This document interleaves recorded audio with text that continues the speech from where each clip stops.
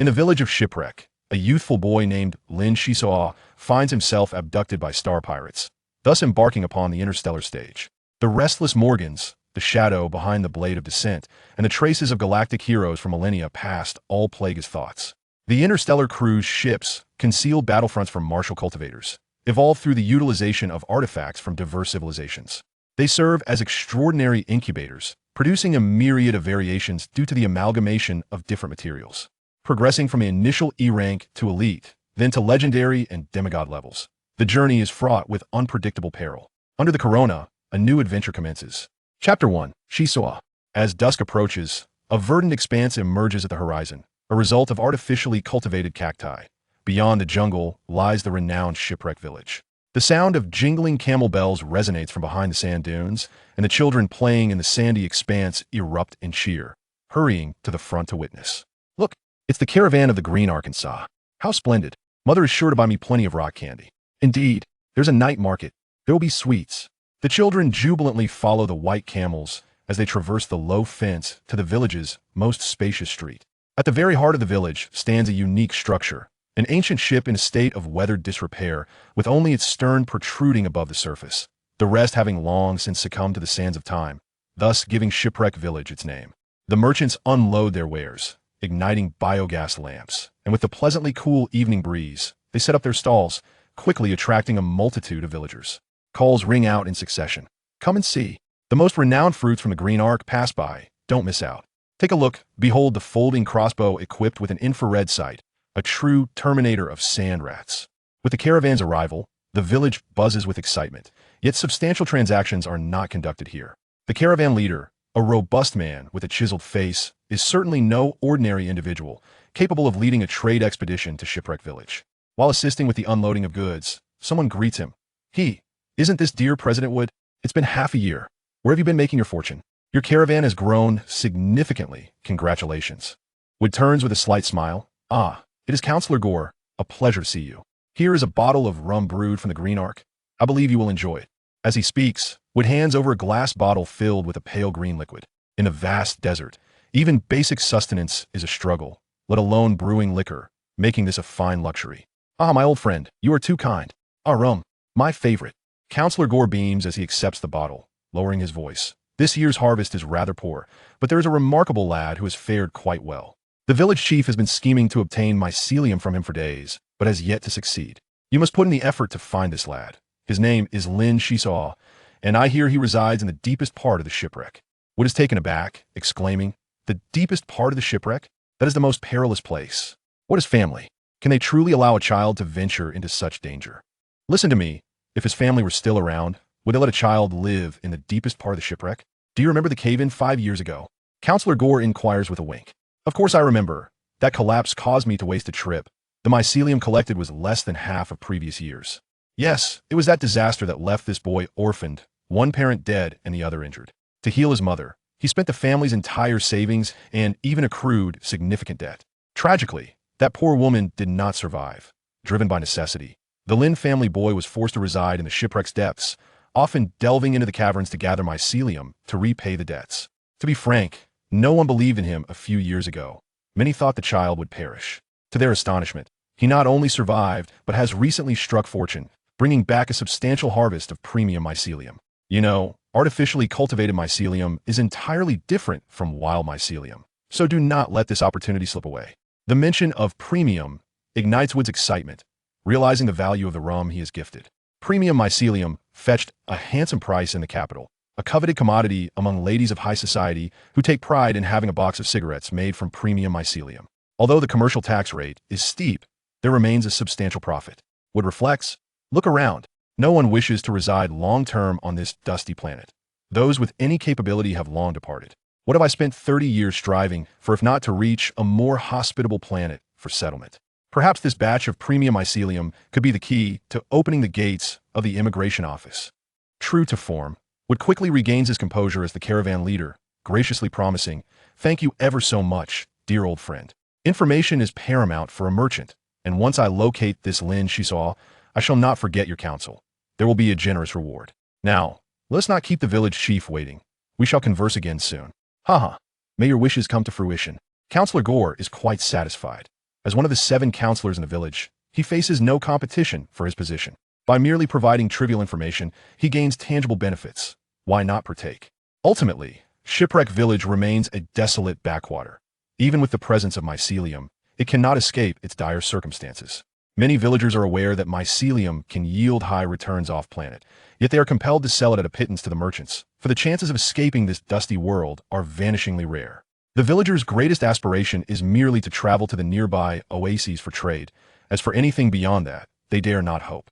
After bidding farewell to Gore, Wood proceeds forward with his entourage. He offers the most generous prices for mycelium among all merchants, establishing a solid reputation and credibility in the village. The Green Ark, as the largest oasis on the planet, possesses relatively abundant resources, making it a wise investment to exchange a few bottles of rum or bags of fruit for commercial information.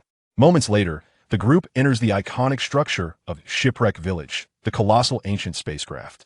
After nearly a millennium of transformation, the interior of the shipwreck has become unrecognizable. It resembles more of a sloped skyscraper or subterranean bunker than a wreck. Nearly half of the villagers reside within the ship's hull, and the neighbors, illuminated by dim lights, share a close camaraderie.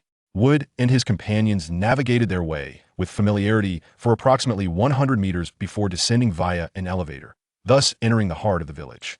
The village chief's residence is situated where the spaceship's original dining hall once stood, constituting the most opulent area of the entire sunken vessel. It is indeed a reminder that the privileged elite exist everywhere. Upon entering the village chief's abode, they found an elderly gentleman with white hair and vintage spectacles seated in the reception room. Engaging in dealings with this individual proved to be quite challenging. Only after Wood's attendant presented 10 bottles of rum and 5 bags of fruit did the man's appetite seem to be satiated. Alas, President Wood, I must candidly confess, this year, the artificially cultivated mycelium has been ravaged by sand rats, and it appears we shall be unable to meet the demands of your esteemed commerce.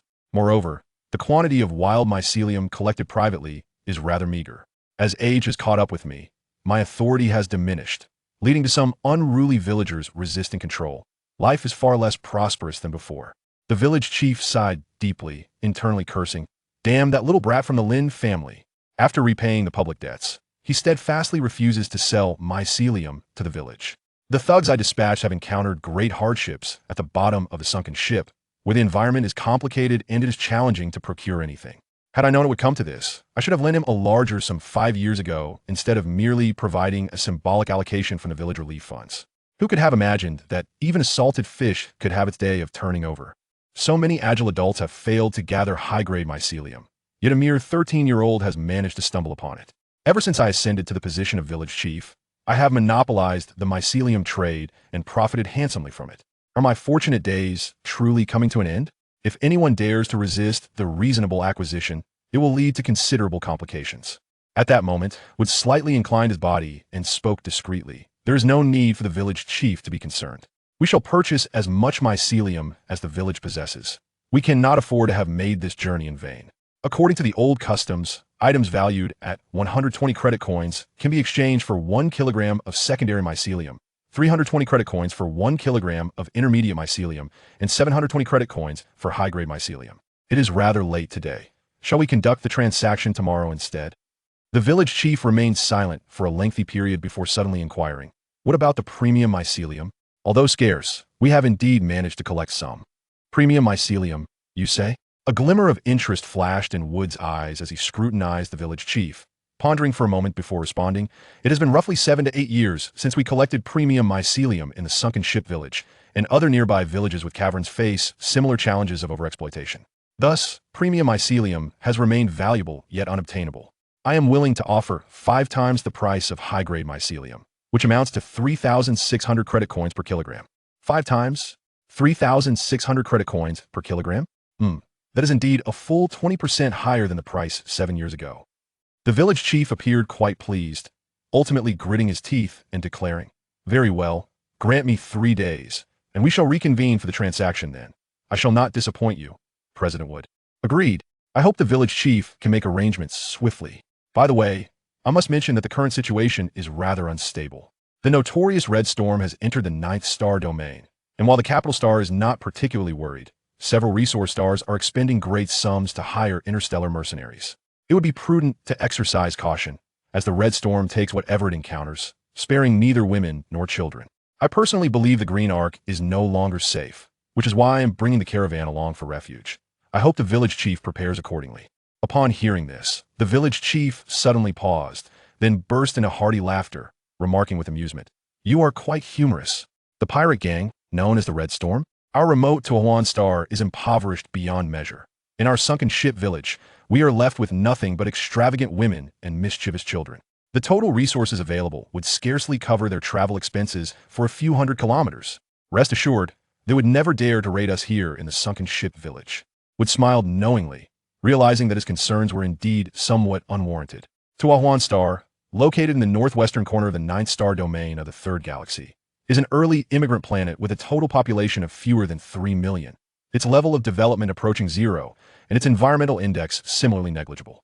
Even if the Red Storm were to come to pillage, they would likely only circle around the large oases, with the chances of them reaching the sunken ship village being equally negligible. At this moment, neither the village chief nor Wood was aware that every word they uttered had been faithfully transmitted to a third party. In a crooked room at the bottom of the sunken ship, a black-haired youth set down his headphones and muttered, "The price seems quite fair. It appears that the debts owed to uncle and aunt are finally coming to fruition." Chapter 2. The transaction. The nights in the desert are exceedingly frigid. Regardless of the sweltering heat during the day, no one dares to venture out once the darkness descends. The guest room accommodating the traders emanates a faint glow. As the president of the trading association, Wood has long cultivated the habit of staying up late. He set down the list in his hand and rubbed his temples. The informants he had dispatched returned with little in the way of useful information. The villagers remained tight-lipped regarding Lin Xisuo's whereabouts, with some even displaying palpable hostility, an intriguing phenomenon, indeed. Suddenly, a series of urgent knocks reverberated through the room. "Who is it? What business do you have at this late hour?" Wood bellowed, his voice laced with irritation. Yet his eyes glinted with vigilance as he drew an electric pistol from his waist. For a merchant, a means of self-defense is indispensable.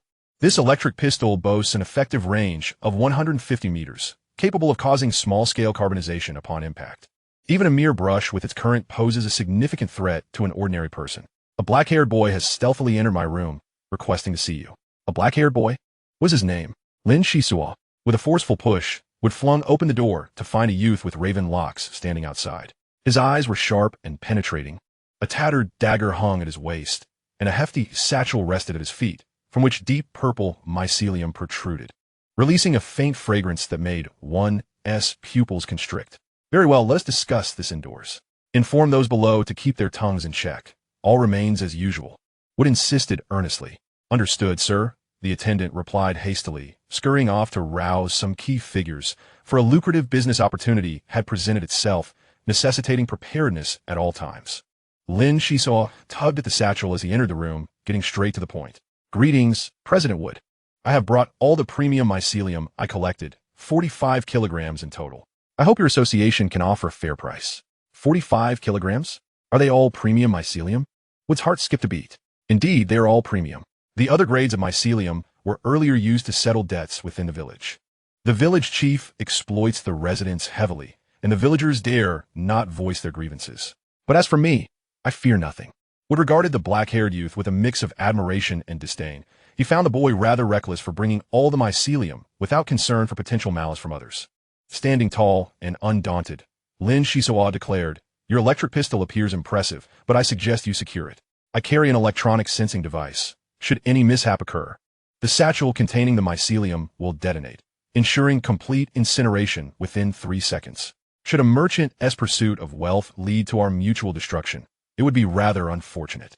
"Mutual destruction, you say? You certainly do not underestimate yourself, young one." Wood glanced at the satchel, noting several earthy tendrils. It was evident that the black-haired boy possessed not only courage but also considerable intellect. Wood nodded in agreement. "Very well, we may proceed with the transaction.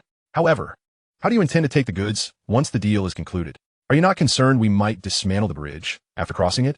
Additionally, are you aware of the specific price for premium mycelium? On Earthring, credit coins are rarely utilized. Trade is typically conducted with equivalent goods. The cargo you possess could procure a substantial amount of resources, yet I have no desire to antagonize the village chief. It presents quite the conundrum." Lin Xisuo chuckled lightly. "Uncle, do not rush.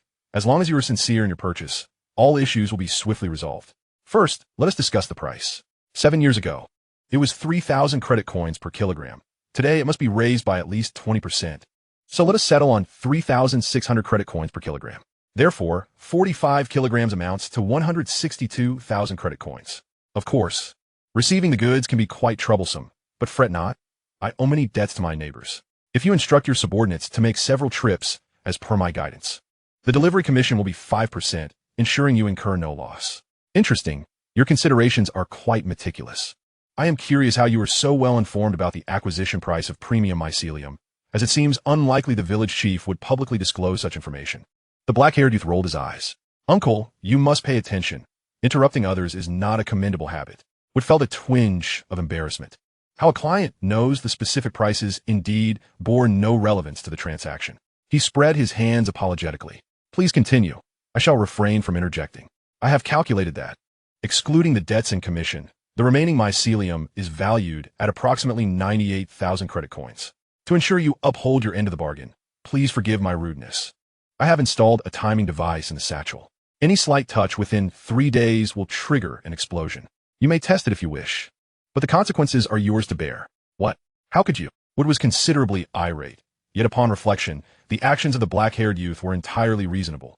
Indeed, this was the best course of action. Unbeknownst to him, his assessment of Lin Xisuo had ascended a notch. Calming his thoughts, he stated, I must inspect the goods first. That is easily arranged.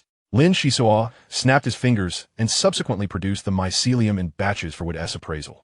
Once the latter expressed satisfaction, only a quarter was handed over, while the remainder was returned to the satchel, ensuring the completion of the entire transaction process.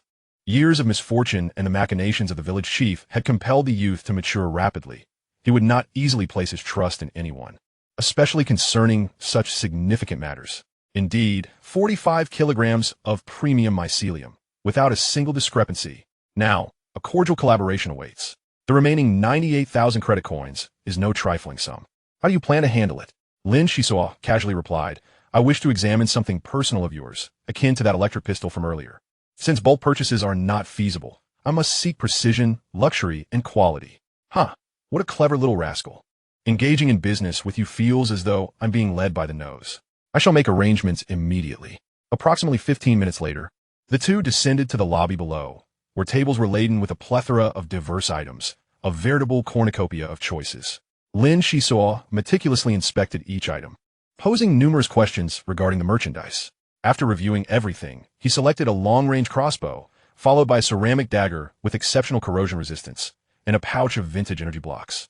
Uncle, do not attempt to fob me off with these trinkets. Though I may not have encountered grand spectacles, I can discern between quality and mediocrity. Wood's expression shifted. The black-haired youth was indeed full of surprises. His incessant inquiries earlier had been prudent. Had he boasted about the goods, he would have inevitably revealed inconsistencies. Never had he encountered such a shrewd little rascal. Come, let's explore the side hall. Perhaps we can discover equipment more suited to your needs. Wood invited Lin Xisuo into the adjacent room, where 12 items were displayed on a modest table. The craftsmanship and design of these items were evidently superior, yet their prices had increased exponentially. The first item elicited gasps of astonishment. It was a trio of miniature elephants confined within a cage. Allegedly, these creatures were once sizable in ancient times, but through genetic cultivation, they had been reduced to mere mouse-sized pets, each fetching a price of 13,000 credit coins. After observing the diminutive elephants, Lin Xisuo set the cage aside. Ultimately, they were merely playthings of little practical use, with a constant threat of sand rats. He had no time to tend to pets. Next, he turned his attention to a second item, which resembled a pen holder but could emit a gravitational beam. It was said to easily lift loads weighing 10 tons and serve as a climbing tool, valued at 22,000 credit coins. What is this? Surely it cannot be included among the genuine items? Lin Xisuo pointed to a withered plant, which sported only 3 oddly green leaves. The rest appeared as if they might fall at the slightest tremor. You inquire about this plant? It is a medical product cultivated through genetic cross-linking technology. Should your organs sustain damage, chewing a leaf will produce a potent healing effect with negligible side effects. Alas, it is on the brink of death. Unless you purchase the adjacent high-energy cultivation fluid, it has little chance of revival. Cultivation fluid? Lin Xisuo picked up a nearby glass vial, half filled with a viscous substance that bubbled profusely when shaken. In his heart, Lin Xi's thoughts simmered with resentment. It was indeed true that all merchants are cunning, and separating the sales could likely yield a greater profit. After contemplating for a while, he could no longer contain his curiosity and inquired, "What is the price of this medicinal plant? And how much does the high-energy cultivation solution cost?" "Not expensive at all," the merchant replied. "This is a consignment from a friend. The medicinal plant is priced at 39,000 credit coins, while a bottle of the high-energy solution costs 30,000 credit coins. You can afford entirely." "How exorbitant! Is there any possibility of a discount?" "I regret to inform you that this is already the best price," Wood said earnestly, though inwardly he was elated. The efficacy of the medicinal plant was not as miraculous as claimed. It merely reduced damage. He had not anticipated that the dark-haired youth would take an interest in such items. Since verification was impossible, perhaps he could reap a substantial profit from this transaction. "I will purchase it for 69,000 credit coins, but I must insist on receiving 3 bags of fruit, 10 bags of vintage energy blocks, and 5 miniature searchlights as part of the deal. Otherwise, I must decline." Feigning helplessness, Wood sighed, "I have never encountered such a fastidious customer as yourself. A pristine medicinal plant is worth at least 550,000 credit coins on Capital Star, and you still request additional supplies. The fruit is manageable, but vintage energy blocks are in high demand and scarce. We might have procured a few miniature searchlights last month. I can nearly meet your requirements. But let me make one thing clear. Should we acquire premium mycelium in the future, you must prioritize our green Arkansas agreed. If fortune favors me again, I shall ensure to look after Uncle Wood first." 2 hours later, Lin Xisuo returned laden with his purchases, taking a bite of sweet apple, and reflecting on the past. 5 years have passed since that unfortunate incident, and I have not tasted such fresh fruit since then. Who could fathom the bitter sweetness of my journey? I have endured until today, solely thanks to my mother's dying words. To live with dignity, and to live better than anyone else. While other children reached out to their parents for candies, I'd already learned to contend with sand rats. While others basked in the warmth of familial affection, I had grown accustomed to the toxic spores of the burrows. I once fell into despair and blamed the heavens, only to realize ultimately that survival relies solely on oneself. There are no other paths to take. Lin Xisuo cautiously navigated the traps, making his way to the wreck of the ship. He knew the village chief would not let him off easily in the coming days, so he aimed to retreat into the burrow, distancing himself as much as possible until the caravan had departed. Chapter 3. Minor Adjustments. The interior of the shipwreck was exceedingly complex, riddled with immense fissures, most of which serve as playgrounds for sand rats. A moment's carelessness could lead to a fatal bite, leaving one utterly unrecognizable. Lin Xisuo bore no fewer than 100 scars, the majority from encounters with sand rats. For years ago, he had finally discovered this safe haven, and he had survived ever since. Diving into a narrow chamber, he inserted an energy block into the slot, and the room illuminated instantly. The sensation was simply exhilarating. "Hello, Light Brain. It has been 3 months. How have you fared?" The room flickered, and a light screen emerged in the center, a monotonous voice intoned. "Energy input required. The ship's damage level is at 99%. Repair is impossible. Warning, repair is not feasible." A faint buzzing followed, a sound Lin Xisuo had long grown accustomed to. "Enough with the warnings. The last time I shut you down, I was in the midst of taking the intermediate course simulation exam. Bring up the documents now." I refused to believe that people from 1,000 years ago were so remarkable that they could complete all intermediate courses at 13. Memory retrieval in progress. Connecting to simulation exam. Please hold. Living alone could be quite solitary, and Lin Xisuo's greatest joy was absorbing knowledge like a sponge. In Shipwreck Village, no one possessed more knowledge than he did. His capabilities to create timed explosive devices and eavesdrop on conversations between the village chief and Wood demonstrated his exceptional talents. Of course, no matter how comprehensive the information from Light Brain was, a millennium of isolation had created significant gaps in knowledge, which explained why there were many items Wood offered that he did not recognize. The planet of Earthring was already quite disconnected from the outside world. This was an unavoidable circumstance. "Congratulations, your answers are perfect. Please select your reward." "Reward? Is there a reward to be had?" Lin Xisuo's eyes widened in surprise. Energy blocks were efficient batteries from the interstellar age. His learning from Light Brain over the past 5 years had been sporadic, with the longest interval extending to 6 months before he could find another energy block. Without energy, he could only rely on diligent study. Yet achieving a perfect score was a first for him. Available rewards are as follows, based on the current condition of the ship. Light Brain swiftly processed the information, initially listing a multitude of options, then systematically negating each one. After a prolonged wait, it finally responded, "I regret to inform you that due to severe damage to the ship's hull, many rewards cannot be fulfilled. Given the special circumstances, we are activating the backup plan, granting you temporary access to the highest privileges. If you can provide sufficient energy and safely reach the designated cabin, you will receive an opportunity for genetic fine-tuning. Wait, genetic fine-tuning? Please elaborate. Genetic fine-tuning refers to an energy-based treatment targeting the protoplasm within cells, which can enhance your physical constitution with minimal risk. It is a reward granted by all noble academies in the first galaxy for academic excellence. As I am aboard the Cape Town Academy's inspection ship, I am authorized under Article 360 of the Interstellar Convention to offer genetic fine-tuning to outstanding students. Please proceed to the designated cabin promptly to receive your reward. Wow, what a windfall. This could enhance my physique. Lin, she was elated, quickly retrieving the energy blocks purchased from Wood, eagerly asking, Light Brain, check if these energy blocks are sufficient. Please hold. A beam of azure light swept over, and Light Brain replied in its unchanged tone, Energy is sufficient. Good luck. Without hesitation, Lin, she hurriedly packed his belongings, glancing at the map displayed on the light screen. He noted that the destination was not far away and had been there several times before, considering the possibility that the village chief might send someone to cause trouble. He furrowed his brow and asked, Light Brain, I have one more question. How long does the genetic fine-tuning take? If it takes too long, can I retain the reward and claim it later? After a brief pause, Light Brain responded, Generally, the longer the fine-tuning process lasts, the more effective it becomes. However, according to the database records, the longest duration for any student has only been 33 minutes, with the average being 16 minutes and 37 seconds. Thank you. I must hurry. Delays could lead to unforeseen changes. He extracted a few changes of clothing, took along some tools found amidst the ruins, and the treasures exchanged for premium mycelium. After bidding farewell to Light Brain, he dashed toward the target cabin. Squeak, squeak. The sounds grew increasingly closer as Lin, she hurriedly tossed out a clump of root-like mycelium, which was a favorite food of the sand rats despite its unappealing aroma. He activated the miniature searchlight, securing it to his shoulder, allowing for adjustable brightness.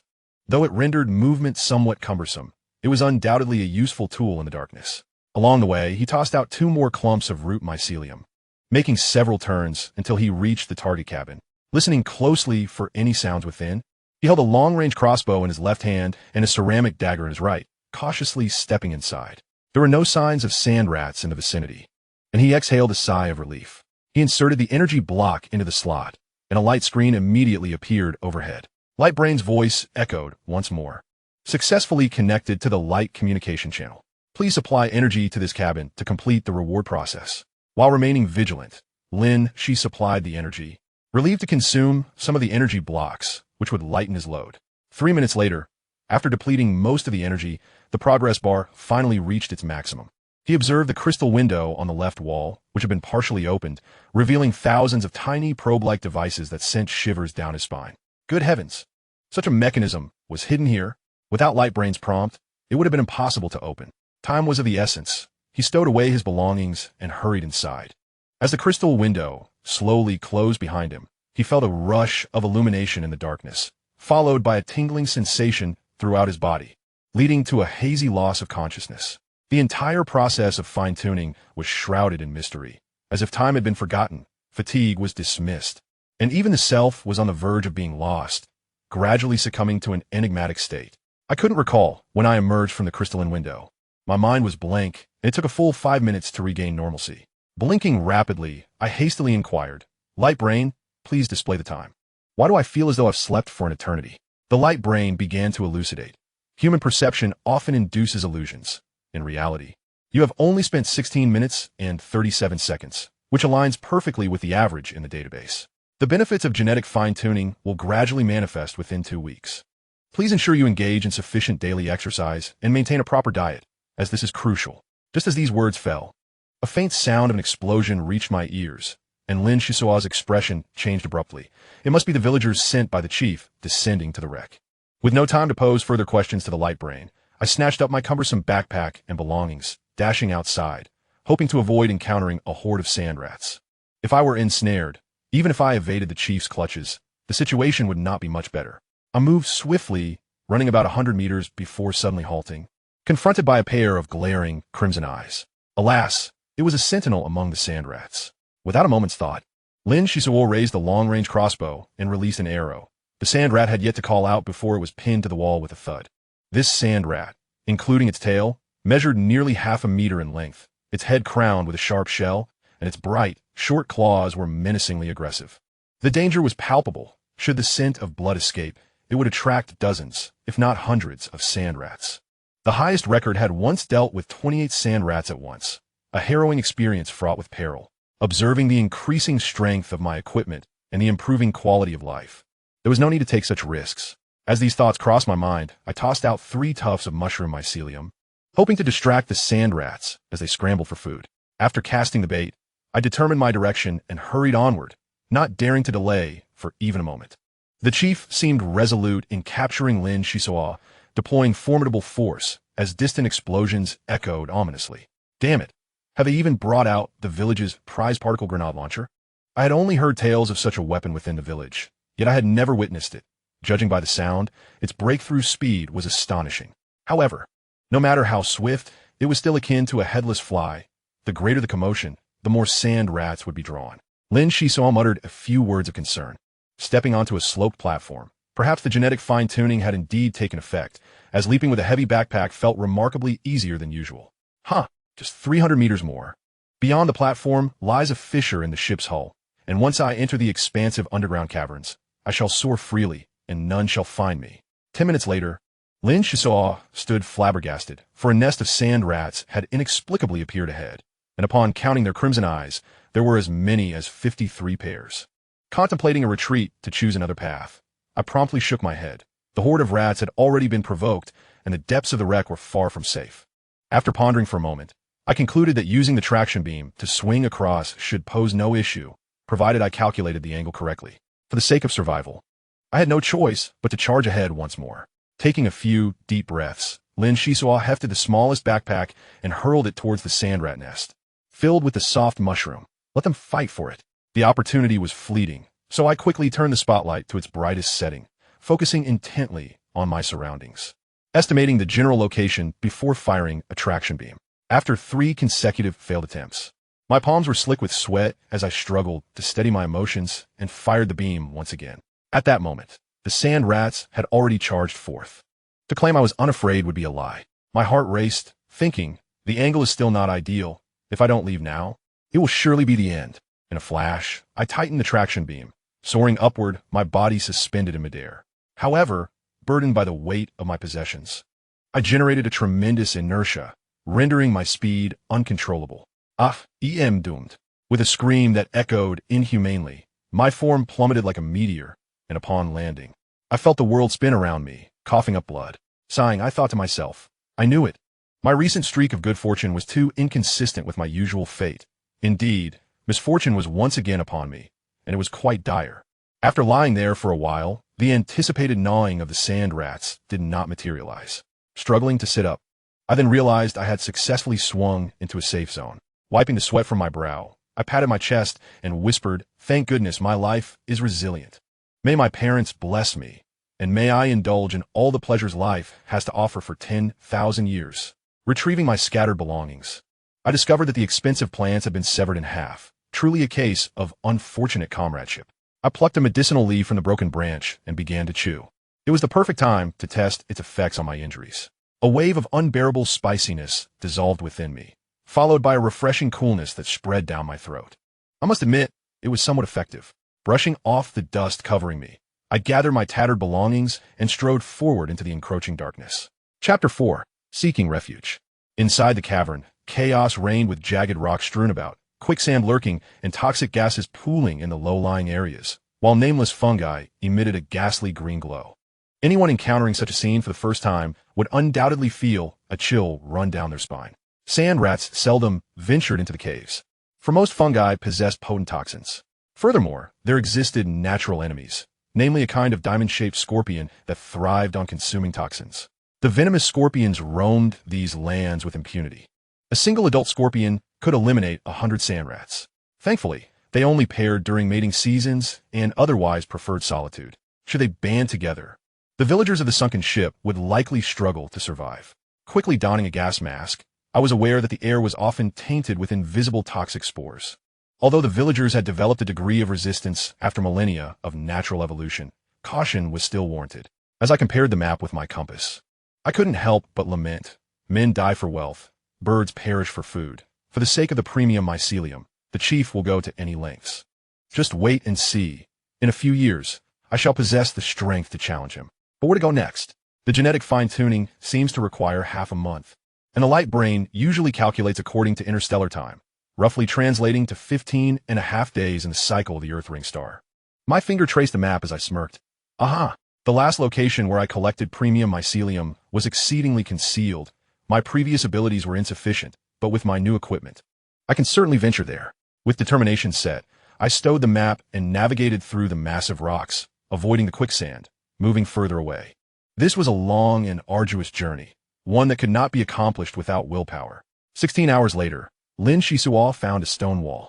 The nearby bioluminescent fungi were sparse, plunging the area into complete darkness.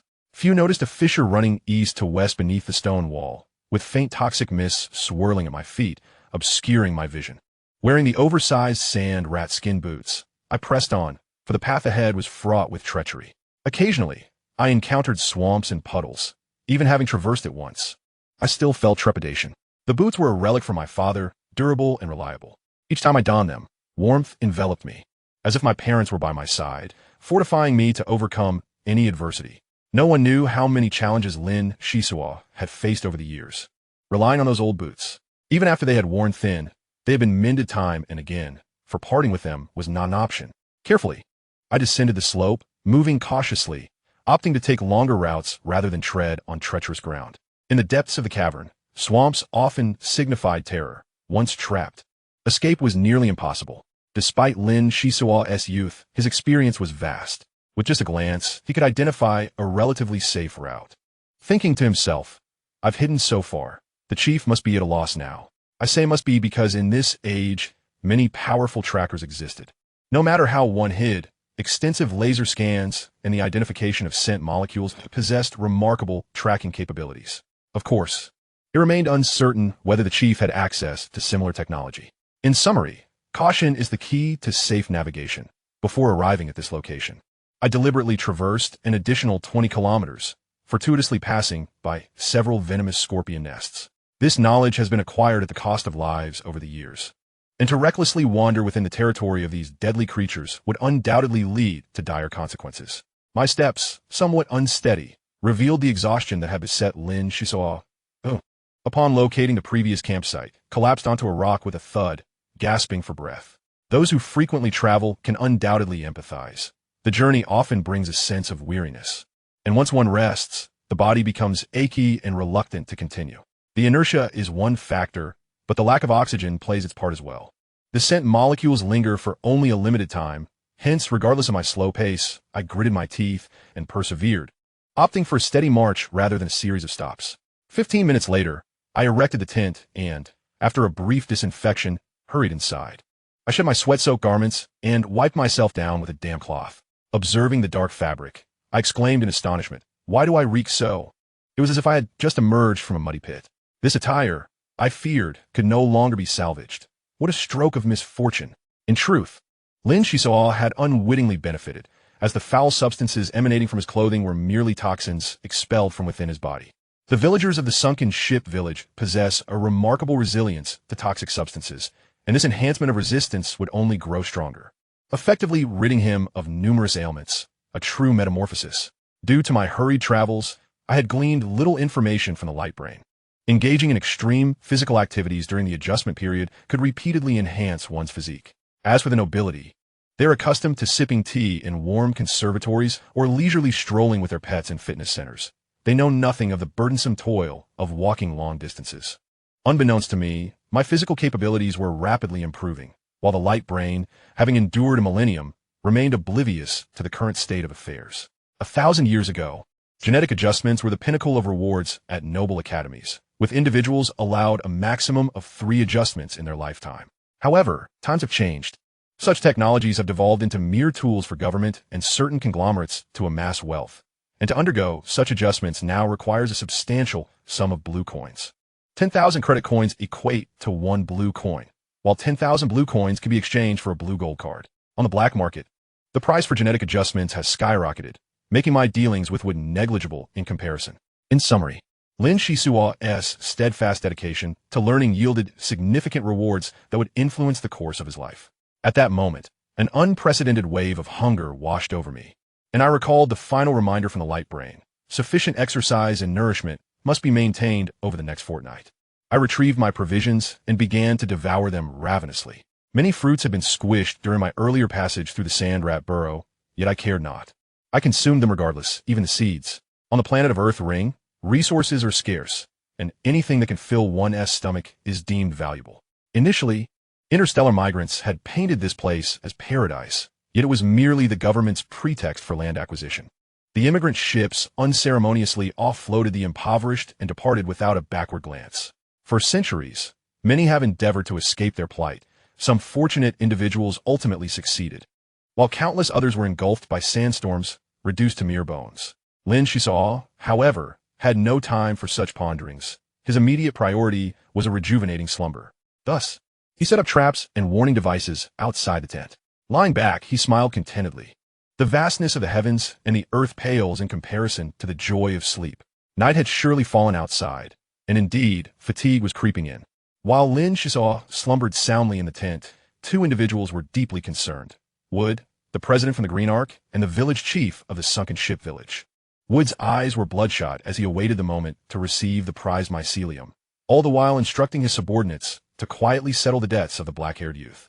In the sunken ship village, the chief held absolute power. Thus, Wood dared not make his dealings public. Should the chief discover that he was privately engaging in large transactions with the villagers, next year's quotas would be allocated to other merchant guilds. The question of immigration was secondary. He could not afford to let his subordinates lose their livelihoods.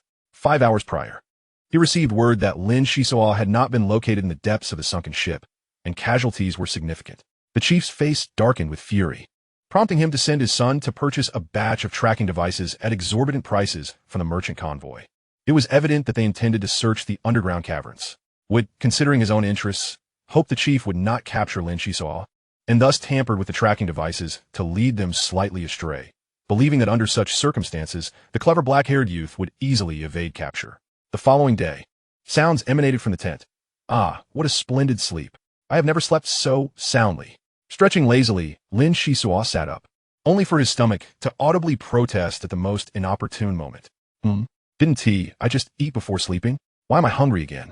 It seemed extravagant to expect 2 meals a day. Regardless, given that it was the period of genetic adjustment, and no one had ventured into this area before, I should be able to find edible fungi. With a hearty appetite, I began to consume my provisions. My metabolism appeared to have accelerated significantly. Donning my gas mask, I stepped outside, and half an hour later emitted a joyful shout. The genetic adjustment is truly remarkable. Even the scars on my body have faded. Without reservation. I mused. Next year, this place will surely yield a few toxic mushrooms. Returning to the tent, I busied myself for some time, organizing my gear in preparation to enter the toxic fog zone. The last time I discovered the prized mycelium was half a kilometer from my campsite, to the left. Within the belly of a massive rock lay a relatively clean hot spring, perfect for washing away the fatigue of my journey and for planting medicinal flora. I was uncertain whether I could sustain this unique plant, but I hoped the vial of nutrient solution would prove effective. Once prepared, I adjusted the spotlight to its brightest setting and gradually ventured deeper into the foggy area. The mist here was exceptionally dense, likely due to proximity to an underground volcano, resulting in elevated temperatures. The ground remained relatively clean, devoid of the loathsome mud. In no time at all, bizarre silhouettes loomed before me. These were honey mushrooms which, having flourished for millennia, could span dozens of kilometers. A single honey mushroom resembled a forest of fungi. It was said that the spores released by 1,000-year-old honey mushrooms were delectable, yet Lin Xisuo had never tasted them. Such delicacies were exceedingly rare. I emitted a guiding beam of light, firmly grasping the cap of a honey mushroom, and with a swift motion, uprooted it from the ground. With a series of agile leaps, I felt as though I was moving at a pace far exceeding my previous efforts. The prized mycelium and honey mushrooms share a symbiotic relationship. Fungi are fascinating organisms. The honey mushrooms deliberately designate a territory that permits the growth of the mycelium, while the fragrant aroma emitted by the mycelium serves to deter the encroaching toxic fog. They function as partners, supporting one another as they take root in this environment. Lin Xisuo believed that within the depths of the mushroom forest, A wealth of mycelium awaited discovery, yet the chance encounter with scorpion droppings instilled a sense of dread. After perusing the vicinity without any new finds, I hastily made my way to the water source. Clean water was a rare commodity, especially hot springs. Lin Xisuo gleefully climbed onto a rock, utterly astonished by the scene before him. Regaining my composure, I swiftly turned off the spotlight and cautiously retreated, careful not to make a sound. The hot spring was occupied. I had never encountered such a massive scorpion before. Fortunately, they had long lived underground and possessed poor eyesight. Otherwise, the sudden flash of light could have drawn their attention, resulting in catastrophic consequences. Two scorpions intertwined, reveling in their carnal pleasures. In simpler terms, they were mating. With a surge of courage, Lin Xisuo craned his neck for a better look, his expression shifting to one of perplexity. These scorpions were distinctly different, remarkably so. Chapter 5. The Unexpected. The more Lin Xisuo observed, the more peculiar the scene appeared. First, scorpions typically do not mate during this season. Second, they had left golden yellow scorpion eggs floating in the hot spring. Third, from an outward appearance, they were far more beautiful than ordinary scorpions, their glossy exoskeletons intact and unmarred. It is essential to understand that during the breeding season, male scorpions must conquer their rivals in the pursuit of mates, resulting in each scorpion being marred with scars. One can easily deduce their battle records from these markings. Are these two scorpions merely timid creatures? Shaking my head, I mused, even if they were timid, they would not dare to act recklessly. Their imposing sizes alone could instill fear into anyone. After observing for a while, I made a new discovery. The male scorpion was grasping some fruit with its pincers and bringing it to its mouth. How remarkable it is to enjoy a meal while embracing a mate. With a casual remark, I noted that the surrounding terrain was rather favorable, particularly a secluded corner behind me, perfect for cultivating that precious medicinal plant. The only green leaf of the plant was curled up. It had sustained damage while leaping over a sand-wrapped burrow, leading me to use one of its leaves and cleverly hide another in the crevice of my shoe, leaving only my brother to uphold its legacy. I dug a pit with my dagger and buried the spiny roots within, hastily fertilizing the area by pouring high-energy nutrient solution around it. After staring intently for a long while, I noticed no immediate changes, feeling it appeared even more droopy. It was likely too soon for any response. If it truly survived, I could regularly collect medicinal leaves to provide additional security for the villagers. If only my mother had consumed a few leaves back then, perhaps. A wave of melancholy washed over me. Everyone was struggling, and purchasing medicinal plants was not for personal gain. Submitting premium mycelium at the village chief's buying price would barely suffice to repay my debts. My mother had once told me that one should repay even the smallest kindness with great gratitude, which is why I had taken the risk to engage in clandestine dealings with wood. I could never forget those uncles and aunts who had assisted me during difficult times, always striving to repay them with double or even triple the resources. Yet, it still felt insufficient. The medical conditions in Sunken Ship Village were dire, and the plant before me represented hope. Suddenly, the ground shook violently, and I dropped to the ground in panic, my ears ringing. What on earth was happening? A series of deafening sounds followed, before silence enveloped the area. Slowly rising, I gazed into the distance, seeing nothing but a haze of dust, concluding that the cacophony originated from the direction of the hot spring. The male scorpion was moving nearby, clutching a female in its pincers. From the wounds on the female's body, it was evident she had no strength to retaliate. My heart raced with anxiety, and I forced myself to hold my breath, remaining as still as a statue. The air was thick with a pungent metallic scent, as the blood of the female scorpion splattered everywhere, effectively masking any foreign odors. 40 seconds felt like an eternity, and as the male scorpion vanished from sight, I broke into a cold sweat, recalling certain tales. The village elders had once spoken of a terrifying scorpion king at the pinnacle of the food chain within the underground realm, asserting that ordinary scorpions were mere trifles in its presence. The scorpion king was akin to an entirely different species, mating only once every several decades, and during this period, it would mercilessly kill its partner before the female could lay her eggs, ensuring that only 3 female offspring would be allowed to survive in its territory, while the rest were exterminated. When it came time for the next mating, it would only mate with the strongest female, devouring the other 2. This could be described as a remarkably selfish creature, allowing male offspring to emerge only at the brink of its own demise. As a child, I had listened to these stories without a care, never anticipating that I would encounter the Scorpion King today. A chill ran down my spine, and I felt a pang of fear.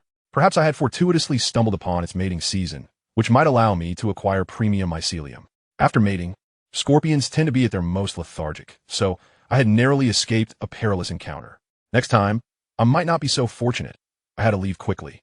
Steadying my nerves, an idea struck me. There was no rush. The Scorpion King would surely require time to recuperate. If I were to destroy all its eggs, would that not lead to its extinction? No human had ever ventured into this territory, resulting in its low vigilance. I decided to approach the hot spring cautiously to assess the situation. I have always possessed a considerable amount of courage, so once the dust settled, I stealthily made my way toward the hot spring. Upon inspection, joy surged through my heart. The food consumed by the Scorpion King during mating had been honey mushroom spores.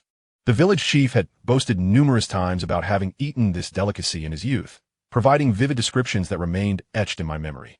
Scattered across the rocks were over 100 honey mushroom spores, each the size of a baby's fist and remarkably light. I popped one into my mouth. It was sweet and melted instantly. No wonder people say fortune favors the bold. Had I turned to flee in fright, I would have missed such a delightful treat. Carefully storing the honey mushroom spores, I shed my clothes and plunged into the hot spring. The flashlight retained its effectiveness underwater due to its excellent sealing.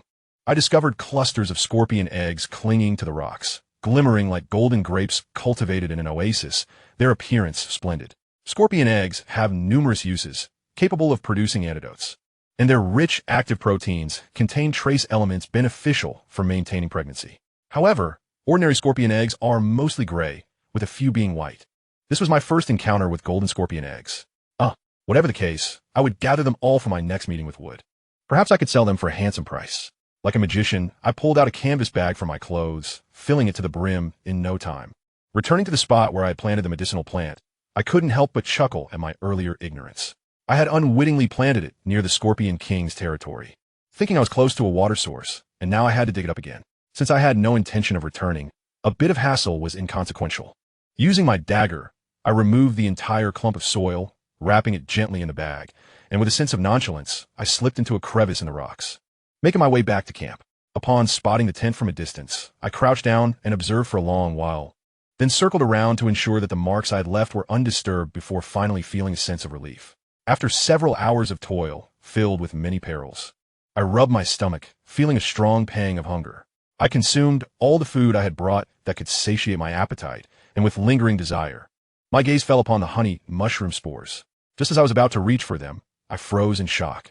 The canvas bag containing the scorpion eggs had significantly shrunk, while the medicinal plant was growing wildly, bursting with vitality. Upon opening the bag, I exclaimed in astonishment, "Good heavens! What sorcery is this? Is this some kind of scorpion egg terminator?" The roots of the medicinal plant had extended numerous spines, puncturing the scorpion eggs.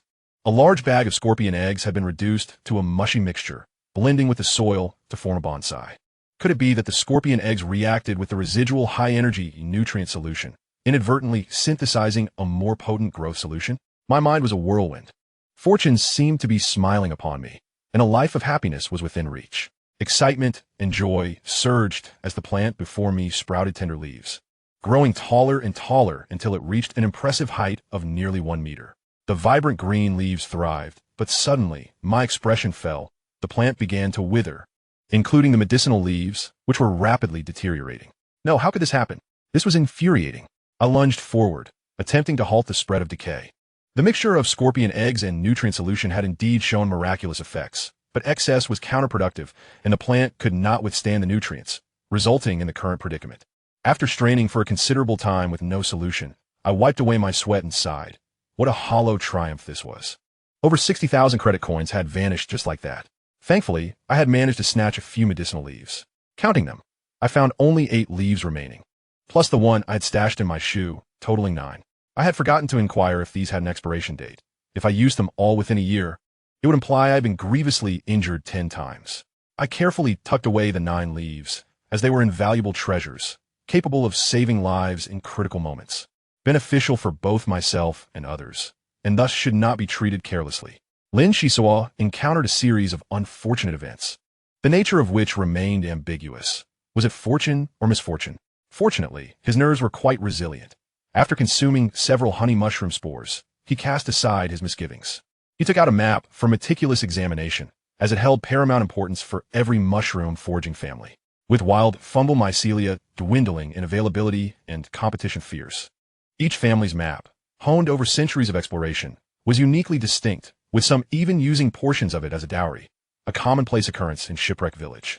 Alas, the situation compelled him to retreat northward, leaving his tent behind as a decoy, while he planned to exchange his remaining energy blocks for supplies. After this ordeal, it would be untenable to remain in the village. He needed to seize an opportunity to explore the surrounding oases. The price of honey mushroom spores rivaled that of premium mycelia. Perhaps he could procure a hoverboard as a mode of transport, engaging in small trade to ease his life. As for joining a merchant guild, that notion never crossed his mind. The rivalries among merchants were rampant, and if he was to succeed, it would be through his own efforts. If not for dire circumstances, Lin Xisuo would have preferred to stay in Shipwreck Village, the place of his birth and upbringing. He had scarcely ventured beyond the nearby caverns. His understanding of the outside world was largely derived from aerial photographs retained by his light brain. He had intended to embark on his adventures upon reaching adulthood, but given the current predicament, such plans would need to be expedited. 3 hours later, he set off once more, preparing to leave this place. As he approached the entrance, he faintly heard a cacophony of voices. That little brat has run quite far. Have we pinpointed his exact location? Our forces have suffered nearly a third of their number, and this faulty device is proving unreliable. Return and summon my grandfather to confront Wood. Rest assured, young master, we have been trailing closely behind. We won't lose him. Indeed, what is this cursed place? Why are there no markings on the map? Lin Xisuo retreated, realizing that the village chief was serious this time.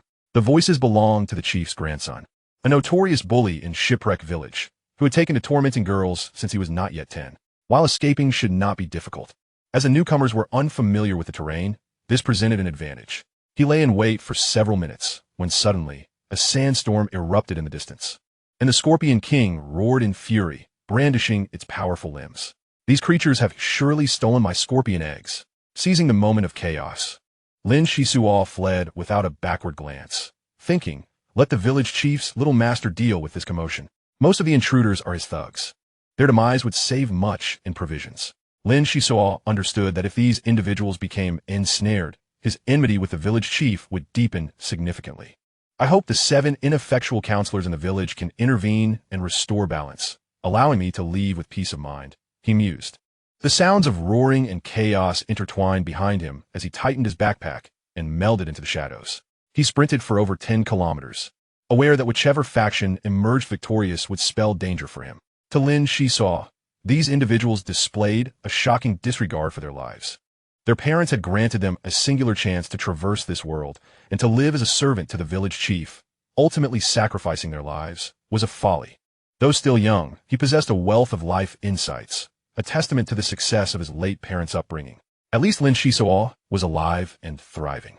After over 10 hours of relentless travel, the weight of his pack had halved, and his physical condition had markedly improved, leaving him with energy to spare upon reaching the northern region. Along the way, he foraged for edible mushrooms, reluctant to consume the honey mushroom spores, determined to reserve 2/3 for trade in the oasis. No matter how arduous the circumstances, he had endured, and there was no reason to succumb to hunger. Finding a reliable water source proved challenging, and he would have to toil harder to satisfy his hunger. The guiding light proved invaluable. After navigating treacherous cliffs, he discovered some rare moss with a delightful taste.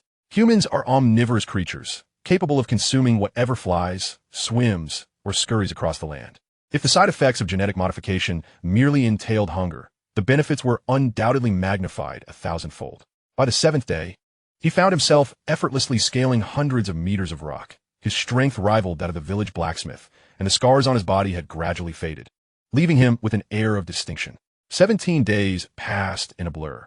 Aside from a solitary poisonous scorpion, he encountered no other troubles. His stamina was abundant, and he felt invigorated while fleeing, easily evading threats within minutes, filling him with a sense of pride. It was hard to fathom the state he would achieve after completing the full complement of 3 genetic modifications. His vision, senses, and physical prowess had all seen remarkable enhancements, marking a stark contrast to the rustic boy from Shipwreck Village. His youth had been filled with dreams, often accompanied by rebellion. Perhaps it was the result of newfound confidence, igniting a fervent desire to explore the outside world. He was weary of the errant life of a mouse and the endless explorations within the caverns. Now, he felt empowered and qualified to traverse the desert. With the honey mushroom spores and medicinal leaves, he had ample capital to forge a future. All right, first I shall return to the village to gather news. The merchant caravan should have departed by now. I will discreetly contact the blacksmith, and I trust he will offer substantial assistance.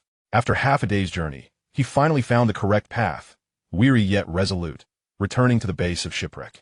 The sand rats, defending their territory, had paid a heavy price, leaving destruction in their wake. His modest dwelling of 4 years had suffered catastrophic damage, igniting a fierce anger within him. Lightbrain, are you still there? Please respond. Lin Xisuo called out for a long time, yet received no reply, and his eyes involuntarily welled with tears. Though the light brain had its limitations, it had always been a mentor and friend. Its absence over the past 4 years had diminished much of his joy. Clenching his fist, he felt the urge to rush out and vent his frustration, but he reconsidered. The damage to the light brain in this location did not imply the destruction of the entire system. Surely, he could locate a corresponding terminal elsewhere. His immediate concern was to gather intelligence.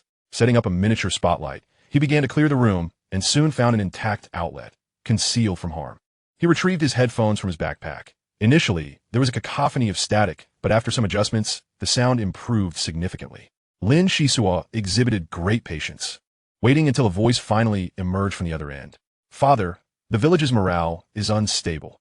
Little Seven barely escaped with his life. You cannot risk sending more people. What? Do you disagree with my decision? That is the legendary Scorpion King. If we slay it, our family could secure resources for migration. This has been my lifelong dream. Do you wish for our descendants to toil endlessly, only to find a grave in the desert? I cannot fathom your thinking. Even if it cost the lives of the entire village, I would not hesitate. After a moment of silence, the first voice replied, Resources, Star? There one must endure poverty. While in Shipwreck Village, none dare defy us. Little Seven lost the particle grenade launcher. Even if the Scorpion King is gravely wounded, killing it will not be so simple. Father, it is time to reconsider. It is better to be a leader of chickens than a tail of phoenixes. Until we possess absolute strength, I cannot endorse migration. The village chief seethed with rage. You intend to drive me to madness, do you not? The counselors remain unaware that we brought the particle grenade launcher into the caverns. If they find out, they might incite the villagers to depose me as chief. Consider the consequences of that. Now is the time to act decisively. It is precisely for this reason that I must take the initiative. The loss of the grenade launcher is indeed troublesome, but we have other weapons. It is unnecessary. The father and son quarreled, and Lin Xisuo gleaned much from their exchange. The village chief's grandson had somehow returned alive from the Scorpion King's territory. Yet the village's prized possession had been lost. The chief's ambition to migrate to the resource star was not inherently wrong, but should not be built upon the suffering of others. With a swift tidying up, it was imperative to disseminate the news promptly.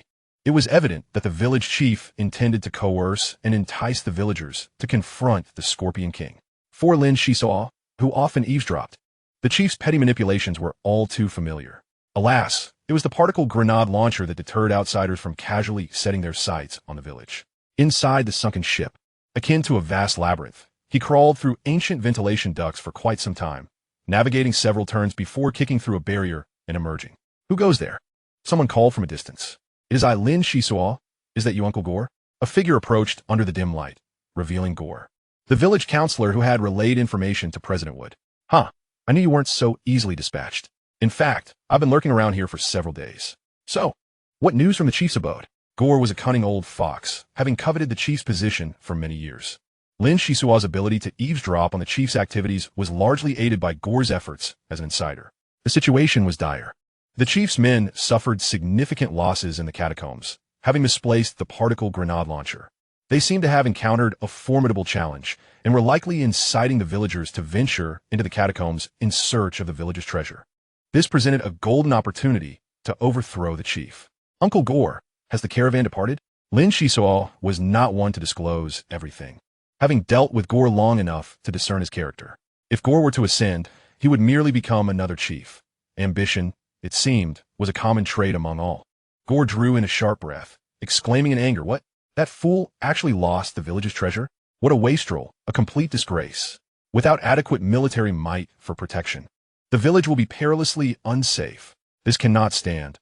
I must convene with the other counselors at once to demand an explanation. Wait, you haven't answered my question. Lin Xisuo interjected.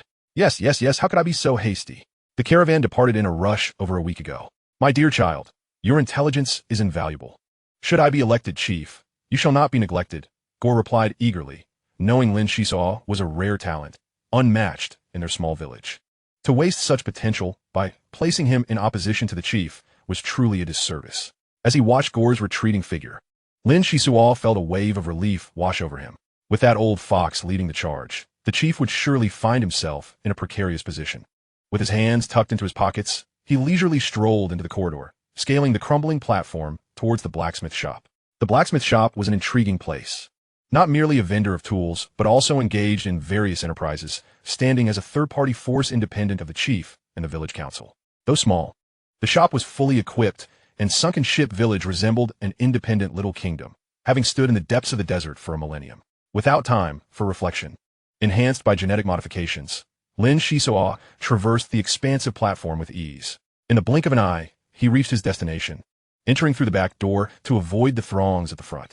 Ah, look who has arrived. My dear Xisuo, my beloved nephew. I hear you've made quite the spectacle of the chief and his family, giving your uncle a good laugh. A middle-aged man wiped his hands of grease with a rag, attending to a water pump. The back of the blacksmith's shop was seldom visited, with business conducted at the front with dedicated personnel. You jest, Uncle Blacksmith. To be frank, I am contemplating a hasty departure. This has escalated beyond expectation. I never anticipated such an extreme reaction from the chief, and his men have suffered considerable losses, seemingly misplacing even the village treasure. The particle grenade launcher? Clarify. What exactly transpired? The blacksmith, initially startled, quickly regained his composure. He had seen the world, having joined large caravans on multiple occasions, and once even ventured to Antarctica, living among the Eskimos for 3 months. He had witnessed the power of the particle grenade launcher and found it less formidable than the rumor suggested. I'm not entirely certain of the details. I came to procure supplies and to see if there might be anything of interest for trade. How about exchanging for honey mushroom spores? Honey mushroom spores? Do show them to me. The blacksmith's interest piqued. He quickly dismissed thoughts of the grenade launcher, his eyes sparkling with excitement. Mycelium is easily obtained, but spores are invaluable. Mycelium refers to the advanced mycelium, while spores denote honey mushroom spores. Lin Xisuo smiled faintly, placing a dozen spores on the table before wandering off to gather travel gear. After selecting a military pack, night vision goggles, a machete, a field tent, and a few other items, he turned back to the blacksmith. Uncle, I hope to see 2 bio-camels at the village entrance tomorrow morning, and I trust you will equip me accordingly? Not a problem. They shall be delivered punctually tomorrow. However, bio-camels are scarce. How about 1 large and 1 small?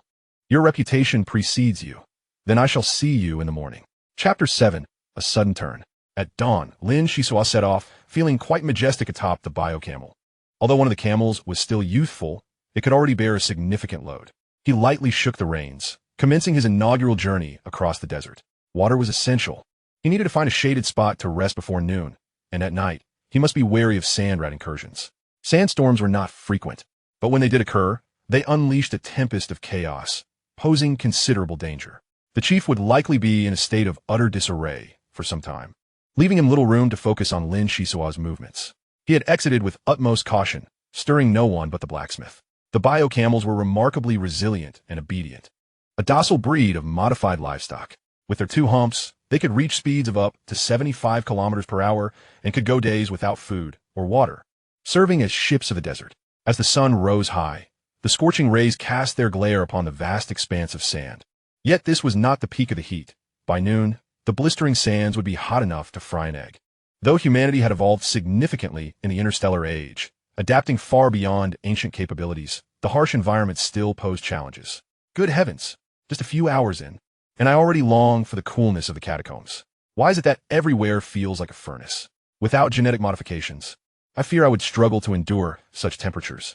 By comparison, Lin Xisuo was faring relatively well. Those merchants embarking on their first journeys typically needed weeks to acclimatize. Many young adventurers, undeterred by danger, often failed to persevere.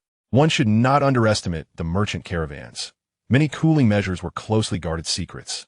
Much like the maps each household in Sunken Ship Village possessed, valuable assets that provided a significant advantage. Lin Xisuo retrieved his water pouch, tilting it back to quench his parched throat. The nearest oasis lay thousands of kilometers away, renowned for its abundance of lemons and figs. Given that lemons were effective against scurvy, this oasis had gained a certain notoriety. Long ago, conflicts frequently erupted between oases, with wars ignited over resources, leading the defeated to destroy their own oases rather than surrender them to rivals. In time, people learned to restrain themselves and cherish the limited resources available. Many endeavored to tame the desert. However, the water scarcity in the region of the Earth Ring made it impossible to allocate resources for greening efforts, as they were already stretched thin dealing with the destruction caused by sand rats.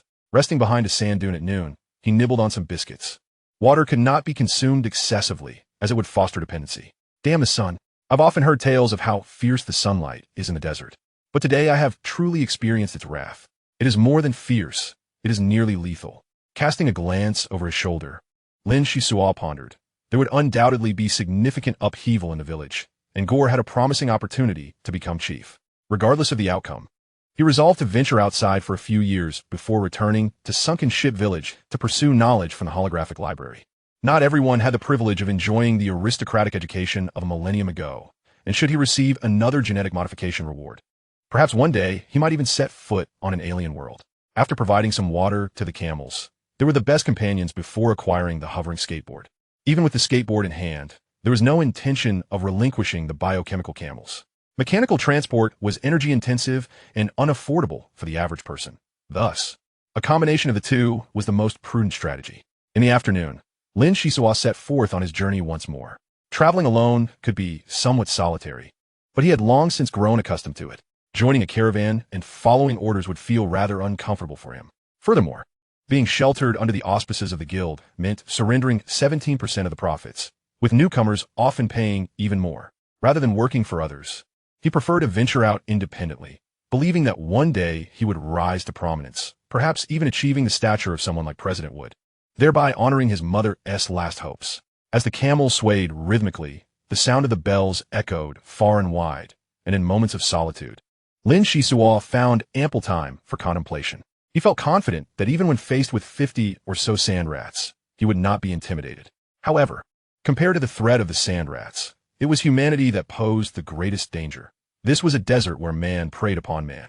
His long-range crossbow lay within easy reach. A mountain knife was secured at his waist, and a ceramic dagger was concealed within his garments, accompanied by an assortment of other odds and ends.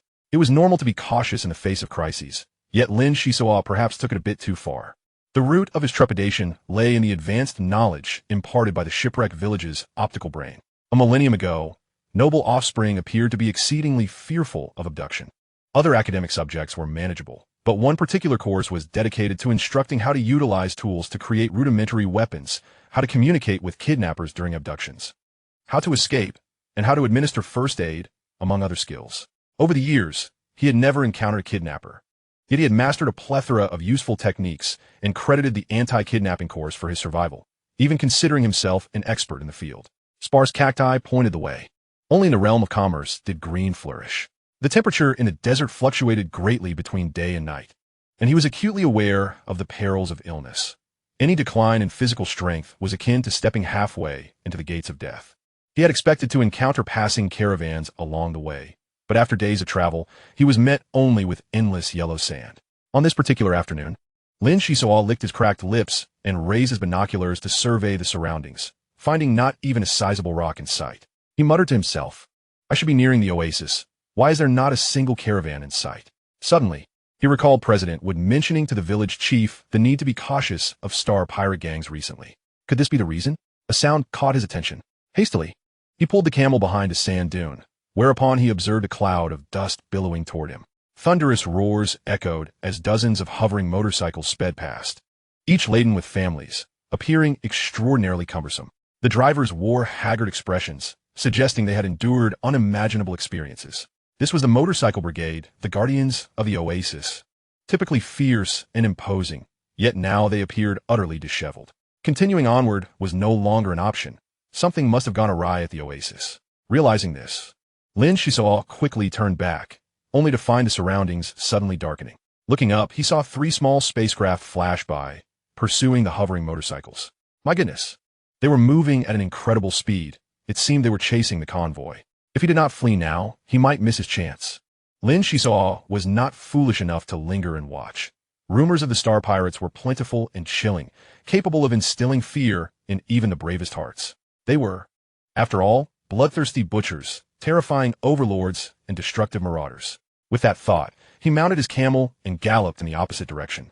Sweat streamed down Lin Xisuo's back as the biochemical camel sprinted at top speed for 2 hours, and he patted his chest, silently grateful for his luck. Suddenly, a whirlwind of sand erupted as a massive spaceship, hundreds of meters long, descended slowly, its underside belching forth fierce flames, and 3 figures shot out. No, it couldn't be. They dispatched such a large ship just to pursue me? Those star pirates must be out of their minds. Lin Xisuo was certain it was a star pirate vessel. Thud! Thud! Thud! The strange sound snapped him back to reality as 3 men clad in peculiar armor landed amidst the dust. The leader, with a stern gaze and no helmet, turned to his companions and remarked, "Excellent. The life signs are vibrant. This one is a rare catch, and he falls within the age range we seek. Bring him aboard the ship. We must return swiftly." "Yes, sir."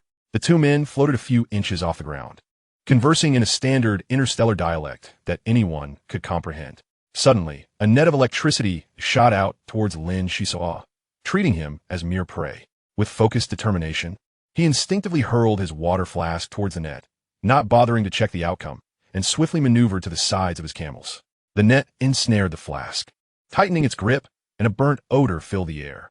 The 3 men were somewhat taken aback by the boy's reflexes. In a flash, Lin Xisuo produced 2 grenades from his satchel. Though somewhat rudimentary, they were undeniably effective. Boom! Boom! A wave of heat surged forth, and the explosive force only pushed the 3 back a step, as their peculiar armor absorbed all damage. The leader even raised a protective energy shield, seemingly unperturbed. "Curse it! How am I supposed to fight this?" Lin Xisuo cursed under his breath, undeterred, and quickly retrieved several bundles of small vials from his pack, tossing them towards his adversaries. Laser beams erupted, shattering the vials mid-air, and a spectrum of colorful liquids spilled forth, rising in billowing white smoke upon contact with the ground. This was bad. It was a highly toxic acidic liquid, and the prey appeared to have considerable combat experience. The leader raised his energy shield, but the other 2 were less fortunate. Their defensive gear clearly lacked a level of protection, and their armor began to corrode at the joints from the acid. Lin Xisuo, disregarding the camels and his belongings, darted away like a swift leopard, too fearful to contemplate the fate that awaited him if captured by the star pirates. Even if he survived, he would likely end up as a slave, living a life 100 times worse than that on Earthring Star. How dare they act so brazenly in my presence? The leader activated his thrusters, gliding effortlessly over the sand, bending slightly to navigate larger dunes, swiftly closing the distance, far faster than Lin Xisuo could run. With the wind howling in his ears, Lin Xisuo drew his long-range crossbow and let an arrow fly, discarding the bow to lighten his load, breathing heavily as he sprinted. The arrow miraculously struck the leader between the brows, but was thwarted by the energy shield, causing the man to break into a cold sweat. Without a helmet, that shot could have been fatal. He thought, "This kid is quite a nuisance. Perhaps he could satisfy the leader's needs?" The decision made, the leader continued to glide forward. Inching ever closer, Lin Xisuo, at his wit's end, suddenly halted, throwing down his knife and raising his hands in surrender. "I give up. I give up. Please, don't kill me." A crackling bolt of electricity coursed through him, and he collapsed to the ground, paralyzed. "Humph, you think you can embarrass me and still remain unscathed? Let me show you the might of the star pirates." Just as he finished speaking, the leader fired his stun gun again, and Lin Xisuo, who had already been unconscious, jolted awake, his body convulsing violently before he succumbed to darkness once more. Return. According to the reconnaissance satellite data, there is another sunken ship in the distance. Send other teams to plunder it. We have captured enough. Grasping Lin Xisuo, the leader propelled himself skyward, with his 2 subordinates following closely behind, casting not even a glance at the biochemical camels, dismissing the weapons of the raven-haired youth with disdain. Moments later, he heard the sound of a lock disengaging, and then his body was unceremoniously thrown out, plunging into an abyss of darkness, endless darkness. Chapter 8. The Warehouse. Ugh, it hurts. Where am I? After an indeterminate time, Lin Xisuo shook his head, attempted to sit up, only to find his entire body weak and achy. Even bending at the waist proved to be an arduous task. The Star Pirate Gang's Red Storm? To have such a dismal experience on his first trek through the desert. What a stroke of bad luck. Without much thought, Lin Xisuo's complexion suddenly changed, and his body shrank into a shrimp-like posture as he began to cough violently, blood dripping from the corners of his mouth. Huh, Their breathing sound around, and quite a few it seems. Lin Xisuo touched his body and found the dagger still there. Feeling slightly relieved, he extracted a soft glow stick from his sleeve and threw it out. Are you all right? A timid voice arose from behind him. After the glow stick landed, he could finally discern the surrounding scene. Many people, all quite young. Lin Xisuo shook his head, coughed fiercely, and spat out a mouthful of filthy blood, feeling somewhat better. At that moment, Lin Xisuo bitterly smiled. You could tell by my appearance. I'm gravely injured. How much better can I be? What exactly is going on? He struggled to sit up, and a small boy picked up the glow stick and shook it vigorously, finally bringing a glimmer of light to the darkness. We also don't know what happened. The spaceship descended from the sky without warning and attacked us. They only captured the children. The adults who dared to resist were all dead. Upon uttering the word dead, a sobbing sound immediately arose around them. Lin Xisuo, accustomed to traversing the underworld, had keen eyesight. He vaguely saw that the speaker was a blonde girl, around 14 or 15, with very fair skin. Hey, is this a star pirate ship? Lin Xisuo asked softly. No, it's not. We arrived here 3 hours ago. It should have been a vast oasis. Those villains captured many children and herded them into buildings for imprisonment. We all don't know what to do. Thank you. I assume it was you who carried me here. Those star pirates were merciless, shocking me with electric guns twice. The blonde girl nodded, saying, Those villains told us to bring you in. By the way, I'm Mana from Lemon Oasis. What is your name? Sunken Ship Village. Lin Xisuo replied succinctly, not wanting to engage in further conversation. Although his bones were unbroken, his internal organs ached subtly, and he needed to address his injuries promptly. Ignoring the curious gazes of others, Lin Xisuo staggered to a dark corner, which seemed to be an old warehouse, a musty odor wafting toward him. No matter how foul the smell, he had encountered worse. Leaning against the wall, he carefully extracted a green leaf from the seam of his collar and placed it in his mouth. Having experienced swallowing it once, he knew the full effect would take 5 hours. It's worth noting that medicinal leaves are not panaceas. At most, they enhance resistance and immunity, stanching internal bleeding. If he suffered a fracture or penetrating injury, even a multitude of leaves would be of little use. Lin Xisuo moved his waist slightly, sensing that his injuries were not as severe as he had imagined. Hidden in the darkness, he furrowed his brow in contemplation, murmuring to himself. It's one thing for star pirates to plunder goods, but why have they captured so many children? Clearly, they would not engage in an endeavor devoid of profit. There must be something sinister at play. Lin Xisuo touched the wall, discovering it was constructed of stone, and the ground was hard, rendering any chance of escape negligible. With so many high-tech products possessed by the star pirates, it was likely this place was under surveillance. Sighing, he narrowed his eyes and fell into a deep sleep, which lasted for 10 hours until the door creaked open. The power suddenly surged, illuminating the surroundings, and someone at the door shouted, Time for food and water. You only get 1 meal a day. If you want to fill your stomach, go and snatch some. Some children were still dazed, while others had already lunged toward the food. The warehouse housed hundreds of individuals, ranging from 5 to 16 years old, with food sufficient to satisfy only 30 or so, making a scramble inevitable. The door slammed shut again, but Lin Xisuo did not act. It was not that he couldn't compete, but rather that it was unnecessary. Why was it unnecessary? Because he had concentrated food stored within the layers of his clothing, 5 mushroom spores concealed in his left sleeve, and half a kilogram water pouch hidden in his right sleeve. Even in the desert, with these provisions and his strong survival instincts, he could last for about 10 days. Lin Xisuo was cautious due to concerns regarding sand bandits. With numerous desert trade caravans, opportunistic bandits naturally emerged. He never anticipated encountering star pirates. Sand bandits only wreak havoc on Earth Ring Star. When they are few in number, they are not difficult to deal with. In contrast, star pirates traverse various star realms, inflicting havoc, sharing a similar nature but vastly differing in strength. Fortunately, star pirates did not regard youths as threats, failing to search him, allowing him to seize this opportunity. The Sunken Ship Village's neural network boasted a complete educational system, and influenced by it, Lin Xisuo possessed a high intelligence quotient. He was acutely aware that such a scramble would mark the beginning of bloodshed, potentially leaving psychological scars. Before reaching adulthood, human minds are quite fragile. When tainted by malevolent influences, they can become utterly irrational. At that moment, a peculiar thought surged in his mind, and he muttered to himself, could they be intending to cultivate a new generation of star pirates? Is that why they go to such lengths to select the weak for the strong? Yes. There's a strong possibility. At this moment, a voice called out, Fight him. The food belongs to us from Pure Water Oasis. Pure Water Oasis, stand aside. Lemon Oasis is not to be trifled with. Brothers, follow me. It seemed the children hailed from diverse backgrounds and were not all from the same oasis. Seizing the chaos, Lin Xisuo managed to eat a little. Over the past 5 years, his life had been exceptionally arduous. At times he appeared indifferent, while at others, he was quite shrewd. Everything served as a protective facade to ensure his survival in this world. He would not initiate bullying others, but would not allow himself to be bullied either. He thought to himself, who knows when this torment will end? I must be mentally prepared for prolonged hunger. Water was scarce, but mushroom spores could quench thirst. For now, he could only take it one step at a time. Compared to the oasis, the sunken ship village was indeed lacking. Looking at the young individuals around him, tall and robust, he could only be considered of average stature. The youth from the oasis quickly formed groups. The Earth Ring star revered strength. Without a good physique, surviving into adulthood would be challenging. Thus, under the deliberate training of the adults, these little ones were not weak. He watched as a green-eyed boy unleashed a series of elbow strikes, taking down several individuals before executing a shoulder throw. Flinging one away and confidently stepping forward to grab a piece of bread, placing it in his mouth, then attempting to snatch another piece. Nearby, a red-haired boy, fists flying, plunged into the crowd, seizing a water pouch and drinking greedily, like a ferocious beast. Perhaps the Star Pirate strategy was indeed effective, enabling some small monsters to rise above the rest.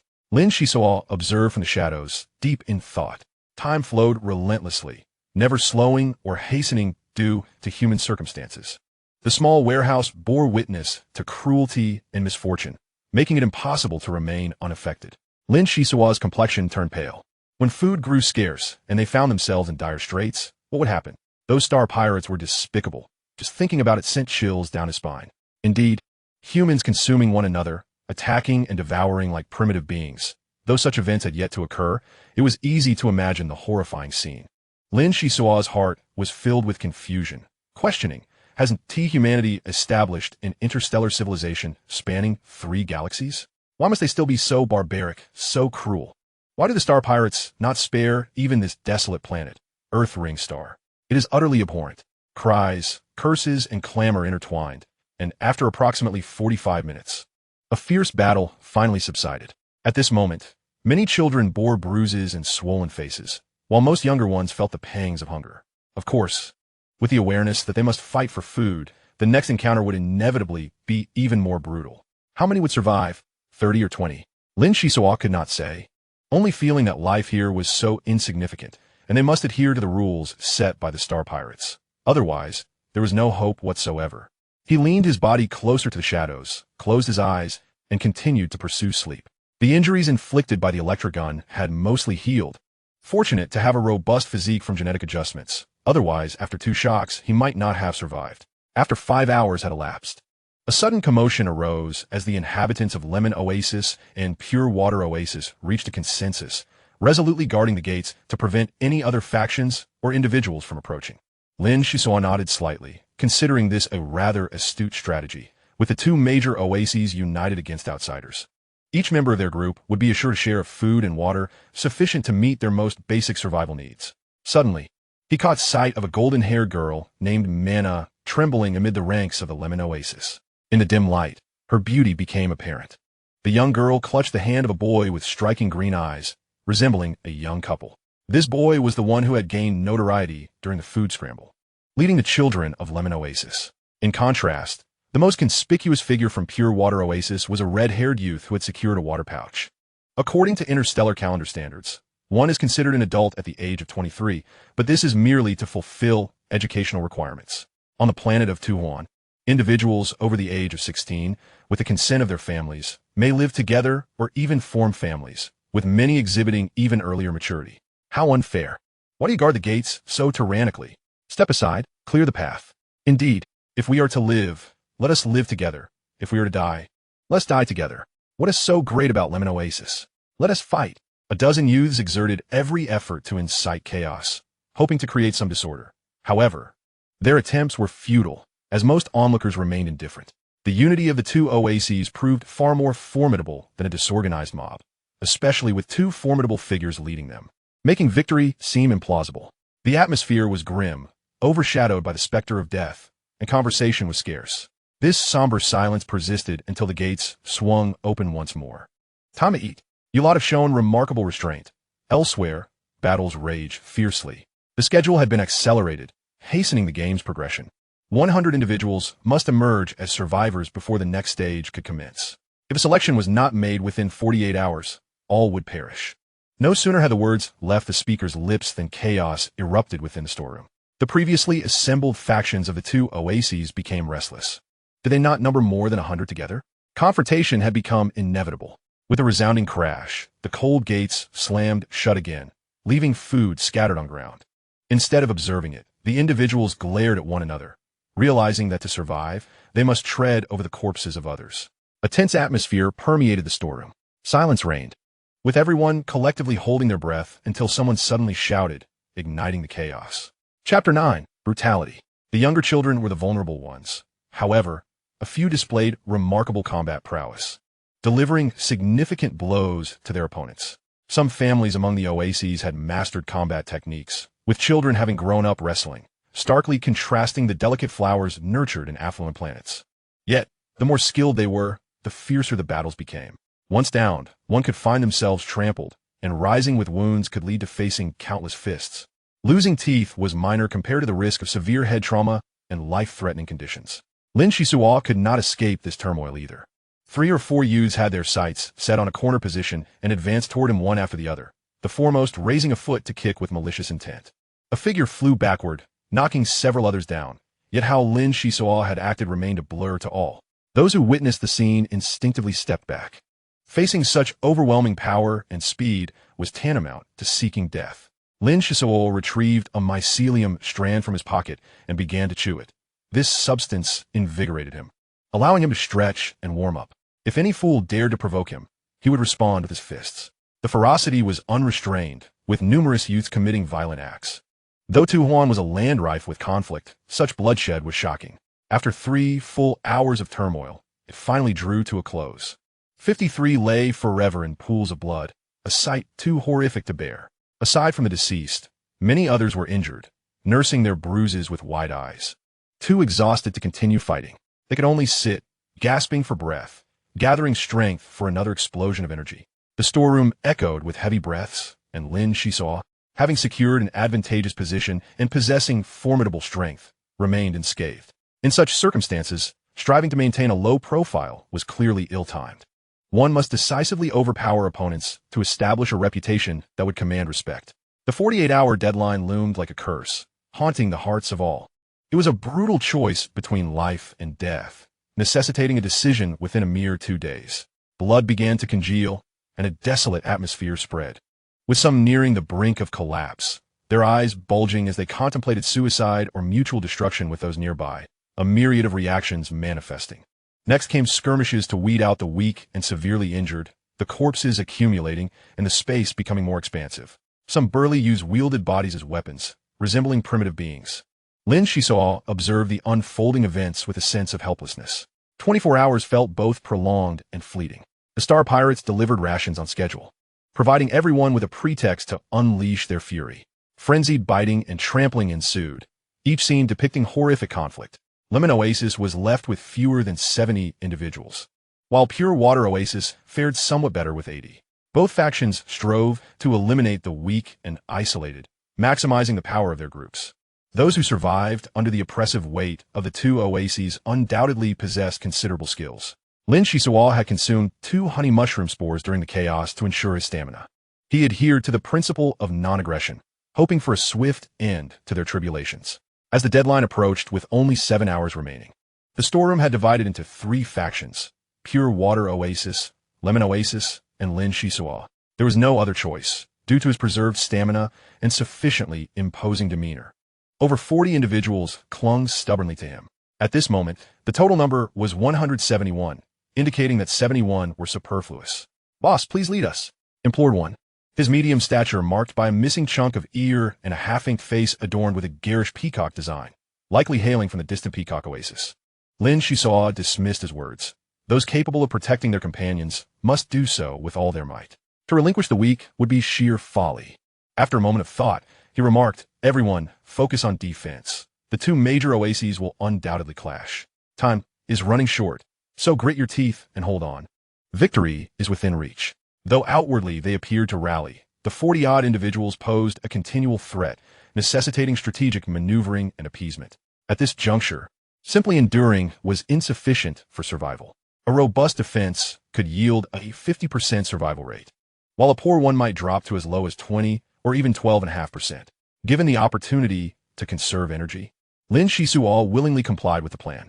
Peacock Face coordinate the arrangements, have everyone form groups of 3 or 5, with a younger or severely injured clustering around me, utilizing advantageous terrain to minimize contact with the enemy. Although the 2 major oases have secured considerable supplies, their consumption has been equally significant. Look around. To achieve such a feat, the enemy's stamina and energy must have nearly reached their limits. This is our hope. Yes, the boss is right. We still have hope. The 40-odd individuals reignited their fighting spirit, fueled by Lin Xisuo's encouragement, and they huddled closely together, bolstering each other's resolve.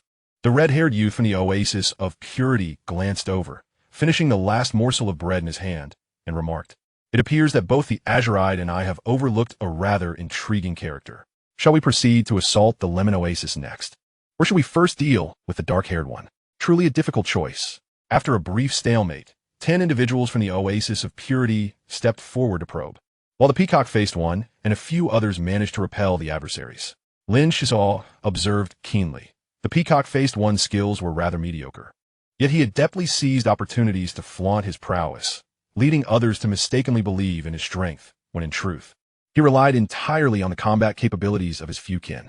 Before long, both green oases advanced simultaneously, their intentions unmistakable. The larger fish would consume the smaller. Those who perished could only blame their ill fate. The skirmish gradually wore on, with the majority of the fighters reaching their physical limits. Lin Xisuo's subordinates took turns entering the fray, and those unable to withstand the strain would serve as shields for their comrades. As the leader, it was imperative to make a showing. Otherwise, he would become an enemy of the masses. The confined space hindered the advantage of speed. However, Lin Xisuo's strength was not to be underestimated.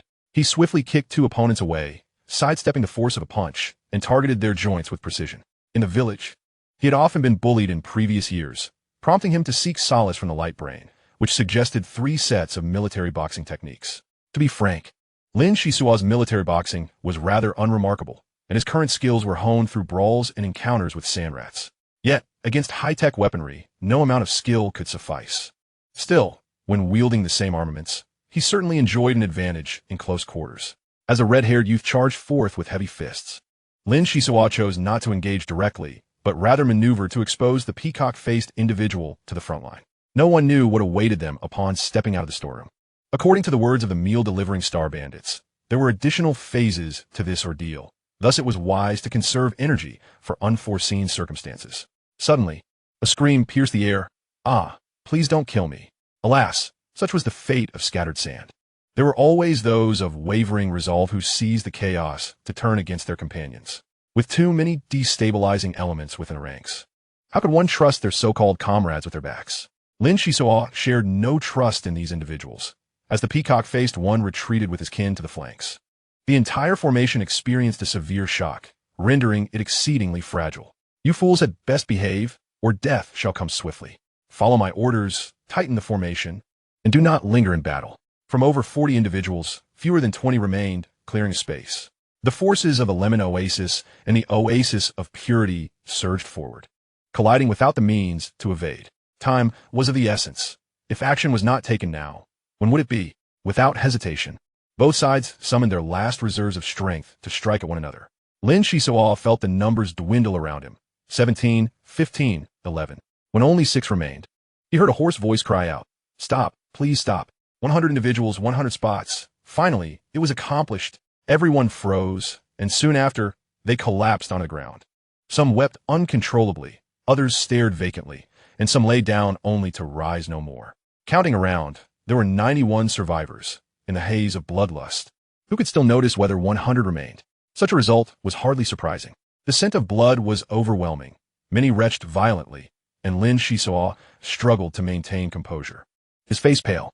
Time passed unmeasured, until suddenly, the gate burst open, allowing a beam of sunlight to penetrate. They helped each other as they emerged, greeted by the twilight. The oasis lay before them, vast and verdant. Hundreds of ships hovered overhead, the largest measuring half a kilometer in length. At that moment, countless weary figures emerged from the distant buildings, clearly indicating that the carnage in the storeroom was being mirrored elsewhere. You miserable swine, the filthy parasites of the universe. Stop standing around like fools and make your way to the central square, where ample food awaits. Thank our leader for among you. Some lucky souls shall soar among the stars. Lin Xisuo moved forward silently, as the star bandits brandished their laser rifles, some wielding weapons whose names he could not even recall. Any sign of unrest would surely yield dire consequences. After walking for approximately 5 or 6 minutes, they entered the central square adorned with a fountain, where food was piled high. The earlier arrivals had already begun to feast.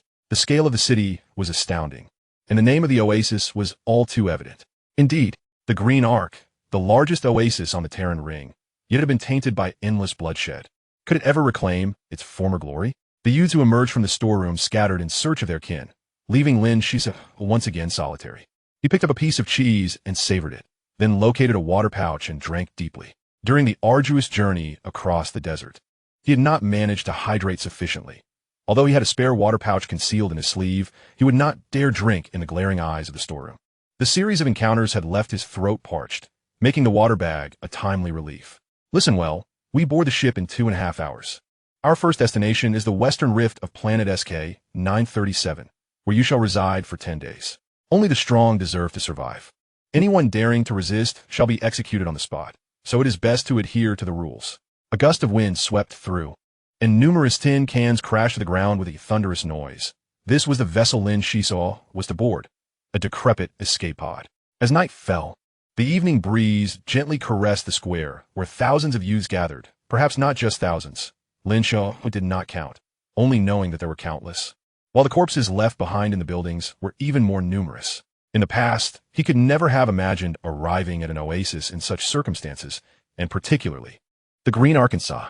His future felt shrouded in uncertainty. Stars, aliens, immigration, the cosmos, these concepts rushed forth. Many toiled their entire lives seeking to escape the Terran Ring.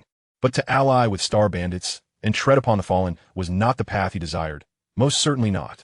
He found a piece of canvas to wrap some food and gathered as many water pouches as possible, preparing for the journey ahead, as usual. One could not expect the star bandits to provide for their sustenance. The number planets would likely be worse than the Terran Ring. This was an opportune moment to gather provisions. If everyone took a share, the food in the square would soon be depleted, leaving many to face hunger in the coming days. Do not dawdle. Board the ship quickly. The countdown begins in 3 minutes. Called the star bandits from a distance. What? 3 minutes? You're joking.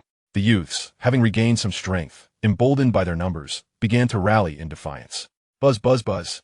Dozens of electric arcs descended upon the crowd, and several youths were hurled away, a stark reminder of the cost of rebellion. Lin Xisuo mused.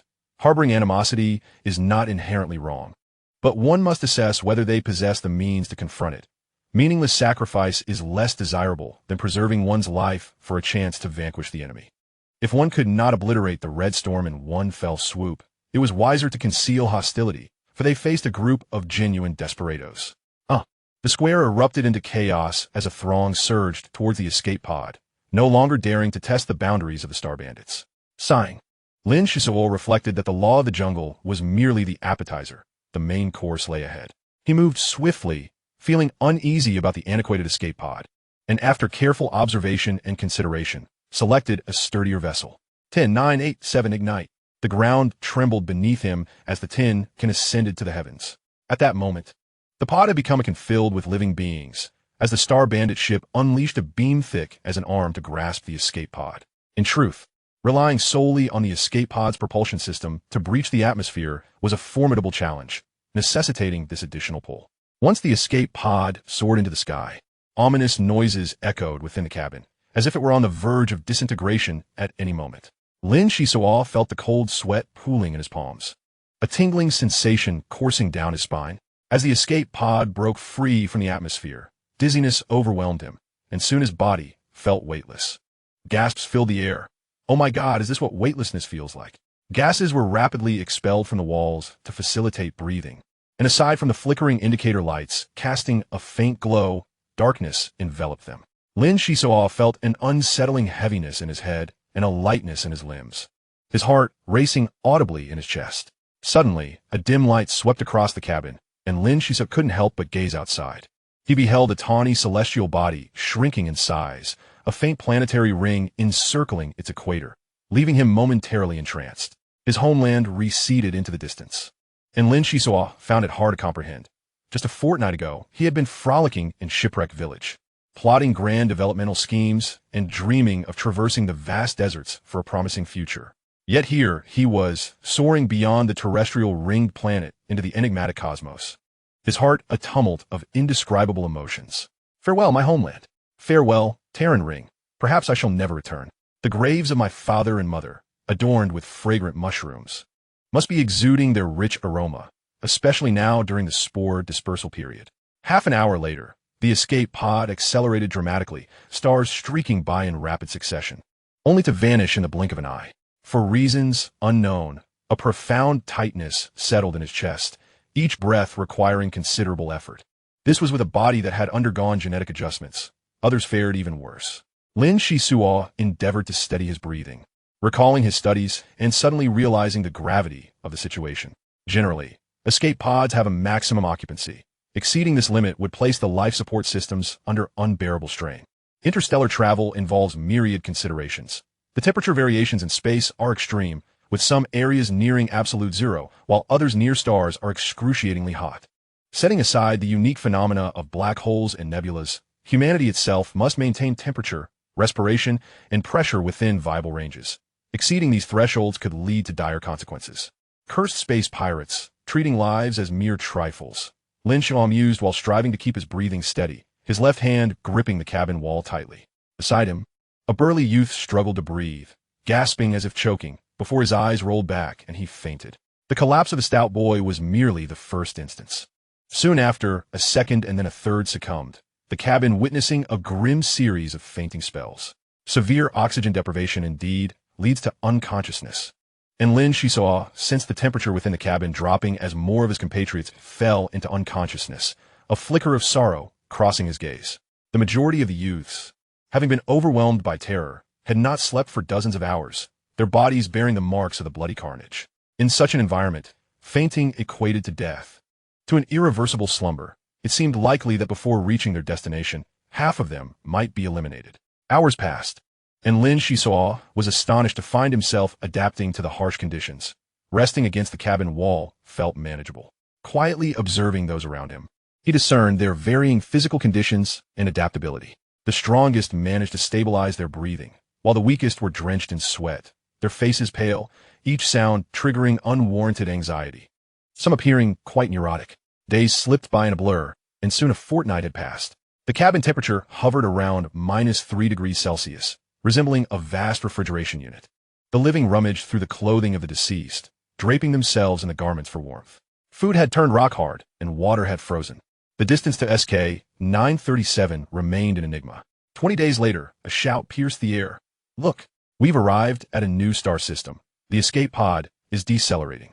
A boy by the window, one of the early adapters to the environment, noted that with some of the youths having permanently succumbed, oxygen levels had slightly improved, allowing for brief exchanges. With wide eyes, he exclaimed, "How fascinating! From this angle, I can see 3 planets, but why is the star so small? Its brightness is so feeble." Lin Xisuo cast a glance and, feeling unimpressed, replied, "That is a red dwarf star, the most abundant type in the galaxy. Due to its relatively weak gravitational pull, the surrounding planets typically present a fixed face to it. This means one side is perpetually bathed in daylight, while the other remains in eternal night. Red dwarfs can live for hundreds of billions of years and are known for their mild temperament. I've heard that many factories in the first galaxy are situated near red dwarfs. I'd love to see them in my lifetime." "Wow, you possess so much knowledge." The boy marveled with envy. Merely lucky to know a few things. There are countless celestial bodies in the universe, which is why humanity refers to it as the Sea of Stars. We should hasten to prepare our gear. Given the pirates' actions, this place is likely fraught with peril. Lin Xisuo cautioned softly. The surviving youths in the cabin hurriedly gathered provisions, packing them with urgency. Shortly thereafter, the ship entered a crimson-hued planet, resembling a celestial body steeped in blood, eerily ominous. The atmosphere of SK 937 was exceptionally thin, and they felt no turbulence upon landing. The vessel docked within a northwest-facing chasm, through which murky waters flowed, accompanied by sporadic clusters of flame-like shrubs scattered near the riverbanks. The vegetation here was predominantly red, almost indistinguishable from the surrounding rocks. As the hatch rotated open, an intense wave of heat surged in. The gravitational pull was stronger than that of the Terran ring, weighing heavily upon their bodies. Typically, upon reaching a planet with harsh conditions, one would pass through a decompression chamber, a disinfection chamber, and an adjustment chamber. However, expecting compassion from space pirates was futile. The brutal rules of survival dictated that those who could not adapt would perish. Survivors stepped out of the pod, where 30 to 40 pirates set up a long table. Bellowing orders. Wait a moment. Memorize the map. You have 10 days to reach the designated location. Each of you will be equipped with an electronic bomb. If you fail to arrive on time or unlock the designated area, you'll meet a grisly end. They added with a sneer, and do avoid clustering together. The more people, the greater the danger. Get moving, don't dawdle like a bunch of cowards. A holographic map materialized on the table, and it took a full 5 minutes to complete the terrain demonstration. Lin Xisuo furrowed his brow. The images transitioned too quickly, and several areas remained unclear. Do not place hope in the pirates. The map would only be shown once, and their concern for whether it was remembered was non-existent. Each person's ankle was secured with an electronic lock. Should they fail to reach the designated location within the stipulated time, their demise would be gruesome. Driven by fear, many use bolted from T. Perhaps it is the constant lack of security that has cultivated a habit of keeping 1 or 2 cards close to the chest. The branches are undeniably resilient, yet they pale in comparison to the sharpness of a dagger. After a while, I managed to gather a bundle of branches and ventured towards an area of heightened radiation intensity, meticulously observing my surroundings, only to have my expression shift dramatically. Chapter 11. The Peacock. How could this be? The branches were utterly useless. Could it be that the plant's root system possesses anti-radiation properties? Anxiously, I raced back to my original spot, wielding my dagger to dig, silently praying to discover a solution swiftly. My eyebrows and hair began to turn a desolate yellow, and soon my skin would succumb to extensive decay. Compared to this place, the earthen ring planet felt like paradise. Before long, the dagger struck the roots, yet they bore no distinction from the branches. I pondered, this cannot be. I must uproot the entire plant to investigate any peculiarities. After digging for quite some time, I emerged with a look of astonishment, having picked up several green objects that bore no resemblance to rocks, but rather appeared akin to fragments of animal eggshells. This was my only opportunity. Gripping the green shards tightly, I felt a wave of relief wash over me, my vision brightening. Splendid, this is effective. Subsequently, I utilized both hands and feet to scale the rocky wall, where I discovered another shrub and began to excavate once more. After a considerable amount of toil, I returned, dust-covered and weary. Although I had unearthed another fragment, its size was disappointingly minuscule. Being astute, I observed the surrounding ecosystem, and an epiphany struck me.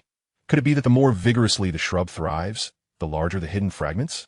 The only way to know was to test this theory. I found 3 closely clustered shrubs and, without hesitation, began to dig. My efforts yielded gratifying results. I held aloft a half-intact green eggshell, scrutinizing it closely. Its texture was remarkably sturdy, emitting a faint earthy fragrance, suggesting that the creature that hatched from within must possess extraordinary strength. I inhaled the dry, heated air deeply, feeling considerably lighter than before, as the rate of moisture loss noticeably diminished. This should have been a cause for celebration, yet I found myself increasingly anxious. One must understand that creatures born in a radioactive environment are typically extreme, exhibiting heightened aggression. They are not like the sand rats and venomous scorpions of the earthen ring planet, and encountering them would render survival exceedingly bleak. Shaking my head, I resolved to set aside these concerns for the moment, carefully stowing the green eggshell as I embarked on my journey. After traversing approximately 30 kilometers without encountering a single soul, it became evident that the survivors possessed formidable strength, as I had fallen behind in my quest for eggshells. Determined, I leaped down from the rocky face, only to hear a sudden cry from behind. "Boss, it's the boss. Help me." I turned to see the peacock, face down on the ground in a pitiful state. His hair was nearly all gone, his facial tattoos were rotting away, and his legs appeared fractured, his eyes reflecting both fear and a desperate longing for life. "Your leg is injured. Have you been attacked?" I asked. "Yes," he replied. "If a person is fated for misfortune, even drinking cool water can lead to calamity. Do you remember that red-haired brat from the oasis in the warehouse? He ambushed me while I was drinking, snatching away my water pouch. In this cursed place, dehydration occurs far too swiftly. One must constantly replenish fresh water. Thus, Those with the strongest fists will survive. It has been over half an hour, and not a single passerby has acknowledged me. Please, I beg you, take me with you. The peacock pleaded pathetically. Take this. It will ease your suffering. If your leg were uninjured, everything would be manageable. However, carrying you would be perilous due to the burden you would impose. What would you do if the roles were reversed? I replied. The peacock, dazed, accepted the green fragment, his chest heaving with a tumult of emotions. Resentment, fear, despondency, all swirling together as he erupted into a hysterical outburst. Why is it not you who dies, but me? I refuse to accept this. I refuse. I lower my head. While I had grown accustomed to the cycle of life and death during this period, I was not yet completely desensitized, unable to truly disregard the suffering of others. The peacock struggled to raise himself, lamenting, "You are right. Had I been in your position, I would not have taken on a burden either. Death lurks around every corner. The star pirates are breeding demons, and, consequently, they shall be overthrown by the very devils they create. I curse the red storm. May all within it meet a wretched end. I hope you survive, so that one day you may avenge me. I am sorry, peacock, but I cannot assist you further.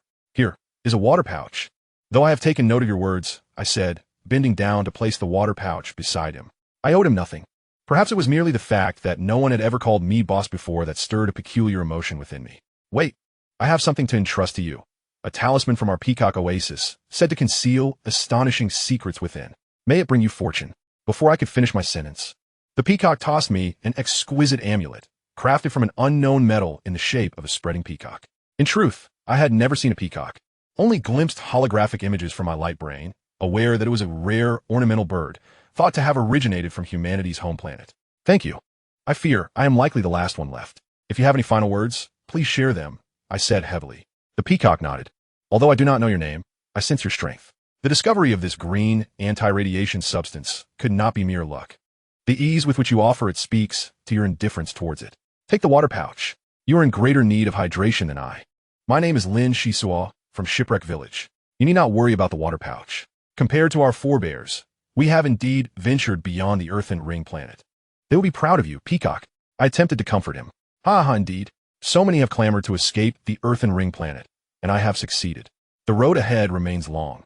Every moment is precious. Thank you for accompanying me for so long. In truth, even my kin were reluctant to extend a hand. Yet you have shown remarkable compassion. It is time to part ways. Let us go." With a sigh, I stifled my impulse. Ultimately, I was still too weak to alter the situation.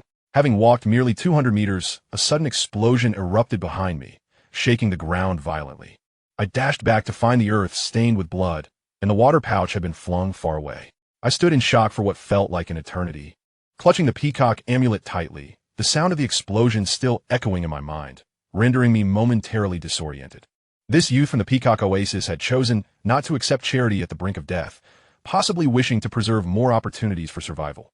Thus, he detonated the electronic lock on his ankle, succumbing in such a brutal manner. Star pirates, what is your true intention? At this rate, one cannot even hope for a survival rate of 10%. Even 1% would be a miracle. One day, I shall avenge the suffering of the peacock and countless youths from the earthen ring planet. Red Storm, since you have unveiled the brutal reality of the cosmos, grant me the strength to obliterate you.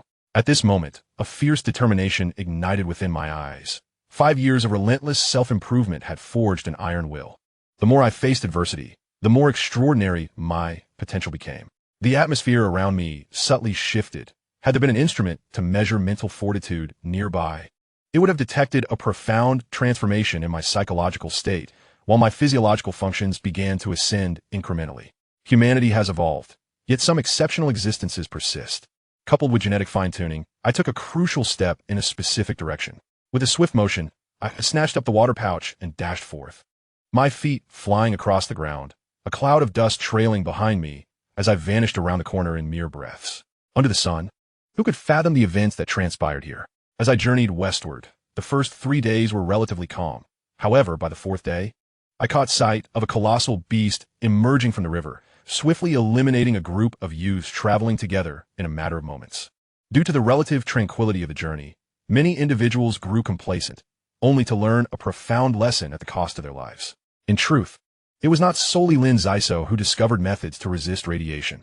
The youths from the large oasis had likewise received formal education. At the very least, they found some solace near the thickets, albeit still easily detectable.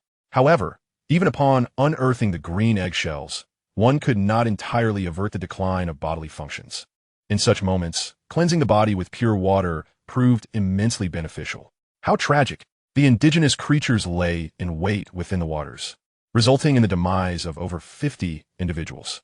Lin Xisuo had just witnessed with clarity a colossal beast resembling a flattened small house, its back adorned with terrifying spines, its beak curving like a hawk's, and its eyes shining like two searchlights.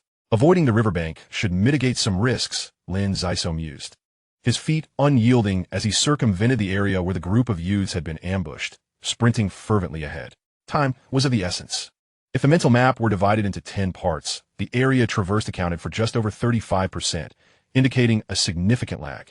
Lin Xisuo silently encouraged himself, methodically calculating. The issue of being behind could be easily rectified by accelerating. What was concerning, however, was the gradual manifestation of radiation's effects. Moreover, several sections of the mental map remained hazy, presenting the gravest peril. A misstep would necessitate a backtrack, a daunting challenge indeed. The ravine's terrain was intricate, its width ample.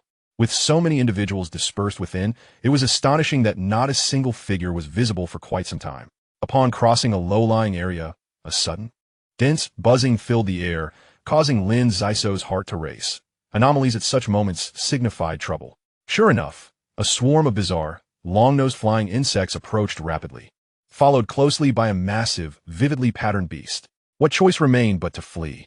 Run as swiftly as possible. Humanity's innate trepidation before the unknown was universally shared, Lin Xisuo included.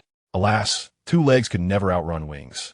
The long-nosed insects fluttered closer, their fuzzy wings drawing near, yet they showed no interest in human flesh. However, one should not forget the monstrous creature lurking behind. The vividly patterned beast opened its gaping maw, and Lin Xisuo's form abruptly halted mid-sprint, propelled backward. Good heavens! Was that truly a mouth? It resembled a super vacuum cleaner. Lin Xisuo hastily grasped a rock, his body half suspended in mid-air, swaying precariously. While the insects met their grim fate, all sucked into the beast's maw. The suction lasted but a fleeting moment. Fortunately, his reflexes were quick, and he clung tightly to the colossal rock, or he would have undoubtedly followed in the insect's wake. The vividly patterned beast seemed dissatisfied with its small meal, expelling the ingested stones through the openings in its neck, preparing to open its maw once more. Lin Xisuo took a deep breath and leaped out, turning to sprint toward the riverbank, murmuring a silent hope that the giant beast remained in the water, its territorial instinct strong.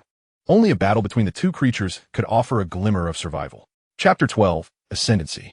The vividly patterned beast paused momentarily, astonished by the speed of the creature before it, matching that of the flying insects without fail. In a life-or-death moment, Lin Xisuo transcended his physical limits, unleashing his speed to its fullest potential. He felt the wind rush past his ears, the surroundings blurring into a swift retreat. Before long, the sound of babbling water reached his ears. Each stride covered 5 to 6 meters, reminiscent of a robust antelope, advancing in an uncanny leap. The vividly patterned beast was no slouch either, though it required a moment to gather its strength before unleashing its fury, thus providing a flicker of hope for escape. Drawing nearer, just 300 meters remained, a pivotal juncture between life and death. At this moment, Lin Xisuo could no longer afford to dwell on the peculiar abilities he had just manifested. A faint whiff of blood reached his nostrils as he beheld numerous human remains floating upon the river's surface, small beasts ravenously gnawing at the corpses. Had the situation not been so perilous, he would have been utterly stunned by the sight. It appeared to be a den of monsters. The ferocity with which the giant beast had slain the youths indicated it should have no trouble with a mere super vacuum cleaner, right? A fleeting thought crossed his mind as he swiftly reached the riverbank. The vividly patterned beast, witnessing the scene before it, seemed both exhilarated and hesitant, opening its maw from afar to begin its suction. The wind howled as Lin Xisuo lunged toward a thicket, grasping the branches tightly. A small creature was swept past him by the force of suction. The river water rushed over him, searing his skin, nearly rendering him unconscious. My heavens! How toxic was this river water? Even if he survived, he would shed layers of skin. Lin Xisuo gasped in alarm. The suction came swiftly and departed just as quickly. The vividly patterned beast continued to slurp, its mouth writhing in apparent delight. A piercing, mournful wail erupted, seemingly shattering eardrums, as a figure surged from the river. a massive silhouette hurtling towards the vividly patterned beast.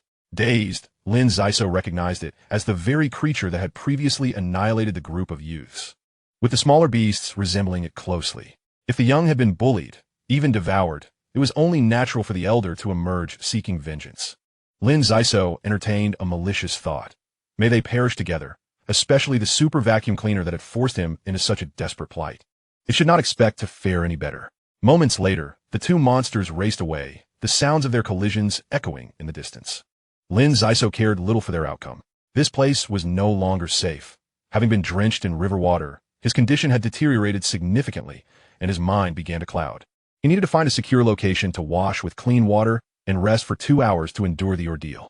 Stumbling forward, Lin Xisuo felt the hairs on his body fall away, tiny blood vessels seeping through his pores.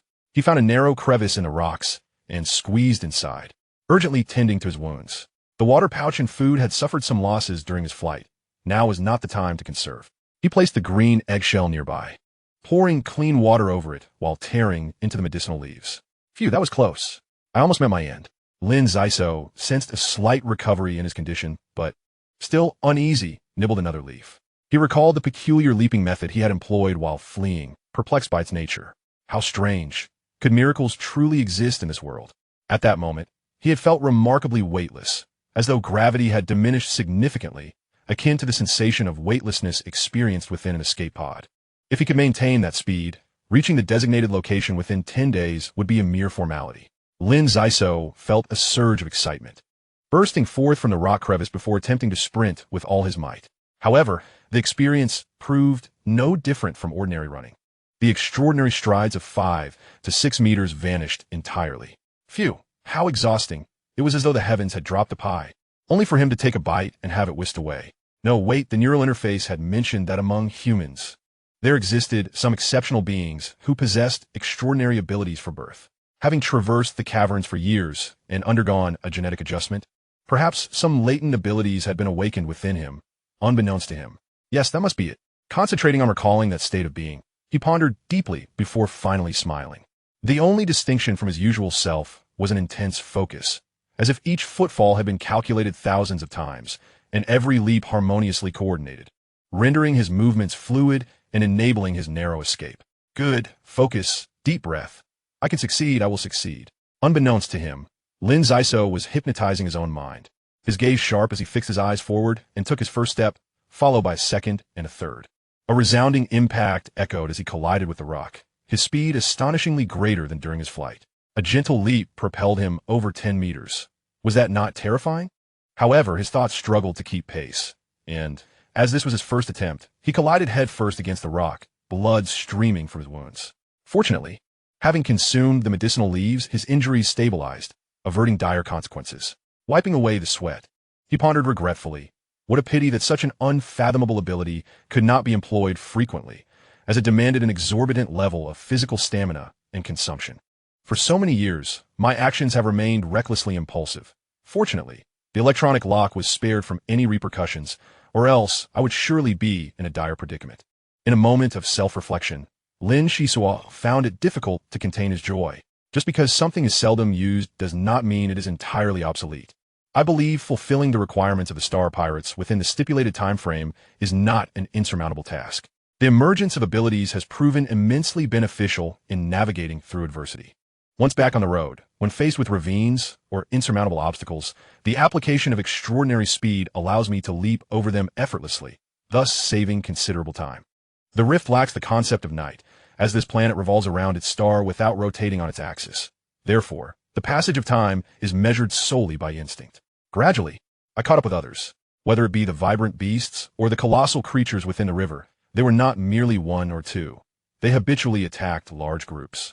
Who among the masses could withstand such formidable force? Hence, everyone endeavored to walk separately, wary of clustering together again. Perhaps the dangers ahead had been smoothed over by those who ventured forth before us, or perhaps the beasts had their fill. In any case, by the 7th day, I had navigated through smoothly, surpassing most of my peers and positioning myself favorably. Once again, utterly exhausted, I scanned the surroundings and found a patch of forest.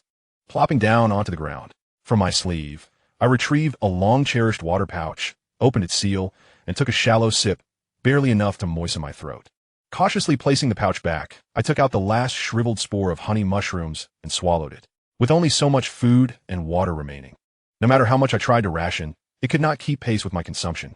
Lin Xisuo muttered to himself, "Should I find a hapless soul and rob them?" Just as this thought crossed my mind, a fist-sized rock whizzed through the air towards me, and I instinctively rolled aside to evade it. "Hey, not bad reflexes." A voice called out, "You'd better hand over that water pouch. I saw you have clean water and food." The speaker, wielding the stone, was a burly figure, appearing much more vigorous than the optimistic youth I was. I offered him a disdainful glance, shaking my head. "Food is gone, and I intend to keep the water for myself. I doubt you have anything of value, so I suggest you leave this place quickly, lest you face the consequences." "Damn it, you little brat. You think you can refuse me? You're asking for trouble." With that, the stone was hurled towards me, swift and fierce. There was something peculiar about this youth. His arms appeared overly muscular, creating a striking contrast with his physique. I dodged the rock, swiftly closing the distance to him, leaping to deliver a powerful strike. The moment my fists collided, Lin Xisuo was sent sprawling, his entire arm numb and his clenched fist temporarily devoid of sensation. In contrast, the opponent staggered back several paces, struggling to regain his balance, visibly astonished. "You got some skill, kid. I'm the strongest in the Horned Bull Oasis, and my fists can withstand anything. Many have fallen before me, yet you are the first to send me reeling."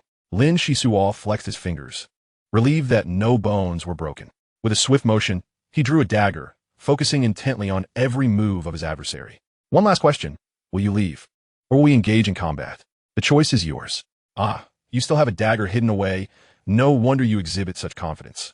But you should not be so cocky. My arms are the ultimate weapon, and I am determined to seize that water pouch. Refusal will lead you to your demise." Lin Xisuo refrained from further dialogue, suddenly springing into action, leaving deep footprints in the ground, and then gliding low to the ground as if he had sprouted wings. A flash of cold light cutting through the air. With a gurgle, the burly youth's throat erupted with blood. He had intended to raise his arm to defend himself, but all he encountered was an illusion. This peculiar boy from the Horned Bull Oasis clearly possessed extraordinary strength. His thrown rocks were both precise and forceful, a testament to rigorous training. If I had chosen to flee, I could not guarantee my safety from the incoming stones. Thus, when intimidation failed, I resorted to this extreme measure to resolve the conflict. Staring at the blood pooling on the ground, I found myself lost in thought. It was evident that the survivor among us possessed something remarkable or an astonishing adaptability. To endure in such harsh conditions, one must continually awaken the potential for survival and swiftly elevate oneself. Am I not a living testament to this? Glancing again at the youth lying in a pool of blood, I noted that his hands had long been in contact with rocks containing radioactive elements. Yet he displayed no signs of change. This was indeed peculiar. Remembering the knowledge gleaned from the holographic brain, I pondered for a long time but found no answers. It seemed the star pirates sought to unearth evolutionary beings among humanity through such brutal means. But what was the ultimate goal? To infuse fresh blood into their ranks? That seemed highly unlikely. Firstly, I had never heard of such events occurring. Secondly, the seeds of hatred had already been sown. Did the leader of the star pirates not fear nurturing a tiger? Never mind. Regardless of the conspiracy lurking behind this, I must resolutely survive to fulfill the desires of the peacock-faced figure. However, before that, I must first attain freedom and strengthen my abilities. It is best to avoid courting disaster. As the wind and sand began to rise, the rift became increasingly tumultuous, and the climatic conditions were deteriorating, which, for the youth of the Earth Ring star, was akin to pouring salt into a wound. Half an hour later, Lin Xisuo found himself hesitating at a crossroads, a region that felt somewhat vague in his memory. Should I go left or right?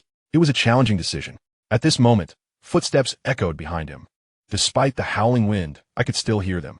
Turning around to assess the newcomer, I felt a shift in my expression. Chapter 13, Arrival. With black hair. You certainly have impressive speed. You managed to get ahead of us. The speaker was the sharp-eyed youth from the storeroom, known for his ruthless demeanor, accompanied by a golden-haired girl named Mana. Lin Xisuo blinked and smiled. An old acquaintance, bringing along a delicate young lady and still managing to surpass the majority of us. How commendable.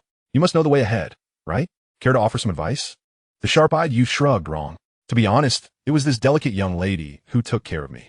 Although Mana may not have much stamina, her intellect is exceptional, and her analytical skills are top-notch. Without her by my side, I would have never made it this far. Lin Xisuo's heart stirred, realizing, indeed, none among the survivors were ordinary. Mana shyly waved her hand.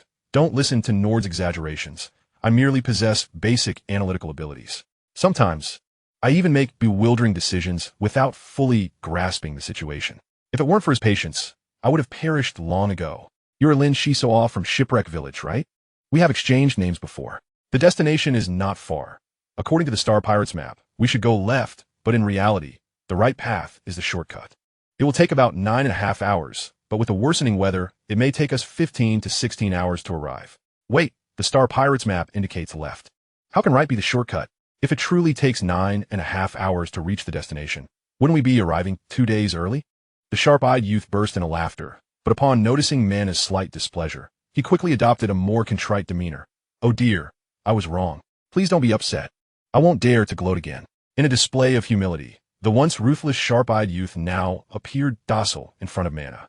Nord explained, to be honest, I didn't memorize the map provided by the Star Pirates at all. However, Mana has an excellent memory, and, with her superior analytical skills, discovered the trick behind it.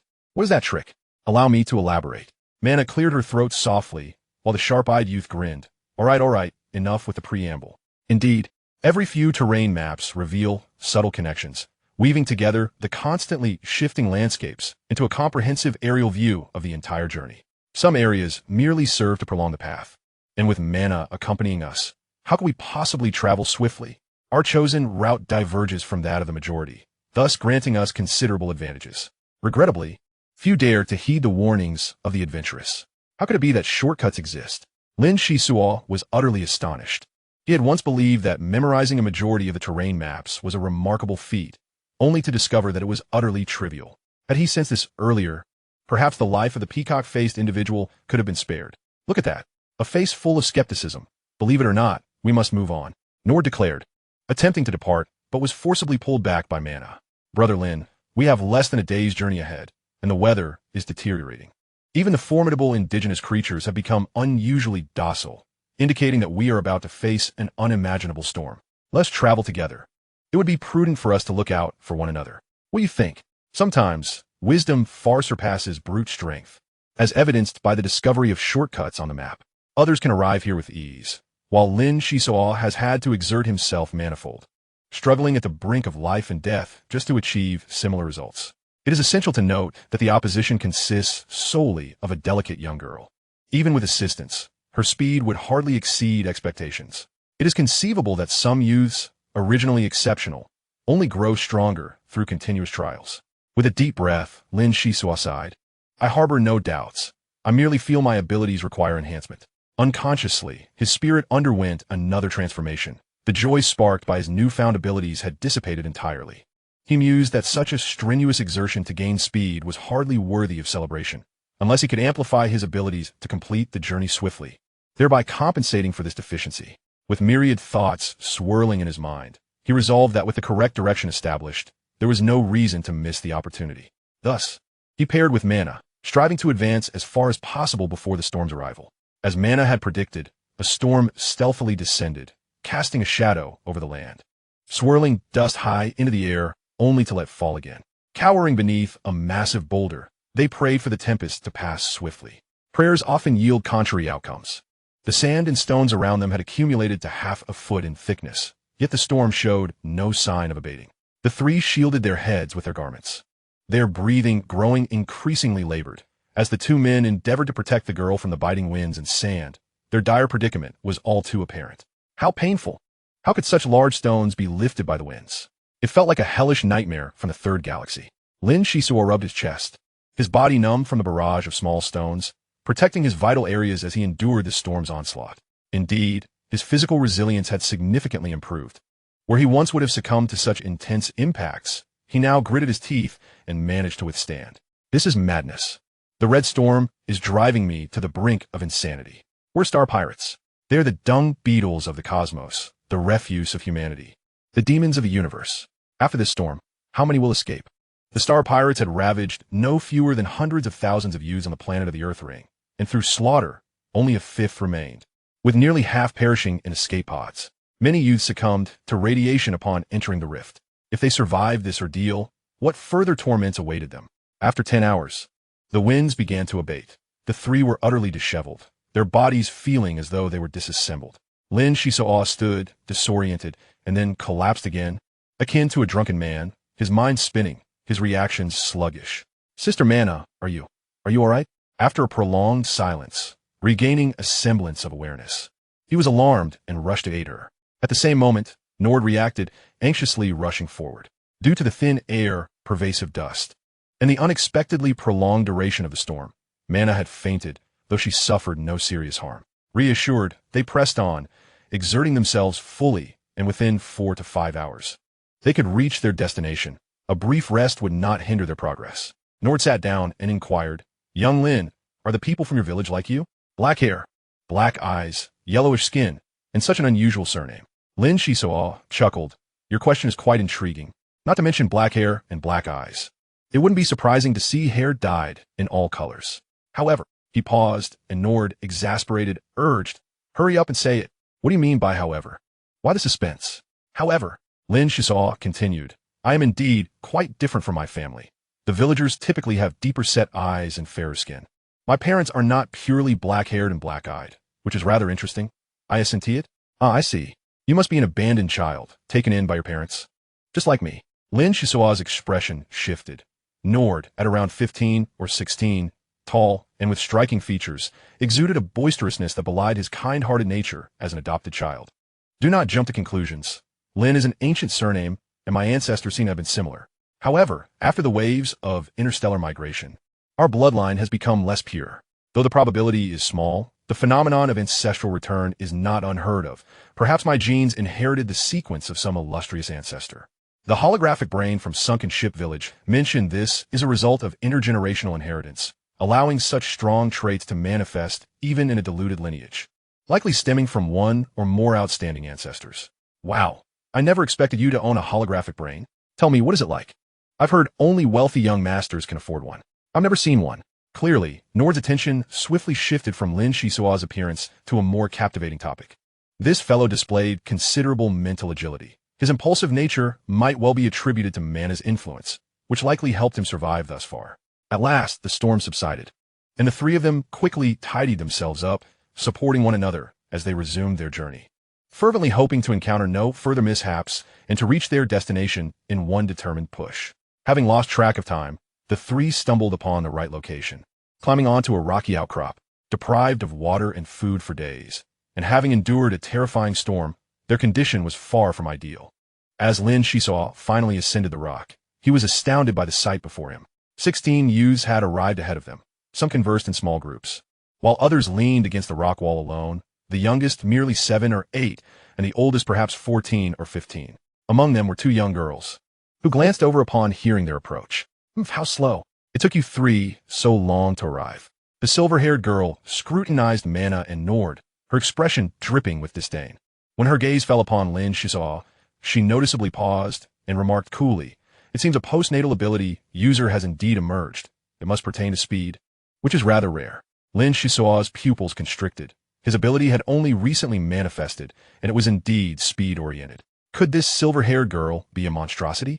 To discern the essence of a stranger with but a glance was unnerving. TSK, silver-haired girl, why do you continue to play this dangerous game, casually revealing other circumstances? If you encounter someone amiable, they might brush it off with a laugh. But if you meet someone ill-tempered, you might end up with a mouthful of teeth on the ground. Heaven help you. It would be a shame to waste that delicate visage. Suddenly a boy spoke, his left hand engulfed in purple flames, flickering erratically as if he were performing a juggling act, tossing several fireballs into the air, the flames dancing in the wind. "Newcomers, I am Amon. Come forth and introduce yourselves rather than standing there foolishly in the wind." "Amon, you are far more ostentatious than the silver-haired girl. Regardless of how impressive your tricks are, you remain a captive of the star pirates." The fiery youth's expression darkened, then he burst into laughter. "Krobakila, why do you always oppose me? Are you smitten with the silver-haired girl? Love between men and women is quite natural. To put it plainly, my brother has made way for you." A clash of icy air and violet flames erupted as the youth known as Krobakra rose to his feet, the atmosphere thick with tension. Chapter 14, Catalyst. "Greetings, everyone. My name is Lin Xisuo, hailing from Shipwreck Village. Forgive my ignorance, but I have never heard of your esteemed names. I had no idea that Star hosted such a multitude of capable individuals. Though I may lack familiarity with this realm, it seems rather unwise for us to find ourselves at odds under such circumstances, does it not? Suddenly, the dark-haired boy appeared between the two, causing Amon and Krobakra to glance at Lin Xisuo in surprise. After a moment, Amon nodded. You are quite formidable. At such speed, I could never hope to strike you.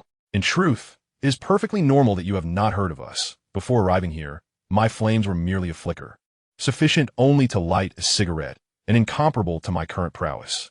Many others have had similar experiences. Shipwreck Village seems to be a distant place, renowned for its mycelium. Welcome, Brother Lin. On the other side, a scoff emerged at last. You've spoken something sensible. Krobakra turned back, his expression steely, and upon closer inspection, one would notice a faint chill enveloping his form. With the addition of 3 individuals, the group swelled to 19, igniting Lin Xisuo's curiosity, prompting him to deliberately display his abilities in hopes of better integrating into the collective. Nord whispered, Good heavens, these are quite the peculiar creatures. Not a single one seems ordinary. Xisuo, how could you not inform me sooner of such impressive skills? If it weren't for me and mana, you might have arrived before the storm, wouldn't you? Hey, where are you going with that? What difference does it make before or after the storm? Besides, I can only unleash exceptional speed for a brief period. Without your and Sister Mana's guidance, I might still be running along the road. Mana had remained silent, seemingly preoccupied. Lin Xisuo turned to her, unable to suppress his curiosity. Sister Mana, have you deduced the purpose of the Star Pirates? Do they come all the way to the 9-star domain merely to select individuals from Star? This was a question that had long eluded him. The golden-haired girl shook her head. The information is scant. I cannot ascertain a concrete reason at this time. However, enduring life and death in harsh environments indeed strengthens one's abilities, albeit this elimination mechanism is excessively brutal, especially for those who have witnessed their loved ones suffer. Their powers tend to evolve towards high aggression.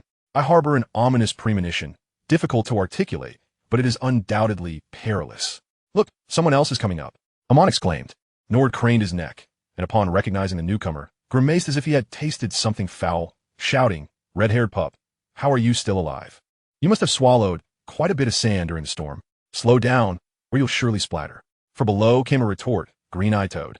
I'm living better than you can imagine, so shut your filthy mouth. The red-haired youth raised a hand, releasing a small cloud of indistinct gas. Lin Xisuo, quick on the uptake, seized Nord and pulled him aside just as a faint explosion resonated behind them, a detonation of compressed air. Ah, the red-haired pup has become formidable. No wonder he is so brazen. Lin Xisuo raised an eyebrow, having noted the boy's heavy punches back on Star, yet he had not exhibited any particular prowess, indicating he had only recently acquired extraordinary abilities. This fellow had robbed the peacock face and rendered its leg useless. Such ruthless ferocity at a tender age suggests it's best not to provoke him unless one possesses a guaranteed lethal advantage. The red-haired boy surveyed the rocky landscape with astonishment, recognizing that these individuals were not to be trifled with. He found a clean rock and settled down to rest. Not long after, shadows swept across the sky as a massive ship descended from the chasm, a unique horn blaring as dozens of hovering motorbikes were launched from its hold. The Star Pirates had arrived. The leading pirate, his countenance as dark as the depths of the ocean, appeared decidedly displeased. Only 20 little brats? Star truly disappoints. With 34 hours remaining, I wonder what our haul will be. Beside him, a fellow pirate suddenly tensed, announcing loudly, Listen closely. We will soon unlock the electronic locks on your feet. Do not presume that a mere hint of power allows you to oppose us. Surviving from among 300,000 means you must accept your fate. Once aboard the ships prepared for you, restore your strength. The strong are entitled to preferential treatment. As the 20 gathered, the moment the electronic locks were released, they felt a wave of relief wash over them. Even without the pirates' admonition, none dared to act rashly. Those who had survived such relentless trials were either unervingly mature, exceedingly cunning, or harbored deep-seated grudges, biding their time for retribution. Lin Xisuo possessed a bit of each element. His intellect was keen, and he was a sly one, always calculating before acting, never engaging in foolish transactions. Though he harbored resentment towards the Red Storm, he would not display it outwardly. They boarded the motorbikes, which led them to a medium-sized spacecraft capable of accommodating hundreds, far superior to the claustrophobic escape pods, and they entered the vast cabin after a brief disinfection process. This was Lin Xisuo's first experience inside a spaceship, and he was struck by its novelty. The The facilities appeared somewhat outdated, yet were leagues better than the metallic confines of an escape pod. The pirates spoke coldly. Each of you will have a private room, containing food and water. Your freedom is restricted. Any signs of unrest will result in immediate execution. Now, proceed to your rooms in an orderly fashion. The 20 were confined, and despite Nord's reluctance to part from mana, he had no choice but to comply under the threat of the glistening electric prods.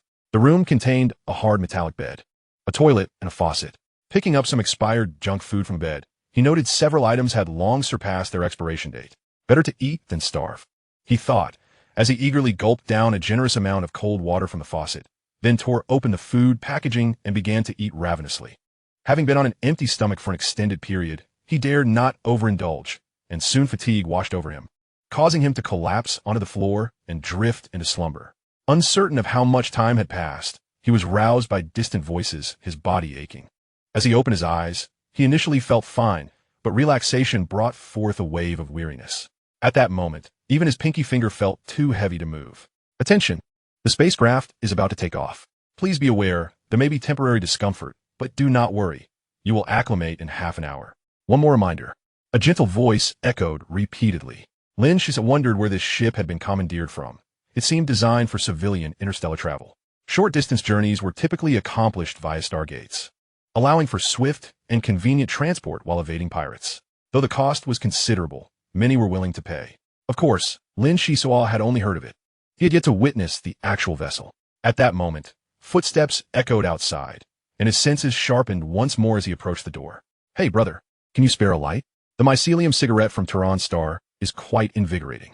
What do you think? I can't fathom what the boss is thinking. Coming all the way to the 9th star domain to capture people, dragging a bunch of little brats back and forth. I haven't tasted a woman in ages. When I return, I'll be sure to engage in a fierce battle with those ladies. Damn it, you dare to speak about the boss? Are you tired of living? Honestly, I too find it puzzling why we abandon lucrative business to come to this godforsaken place. We seem to have captured 333,000, and now only these 203 remain.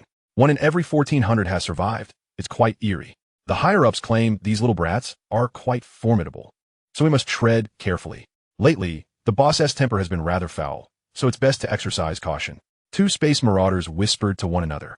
Their conversation eavesdropped upon by Lin Xisuo purely by chance, as the proximity of the room combined with his heightened auditory perception allowed every word to penetrate his ears.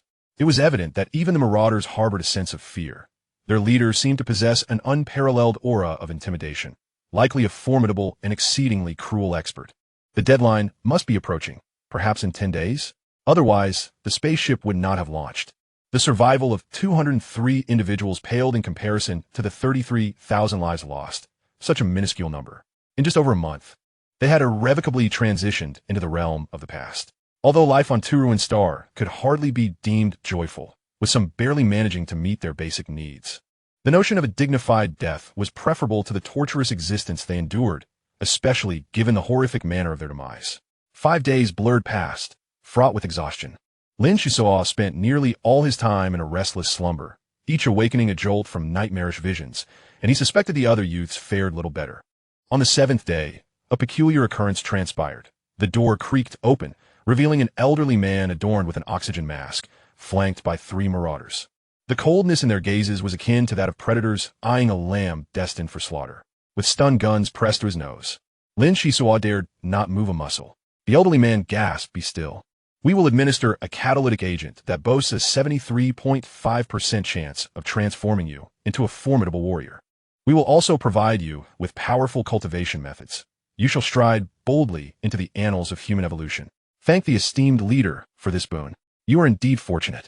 Before Lin Xisuo could fully comprehend the situation, a sharp pain pierced his neck as a grotesquely thick syringe injected a copious amount of yellow liquid into his veins, leaving him reeling. Progress is satisfactory. Another one completed. I shall refrain from further demonstrations, as I have crucial research to attend to. These catalytic agents are exceedingly precious. Be swift and precise. Do not botch this. Understood. We shall exercise utmost caution. The marauders responded in unison. The elder nodded in satisfaction and, leaving behind an ancient tome, departed. The book, inscribed on yellowed pages, emanated a musty odor, likely unearthed from some forgotten corner, undoubtedly of little worth. Lin Xisuo felt a chilling heat coursing through his body, the sensation dreadful. His heart raced intermittently, then seemed to falter, followed by excruciating pain, as if he were ablaze. This could not continue. He would be driven mad by the torment. Medical leaves? Yes, I still possess them. Grasping at what felt like the last lifeline, he consumed the curled green leaves in haste, a soothing coolness spreading through him, momentarily easing his frayed nerves before he succumbed to unconsciousness. In truth, even without the medical leaves, the likelihood of survival after a severe coma was substantial. However, there was a notable difference. The catalytic agent would not manifest its effects for another 15 minutes. Chapter 15, The Game.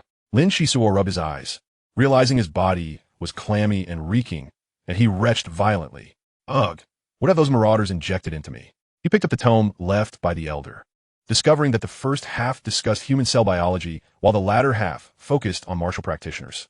It appeared that some humans had begun integrating cosmic free elements for breakthroughs long ago, channeling immense mental energy into the mitochondria of their cells to harness source power. Lin Xisuo mused, mitochondria resemble energy batteries. One must attain the mental strength of a martial apprentice to sense the cosmic energy. Martial practitioners are categorized into 12 levels, and those who either naturally or artificially manifest special abilities find it easier to progress as martial apprentices. Under the influence of source power, these special abilities automatically convert into source capabilities. How complex! This book merely skimmed the surface of martial practitioners, offering no substantial insights. It stated that mental energy was invisible and intangible, inherently concealed. Yet every individual possessed a magnetic field, and through continuous mental fluctuations, one could induce magnetic resonance to transform latent mental energy into manifest, thus seizing the opportunity for evolution. Suddenly, a searing pain enveloped him. He stripped off his garments and rinsed himself with cold water, but to no avail. A moment of realization struck him. My insides are ablaze. Damn, those marauders. Unbeknownst to Lin Xisuo, his cellular mitochondria were undergoing excessive division, with a hint of green, reminiscent of the medical leaves, infusing the cytoplasm. The sensation of burning intensified. Yet Lin Xisuo possessed a strong adaptability. He gritted his teeth to endure. When the pain became unbearable, he splashed cold water over himself, though its effect was negligible. His fingers grazed the peacock talisman resting on his chest. Its craftsmanship was exquisite, vividly lifelike and resilient. Shaking his head, he prayed for good fortune from this charm. As Lin Xisuo wiped his body with tattered rags, a thunderous roar erupted outside. You wretches have burned me alive. What have you done to me? Bang, bang, bang. Someone pounded against the wall, footsteps echoing swiftly, the sounds of hammering intertwined with hissing, plunging the spaceship into silence once more. Lin Xisuo sighed. It seemed that someone could not withstand the effects of the catalytic agent. Given that the old tome had briefly covered martial practitioners, it likely had some connection to the marauders' actions. The torment persisted. Approximately 72 hours later, 17 individuals could endure no longer, culminating in a chilling hiss before silence enveloped them entirely. Even if those 17 survived, after the cruel assault of the stun guns, their condition would scarcely improve. To expect mercy from the marauders was akin to chasing phantoms. Crossing interstellar distances typically spanned 2 to 3 months within the cosmos. Numerous wormholes allowed for the folding of space between point A and point B, akin to pinching the ends of a straight line together. Traversing a wormhole could dramatically save time. Otherwise, how many years would it take to traverse thousands of light years? As time wore on, his senses sharpened, and he faintly discerned voices from next door, a bizarre sensation indeed. Are you there? Lin Xisuo, are you there? Lin Xisuo's eyes widened as Mana's voice echoed in his mind, and he could not help but exclaim, I am here. I am here. Unfortunately, the tranquility of his mind returned, and Lin Xisuo pondered, could it be that I have been confined for too long, creating illusions? Several hours later, Mana's voice resonated once more. Xisuo, focus entirely on communicating with me, quickly. Lin Xisuo immediately centered his thoughts, unwilling to miss this opportunity. He cast aside all distractions, pursuing the source of the voice, as if he glimpsed a faint flicker of light, akin to a flame dancing in the wind, poised to extinguish at any moment. Excellent. I can sense you. Do not let your guard down. Maintain this state. Try to communicate through thought rather than speech. Is it imagination? How peculiar. Yes. You are doing splendidly, just as you are now. Sister Mana, did the marauders inject you with the catalytic agent as well, leaving behind a book about martial practitioners? I feel as though I am ablaze. It is unbearable. After a moment of silence, The soothing female voice sighed. The catalytic agent affects the mitochondria of the cells. I estimate that its side effects on the body are considerable. To illustrate, if one had a 100-year lifespan after severe catalysis, it might be reduced to 30 years or even shorter. During this time, my mental strength has amplified at least 19.5 times, while some survivors have experienced even greater increases. Frankly, among the 193 survivors, your mental strength is the weakest, which is why I can connect with you. My mental strength is the weakest? How can this be? Lin Xisuo gasped, an undercurrent of concern surfacing within him. The cause is unclear, but may not be a bad thing. I can now sense cosmic energy, yet remains a long way from actual absorption and utilization. The marauders intend to cultivate us into martial practitioners. In numerous ancient tales, the figure of the martial cultivator seems to pervade, a detail I had previously overlooked. Yet, in revisiting my experiences from childhood to the present over the past few days, I have garnered fresh insights. Regardless of the circumstances, the star pirates are undoubtedly ruthless. And thus, one must exercise caution. Lin Xisuo offered a wry smile. Perhaps mental fortitude is of utmost importance? The weakest often face elimination. Mana, with a hint of compassion, kindly advised, try to concentrate and sense the errant energies of the universe. It is difficult to articulate the nature of this energy, yet it is known that the human body can absorb and utilize it. Should your mental power be sufficient, drawing it into your being will greatly enhance your strength. I have only just begun to sense it myself, and possess scant experience to offer assistance. Dear Mana, you are too modest. Conversing with you has been immensely beneficial. How fares Nort? Not well, she replied. I am unable to approach him. He exudes an aura akin to that of a menacing beast. Although he often indulges in frivolous chatter, his inner self is quite delicate. The revelation of the red-haired youth's explosive capabilities has struck him hard. Indeed, Nord's physical strength is beyond the ordinary. Yet deep within, he harbors the belief that only the strongest men are worthy of my company. And his stubborn nature worries me greatly. Within her consciousness, a flicker of light emitted by Mana began to tremble violently, prompting Lin Xisuo to reassure her. Fortune favors the brave. I am confident Nord will persevere. No, Cecil. Someone is forcefully severing the connection between us. Her voice faded, as though ripples were emanating from a distant place, and Lin Xisuo felt a thunderous resonance in his mind, receiving a fragment of information. Oh, you little spirits of the Earth Ring Star, is your heart filled with hatred? To be honest, it is quite amusing to toy with you. Do you seek vengeance? Then strengthen yourselves, become martial cultivators, the ultimate warriors of humanity. Lin Xisuo's head throbbed with pain, blood streaming from his nose. The opponent's mental assault was overwhelmingly powerful, evoking a sense of dread that words could scarcely encapsulate. Another wave of information washed over him. If you had the capability, you would have already burst forth from your confines and eliminated all the star pirates aboard the ship. However, your performance over the past days has been woefully inadequate. I am greatly disappointed. After a brief pause, the voice continued. The ship is on autopilot. With your current abilities, it will be challenging for you to shatter it. Soon, the door will open, and the 339 star pirates will be fully armed, each rich in combat experience. Each pirate carries a varying amount of blue coins, with those of higher rank possessing more. By the way, from now on, if you wish to obtain food and water, you must purchase them with blue coins. Therefore, if you wish to live more comfortably, indulge in the pleasures of the game. The game begins now. With a sudden burst, Lin Xisuo spat blood. The opponent had deliberately inflicted a mental shock, compounding his injuries. The alarm blared, and the door creaked open. Lin Xisuo sensed his physical condition and mental acuity were yet to recover, and a wave of dread washed over him. A cacophony of purple-black flames erupted outside, chaos reigning. Amon, someone shouted, hurry out to assist. Lin Xisuo braced himself, dodging the bolts of electricity. This was no mere game, but a small-scale battle. Several youths unleashed faint waves of water, which diverted the electric shots slightly, rendering them ineffective. However, the water waves were ephemeral, dissipating after a few shots. The energy surged like a hail of bullets. The star pirates, clad in armor, responded to the youth's attacks with remarkable composure, gaining the upper hand. One youth cried out, "This won't do. The enemy's equipment is too formidable. We must break into smaller units and strike strategically, or we shall all be annihilated. All right, those with defensive capabilities, hold the line. The rest, retreat swiftly," the two older youths declared before assisting their stunned companion back towards the corridor.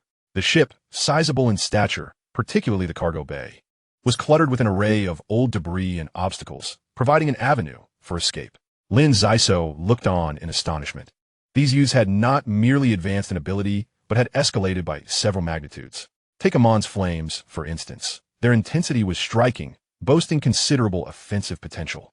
The Star Pirates' armor would surely char under the onslaught of fire, posing a threat to their very lives. As the Star Pirate contingent surged forth, the youth's resistance faltered, leading to a hasty retreat into smaller skirmishes.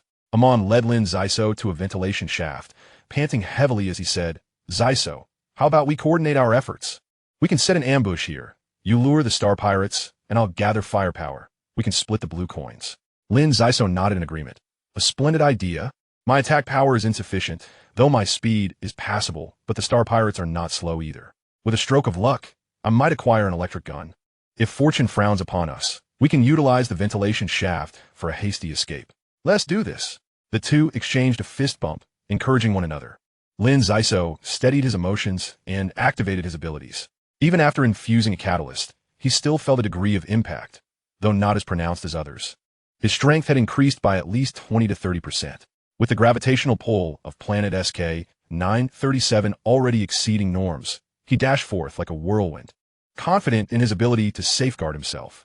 In a flash, Lin Xisuo appeared near a cluster of Star Pirates, his expression darkening. Their numbers were overwhelming, and Amon would surely struggle against them. He swiftly shifted positions, seeking out a lone Star Pirate. Before long, fortune smiled upon him as he identified target. A hulking figure standing over 2 meters tall, resembling a black bear. "This is the one," he thought, noting the creature's apparent clumsiness. Lin Xisuo pressed forward, racing toward the bear-like pirate. Chapter 16. Luring the Enemy. Hey, make ready. In 3 minutes, Lin Xisuo raced like the wind to the ventilation shaft, hurriedly squeezing inside. No words were needed. Preparations had long been made. Amon, his eyes gleaming with excitement, had been bullied by the Star Pirates for too long and would not let this golden opportunity slip by. Where did that little brat run off to? The towering Star Pirate approached, and with a resounding pop, a fireball collided with him. Amon truly exerted himself, yet this Star Pirate was evidently of a higher caliber. A translucent barrier manifested before him, rendering the attack ineffective. The two stared wide-eyed and then shouted in unison, "Mother, run!" In a flash, they dove deeper into the ventilation duct, confirming their safety. Lin Xisuo, still shaken, pounded his chest and apologized. "My apologies. I didn't expect to attract such a heavyweight opponent on my first attempt, but thankfully, we are swift. Indeed, it is not easy to contend with them.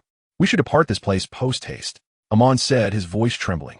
Their inaugural strike had ended in failure, and, after deliberating, they resolved to observe the situation rather than act recklessly.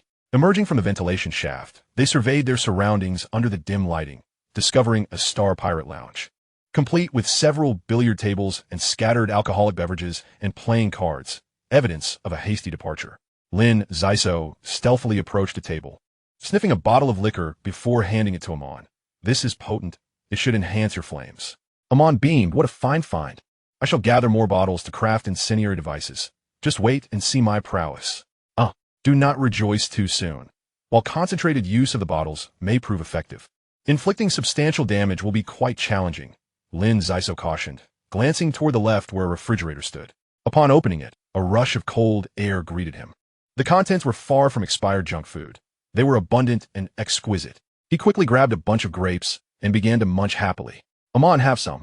We have a fridge and water source here. Perhaps we should fortify this lounge as our stronghold." "Fortify this as a stronghold? How will we do that?" Amon inquired, perplexed. Lin Xisuo grinned mischievously. "Krobakra."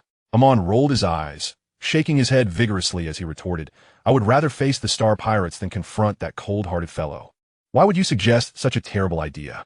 "Brother, I have faith that you will come to terms with this. In truth, collaborating with Krobakra is the wisest course of action. Many metals suffer degradation when subjected to rapid temperature fluctuations. Having survived to this day, what is there that we cannot let go?" "Agreed then. You seek assistance, while I shall refrain from participating. Cooperation is acceptable, but do not expect me to extend him any kindness. Rest assured, I will return in the shortest possible time. You must also exercise caution here, arranging obstacles with the furniture as best as you can." "Very well, I understand." The two then parted ways. Lin Xisuo ascended to the ventilation shaft, utilizing both hands and feet to crawl towards a distance. It was no easy task to locate an individual amidst the chaos of such a disordered spacecraft. Gripping the peacock amulet, he hoped it might bring a modicum of luck. Just a little would suffice. With his back against the wall, he cautiously turned the corner towards the luggage compartment, where the sounds of a fierce battle echoed. Concealed in the shadows, he observed 3 youths surrounded by a plethora of metallic debris, confronting a small band of space pirates. The pirates wielded a rather uniform arsenal of electric shotguns, perhaps a deliberate choice of their leader. The 3 youths adeptly intercepted the electric blasts using the debris, occasionally launching counterattacks, resulting in a standoff. However, Lin Xisuo discerned a subtle insight amid the fray. The space pirates were brutal and experienced in combat. In this moment, they shielded one another and coordinated their efforts. Yet their fighting prowess was not as formidable as anticipated. The pirates acting alone were the true threats, or perhaps they served as bait, enticing solitary pirates into ambushes, which would likely backfire with minimal success. After observing for a while, he crouched low and moved in another direction. Few dared to confront the pirates directly. Those who did possessed abilities that countered the electric shock weapons. It was prudent to focus on his own objectives. While traversing the corridors, he attempted to locate Mana and Nord, but after searching 5 or 6 locations, he found no trace of them. As time dragged on, anxiety gnawed at him. Krobakra, where on earth have you gone? It was then that a pirate suddenly rose before him, caught off guard and shouted, "Quick, there's a little brat here." Lin Xisuo was taken aback. The familiar crackling sound filled the air. If it struck him, it would surely spell disaster. Fortunately, his parents had gifted him with commendable legs. Lacking other skills, he had mastered the art of escape. Acting purely on instinct, he activated his abilities and darted away. He dared not move in a straight line. After leaping several meters, he disregarded the strain on his ankles and swiftly altered his course, weaving through the darkness. Sweat streamed down his cheeks. Rapid movement drained his stamina significantly, and he was beginning to falter. At that moment, a roar erupted ahead, followed by tremors beneath his feet. He quickly dropped to the ground as a chilling gust swept past. Could it be Krobakra? His expression darkened as he approached the scene of battle, illuminated by dim light, revealing a gruesome tableau of shattered corpses. How horrifying! Though accustomed to bloodshed, the sight still made him feel nauseous. Lin Xisuo hastily searched the area and discovered an intact electric spear and a half-suit of armor. Amid the scattered debris, he found Krobakra beneath a severed torso. Phew! Thankfully, the fellow was alive, albeit unconscious. The intense vibrations must have attracted considerable attention. Lingering here was unwise. Without a moment's hesitation, Lin Xisuo hoisted Krobakra onto his back and retraced his steps. Fortunately, the pirates lacked tracking devices. He encountered danger several times along the way, but evaded it with remarkable speed, finally reaching the ventilation duct. The duct was narrow, providing an ideal refuge for the slender youth. However, crawling with a living person was exceedingly challenging. Lin Xisuo shook Krobakra gently, whispering, "Wake up. Now is not the time to be unconscious." After a prolonged effort, Krobakra's cold visage stirred slightly, her eyes slowly opening, shedding a solitary tear. "Are you all right?" Lin Xisuo scratched his head, realizing as he carried Krobakra that she was, in fact, a young woman disguised quite effectively, usually enveloped in an aura of frost. Few had seen through her facade. "Did you save me?" "Thank you. I owe you my life, and I shall repay this debt if the opportunity arises," Krobakra replied coolly. "What exactly transpired?" Lin Xisuo inquired casually. Krobakra's eyes filled with anguish as she recounted, "My companions perished alongside 8 pirates in their final moments. They shielded me with their bodies. It seems I will never be able to repay that debt." Upon hearing this, Lin Xisuo felt a surge of respect. To sacrifice oneself to take down 8 others was both tragic and heroic. "Do not dwell on sorrow. Don this armor and accompany me. We require your assistance." Although the armor was somewhat heavy, an additional layer of protection was always beneficial. Nevertheless, Lin Xisuo, known for his speed, found such exertion wasteful. As he entered the previous lounge, Ammon rushed over, worry etched on his face. "I truly thought you were in trouble. What took you so long?" "Long? In a vessel of this magnitude, finding one person is no simple task. Look here, an electric spear and various other items. I hope they will prove useful." The items wrapped in blood-soaked fabric clattered to the floor, prompting Ammon to eagerly pounce on them, his eyes sparkling with excitement as he sorted through them. They discovered 35 blue coins, a seemingly valuable wristwatch, and a metallic mini first aid kit containing hemostatic agents and analgesics. All excellent finds. "Hey, greedy Ammon. These are spoils from Krobakra's previous battle. The electric spear and first aid kit are communal, while the other items we can contest for ourselves. Oomph. Why didn't you say so earlier? Ammon scoffed, rolling his eyes. Does this kid really possess such strength to have acquired so much loot? Crobakra's expression turned even colder as she scoffed. These items are irrelevant to me. I have no desire for them. You may divide them amongst yourselves. Instantly invigorated, Ammon declared. Look, she is indifferent to your goodwill. In that case, I shall not hold back. Lin Xisuo contemplated his situation. His mental fortitude was lacking, and becoming a martial practitioner necessitated strong spiritual power, which would only widen the gap between him and his peers. He must accumulate sufficient blue coins through this battle to prepare for unforeseen circumstances. Lin Xisuo did not oppose, solemnly stating that the blue coins would be distributed later, and they should now set up their defenses.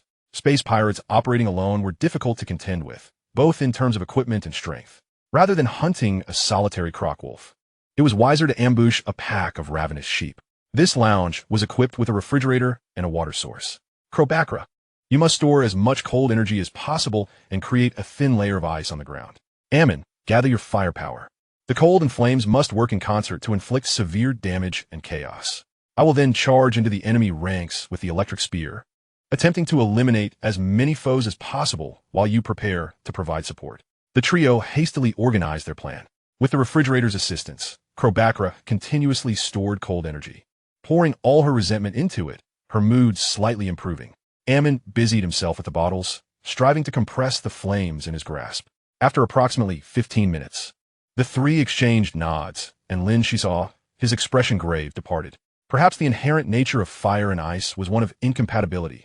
Privately, Crobacra turned her face away, while Ammon displayed considerable disdain. Meanwhile, Lin Xisuo, after several turns, finally located the 7 pirates, who appeared to have endured significant hardships, looking quite disheveled. One must always pick the softest fruit to squeeze. Stealing his resolve, he dashed out. Look, it's a little brat from Earthring. Team 034 calling. Team 034 calling. My squad is approaching Lounge 3. Please gather nearby to annihilate the enemy in one fell swoop. Lin Xisuo was incensed. What do they mean by losing the hen while trying to catch the chick? Another squad of space pirates surged in from the opposite side of the corridor. How ruthless. 2 squads comprising 15 space pirates. Very well. Our fate lies in the hands of destiny. Let us fight with all we have. Chapter 17, The Final Stop. A throng of space pirates trailed behind Lin Xisuo. Perhaps due to years of dealing with sand rats, Lin Xisuo's escape took a remarkably cunning angle, slipping away like an eel. In mere moments, he dashed into the lounge. Without needing a word, his companions held their breaths, awaiting the annihilation of their foes. The foremost pirate lost his footing, the ground beneath him frozen, and a frigid gust immediately enveloped him, frosting over his armor as the next 5 or 6 pirates fared little better.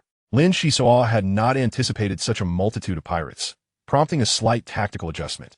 He raised his electric spear, unleashing a brilliant arc of electricity that rendered the leading pirate convulsing and unconscious. Taking cover, he prepared to engage the pirates trailing behind. A flurry of electric bolts surged forth, and the pirates, now alert, reacted quickly. In a rapid motion, Lin Xisuo dropped to his knees, using inertia to slide forward while simultaneously cranking the electric gun to its maximum output, incapacitating a pirate at close range. Scatter quickly. He moves with great speed. Though the pirates operated in squads as mere foot soldiers, they should not be underestimated as stationary targets. A fierce determination gleamed in Lin Xisuo's eyes as he shouted, "Now is our chance. Do not concern yourselves with me." At that moment, any hesitation would spell doom for all 3 of them. Crobacra raised his hand with a complex expression, channeling the entirety of the cold energy stored in the refrigerator into a powerful assault ahead. It was unbearably cold. No matter how swiftly Lin Xisuo moved, he could not escape the chilling aura. Feeling his blood begin to freeze, his movements growing alarmingly stiff. Such formidable power. It turned out Crobakra's cold energy was so potent. In a fleeting thought, just before losing consciousness, Lin Xisuo directed the electric gun towards him on. Following the icy blast came a searing flame. The abrupt shift between cold and heat proved far more devastating than uniform extremes, engulfing dozens of pirates in its wake. Their armor suffering severe damage as they temporarily lost their ability to act.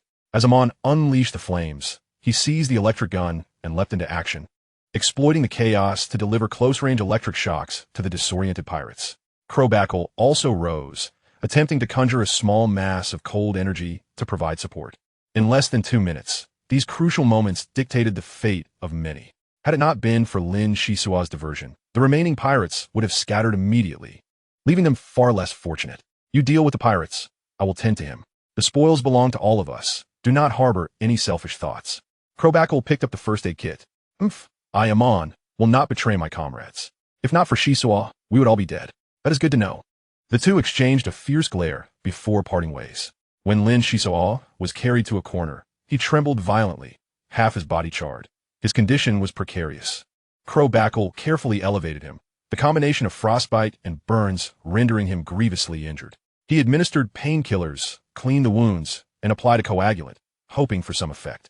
Minutes later, Lin Xisuo stirred slightly, mumbling, "Quickly, we must leave this place. Our position has been compromised, and it is exceedingly unsafe." His voice was hoarse. After speaking, he seemed to find some solace and lapsed back into unconsciousness. Amon hastened to gather their spoils, delivering a final blow to any still-breathing pirates, ensuring nothing of value was left behind, signaling to Crowbackle as they made their retreat at full speed. The three departed the lounge, faintly hearing the sounds of commotion, heightening their vigilance as they navigated towards other sections of the ship. Thus passed the first day of their confrontation with the space pirates, chaotic and tumultuous. Survival of the fittest. The game continued. It was not until the third day that Lin Xisuo truly awoke. "Water, is there any water?" His lips moved slightly. His voice was barely a whisper. His throat parched. Shortly thereafter, he sensed liquid trickling near his mouth and eagerly began to sip. Upon opening his eyes, he was momentarily taken aback and asked, "Are Amon and Crowbackle all right?" The silver-haired girl sat beside him, feeding him water, her expression calm as she replied, "You should worry more about yourself. Amon and Crowbackle are well. Their combat abilities have improved after the battle, and they are now more adept in their coordination. They have gone out to confront the pirates and entrusted your care to me." "Oh, I see. Thank you for your care." Care is hardly the right word. I possess little combat prowess, but the advantages of these eyes are manifold. Just like now, the weaknesses of the pirates Amon and Crowbackle are facing are glaringly apparent. You are unique. Your mental fortitude is significantly below the average, yet the vitality within you is remarkably robust. The injuries inflicted by this cold and heat are not easily dispelled, yet you have managed to endure. The silver-haired girl remained aloof. Lin Xisuo glanced at his bandaged body and chuckled bitterly. "By your reasoning, I should be elated, yet my senses are overwhelmed by the throbbing pain. I cannot discern any vitality as you describe. Vitality lies within." The silver-haired girl scrutinized him for a moment, incredulously stating, "There are signs that the catalytic agent on you has been diminished. May I see the object hanging around your neck?" Lin Xisuo was somewhat taken aback. The weakening of the catalytic agent might be due to the healing leaves effects. The silver-haired girl's eyes indeed possessed extraordinary insight. Yet why was she fixated on the peacock amulet? "I cannot move. You may take it yourself. This amulet was entrusted to me by a friend before their demise, said to conceal some secret." The silver-haired girl's eyes brightened, confidently asserting, "I have always been intrigued by peculiarities. No secret can escape the scrutiny of my eyes." She removed the amulet from Lin Xisuo's neck, examining it closely before returning it after a moment of contemplation. "Did you find anything? It can be said there is something, or perhaps not. I noticed this object because I could not see through it. Your essence is gradually binding with it, and the connection will sever only upon your demise." Essence binding? Could this amulet truly conceal some secret? Lin Xisuo felt a flicker of curiosity. It is likely an intriguing high-tech artifact. My abilities are strengthening. I believe I will soon uncover its mysteries. The silver-haired girl smiled slightly, regarding the peacock amulet as a worthy adversary. The first round had ended in a stalemate. After a brief moment, Lin Xisuo suddenly grew tense, for he heard footsteps approaching swiftly in their direction. "Do not worry. It is Crowbackle and the others," the silver-haired girl reassured him. Amon, fully armed, approached with excitement, exclaiming, "Fantastic! Xisuo, you have finally awakened. We have been quite worried. After you fell unconscious, the silver-haired girl provided guidance, and we took down 3 more pirates. Quite the haul. How is the situation aboard the ship?" Lin Xisuo inquired urgently. "Both sides have sustained considerable damage. Overall, the pirates are losing ground. Our team, along with Crowbackle and the previous achievements, has eliminated 26 pirates. A commendable feat, indeed. However, I heard that a fellow who controls lightning single-handedly annihilated over 40 pirates. Truly astonishing. Single-handedly annihilated over 40 pirates?" Lin Xisuo inhaled sharply, taken aback by such a remarkable accomplishment. Amon chuckled. It's really nothing special. Most pirates use electric guns, merely providing that guy with energy. If it were me, I wouldn't just settle for 40. I could easily take down 400. Humph. You are blowing hot air into other star systems, Crowbackle interjected. Amon pretended not to hear, grinning. Now that Xisuo has awakened, shall we divide the spoils? Everyone has contributed, so let us share evenly. No objections?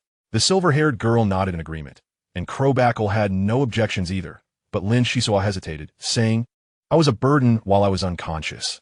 I shall forfeit my share of the spoils during this time. Amon laughed heartily. How have you begun to embrace your style? Have you taken a fancy to the two sisters? What a scoundrel.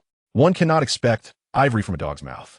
Lin Xisuo's expression shifted to one of amusement, followed by a smile. Ah, so you're already aware. No wonder your tone has softened. Crowbackle wore a disgruntled expression, muttering softly, no man is worth a dime. The spoils were divided among the group, with each receiving 41 blue coins. This currency, though termed blue coins, was merely infused with a hint of blue gold and was notably light. The interstellar exchange rate dictated that 10,000 credit coins equated to 1 blue coin, while 10,000 blue coins could be exchanged for a blue gold card, a significant fortune upon arrival at Towan Star. Yet, here, the space pirates held the power. Aside from the blue coins, Lin Xisuo acquired 3 stun guns, a wristwatch, 3 painkillers, and 3 hemostatic agents. What shall we do next? Are you all feeling particularly fatigued? Amon inquired. The catalyst agents consume vitality, so fatigue is inevitable, the silver-haired girl replied, pressing her temples and gazing into the distance. Having contributed little to the effort, she naturally wished to take on more responsibility given the substantial reward of blue coins. According to reports, we have 175 personnel remaining, while the space pirates number 37. It appears we hold the advantage, but the surviving pirates are notably more formidable and vicious. No valuable targets have been identified. I recommend we remain on standby. I will keep watch while you all rest. 2 days passed in a blur, and the remaining space pirates retreated to their escape pods, relinquishing the entire ship to the youth from Towan Star. However, in the vastness of space, the ship was akin to a prison, albeit with slightly greater freedom of movement than before. Lin Xisuo's injuries gradually improved, and he could manage to walk, thanks to Amon bringing food from the lounge. The 4 of them were not left hungry. Out of boredom, Lin Xisuo glanced at his wristwatch. It was precisely 7 o'clock p.m. on July 3rd, 3195. By the time indicated, he had nearly turned 14. Lin Xisuo sighed to himself, realizing that he had unwittingly aged another year. The experiences of the past few months had surpassed those of his previous decade, and he felt himself maturing. Regrettably, no matter how hard he tried, he could not sense the drifting cosmic energy, while Amon and the others were advancing rapidly. He truly worried about his forthcoming destiny. At that moment, the ship shook violently. They must have entered the atmosphere of a planet. Many youths peered out the ship's windows to behold a savage world, filled with swirling volcanic ash and cascading lava, while thunder rumbled ominously in the distant clouds, indicating perilous weather conditions. The ship formed a straight line, following the mountain's slope, ultimately coming to rest in a crater. A voice echoed ominously, "You shall spend 5 years here. Each month, I will dispatch a group of space pirates to test you. Only by acquiring blue coins may you secure sufficient food. I hope you do not disappoint me." As the voice faded away, the crater was left with only a solitary ship. Chapter 18. The journey begins. Time flew by, and before they knew it, they had spent 23 days and nights in the crater. The weather had never settled into a norm. It was either thunderous storms or choking smoke, or even heavy snowfall. During this time, the space pirates had appeared once, trading all the blue coins for over a month's worth of food, several blankets, a few changes of clothes, and a high-energy furnace. Amidst a torrential downpour, a curved ice wall emerged between the rocks, sheltering 6 figures who huddled around a furnace for warmth. The 6 were Lin Xisuo, Amon, Crowbackle, the silver-haired girl, and the later additions of Mana and Nord. Crowbackle showed the fastest improvement, his cold energy becoming increasingly potent, while Mana was the first to enter the ranks of martial apprentices. Tapping into the drifting cosmic energy, her demeanor markedly altered, her gaze filled with wisdom. The silver-haired girl fiddled with a peacock talisman, dedicating half her day to discerning its mysteries through her own abilities. Still no success? She mused. That's all right, keep at it. I, too, am eager to uncover the secrets that lie within. You may be disappointed. At this rate, it will take at least 1.5 years to comprehend. Came the reply. No hurry. We are destined to remain here for 5 years.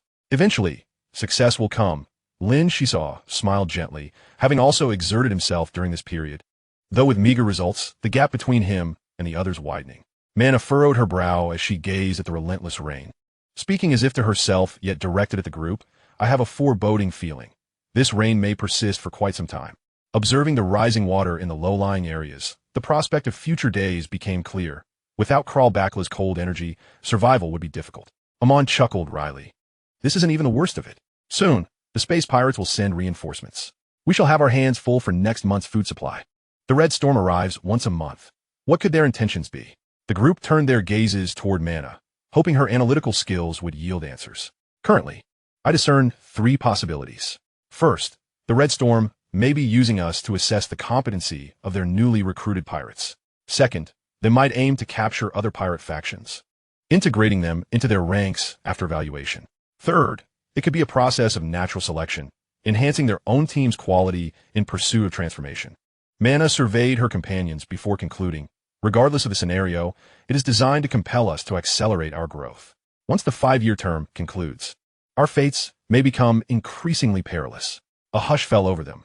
5 years seemed an eternity, and for now, they needed to focus on immediate concerns. They must first relocate to higher ground to escape the deluge. Lin Xisuo, Nord, and Amon, being the boys, resolved to shoulder more responsibility. The 3 boys and 3 girls formed pairs with remarkable synergy. Mana and the silver-haired girl meticulously surveyed the area, avoiding spots that could trigger mudslides. Ultimately discovering a concave rock wall, Nord swiftly cleared away the rubble, and Amon dried the ground. Soon, they would have a place to settle. Undoubtedly, having endured such harsh trials, these youths had developed formidable survival skills. Had it not been for the planet's primitive conditions, they would surely thrive. The 6 gathered around the furnace, sitting cross-legged with closed eyes. A sense of urgency lingered in the air, driving them to practice with unusual diligence. Should anything stir within half a kilometer, the silver-haired girl would be the first to alert them, instilling a sense of security. The youths from Tahuan Star were relatively inexperienced regarding martial cultivation, and thus they ventured forward with cautious steps, collectively pooling their wisdom, especially under the guidance of Mana, the insightful martial apprentice, leading to a notably rapid advancement. After enduring several more days and nights, precisely 1 month had elapsed according to the interstellar calendar. Kralbakla and the silver-haired girl successfully transitioned their mental powers from latent to manifest. The silver-haired girl, with focused concentration, could levitate a small stone, leaving onlookers in awe. In contrast, Lin Xisuo and the others lagged behind, and Mana surmised that this disparity stemmed from the girl's more sensitive thought processes, implying that the boys were somewhat oblivious. One morning, fortune smiled upon them as the storm finally abated. Amon furrowed his brow as he gazed at the water's surface. The crater had transformed into a lake, an environment most unfavorable for his fire manipulation. "They're coming," the silver-haired girl exclaimed, her expression shifting as a dilapidated escape pod whizzed through the air, resembling discarded refuse as it plummeted into the water or nearby cliffs. After a half-day's wait, a few shivering figures emerged from the escape pod, clutching stun guns. Their demeanor far removed from the fierce countenance typical of space pirates, resembling more like intruders in the dead of night. The silver-haired girl, with her keen eyesight, shook her head. These individuals are weak, their steps unsteady and expressions tense. They're likely playthings of the Red Storm. Does this mean today will be easier for us? Amon exhaled, relaxing his furrowed brow. Mana's demeanor had notably changed since their first encounter in the storeroom, now exuding an air of authority. In a low voice, he remarked, "There must be formidable characters among them. When has the Red Storm ever shown benevolence? The weaker one is the fewer blue coins they possess. Hisoka, cautiously lure a portion of them over. Senseless slaughter will only drive us to madness. The weak should be incapacitated and left to their own devices, while the strong can be utilized to enhance our combat experience. Keep an eye on the movements of the other youths. Although we all hailing from the same origin, unity is not guaranteed." Lin Hisoka nodded in agreement, fully convinced. Humans are inherently selfish, according to the rules of the Red Storm. Blue coins can be exchanged for various items, including weapons. With scarce provisions and an abundance of wolves, competition is inevitable. He hastily armed himself with a stun gun and made his way toward the escape pod's landing site. His pace quickened, the wind whipping past his ears as shallow footprints were left in the muddy ground. Although Lin Hisoka had made little progress in terms of mental strength, he had acquired some minor techniques through relentless experimentation. For instance, by treading lightly during his movements, he could conserve energy. Though his distance covered was not as impressive as a full sprint, his agile and nimble traversal allowed him to maximize his ghostly agility. Climbing atop a rock, he found a suitable hiding spot and gazed downwards, spotting a group of over 10 individuals approaching. He picked up a stone and casually threw it, causing a ripple effect that provoked an exaggerated reaction from a group. With a howl, they scattered in all directions. Indeed, they were quite weak. Lin Xisuo swiftly appeared, feigning fear as he turned to flee, even stumbling once along the way. Damn it, what a fright. Is this what the Red Storm calls a test? Brothers, grab your weapons.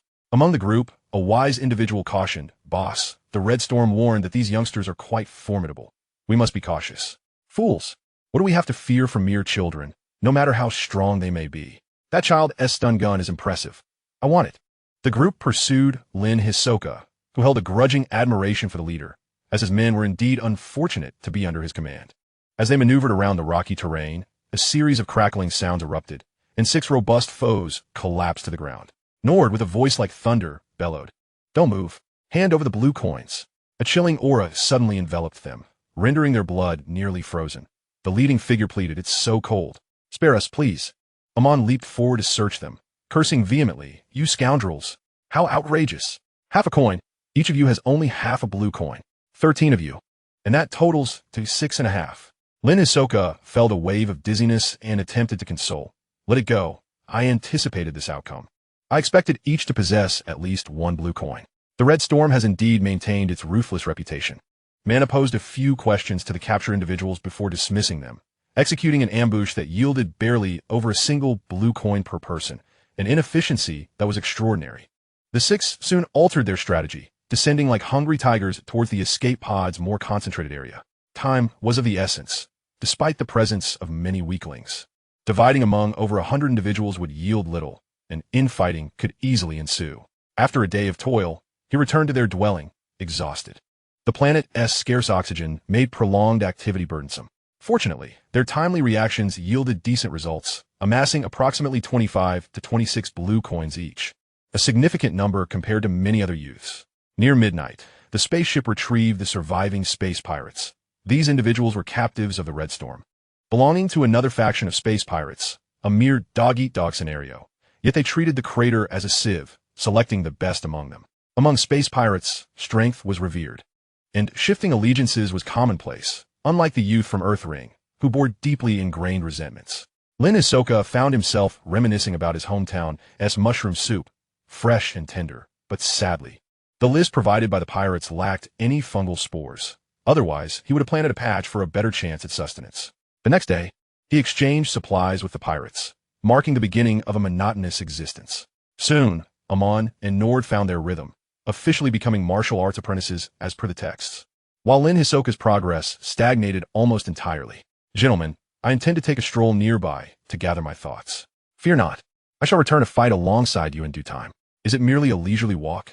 Mana did not impede him, instead offering her approval. Amon interjected, visibly anxious. This planet experiences significant geological activity. While the crater is relatively stable, the outside is uncertain. What are you doing wandering around aimlessly? Are you at odds with that silver-haired girl? Immediately, Amon found himself under the scrutiny of several glares, quickly silencing himself. I will be cautious. If danger arises, I will simply flee. The pirates have not forbidden exploration, Lin Xisuo replied with a smile. 2 hours later, the dark-haired youth prepared his belongings and departed. As thunder rumbled outside the mountains, and a distant volcano emitted thick smoke. In truth, Lin Xisuo felt a sense of indignation. There was no reason others could do what he could not. Perhaps the effects of the catalyst had been diminished by the medical leaves, or perhaps genetic adjustments had created discrepancies. Either way, he found himself falling behind his peers. He silently urged himself on. Have I not endured hardship from a young age? My mother fell gravely ill without funds for treatment. The village chief's family exploited the mushroom gatherers, and the peacock-faced met a tragic end. I thought having special abilities would improve my circumstances, yet it has only worsened. I refuse to bow my head any longer, since I cannot find an internal cause. I must exert myself tenfold, or even 100-fold in training. Watching the receding figure, Mana sighed softly. It's for the best. His psychological burden grows heavier among us. In truth, Xisuo possessed a proud heart, with a spirit that surpassed that of ordinary individuals. Chapter 19. The Mysterious Algae. In this unknown realm, on a primitive planet, life forms had yet to emerge in prevalence, and the sky appeared unusually dim. Ugh, full of dust. I must have traveled about 30 kilometers. Lin Xisuo mused as he turned to glance behind. The crater had vanished from sight. Fortunately, his wristwatch's positioning system was reliable. He could navigate back with a general direction. He needed to linger for a few more days. The first step was to enhance his physical limits, beginning with a light jog. Lin Xisuo had no choice but to focus on his speed. Choosing a direction, he began to run in small strides, soon stopping in astonishment. In a shallow puddle, he spotted several wriggling worms, his first encounter with living creatures on this planet. It turned out that it was not entirely primitive. Some life forms had indeed emerged, likely brought forth by the rains. The information from the ship's AI was correct. Life is not a mere coincidence, but a necessity. He climbed higher and spotted a spring. Though the water was a dark red, seemingly tainted with rust, it appeared that finding clean water would be a challenge. Even rainwater was preferable. He needed to find a place to settle down. Just then, ominous clouds gathered in the sky. Lin Xisuo recoiled slightly, feeling disheartened. No need to search any longer. It seems I will have to endure the rain tonight. The downpour was relentless, drenching him instantly. Lin Xisuo took refuge beneath a rock, wiping his eyes and thinking, is this rain? It's like a waterfall cascading down. Thunder rumbled as lightning struck the mountaintop, the roar deafening, far more powerful than a stun gun. Even a ship would struggle against such a tempest. Enduring until midnight, the rain not only persisted but intensified, making it difficult to discern direction amidst the chaos. Mud and stones cascaded down the mountainside, causing Lin Xisuo's heart to race with dread. Could it be? Even this solid rock face is susceptible to mudslides? Small rocks the size of heads tumbled down, and the larger ones were even more daunting. What terrible luck! There's an old saying, a gentleman does not stand beneath a precarious wall. I should not foolishly remain here either. He cautiously maneuvered, illuminated by the flashes of lightning, shifting sideways for 5 or 6 meters before shouting, focusing his energy as he stepped through the curtain of rain, navigating the treacherous terrain. The potential of humanity is boundless. Although Lin Xisuo's escape from the circular mountains was somewhat reckless, his struggle against the formidable forces of nature proved to be immensely beneficial. Unbeknownst to him, he had arrived at a gentle expanse, where, propelled by excessive momentum, his entire body slid into the mire. With a sigh, he found himself utterly exhausted. Lying in the mud felt rather pleasant. Lin Xisuo's consciousness gradually faded. The rain continued to fall, the rumble of thunder receded swiftly, and a faint light emerged, heralding the dawn. The following day, under the blazing sun, bubbles began to rise from the swamp, and unpleasant gases evaporated, quickly dispersing into the air. After every storm, the sky often clears for several days, and today was no exception. Suddenly, there was a stir in the mud, and Lin Xisuo sat up, retching out muddy water. The fresh air, filling his lungs, felt remarkably revitalizing. What place was this? Having run aimlessly in the rain, he had not even taken the time to glance around before collapsing. To his astonishment, there lay a lake ahead. The lake, though modest in size, was strikingly adorned with abundant algae, most of it a vibrant grass green, with a slight hint of purple in some patches. The air near the shore was remarkably pure, and, disregarding his muddy state, he approached with curiosity. Having encountered fungi before, this was his first experience with algae. If only it were edible. What a bounty! Lin Xisuo, however, would not consider the water plants as food. Generally speaking, algae are eukaryotic organisms capable of photosynthesis. Yet, that was merely the norm. In this unfamiliar realm, who could ascertain what toxins might lurk? Despite humanity's ongoing efforts in the interstellar realm to enhance immunity and the qualitative leaps achieved by countless generations of scientists, the cosmos still harbors myriad mysterious organisms and substances. The consequences could range from being ensnared by unknown viruses to sudden, fatal demise. Thus caution is always prudent. The environment seemed favorable, and thus he resolved to cultivate his abilities by the lakeside. With youthful vigor, he felt an abundance of energy coursing through him, though his stomach audibly protested its hunger. Lin Xisuo hastily produced some food. Having traversed the wilderness frequently, his provisions had been suitably prepared to withstand the rain. While eating, he began to shed his soiled garments, searching for a clean puddle to wash away the grime, unconcerned as he was alone. After several months, his hair had grown to shoulder length. He picked up a ceramic dagger and carefully trimmed it, glancing at his reflection in the puddle, pleased to find his skills intact. After washing his face, he turned around only to be startled by an unexpected sight. What on earth is this? Before him were 5 or 6 clumps of algae, resembling mop heads, silently writhing, and he had unwittingly approached them too closely. Lin Xisuo grabbed his backpack and retreated several meters. The algae moved at a leisurely pace. Wide-eyed with curiosity, he observed them seemingly consuming the mud, gradually swelling before returning to the lake. Such peculiar creatures. They were not merely simple plant life. Realizing this, he became even more cautious. Having discovered a rare haven, free from concerns of flash floods and landslides, with refreshing air to breathe, he was reluctant to depart. He began to circle the lake and inadvertently stumbled upon a substantial gathering of algae, numbering at least 17, crawling across the muck and leaving behind a trail of imprints. By noon, he boldly approached the industrious algae. Perhaps due to the absence of natural predators, they exhibited little wariness, focused solely on their task, oblivious to the bizarre visitor in their midst. Aha, so they lack eyes? Barefoot, he picked up his shoes and prodded at the algae. It paused momentarily before changing direction and continuing its movement, showing no signs of irritation. Clearly, it possessed a placid disposition. Emboldened, Lin Xisuo thrust his shod feet forward, quickly flipping the algae onto its back.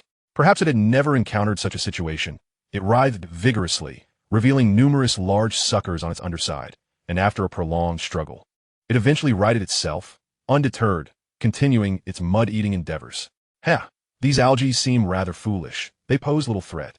Lin Xisuo felt reassured and settled onto a nearby rock in a meditative posture. After the frantic escape of the previous night, he sensed a slight advancement in his abilities and wished to test whether he could attune himself to the wondrous cosmic energy that permeated the universe. Closing his eyes, he concentrated, attempting to transcend his current limitations. Yet, as usual, all efforts proved futile. Undeterred, Lin Xisuo maintained his composure and continued to persist. After half an hour, he suddenly opened his eyes, astonished as he gazed at the algae, exclaiming, "Could it be? I feel an impulse to eat mud. Have I been assimilated by these silly algae?" Defiant against this bizarre notion, he closed his eyes again, but soon felt cold sweat bead on his forehead as he cried out, oh no, I truly have been assimilated. I crave the delicious mud." He quickly shook his head. How could he find mud appetizing? The sensation was utterly peculiar. He approached barefoot, intent on uncovering the reason behind this odd feeling. When his fingers brushed against the algae, his skin remained unharmed. No corrosive effects, no radiation, no poisoning. Everything appeared normal. Taking a deep breath, he steeled himself and pressed his palm onto the algae, focusing his thoughts, and was taken aback. Intriguing. What are you saying? If you're full, you must return to work. Work, no food? Lin Xisuo glanced towards the lake's surface, where the algae were diligently serving the aquatic plants. Some matters remained unclear and warranted further exploration. He waded into the lake until the water reached his knees, hesitant to venture further. In a place like this, where yellow sand was omnipresent, he was but a landlubber, having never learned to swim. Sitting in the water, he gathered as many floating algae as he could, gradually acclimating himself and releasing his thoughts. One odd sensation. Dust fell from the sky, enriching the mud with nutrients. Absorbing them would promote growth. Another rainy day was approaching, and the sunlight was precious. He needed to stretch out and soak in its rays. Streams of information flowed through his mind, although faint and primitive. He could distinctly sense the algae's thoughts. Was this a new ability? Communicating with primitive flora? He wondered if others experienced this as well. Lin Xisuo pondered for a moment, striving to expand his awareness, his breathing deepening, losing himself in the moment. As the sun dipped below the horizon, the stars began to twinkle. And after a lengthy period of reflection in the water, he finally stood, satisfaction filling his heart. Efforts do not go unrewarded, whether the mud-eating algae or the aquatic flora. They were all part of a greater whole, and he must first learn to swim. After dinner, Lin Xisuo slowly swam along the shore. Knowing that to truly engage with the algae, he must dive into the heart of the lake, where the sensations would be even more extraordinary. A landlubber remained a landlubber. It wasn't until dawn that he mastered the dog paddle, barely managing to submerge himself. Aided by the algae's purifying properties, the lake's water was remarkably clean. Lin Xisuo reminded himself, take it slow, no rush. Poor swimming skills might lead to entanglement with the algae. By midday, the sun blazed down, and Lin Xisuo secured his dagger at his waist, carefully avoiding obstacles as he made his way towards the center of the lake. Thankfully, with his enhanced physical capabilities, he swam 3 to 4 kilometers without feeling fatigued, and, as he caught his breath, he knew he was nearing his goal. Before long, he approached a large mass of dark purple algae, marveling at its grandeur. How magnificent! Is this the principal body of algae in the lake? The existence of all things must have its reason. To thrive on such a primitive planet must signify an alternative form of strength. As he descended with the current, he witnessed numerous mud-eating algae nearby, firmly affixed to massive leaf veins, extracting nutrients. Using both hands and feet, he fully immersed himself, gradually being enveloped by the grass-green and dark purple hues, leaving only a stream of bubbles breaking the surface of the lake. At this moment, Lin Xisuo felt an immense sense of refreshment, wholeheartedly releasing his sensing abilities. Unlike before, it was as if the entire surface of the lake had come into view. He emitted friendly signals towards the water plants, which soon responded. Lacking any form of thought, they merely possessed a primal instinct for growth and basic self-defense, akin to mere shells, allowing Lin Xisuo's consciousness to effortlessly seize dominance. Suddenly, he discerned a radiant mass settled at the lake's bottom. The peculiar water plants evidently influenced by this illumination, filling his mind with questions. Chapter 20. The Amulet. A cascade of delicate water ripples enveloped the lake's bed, with a sphere of light suspended at its center, gentle, serene, and eerily enchanting. As time flowed, this marked Lin Xisuo's third descent into the lake's depths, drawn by the object that had prompted the evolution of the water plants. Yet, the mysteries concealed within the glowing orb remained elusive, and as he endeavored to draw closer, the ripples thwarted his approach. Resolute, he decided to make one more attempt. Should it yield no results, he would abandon the endeavor. With determination, Lin Xisuo drew his dagger and thrust it forward, only to encounter a sudden resistance generated by the water ripples. The dagger's tip stubbornly pressed onward, penetrating one layer, then two, until it paused slightly at the sixth layer. A surge of joy coursed through him. Evidently, the efforts of the previous attempts had not been in vain, for the water ripples had become less stable than at the outset. According to the memories of the water plants, when the radiant mass first descended from the sky, it had not exhibited such formidable resistance, allowing for a closer approach and considerable benefit. However, it seemed that its power had since waned, entering a state of self-imposed shielding. Perhaps dispersing the ripples would yield advantages. As he breached the seventh and eighth layers, the water ripples finally fractured, causing the lake bed to undulate. With swift dexterity, Lin Xisuo wrapped the glowing sphere in his clothing and propelled himself toward the surface. Upon breaking through, he gasped for air, feeling stifled beneath the weight of the water several dozen meters deep. He ascended onto the thick veins of the water plants, surrounded by a floating island woven overnight, spanning approximately several dozen meters in diameter, more than sufficient to support Lin Xisuo. At last, success. He felt the weight in his hands and was eager to unveil its true nature. Lin Xisuo opened his clothing, and under the sunlight, the orb began to contract. The greater the hope, the greater the disappointment. What lay before him was merely a piece of black metal, no thicker than a finger, its surface pockmarked and, aside from its luminescence underwater, seemingly unremarkable. At that moment, a palm-sized light screen suddenly projected from his chest, displaying a myriad of intricate data. Simultaneously, the peacock amulet trembled slightly, its eye-like features glowing as it emitted a mechanical voice. Target locked. Secondary source of life detected, exhibiting exotic radiation. Prolonged possession will enhance cellular activation. Shall extraction proceed? Wow, the peacock amulet can talk. Lin Xisuo exclaimed, surprised by the sudden announcement.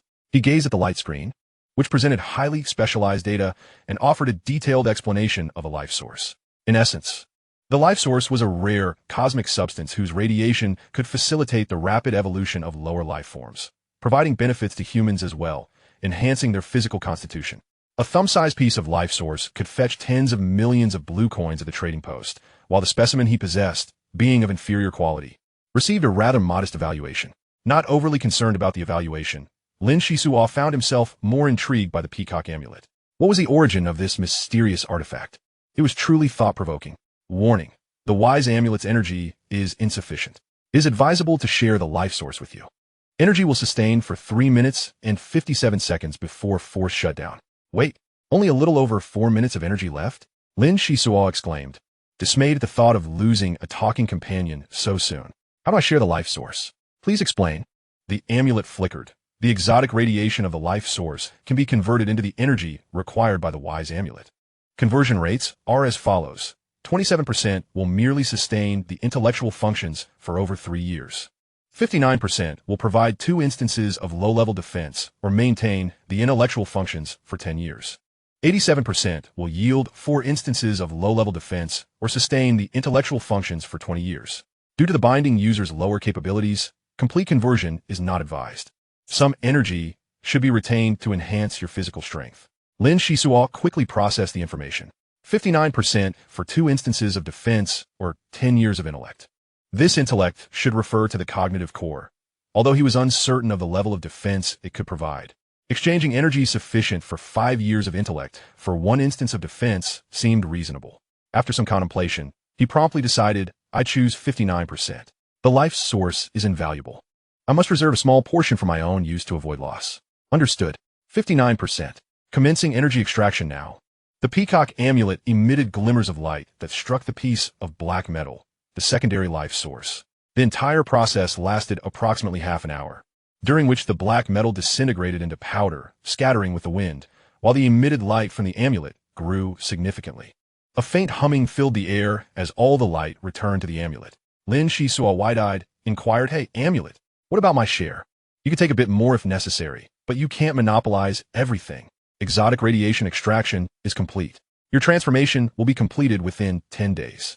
Do you have any other inquiries? So it takes 10 days. Lin Xisuo rubbed his nose, realizing the amulet's tone was rather cold, indicative of its limited intelligence. He hastily asked, Please explain your origins. I have never heard of a wise amulet before. What is its purpose? The light screen displayed several images, stating, The wise amulet is an advanced exploration equipment sold by the Adventure Guild of the Light Federation, possessing a degree of growth potential.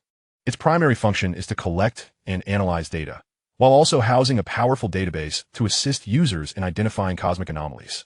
Additionally, it provides protective mechanisms based on the energy available. This amulet is a limited edition, numbered 3,971. Limited edition? With a number over 3,000. Are there many amulets like you? Not many. Only 20,000 units exist, and my number is relatively low. Lin Xisuo felt dizzy, muttering, 20,000 units still classified as limited edition? What kind of madness is that at the Adventure Guild? This amulet is a specialized tool for martial cultivators. An indispensable piece of exploration equipment, designed collaboratively by the 9th level sage, Ulysses, and the 7th level creator, Li Ruomei. To date, the amulet's database has not been updated for over 1,200 years. Please promptly seek similar equipment to facilitate information sharing or perform predatory assimilation, as it will be of greater assistance to you. Wow, I never expected you to be a 1,200-year-old artifact, specifically designed for martial cultivators. Now tell me, what is a sage? What is a creator? The more I hear, the more confused I become. The amulet's eyes flickered briefly before explained. Martial cultivators are categorized into 12 levels. However, this is merely a generalization.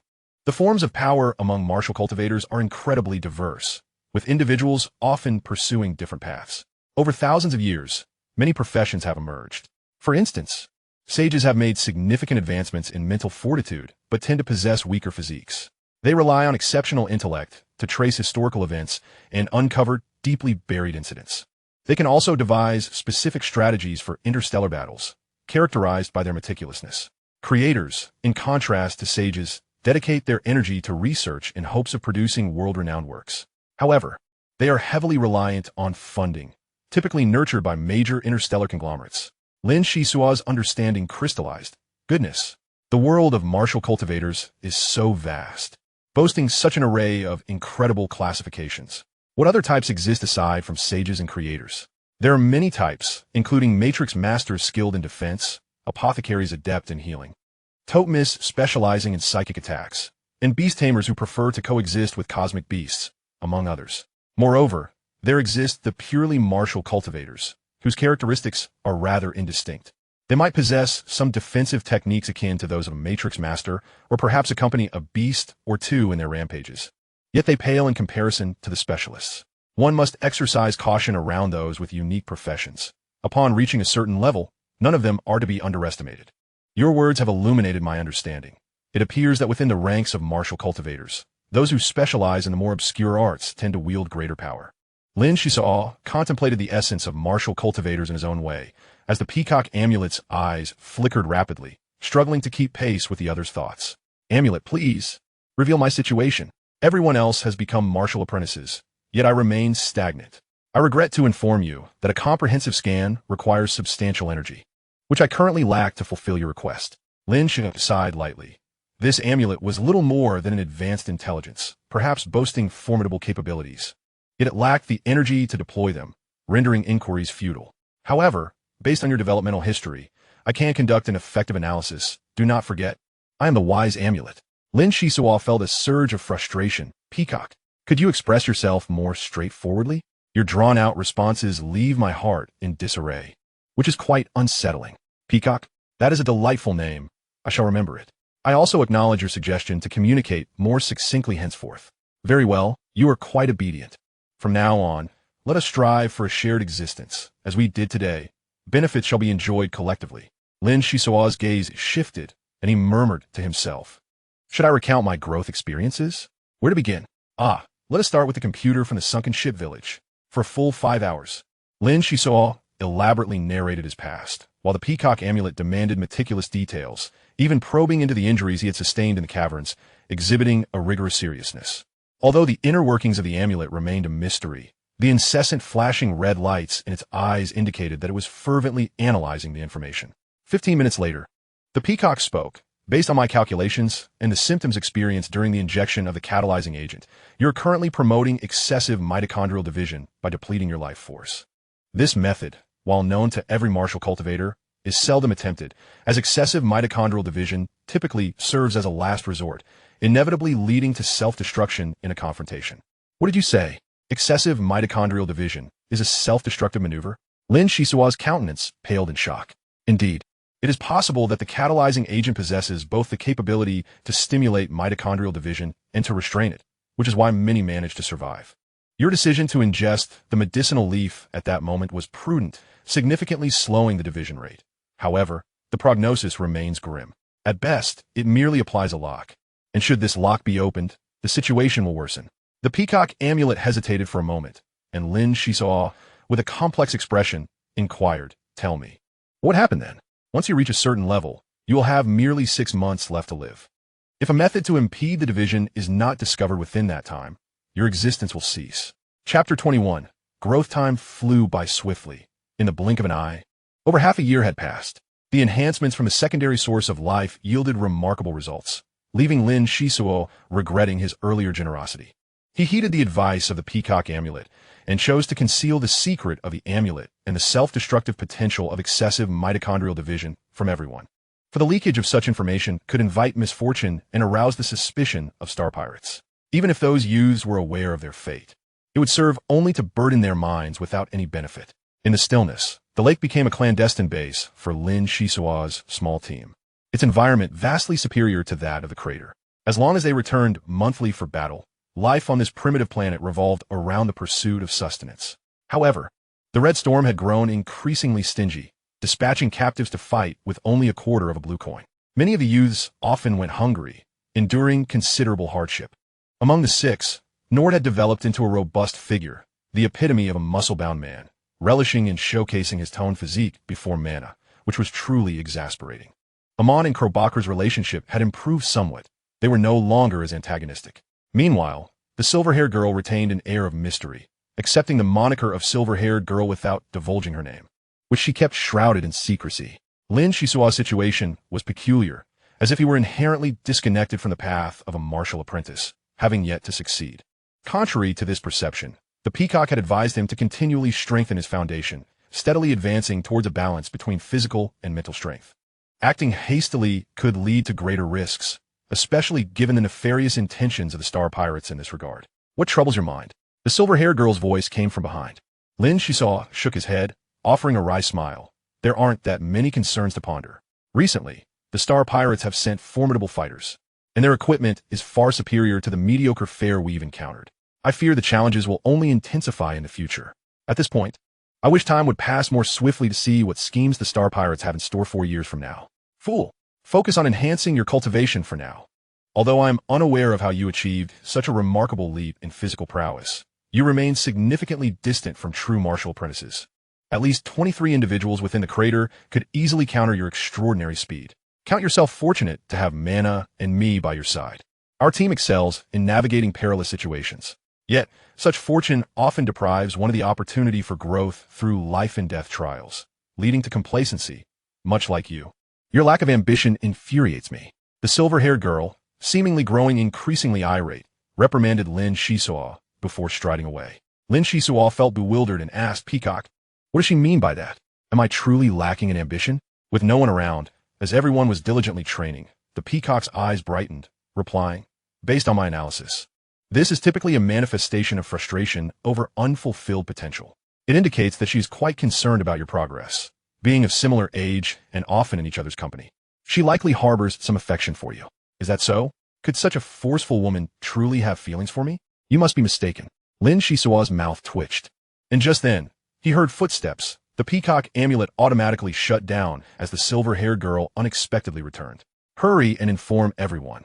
Mana's condition is unusual, and my eyes cannot perceive the details," the silver-haired girl exclaimed. In a state of urgency, Lin Xisuo dashed away, soon summoning Amon and Krobakar back. Nord was already encircling Mana, perplexed and unsure of how to assist her. At that moment, Mana appeared pale, floating half a meter above the ground, her body contorted, hands clutching her head tightly, her long hair rippling as if she were enduring excruciating pain. Nord anxiously grasped the silver-haired girl, imploring, "What should we do? Tell me. Why does it push us back whenever we draw near?" Lin Xisuo's expression shifted, subtly offering reassurance. "Do not panic. Mana is likely undergoing a breakthrough, ascending to the next level of martial cultivator." "How do you know this?" The silver-haired girl widened her eyes in disbelief. Lin Xisuo shrugged. "It is a conclusion drawn from analysis. We frequently accompany Mana, so we ought to learn something." Although the accounts in the Red Storm's texts offer little description of the scenario during ascension, it is clearly stated that each level achieved signifies a significant evolution. As you know, I have undergone genetic adjustments. Unnatural evolution invariably possesses its own peculiarities. Indeed, trust me. In truth, Lin Xisuo was merely speaking off the cuff. He possessed no such extraordinary capabilities.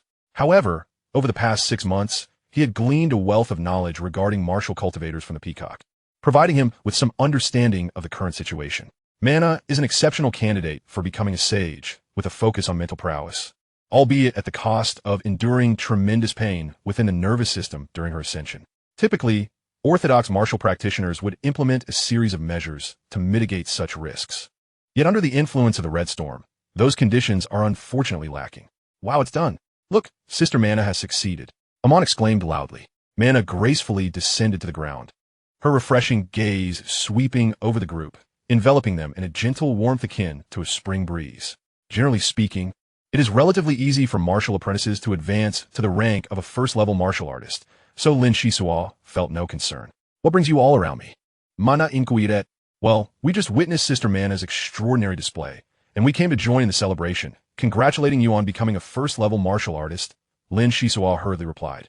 Mana smiled sweetly. "Xisuo, have you also picked up Amon's penchant for banter? Even as a first-level martial artist, I still lean more toward intellectual pursuits. Just look at the 3 of us women. Aside from Klobakra, we are all rather delicate. As men, you must ensure our protection.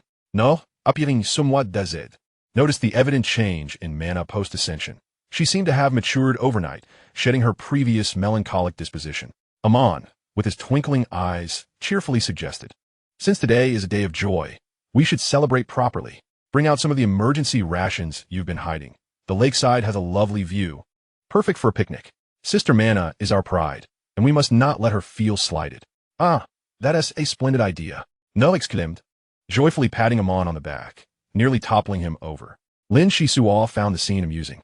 The juxtaposition of a muscle-bound man and a first-level sage was a curious alignment of contrasting paths, which seemed almost fated. The 6 of them sat by the lakeside, enjoying a picnic as a large mass of water weeds passed by, diligently absorbing the rich minerals brought by the volcanic ash. From the arrival of the Red Storm on the soil ring star to SK-937, and finally to this primordial planet, they had endured countless hardships, and now enjoyed this fleeting moment of tranquility, convinced that mutual support would see them through the trials ahead. Lin Xisuo's thoughts wandered elsewhere. The Peacock Talisman had proven immensely helpful, revealing glimpses into the world of martial artists. Although the excess mitochondrial division posed a significant challenge, it was not insurmountable. With numerous methods available, a breakthrough to the 7th level would allow for effective suppression. Or one could summon a high-level apothecary to concoct an antidote based on the residual catalytic agents within the cells, counteracting the side effects. Other options, such as seeking assistance from peak-level 12th-tier beings or merging with legendary cosmic artifacts, were far too improbable to rely upon. After a hearty meal, the group's spirits lifted.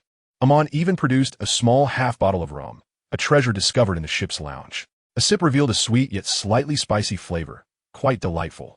Following their celebratory revelry, everyone hastened to return to their training, each eager to make progress.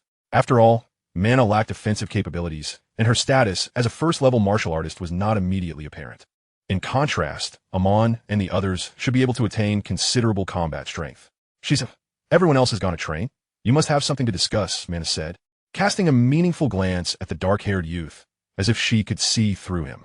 Indeed, there are matters I've kept bottled up for too long. I would like to consult with you, Lin Xisuo admitted, scratching his head. Mana replied gently, "You were your thoughts on your face. If you've been able to conceal something, it must be significant. However, I must caution you. While this openness is acceptable in everyday life, it could be perilous in battle, as it makes you vulnerable to enemies who might exploit your weaknesses." Lin Xisuo's expression turned serious. This was indeed a pressing issue, revealing his immaturity and the need for further refinement. Sister Mana, 6 months ago, the Peacock Talisman unexpectedly absorbed energy and activated. It has provided some information. And now that you have become a first-level sage, according to its guidance, it is time to reveal the truth. A first-level sage? The truth? Mana responded, her smile revealing her intrigue about this remarkable artifact. Lin Xisuo nodded and continued, "The situation is not overly complex. Martial artists are categorized into various types. And you are fortunate to have become a sage. Sages often offer astute advice regarding situations, and theoretically, this talisman constitutes half a sage. Though it has remained dormant for a millennium, with significant gaps in its knowledge, it can only provide what it knows and perform data analysis. The true decisive actions must come from us." Mana listened attentively as Lin Xisuo elaborated on the drawbacks of mitochondrial division, the various speculations regarding the Peacock Talisman, and the countermeasures that could be taken. It was not that Lin Xisuo lacked opinions. Rather, he sought to leverage her superior wisdom. After absorbing all this information, Mana's calm demeanor faltered, her brows knitted in thought. After a prolonged silence, Mana resolutely stated, "This is of utmost importance. Do not mention it to anyone for the next 3 years. Fortunately, there is still a glimmer of hope. We must devise a careful plan.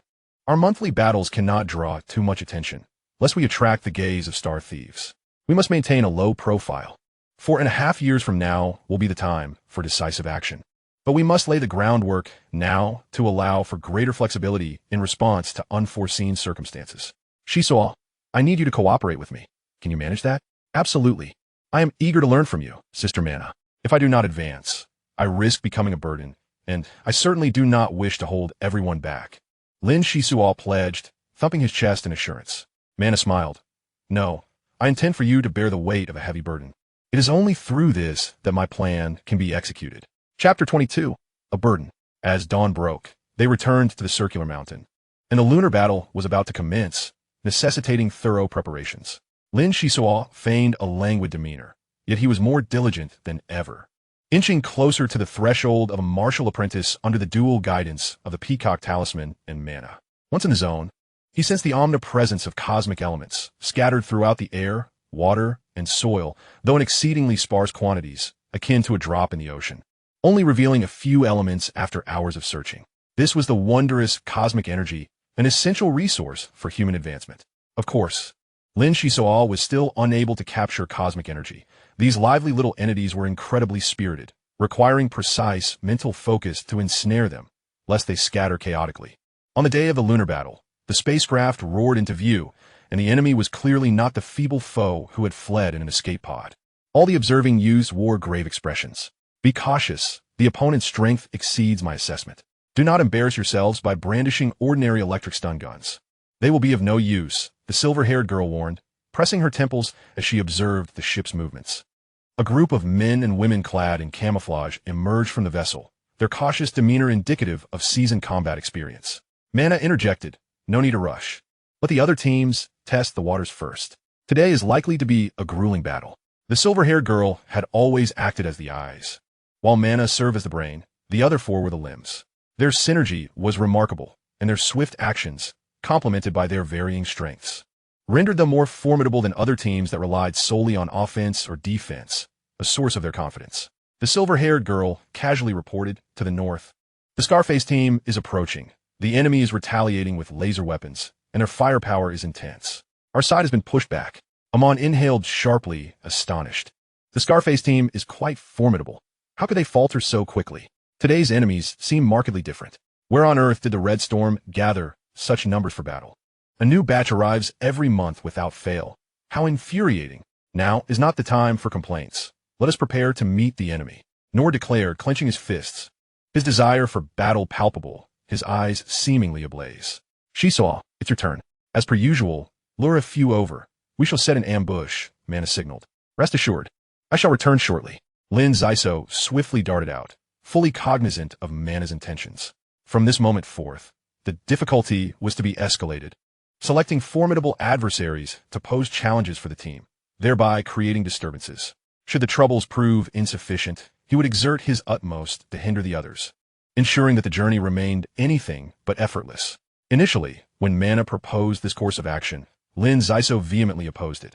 However, upon consulting the Peacock Talisman, he deemed such a strategy imperative. By orchestrating disruptions and even acting as a burden, he unwittingly intensified the training regimen, simultaneously unveiling myriad issues, such as the level of mutual trust among teammates, individual adaptability, mastery of combat rhythm, and responses to unforeseen circumstances. Ultimately, the objective was to exceed the expectations of the Star Pirates, thereby establishing themselves as the true elite. Half an hour later, Lin Xisuo returned in a disheveled state, shouting as he ran, "Hurry, act now. I can barely hold on." The silver-haired girl paused, sensing that Xisuo had not exerted his full strength, as he still possessed enough stamina to avoid revealing their location. In her urgency, she cried out, "Strike now, rescue Xisuo." Nord, quick on the uptake, charged forward, his arms shielding against several beams of laser fire. A slight sting coursed through him as the lasers left small scars, yet his physical resilience allowed him to endure. Without a moment's hesitation, Nord scooped up Xisuo and retreated. Consequently, Amon and Klobakro were compelled to join the fray, unleashing flames and icy energy above their heads in successive attacks. Unexpectedly, the ambush transformed into a head-on confrontation, plunging them into a dire predicament. Overwhelmed by the enemy's firepower and struggling to lift their heads. "Retreat quickly. We are but 6 and must strategize." Despite Amon's usual bravado, he displayed a palpable timidity when truly confronted with adversity. Nord, visibly irked, bellowed, "What do you mean retreat? We've had it too easy for the past 6 months.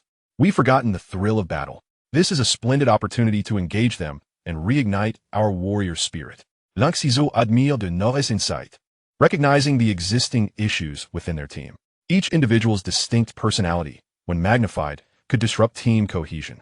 While it might seem trivial in ordinary circumstances, hesitation in life-and-death situations could prove fatal. On the battlefield, there was no time for deliberation. It was a matter of survival or becoming mere corpses in the wilderness. Clearly, this burden had served its purpose. "What shall we do, Mana?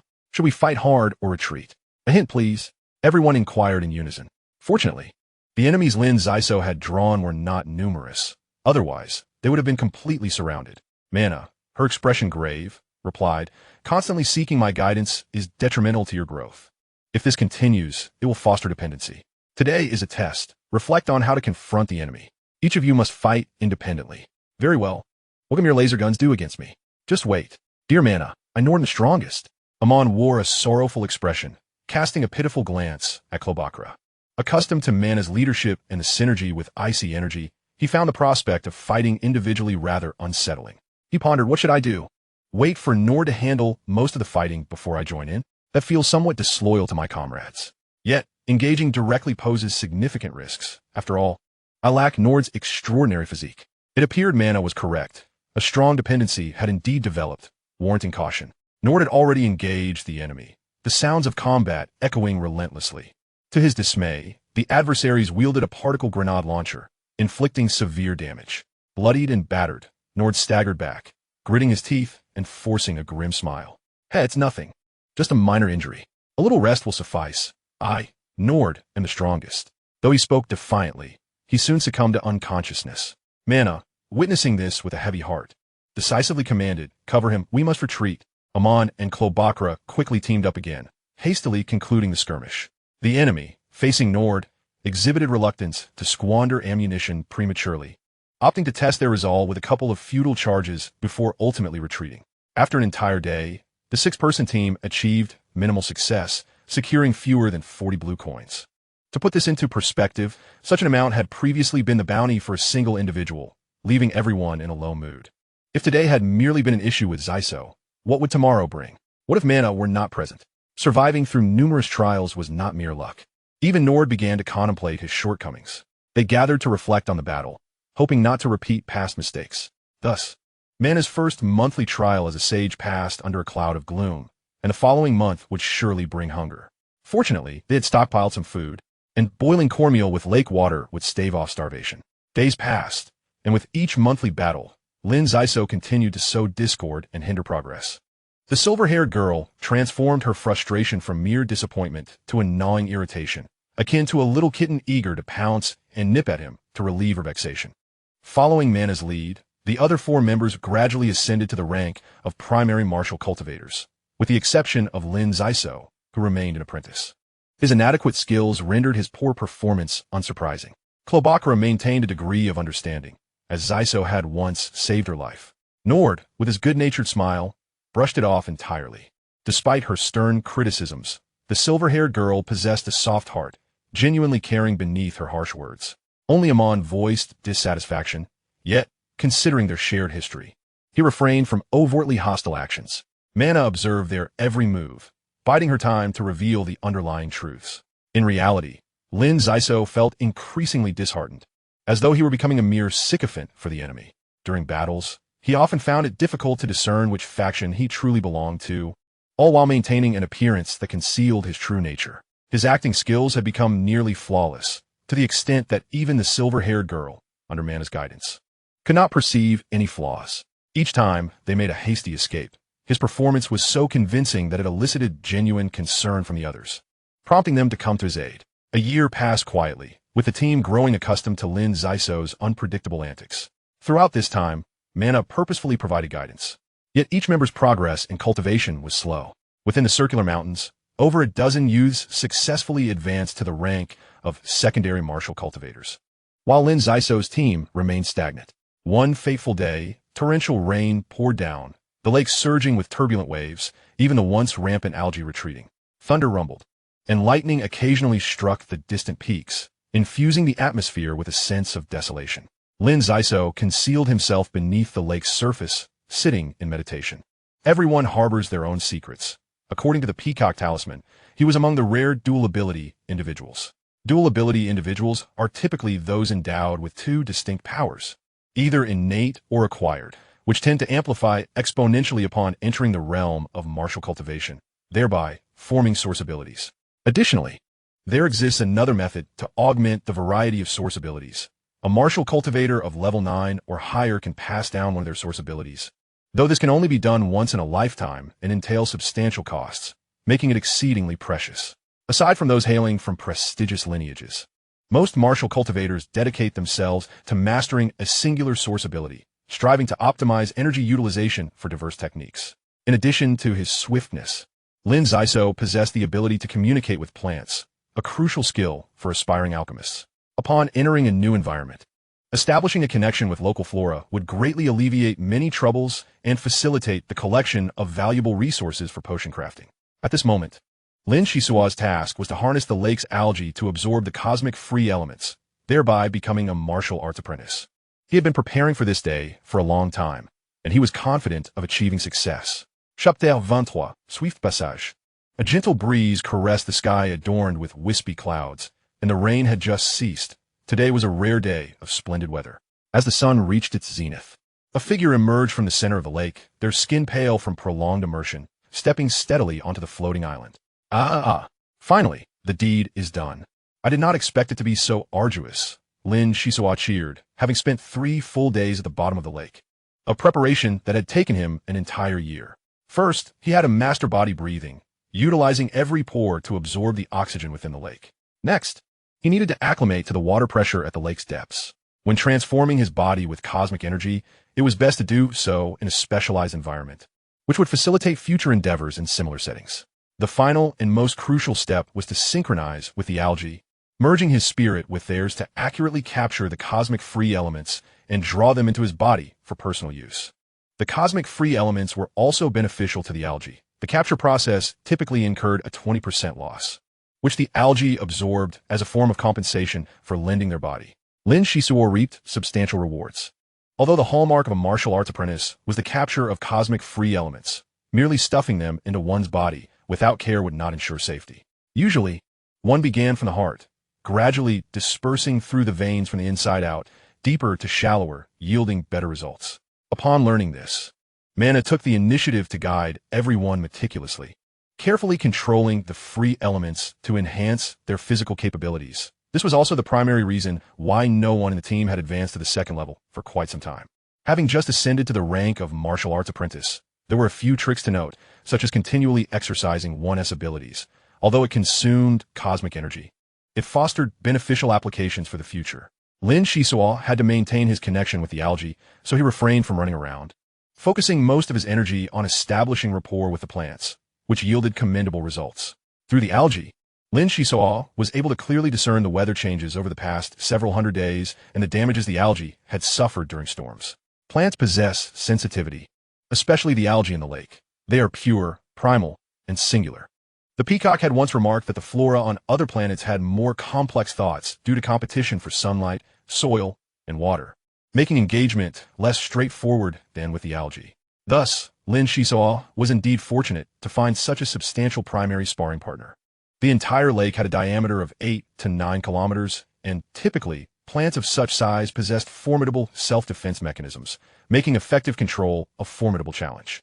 Not to mention, leveraging their sensory extensions to capture cosmic free elements was no small feat. Only with powerful mental force could one hope to intimidate them into submission. What lay ahead for Lin Xisuo was the continuous absorption of cosmic energy through the algae, thereby achieving a qualitative transformation, generating source abilities upon the existing foundation, and completing his evolution into a first-level martial artist. After a moment of elation, Lin Xisuo pondered, if this continues, I should be able to catch up with everyone's progress. However, one misstep could lead to irretrievable consequences. I truly wonder when it will all come to an end. Just as Lin Xisuo was lost in reflection, a fierce battle raged within the crater, where the Red Storm had dispatched its direct star pirates into combat. Faced with overwhelming assaults, the youths were in disarray, compelled to unite under the command of Mana and another sage to withstand the onslaught. Lin Xisuo, having immersed himself in arduous training, had taken a 1.5-month leave. In his absence, the team fought more efficiently, thus tightening their belts and parting with their cherished provisions and tears. After bidding farewell to the harbinger of misfortune, the team should have rejoiced, but fate had other plans. The Red Storm suddenly intensified the battle's difficulty, even sending its own men into the fray. The fierce conflict lasted a day and a night, resulting in 12 young casualties, while the Star Pirates suffered losses 30 times that number. The battle raged on, chaotic and relentless, with both sides employing every means available. The surviving Star Pirates were almost entirely elite, and among them were 3 relatively powerful martial artists, suggesting the Red Storm's might was truly unfathomable. Upon Lin Xisuo's return, he found the crater unrecognizable. Nord, having sustained severe injuries while protecting Mana, required a period of recuperation. Unable to contain his outrage, he exclaimed, Hey, how could it be this chaotic while I was away? We certainly didn't hold anyone back. The silver-haired girl retorted, Had you been here, it might have been far worse. Those Star Pirates were heavily armed, equipped with thermal tracking devices. Had it not been for Krobakala's chilling aura, it could have been even more dire. Xisuo, silver-haired one, please be silent. I have something to convey. Mana stood, contemplating momentarily before addressing the 5. Now that Xisuo has successfully ascended to the rank of martial arts apprentice, coupled with the Red Storm's uncharacteristic ramping up of battle intensity, certain matters must be made clear to you all. Over this past year, I have insisted that Xisuo persistently trouble you, allowing many issues to surface in advance to better prepare for the unpredictable crises ahead. The outcome has been relatively favorable. At least in this battle, aside from Nord's injury, everyone else emerged unscathed. This illustrates the benefits of continual adaptation and increasing training intensity. Your adaptability ranks among the best. However, this is not the crux of my discourse. We have been on this primitive planet for nearly 2 years, and the catalytic agents injected into us by the Star Pirates have caused excessive mitochondrial division within our cells, Each level we ascend accelerates this division until it becomes unbearable, ultimately leading to self-destruction. Amon, visibly anxious, pressed on. Mana, clarify your words. How can excessive cellular division lead to self-destruction? Please do not speak alarmingly. Mana replied solemnly. This is not alarmism, but an objective reality. It is estimated that only by reaching the level of 7th level martial artist can we suppress the excessive division caused by the drugs. However, we are exhausting our vitality to achieve advancement. Not to mention 7th level. Even reaching 5th level is exceedingly difficult. The Red Storm has long since closed the door of hope, and the situation is dire. Krobakla clenched his fists, his gaze filled with resentment. Damn it. I can no longer seek revenge for my comrades. I can only vent my frustrations on those lowly scum each month. It is infuriating. A heavy silence fell over the group, which Mana broke with encouragement. The Red Storm may have closed the door of hope, but we shall pry it open inch by inch. You may wonder why the training model I have taught you has not only failed to accelerate your advancement, but has considerably lagged behind. In truth, the advancement of orthodox martial artists should be exceedingly gradual. Only by solidifying the foundation can one evolve to higher tiers. There is another approach to address our issues. We must seek out alchemists, a group of martial artists with exceptional healing capabilities. At the very least, they can alleviate the side effects of the catalytic agents, granting us time to ascend to the 7th level for better survival. Remember, the words I speak now must not be whispered beyond this circle. Do not accuse me of selfishness. A few of us exhibiting abnormal advancement rates is one thing. However, if all survivors were to follow suit, it would undoubtedly attract the Red Storm's attention, and we could very well be exterminated prematurely. You must consider this carefully. Amon's expression softened slightly as he remarked, I do not care what happens to others. As long as the 6 of us survive, it suffices. If necessary, we will seek revenge on behalf of their hatred against the Red Storm. I am truly grateful to the heavens for bestowing upon us a wise angel. Mana, I will not forget today's favor. Well, you have not lost faith, and I am immensely pleased. Now, we must proceed with my training plan, which will present you with even greater challenges. Strive to avoid senseless killing. Such actions can lead to a loss of sanity. Pay no heed to how quickly others advance. That is certainly not a good thing. We are in essence squandering our lives, compressing decades into mere years, with our lifespans dwindling. My aspiration is to transform each of you into true warriors, liberating yourselves from the shackles of the Red Storm and attaining the freedom of existence. Let us unite in this endeavor and strive together. As the ancient adage states, those who commit unjust acts shall ultimately meet their demise. The Red Storm will inevitably face retribution for their transgressions. Under the sun, Mana extended her fist. Lin Xisuo, in a moment of clarity, stepped forward and mirrored her gesture. And soon, 6 fists were tightly pressed together, forming an indestructible circle. Time flies swiftly, and the years weave by. In the ensuing 2 years, each battle grew increasingly intense. By the 4th year, the once youthful individuals had matured into robust young men, while the girls blossomed into graceful young women on the brink of adulthood. With 11 months remaining until the 5-year deadline, the number of survivors in the crater stabilized at 122, a figure that had remained unchanged for half a year, with no casualties reported. The Star Pirates continued their timely visits, undeterred by the elements. In truth, they too were gripped by fear. Yet, coerced into coming to the crater, they saw it as their last glimmer of hope, for without it, they feared they would lose even that. Most of the youth from the earthen ring had grown cold and unfeeling, save for Mana, who steadfastly restrained the 5 with reason, preventing them from becoming untamed and reckless.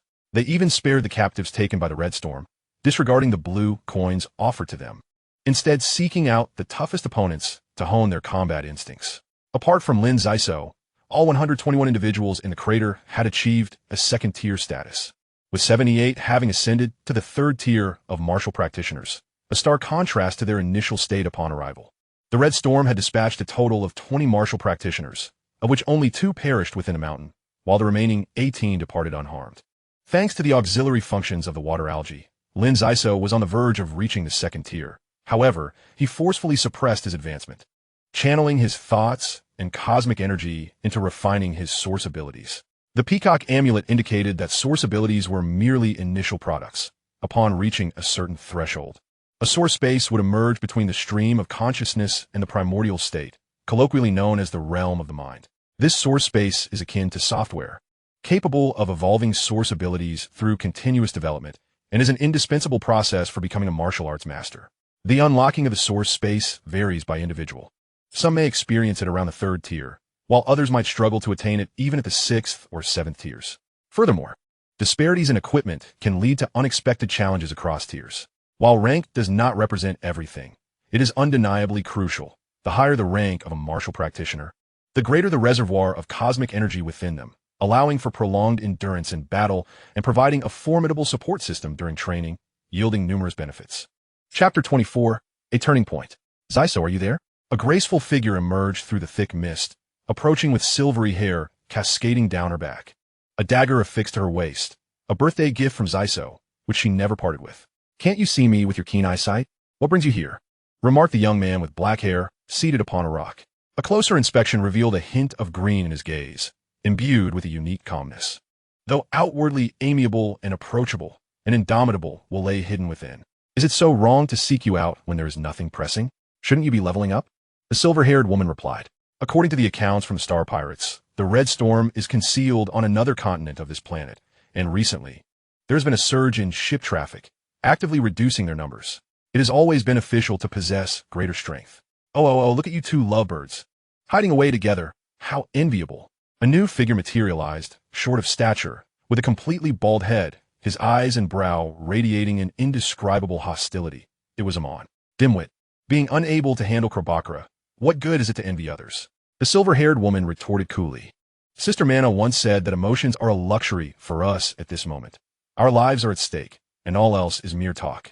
Lin Xisuo chuckled, teasingly saying, Amon, do you know how many women there are in the entire crater? Let me tell you, there are 19, just a little over 15% of the total population. Among us 3 men, we have 3 women surrounding us. Can you imagine how many others are yearning for them? They must be elated just to exchange a word with a woman every half a year. So, receiving a scornful glance from Krobakra is truly a remarkable occurrence. Don't you think? Amon's face turned a deep shade of red as he bellowed. You little brat, I will definitely get back at you this time.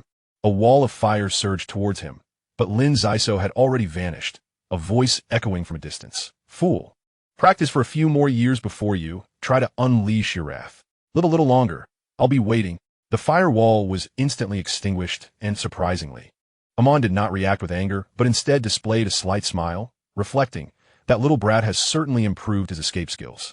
After being tormented by him for years. I've lost my temper. Even when I'm furious now, I can hardly muster the enthusiasm. It's quite vexing. From the depths of the mist came a voice. I truly do not understand how you all seem to regress into children as you grow older. There are matters we need to discuss. Gather around. Before long, the 6 had congregated. Nord, broad-shouldered and brawny, had matured into a robust man. Krobakra, tall and slender, towered over Amon, certainly an odd pairing. Mana, with a serene visage, resembled the girl next door, without revealing her prowess. One would never guess she was a sage weathered by trials. Once all were present, Mana spoke directly. Over the past 6 months, through careful allocation, we have amassed a portion of food sufficient for a month and a half. Therefore, I have decided that unless extraordinary circumstances arise, we shall refrain from participating in battles this month, merely putting on a facade at the periphery, allowing us to properly adjust our minds and bodies for unforeseen events. Lin Xisuo questioned, for unforeseen events? Sister Mana, have you discerned something? Otherwise, you wouldn't be so cautious. I cannot articulate it clearly. The information is scant, but I have an unsettling premonition. You all know that my instincts are usually accurate. It never hurts to be prudent. Before any action, arm yourselves with all weapons and gear, conserving energy as much as possible, adapting to changes as they come. Unless absolutely necessary, do not reveal your strength, understood? Nord laughed heartily. Fear not. With me, the mightiest Nord, all foes shall remain at bay. The Star Pirates should consider themselves fortunate. My presence alone diminishes their threats. And as for those brother teams, with no one to vie for their prey, they must find it rather dull. The others shivered. Nord, as self-proclaimed, might refer not to his offensive or defensive capabilities, but rather to his reckless abandon. He often charged headlong in a gunfire, returning with even more injuries. Utilizing every first aid kit he could seize, spending half the year recuperating. While others might not comprehend, Lin Xisuo had some understanding of the underlying truth. Nord lacked Mana-S intelligence, extraordinary speed, and the foresight to evade danger. He possessed neither Amon's nor Krobakra's combat prowess. Apart from his sturdy physique, he seemed to have little else. However, he did possess one commendable trait. He was obedient and listened to Mana. When a person lacks advantages, they can sometimes become impulsive. Thus, Mana had no choice but to resort to this strategy, allowing him to charge forth, to withstand until his body reached a point where it could endure most weapons without fear, and where his reflexes became almost instinctual. At that point, she would no longer need to worry about him. Typically, Nord bore numerous wounds, and while Mana felt a pang of sadness, she could neither call a halt nor relent. Each day of hard work would surely yield future rewards, preventing them from meeting a muddled end. Such intricate scheming and restraint were indeed rare. The more formidable Nor became, the more Lin Xisuo rejoiced. Their bond was unlike any other, forged through the necessity of placing their lives in one another's hands, akin to brothers. 5 days later, 100 ships descended from the heavens, 30 armored vehicles entered the battlefield, 300 fully armed mechanical spiders scuttled across the terrain, and 1,500 star pirates arrived, heavily equipped, creating an unprecedented display of might that left everyone utterly astonished. The explosive energy surged forth, catching Mana by surprise as she confidently declared, "It is the power of the red-haired one. He has undoubtedly ascended to the 4th rank of martial artists." Amon stood with his arms crossed, a scornful expression on his face. A fool who relies solely on brute force will ultimately meet a swifter demise. Let him contend with a multitude of enemies. Hisoka, Amon continued, the red-haired man hails from the same origins as you. You might consider him an acquaintance. How much do you truly know about him? Hisoka gazed into the distance, a slight smile gracing his lips. To be the first to achieve the 4th rank of martial artist indicates exceptional talent and diligence. Meanwhile, I am still floundering at the 1st rank. His progress is substantial, suggesting he possesses qualities worth emulating. I have heard he is flanked by over 30 followers, enjoying a life of luxury, indulging in indulgences, and occasionally preying upon the weak for amusement. However, he has recently developed a taste for bloodshed. It is a pity I have not encountered him directly. Now presents a fine opportunity to ascertain the extent of his abilities. Boom! Boom! Boom! Several mechanical spiders were obliterated, strewn across the ground. The red-haired man strode forward, emboldened, as his attacks were deflected or intercepted by a distorted energy shield, exuding an air of arrogance. A voice nearby exclaimed, "Incredible! Truly deserving of the title the first of Terra Ring Star. Charging ahead, victory is assured." The crowd erupted in excitement, eager to engage in swift combat. Recently elevated to the 4th rank, the red-haired man was blinded by confidence, eager to make a grand entrance and intimidate both the star pirates and the inhabitants of Terra Ring Star, aspiring to reign as their sovereign. The sounds of explosions resonated. Hour after hour. By the 3rd hour, the star pirates showed no sign of waning in their offensive, while the defenders of Terra Ring Star found their situation increasingly dire. 2 had perished, and they continued to retreat, their initial vigor thoroughly depleted, now firmly on the back foot. Mana furrowed her brow in alarm. Something is amiss. We must retreat immediately. The star pirates are unrelenting. This is not a typical monthly battle. A blinding light enveloped the vicinity of the ring-shaped mountain, a chilling mental energy field spanning dozens of kilometers. While it did not inflict tangible harm, the sheer scope was disconcerting. A voice resonated in everyone's minds. "Young ones of Terra Ring Star, it is a pleasure to meet you once more. I bring you good news. The originally scheduled 5-year term must now be expedited for various reasons. Please behave yourselves and board the ship in an orderly fashion. You are now my valuable assets. Do not let a moment of impulse lead to your misfortune." Upon hearing this, chaos ensued as questions erupted. What is happening? What should we do? Some voiced their indignation, resolutely declaring, "We must resist. The Red Storm intends to eliminate us all." Others countered, "Have you all lost your minds? Defying him will surely lead to death. Complying may grant us a chance at survival. I choose to submit." Among the confused and the enraged, those willing to yield were not in short supply.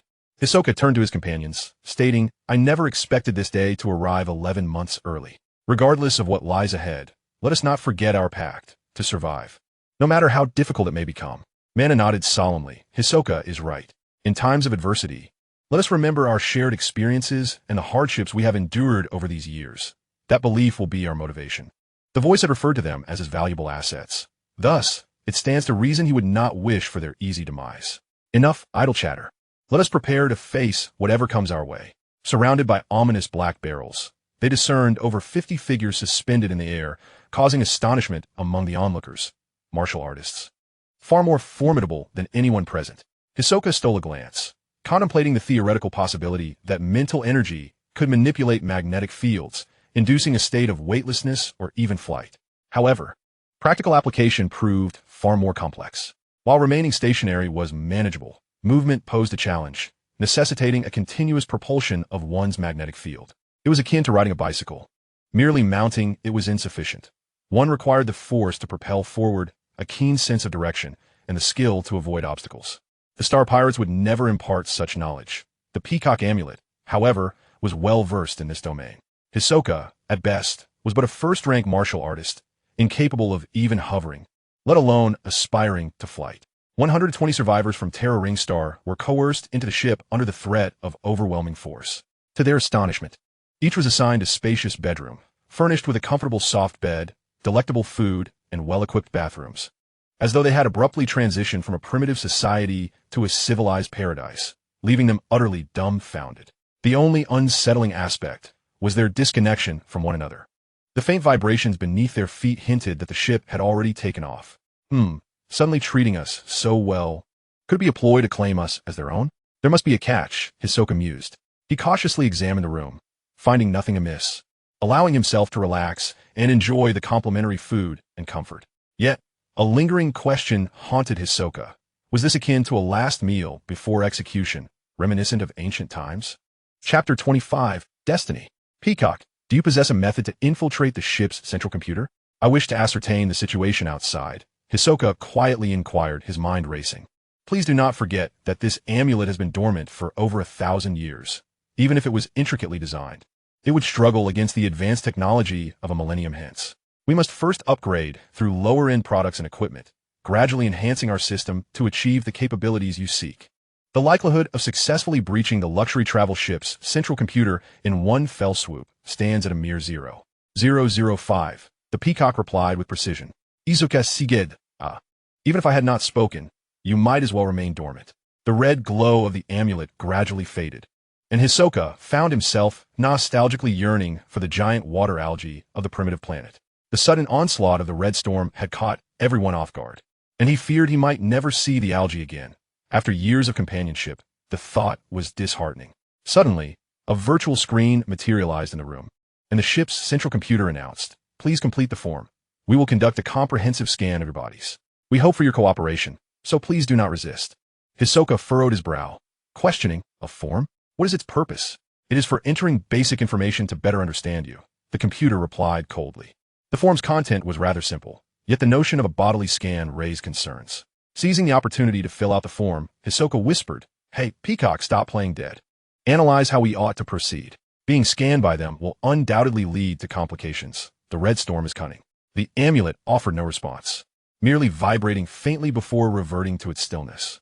At this juncture, they could only rely on the wisdom of the amulet for protection. Hisoka hesitated to upgrade, as he intended to utilize the energy he had painstakingly gathered for research into source abilities. While this was understandable, the extent of consumption seemed rather extravagant for a first-rank martial artist. Initially, he believed the emergence of a second source ability stemmed from medicinal leaf's influence. However, after the amulet's explanation, he realized that without such genes, a source ability would not manifest spontaneously. This was not the work of external forces, but rather a reflection of Hisoka's inherent potential.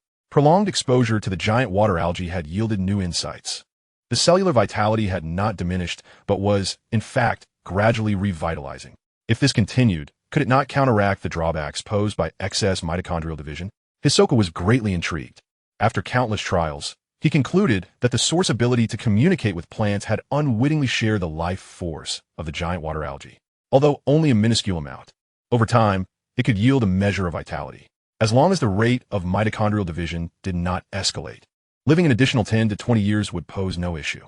The virtual form was completed, detailing Hisoka, male, 18 years old, first-rank martial artist, skilled in escape. Alas, what a disgrace. Others possess source abilities that are exceptionally impressive. Yet what about me? Apart from a slight advantage in speed, my offensive capabilities are lamentably inadequate. I find myself pondering which ancestor I inherited this from, as it seems I have only inherited skills for self-preservation. How I long to become an apothecary, to discover a means to heal Sister Mana and the others, thus liberating ourselves and embracing a joyous existence. How splendid that would be. While I was lost in such whimsical thoughts, a multitude of azure beams suddenly materialized in the room, scanning Lin Xisuo back and forth. The beams coursed over my skin, igniting an unusual sensation of heat, and the ordeal persisted for what felt like an eternity before concluding half an hour later. Thank you for your cooperation. The spacecraft will arrive at the ancient battlefield marketplace in 3 days. Please prepare accordingly. 3 days to arrive where? Do not leave. Clarify this. The light screen vanished, and no matter how fervently Lin Xisuo called out, there was no reply. After a moment, the peacock talisman spoke. Do not be alarmed. This talisman has discreetly taken measures to lower the assessment of cellular activity. A comprehensive scan consumes considerable energy, particularly for martial practitioners, as the human magnetic field shifts and forms a natural shield, obstructing external detection. Thus, the longer the duration of the scan, the more formidable the power. For a first-level martial practitioner, the situation is relatively unremarkable. 97.34% fail to draw undue attention. However, for Mana and the others, the situation is less clear. Although they're only at the second level, they're not inferior to third-level martial practitioners, which is rather peculiar. Lin Xisuo was momentarily taken aback and hastily inquired, "Is there truly no way you can assist them?" "I regret to inform you that I cannot help. My analysis indicates that the circumstances of the 5 vary slightly. Mana, being the sage, should possess the means to resolve the dilemma. In fact, if she merely appears compliant and maintains a calm demeanor, she is the safest among the 5. Nord possesses considerable physical strength but lacks source abilities. Thus he is also quite secure. The real danger lies with the other 3, particularly Amon. He is somewhat neurotic and is likely to exacerbate the situation." Lin Xisuo nodded in agreement, stating, "Indeed, Amon trusts no one but us 5. His defenses are formidable. Let's hope he exhibits wisdom and refrains from impulsivity." At this juncture, the only recourse for Lin Xisuo was to pray for everyone, including himself. The ancient battlefield marketplace, mentioned by the spaceship's AI before its disappearance, could hardly be a favorable place. After enduring 3 days, the door to the room opened without warning, and 3 space pirates, fully armed, stepped in, their icy gun barrels aimed directly at him. With a loud bang, the gun discharged a powerful alloy net that nearly enveloped the entire room. Lin Xisuo, ever vigilant, deftly evaded the metallic web, pivoting off the wall in an attempt to dash outside. Yet 2 more large nets were hurled his way, and in a confined space he struggled in vain, ultimately tumbling to the ground, ensnared by the metallic net, rendered immobile. "We are well aware of your swift abilities and your talent for escape. Let me inform you that your days of ease are over. Today, you shall accept the whims of fate. We can only hope those dreadful buyers treat you kindly." The lead pirate signaled, and the other 2 hoisted Lin Xisuo away from the room. As chaotic noises erupted around him, he caught a glimpse of a blonde woman, who to his astonishment was Mana. He shouted urgently, "Sister Mana, are you all right?" Mana was being coerced forward by 2 pirates at gunpoint, her expression serene. "Xisuo, go with the flow, do not resist." One of the pirates struck the metallic net with a fierce punch, cursing maliciously, "Damn it, among 120. You rank the lowest. You still refuse to be compliant after being captured. I shudder to think what you have been doing all these years. Your cultivation is abysmally poor. If it weren't for the need to round up numbers, I would have no qualms about eliminating you." The punch was painful. The opponent's cultivation was not weak, and the Red Storm possessed its own martial practitioners. This was no longer a secret. Judging by the pirates' earlier words, it seemed the survivors from the Terran Ring would be sold as commodities, and the buyers were anything but ordinary, with no means left for resistance. Lin Xisuo resigned himself to the unfolding situation. Outside the spacecraft, chaos reigned, resembling a vast wasteland. He was unceremoniously tossed into a dilapidated metal cage as the pirates departed. A light screen automatically materialized beside the cage, listing previous forms and various data. Many cloaked figures hurried over to inspect, shaking their heads in evident dissatisfaction after their examination. Lin Xisuo found it impossible to accept this grim reality. His eyes clouded with confusion as he pondered. Is this truly our fate? 5 years of arduous struggle, a desperate battle on the brink of life and death, a survival rate of mere thousandths. Was it all merely to be displayed as merchandise in a showcase? Suddenly, a voice rang out from outside. "Ladies and gentlemen, here we present the high-quality products cultivated by our Red Storm in recent years. They have grown amidst bloodshed. Their combat experience is unparalleled. Take this red-haired one. For instance, he is already a 4th-level martial practitioner. What does being a 4th level imply? I trust no further explanation is necessary." Equip him with a laser sword and full armor, and he can assist you in many endeavors. Those interested may continue to train him, and reaching the 5th level is merely a matter of time. However, be cautious. He is a fierce crocodile wolf, and it is wise to handle him carefully. Of course, given the capabilities of those present, it would be quite simple to restrain him. Laughter erupted from the crowd. 4th level. You say? He appears quite promising. What is the price? We are very much interested. The Red Storm pirate boasted. Absolutely worth the price. Starting at 6 units of refining crystal, and it cannot be lower. This lad possesses exceptional talent. It is entirely plausible he could become a 6th level martial practitioner in a few years. If met with some stringent conditions, he could even transfer his source abilities. He is practically a treasure trove. The foremost cloaked buyer inquired. 6 units of refining crystal seems somewhat steep, but this lad's data is indeed impressive. What is the duration of usability? Do not deceive us. How could I dare deceive you, esteemed sirs? The minimum usability period is 10 years. While accelerated life force enhancement is swift, it comes with significant drawbacks. Extracting these exceptional seedlings from among hundreds of thousands of youths is no easy feat. We must also ensure they adapt quickly to high-intensity combat, a task of great difficulty. The capital invested by our Red Storm is incalculable. Our mere presence at the ancient battlefield black market is solely to recoup our costs. Is there a bid? The highest bidder wins. All right, I shall purchase him. His source ability is explosive energy, which will be immensely beneficial for my descent into a gaseous planet. Popper, you think 6 units of refining crystal is sufficient to acquire a 4th level martial practitioner? I bid 7 units of refining crystal. I shall employ him as a bodyguard for my grandson. 7.5 units. This kind of merchandise is rare. The clamor continued, and ultimately, the red-haired youth was sold for 11 units of refining crystal, his hands shackled in heavy devices as he was taken away. Lin Xisuo was left utterly stunned. The Peacock Talisman had once explained that refining crystals are energy condensates of the universe, often existing in unique forms. Such items are indispensable for martial practitioners, greatly aiding in their cultivation. He had never imagined that the Red Storm would trade them as commodities for refining crystals, which signified that everyone would be separated, traversing vast distances across star domains and galaxies. Fortunately, Sister Mana had instructed that if they were to be separated, they would reunite at the SK-937 planet's Great Rift in 10 years. For all they knew was the planet's designation, rendering it their only opportunity. Lin Xisuo thought ruefully. The sales event was exceedingly brisk. The Red Storm sold a total of 36 individuals, and it was not until 12 hours later that the fervor began to wane. Lin Xisuo remained oblivious to his impending fate, when suddenly he froze, spotting a silver-haired girl outside the cage. Chapter 26. Bargaining. Xisuo, I am well. Take care of yourself. And remember my name, Amelia Ruvanda Tiffany. Amelia? Your name is Amelia? Surely, it holds special significance, Lin Xisuo inquired. A voice from the side interjected. You need not concern yourself with this matter. Who would have thought that a rare visit to the black market would lead to an encounter with a member of an ancient family? Amelia is far luckier than you. As long as we take notice of her, she shall not be allowed to continue her descent into despair. Although Amelia implores me to rescue you, the family has its own rules, and we will not intervene without just cause. The fact that you are allowed to meet her is already a significant concession. Bid farewell quickly. I am pressed for time. The speaker, clad in a black robe, was shrouded in mystery, their features obscured despite all attempts to discern them. Though the voice suggested it belonged to an adult female, Amelia gazed tenderly at Hisoka, her sorrow evident as she lamented, I'm so sorry. I feel utterly powerless, watching you and everyone else sink into this mire. I swear, whether it takes 3 years or 5, Amelia, will find you, no matter how far it takes. Do not forget what Sister Mana said. We shall reunite one day. You must not lose hope or faith. Wait for me. I will find a way to return to your side, and will not go back on my word.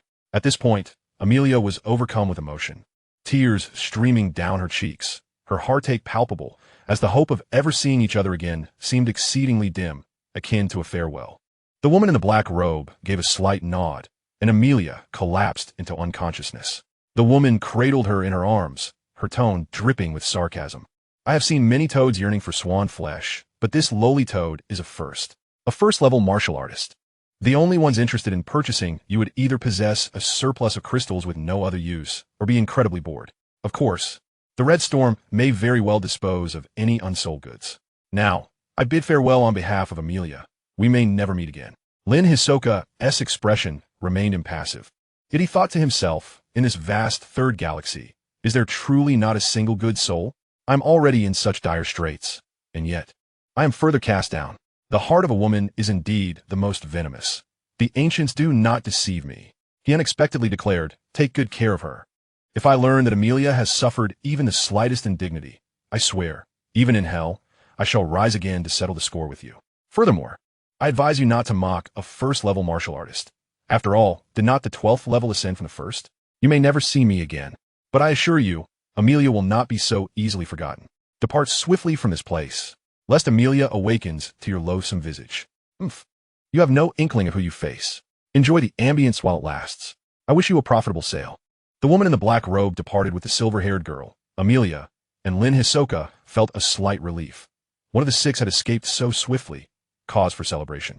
Soon, he witnessed Nord being escorted away by 3 men, his frantic cries for mana echoing in the air, only to be met with a brutal beating.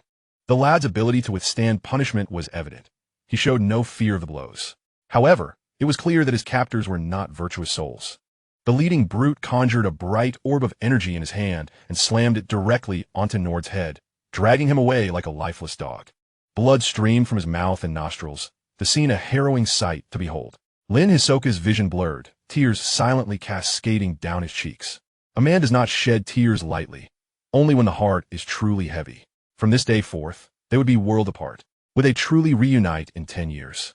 Could he even survive until that day? The answer was shrouded in uncertainty, a fog of ambiguity. Lin Xisuo clenched his fists. All of this arose from weakness. Never had he yearned for strength as he did now. Only through power could he escape manipulation and cease to be helpless. Soon after, Amon was also taken away.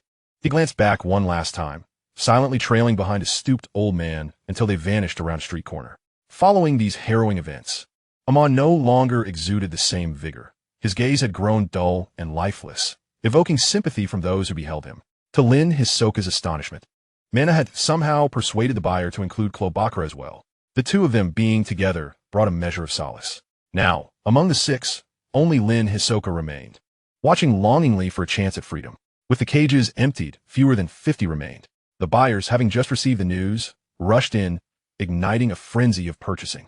However, when they reached Lin Xisuo's cage, they merely cast a disdainful glance before walking away. It was not surprising. Most were bought to serve as muscle or fodder. And who would squander precious crystals on someone whose only skill was flight? It was no wonder he was overlooked. Half an hour later, Lin Xisuo sensed someone observing him. He lifted his head and scanned the area, quickly identifying his target. It was a middle-aged man of average build, with an unremarkable appearance, slightly balding. He wore a sly smile, exuding a sense of self-satisfaction. This man ambled leisurely through the market, circling the street repeatedly, unwilling to leave. As time passed, the crowds thinned.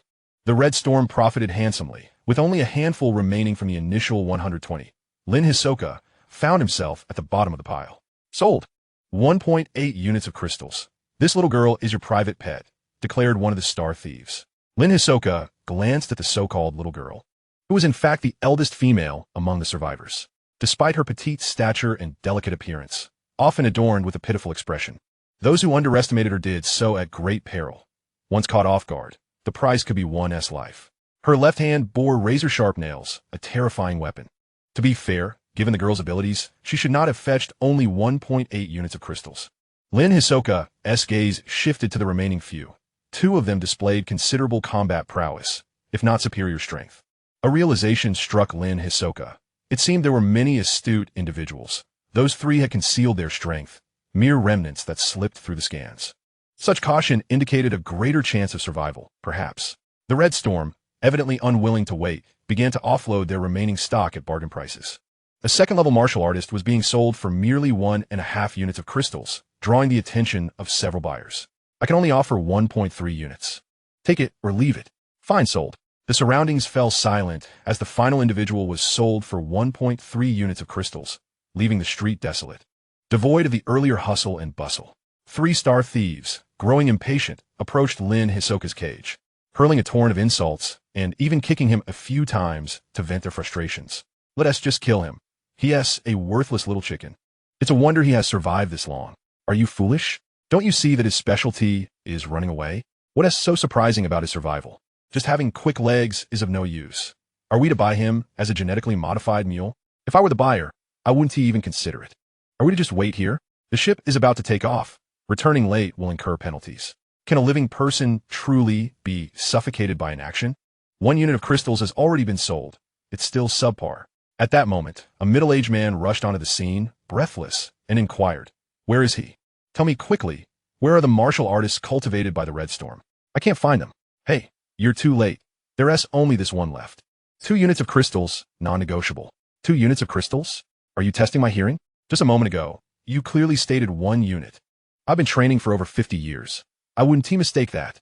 Don't glare. Let me see this little brat's data first.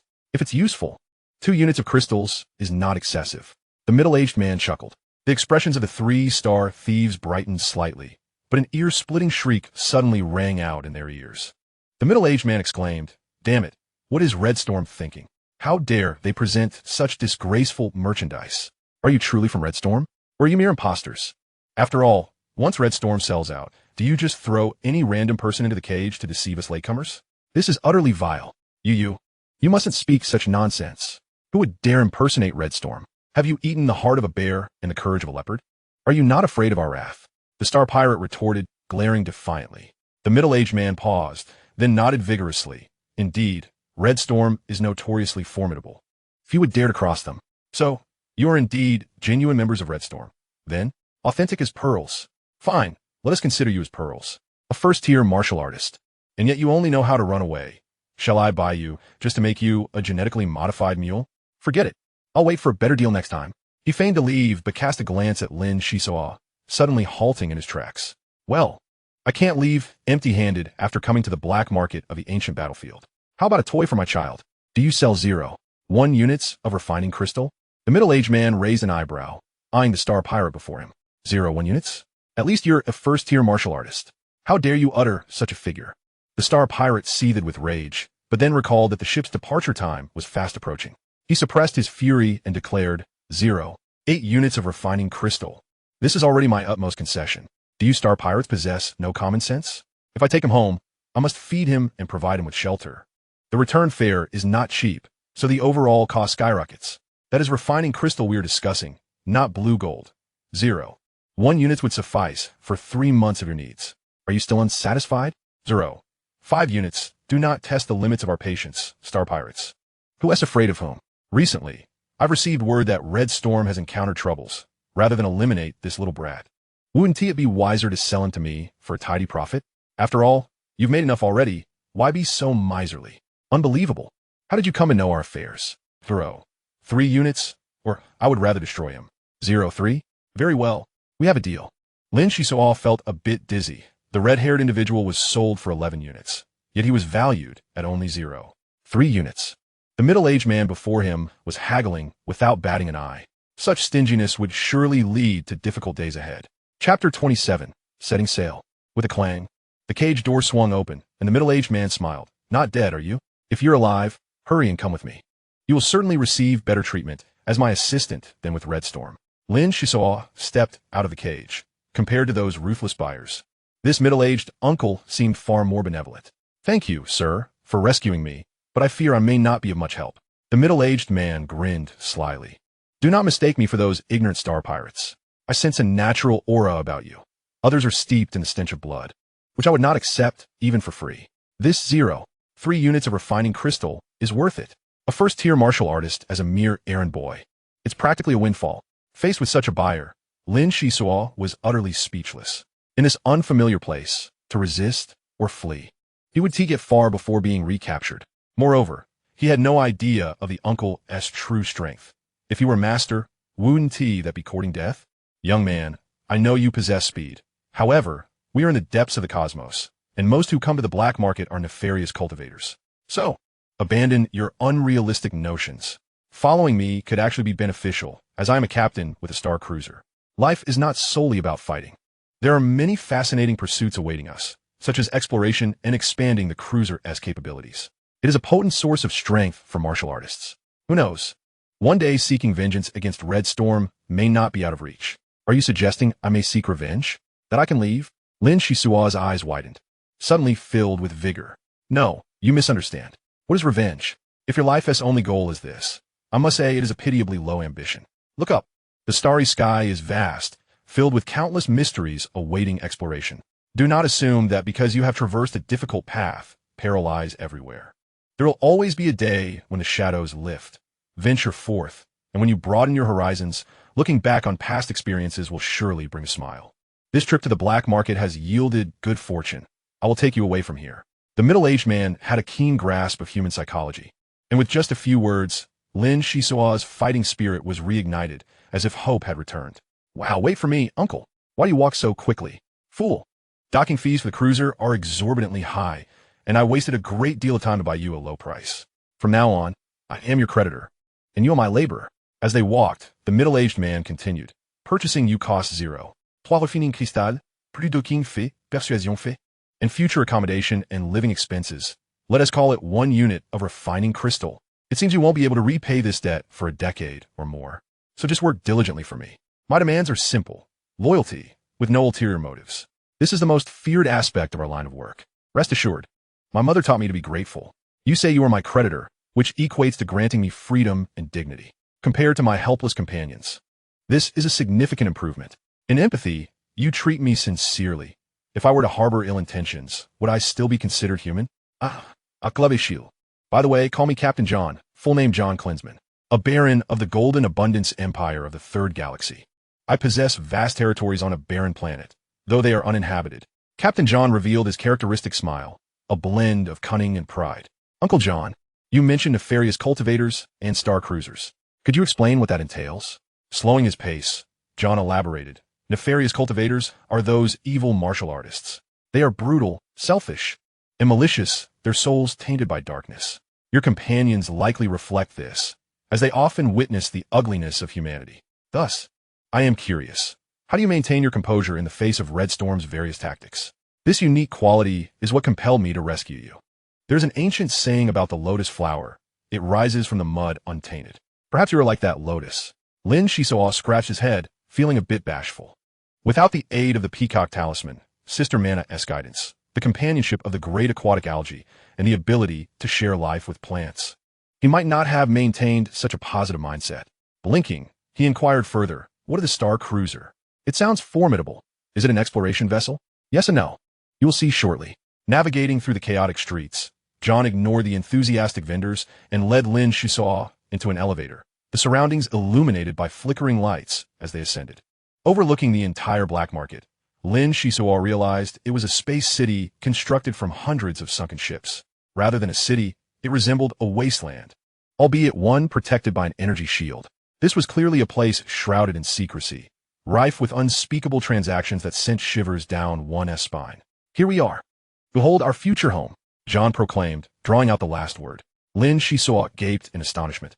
Was this truly a starship? Perhaps it was better than Red Storm's escape pods, but it certainly fell short in grandeur. Before him lay a dilapidated space sailboat, its old mast adorned with solar sails. One could see large patches sewn on his smaller patches, sufficient for a meager existence. At the bow stood a pitiful, antique particle cannon, and the only redeeming feature was the pair of wheels at the rear of the sailboat. The 2 wheels serve as plasma vibration source thrusters, polished to a brilliant sheen and meticulously maintained. An ordinary spacecraft would struggle to keep pace with her. John, with a grim expression, barked, "Hey, what's with that look?" A son does not disdain his mother's appearance, nor does a dog scorn its impoverished home. Even a dilapidated house can hold great value. You must learn to see beyond the facade and grasp the essence of things. No matter how unremarkable she may seem, she is still an interstellar cruise ship. However, we are currently in a deficit phase, so we must strive diligently to extricate ourselves from this predicament. Lin Xisuo nodded mechanically, realizing why Captain John was so intent on having the Red Storm deal with the surplus stock. He would likely turn away even if a star pirate proposed a transaction of zero for refining crystals, for he was simply too impoverished.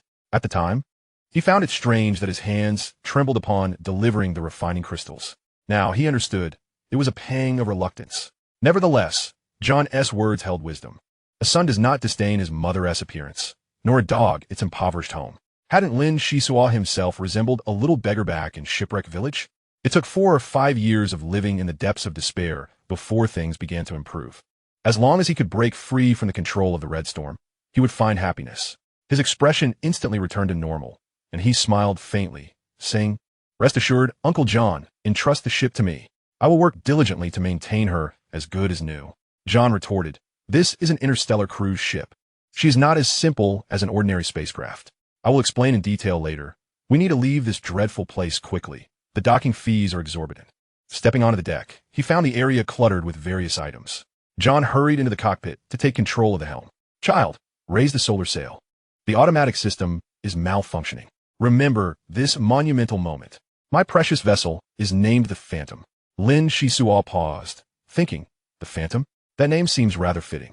With a light step, he swiftly positioned himself beneath the mast, straining to pull the handbrake, and with a creak, the solar sail unfurled. "Excellent. Full sail. Hard to port, thrusters at full speed, destination. The Golden Empire territory, onward." The vessel vibrated with a low hum. Lin Xisuo barely managed to keep his footing. The ship's speed was indeed remarkable, akin to a phantom. Once the solar sail was raised, a translucent shield enveloped the hull, propelling them toward the resplendent nebula. The ancient battlefield behind them rapidly diminished, vanishing from sight within half a minute. The starlight began to shift as John switched to autopilot, his face radiant with a smile as he found a spot on the deck to sit down, pulling out an old-fashioned pipe to puff away. Soon enveloped in a cloud of smoke, his expression one of utter contentment. "Uncle, are there just the two of us on the ship?" "Yes, I came alone. But now there's one more. The ship's AI is rather rudimentary. After years of solitude, I sought a companion." "I see. In that case, I will start cleaning up." "No rush. Stay and chat with me. For in this vast universe, we will rely on each other from now on. My name is Lin Xisuo, hailing from a 9-star domain, Earth Ring Star. My home was ravaged by the Red Storm, and many perished. My companions and I vowed not to return home until we avenged our people. These past years have been fraught with hardship, but fortunately, Uncle purchased me. Otherwise, I shudder to think of my fate." John nodded. "Do not worry. I have occasionally heard that 5 years ago, the Red Storm offended a powerful figure, which is why they have been cautious these past few years, hiding in their lair to prepare. They spent a fortune acquiring 4 basic interstellar cruise ships, presumably to seek refuge in the outer galaxies.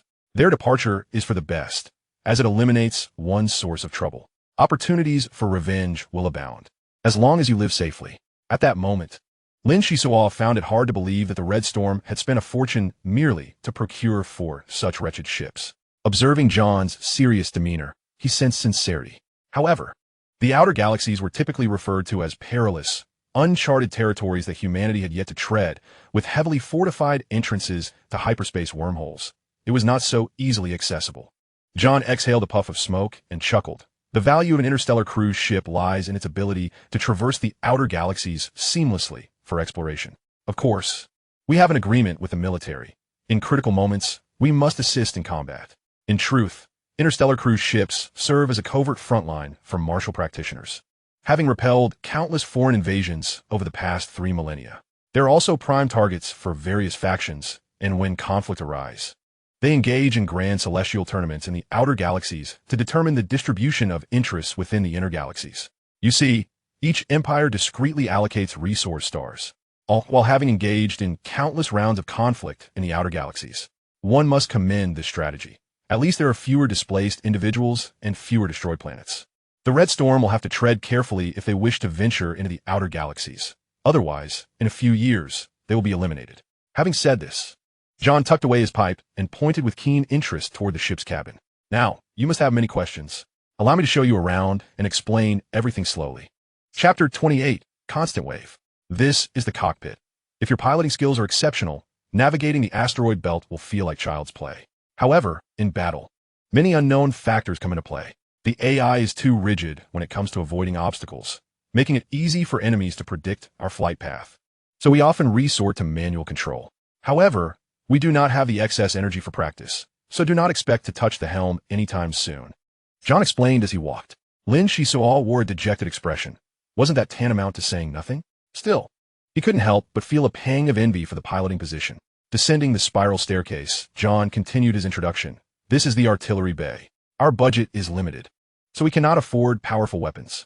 Aside from a particle cannon at the bow for show, this area is merely a storage space for odds and ends. We can tidy it up when we have time. I'm not particularly diligent and would rather hide in the captain's quarters playing interstellar chess than do chores. Don't expect a cleaning robot. I could sell my territory to afford one. but it serves a purpose. When you see my territory, you will surely be astonished. Astonished? Isn't Uncle John's territory uninhabited? Could it possibly contain rare minerals? Lin Xisuo asked skeptically, glancing at the captain. Fool, if it had rare minerals, would I be in such dire straits? My primary business is cargo transport. I save up funds and venture into remote regions every 3 years. As those nobles are always interested in peculiar items, and I might sell them for a handsome price. Sometimes, I have to go to the Adventurers Guild Tavern to pick up missions. After all, I am a level 4 martial practitioner. I have endured many hardships over the years, completing numerous significant tasks. Had I not started from a low point, I would have ventured into the outer galaxies long ago. Lin Xisuo's eyes brightened with interest as he inquired. So, Uncle John is a level 4 martial practitioner? What kind of tasks have you completed? They must have been thrilling and perilous. John laughed heartily. What do you think? I once assisted a beast tamer. Do you know what a beast tamer is? Yes. They are martial practitioners who deal with cosmic beasts. I've heard they are particularly formidable, Lin Xisuo replied casually. Goodness, you even know that? That task was incredibly perilous. I helped a powerful beast tamer search for a young battle beast, a terrifying and exceptionally clingy star cat. Lin Xisuo blinked and suddenly asked, Uncle, are you referring to the star cat? I've heard it is a remarkably gentle battle beast, mostly obedient and lacking aggression. John's smug expression abruptly faltered as he bellowed. Who told you that? Was it the Red Storm? Once you encounter a star cat, you will understand its ferocity. That creature left me with 18 claw marks. 18. Mind you, the little girl refused to raise the bid. Children from affluent families truly lack compassion. Wait, the powerful beast tamer was merely a little girl? Lin Xisuo looked at him quizzically. John's face flushed with embarrassment as he coughed. Where were we? Ah, yes. I am pleased to introduce you to the medical bay. The position of ship's doctor. Lin Xisuo's attention was instantly diverted. He was determined to become an apothecary.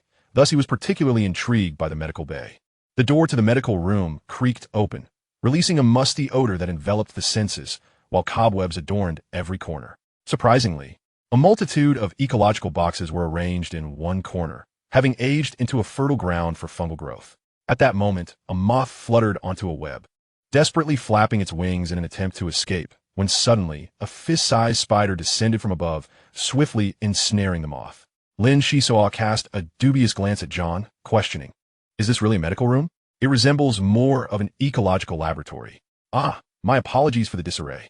Once, while transporting a batch of experimental organisms, many little creatures illicitly stowed away without my permission, an utterly reprehensible act. The task of cleaning has now fallen to you, John said with a chuckle.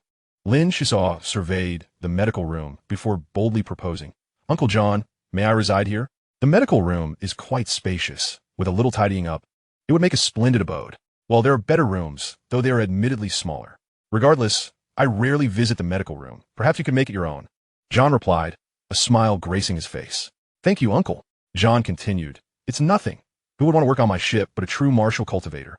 Each journey lasts a minimum of 2 months, so having someone to keep me company is a welcome prospect. Let me show you the core control room. This is the heart of the Interstellar Cruise ship, the very foundation of its growth. The two made their way to the lower deck, where layers of protection conceal the mysterious chamber. The ship's AI warned, unauthorized personnel entering the core area of the cruise ship. Captain, do you authorize entry? John's gaze suddenly sharpened as he regarded Xisuo, contemplating for a moment before decisively commanding, Very well, authorize entry. The AI responded, recording life signature, ocular iris, cardiac rhythm. Please provide a blood sample. A slender needle descended, and John gestured for Lin Xisuo to remain still. A sharp prick at the neck signaled the AI's prompt. Blood sample collection complete. Captain, please specify authorization level. John slapped his forehead, muttering, In my moment of excitement, I almost forgot this detail. Alas, you are fortunate. I hereby authorize Lin Xisuo for the position of deputy officer, granting him the highest authority save for the captain. Affirmative. Authorization is being bound. Deputy officer is permitted access to the core chamber. Welcome, Deputy Officer Lin. Lin Xisuo stared in astonishment at John, at a loss for words. Mere hours ago, he was a prisoner of the Red Storm, anxiously awaiting a buyer. Now, he had become the deputy officer of an interstellar cruise ship, regardless of its condition. This transformation was monumental and exceedingly swift. Don't gawk, it's just you and me on this ship. Naturally, in addition to the captain, you are the deputy officer. However, don't celebrate too soon. You're also the gunner, the maintenance technician, the cleaner, and the cook. You'll have your hands full learning as much as you can. Serving as an advisor and pilot, you'll wear many hats. Fear not, I am not afraid of hard work. Uncle John is a good man, and I, Lin Xisuo, will devote myself to protecting the Phantom. Jean smiled with satisfaction. Your words warm my heart, child. Rest assured, the Phantom has a spirit of its own. Treat her well, and she shall reciprocate. Follow me. As the hatch opened, they entered a cramped space, barely accommodating 3 individuals. Numerous devices surrounded them, encircling 12 massive transparent glass jars filled with sand, an odd sight indeed. At the chamber's center rose a pedestal, upon which lay a small collection of refining crystals, counting over 20 standard units, an impressive fortune. Embedded at the center of these crystals was a gleaming seed, translucent and resembling a gem sculpted from solid ice, strikingly charming. Do you see that radiant seed? It represents the continuation of the cosmic wave civilization, the legendary tree beings birthed at the dawn of the first galaxy. It could be said that the Interstellar Cruise ship is a perfect amalgamation of human civilization and cosmic wave civilization, a cradle for nurturing tree beings. We assist their growth, and in return, they aid us in enhancing our cultivation and exploring the unknown universe. This symbiotic relationship has thrived for over 3,000 years. Remarkable. I assenti it? The cosmic wave civilization? Tree beings born at the dawn of the first galaxy? My heavens, over 100 billion years old. Immensely ancient. John, in a jubilant mood, continued without weariness. The lives of cosmic wave tree beings are profoundly lengthy, far beyond human reach. Cultivating the seed, refining crystals, is essential. I can only strive to maintain their vitality and prevent them from perishing. Once they sprout and grow, they will formally integrate with the ship's AI, at which point access to the outer galaxies will be possible. Lin Xisuo composed himself, realizing that these refining crystals merely sustained the seed's lives, and true growth was still far off. Unable to restrain his curiosity, he inquired, Uncle John, what purpose do the glass jars filled with sand serve? Their presence here must be quite extraordinary. Astute observation. When I first arrived here, I too believed they contained sand. However, inside those jars reside countless miniature robots capable of upgrading the ship. As the discussion unfolded, new questions emerged, fueling Lin Xisuo's curiosity further. How are Interstellar Cruise ships classified? And what level does our Phantom belong to? John displayed remarkable patience, explaining, Interstellar Cruise ships are categorized from lowest to highest as E, D, C, B, and A levels. Typically, a level signifies elite status, and above elite, there exists the rare legendary level and those semi-divine beings nurtured over millennia. The conditions for upgrading are exceedingly stringent. The Phantom is currently E-level and has suffered significant damage. Thus, this E-level is somewhat diluted. If I can elevate her to D-level in my lifetime, I would consider myself fortunate. My goodness, nurturing a ship takes thousands of years. Does that mean ascending a level could take hundreds of years? John shook his head and sighed deeply, not necessarily hundreds of years. Take the Red Storm, for example. Their wealth allows them to easily ascend to sea level. Most Interstellar Cruise ships linger at this level, but disparities exist among them, contingent upon the attributes of the materials used during upgrades. If the materials enhance martial cultivators, the results become even more remarkable. Special materials are required for upgrades? How intriguing! Lin Xisuo expressed his fascination. Indeed, an E-level ship must consume another E-level ship to evolve into D-level. This serves to demonstrate the harsh realities of the martial world and the outer galaxies. If one cannot face fierce competition, it is better to remain within the inner galaxies, lest they become fodder for alien races. Only by reaching D-level can one qualify to venture into the outer galaxies, which are further divided into numerous regions. D-level ships are best suited for public areas, while sea-level vessels can roam freely, even banding together to eliminate insectoid nests, yielding substantial rewards. A new world unfurled before Lin Xisuo, and the prospect of exploring the universe ignited a sense of longing and aspiration within him. John paused, momentarily taken aback, recalling a time when he too was infatuated like the young man with dark hair. Yet now, he remained in decline. Regaining his composure, he encouraged, let me tell you, once we reach D-level, we can regularly transport martial cultivators seeking adventure in the outer galaxies but lacking a means to do so. We will sell tickets at 5 units of refining crystals each, with meals not included. They have to purchase their own food. That would be quite lucrative. Many Interstellar Cruise ships operate in this manner. Outside, the Phantom drew near a star, its solar sails eagerly absorbing energy, marking the official commencement of Lin Xisuo's interstellar journey. Chapter 29, Cleanup. The vacuum cleaner hummed as the medical room transformed into a pristine space. Lin Xisuo wiped the sweat from his brow, revealing a broad smile adorned with gleaming white teeth. Wonderful. At last, it resembles a home. Lin Xisuo exhaled, reflecting. Hard work pays off. I have finally resolved my living situation, but there are still dozens of cabins, decks, and particle cannons yet to be cleaned. Among them, Uncle John's captain's quarters is of utmost importance. Unexpectedly, the medical room is teeming with living creatures, almost resembling an ecological exhibition hall. After organizing the cleaning tools, Lin Xisuo approached the cabin wall, where he beheld 48 uniquely shaped ecological boxes. Originally, there were over 100 boxes, but after repairs, only this number remained. Some boxes contained spiders of various sizes, others housed bioluminescent mushrooms, and a few contained small mice. They had even captured a palm-sized elephant from the ventilation ducts, though it appeared somewhat malnourished and required proper care. Additionally, several sets of medical instruments were found, along with a therapeutic chamber and a nitrogen chamber. But there was no time to investigate their functions at the moment. It was time to clean other rooms. Uncle John truly was a lazybones, having accumulated decades' worth of refuse. First, he decided to inspect the warehouse area, hoping to find useful items. With swift steps, Lin Xisuo had traversed the Phantom several dozen times over the past few days, primarily in pursuit of the scurrying mice. Do not underestimate these rodents. Although they are not as formidable as the sand rats from the sunken village and are quite small, they possess a remarkable resistance to toxins. Upon investigation, it was revealed that they were the products of a large institution's illicit experiments. The affable Captain John, ever eager for profit, often relied on the speed of the Phantom to navigate remote routes, transporting hazardous items for others. The earnings were decent, yet the interstellar cruiser was akin to a voracious beast that devoured gold. Merely restoring its original condition consumed a substantial amount of funds, while martial artists required crystal refining for their cultivation. After relinquishing a territory in the Phantom, John had already exhausted his entire fortune. The warehouse was dimly lit, with shadows dancing in half-light. Lin Xisuo switched on a mini searchlight and proceeded to clean with vigor. A long-forgotten voice suddenly echoed.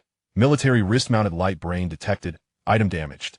Please assist the talisman in fusion. Lin Xisuo paused, then noticed a sturdy wristwatch among the clutter ahead, its robust exterior puzzlingly out of place. Affixing the peacock talisman to the watch, a flickering red glow ensued. After half an hour, the red light gradually faded, revealing a watch that had become worn and battered, as if subjected to sulfuric acid for centuries, frail to the touch. The talisman remarked, military wrist-mounted light brain, originating from the Klinsman family of the Jinfeng Empire. Contains some star maps of the Jinfeng Empire, several sets of military body techniques, and a weapon analysis system. The Wisdom Talismans database is adjusting according to the intercepted information. Although some energy has been acquired from the light brain, consumption remains high. It is advised to quickly seek crystal refining to enhance the talisman's power. Lin Xisuo was struck with realization. The Klinsmans were Uncle John's family, and the wrist-mounted light brain must have been left behind by his relatives, inadvertently benefiting the peacock talisman. This talisman was incessantly clamoring for energy after each fusion, suggesting the search for crystal refining. At present, Lin Xisuo had no idea where to procure such crystals. He had no time to entertain its demands. With this thought, Lin Xisuo impatiently exclaimed, Peacock, take a break. I am quite busy. Yet the talisman continued. Please note, 25 steps to the left. There is an item produced by the Federation of Light, a water cube, which has the ability to purify water sources. Oh, such a fine item. Lin Xisuo exclaimed with delight as he approached an ancient cargo box. The box must have been left behind during unloading, with half the warehouse shrouded in darkness and clutter. It was not unusual for a box of goods to remain untouched. He pried open the box with deftness, revealing wood shavings and a white device at its center. Measuring 30 centimeters on each side, with docking ports on every face, brand new as it had never been opened before. Splendid. I wonder how much it could fetch. I might keep it for my outdoor adventures, Lin Xisuo mused, excitement bubbling within him. Peacock, quickly check other areas. There may be more treasures. Attention! 10 steps ahead on the side, there lies a blue coin in the floor crevice. Besides that, no useful items detected. A blue coin? Just one? Lin Xisuo hurried to investigate. He knelt by the crevice indicated by the talisman and pried up a metal strip with a crowbar, revealing a cobalt blue coin before his eyes. This blue coin appeared quite special. It was thicker than the blue coins from the Star Thieves and had a darker hue. He resolved to take it back and inquire with Uncle John, who might have some knowledge about it. Lin Xisuo stowed the blue coin and continued tidying up, activating his speed source ability to expedite the cleaning process. Hours passed, and he replaced several energy lamps from less important areas to the warehouse, finally completing the dimly lit space. After a month of diligent work, the Phantom began to resemble a proper vessel, much to John's delight. Xisuo, you are truly remarkable. Your culinary skills have improved over the past few days. Fetch a bottle of rum. Let us celebrate. Now, aside from the tattered solar sail, the ship is spotless. John praised exuberantly. Uncle, have you forgotten? The rum was consumed a few days ago, and many areas require repairs. We ought to procure some maintenance tools when the opportunity arises. And space paint? It needs to be repainted to look presentable, Lin Xisuo replied with hopeful eyes. John had no heirs, having invested all his funds into the Phantom. Thus he regarded the ship as his wife. Shaking his head with a chuckle, he said, Silly child. Maintaining its current state is already commendable. The reason I do not replace the solar sail or hire someone to repaint is to feign weakness to our adversaries. Never forget, E-class interstellar cruisers can only transcend their limitations through mutual predation, thereby reaching D-class. There are intricacies to this. Generally, the stronger the E-class cruiser that devours, the faster its subsequent advancement. I do not wish for the Phantom to become prey, hence my actions. Beautifying her will only attract the attention of those with ill intentions. Now let us eat. Lin Xisuo found John's words quite sensible. Maintaining a low profile was indeed a survival principle. A flashy exterior was of no use and could even invite the covetous gaze of formidable foes, which was hardly worth the risk. Very well, let us eat. Suddenly, Lin Xisuo recalled something and spoke while eating. Uncle, while cleaning the warehouse area, I discovered a water cube, a device capable of purifying water sources. It seems quite impressive. John, lacking any noble demeanor, ate with a demeanor even less refined than Lin Xisuo, licking his fingers as he said, A water cube? It seems like an old item. Since no one has come for it, it is ours now. Xisuo, you are quite capable. Once we return to our territory and rest for a while, I shall take you to the Adventurers Guild Tavern, where numerous tasks await. Each task earns points, and once enough points are accumulated, they can be exchanged for crystal refining and weapons. Blue coins are not useful at the Adventurers Guild. Everything is based on points. Upon hearing the words blue coin, Lin Xisuo hastily searched his person, retrieving the blue coin he had uncovered from the floor crevice and placing it on the table with a faint smile. Spartacus? No way. This is a blue coin issued during the Spartacus era of the Jin Feng Empire, rumored to be of limited circulation. Xisuo, you have astonished me. This item is worth at least 5,000 blue coins. Quite the collectible. Lin Xisuo was taken aback, his mouth agape as he struggled to form a coherent response. 5,000 blue coins? How valuable? Huh, who would have thought you were a little tycoon? It could fetch even more at the auction house. Be sure to keep it safe. No, this blue coin was found in the warehouse area. It surely belongs to the ancestors of the Klinsmann family and should rightfully be given to Uncle John. John weighed the blue coin in his hand and remarked, This blue coin is quite substantial. Your ability to find it indicates great fortune. Thus, it is a lucky coin. Treasure it well. Consider it a gift from me, and may it bring you good fortune. However, the Phantom requires numerous parts replacements, and we are running low on food. All of this necessitates funds. Do not worry. I was able to acquire you precisely because I made a lucrative profit beforehand, sufficient to cover our expenses for the next 6 months. One must always keep a contingency plan. This lucky coin serves as a crucial reserve fund in decisive moments. Moreover, let me reveal something to you. Despite the dilapidated appearance of our ship, the Phantom, it conceals a life-saving skill akin to your source ability, which is remarkable speed. Remarkable speed? Is it not already quite swift? Could this be its ultimate velocity? Countless questions flooded Lin Xisuo's mind. I refer to capability.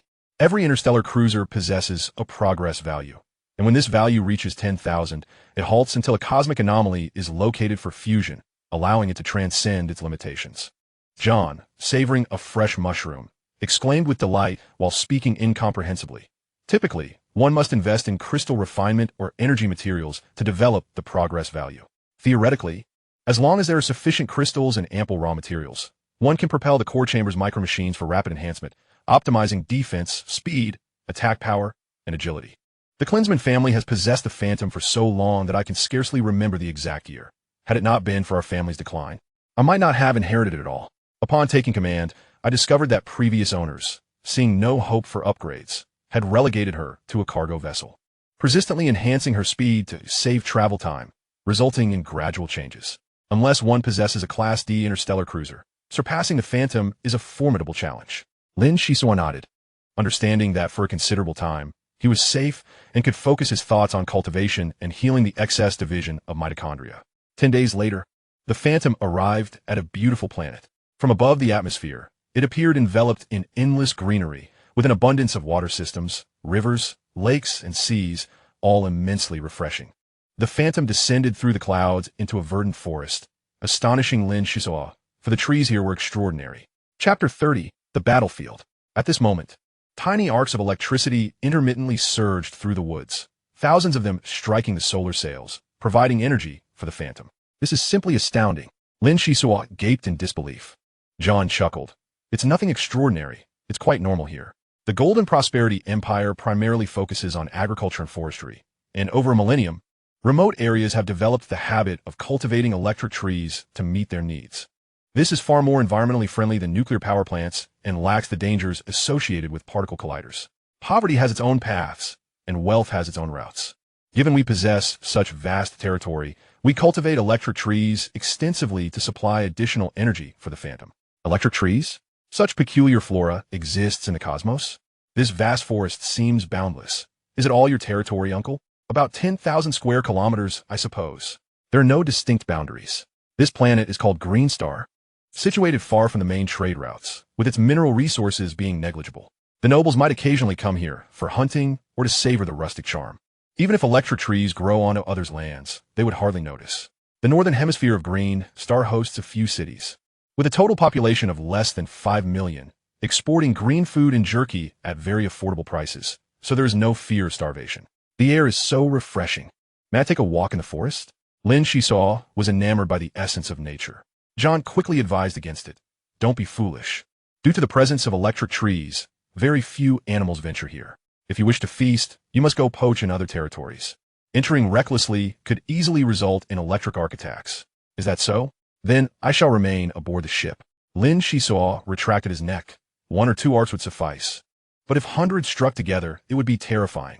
Perhaps I could attempt to communicate with the forest and gain their permission before wandering through. Now back on Green Star. John was in high spirits, saying, Xisuo, go to the captain's cabin and fetch my hunting rifle. Let us hunt together and enjoy a feast tonight. Are you implying poaching? Lin Xisuo asked cautiously. Poaching? If caught, will simply claim to be lost. Don't you wish to learn about my source ability? I'll demonstrate shortly. Excellent. I shall procure the rifle at once. Lin Xisuo moved with remarkable speed, swiftly returning with the rifle, his face alight with excitement. John laughed heartily. What a spirited young man. When I was your age, I was immersed in business studies at the academy.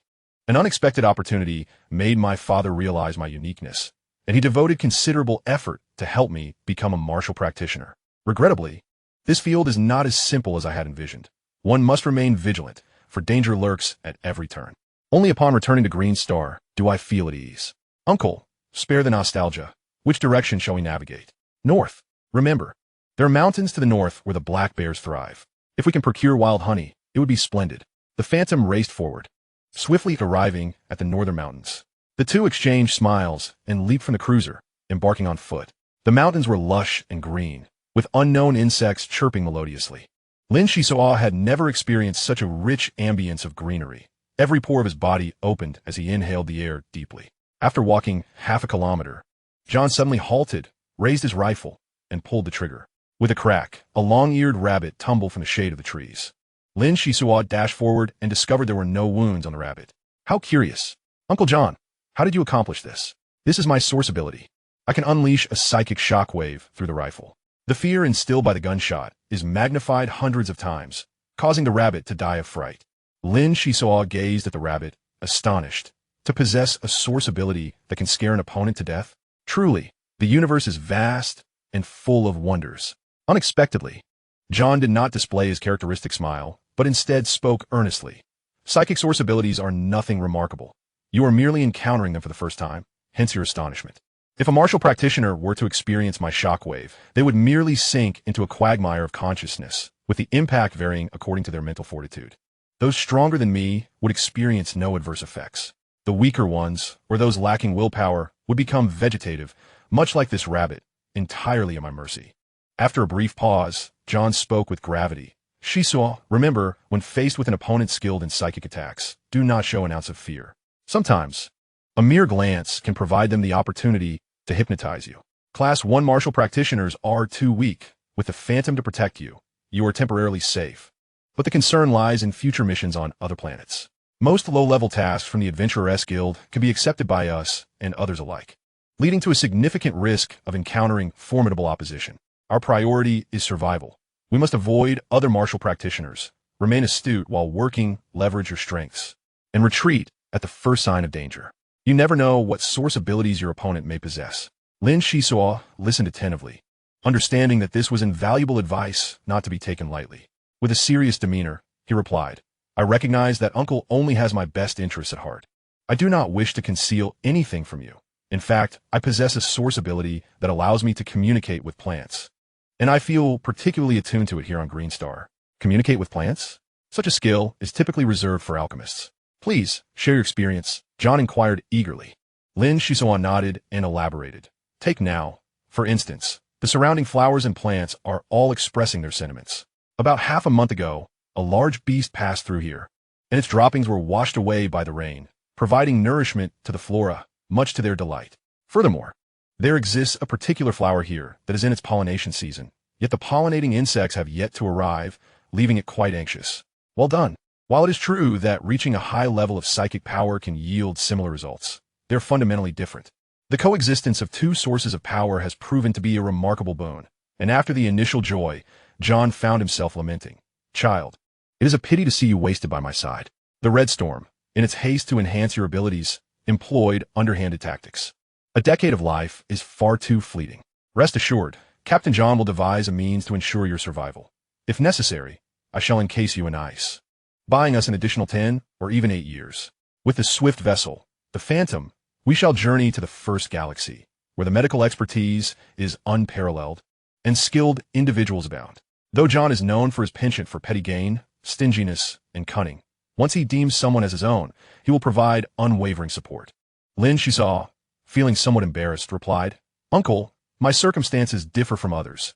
Living an extra 10 or 8 years should pose no issue. If my rank ascends, I can even suppress the effects of the catalyst. Thus, working a few more years holds no concern for me. Is that truly so? You are not deceiving your uncle, are you? Indeed, more genuine than pearls. You rascal, why did you not say this sooner? You left me hesitant to broach the subject. Once you finish your 10 years of short labor, we shall renew our contract. 30 years? No, 50 would be best. Ideally, a lifetime as the first mate aboard the Phantom. John's acquisition of Lin Xisuo was not intended for perilous combat, but rather to alleviate the tedium of long voyages. However, 10 years seemed exceedingly brief for a martial cultivator, leaving him in a rather somber mood lately. The news that Xisuo had the chance to break free from his constraints alleviated a burden from John's heart, and he burst into hearty laughter. Come, let us return to confront the dark bears. These bears are native creatures brought from the first galaxy during interstellar migration. The indigenous fauna do not compare in prowess. Thus they reign supreme in the mountains of Green Star. Tonight, we feast on bear paws. As they ventured into the dense forest, Lin Xisuo communicated with the flora at each juncture. The flowers and grasses were eager to converse, simply wishing to thrive. The towering trees were more challenging, responding sluggishly. To extract information from them required patience and careful rapport, lest one fail altogether. After an extensive search, having found nothing aside from the initial dolphin rabbit, John could not restrain himself from exclaiming, there used to be an abundance of black bears in these mountains. What has transpired today? Have these creatures somehow sensed my intention to feast upon their paws and deliberately evaded us? How peculiar. Uncle, do not fret. Allow me to sense the surroundings. Lin Xisuo selected a towering tree, seated himself beneath it, and pressed his palm against its roots. After 10 minutes, he suddenly opened his eyes, drawing in a sharp breath. Is something amiss? 20 days prior, a group of individuals traversed atop the tree canopy, followed by a distant, powerful shockwave. By the time the shockwave reached here, it was considerably weakened, yet radiation leakage remained, leaving a profound impression upon the trees. Given that radiation affects both fauna and flora, most animals have fled this area. Should we investigate further ahead? John pondered for a moment and nodded. If that is the case, it seems someone has engaged in conflict within the mountains. It will be prudent to investigate. Undoubtedly, it is those idle nobles who have come to duel, often resorting to violence for the sake of honor and beauty. They frequently eschew legal recourse, preferring to resolve disputes privately. This bears resemblance to the great financial magnates, who prefer to settle grievances in the outer galaxies. Yet, from your description, it is clear that someone has employed prohibited weaponry. John, ever cautious, gently patted his waist, and in an instant, the phantom appeared overhead. The two leapt with vigor, landing upon the deck, and the phantom vanished, reappearing several kilometers away. Is this the place? The radiation levels are indeed alarmingly high. The area resembled a crater formed by a meteorite impact, with surrounding trees collapsed in a radiating pattern. Aside from this, the place seemed unnaturally cleared of any peculiarities. After surveying the scene, John reasoned that it was only natural. Regardless of which noble faction emerged victorious, there would always be someone to collect the bodies. Uncle, allow me to descend for a closer look. Lin Xisuo leapt down into the crater, which had turned to sand, with the central area even crystallized, likely the result of a low-yield nuclear explosion. For heaven's sake, Peacock, cease your trembling. My heart feels as though it is being shaken to pieces. Speak, for pity's sake. There is an energy response. It is a refining crystal, 101 degrees to the left. Preposterous. The Phantom would be unaware of an energy response. The Phantom is merely an antiquated E-class interstellar yacht, older than this talisman. It lacks the capacity for precise energy detection unless the captain commands a scan. In other words, its sensitivity is rather low. Only upon reaching D-class or C-class can it surpass this talisman. Lin Xisuo had made a pact to keep the talisman's existence a secret. After venturing 100 steps, he unexpectedly made a discovery. Chapter 31. Transformation. This appears to be a lightsaber, though regrettably it is severely damaged and irreparable. Lin Xisuo lifted the remnants of sword. Feeling its substantial weight, from the metallic fissures he could glimpse a deep azure refining crystal of high purity, roughly the size of a thumb and estimated to contain 5 units. My heavens, I have struck it rich, and it is a monumental fortune, an absolute treasure. Lin Xisuo was almost compelled to kiss the peacock talisman. This creature had proven itself invaluable, yielding 5 units of refining crystal, a joy surpassing even the discovery of high-grade mycelium back in the day. Upon returning to the deck, he presented the lightsaber to John, his face alight with excitement. Uncle, fortune seems to favor us. 5 units of refining crystal. John stretched his neck, carefully accepting the lightsaber and scrutinizing it for an extended period, before producing his pipe and puffing contemplatively, lost in thought. Uncle John, finding 5 units of refining crystal is indeed a cause for celebration. Why do you seem less than elated? Huh, my little ancestor, who could possibly be unhappy? 5 units of refining crystal. Ordinarily, it would take half a year, or sometimes even a year, to accumulate such a sum. Xisuo, you're truly my lucky star. This crystal is of fine quality. Grant me 1 unit, and you shall be a free man from now on. Offer me 2 more units, and we shall split the Phantom between us. If anything should happen to me, you will become the captain of the Phantom. Uncle, please do not say such things. You saved me from peril, and it is only right that I honor you with a refining crystal. The Phantom requires refining crystal, and you need it for your cultivation. I shall keep but 1 unit for myself. John adopted a serious demeanor, swearing an oath. I, John Klinsman, though not a figure of great renown, am a man of my word. With these units of refining crystal, I can linger longer on Green Star. I have resolved to teach you the intricacies of operating the Phantom. Teach me to operate the Phantom? Uncle, you cannot be jesting. Lin Xisuo exclaimed, taken aback. You insolent wretch, do I appear to jest? Our family has fallen from grace, possessing naught but a stretch of forest and this antique vessel. You possess 2 sources of power. Your future is boundless. Once you acquire a lightsaber, with its sharpness and your swiftness, you shall swiftly dispatch any adversary. However, in my view, your ability to communicate with plants is even more remarkable. As long as there are plants, you can familiarize yourself with your environment in advance. Detecting crises early on, an immeasurable boon. I believe in you. You can bring hope to the Phantom. Now, let us return to the cabin to celebrate.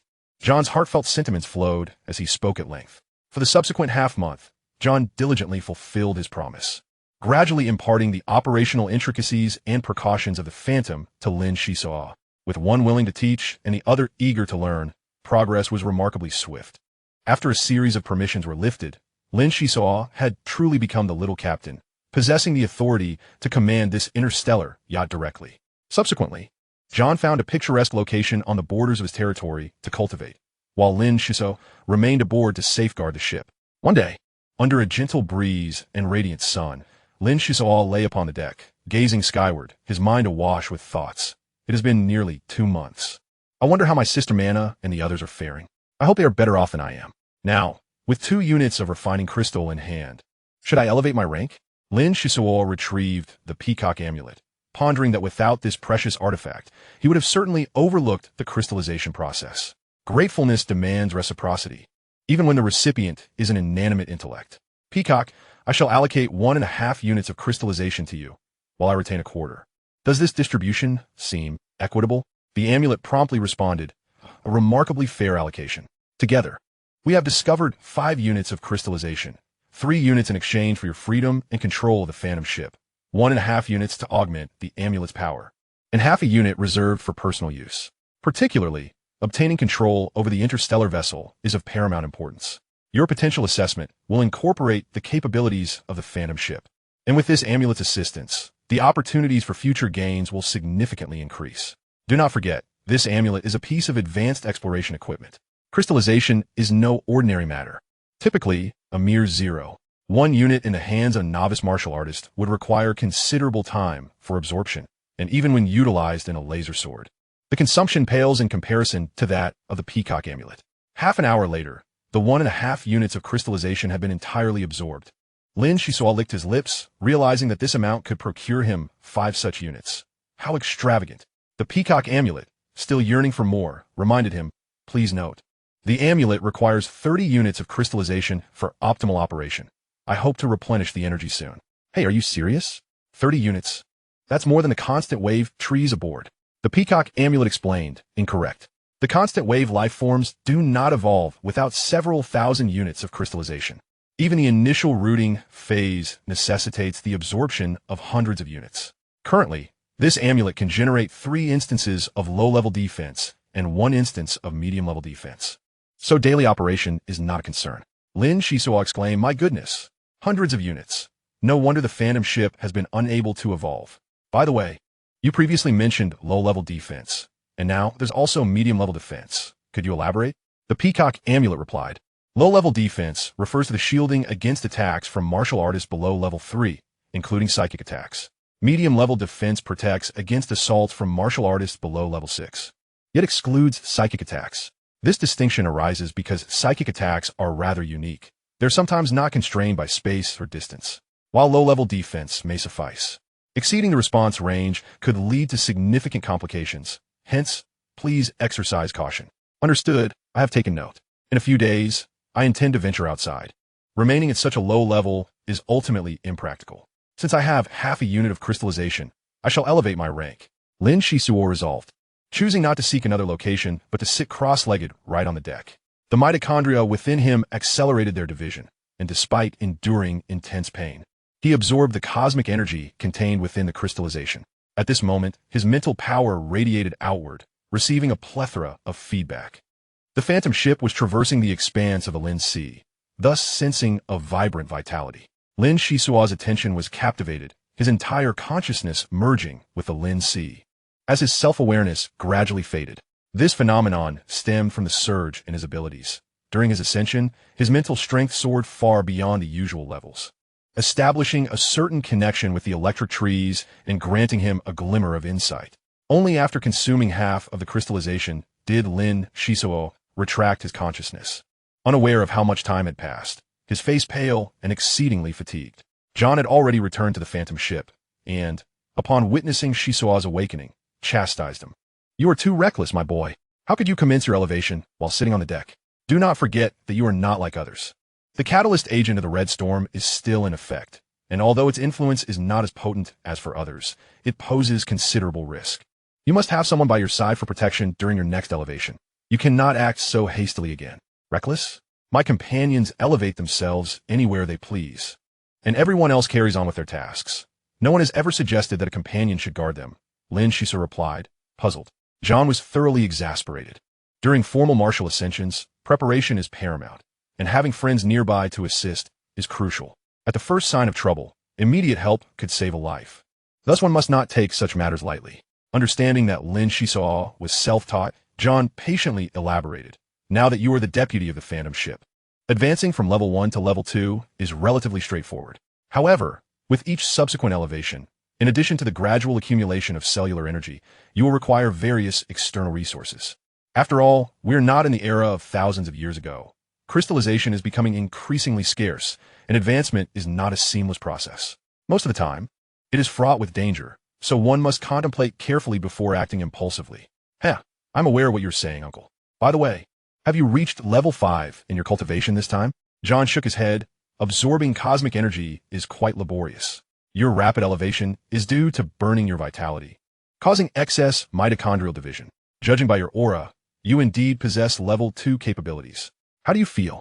Lin Xisuo smiled slightly. The accelerated mitochondrial division feels manageable. Fortunately, it is not a runaway horse, remaining within tolerable limits.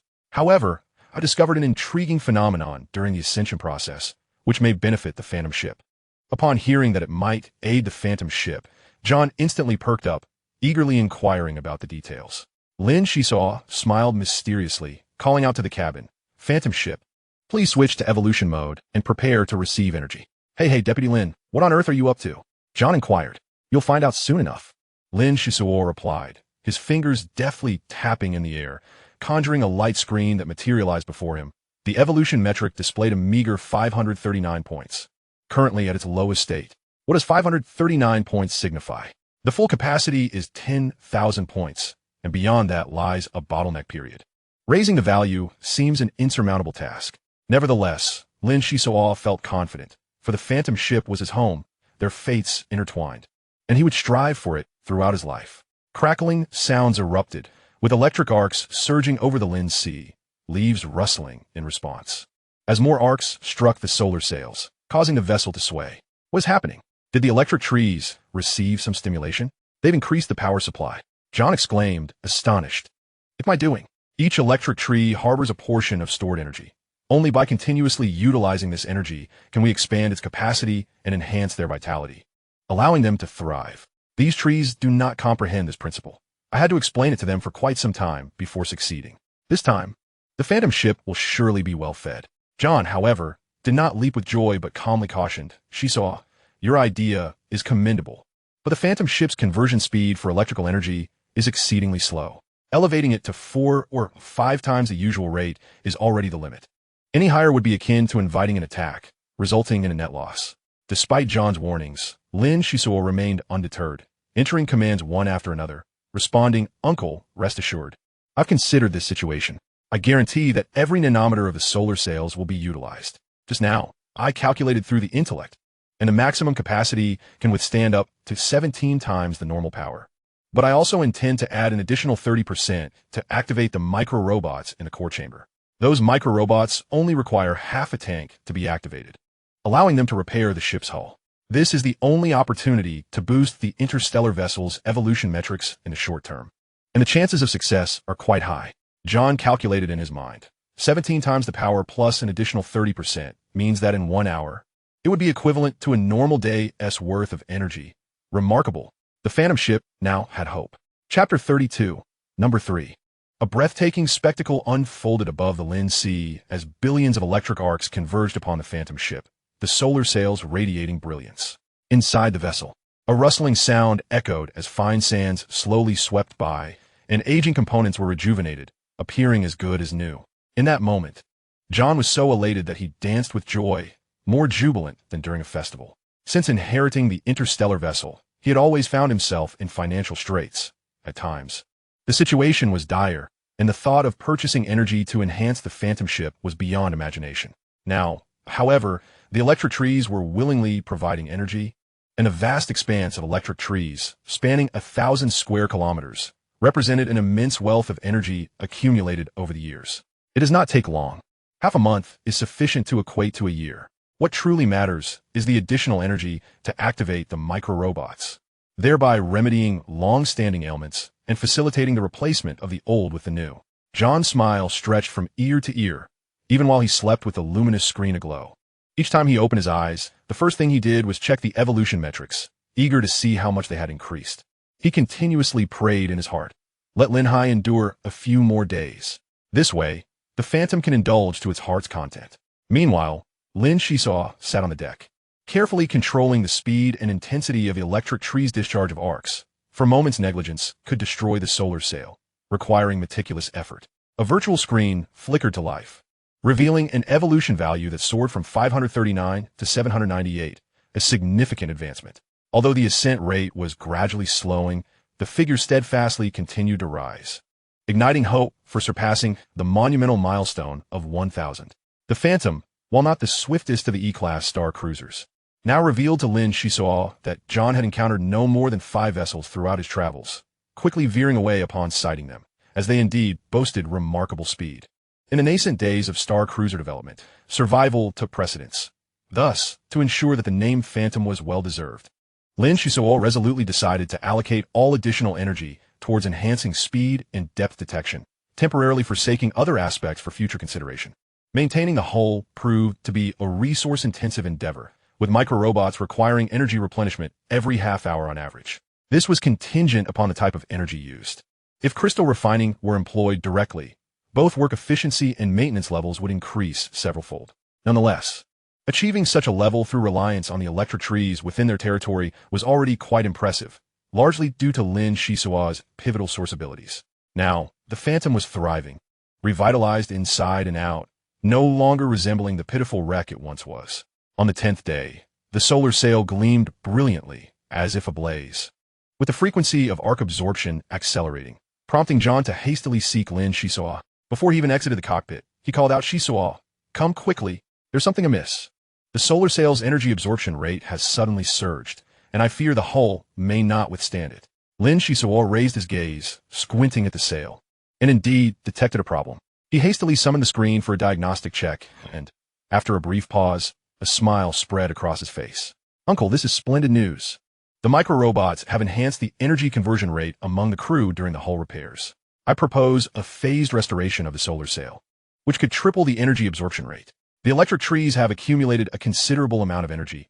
Absorbing it all may take half a year, but repairing the solar sail will save a significant amount of time. However, we must remove the patches from the sail. We can no longer afford to appear as beggars." "Impudent child, what are you implying? Do you think I desire to masquerade as a beggar?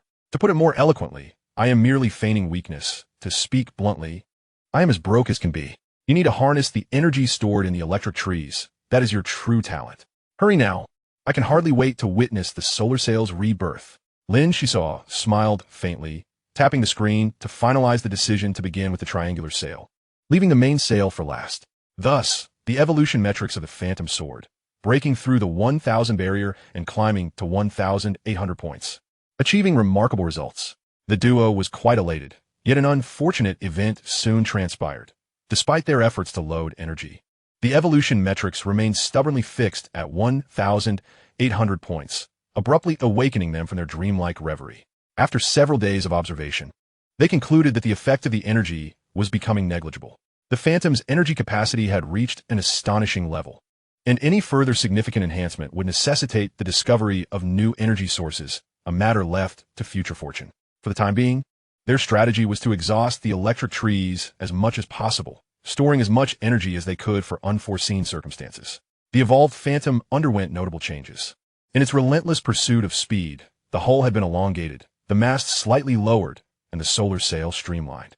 Compared to the original Phantom, it now possessed an air of elegance. Particularly, the ion vibration source thruster had been optimized a total of 7 times.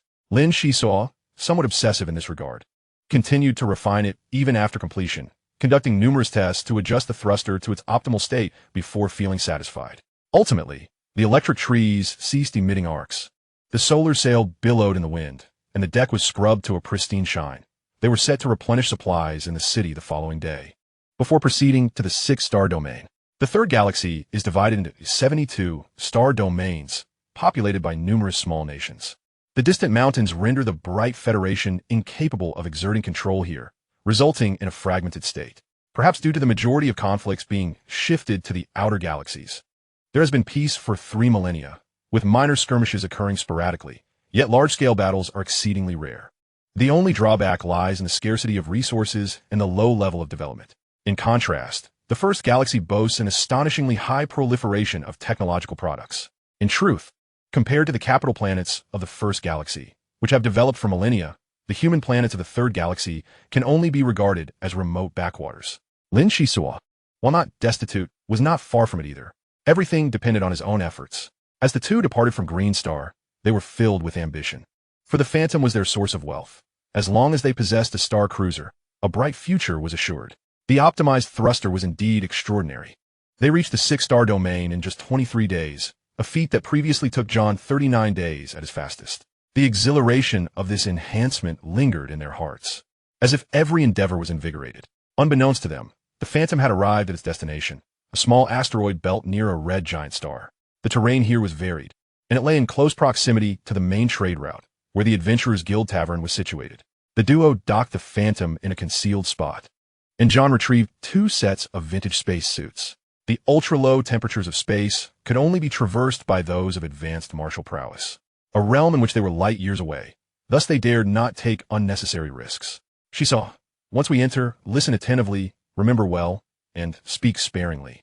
The individuals who come seeking tasks are of all kinds, including some truly vicious characters. Fortunately, the martial practitioners who frequent this place are not of high caliber. I can still manage them at my level. I've got it. You need not worry. After donning the space suits and stepping outside the Phantom's protective shield, they instantly lost gravity. John pointed to the left, and Lin Xisuo nodded, using a thruster to propel himself in the opposite direction, flying straight ahead. It seemed the Adventurers Guild Tavern was rather neglectful of environmental concerns, as space debris floated like long ribbons, obstructing their path.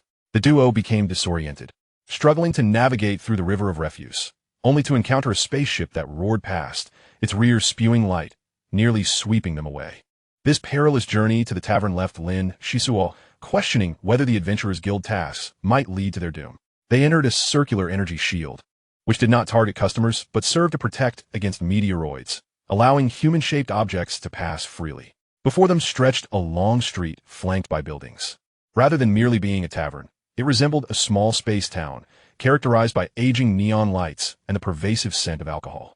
After shedding their space suits and hastily stowing them behind a rock, John led Lin Xisuo towards a modest establishment. Despite its small facade, a hulking figure stood guard outside, muscles straining against his clothing, sporting sunglasses that lent him an air of coldness.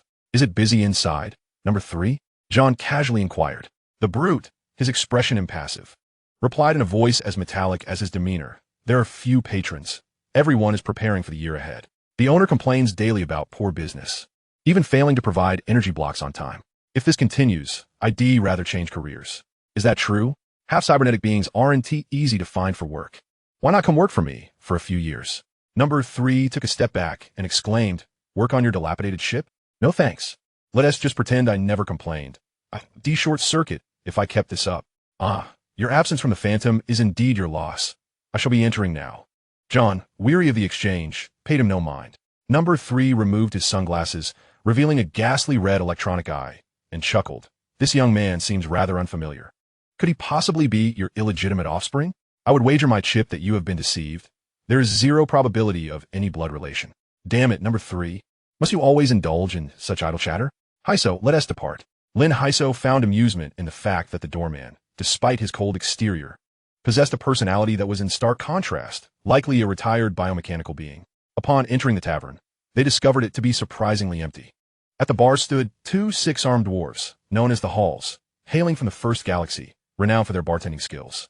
John furrowed his brow and directly approached the mission board, flipping through the illuminated screens page by page, gesturing for Lin Xisuo to take a look. "Uncle, why are there so few people?" "I do not know. Number 3 mentioned earlier that everyone is preparing for a year from now, but I forgot to inquire further after his interruption. Shall I return to converse with him? Engage in some small talk?" "That could work." Lin Xisuo retraced his steps, finding number 3 striking a pose. Upon seeing the black-haired youth return, he grinned mischievously. "You were wondering why there are so few patrons, weren't you? That fellow John extracts much of his information from me. He sends you in his stead. Do not accuse me of bullying newcomers. I only share what is beneficial." Lin Xisuo playfully winked. "Esteemed number 3, you are the beacon of the Adventurers Guild, a mentor and friend to newcomers. Such information is trivial and hardly warrants putting the young ones in a bind. Besides, this knowledge ought to be rather common." Having never witnessed such generosity from a biomechanical being, Lin Xisuo felt a sense of gratitude, sensing this could be the dawn of a friendship. Number 3 stroked his chin, a look of wistfulness crossing his face. "Young man, after standing for 135 years, you're the first human martial artist willing to befriend a biomechanical being. Let us begin with the Labyrinth Star. It is shrouded in mystery and peculiarity. Chapter 33. Intelligence. Number 3 spoke at length, and with each word, Lin Xisuo grew increasingly fascinated. The labyrinth star occupies a unique position, wandering between three suns.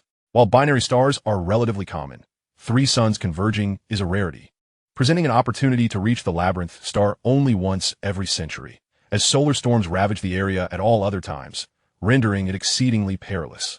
Due to prolonged assaults from solar storms, the planet's surface is marred with colossal chasms, many plunging down 10,000 meters. The planet itself exhibits peculiar characteristics, with intense magnetic field interference that hinders navigation devices, thus earning the title of the Labyrinth Star. One must possess extraordinary skills to venture there. Otherwise, one is unlikely to return. Were it merely an inhospitable ancient planet, it would not draw widespread attention. However, within the chasms of the Labyrinth Star lie natural crystal deposits, albeit scarce, which could yield significant wealth to the fortunate. Furthermore, the remnants of equipment left behind by unfortunate explorers over the ages also serve as a major attraction. As number 3 continued his introduction, he suddenly lowered his voice. Crystals and equipment are secondary. Remember, during the last expedition to the Labyrinth Star, fewer than a quarter of the returnees made it back. An old friend recounted that it was nothing short of a calamity. Solar winds assaulted at every turn, and navigational instruments frequently malfunctioned. Most astonishingly, a stone tablet was discovered deep within the chasm, the inscriptions of which remain unknown. A multitude of martial artists clashed over it, and ultimately they were all swept away by the solar storm. None returned. My old friend, due to his remote position, was less affected, yet even so, his bioskin and organs were nearly obliterated, leaving only his skeletal remains intact. He came to me seeking funds for repairs. Can you imagine? I am barely scraping by myself. Thus, I shut him down and tossed him into the wine cellar. If you're interested, you may take him. His chip and memory are intact, and he would make a fine guide. Lin Xisuo felt a strong inclination, retrieving a 0.1 crystal and placing it into number 3's hand. A hint of embarrassment in his voice. I'm not in a position to offer much. Please accept this 0.1 crystal for now, and should any discoveries arise on the Labyrinth Star, I shall certainly repay you. Moreover, I will treat your friend with utmost kindness. Number 3's electronic eye flickered with excitement, exclaiming, 0.1 crystal, quite a sum indeed. That old fool takes up space in the wine cellar. It would be splendid for you to take him away. After a moment's contemplation, he added, Child, it has been a pleasure conversing with you. I have an abundance of tidbits. Feel free to inquire about anything that piques your interest. It may prove beneficial. Marvelous. Thank you, Uncle 3. Lin Xisuo was elated. His offering of the crystal was not made without thought. A biomechanical being who has mingled in the Adventurers Guild Tavern for 135 years must possess a wealth of information. Do not underestimate number 3's playful banter. After the Phantom's evolution, John underwent a notable transformation, one that would subtly reveal itself to discerning eyes. An E-class interstellar cruiser faces the peril of consuming destinies. Thus a cautious approach is paramount. It was precisely this consideration that led Lin Xisuo to engage with number 3, fostering a closer connection to avert unnecessary troubles. During his time in the sunken ship village, Lin Xisuo had already tasted the bitter and sweet of life, and in recent years, he had endured the pressures of the Red Storm, rife with treachery and deceit. In terms of cunning and adaptability, John paled in comparison. Upon entering the wine cellar, aside from the wine racks, there lay an assortment of debris. After rummaging through a tightly packed cabinet, Lin Xisuo unearthed a metal remnant of a robot. The body was in a state of disrepair, with only the head intact, while the rest had either melted from high temperatures or suffered severe damage. Restoring it would likely prove challenging. As number 3 dusted off the remnants, he instructed, I will find you a backpack to stow the fragments, should repair opportunities elude you. A fiber optic cable can be inserted into the head for brief communication. I shall certainly do my utmost. There remains a year to devise a way to restore this uncle. Number 3 responded with his unique laughter. How amusing. You address everyone as uncle, yet refer to a pile of metal bones the same way. How devalued this uncle has become. My friend prefers to be called Sean. You cannot take my crystal for free. Feel free to ask about any information you seek. Lin Xisuo was entirely unfazed, tightening his grip on the backpack and mysteriously inquired. Indeed, I have a query for you. Do you possess any information regarding an apothecary? I have recently ascended to a second-level martial artist. My path remains unformed. Thus, I aspire to develop towards the apothecary profession, which I have heard is quite commendable among martial artists. My goodness, your ambitions are quite lofty. Those apothecaries are not only skilled in healing, but also masterful in the art of poison, capable of effortlessly decimating entire cities of humanity. Even the most savage biomechanical beings are unable to withstand them. While I possess some knowledge, your rank is too low for such matters. It will be prudent to steer clear. Uncle, are you not tormenting me with such uncertainty? Worry not. I will not recklessly endanger myself. Number 3 pondered for a moment and nodded. Young minds often blaze with fervor. They can undertake any venture. However, with that coward John keeping watch, there should be little risk involved. 56 years ago, a high-ranking martial artist casually mentioned a planet at the edge of the 6-star domain, designated SJ-305. A lucrative task was posted, seeking exploration of the ancient apothecary's castle. This task cost many lives. The apothecary's abode is perpetually shrouded in toxic mist. That high-ranking martial artist and his companions paid dearly to penetrate the castle, yet the majority perished under mysterious circumstances, prompting the survivors to hastily retreat, fearing to tread further. The issuer of the task raised the bounty multiple times, yet no one dared to undertake the risk, and years later, the matter faded into obscurity. Once your strength has grown, you may wish to test your fortune. Perhaps there will be rewards. SJ-305? I did not anticipate finding a target so swiftly. You are truly a fountain of knowledge. A fountain of knowledge, you say? That title is rather flattering, far superior to number 3. Lin Xisuo posed several inquiries regarding the recent adventure tasks at the tavern, meticulously jotting down notes to discuss with John later. Upon encountering John, he found him savoring a martini concocted by the dwarf hall, seated beside a portly woman whose ample figure creaked the chair beneath her. Xisuo, come meet my dear friend, Lady Elizabeth, John introduced with a smile. Upon hearing this, Lin Xisuo hurried over to pay his respects, bowing slightly and elegantly greeting, "Good day, milady."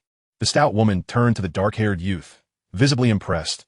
"Ah, this lad possesses excellent manners. He must have received a fine, noble education." "John, is he your nephew?"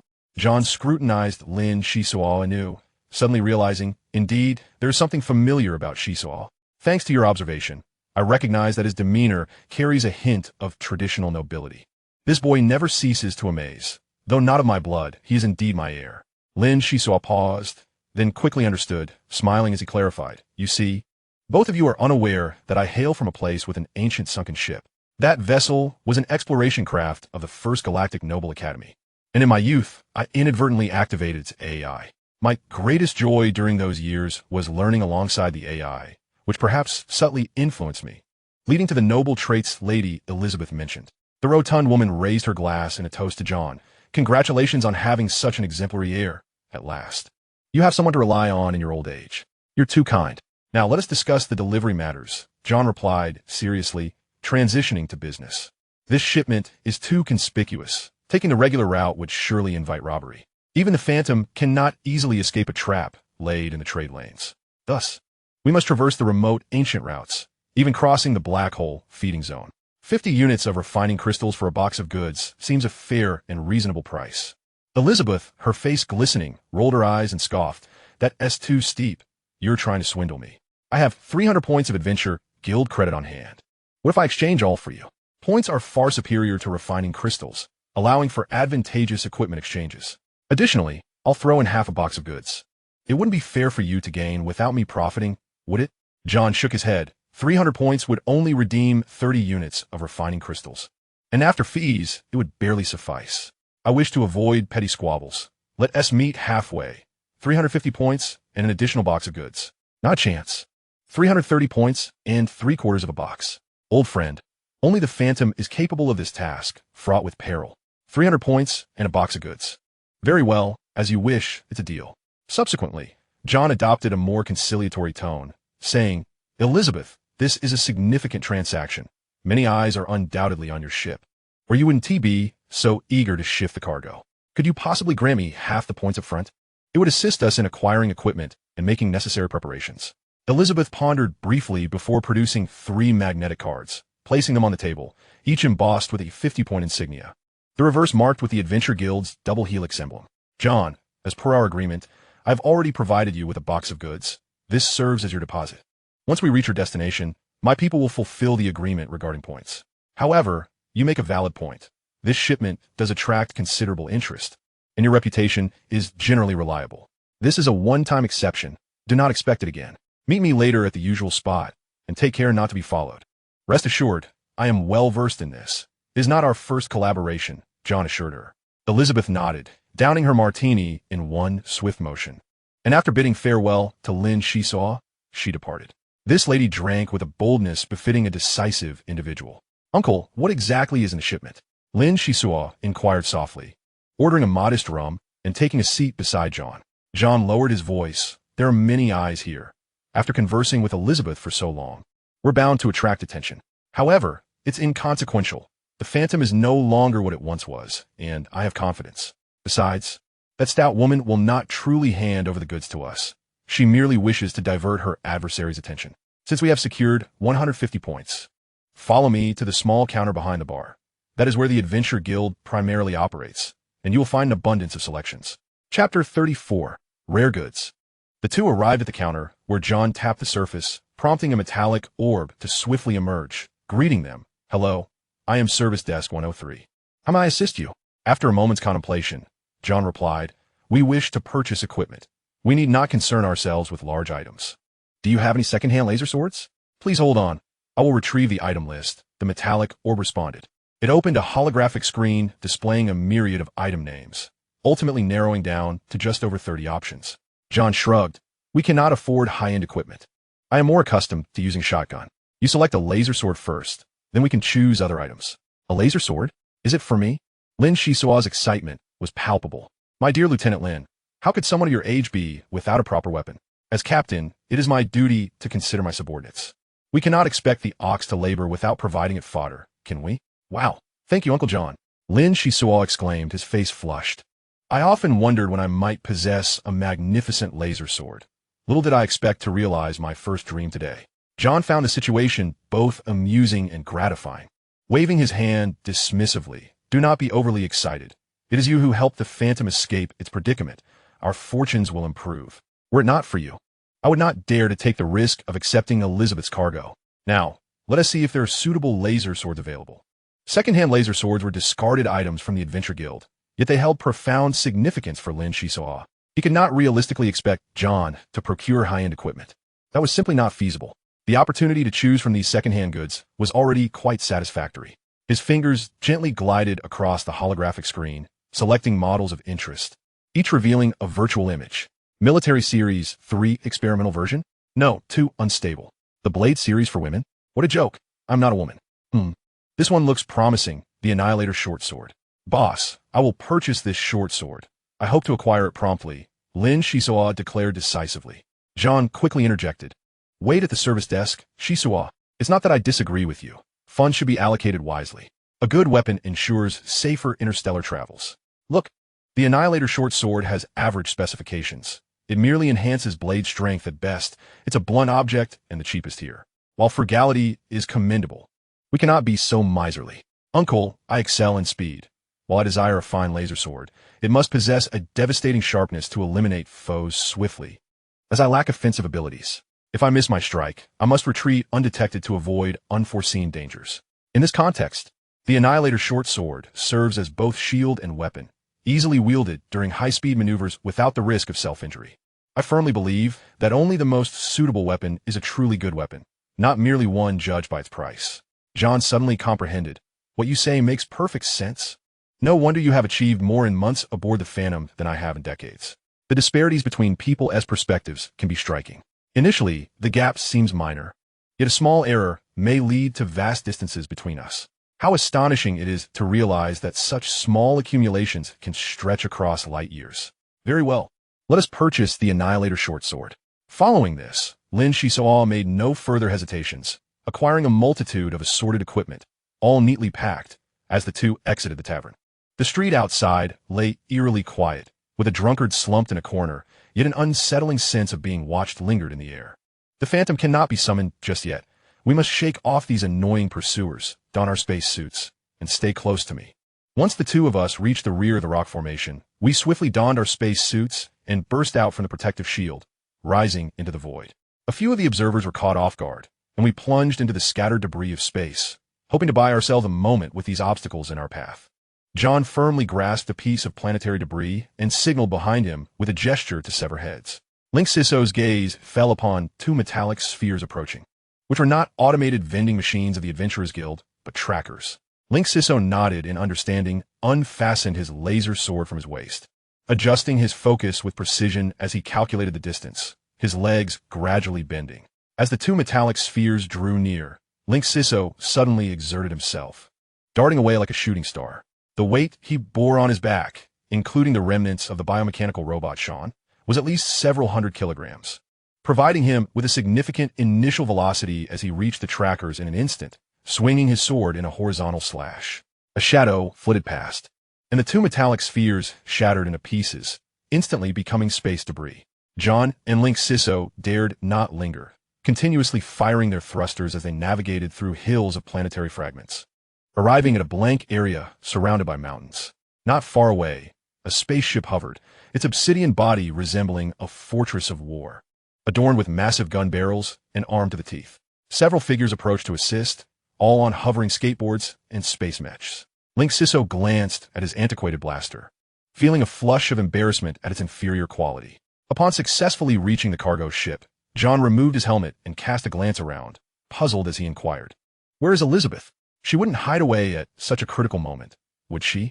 Someone nearby replied, "The elder sister has encountered a minor inconvenience.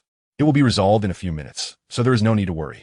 Let's first inspect this batch of goods, 78 boxes in total, with 1 box complimentary. Just deliver the 77 boxes to the designated location. I hear the Phantom is planning to traverse the black hole feeding zone. Is that right? Exercise caution. The ancient trade routes are treacherous." John retorted, "It's certainly better than being ambushed in the regular trade routes before following the other person into the cargo hold."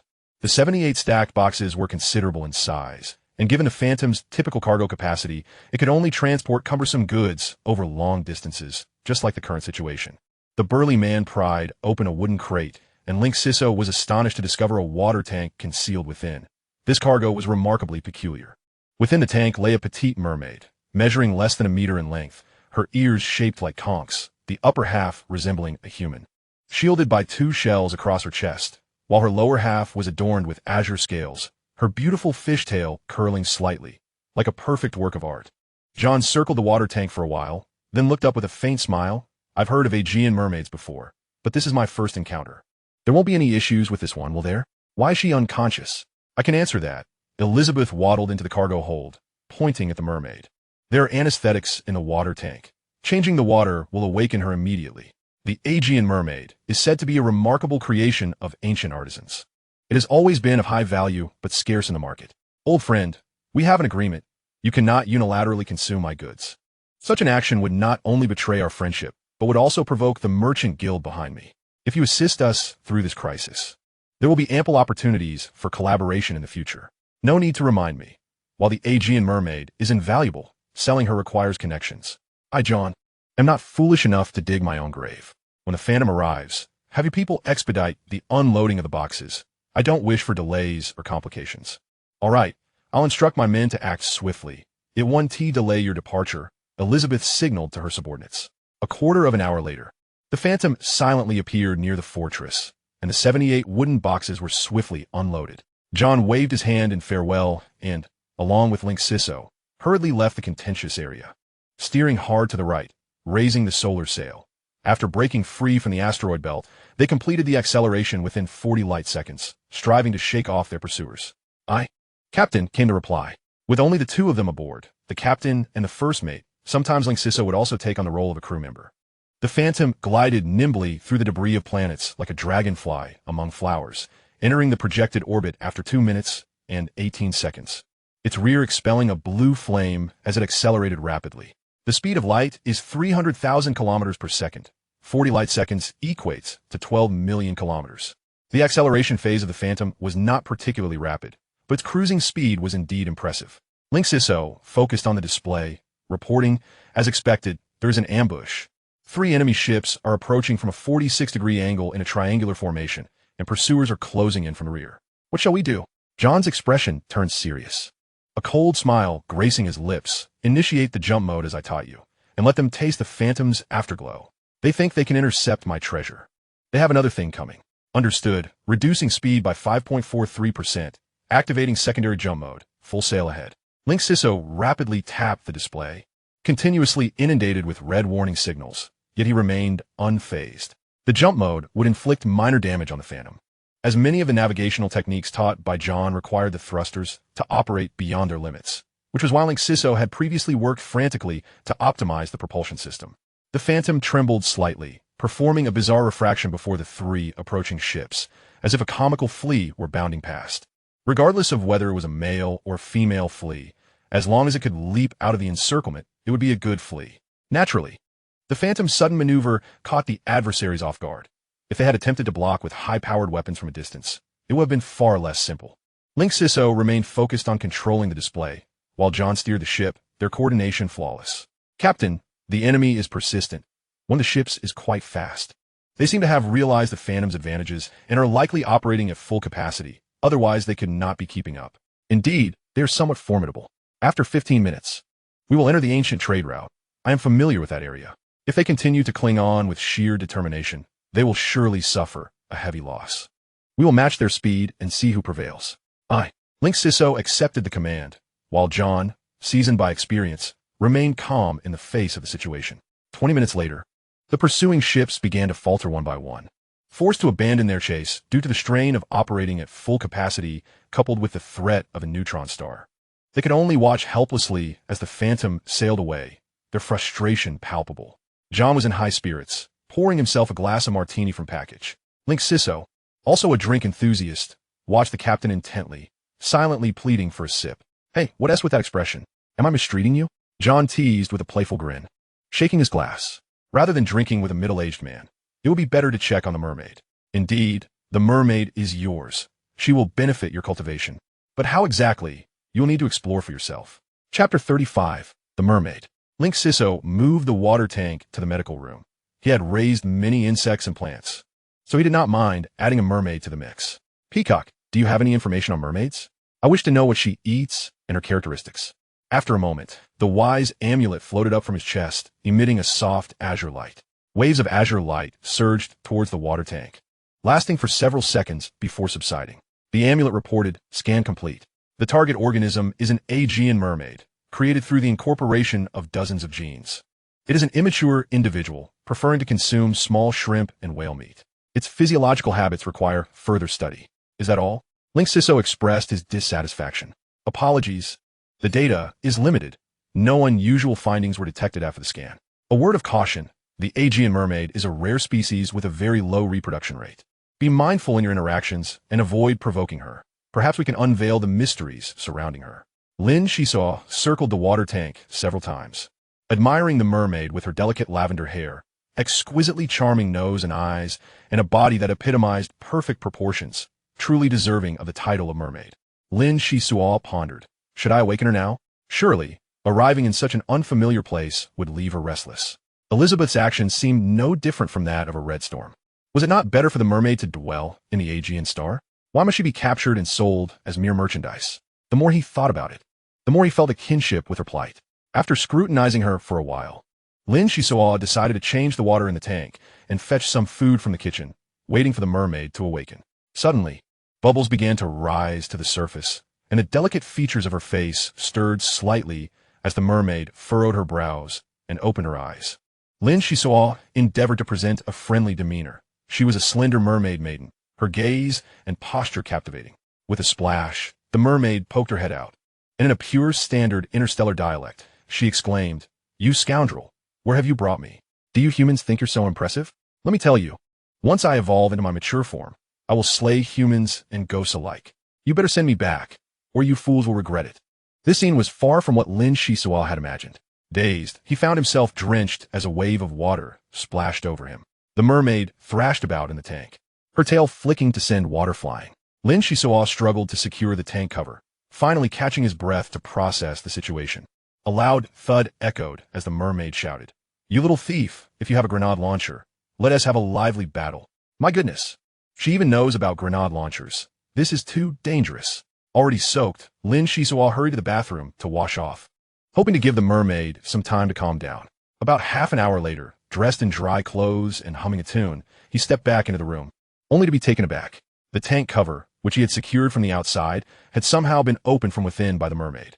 The food he had brought from the kitchen was in a pitiful state, scattered all over the floor. The room had become a chaotic mess, and the insects in the ecological box had vanished, as if they had fled in panic. Everything was in disarray. Lightbrain, track the mermaid and see where she has hidden. Lin Xisuo commanded urgently. Soon, he received a response. She is under your bed, remaining quiet so as not to disturb you. Lin Xisuo swiftly moved to the bedside, reaching down to grab 2 spiders and return them to the ecological box. Cautiously, he peered under the bed, only to find the mermaid clutching a bottle, sound asleep. Her face flushed. Apparently, she had gotten drunk. To think she had consumed all of his prized premium rum. Was the Aegean mermaid a shrew or a drunkard? It was baffling. As he pondered, Lin Xisuo began tidying up the room, swiftly rounding up the scattered insects and mice, pulling the large-eared creature back to the ecological box. He then lifted the mermaid and placed her back in the water tank, commencing the cleanup of the floor. Everything returned to order when a clear and melodious voice suddenly rang out from behind. Hey, handsome human, what is your name? Lin Xisuo turned around, intrigued, and surveyed the mermaid with a smile. You woke up quite quickly. Impressive drinking capacity. My name is Lin Xisuo, and yours? The mermaid gracefully leaped, curling her tail to sit on the edge of the water tank, evidently able to survive for a short time outside of the water. Her beautiful eyelashes fluttered as she brushed her long hair, and after a moment, she replied, As for my name, I suppose I can tell you. I am Sasha, a priestess of the merfolk, captured by humans. I can only accept my misfortune. It must have been that fat old hag who sold me to you. However, the liquor here is quite nice, just as rumored, enhancing blood circulation and feeling quite pleasant. Filled with curiosity, Lin Xisuo moved a chair closer, pointing at the tank cover as he asked, Sasha, how did you manage to open it? I distinctly remember securing it tightly before I left. Be honest with me. If you resist, I won't go easy on you. Sasha rolled her eyes, placing her hands on her hips and feigning a fierce demeanor. Don't you humans have ways to manipulate matter with mental power? I first splashed water onto the floor, some of which became animated. Once you left, I just had to wiggle my fingers to gather a stream of water to lift the cover. It's nothing to fuss over. A piece of cake for me. Is that so? Mermaids possess such extraordinary abilities? Lin Xisuo inquired, astonished. Sasha shook her head, stating, I am a great priestess. Thus I have certain special abilities. Most merfolk merely wallow in self-pity and sing. If their combat skills were not nearly non-existent, I would not have been captured.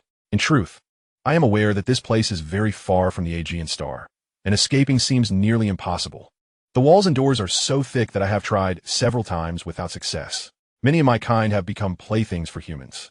What about you? How do you intend to arrange my fate? Lin Xisuo rested his chin on his hand and smiled. That depends on your abilities. Although you present yourself as quite arrogant, it cannot conceal the fear within you. Our experiences are quite similar. I, too, was once captured by evildoers and sold in a cage, with many companions ruthlessly exterminated. Is it not tragic? Is that true? You humans capture your own kind? How strange. Sasha exclaimed, her eyes wide. Would you like to hear about my experiences? Lin Xisuo inquired, taking the opportunity to entice the mermaid. Yes, I would like to hear. Very well, let us establish some ground rules first. No wasting food. This is the Phantom, currently on an interstellar voyage, and every morsel is precious. Discarding food carelessly, as you did, is disgraceful. Additionally, do not waste fresh water. Without it, not only will you perish, but we humans will suffer as well. The Phantom is an interstellar cruise ship, and we will visit many places in the future. After simple training, you can watch over the ship when we venture out, becoming part of our crew. Sasha looked somewhat bewildered, and Lin Xisuo gently encouraged her. The third galaxy is vast. Rather than staying confined to the Aegean star, you might as well explore while you are young. Do you know? We are set to explore ancient alchemist fortresses and, in a year, venture to the mysterious Labyrinth star. I cannot guarantee anything else. But once the Phantom has developed, your return home will be just around the corner. Sasha tilted her head in thought. If I become part of the crew, will there be alcohol? Those other foods are dreadful. I prefer roasted eel. Lin Xisuo raised an eyebrow in surprise. You have roasted eel in the sea? Of course. We live in underwater volcanoes, warm and spring-like all year round. Do you think the merfolk are barbaric creatures living on raw flesh? We possess a certain level of technological prowess and are not strangers to interstellar matters. Roasted eel is nothing. The true royal feast consists of 18,000 varieties of fish meat combined. Now, that is a delicacy. Sasha smiled proudly as she spoke. Isn't the merfolk's reproductive rate quite low? From what you imply, it seems rather prosperous, Lin Xisuo inquired curiously. Sasha laughed heartily. Who told you our reproductive rate is low? Fish lay eggs by the thousands. Although we merfolk are viviparous, our numbers are quite substantial. Otherwise, you humans would have long captured us all. Over the past century, we have become increasingly elusive, reaching a historic peak in population. If it weren't for the impending eruption of our village's volcano, how could we have been captured by humans? By the way, do you know the whereabouts of other mermaids? In truth, the notion of mermaids being scarce was merely a tale spun by the peacock talisman. Who knew how unreliable it was? Lin Xisuo's heart skipped a beat. He had almost forgotten that there were other mermaids aboard the ship. After a brief silence, she replied, Sasha, there are 77 mermaids aboard the Phantom. However, I regret to inform you that I am powerless in this matter. Merely relying on the Phantom cannot sustain them. Only by delivering them to the buyer can they hope to lead a better life. 77? Why so few? Our village has over 1,000 people, Sasha exclaimed in astonishment. That is not surprising. The Phantom serves merely as bait. The employer does not trust us. Do you have any significant relatives? I can secretly take you to bid them farewell, Lin Xisuo explained. I see. Aside from my teacher, I have no relatives left. Please take me to see them, Sasha said, disregarding Lin Xisuo's recounting of experiences. She raised her hand and summoned a large mass of clear water from the tank, which floated weightlessly in the air. And then the little mermaid fully immersed herself within it. Ah, this sensation resembles source power. It appears the merfolk are quite extraordinary. Lin Xisuo gazed at the water mass, pondering how to find a crew member without expense, ideally to meet her demands. Lin Xisuo led Sasha to the cargo hold, cautiously prying open a wooden crate, and could not help but exclaim, how could this be? There are no Aegean mermaids inside. Opening other crates yielded the same disappointing results. The subsequent crates lacked even a water tank, and Lin Xisuo's expression turned grave, overwhelmed by a sense of foreboding. Light brain, I wish to converse with Uncle John. Certainly. Establishing signal connection now. John, in the control room, shouted at the light screen, Excellent, Xisuo. I was just looking for you. Come quickly to assist. We are in trouble. The black hole's consuming zone has inexplicably expanded significantly, and we must exert all efforts to escape. Chapter 36. The Malevolent Cultivator. The Phantom was engulfed in darkness. An empty void devoid of starlight, as if ensnared by some entity, its speed diminishing. A black hole is a special celestial body formed after a star exhausts its energy, concealing within it a tremendous gravitational field that mercilessly devours everything in its vicinity, a region referred to as the consuming zone in interstellar space. Lin Xisuo hurried to the control room, switching the light screen to assess the situation. Upon viewing a set of data, his expression grew somber. This is troublesome, very troublesome indeed. Uncle John, we must change our course immediately. If we continue like this, we will be ensnared by the black hole until dragged into its gravitational field. We have only 500 light seconds to make adjustments. There is no time for contemplation. Decide swiftly. Change direction? No, once we deviate from our course. Finding the right direction again will be challenging and will delay our delivery. See if we can navigate through at maximum overload. We will never return to this cursed place again. Lin Xisuo's gaze turned icy as he brought up the cargo hold display, pointing out, Uncle, look, the crates are empty. There are no Aegean mermaids. I can assure you that Elizabeth will leak the information about the Phantom navigating the ancient route. Once the Phantom emerges from the ancient route, countless ships will be awaiting ahead, while the genuine delivery vessel can boldly traverse the regular route. You consider Elizabeth a friend, yet she has deceived you, willing to pay only the price of a single mermaid for our demise. Had I not secretly brought Sasha to the cargo hold, we would have remained blissfully ignorant. Bait does not equate to a sacrificial pawn. The crates are empty? That fat pig, Elizabeth, often boasts of friendship. Yet she expects the Phantom to venture to its doom for a mere 300 points. How utterly ruthless. John fumed. Lin Xisuo, somewhat relieved, remarked, Fortunately, I tend not to adhere to the rules, striving to meet the mermaid's demands, which is why I brought her to visit her kin. Otherwise, we would not even know how we perished. The rotund woman possesses quite the talent for theatrics. If she genuinely intended for others to take on this peril, she ought to be more generous. Instead, she haggled with you as if she sincerely wished to conduct business, even having her underlings pry open a crate of goods as a deposit, creating a facade that this batch of goods was flawless. In truth, from the moment the agreement was signed, we fell into her machinations, becoming the scapegoats for her schemes. Xisuo, you have indeed broken the rules of our trade. But for the better, what shall we do next? Leaving the ancient route is essential, yet we must have a direction. We cannot flounder about like headless flies. How about heading to planet SJ-305? Time was pressing, and Lin Xisuo began manipulating the controls, deftly tapping the light screen, tracing the course trajectory, making slight adjustments to ensure a successful turn in a few hundred light seconds. SJ-305? What kind of place is that? John inquired, somewhat intrigued. Once, an ancient alchemist resided on that planet. The agreement with Elizabeth specifies only the delivery of 77 crates, but does not clarify what the goods are. I understand that our dealings have always been thus, yet this is a linguistic trap. Legally, we are powerless to argue. Thus, we must lay low. The Adventurers Guild Tavern has become off-limits in recent years. I have gathered intelligence that many will venture to the Maze Star in a year. I wonder if you're interested, Uncle. John steadied the helm, laughing heartily. So, the Maze Star is about to open? I have heard of it. Such an event must be witnessed. With our Phantom, the opportunities for fortune will surely surpass those of others. Lin Xisuo began examining the star map. Piloting a spacecraft was indeed a formidable task. Over the years, John had navigated solo, proving his piloting skills, adept at managing many tasks alone. However, having an additional officer would enhance efficiency. The public star map materialized, showcasing the Peacock Talisman absorbing the military star charts of the Golden Rich Empire. Far more intricate than this. However, SJ-305 was neither a significant military star nor a rare mineral resource. It was merely a desolate planet on the fringes of the six-star domain, easily locatable on the star map. Suddenly, Lin Xisuo exclaimed, I've got it. I will determine the direction, seeking the nearest route to escape the black hole's consuming zone within 200 light seconds. The two worked in tandem, and the Phantom side thrusters erupted in a brilliant display, firing 10 times in succession as they angled upward and surged forth, preparing to escape the terrifying darkness. Seconds ticked by, and Lin Xisuo felt sweat bead on his forehead. Navigating the edge of the consuming zone revealed the gravitational field strength was not overwhelming. However, as they changed direction, the Phantom struggled, its body trembling, nearly unsteady. Lin Xisuo made a swift decision, declaring, the cargo hold is cluttered with numerous items, including 77 crates.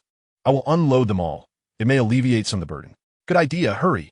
Previously, Lin Xisuo had cleared various areas of the ship, placing the clutter in the cargo hold, and later, when the mini-robots repaired the hull, some items were dismantled.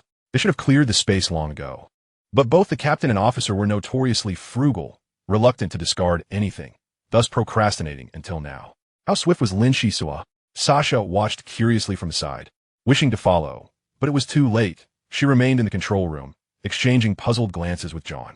In the vastness of space, forcibly opening the cargo hold required pulling an emergency lever while preventing various mishaps, so Lin Xisuo personally attended to it. Lin Xisuo instructed the light brain to cut off the ventilation, sealing 3 large doors. After ensuring everything was in order and passing through password verification, he finally pulled the lever. With a thunderous roar, dozens of armor plates from the Phantom's side orderly detached. The space around them approached a near vacuum, while the black hole's consuming zone was devoid of any substance, causing the items within the cargo hold to surge toward the exit, instantly colliding in a chaotic manner. How tremendous was the external pull? The object struggled for merely 3 seconds before being violently thrust into the darkness, swiftly clearing the space. Lightbrain, restore the ship's energy shield, quickly close the exit, and inject air into the cargo hold. With some weight alleviated, the Phantom finally stabilized, gradually maneuvering away from the darkness. Heading towards SJ-305. The two exhaled in relief, having narrowly escaped the consuming zone, marking this ancient route as off-limits on the star map. John chuckled.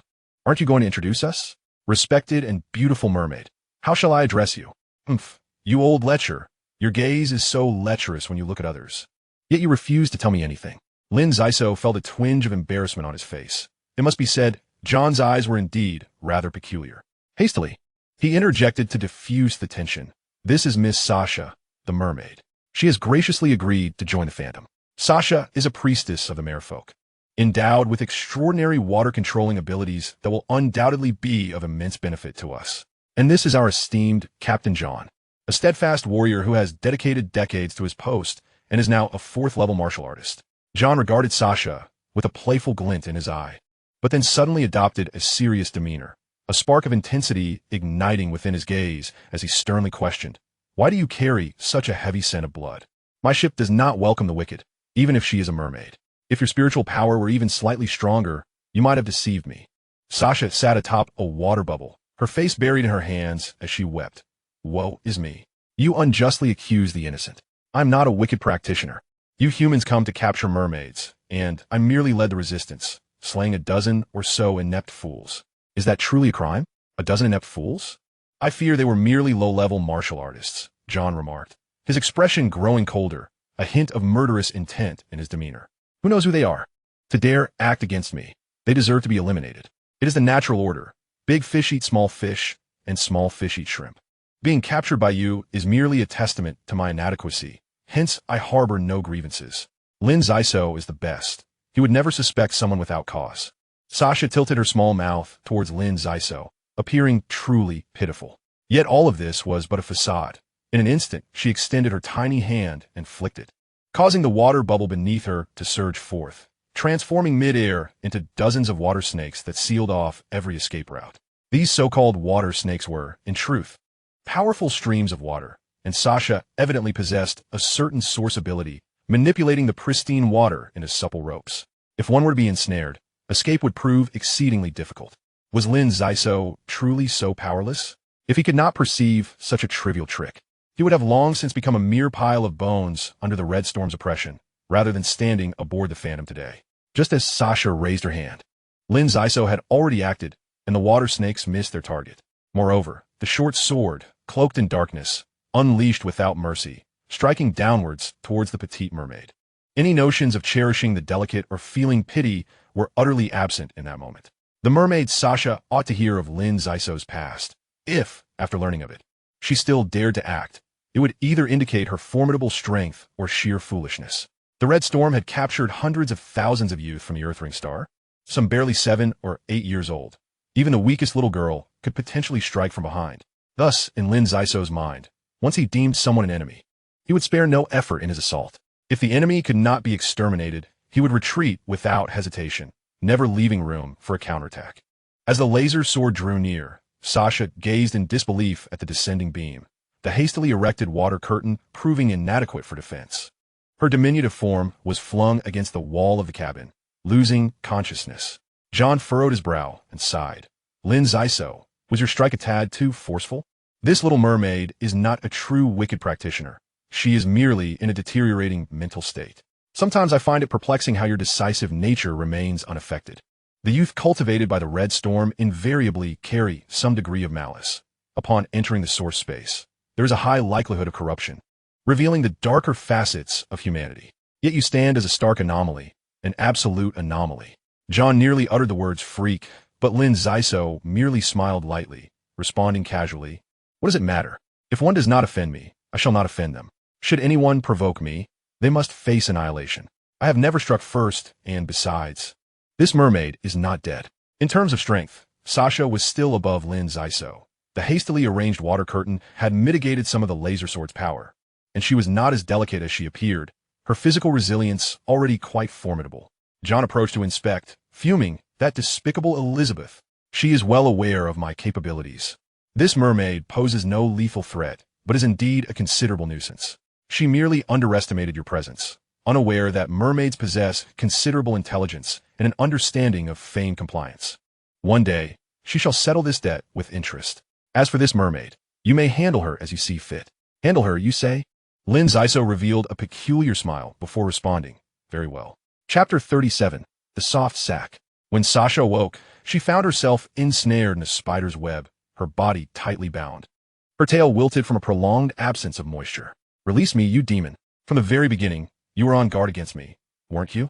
I feel like a clownfish, laboriously performing, yet receiving nothing in return. The path is one we tread. If you choose this route, I cannot object. Rather than leaving an unstable factor, it is better to eliminate it entirely. I have no time for your prattle. You have one opportunity, only one, to assure me of your trust. The countdown begins now. Half a minute. Upon encountering Lin Xisuo's cold gaze, Sasha trembled, instantly realizing he was not jesting. Should she fail to provide a satisfactory answer within half a minute, there would be no chance for survival. Wait, how can I assure you? I'm still young. I do not wish to become a dead fish. Splendid. At least you have acquiesced. This is a good start. However, I am still dissatisfied. The countdown continues. Sasha's eyes widened as she struggled against the web. Yet she could summon no strength, her senses dulled by the effects of the tranquilizer. Months. If I am indeed heading towards becoming a wicked practitioner, then you are nothing short of a true demon. Before you, I cannot muster even a flicker of resistance. Please, use your laser sword to penetrate my left rib. Beneath my ribs lies a soft sac. The secrets of my merfolk lie in this. The soft sac is immensely beneficial for cultivation, allowing one to store and absorb cosmic energy. Store and absorb cosmic energy? The efficiency must be quite low, otherwise your strength would not be so limited. Sasha chuckled bitterly. You do not doubt the authenticity of the soft sac. Rather, you directly question its efficiency. Such lateral thinking often catches opponents off guard. Do not fret about efficiency. I only recently developed the soft sac 2 years ago. Otherwise, how could I serve as a priestess? The rate of soft sac development in my kin is 1 in several thousand. In the entire village, only my teacher and I possess it. That woman named Elizabeth clearly knows nothing of this, which is why she so readily handed me over to you. In hindsight, had I known this, I should not have killed those humans. Falling into the hands of that fat woman would be better than ending up with you. With a swift motion, Lin Xisuo did not grant Sasha the luxury of time to delay, pressing his fingers forcefully against the wound, causing the mermaid to scream in agony. Is this it? How do I implant it within? The soft sac emitted a faint fragrance, appearing translucent and no larger than a fingertip, resembling a small capsule, with no immediate indication of its peculiarities. Sasha's complexion paled, her voice weak as she said, yes, this is it. It must be embedded beneath the skin, and as one cultivates, it will gradually adjust and grow, allowing for a greater reserve of cosmic energy for battles. Before she could finish her sentence, Sasha had already succumbed to unconsciousness. Despite the capsule's diminutive size, it was a considerable burden for a mermaid under a meter tall. Lin Xisuo was not naive enough to let it go unchecked. Confirming the mermaid had truly fainted, he called out, Peacock, initiate a full scan of the soft sac. Disregard energy consumption and do not provide any ambiguous answers. This is crucial for our future development. Understood. Gathering energy for the most thorough scan. Please hold on. The Peacock talisman's eyes glowed red, swiftly condensing the light into a fist-sized orb that enveloped the soft sac. The analysis process was exceedingly lengthy, taking over half an hour before the talisman finally provided a response. Identification complete, expending 1 instance of low-level defensive energy. This object serves as a specialized auxiliary organ, possessing the capability to reserve free cosmic energy, along with a modest efficacy in purifying internal toxins. It is usable by individuals of any blood type, enhancing basic combat strength by 10 to 20%. It is advisable to implant it promptly, as transferring it to other life forms is discouraged due to the diminishing vitality of the soft sac. Repeated transfers yield suboptimal results. So it is. The timing of my fainting was rather fortuitous. Were I to experiment on small animals, the resultant benefits would be significantly diminished. With such a cunning mermaid at hand, should I choose to retain her or eliminate her? Retrieving a scalpel from the medical kit, Lin Xisuo made an incision beneath his left rib, not flinching as he embedded the soft sac. Curiously, upon contact with blood, the soft sac began to writhe gently, feeling as if it were ablaze, becoming intensely heated. Hey, Peacock, are you certain this contraption is beneficial? It won't cause harm, will it? The Peacock talisman responded, according to calculations. The merfolk have embedded dozens of genes with the sole purpose of creating such organs. The ancient creators would not have wasted their efforts on mere aesthetics. If, as a mermaid claims, the success rate is merely 1 in several thousand, then it is indeed a failed creation. However, rest assured, the soft sac is effective. Its integration with the body requires a process, and initial effects will not be evident for at least 10 days, so patience is essential. My patience has always been commendable. It takes at least 45 days to reach SJ305, and this soft sac is quite intense. After speaking, Lin Xisuo splashed clean water on Sasha, deciding to let her dry for a moment. After all, her disobedience warranted some punishment. Following this, Lin Xisuo settled cross-legged on the bed, gently closing his eyes to cultivate, feeling a subtle sensitivity of the soft sac to cosmic energy, enhancing combat endurance. Indeed, while the soft sac is not an endless boon, a 20% increase is its limit, and further inquiries are necessary to uncover additional complexities.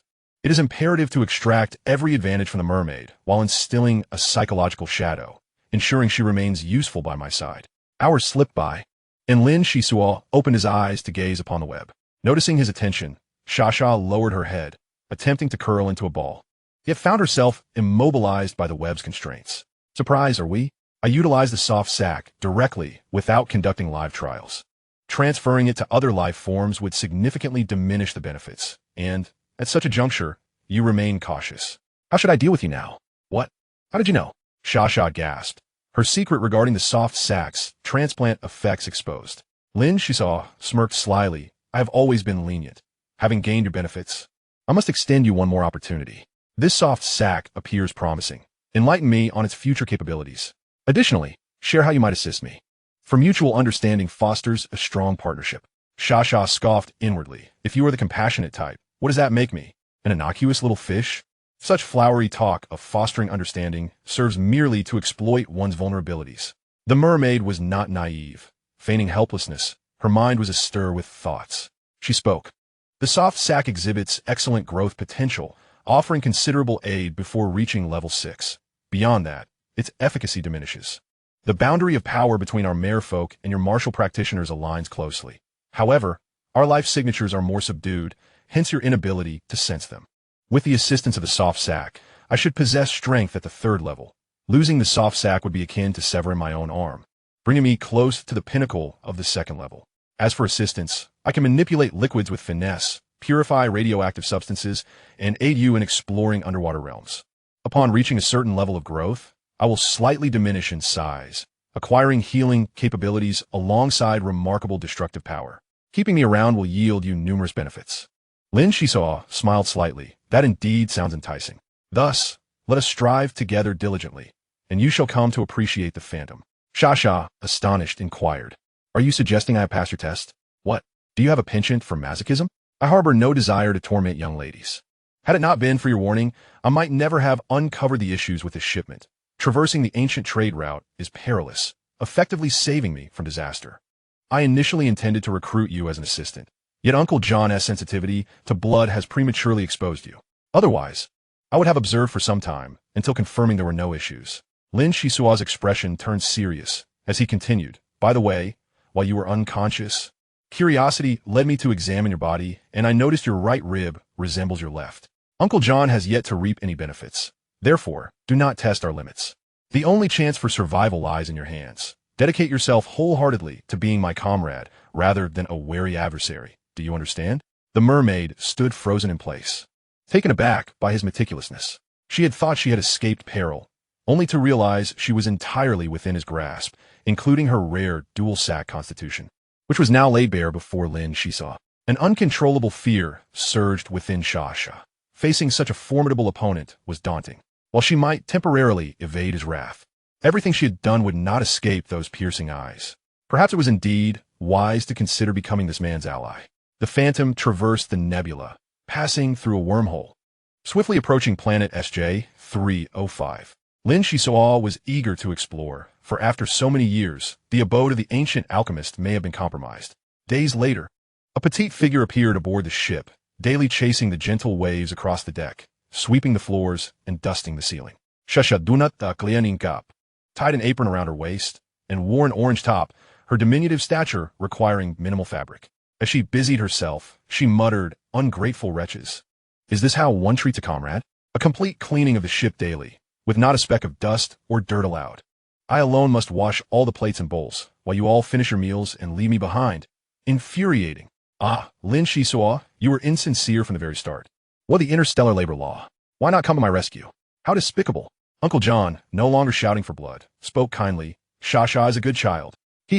Mistakes can always be corrected. Lin Xisuo abandoned the burdensome cleaning duties, dedicating all his time to cultivation. The future held the ominous red storm, and without strength, how could he prevail? Thanks to the mermaid's soft sac, the excess mitochondrial division triggered by reaching the 2nd level was effectively suppressed, alleviating his body of many burdens. At times, he pondered that the catalytic agents injected by the red storm might not be entirely fortuitous. The speed of enhancement was indeed remarkable. If he could attain the 7th level unscathed, he would surpass most of his peers. As they neared SJ-305, aerial images revealed a planet dominated by marshlands and mossy terrain, with relatively cold climates and heavy moisture at the poles. The Phantom glided slowly into the atmosphere, heading toward a fog-laden region near the equator. Chapter 38. Exploration. Uncle John, Pipe in mouth, stood alongside Lin Xisuo on the deck, gazing at the expansive gray mist ahead, pausing the ship to observe. Is it right there? This planet seems desolate, as if it harbors no inhabitants. The alchemist truly knows how to choose a location. Decades may pass without a ship passing through. Lin Xisuo nodded, affirming, indeed, this is the spot. Once, a task was posted at the Adventurers Guild to explore the alchemist's residence. Those high-ranking martial practitioners who ventured and returned defeated. I do not believe we possess the strength to profit from this endeavor. However, fools have their own methods. The surrounding flora serves as the best guide. With ample food aboard and a water purification device, I wish to remain for a while longer to conduct a meticulous investigation. I hope you will grant me this. John readily agreed, saying no problem. After all, Elizabeth's goods have been disposed of by us, and the agreement has been certified by the Adventure Guild, necessitating compensation for breach of contract. The merchant association behind that plump woman is quite formidable. A few months of rest would do us good. Let me calculate. It will take approximately 2 months to reach Maystar, and with 9 months overall, I am curious to see how much you can accomplish here. 9 months is ample time. Rest assured, once we discover new energy sources, I will not forget about the Phantom. Lin Xisuo was filled with boundless anticipation. John exhaled clouds of smoke, creating a choking atmosphere, and cheerfully remarked, "Good lad, you truly understand my intentions. Sasha is quite capable, and given the damp environment here, she may prove useful. Remember to bring back the pile of metallic bones you retrieved from the Adventure Guild Tavern. Deliver them to the captain's quarters. And when I have some free time, I'll tinker with them. Perhaps I can restore them."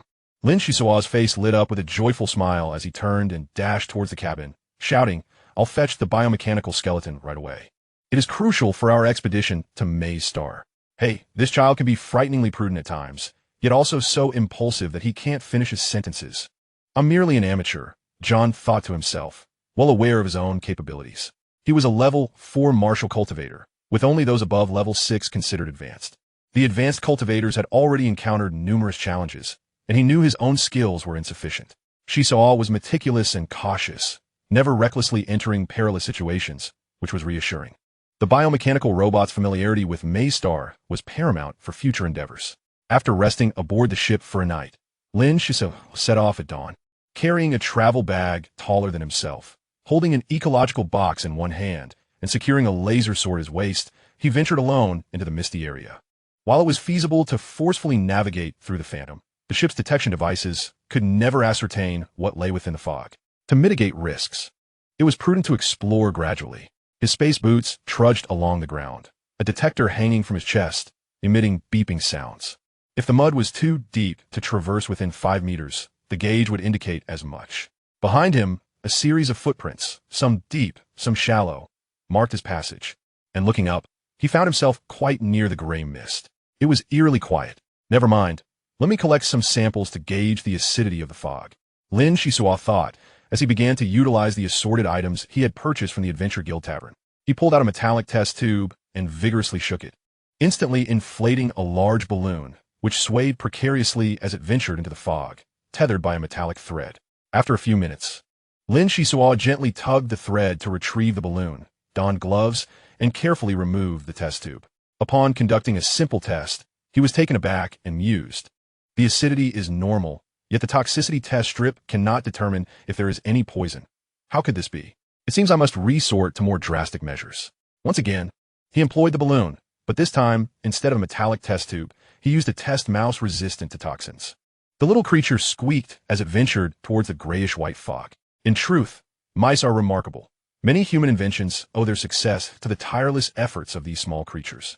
Minutes later, the little mouse returned after accomplishing its daring mission. Lin Xisuo glanced from a distance, donned a gas mask, and swiftly fled. How terrifying! The mouse's skin is rapidly decaying. I cannot ascertain whether there are volatile toxins in the air. The death of the mouse confirms that the fog is toxic, and its toxicity is formidable. After running a considerable distance and confirming there was no danger, he proceeded to walk slowly around the misty area, periodically stopping to measure the wind direction. After traversing approximately half a kilometer, he suddenly halted. 5 meters away, a plant was growing, its slender roots partially exposed above the surface, adorned with several vibrant blossoms that appeared rather delightful. Having encountered various fungi in the caverns of the soil ring star, he had long understood that the more vivid the mushroom, the more toxic it tended to be. The fact that this plant was growing solitarily outside the fog was itself suspicious, It was hard to believe it was innocent. The presence of a plant makes things easier. The worst scenario would be a barren wasteland. Lin Xisuo closed his eyes, releasing his sensing abilities, causing the surrounding space to subtly warp and form a unique human magnetic field that enveloped the plant. He began to establish a connection with the flower using his source abilities. Plants often possess toxicity as a means of self-protection. They bear no moral judgment, merely responding to their environment with intrinsic preferences.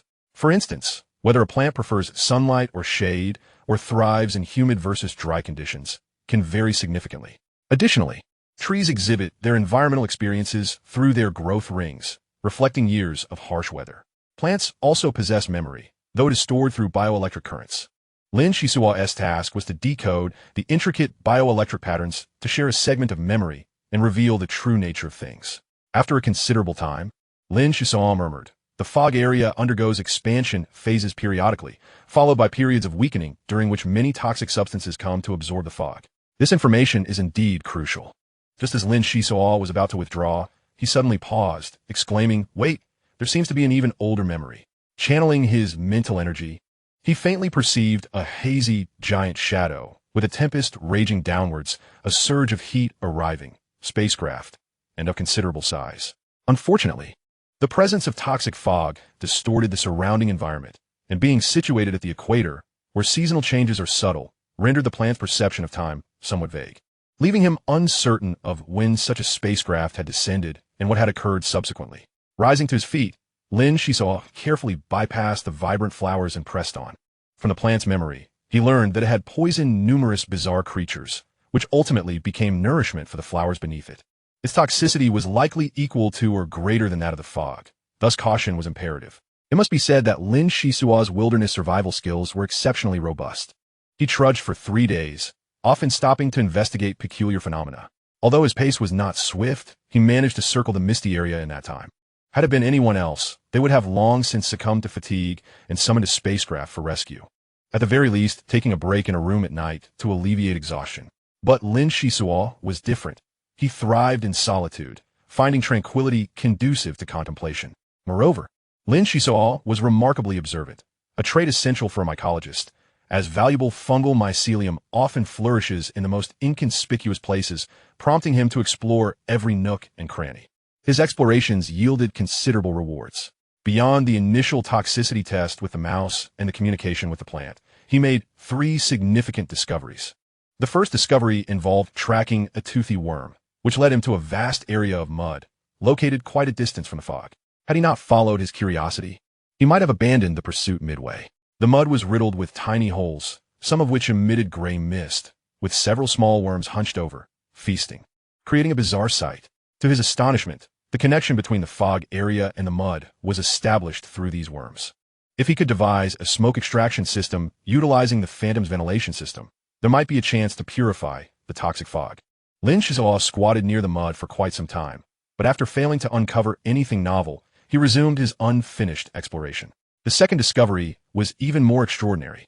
Behind a half-sunken mound, he found a patch of vibrant flora, seemingly all highly toxic, chaotically intertwined. Although this area was severely damaged, the remnants suggested it had been cultivated by human hands, suspiciously close to the residence of an apothecary.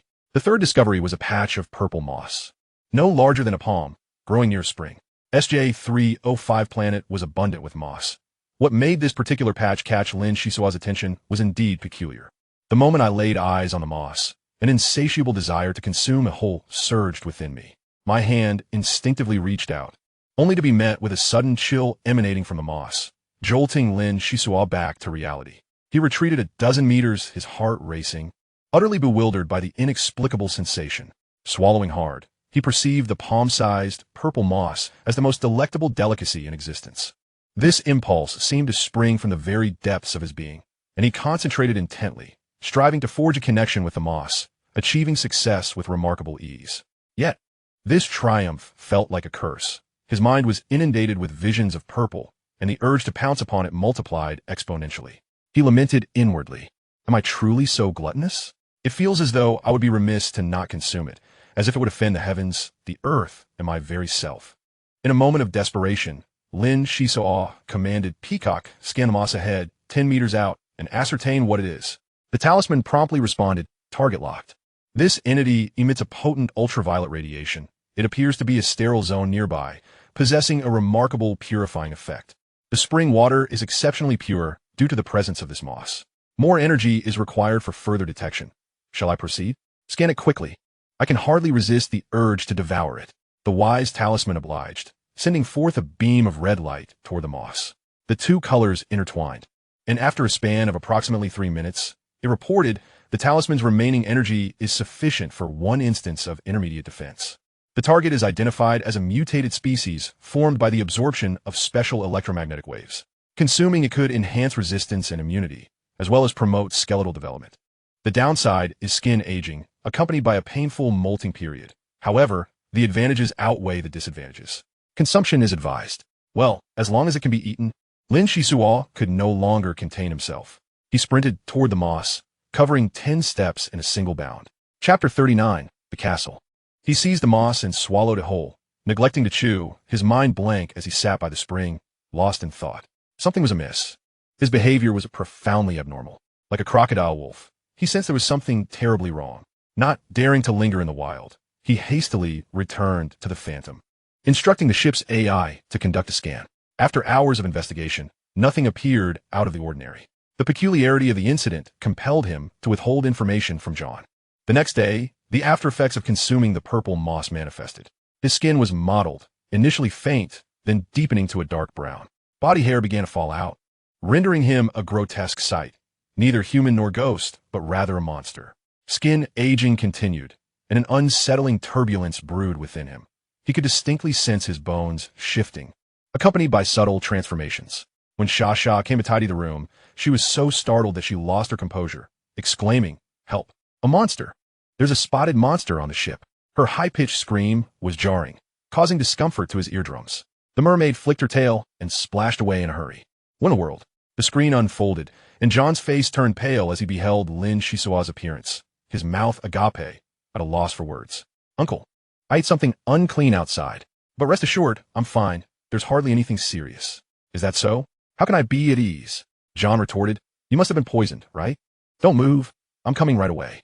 John regarded Lin Xisuo as his own son and quickly entered the medical room, frowning as he commanded the ship's AI to conduct a thorough examination. The data indicated that all physiological indicators were normal, save for an overabundance of amino acids, truly a strange occurrence. "Xisuo, are you really all right?" John pressed, skepticism etched on his face. "I'm fine. If you're truly worried, just place me in a recovery pod. A little rest should suffice." Lin Xisuo took residence in the medical room, equipped with his own recovery pod and nitrogen chamber. As his skin began to shed, the situation grew increasingly alarming, prompting him to request entry into the recovery pod. "Take it slow. I'll help you over," John hurriedly offered, lifting him and opening the oval lid of the recovery pod to assist Lin Xisuo inside. He subsequently instructed the AI to monitor around the clock, ensuring immediate notification should any issues arise. Within hours, Lin Xisuo's skin became taut and fragile. The slightest touch could cause it to tear away, sending waves of excruciating pain throughout his body. Yet, he remained silent, steeling himself to endure. Having weathered countless hardships, he refused to wince at a mere flesh wound. If it truly enhanced his resistance and immunity, it would prove invaluable for exploring the apothecary's abode. He encouraged himself. As time passed, the pain began to subside, and Lin Xisuo felt fatigue wash over him, slowly closing his eyes. However, he did not rest. Instead, he delved into an inquiry regarding his bizarre behavior. To think that the sight of a mere moss could trigger such uncontrollable impulses, even affecting his mental state, this was intolerable. He resolved to eliminate such occurrences for his peace of mind, striving to trace the events and recalling the scene and mindset at that moment. He meticulously unraveled the threads of memory, eventually gaining clarity.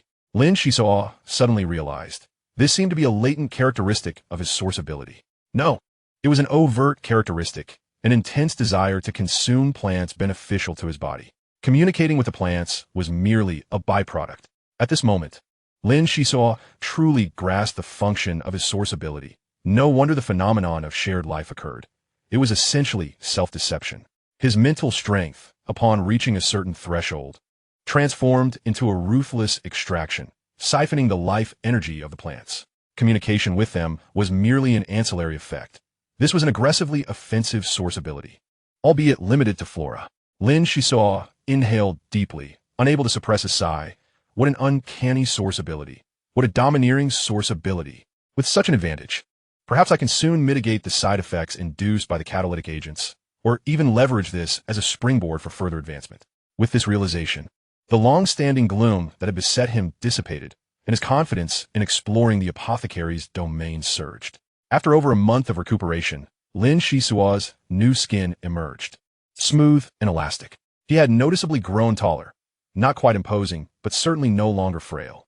Overall, he had achieved a perfect balance. His body felt light, and, with a gentle push, he glided 5 to 6 meters effortlessly. He was intrigued by how the moss had facilitated skeletal development, as his speed had increased by approximately 5%, which he found quite satisfactory. Shasha's eyes sparkled.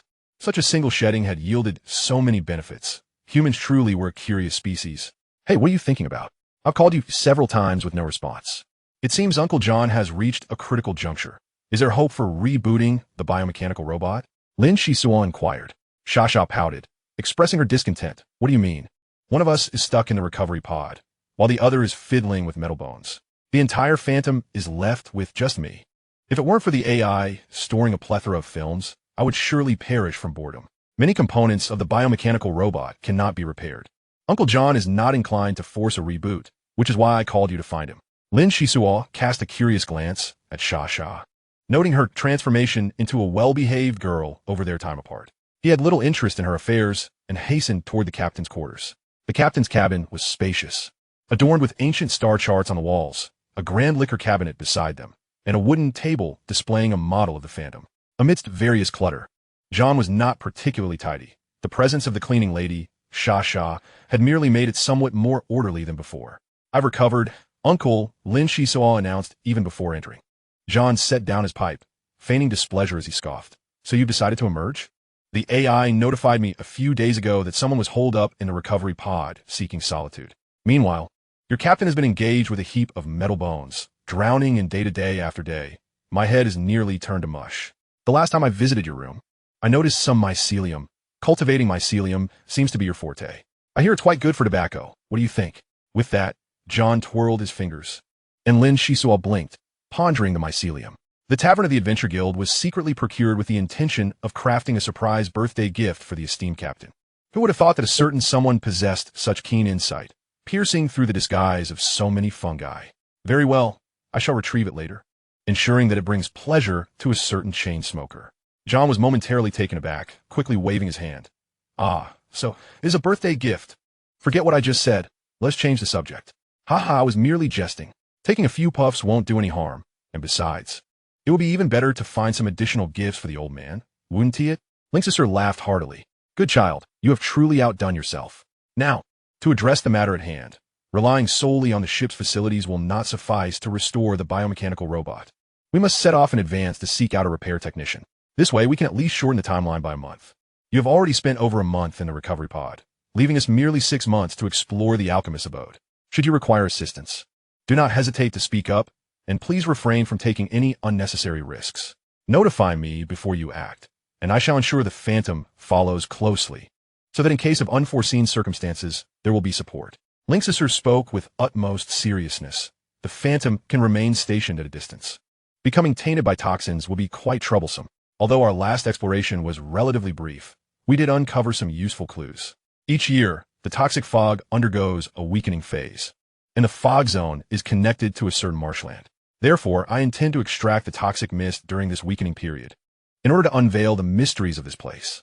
John marveled, to have gathered so much information in just 3 days. If it were me, I would be utterly lost, unable to make any headway. After a moment's contemplation, John patted the young man's shoulder and said, Leave the extraction of the toxic mist to me. To manufacture a high-power centrifugal pump, we will need to dismantle part of the Phantom's ventilation system. But how long until the fog begins to weaken? Will we have enough time to set everything up? Do you have any insight? Lin Xisuo pondered for a moment before replying. The exact timing is difficult to ascertain, but it should not exceed 2 months. It would be wise to make arrangements as soon as possible. Look at this. Once again, I find myself dealing with machinery. Why didn't I pursue further studies to become a repair technician? Perhaps I would have already struck it rich. John quipped humorously. In the days that followed, The phantom buzzed with activity as John wielded his electric welder, tirelessly toiling and sweating. Meanwhile, Lin Xisuo continued to circle the fog zone, perpetually enveloped in toxic mist that had a profound impact on the surrounding geography and fauna. Numerous creatures had taken up residence nearby, seeking refuge from predators in the protective embrace of the fog. The flora and fauna within a 100-kilometer radius were, to varying degrees, infused with toxicity. The fog zone harbored significant toxicity, and it was no surprise that, under the relentless corrosion of day and night, species exhibiting remarkable resilience, such as the purple moss, had emerged.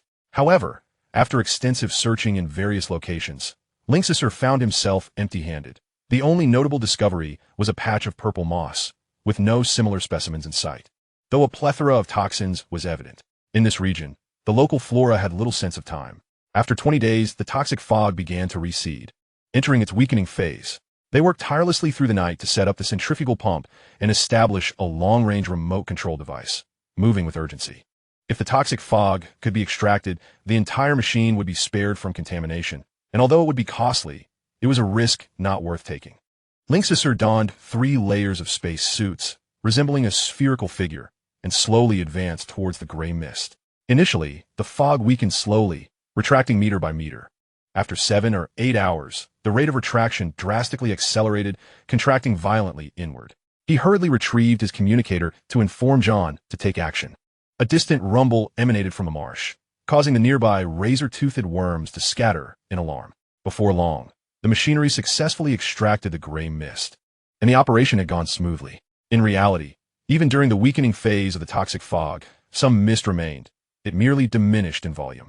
Furthermore, the nearby toxic creatures flocked to consume the toxins, rendering the defensive barrier against outsiders somewhat fragile. Lin Xisuo waited patiently, and, as the mist gradually dissipated, a massive silhouette emerged, revealing itself to be a fortress constructed of stone.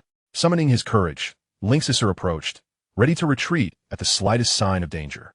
Xia remained outside, prepared to assist, utilizing her abilities to purify the area with copious amounts of fresh water. As the fog thinned, the local fauna played a crucial role. When the toxins were abundant, they did not dare to consume them, but as the fog diminished, it became a free-for-all. Several elongated lizards piled atop one another and rushed inside without hesitation. Lin Xisuo had been eagerly awaiting this moment for over 10 hours. As the mist cleared sufficiently, he stepped into the ancient fortress with his cumbersome form. Chapter 40, A Windfall. The rusted door recounted the tales of time's passage. With a gentle push, the cracked door opened a narrow gap, revealing an impenetrable darkness within. With a forceful shove, Lin Xisuo flung the doors wide open, allowing fresh air to rush in.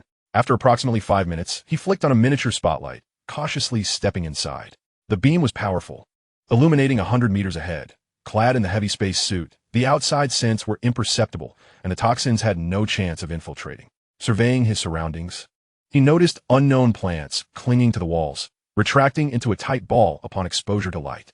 The ground had accumulated a considerable amount of rainwater, appearing almost carpeted, though time had rendered it unrecognizable. He had anticipated that the alchemist's abode would be filled with bottles and jars, or perhaps resemble a multifunctional laboratory. Yet he found a reality starkly different. Nearby, a large dining table was set, and various statues adorned the space, reminiscent of many vintage structures, lavish yet elegant, exuding a rich, artistic ambience. Lin Xisuo mused, without the thick toxic fog outside, it would be difficult to associate this place with the alchemist. At that moment, he tapped his detector, finding no anomalies. He searched the fortress's first level, discovering only a side room and a kitchen, eventually halting before the basement door. Good heavens! So many have perished here. Lin Xisuo was utterly shocked. There were not fewer than 80 corpses, and the manner of their demise was horrifying. Skin as pale as death, bulging eyes, and neck veins appearing as if they had exploded from within.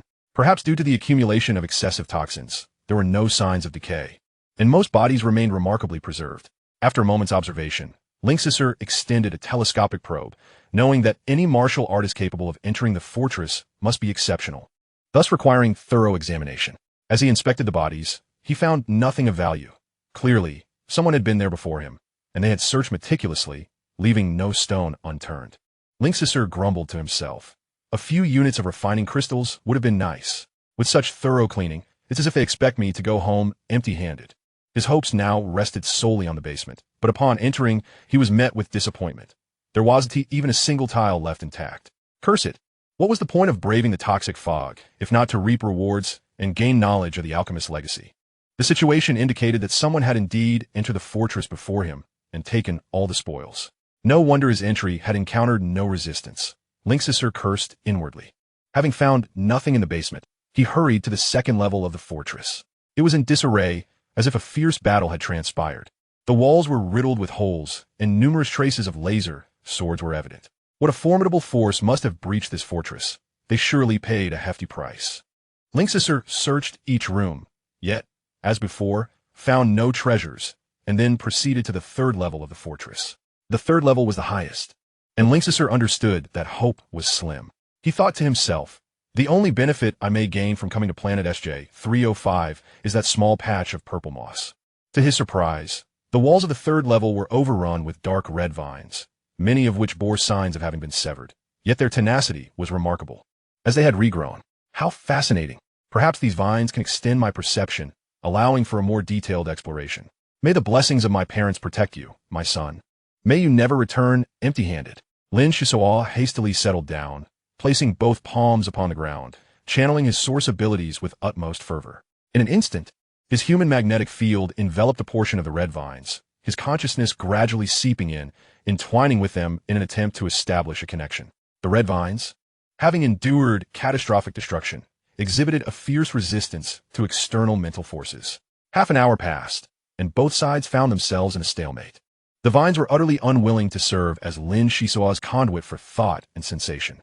Sweat drenched Lin Xisuo's front and back, the weight of his space suit suffocating him, and the excessive exertion of his source abilities began to reveal signs of fatigue. Such phenomena had never occurred before, yet Lin Xisuo remained undeterred, relentlessly assaulting the red vine's defensive barrier. His diligence bore fruit as he gradually established contact. Time and again, he reassured the consciousness within. I mean you no harm. We can be friends. What nutrients do you desire? Tell me, and I shall find a way to provide them for you. The red vine remained obstinate, prompting Lin Xisuo to resort to bribery, striving to appease it. It was evident that a vine thriving in the depths of the castle's third level was no ordinary specimen. Its dangers were unknown. He resolved not to confront it head-on, but to exert a little more effort. Remarkably, the red vine responded favorably to such overtures, sending fragmented messages of its desires. Its requests were simple. It sought highly toxic creatures, poisonous lizards, venomous earthworms, and toxic cockroaches. It was indiscriminate in its cravings, caring little for the means of acquisition. Due to various circumstances, the red vine could only flourish within the castle's third level, while other areas were deemed forbidden zones. Its toxicity was exceedingly severe, posing life-threatening risks to any creature that approached. Lin Xisuo shifted his position, deliberately creating some distance as he contemplated a clever scheme. He inwardly prayed, "Esteemed martial ancestors, I sincerely apologize. The hunt for those highly toxic creatures is perilous. I must temporarily borrow your bodies." A few minutes later, Lin Xisuo retrieved 2 corpses from the first level of accumulated remains and cast them among the red vines to observe the outcome. The vines instantly writhed, enveloping the bodies and consuming them at a visibly rapid pace. In no time, the corpses had vanished. What an extraordinary vine! If he could secure a portion of it for weaponization, how advantageous it would be. Continuing the dialogue, he soon received a reply. The vine was still unsated, lamenting the scarcity of toxins and expressing dissatisfaction. How insatiable! Lin Xisuo thought. I shall ensure you are well fed. Adhering to the principle of ensuring peace in the afterlife, he began to bring forth the remains of martial artists who had perished within the castle over generations. Their bodies bore toxins, rendering them unsuitable for cremation, as the volatile poisons could potentially affect entire planets. Burying them underground would only invite various toxic creatures to gnaw at their remains. Thus, it was more prudent to allow the vines to break them down, promoting environmental sustainability while providing them a final resting place. After digesting the nutrients, the red vine transformed from a dark red to a vibrant crimson, then to a deep scarlet, and finally to a pitch black. The plant shed nail-sized leaves, leaving only the main trunk and some branches, which now clung to the walls with a menacing grip, appearing to create cracks in the structure from a distance. I hope it doesn't burst, Lin Xisuo mused, pressing his palm against the ground, sending waves of mental energy surging forth, merging his consciousness with the vine. In an instant, Lin Xisuo realized that the vine was not only alive but also exhilarated. It had successfully evolved, enhancing its toxicity and decomposition abilities, and it was brimming with gratitude. Ah, plants are indeed simple creatures, devoid of complex thoughts. They respond favorably to those who provide them with benefits. There would be time later to further study the vine. For now, it was time to explore the third level. Utilizing the vine's extended sensing capabilities, Lin Xisuo discovered that the black vine was but a single specimen. Disappointment washed over him. The rooms on the third level had been thoroughly scavenged. Even more so than the previous two levels, with not a single crevice left untouched by laser swords.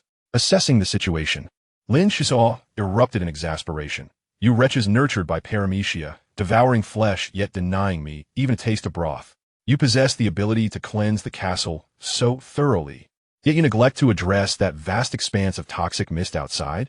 This is a deliberate misdirection. Lin Xisuo remained aggrieved, venting his frustrations through chaotic mental probing. When suddenly he froze. Wait a moment, he contemplated. Why do the vines only exist on the third level? It appears they are constrained by some unseen force. The fragmented messages received earlier had been incomplete and fleeting, thus failing to prompt deeper contemplation. Upon reflection, he recognized a significant oversight. These vines did not seem to be wild, but rather artificially cultivated plants. The martial artists who breached the third level must have perceived them as dangerous toxins, attacking them with fervor while overlooking certain critical aspects. With so many intruders, it was no wonder they left with their spoils. What remained now was to seek the source of the force that prohibited the vines from growing outward. This was their only hope. Lin Xisuo advanced a few steps, sitting cross-legged as he intently murmured, "Where lies the root? The source that constrains the vines?" His consciousness appeared to traverse through walls and shadows, and after an indeterminate period, a sudden epiphany struck him. He beheld a greenish mass. So it was not within the castle, but rather on the dome beyond its confines. He quickly dashed outside, projecting a tethering beam, swiftly scaling the castle's parapet, where he beheld 13 crude stone statues. One statue bore a slight smirk at its corner. It was nearly imperceptible at first glance. What could it be? Better to bring the statue back for further examination. This place was never meant for lingering, and he hoped for fruitful discoveries. With that thought, Lin Xisuo hastily called out, "Uncle, come quickly. Use the tethering beam to bring this statue back with me." "Understood," replied John, and moments later, several tethering beams descended from the sky, accurately ensnaring the statue. With a resounding crash, the statue was lifted into the air, revealing a gaping hole in the castle's dome. Lin Xisuo was also hoisted up, subsequently landing outside the misty area, where Shasha had been waiting, impatiently dousing him with a splash of fresh water. "Good. A few more rinses, and I believe I shall be safe from toxins. I have never seen a human so terrified of death, clad like a balloon, yet still fearing this and that. Dear Shasha, do you dare to try it yourself?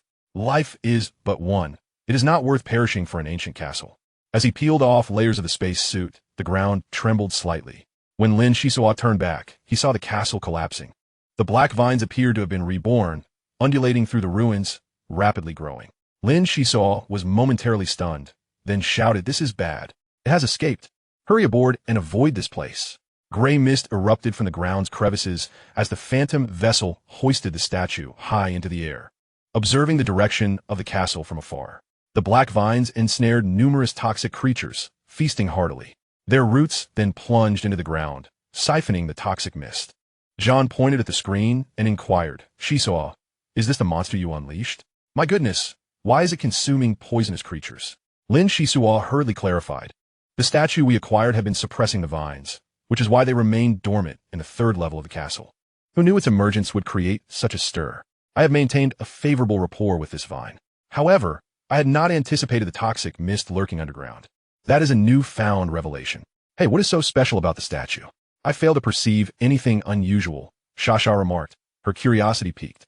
Lin Xisuo murmured to himself, "Indeed, there is no detectable anomaly, yet I distinctly saw a greenish mass. There must be some secret hidden within." Chapter 41, The Diary. The castle's collapse resembled a river breaching its banks, as the black vines surged forth, proliferating uncontrollably. The misty area dissipated, the ground now swarming with vines. Fortunately, the SJ-305 planet had no interstellar colonization, or the consequences would be dire. The phantom vessel descended upon a stone hill several hundred kilometers away, where Shasha began cleansing the statue with a water orb, making every effort to remove the surface toxins. The statue, having been eroded by the toxic mist for a millennium, was something Lin Xisuo wished to avoid touching. Once the purification was complete, he waved towards the ship's bow. John stood at the bow of the ship, toying with the antique particle cannon. Although he could not sense the peculiarities of the statue, Lin Xisuo was convinced that something lay within, prompting him to devise a plan to bombard it with low-grade artillery. With careful control, he believed they could gradually strip away its outer shell. Be cautious. I'm about to fire. The bow of the phantom rumbled, and a 2-meter diameter orb of light swiftly approached the statue, sending debris flying. Lin Xisuo grasped Sasha and hurriedly retreated, exclaiming, "Uncle, the power is a bit excessive. We cannot rush this. We must proceed slowly." Malasia apologias. I haven't used the particle cannon in quite some time, so I'm a bit out of practice. Lin Xisuo was at a loss for words. It seemed that ever since the cannon was installed at the bow, John had not fired it even once. Today marked its inaugural use. Sasha, quickly clear the smoke. If we obliterate the statue, we'll lose everything. The mermaid huffed indignantly. Why must it always be me?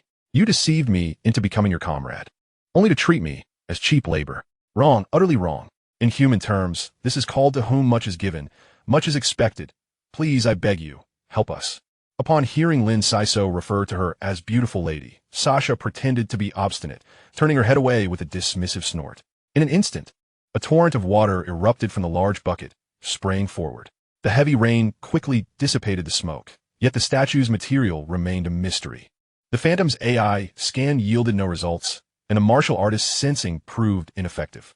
After the bombardment, only a few fragments had chipped away, leaving the statue almost unscathed. My heavens! It seems Uncle John's aim was too gentle. We must increase the firepower. Without needing Lin Xisuo's reminder, the bow fired again, this time with greater intensity. John proudly patted the cannon and, lighting his pipe with nostalgia, remarked, "Old friend, you truly remain a formidable weapon. The last time I saw you unleash your might, Grandpa was still alive. Now, with the Phantom brimming with energy, you have ample opportunity to showcase your prowess. Rest assured, young Xisuo will not let you down. Do not bring shame upon our family." The cannon remained silent, devoid of thoughts, yet it embodied the aspirations of the Klinsmann family. Dreams that had traveled the cosmos with the Phantom and continued to this day. Sasha, hurry up and clear the area. Damn it, Lin Xisuo. How long is this going to take? 3 bottles of premium rum, or else no deal. 1 bottle. You must follow my orders today. Miser. Even if the human spirit is untainted, they are the worst, most cunning devils. The argument concluded with Sasha acquiescing to 2 bottles of rum, begrudgingly helping to clear the aftermath of the bombardment. The statue's surface finally showed signs of loosening, prompting a relentless barrage from the particle cannon, much to John's delight. After several hours of effort, they achieved remarkable results. The edges of the statue were thoroughly stripped, revealing a small silver metal box embedded within. Given the elaborate concealment, it was highly likely to contain something of significance. They swiftly instructed Sasha to purify it, and then secured it with a tractor beam, lifting it aboard and placing it in the nitrogen chamber of the medical room. Patience is a virtue. The closer we get to success, the more perilous it becomes. I will not make such a basic error, Lin Xisuo mused. The nitrogen chamber, devoid of oxygen, would eradicate any oxygen-dependent bacteria and contaminants, while its rapid freezing and liquid nitrogen rinsing capabilities made it the optimal choice for storing the metal box. Everyone was exhausted, particularly Lin Xisuo, who had expended considerable energy communicating with the vines. After hastily consuming some food, he fell into a deep slumber. That night, the Phantom was remarkably quiet. While chaos unfolded in the direction of the castle, the foggy area continuously collapsed, and the black vines mysteriously vanished. It wasn't until noon the next day that the crew aboard the ship learned of the changes that had transpired overnight. Lin Xisuo stretched languidly as he sat up, indifferent to the whereabouts of the black vines. His foremost concern was to open the metal box and uncover its contents. "Uncle John, Sasha, would you care to join me? I'm about to begin." John and Sasha promptly responded, racing to the medical room with eager expressions, their eyes fixed on the monitor outside the nitrogen chamber. The screen displayed the interior scene, where a mechanical arm slowly approached, gripping the box and gently opening it, all while monitoring various environmental indices. Should any metric exceed safe levels, an alarm would sound immediately. "Faster. Why are you taking so long with the operation?" Sasha, unable to contain her impatience, was well aware that this matter did not concern her, yet the thrill of unveiling the mystery was intoxicating. Even if valuable items were revealed, Lin Xisuo and John's personalities would prevent the mermaid from reaping any benefits. Nevertheless, Sasha remained anxious, feeling the excitement of the impending revelation. The metal box opened smoothly, leaving Lin Xisuo momentarily dumbfounded. Inside lay a black wooden box. He thought to himself, surely, this isn't that infuriating box game? The large encases the medium encases the small, and ultimately, the small ensnares a miniature. If that is the case, I ought to curse the alchemist thoroughly. The mechanical arm extended once more, this time with heightened caution, and successfully opened the black box, revealing 3 items within. The first item was a green-covered book, its back adorned with red bristles, and its front depicting a grotesque monster, exuding an aura of malevolence. The second item was a bundle of metallic test tubes, each the thickness of a finger, totaling 12, with well-sealed openings, ensuring no leakage of their contents. The third item was an aged diary. In the interstellar era, few individuals recorded their daily occurrences by hand, as wrist-mounted AI devices were far more convenient. Even thousands of years ago, those who maintained the habit of journaling were exceedingly rare. Sasha scoffed, I thought it would contain treasures. Turns out it's just a bunch of junk. Humans have such peculiar habits. John, well-traveled and worldly, squinted at the items and chuckled. Xisuo, congratulations. Perhaps soon there will be a great alchemist aboard the Phantom. These items will be immensely beneficial to you. Make the most of them. I have faith in you, my boy. Lin Xisuo was equally pleased. The effort had not been in vain. It's not that simple. I must study these thoroughly, but I will double my efforts and not disappoint you. John nodded and returned to the captain's quarters to play chess, while Sasha, with her mischievous spirit, darted through the corridors, frolicking in the water and indulging in surfing. The medical room fell silent once more as Lin Xisuo cross-referenced the data, then opened the nitrogen chamber to introduce a few small mice. He did not close the chamber's lid, observing for a while before daring to reach in. The first object he retrieved was the ancient diary, slowly flipping through its pages. Year 1289, April 19th, slightly chilly. My teacher took me to Farouk for a field study. It is said that there exists a type of luminescent plant that greatly aids in treating the immigrant's septicemia. This diary was a birthday gift from my teacher, who said that a good alchemist often lives a long life, and thus one should record the minutiae of life for future reference as one ages. Oh, how pitiful. I was barely 8 years old. He clearly lacked the funds to purchase a wrist-mounted AI and settled for a notebook instead. Such as my teacher, Cheng. Lin Xisuo casually inquired, Peacock, do you know the alchemist, Cheng? Is there any information available about him? The talisman flickered briefly before responding. There is no relevant information. Throughout history, martial artists are as numerous as the stars in the Ganges. Even legendary heroes have become obscure over time.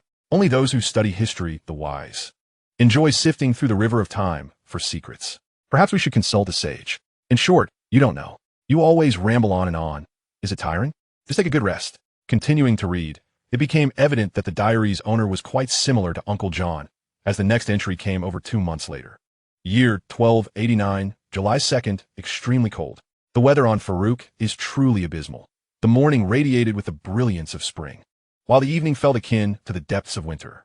Today, while rummaging through my belongings, I unexpectedly came across the diary gifted by my teacher. I realized that I had recently forgotten certain matters, primarily due to my neglect in maintaining the diary. 3 days ago, I finally discovered the bioluminescent bean seeds, yet regrettably, their survival rate is rather low. The Interstellar Cruiser is not scheduled to pass through Farouk again for another 2.5 months. I hope to transplant them soon to save a considerable number of interstellar migrants. Moving forward, the third entry in the diary is separated by a longer interval, abruptly reaching the year 1291. It states, unbeknownst to me, 2 years have slipped by, and my 10th birthday gift remains a diary. Last year, my teachers seemed to have forgotten me, and I shall carry this grievance for a lifetime. Recently, I have begun learning to manipulate fungal spores. It is alarmingly easy to take a life, with even a gentle breath capable of extinguishing another's existence. It is no wonder my teacher preferred to conceal his identity, as traditional martial practitioners tend to fear interactions with individuals like us. Lin Xisuo tirelessly flipped through the pages, for this diary was entirely a spontaneous creation, written in fleeting moments of inspiration and equally easy to leave untouched for years. It was only when the diary's owner reached the age of 53, following the tragic death of his teacher, that he began to document his thoughts seriously. As his character evolved, the latter part of the diary became interspersed with dense formulas, alongside profound hypotheses and pharmacological knowledge, not ceasing until the very last page. On May 22nd, 1337, during a relentless downpour, the diary was finally filled at the age of 56, taking 48 years and a month to complete. I feel an overwhelming sense of regret towards my teacher. His intention was never for me to record trivialities, but rather to serve as a research notebook for an apothecary. My aptitude is indeed rather dull. This memory is precious and must be safeguarded with care. My retreat to SJ 305 is a reluctant decision, as my teacher left behind a forbidden tome, the Apothecary's Book of Taboos. The power contained within this book is formidable, potent enough to restrain the Morgan vines. Surely, the sages from those grand institutions will uncover clues, yet I, too, possess wise friends and have devised a clever ruse. If you acquire the item within the statue, you shall earn the right to become my successor. Now, I must impart a few matters. Chapter 42, Legacy. Setting down the diary, Lin Xisuo picked up 12 metallic test tubes, left unnamed by this predecessor. However, many mysteries were unveiled at the back of the diary. Firstly, the purple moss discovered beyond the misty zone serves as an antidote. Consuming it will render one impervious to the toxic fog. But only those with keen observation skills and profound understanding of pharmacology will locate the moss and dare to ingest it. Entering the toxic fog is merely the first step. Within the ancient castle, peril lurks at every corner. Some seemingly valuable items are exceedingly dangerous, often concealing complex toxins, and even with utmost caution. One risks suffering a frenzied attack from allies within 20 minutes, culminating in a fatal explosion of the neck. The true test lies on the third level. Where the vines have been deliberately cultivated to guard the statue, you're simultaneously constrained by the forbidden book within, preventing them from growing unchecked. Only by fostering a good rapport and displaying sufficient amiability can one hope to inherit the apothecary's legacy. Otherwise, they shall miss the greatest reward. Gazing at the 12 metallic test tubes, they range from basic to advanced, containing 12 potion recipes and samples. Each advancement permits the opening of a corresponding numbered tube, which may yield unexpected assistance. However, the diary explicitly warns against opening them without reaching the requisite level, as they may harbor lethal toxins unless one possesses the strength to challenge beyond their current capabilities. Lin Xisuo refrained from hastily opening the first 2 test tubes, instead directing his attention to the forbidden tome. The diary indicated that the cover of this book is crafted from the hides of powerful beasts, capable of thwarting most forms of detection, including the senses of martial practitioners. What renders this book truly terrifying is its compilation of numerous potent and arcane knowledge, easily leading the unprepared to a mire of entrapment. For the moment, there is no cause for concern, as the forbidden tome is sealed by peculiar mental force, rendering it inaccessible. Its true purpose lies in the manipulation of the Morgan vines and evading the scrutiny of formidable martial practitioners. Even these 2 benefits have deeply moved Lin Xisuo.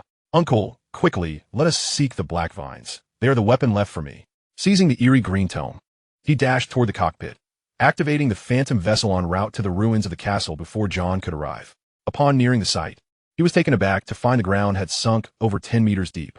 Recalling the diary's mention of the toxic fog, it was the miasma that had accumulated over millions of years in the depths, serendipitously discovered by the apothecary, who ingeniously constructed a defensive barrier based on it, thereby choosing to reside in seclusion. Yet, the castle lay in ruins. The whereabouts of the Morgan vines remained unknown. Lin Xisuo slid down from the phantom vessel and ventured into the misty darkness, leaving John and Shasha aboard, as they had not consumed the purple moss. Armed with a searchlight, he delved deeper, soon reaching over 20 meters below ground, as the terrain grew increasingly intricate. Suddenly, a fissure in the rock erupted with a torrent of dense fog, startling him. Immersed in a mist, he found himself unharmed, just as the diary had foretold. Lin Xisuo inhaled deeply. A faint metallic scent wafted through the air. He leaped onto a rock to pursue the source, winding through the labyrinthine passages until he arrived at an underground cavern. The black vines had undergone a transformation, thick roots delving into a gray mire, expanding with each pulse as though the mud were a miraculous nutrient solution. After consuming it, the vines grew robust and bloated, a truly fearsome sight, devouring everything in their path. Whether the forbidden tome could subdue them remained uncertain. Lin Xisuo sensed an inherent unreliability and sat down to communicate with the Morgan vines, gently inquiring, "Old Black, how are you faring?" After a prolonged silence, a vague consciousness responded, "Not well. I've eaten too much and cannot stop. If this continues, I shall burst." Frustration bubbled within him. Who urged you to consume so greedily? Now, you've brought this upon yourself. Serves you right. Yet, it was understandable. Having been imprisoned for nearly 1900 years, anyone in such a predicament would likely indulge excessively to compensate for years of deprivation. But moderation is essential. Stuffing oneself with mud, what folly! Hoping to tame the vines as a weapon, Lin Xisuo endeavored to soothe. Do not fret. Is there a way to alleviate your condition? Provide me with a hint. Clearly, the Morgan vines differed from lesser plants. Their instinctual awareness was remarkably strong, demanding the severance of 30% of their roots to alleviate the crisis. All right, I will assist you this once, but you must promise to obey and not consume indiscriminately.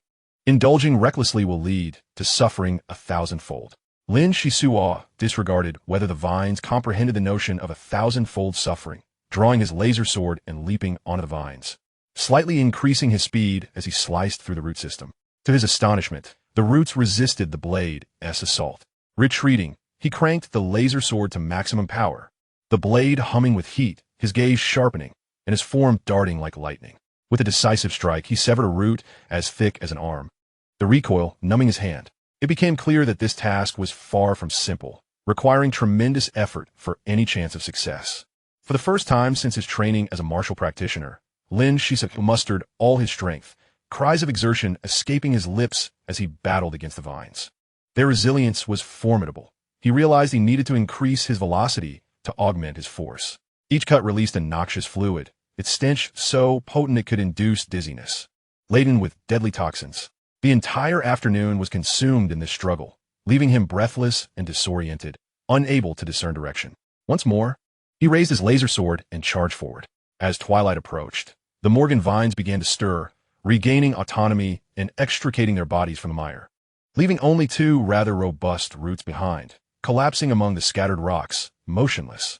At last he had succeeded. The martial artist found himself ensnared in a protracted struggle, undoubtedly weary. Though the very thought of moving even a finger seemed insurmountable, he knew it was imperative to establish contact with Uncle John to allay their concerns. Lin Xisuo struggled to extract the communicator from his pocket, bringing it to his lips, attempting to muster a modicum of strength as he spoke in a tone of casual familiarity. Uncle John, have you had dinner yet? I'm doing well here. Just too exhausted to move. I should be able to return by tomorrow, so please don't worry about me. Damn it, Xisuo, where on earth are you? The Phantom has been unable to trace your aura, and the communicator signal is blocked. Have you encountered any trouble? Speak frankly and inform Uncle. It's my fault. I left in a hurry and failed to provide adequate information. The green tome left by the apothecary possesses a detection-blocking function, and since I have it with me, you cannot locate me. Rest assured, the black vine has been found, lying amidst a pile of stones not far away, resembling a lifeless fish. This creature has absorbed a significant amount of toxic mire. According to the diary's descriptions, it shouldn't appear as it does now, and I cannot ascertain the reason. I simply feel utterly drained and need a good night's sleep. Lin Xisuo, having depleted his cosmic energy and reached a physical nadir, fell into a deep slumber within the cavern, blissfully unaware that the green tome had gently floated above him, its first page quietly unfolding to reveal an illustration of the Morgan vine. As an array of symbols illuminated the air, they seemed to sear into the very essence of the vine, which was contorted by an unseen force, expelling copious amounts of juice in a gruesome display. The Morgan vine, fierce and relentless, hastened its extraction of the mire, rapidly swelling in response to the force field emanating from the green tome. It was as though two primordial beasts were engaged in a silent contest within the cavern, while Lin Xisuo, oblivious, continued to sleep soundly, missing out on an extraordinary spectacle. The vine, subjected to the pressure of the force field, was annihilated only to be reborn from the mire time and again, this cycle persisting until dawn, when the green tome finally exhausted its power and fell to the ground with a thud. By then, the Morgan vine had shrunk to a mere 2 meters in length. Resembling a whip, its surface translucent and adorned with minute symbols, writhing in reluctant defiance before finally succumbing to silence, awaiting its master's arrival. It was not until noon that Lin Xisuo stirred from his slumber, the miniature spotlight diligently casting its glow, filling him with curiosity as he surveyed the Morgan vine, pressing a hand to his chest and inquiring, "Peacock, what transpired while I was asleep? Where has the Morgan vine gone?" The talisman took a moment to respond. "Last night, an unknown force field emerged here, and the Morgan vine you mentioned has likely transformed into another form. This matter exceeds the talisman's understanding and necessitates the involvement of a sage of level 6 or higher for analysis. Beyond that, I am powerless. An unknown force field? The Morgan vine has transformed into another form? The information you provided is sufficient. This vine bears some resemblance to the weapon described in the diary. Lin Xisuo approached the forbidden book, turning to grasp the finger-thick vine, sensing it with care and smiling faintly.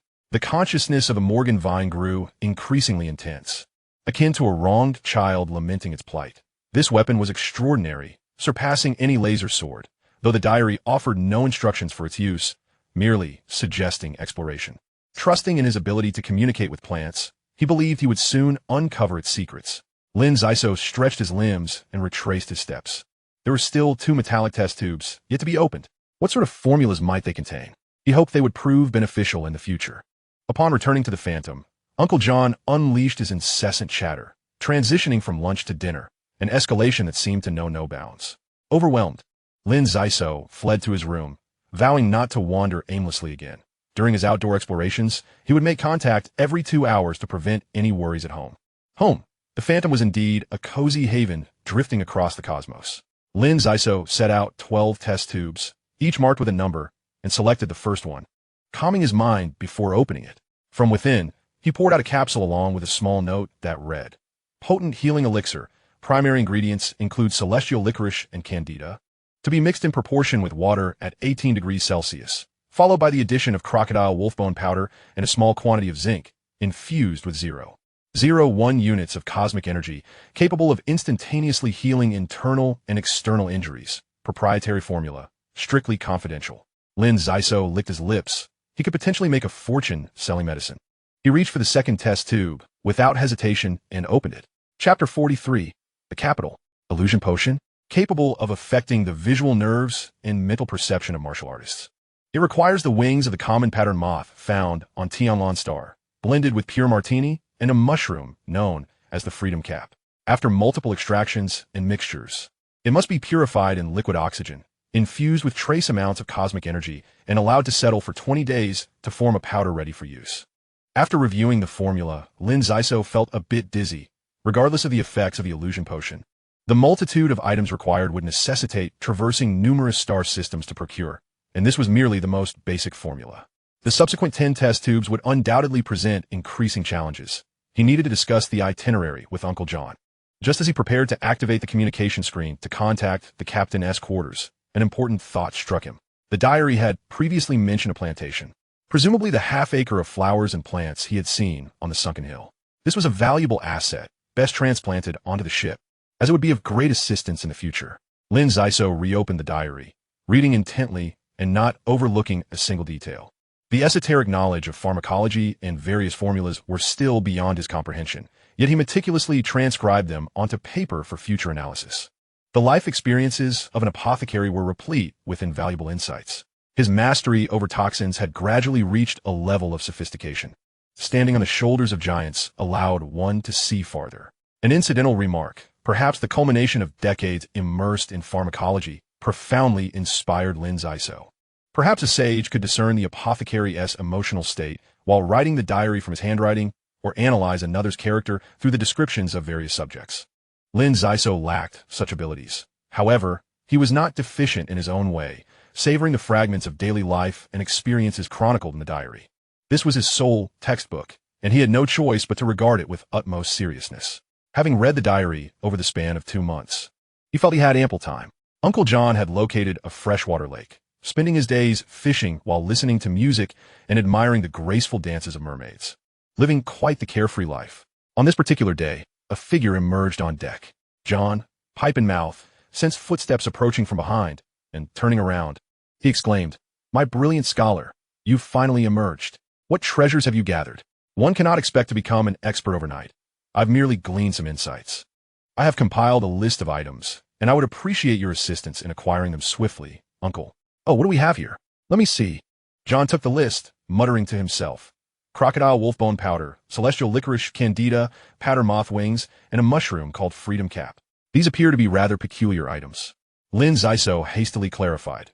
"You see, apothecaries are well versed in both theory and practice. Sometimes, external materials are necessary to aid their craft." A single diary cannot transform me into a true apothecary. The author was exceedingly cautious, revealing neither too much nor too little. And that forbidden book remains sealed by mental energy. While it seems I have made some progress, it is ultimately illusory. I must adhere to the prescribed steps to acquire the corresponding power. John chuckled. I find this method quite ingenious. Without a process of gradual learning, one cannot truly appreciate the power they hold. Regardless of how martial artists evolve, at their core, they remain human, imbued with all of humanity's flaws. Just look at Shasha. Even when cruel, she remains charming. This is the realm of humanity. A mermaid must embrace a certain fierceness to survive. Monsters in the cosmos are not to be feared, nor are alien races. The true terror lies within humanity itself. Over the course of 3 millennia, how many planets have we claimed? It is said that competition in the outer galaxies is far more intense, and the Phantom is still lagging behind. My dear uncle, I can't help but feel that your fishing here has taken on a different dimension. Have you experienced some sort of breakthrough? Your intuition is quite sharp. Yet I remain a 4th-level martial artist, merely having grasped certain nuances in the application of mental power. As you are aware, my psychic assaults can instill fear. But humanity possesses an insatiable yearning for beauty. Sometimes, a subtle approach can disarm an opponent far more effectively than overt hostility. This will be our direction for future development. A subtle approach? That sounds promising. John waved his list. By the way, let us not waste time on trivial matters. The items you seek can readily be procured from the Adventurers Guild. Of course, I mean not the shabby taverns we've frequented, but rather the highly developed capital planets where, with enough points and crystal refining, one can acquire anything. Lin Xisuo chuckled wryly. Points and crystal refining are precisely what we lack the most. It seems we won't be able to accomplish this in the near future. John shook his head. Child, the path is forged by those who tread it. Do not abandon hope due to momentary hardships. You possess a blue gold coin from the Spartacus era of the Golden Empire, do you not? If you take it to the auction house, you could easily earn 5,000 blue coins. The items you wish to obtain are not rare, merely peculiar. Even biomechanical beings require maintenance. Uncle will take you to a place where you may acquire the items on your list. Really? What kind of place is it? Can you divulge a hint of information beforehand? There is nothing to keep secret. The place I speak of is unlike the Adventurers Guild. It is a trading group formed by fallen nobility. Initially, it was a collection of spendthrifts wishing to liquidate their ancestral estates. This group found common ground and gradually grew stronger, leveraging familial connections to establish channels, eventually becoming a jack of all trades. We should set off now. We have ample time. Just give me 5 more days. I have a few loose ends to tie up on planet SJ-305. Very well, the Labyrinth Star is a rare spectacle, and this adventure may dictate the latter half of my uncle's life, so you must exert yourself. Lin Xisuo nodded in agreement. With the Morgan Vine, the Forbidden Book, and the formulas for healing and hallucinogenic potions, I have acquired a preliminary ability for self-preservation, at least ensuring I won't be easily victimized due to inferior equipment, thus instilling a measure of confidence. The Phantom returned swiftly to the ruins of the castle, having escaped a disaster due to the distance from the plantation. The Forbidden Book lay in my backpack, while the Morgan Vine exhibited a strong aversion to it. Only after patient instruction did it obediently wrap around my arm, ready to expand and secrete toxins at any moment. Most poisons are ineffective against it, and it even completely counters many, thus allowing Lin Xisuo the courage to step into the plantation for transplantation. Frankly, I am unfamiliar with most of the plants. Even the peacock could only identify 3 from its database. What I truly seek are 2 specific species highlighted in the diary. The first is the grass corydalus, a brownish-purple plant, upright and stout, with triangular leaves and dark red flowers. When soaked in liquor, it serves as a remarkable remedy for inflammation caused by extraterrestrial organisms. The second is the creek yellow herb, approximately half a meter tall, branched, with opposite leaves, producing nuts each year. This plant is reputedly difficult to obtain, but is extraordinarily effective in treating radiation-related injuries. The diary's author invested considerable effort into procuring the grass corydalus and creek yellow herb, often venturing into perilous locations to gather them. I wonder when this individual departed from the castle. Such essential plants were inexplicably left behind, perhaps intentionally. After circling around and passing by those toxic plants, the Morgan Vine grew restless, eager to consume them. Lin Xisuo hurriedly calmed it, thinking, what nonsense. If you eat those, how will I survive? Retrieving a small shovel from my backpack, I carefully transferred the flora to an ecological box in batches. The small mice and spiders I'd captured aboard the Phantom were crammed together, and I consumed the cultivated edible fungi to make room for these new companions. The transplantation process was fraught with challenges. Despite my utmost caution, the diary contained only scant notes, requiring me to navigate through trial and error. One plant snapped its roots and withered immediately. The difficulty of transplantation was indeed quite formidable. Lin Xisuo regarded this as mere practice, losing a quarter of the plants in the process. Yet after several days, I finally completed the transplantation endeavor, wiping the sweat from my brow and straightening my back. I couldn't help but sigh. It seems that every profession has its difficulties. I must seek guidance from the Peacock Talisman and delve into biological literature to quickly bolster my knowledge in this area. After circling the vicinity for a while, I managed to acquire a dozen more plants and captured some flying insects to place in the ecological box, preparing them for pollination to preserve the plant's original appearance, ensuring their survival. The role of an apothecary involves much more than mere interaction with plants. It encompasses a vast array of disciplines. Sometimes, even a cup of water heated for crystal refining can become a potent remedy. Lin Xisuo was merely dipping a toe into this field and naturally had to start from the simplest methods. The Phantom bid farewell to planet SJ-305 and swiftly sailed towards the capital star of the Golden Empire. John was quite familiar with the capital star and aimed to fetch a good prize for the blue gold coin from the Spartacus era. This was the place to do it. Lin Xisuo, however, remained reclusive, spending his days immersed in the study and cultivation of plants. Sha filled every water container aboard with various freshwater creatures, transforming the room into an aquarium. John seemed to have reverted to his previous life, engaging in a game of chess with the ship's AI, a game he had never won thus far. Time flew by in the midst of activity. Lin Xisuo had just reached the third volume of the biological literature when the capital star of the Golden Empire was already within sight. The Phantom gracefully entered its designated orbit, and due to John's noble status, the taxation did not impose excessive scrutiny, merely sending a flying robot to scan briefly before allowing passage. The merchant ships were not so fortunate. To prevent dangerous goods from entering the capital star, they faced rigorous inspections. This was Lin Xisuo's first experience in a bustling metropolis. Standing on the deck and gazing into the distance, he was instantly captivated. Towering skyscrapers blotted out the sun, massive constructs of steel and concrete reaching hundreds of meters high, their bases shrouded in darkness, illuminated only by artificial lights. Amidst the multitude of buildings, hovering cars navigated orderly along virtual routes, one after another. On the city's other side lay the ocean, its surface crisscrossed with intricate pathways and large resorts. The air here bore an artificial scent, reminiscent of the escape pod from the Red Storm. John remarked, "Are you disappointed? This is the inevitable manifestation of material civilization's evolution. Welcome to the third galaxy. I hear the environment on the first galaxy's capital star is rather pleasant. Don't just stand there foolishly. Help me find a moderately priced docking platform." Chapter 44. Peculiar Individuals. Space on the capital star is incredibly valuable. The Phantom can only dock atop an abandoned skyscraper, which is reportedly slated for demolition next month. Therefore, the docking fee is a mere half blue coin per day, the cheapest platform in the entire capital star. However, they do not guarantee safety, so it's best to have someone watch over the ship. Though Sha was eager to experience the bars of the capital star, Lin Xisuo entrusted her with an important task: to remain on the Phantom. While the AI possesses adaptability, it is not infallible. Many high-tech methods can easily pilfer a spaceship, unless the species of constant wave trees are incubated to activate the starship. One must remain vigilant against AI viruses or other threats. John exited the Phantom, and the first order of business was to board a floating bus. The docking platform was quite far from the bustling district, necessitating a lengthy walk to locate the trading group composed of fallen nobility. On the bus, a plethora of fashionably attired young men and women adorned with flamboyant tattoos mingled with respectable office workers, whose anxious expressions betrayed a fear of tardiness.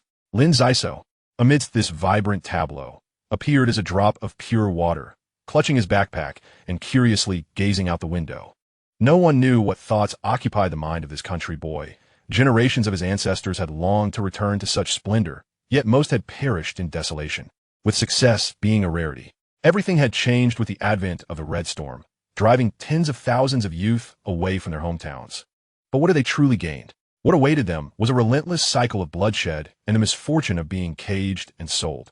Lin Xisuo felt fortunate to have encountered the kind-hearted Uncle John, and now, with the Phantom ship and the relics of the pharmacist, He anticipated the imminent removal of the side effects brought on by the catalyst. Sister Mana and her companions must also be working diligently towards a shared goal. Approaching platform 3, passengers needing to disembark, please pay attention. Xisuo, come quickly. Hearing his name, he hurriedly followed, for navigating the unfamiliar capital star could easily lead one astray. The number of passengers alighting at platform 3 was scarce. John adjusted his attire and chuckled foolishly, producing a beautiful flower from seemingly nowhere. Lin Xisuo exclaimed, "Uncle, this resembles an orchid. Where did you procure it?" John grinned mischievously, his eyes sparkling with a rare glimmer. Inhaling the floral fragrance, he replied, "I plucked this from a medical room. I'm unfamiliar with other plants, but I certainly know orchids. Don't look so concerned. Let me borrow it for a moment. When we meet someone, be sweet-tongued. It's been over a decade since I returned. I wonder how Elena is faring." "Your old flame?" Lin Xisuo teased. "You would mind, would you? Even if it were a multitude of orchids, you wouldn't hesitate. Why not uproot some cordyceps? They are both beautiful and valuable. They can even be brewed into liquor, far superior to orchids."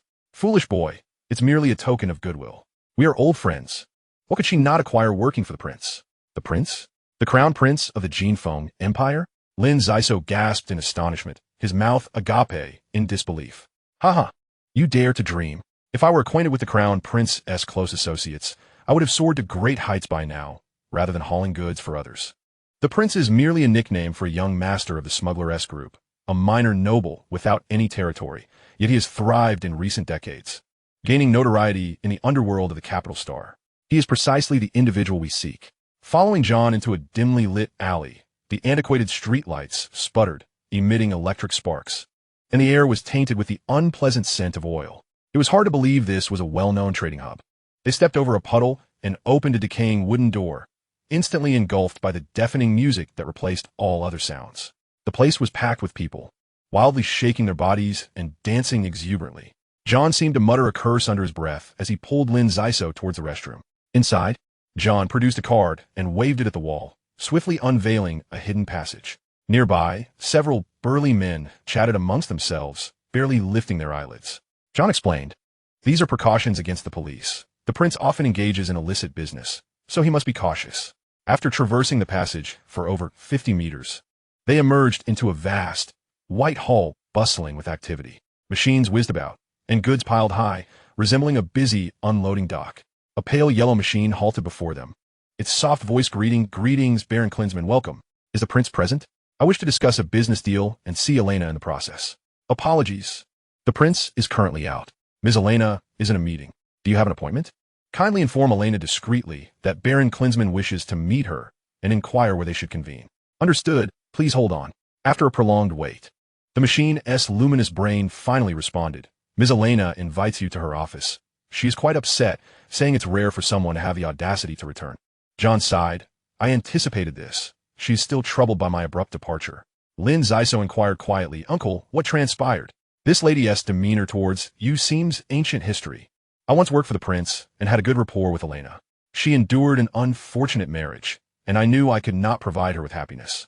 So I slipped away silently. After all these years, I have come to terms with it and wish to seize this opportunity to make amends." "Oh, so Ms. Elena might become my aunt?" "Do not speak foolishly. Some matters, once missed, cannot be reclaimed in a lifetime. However, I shall strive to win her over." The two boarded the machine and soon arrived before an office door. John hesitated momentarily, gathering his courage before pushing the door open. Lin Xisuo remained still, believing it best to allow them to converse privately. Who would want to stand beside bright, glaring lights? As John entered, he caught a glimpse of Elena, who appeared quite competent in her professional attire, exuding an impressive aura, bordering on intimidating. She did not feign modesty. Rather, she stood before her desk, gazing sternly at the middle-aged man holding flowers.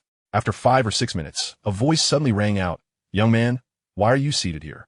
Lin Xisuo turned to see a wrinkled elder approaching slowly, surrounded by a dozen vacuum cleaners scurrying about like playful kittens or puppies, dressed in a manner reminiscent of a janitor. "Greetings, I am here waiting for someone.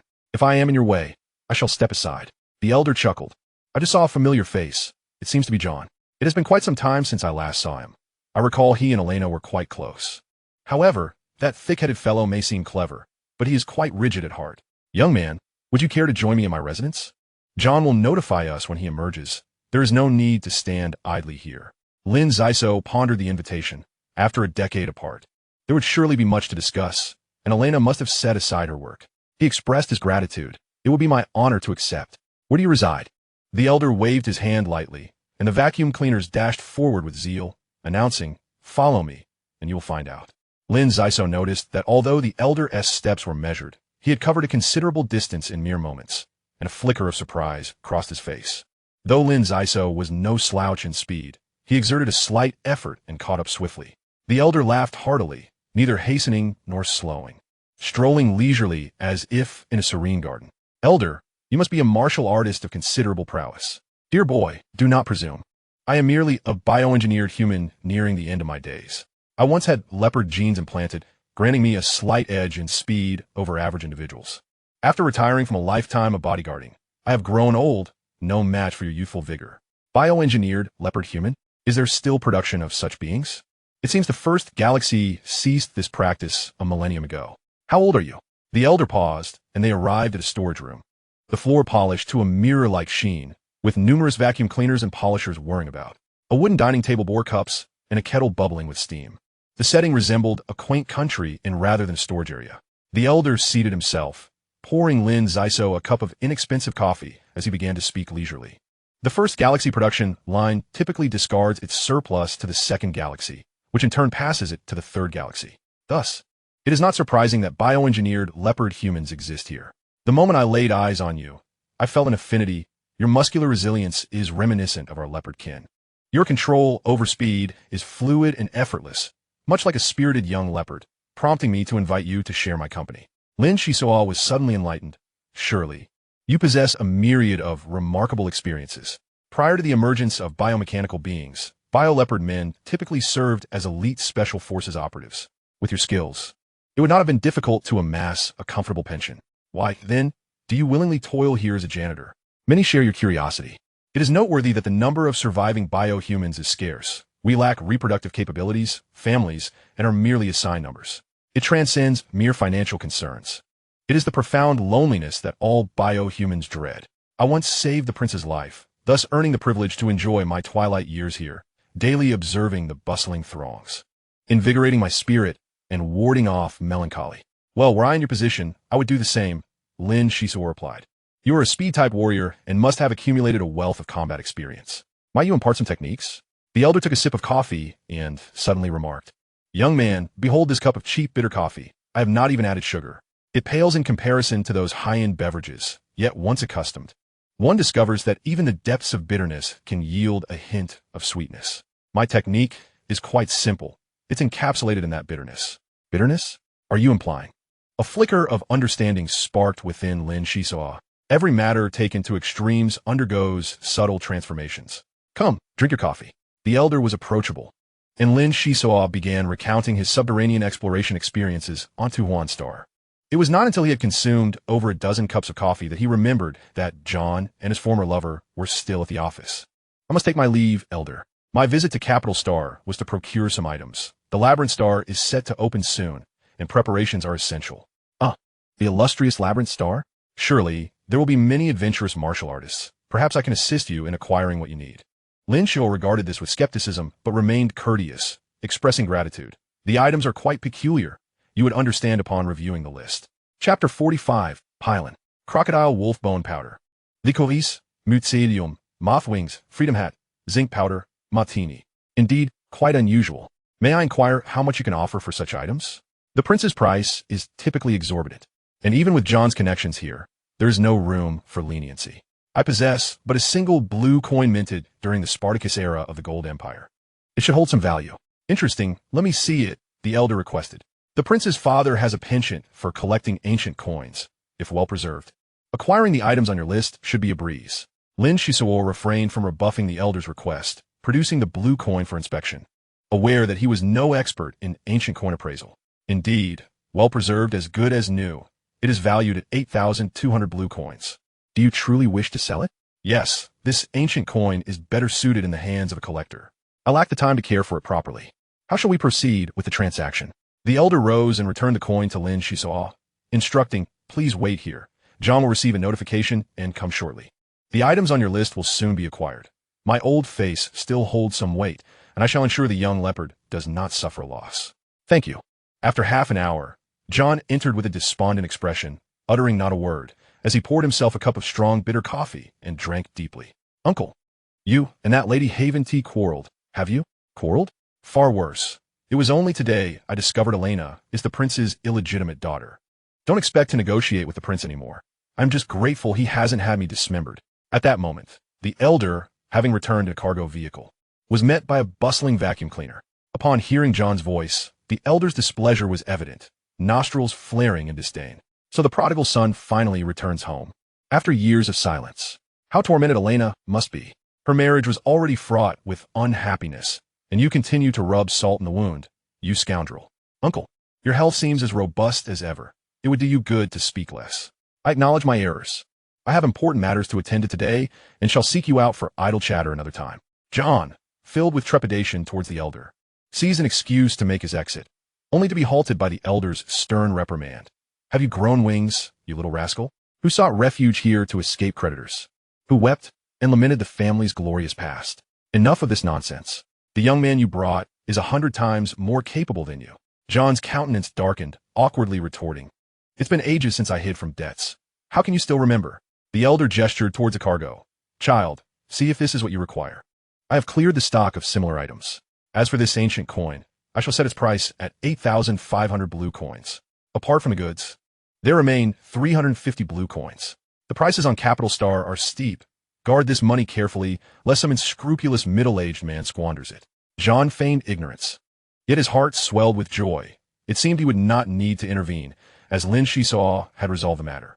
The elder offered no further entreaties, and John hired a cargo vehicle to return to the shadow ship, mentioning little of the Elena situation. Upon boarding, in high spirits, he casually inquired, "How are things?" Not well at all," Sasha replied.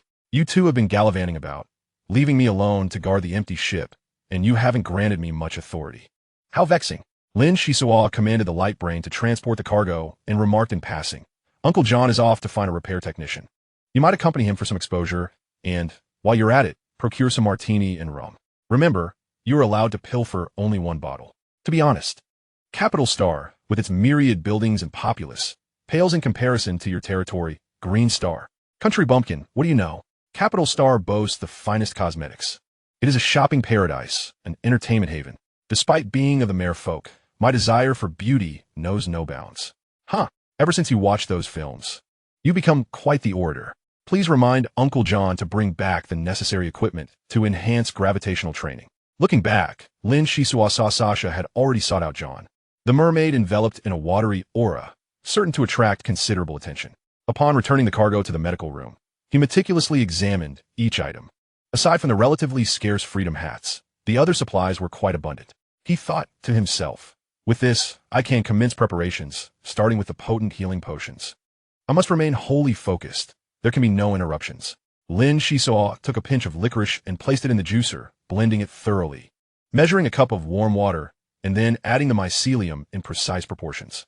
Once the liquid became slightly murky, he promptly incorporated crocodile wolfbone powder and zinc powder. The next step was crucial, infusing 0.01 units of cosmic energy. The refining crystal cannot be used directly here. It must extract cellular energy, and the dosage must be exact, a formidable challenge. At that moment, the soft pouch received from Sasha began to work its magic, emitting tiny specks of light as it coalesced into a golden paste after approximately 5 minutes. Success. Lin Xisuo, however, did not feel particularly elated. He retrieved a microscope to compare the sample for inspection. After examining it, he shook his head. While its appearance was commendable, its quality fell far short. Under the microscope, the pharmacist's sample appeared smooth as silk with a tightly packed material density. In contrast, the potion he had just concocted resembled crumpled, coarse fabric, failing to meet even the minimum requirements of the formula. Undeterred, he resolved to repeat the process, noting that the more uniformly he blended the licorice, the better it turned out. Additionally, the timing of when to add the ingredients was crucial. It could not be too late or too early. Finally, he needed to exert maximum effort to infuse the cosmic energy, ensuring it bonded closely with the potion, which would slightly enhance its quality. Unfortunately, the second attempt also ended in failure. With his current level of skill, 5 attempts was the limit. It was time to take a break. Becoming a pharmacist requires substantial financial backing, and the materials consumed in these two attempts had already caused Lin Xisuo considerable distress. The cosmic energy contained within him was limited, necessitating a day of rest and recharging to reach optimal condition before he could continue his preparations. Hisoka, are you in the medical room? Hurry to the cannon platform. We've summoned the finest repair technician from Capital Star. Oh, you returned so swiftly? And managed to secure the best technician from Capital Star? Truly unbelievable. Upon Lin Hisoka's arrival at the cannon platform, he encountered a young girl, perhaps in her early teens, donning a cap, clad in work attire, chewing gum, and fiddling with a metallic skull. Sir, where's the repair technician? Who is this child? The girl glanced over, and without allowing John to explain, tapped the metallic skull and declared, Hey, dark-haired sir, I am indeed the technician you speak of. If someone insists on labeling me as the best of Capital Star, I cannot help it. Did you just call me sir? I seem not to be yet 19. Lin Hisoka chuckled incredulously. The girl surveyed him with wide eyes, bursting into laughter. 19? You look to be in your 30s. I've never seen such an awkward young man. I can repair this heap of junk. But I must warn you, the biomechanical robot is half biological and half mechanical. Encountering the rare multifunctional military model 3000 makes restoration to its former glory impossible. I can secretly procure a robot body from the repair shop to affix to this skull. Although compatibility may be less than ideal, there will be no other issues. The price is a flat 75 blue coins. Surely, possessing a spaceship, you can afford this sum? John clicked his tongue. 75? Little girl, that's outrageous. Weren't we supposed to settle for under 50? Hey, old man, this is a multifunctional military model 3000. The base price for such biomechanical robots is quite steep, and those that reach retirement age are exceedingly rare. I've seen a few in magazines, so I'm somewhat knowledgeable. If you find it too pricey, feel free to seek another. The girl prepared to leave, prompting John to plead, Don't go. You're the best and most affordable technician in all of Capital Star. The robot body is essentially free, and given the exorbitant supply prices in Capital Star, we still need to purchase many supplies. How about 75 blue coins along with a set of gravity enhancement training equipment? How old are you to still be asking for freebies? Add 5 blue coins, and I'll provide you with a decent one. You sly little rascal. 80 blue coins, and ensure our satisfaction. The girl worked with remarkable efficiency, procuring a robot's remnants in about 10 minutes. Although patched, it was of no significant detriment. John was able to summon the technician so quickly due to the proximity of a repair shop that could handle everything from spaceships to mechanical pets, albeit at a steep price. After consultation, they required 400 blue coins, with other manufacturers offering only marginally lower rates, prompting this last resort. The girl picked up her toolbox and swiftly completed the task. The robot, now adorned with an unappealing skull, sat up, flexed its joints, and cursed in a metallic voice. Damn it, number 3. Not only did you refuse to lend me money, but you also tossed me into a moldy wine cellar. Who are you? How'd I end up like this? Your name is Sean, correct? We require your assistance. Summoning me from the garbage heap clearly indicates ulterior motives. I could discern that much. Lin Xisuo was taken aback. This mechanical individual had quite the temper, with a rather unique emotional programming. The young technician deliberately delayed, blinking her large eyes in anticipation of further developments. Little girl, your work here is done. Please tidy up your equipment and return to the repair shop. John subtly reminded her. The girl, visibly deflated, replied, May I ask a question? I've participated in many spaceship repairs, and yours feels peculiar. Several configurations seem to be prepared for future modifications. Could you allow me a tour? Lin Xisuo and John exchanged astonished glances. This young girl had discerned the essence of the interstellar cruiser. Please, I am the greatest repair technician in Capital Star, the daughter of Master Amber, Pylon. In my hands, this spaceship could achieve improvements, though I dare not speak of other capabilities, as some of the applied technologies are rather antiquated. Master Amber? You refer to the renowned Master Amber? John inquired eagerly. Are there other Masters, Amber? I'm utterly curious about your spaceship. If I am not mistaken, this design amalgamates the philosophies of many creators. It is quite astonishing. It has become rare to see such creativity. Can you divulge the origins of this vessel? John's expression shifted to one of skepticism as he asked, How could your father permit you to linger in a repair shop instead of attending school? Has he never mentioned interstellar cruisers? Such vessels abound in the world of martial cultivators. Pylon's eyes widened. You're martial cultivators? There are many such vessels? No way. Are you deceiving me? As John's gaze sharpened, the surroundings suddenly trembled, and repair tools began to float into the air as if in a state of weightlessness. Wow, you truly are martial cultivators. This is wonderful. I have finally found martial cultivators. Pylon exclaimed joyously. Little girl, I think you should take your leave. From my observations, you have little connection to Master Amber. The Phantom will soon embark. When business returns, I will attend to you. All right? John began to usher her away. What's so impressive about it? Master Amber has praised my talent, and many orphans regarded him as a father. 2 years ago, he left the capital of the Golden Prosperity Empire, and the orphanage has been declining, forcing me to seek work. The uncles at the repair shop often bully me, though their skills are quite lacking. It seems your ship is in dire need of a technician. How about it? The young lady, humbly offer my services. John was at a loss for words. Pylon's skills were indeed commendable, and she possessed great potential. However, recruiting her onto the ship might raise suspicions of abduction. After a brief contemplation, he glanced at Lin Xisuo, who seemed to have an idea, and ambiguously stated, Girl, I am the captain. Do you see this dark-haired gentleman? He is the first officer of the Phantom, responsible for personnel matters. Lin Xisuo examined the girl. Pylon's work attire hung loosely, her face smeared with black grease, presenting a pitiful appearance. It seemed John had been swayed by sympathy and had delegated the decision. Uncle, where is Shasha? As the first officer, I have the authority to delegate this matter to the crew. Don't count on it. Shasha is always buried in a barrel, immovable for 3 hours. Pylon protested, fuming. Am I really that bothersome? You're both passing the buck. Let this mechanical gentleman make the decision. What do you think? Almost forgetting about Sean, the robot turned its skull, its red electronic eyes flickering, seemingly deep in thought. John waved his hand dismissively. Very well, if it means being accused of abducting a minor. So be it. That repair shop is hardly impressive. The Phantom requires a repair technician. However, since you're not a martial cultivator, if Master Amber claims you have talent, I shall be your mentor. With the captain's promise, Pylon gleefully returned to gather her belongings, preparing to move aboard the Phantom. No longer in a rush to tour the spaceship, as there would be ample opportunities in the future. Once the girl departed, John turned his attention to the robot. Addressing it seriously, Sean, the Labyrinth Star will soon open, and we are aware that you have ventured deeply into that realm and made significant discoveries. Could you disclose the nature of those findings? The metallic head creaked as it turned, its electronic eyes flashing, and it bellowed in anger, You scoundrels. Do you wish to reap the rewards without effort? It won't be so simple. I should thank that little girl. She has provided me with a reasonably robust body. The mechanical arm surged forth with tremendous force. Lin Xisuo sidestepped gracefully, effortlessly avoiding the attack. John lunged forward, pressing his palm against the skull and then forcefully shaking it, halting Sean's movements abruptly. A lesson must be imparted to this reckless individual. How dare he cause a ruckus in such a battered state? His programming must be in disarray. Before long, Sean's electronic eye regained a semblance of brightness, and he helplessly let his arms drop, standing silently in place. Lin Xisuo shook his head inwardly. Judging by Sean's demeanor, he bore little resemblance to a seasoned survivor. Rather, he appeared to be an impulsive bull. Suddenly, an idea flickered in Lin Xisuo's mind. He scrutinized Sean anew, then leisurely inquired, What do you think? Are you satisfied with our capabilities? A battle-hardened biomechanical being like yourself, and a rare military-grade 3000 model, is certainly no ordinary entity.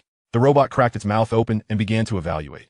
Your reactions are relatively timely, not overly foolish.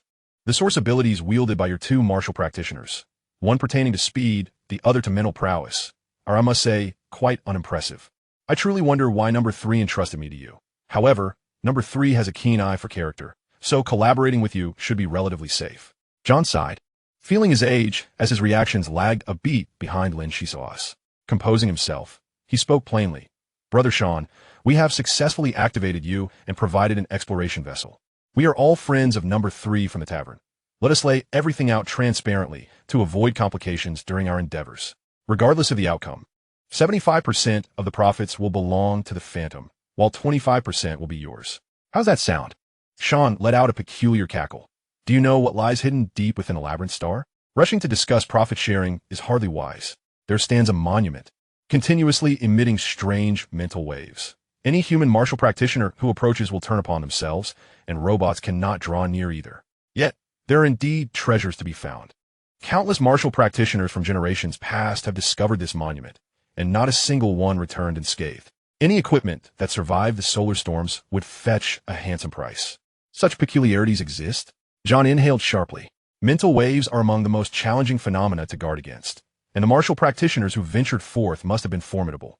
Yet, none returned. This indicates the location Sean described is exceptionally perilous, with scant opportunities for survival. At this moment, the situation grew exceedingly complicated.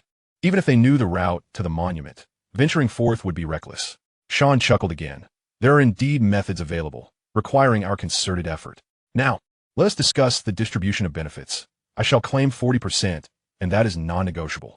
John was taken aback by the other's cunning. He had strategically raised his own worth, implying that without his methods, no benefits could be expected. Yet, should they employ his method, they would need to part with an additional 15% of the profits. Truly, this biomechanical being, having lived many years, was remarkable. Lin Xisuo furrowed his brow in displeasure.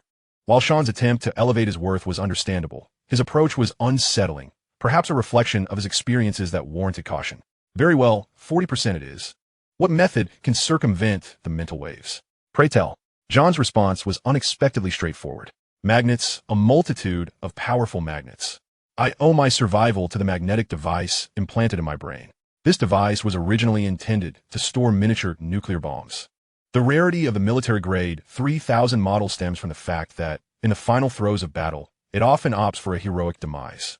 To my surprise, it saved my life. If you don a helmet crafted from magnets, the effects upon you will diminish. The more chaotic the magnetism, the better, ideally. The magnetic helmet should spin, granting us a chance to approach the monument. John nodded, realizing this was a deliberate warning from Sean to proceed with caution. Otherwise, he would risk his life. This method was indeed quite cost-effective, requiring minimal financial outlay. Pylon, being a technician, would be perfect for crafting the magnetic helmets. As a precaution, they would procure a chimpanzee from the zoo. If, as Sean claimed, treasures were abundant, 60% would suffice for our indulgence. May our collaboration be fruitful. Sean said nothing further, moving aside to sit, his electronic eye flickering as he began to adapt to his new body. Subsequently, Pylon brought numerous supplies aboard, pilfering some equipment from the repair shop, and even specially crafted a new gravity device for Lin Xisuo for training purposes. The elder had once stated that once one becomes accustomed to the taste of a cheap bitter coffee, the sweetness would follow, hinting that hardship precedes ease. Lin Xisuo's speed was impressive, yet he knew there were martial practitioners who surpassed him. Thus he needed to engage in weighted training, accumulating resistance with a baseline of 5 times normal gravity to extreme levels, seeking to catalyze a transformation through quantitative change and elevate to a higher plane of existence. Lin Xisuo, are you certain? 10 times gravity? Pylon thought the man before her had lost his mind. Such a regimen would impose a tremendous burden on his internal organs. Martial practitioners were indeed formidable, but she had never heard of such tendencies towards self-harm. Enough chatter, set it to 10 times gravity. How often do these iron weights need recharging? Every 2 days. The intervals cannot be too lengthy. Uncle John will start my enlightenment tomorrow. What do you usually occupy yourself with, Lin Xisuo? Reading, tending to plants, training. Ah, quite suitable for you. The people aboard this ship seem peculiar. And there's even a mermaid who dives into barrels. I hope I don't catch whatever you have. After spending 10 days on Capital Star, the Phantom set its course towards the Starry Sea. Along the journey, Lin Xisuo practiced frantically, concocting potions until he depleted his cosmic energy, tirelessly honing his physique. One day, as the starlight dimmed and the suns shone brightly, 3 large suns clustered together, and the Phantom's solar sails shimmered, voraciously absorbing light energy. Ahead, a multitude of ships congregated, a dark mass more conspicuous than stellar sunspots. With over half a month remaining until the Labyrinth Star's appearance, such an influx of adventurers was unprecedented. John, with his extensive experience, recognized many large institutional exploration vessels and dared not approach too closely. A certain distance would trigger the E-class cruise ships to react, warning of potential attacks. Who could say if any E-class vessels were among those ships?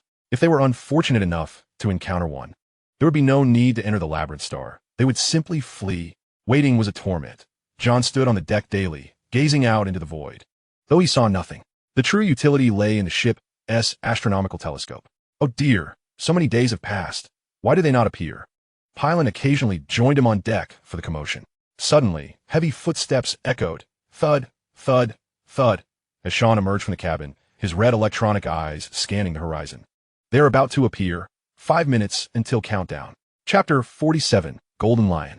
500 light seconds away, amidst a blazing halo, a shadow darted forth. It was the much-anticipated Labyrinth Star. John puffed out his chest and shouted, "Charge forward!" From this moment, Every second must be filled with urgency. We cannot afford a moment's laxity. Pylon, you remain on the ship to safeguard it while Sean and I embark on our mission. The terrain within the ravines was complex, preventing the Phantom from delving deeper. Lin Xisuo had already taken over as captain, commanding Lightbrain, raise the mainsail, activate the side sails vector stabilizer, accelerate the thrusters, and maintain an entry angle of 10 1/3 degrees, advance. In the void, countless ships surged forth, with the Phantom appearing minuscule among them. Some conglomerates' massive composite vessels resembled steel behemoths, casting an awe-inspiring shadow. Buzz, the solar sails erupted in a riot of colors, surpassing most vessels, gracefully approaching the labyrinth star, ranking among the fastest. At that moment, the particle flow from the three suns diminished to its weakest. The Phantom thrived in this environment, riding the winds, forging ahead, while many ships, caught off guard, plunged into the towering chasms, zipping away. Sean stood at the bow of the ship, his jaw moving as he murmured to himself. Back again. How swiftly time passes, as if it were but yesterday. To reminisce about the past is not the mark of a warrior. One ought to take the time to inspect their gear, for a lengthy journey lies ahead. John donned his cowboy hat, taking a moment to gauge the accuracy of his rifle, a satisfied smile gracing his lips. He then withdrew his dagger, carefully applying a layer of blue toxin, allowing the acrid smell to dissipate before sheathing it once more. Methodically, he packed his backpack with a portable oxygen tank, a water pouch, and a selection of first aid supplies. Finally placing the helmet crafted by Palin apart, with care. Ooh, the cabin filled with the sounds of the chimpanzee. Sasha complained, "Must we bring this clumsy gorilla? It does nothing but create chaos." Palin hurried over to soothe the creature, a robust black chimpanzee named Titan. Ever cautious, John allowed the chimp to wear the helmet and approach the monument first, to ascertain whether Sean's method proved effective. It is said that chimpanzees are close relatives of humans, and with the blessings of their human cousins, they have begun to flourish in the cosmos, their intelligence having notably increased, allowing them to discern their owners and understand certain instructions given to them. Palin's incessant reminders ensured the chimp's obedience. Sasha, cease your complaints. You ought to be grateful for the chimp. It can help carry some of your gear. Moreover, you should return to the water pouch prepared for you. If it weren't for your water barrier effectively countering solar wind particles, we wouldn't dare bring along a mermaid. John tightened his backpack, an unmistakable sharpness gleaming in his eyes. The mermaid reluctantly slipped into the large water pouch, muttering to herself, lamenting her status akin to a maid, despite her formidable prowess aboard the ship. Sean hoisted the water pouch onto his back. The robot could carry a substantial load, but caution dictated that he must recharge his body before setting out. This expedition was crucial for the Shadow, as it had not received any revenue since absorbing electrical energy on Green Star. Should this continue, they would revert to a state of financial ruin, a fate neither John nor Lin Xisuo wished to encounter. The ship glided swiftly, stirring up a cloud of dust. Life was not entirely absent here. 3,000 meters below the surface lay a thin atmosphere where fungi and ferns thrived, alongside some low shrubs. The gravity was significant, with certain areas exhibiting mild radiation, the danger level yet to be determined. Uncle, the navigation system has failed. The Shadow can no longer discern its latitude and longitude. I plan to lower our altitude, Lin Xisuo urgently called out. This was an anticipated issue. The May Star had earned its name for a reason. John glanced at Sean, knowing that the military-grade 3000 series biomechanical robot was far more precise than the navigation device, harboring within its mind a treasure trove of maps. Sean nodded. Fly forward 10 kilometers before descending. I recall there being a stone forest suitable for concealing the ship. By the way, remain wary of attacks from other explorers. They are known for their penchant for violence and theft. The humans who venture to May Star are a motley crew with myriad intentions. Encountering formidable martial artists may render my current form of little assistance. 10 kilometers passed in the blink of an eye. Indeed, having a guide nearby proved quite advantageous. The stone forest was inhospitable to large ships, accommodating only smaller vessels like the Shadow, and most of the detection devices in this area had malfunctioned, rendering it exceptionally safe. Make haste and return swiftly. I do not wish to languish alone aboard the ship. Palin waved her farewell, now officially John's disciple, aspiring to become a martial artist. Perhaps Master Amber had recognized her potential early on, though she was still far from the level of a martial arts apprentice. Her grasp of crystal refining had begun to yield faint responses. Lin Xisuo was filled with admiration, reflecting on the girl's remarkable fortune. In the tumult of the Red Storm, only 120 martial artists had emerged, Of course, the youth from Earth Ring Star exhibited rapid advancement. John, at his age, had only attained level 4.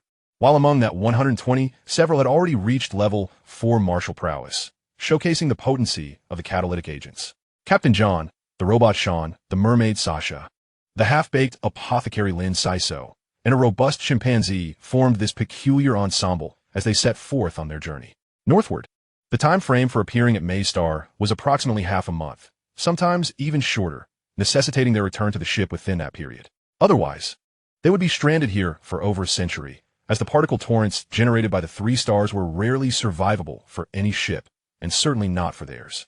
While Sean's words may have stung their pride, the E-class interstellar cruiser was indeed akin to a babe in a cradle, lacking the qualifications to participate in interstellar battles, let alone withstand the particle torrents from the convergence of 3 stars.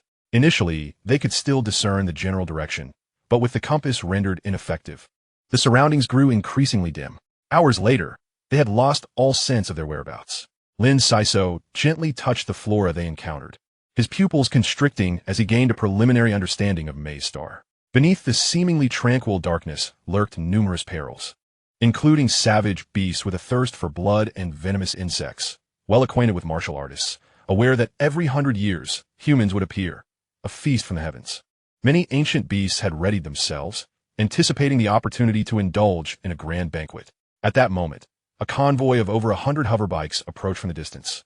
Swiftly closing in, John and Lin Xisuo stood back to back, faces set in wary determination.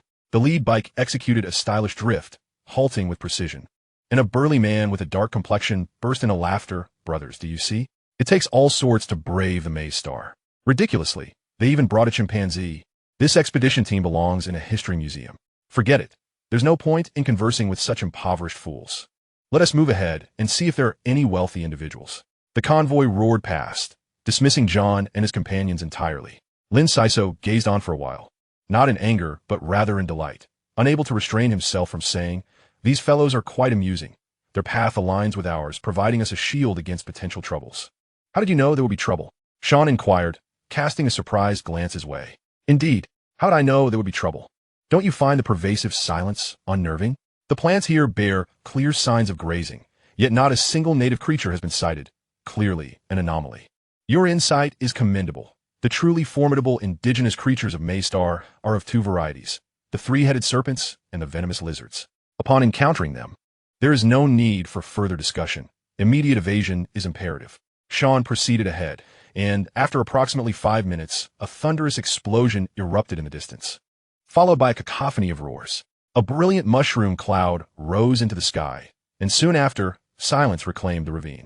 Lin Xisuo gaped, astonished at how swiftly their shield had proven effective. Indeed, maintaining a low profile had been wise. "Let us go check it out," John said, excitement gleaming in his eyes. And it was clear to everyone that he sought to seize the opportunity for gain. Before they could reach the battlefield, Sean suddenly halted, lowering his voice. "Do not advance any further. From the subtle vibrations in the atmosphere, I deduce that 2 convoys are drawing near. The likelihood of an encounter is high, and there is no advantage to be gained now. Damn it, why are they responding so quickly?" John gritted his teeth, as if a knife were carving into his flesh. Sean surveyed the surroundings, leading the shadow team through a dense rocky area, circumventing the battlefield en route to their objective. They braved thorns and obstacles, exerting great effort to slip into a crevice in the rock wall, gazing upward at the narrow beam of light above and forward into a hazy expanse, while the incessant hum of insects filled the air, a sound that would send a timid soul retreating. "Stay close to my heels. Do not let the chimp wander." Fortunately, the magnetic field of Maystar was chaotic. Had those corporate conglomerates dispatched thousands of drilling machines to excavate, there would be nothing left to gain. Sean moved with steady steps, occasionally inserting his arm into the rock to navigate around certain radiation zones. Heaven knows what bizarre creatures this wretched place nurtured. Fortunately, we have yet to encounter any danger, and I hope that fortune continues to favor us. Emerging from a crevice, we found ourselves on a patch of charred earth, and in the distance, a diminutive exploration spacecraft came into view, leaving the 3 of us momentarily stunned. John expressed his astonishment. "This place is so secluded, almost entirely surrounded by sheer cliffs. How could a spacecraft possibly penetrate here?" Sean's electronic eyes flickered with apprehension as he cautioned. "That is a reconnaissance vessel from the Golden Line Corporation. They suffered significant losses near the steel last time, and are undoubtedly keen to uncover the truth. The Golden Lion is a formidable adversary. What did you say? The royal group of the Golden Lion Empire from the Third Galaxy? Are we expected to compete with them? John swallowed hard, feeling a wave of dizziness wash over him. There's a saying among humans: wealth and glory are sought through peril. The bold thrive, while the timid perish. The people of the Golden Lion Corporation are clearly oblivious, and we still possess a considerable advantage, Sean asserted with conviction. Look, another spacecraft is descending. Lin Xisuo pointed toward the horizon. Indeed, a luxurious exploration vessel descended gracefully, flanked by 8 formidable martial cultivators standing at attention. 3 individuals descended the ladder, a pair of men and a woman, all dressed in classical attire, each adorned with an embroidered image of a reclining golden lion on their backs. Chapter 48, on the same path. The unexpected appearance of the Golden Lion Corporation's expedition team disrupted the Phantom Squad's operational plans, and shortly thereafter, 3 more reconnaissance vessels arrived. A total of 24 martial cultivators emerged, well-equipped and including several elders. Having suffered considerable losses previously, the Golden Lion Corporation dispatched their elite forces this time, cautiously advancing under the leadership of the 2 men and 1 woman. What shall we do? Should we approach and greet them? Perhaps even propose an alliance? It would be a miracle if we weren't turned away. John lamented, his spirits plummeting. However, Sean's electronic eyes suddenly brightened as he remarked, "What a splendid idea. What harm could come from an alliance? If we fail to obtain any gains, I shall remain in my current form, and you will lead lives of misery, perpetually lost as a hapless expedition team. Given the Golden Lion Corporation's wealth and the arrogance of those martial cultivators, we might just manage to slip through unnoticed." Have you lost your mind? That is a dreadful notion. I must consult with Xisuo, John retorted, turning to seek counsel. Lin Xisuo crouched low, patting his slanted backpack, and smiled faintly. I can follow them closely, serve as your eyes, and only propose an alliance with the Golden Lion Corporation if we find ourselves cornered. Realization dawned on John as he slapped his forehead in self-reproach. How could I forget Xisuo's exceptional skills? We must proceed with caution. The opposition is not to be underestimated. Sean, bewildered by their cryptic exchange, watched as Lin Xisuo shed most of his backpack, lightening his load, and then vanished in a flash, truly disappearing, leaving no trace behind. The mechanical being was taken aback, its eyes flashing red as question marks filled the screen, nearly causing a system crash. Ordinarily, when Lin Xisuo was entangled with the forbidden book, he was as transparent as a second-level martial cultivator. However, once he removed the Morgan vine, he could instantly shield himself from external detection, and combined with his extraordinary speed, he became virtually undetectable, approaching the Golden Lion Corporation's reconnaissance vessel. He shifted perspectives and noted that the number of personnel on guard did not exceed 20. 20? There were few martial cultivators among them. Given the dim lighting, Uncle John should manage just fine. Lin Xisuo pressed on, playfully teasing some low shrubs, tracking their movements for quite a distance, and finally gathered some intelligence, his expression fluctuating between concern and resolve. After some time, John, anxiously awaiting news, saw a figure approach and hastily inquired, "What is the situation?" Lin Xisuo shook his head, a wry smile playing on his lips. "Not good. We managed to bypass the reconnaissance vessel, but the Golden Lion Corporation's team moves swiftly. Among them are several formidable individuals capable of flying unaided, acting as scouts with a search radius extending 5 to 6 kilometers. If we draw near, we will surely be detected. Truly, the Royal Corporation is a tough adversary," John exclaimed, pounding the nearby rock in frustration to vent his discontent. Sean remained calm, stating matter-of-factly, "To maneuver freely beneath the watchful eyes of the Golden Lion Corporation is no small feat for an ordinary martial cultivator." Merely luck." Lin Xisuo maintained his composure, dismissing the concern with a wave. "All right, let us surpass the reconnaissance vessel. If necessary, Xisuo can make a few more trips. I command a Phantom Squad to advance." John's spirits lifted, and disregarding the potential radiation, he began to smear the black earth onto himself. The black gorilla was particularly enthusiastic, sprawling out on the ground, merging seamlessly with the black rock. Sean suddenly interjected, "I will disrupt their detection wave frequencies. Although the magnetic field of the maze star is erratic, we will still be detectable if we get too close. We have 50 seconds to make our escape. 50 seconds is ample time." John beamed, his grin wide as he eagerly smeared the mud across his body. Lin Xisuo, possessing the forbidden book, had no need for such measures. With preparations complete, the captain and the mechanical being crawled forward. Meanwhile, The unfortunate black gorilla titan, having been excessively playful, had been knocked unconscious. Two figures slithered like great maggots. The Phantom Squad evading the enemy's gaze and successfully crossing through. What lay ahead was a complex terrain riddled with jagged rocks, some walls adorned with holes, and the light dwindling further. Lin Xisuo vanished once more, sprinting swiftly and soon locating their competitors 30 kilometers away, engaged in battle. Buzz, buzz, buzz. Each member of the Golden Lion Corporation's expedition wielded a laser sword, the blades shimmering with an almost blinding luminosity, their energy levels astonishingly high. The 2 men and 1 woman leading the charge did not participate in the fray, instead maintaining a watchful presence on the periphery. 24 laser swords were unleashed at maximum power, clashing against a horde of 3-headed serpents.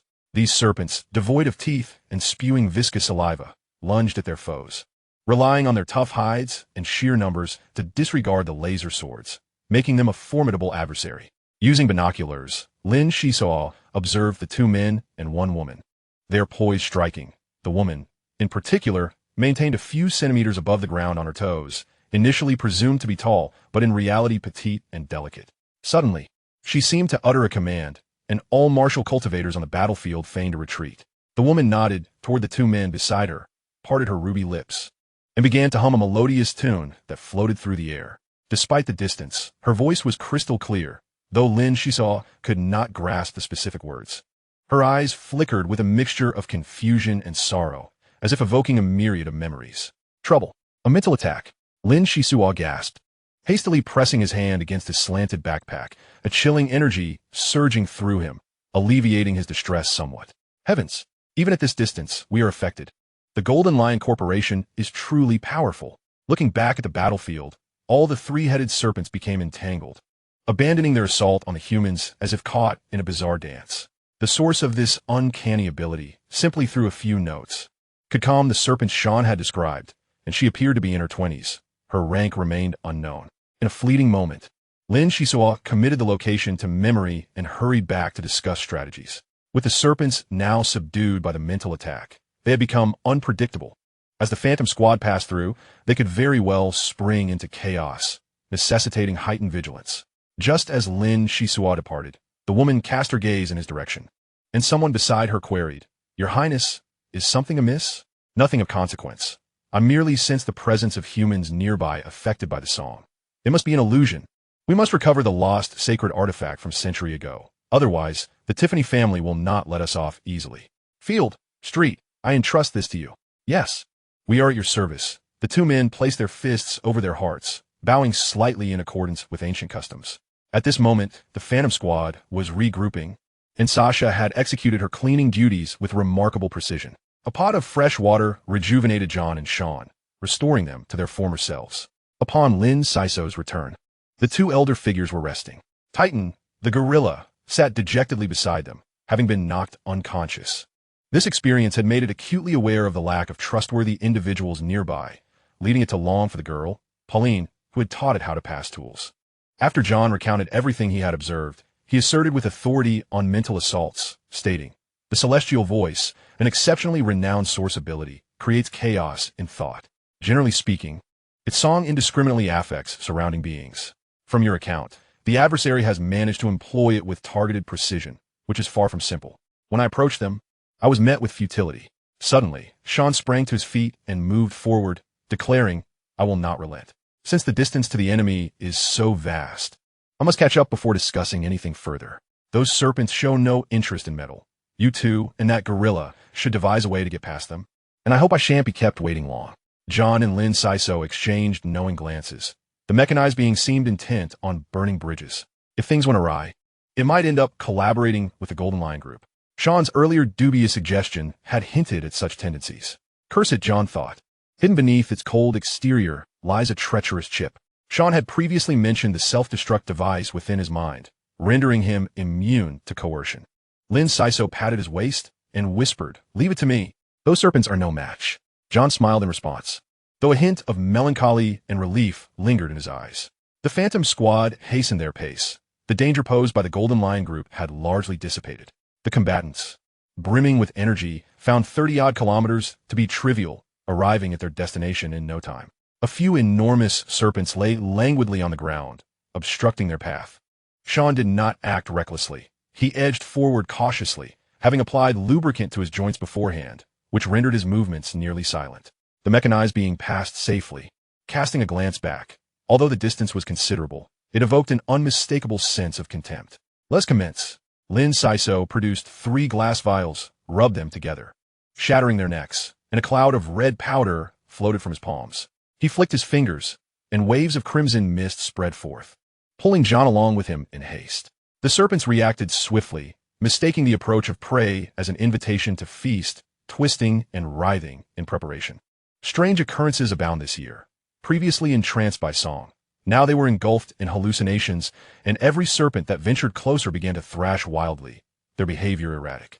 The red powder was an illusion agent concocted by Lin Xisuo, a genuine high-quality blend that was colorless and odorless, with this inferior version being the only one that bore color. Regrettably, he had only managed to produce a small amount of the finest quality, leaving less than 2 vials of the illusion agent. Avoiding the serpents and leaping over jagged rocks, they bounded forward to Sean's side.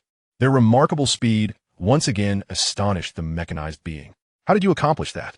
It can't be flight. The toxic flies near the serpent's lair complicate things further. John's expression hardened. Why did you not inform us of such vital information beforehand? Thankfully, Lin Xisuo and I are of lower rank, lacking the ability to ascend high. Do not underestimate the crew of the Phantom. Even the smallest individuals possess their own survival principles. Furthermore, do not presume that having a self-destruct nuclear device in your head makes you invincible. We combatants possess similar means. Let us cooperate honestly for mutual benefit. If you remain uncooperative, we may as well part ways and let the monument meet its doom. Sean's shoulders shook with laughter. In this world, strength reigns supreme. You two have earned my respect. Since your abilities are adequate, we shall now take a shortcut. Chapter 49. Encounter. The trio, accompanied by the gorilla, circumvented half a kilometer to find a thicket of dense underbrush. Sunlight filtered down from the overhead stone walls as the mechanized being wielded a large blade to clear the way. Is this the shortcut you mentioned? An hour and a half has passed, and we are still ensnared in this thicket, John complained. Isn't humanity supposed to embody the spirit of perseverance? Why don't you take over my duties then? How hypocritical. If humanity were truly industrious, why create mechanized beings? Sean countered. I find it curious. Aren't there fundamental laws governing robots? They must not attack humans or harbor ill intentions. Yet it seems you have never adhered to them, just like you humans. Laws are merely loopholes to exploit. The military instructs me on who to eliminate, and I obey without hesitation. The surviving military Model 300s possess logic systems that are mere decorations. Some are outright madmen, and high-ranking warriors are not exempt from my blade. John scoffed. While biomechanical beings were formidable, they could not compare to the ultimate human warriors. Lin Xisuo listened intently, devoid of the typical pride of a warrior, understanding that even the most unassuming girl, driven by a fierce will to survive, could inflict harm, let alone a deranged military model. Wait a moment. It seems we are near. Sean suddenly halted, scanning the surroundings before swinging his blade forcefully, sending it flying over 50 meters. What is this? John's eyes lit up as he spotted a circular iron cover beneath his feet, which emitted a resonant sound when stepped upon, indicating emptiness below. This is an escape route that I led the mechanized beings to excavate. Humans have a penchant for betrayal, hence I must remain vigilant. Regrettably, I was the only one to utilize this passage last time. Sean bent down to remove the cover, revealing a dark, gaping hole underneath. How deep is it? Where does it lead? 237 meters, connecting to an underground fissure. It would only take 18 hours for you two to traverse. Perhaps even quicker, given your abilities. All right, I will descend first. Sean positioned himself in the middle, with Lin Xisuo carrying up the rear. John suddenly grew bold, contrasting sharply with his earlier cautious demeanor. Uncle, let me go first. Your expertise in mental attacks is better suited for supporting from back. Enough of this dispute. Trust my judgment. I will show you the true power of the Phantom's captain. John firmly grasped Lin Xisuo's arm, his eyes brimming with resolve. After a brief 10-minute rest, the three entered in succession. The passage sloped downward, extending for over 200 meters into an exceedingly treacherous underground fissure.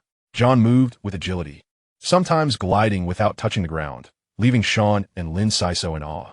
Attention, there's a strong life signature ahead, 100 meters in, John warned, his expression grave. Emanating a formidable. Lin Xisuo opened his mouth to caution his uncle, but swallowed his words instead, feeling a mix of worry and elation. This demeanor was fitting for a captain of an interstellar cruiser. It's that detestable venomous lizard. Its toxins, accompanied by strong acidity, also affect mechanized beings. I am familiar with that scent. Sean drew his blade, standing on guard. Sasha, establish a barrier for everyone. I will confront the indigenous creatures of the maze star ahead. John spoke with earnestness. The mermaid peeked out from the water pouch, smiling slightly. Are we finally going into battle? I relish the thought. Let us make it a spectacular showdown. A layer of water membrane enveloped the surroundings, shimmering with a pale blue glow. John advanced, avoiding obstacles as he gradually approached the target creature. A faint sound echoed in his ear, followed by light illuminating the area, and a figure crashed to the ground, curling up in agony before falling silent moments later. Uncle, your strength is truly formidable. You are a man of hidden talents, Lin Xisuo exclaimed in admiration. Just you wait. The best is yet to come. John turned to Sean and inquired, based on your estimation, do we stand a chance of reaching the Golden Lion Group first? It's hard to say. The Golden Lion Group is remarkably swift and is clearly headed for the monument, making an encounter highly probable. Regardless of the consequences, I am resolutely determined to succeed in this expedition. I hasten my pace, striving to reach the front. Unbeknownst to us, the Phantom Squad transitioned from a state of disarray to one of heightened tension, which then transformed into an unparalleled cohesion.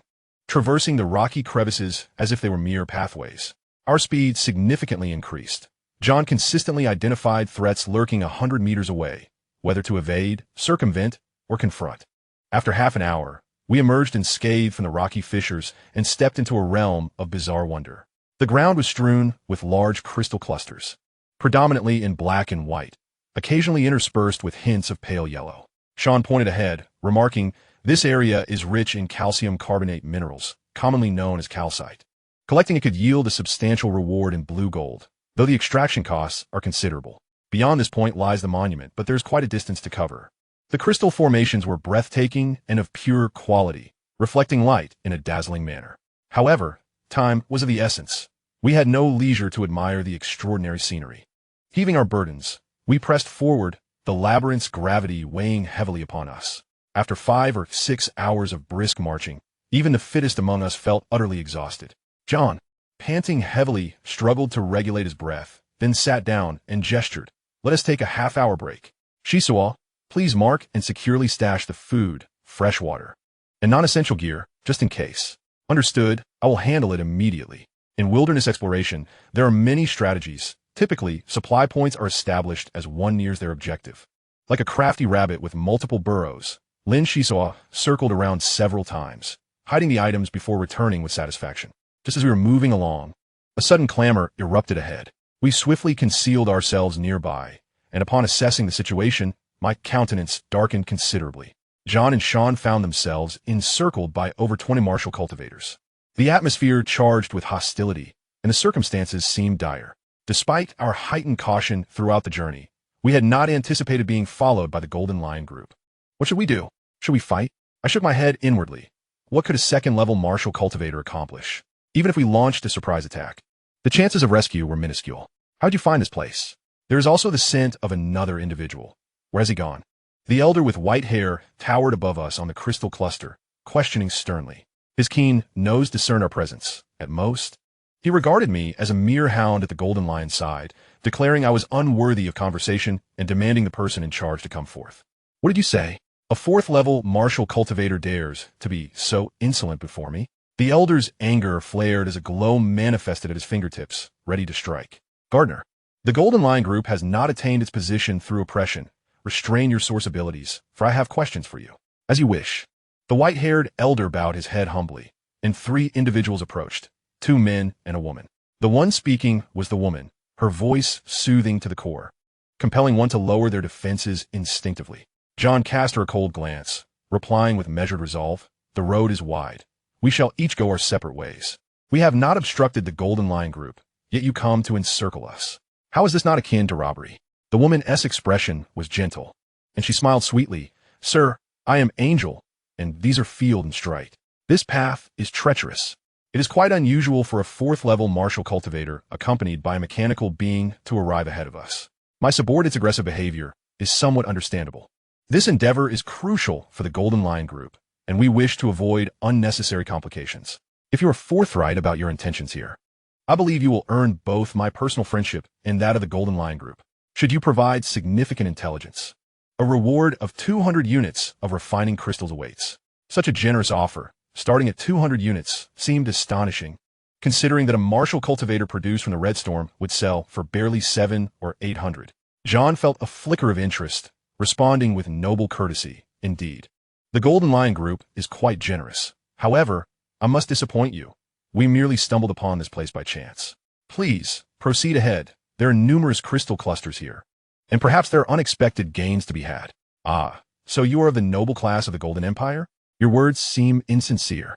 If I am not mistaken, the head of this mechanical being is a military model of the 3000 series, its bioskin destroyed, and its limbs ruined, leaving only a metallic skull.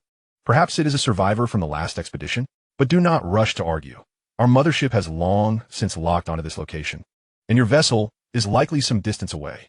Without a specific target to draw you here, how is it that you arrived ahead of us? Lady Angel is exceedingly kind. Yet I, Strite, am accustomed to exposing the true nature of my opponents. Therefore, it is best to speak plainly. You consider yourself a sage? John realized the situation was becoming precarious. Before a sage, no clue could remain concealed. A fifth-level sage, Strite, it is an honor to meet you. The man smiled elegantly, yet his smile bore the coldness of a serpent eyeing its prey. At that critical moment, the crowd scanned the distance, sensing an aura approaching at an alarming speed. Upon detecting the presence, they felt a wave of indifference. It was merely a second-level martial cultivator. Uncle, who are they? I stepped out for a moment, and it has become so lively. Lin Xisuo walked forward with a puzzled expression. John, exasperated, shouted, Fool, run. Why are you coming back? Hearing this, Lin Xisuo froze, then bolted to escape. The earlier white-haired elder rushed forward, grasping the black-haired youth's collar and pulling him back. I was just lamenting my inability to find you. And now you return to me of your own accord, saving me quite the trouble. Let me go, who are you? Do not provoke me. I am quite formidable. Are all newly minted martial cultivators so arrogant? A second-level cultivator daring to boast? Silence, and submit to your fate. Gardner's excessive chatter was evidently a precursor to disaster. Lin Xisuo raised his hand, unleashing a red powder, applying it all without waste. His reaction slowed, illusions began to swirl, and with a sharp pain in his hand, the black-haired youth's presence abruptly vanished. The white-haired elder's cultivation was far too high, around level 8. The hallucinogenic agent had little effect on him, merely delaying him for 2.5 seconds. Upon regaining his composure, he was furious, his eyes wide with rage as he sought someone to blame. Suddenly, someone in the crowd shouted, If you wish for this woman's life, do not make a move. It is better to exchange lives. A laser sword was positioned at Angel's neck, her waist and arms ensnared by vines. The sudden turn of events left the woman no time to react before she was struck unconscious. The imposing figure opposite, akin to a gorilla, recoiled slightly. That movement seemed oddly familiar. Chapter 50, Robbery. Angel was taken hostage by Lin Xisuo, and the martial cultivators present unleashed their auras, seething with rage. Having been continually thwarted by a small sparrow, who could endure such an affront? Do you know who she is? How dare you be so disrespectful? Release Lady Angel at once, or we shall be sworn enemies. Another man, Field, threatened, though his confidence waned as he casually pressed the laser sword against her delicate neck. Strite, the fifth-level sage, wore a grim expression, darkening as he spoke. A potion master, I see. Why can I not sense your presence? I must say, your earlier performance was quite impressive. First, you approached deliberately, then executed a rapid escape, all to lure Gardner out. Throughout, your gaze never strayed to Lady Angel, minimizing exposure while successfully breaking free from our grasp in the shortest time possible. A remarkable skill indeed. Let us negotiate. Sages have a penchant for verbosity. The young man stood to the left, the elder to the right, and the middle-aged man in between. What are you looking at? Follow my orders. If a single no slips from your lips, I shall strip the girl of her clothes. Even if you return her, those who have seen her naked form will surely be burned at the stake. Strite nearly lost his sanity, gritting his teeth as he issued his command. Clever of you. Do as he says, and do not make things difficult. John was drenched in cold sweat, pondering. How could this child be so audacious? With over 20 martial cultivators, each boasting at least a 4th-level proficiency, it was a bold move to brazenly kidnap the young lady. In truth, it had been Lin Xisuo who, in a swift advance, had discreetly released a minuscule amount of exquisite illusion potion, momentarily disorienting Strider and Field, allowing him to seize the opportunity. Lin Xisuo provided no chances for his opponents, methodically directing the situation to fall under his control, while keeping a vigilant eye on the 5th-level sage, ensuring he did not disrupt his plans. With a sly grin, he shamelessly demanded, "Strider, is it? What a tongue-twister of a name. Hand over your laser swords and equipment to my robots, one for each of you. I apologize to the elderly and middle-aged gentlemen, but you must strip down completely. Underwear may be retained at your discretion. You have 15 seconds to comply. And the countdown begins now." What a humiliation, being coerced into undressing by a mere 2nd-level martial cultivator. The white-haired elder gardener erupted in fury. However, with the laser sword pointed menacingly at his delicate neck, nostrils flaring and breath heavy, he had no choice but to acquiesce. "You little brat. If I ever get my hands on you, I will make you wish for 1,000 deaths. Please take it easy, elder. I truly do not wish to resort to this, but you leave me no other option. Should I simply wait for death without retaliating?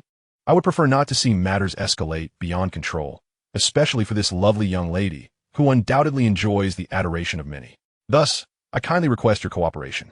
Lin Xisuo exchanged glances with John, who understood and promptly wrapped up the equipment, retreating with an air of caution. "You would do well to return to your ship and wait. Following us will only lead to misfortune. The release of the hostages will occur in 10 days. Farewell." With that, he hoisted Angel and strode forward with purpose. Strider hastily called out, "Wait, do you truly believe you can depart with such confidence? Offending the Golden Lion Group means you are doomed, even if you flee to the ends of the earth." Lin Xisuo snorted dismissively, "The initiative lies with me. After all this chatter, you should have gathered my temperament by now. Remember, it is not I who provoked you. It is you who brought this upon yourselves. Until we meet again." By the time he finished speaking, John and Sean had already retreated, while Lin Xisuo flickered away, swiftly blending into the cluster of crystals. Vanishing from sight, the Golden Lion Group was thrown into disarray, and the elder gardener snatched up a piece of clothing to drape over himself.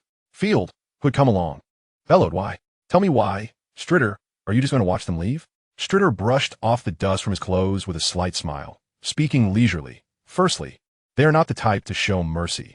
If they choose to strike, they will do so without hesitation. Secondly, this individual seems to have spent considerable time with sages, and is quite familiar with my thought patterns, leaving little room for error. Thirdly, the vines ensnaring His Highness are exceptionally unique, seemingly possessing a potent toxicity, which he is quite wary of. Fourthly, and most importantly, given His Highness's mental fortitude, how could he remain unconscious for so long? We have discreetly contacted him. He instructed the others to return. With only Gardner, Field, and myself following, that will suffice. It was indeed an order from His Highness. For now, you are spared. Everyone, listen up. Return and immediately contact the mothership. Keep a close watch on all vessels departing from this area. We must not let the enemy escape.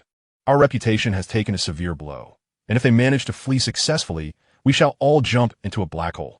Field struck the crystal cluster in frustration, sending dust swirling.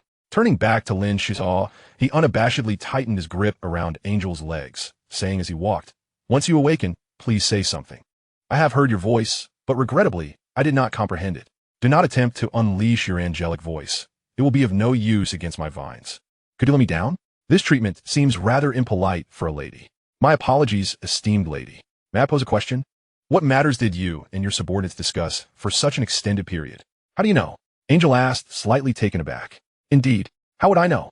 Once, a group of children devoted themselves to devising schemes to prevent and ensnare others. Your methods are quite juvenile." Lin Xisuo referred to the youthful inhabitants of Earthring Star. After a brief silence, Angel replied decisively, "I instructed them to return, leaving 3 to follow. There is no benefit in having too many people involved in such matters." "Very well, you may walk on your own now. It is best to conserve your strength. While you are light, I do not wish to engage in weight training." John glanced at Angel, then turned to Sean, saying, "Iron Lump, the equipment is what we Xisuo have seized. You aren't expecting a 40% cut, are you?" The robot scoffed, holding up a finger. "Considering no effort was exerted, 20% is mine, and you retain the right of first choice." "Agreed. That isn't too unreasonable. Xisuo, you choose first. These items are quite heavy. It would be prudent to digest some of them before we proceed." John's intentions were clear. To leave such valuable equipment unused would be foolish. Lin Xisuo wasted no time and began to sift through the bundle. Soon, he selected a laser sword. Its blade length adjustable, a rare gem indeed. Next, he found a black anti-gravity belt, which made him feel remarkably lighter once donned. He also discovered a peculiar vest among Gardner's garments, examining it thoroughly, yet yielding no results. Sean's eyes flickered, and after a moment of hesitation, he stated, "This is likely a light armor. Due to its high energy consumption, it has not been produced in a long time. Your luck is remarkable. It is not merely luck. At such an advanced age, he must possess some wealth, which is why I forced him to undress. It seems unable to activate. I will study it further upon our return." After donning the vest, he rummaged through the belongings and, with diligence, uncovered a set of high-grade adhesive bandages. To the untrained eye, the bandages appeared as a stack of white paper sealed in a box. However, upon reading the instructions, it was revealed that applying them to a wound would instantly halt bleeding, even for severed limbs. Applying the bandage would preserve the muscle and nerve tissue intact for 48 hours, allowing timely return to the ship for treatment, thus saving a life. For Lin Xisuo, the bandages were invaluable, especially when combined with the potent healing potions of the apothecary, enhancing his recovery capabilities. Naturally, he did not forget about Angel, acquiring 3 valuable items from her. The first was a luminous stone, capable of serving as a miniature spotlight with a slight infusion of source energy. The source energy is distinct from source ability, being a term for the cosmic energy digested by cells. Typically, only martial cultivators who have awakened their source space refer to it this way, a privilege Lin Xisuo had yet to attain. The second was a roll of gold leaf, adorned with numerous intricate patterns. Upon acquiring it, the peacock talisman within his possession began to vibrate with excitement. Without hesitation, he tucked it into his bosom. The third was 32 units of refined crystal, placed in a meticulously designed pouch, which he casually pocketed. Angel, having been robbed, could only smile wryly. Who could blame her for crossing paths with such an unpredictable character? Jean was also busy, tallying up their spoils, and after a deep breath, announced, "The Golden Lion Group is quite affluent, including the refined crystals within the laser swords and the pouches collected by Xisuo. We have amassed a total of 180 units. Sean, your share amounts to 36 units. There is an abundance of weapons. We shall retain only the finest and destroy the rest." To alleviate their burden, this was the only course of action. A dozen laser swords and various items were disposed of. Though they had struck it rich, they were also aware of the complications that lay ahead. The Golden Lion Group would not rest easily. "Hey, you have already gained quite a bit. Shall we speak candidly? To be frank, our Golden Lion Group is in search of a lost holy artifact, likely located nearby. If you assist us in retrieving it, today's events will be forgotten. I hope you will seriously consider my proposal." Seeing the opportune moment, Angel interjected, "A lost holy artifact? If there is a possibility, we would prefer not to become enemies with the Golden Lion Group." Xisuo, retract your vines. John, assessing the situation, finally made his decision. The Golden Lion Group is a colossal entity. To secure a prosperous future, one must navigate its complexities and even make concessions. Lin Xisuo waved his arm, and the vines ensnared him. A series of question marks flooded Sean's mind. This plant possessed remarkably short and agile roots, exhibiting traits akin to those of an animal, exuding an air of peculiarity. The indicators of life were indeterminate, its growth conditions unknown, and its function elusive. This marked the second occurrence of such an enigma, and the young man, named Xisuo, consistently challenged perceptions, instilling caution in Sean. Angel's face contorted in disbelief. "Is this how you hastily grant me freedom? Do you not fear my retaliation?" "Fear? Of course. However, we possess a powerful nuclear device concealed within the robot's head. Detonating it at such proximity would lead to our collective demise. We ought to be grateful to Xisuo. Were it not for him, we might have already unleashed a splendid mushroom cloud, and the Golden Lion Group would struggle to uncover any remnants." John's gaze was icy, devoid of pretense. Chapter 51. The Monument. Those who are ruthless fear the reckless, while the reckless fear those who are unyielding. Angel found herself momentarily stunned, realizing that this expedition team comprised desperate individuals. And that was not all. What do you think the explosive power of a second-tier martial artist's self-detonation could yield? In truth, I am akin to a human bomb. Lin Xisuo chimed in, but apart from John, no one took him seriously. "All right, children, the journey ahead is fraught with peril. Let us conquer it and challenge the limits of fate." John spun into the air, donning 2 anti-gravity belts, feeling an exhilarating difference. The Phantom Squad underwent a revolutionary transformation. Even a formidable Titan bore one. Sean, accustomed to the path, led the group toward their destination. Angel swiftly confirmed a startling truth. The robot among them was a survivor of the Labyrinth Star expedition from a century ago, intimately familiar with this region. And the destination was anything but ordinary. As they traversed the crystalline clusters, the indigenous life forms were scarce. After 7 or 8 hours, the terrain suddenly became rugged, scattered with large boulders. In the distance stood a towering monument, reaching a height of 100 meters. A vast halo floated above, indicating that this place was likely a gathering site for solar winds. Even as the Labyrinth Star distanced itself from the scorching embrace of 3 stars, it remained perilous. A moment's inattention could endanger lives. How could there be artificial relics here? Angel furrowed her brows, sensing something amiss, an unexpected turn of events. It may not be relics left by humans. In the future, you could lead the Golden Lion Group to explore the origins of the monument.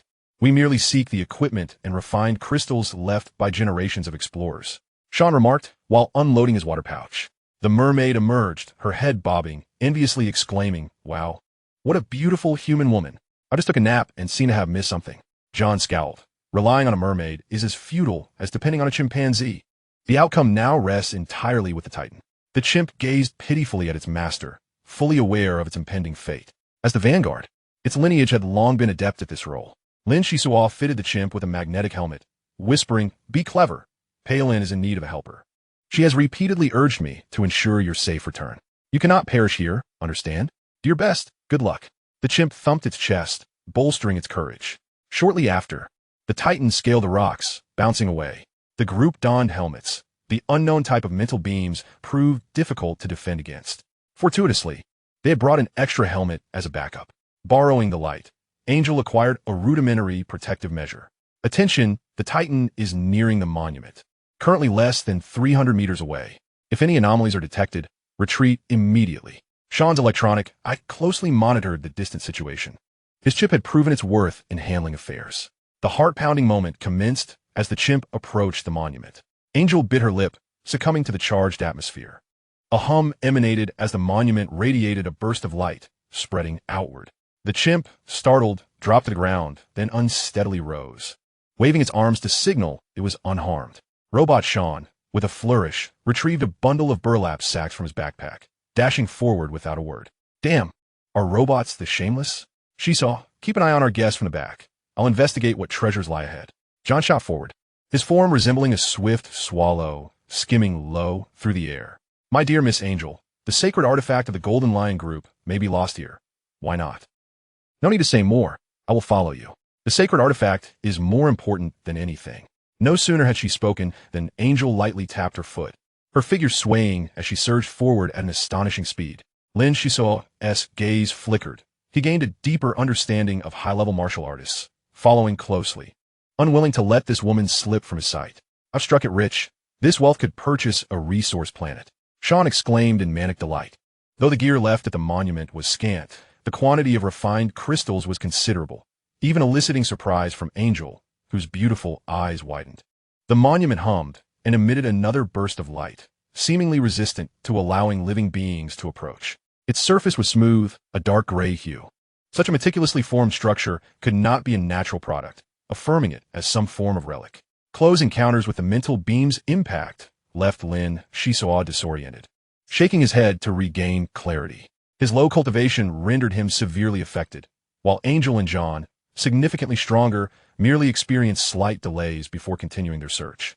As the monument released its third burst of light, John suddenly shouted, "This is bad. The mental beam is intensifying. We must act swiftly. Our time is limited." The chimp Titan collapsed, and they desperately shook it awake, urging it to return the way it came. Given the circumstances, enduring 20 rounds of light was utterly untenable, making haste imperative. The Phantom Squad lacked clear assignments, snatching whatever they could find to stuff into their backpacks. Angel scanned the surroundings, her expression betraying urgency. She thought to herself, where could the sacred artifact be? Without Strip by my side, he always had a knack for tracking things down. The peacock amulet quivered incessantly. Any gear capable of remaining intact amidst a solar storm was undoubtedly valuable. Lin Xisuo gritted his teeth, enduring through the 15th round of mental beams. The intervals growing ever shorter. With just 3 more rounds left, they must retreat. It was becoming increasingly unbearable. The age-old adage rings true. Men die for wealth. Birds perish for food. And yet, when faced with a mountain of gold and silver, how many can truly maintain their composure? The Phantom needed refined crystals. And martial artists required equipment. Even robots had their needs. However, when blinded by greed, forgetting the virtue of moderation, they soon faced unforgettable lessons. Suddenly, the ground trembled, and the monument cracked open a 3-meter-wide fissure, an incomprehensible force drawing everything in. Surroundings were consumed, the crack threatening to widen further. Yet the monument stubbornly began to repair itself, transforming into a resplendent golden hue, forcefully suppressing some power, gradually erasing the fissure. Lin Xisuo, Yun, Angel, Sean, and even the mermaid Sasha all fell into the monument. Fortunately, the chimp titan had departed first and narrowly escaped calamity. Time passed, though how long was unclear, until someone gently shook Lin Xisuo awake. John, holding a spotlight, looked on with concern. Xisuo, how do you feel? Are you injured? After swallowing a capsule, he felt significantly refreshed, raising his arm and saying, I'm fine. Fortunately, I was wearing the anti-gravity belt, so the fall from such a height wasn't too severe. The healing potion I prepared is quite effective. Would you like one, uncle? Haha, I'm alright. As for Sean, his condition was less favorable, with considerable damage to his body. Lin Xisuo rubbed his shoulder, sitting up and illuminating the surroundings with the light stone. They appear to be in a long-sealed underground hall, expansive in size, though the air quality was abysmal. A thick layer of dust covered the ground, and numerous items have been drawn in, gathering without any need for deliberate collection. How splendid! It is the lost relic. The Golden Lion Corporation is surely saved this time. Angel clutched a metallic short staff tightly, her face radiant with joy. Her cultivation surpassed John's by a fraction, and she continually resisted the pull of the stone tablet. Though she had yet to escape, she still had the strength to rescue Sasha. A crimson glow erupted from Sean's eye sockets as he unsteadily extricated himself from the chaotic debris, expelling several metallic teeth from his mouth. His first action was to survey the surroundings. This place had been sealed for at least several millennia, with an exceptionally high danger quotient. If we cannot depart within 10 days, you surely understand the dire consequences better than I. The robot sat aside, urgently repairing its own body. John stowed the refined crystals into his backpack, estimating no less than 3,000 units, not including the quantity Sean had acquired. But what good are an abundance of refined crystals if we cannot escape? The only course of action is to recuperate and venture forward, hoping to discover an exit. Alternatively, Angel's subordinates might track down a lead, employing extreme measures against the stone tablet, thus rescuing everyone. Listen, there's a sound. Lin Xisuo stepped forward, flicking out his laser sword, while the others stood on high alert, brandishing their weapons. 2 green lights flickered in the darkness. Shining the light upon them revealed a 3-meter-long monstrous worm, swaying its head and tail and shaking its long antennae as it fixated on the intruders. This creature resembled a centipede, with the green glow emanating from its eyes. Sean brandished dual swords, cranking the power to its maximum. Cautioning, he warned, everyone be wary.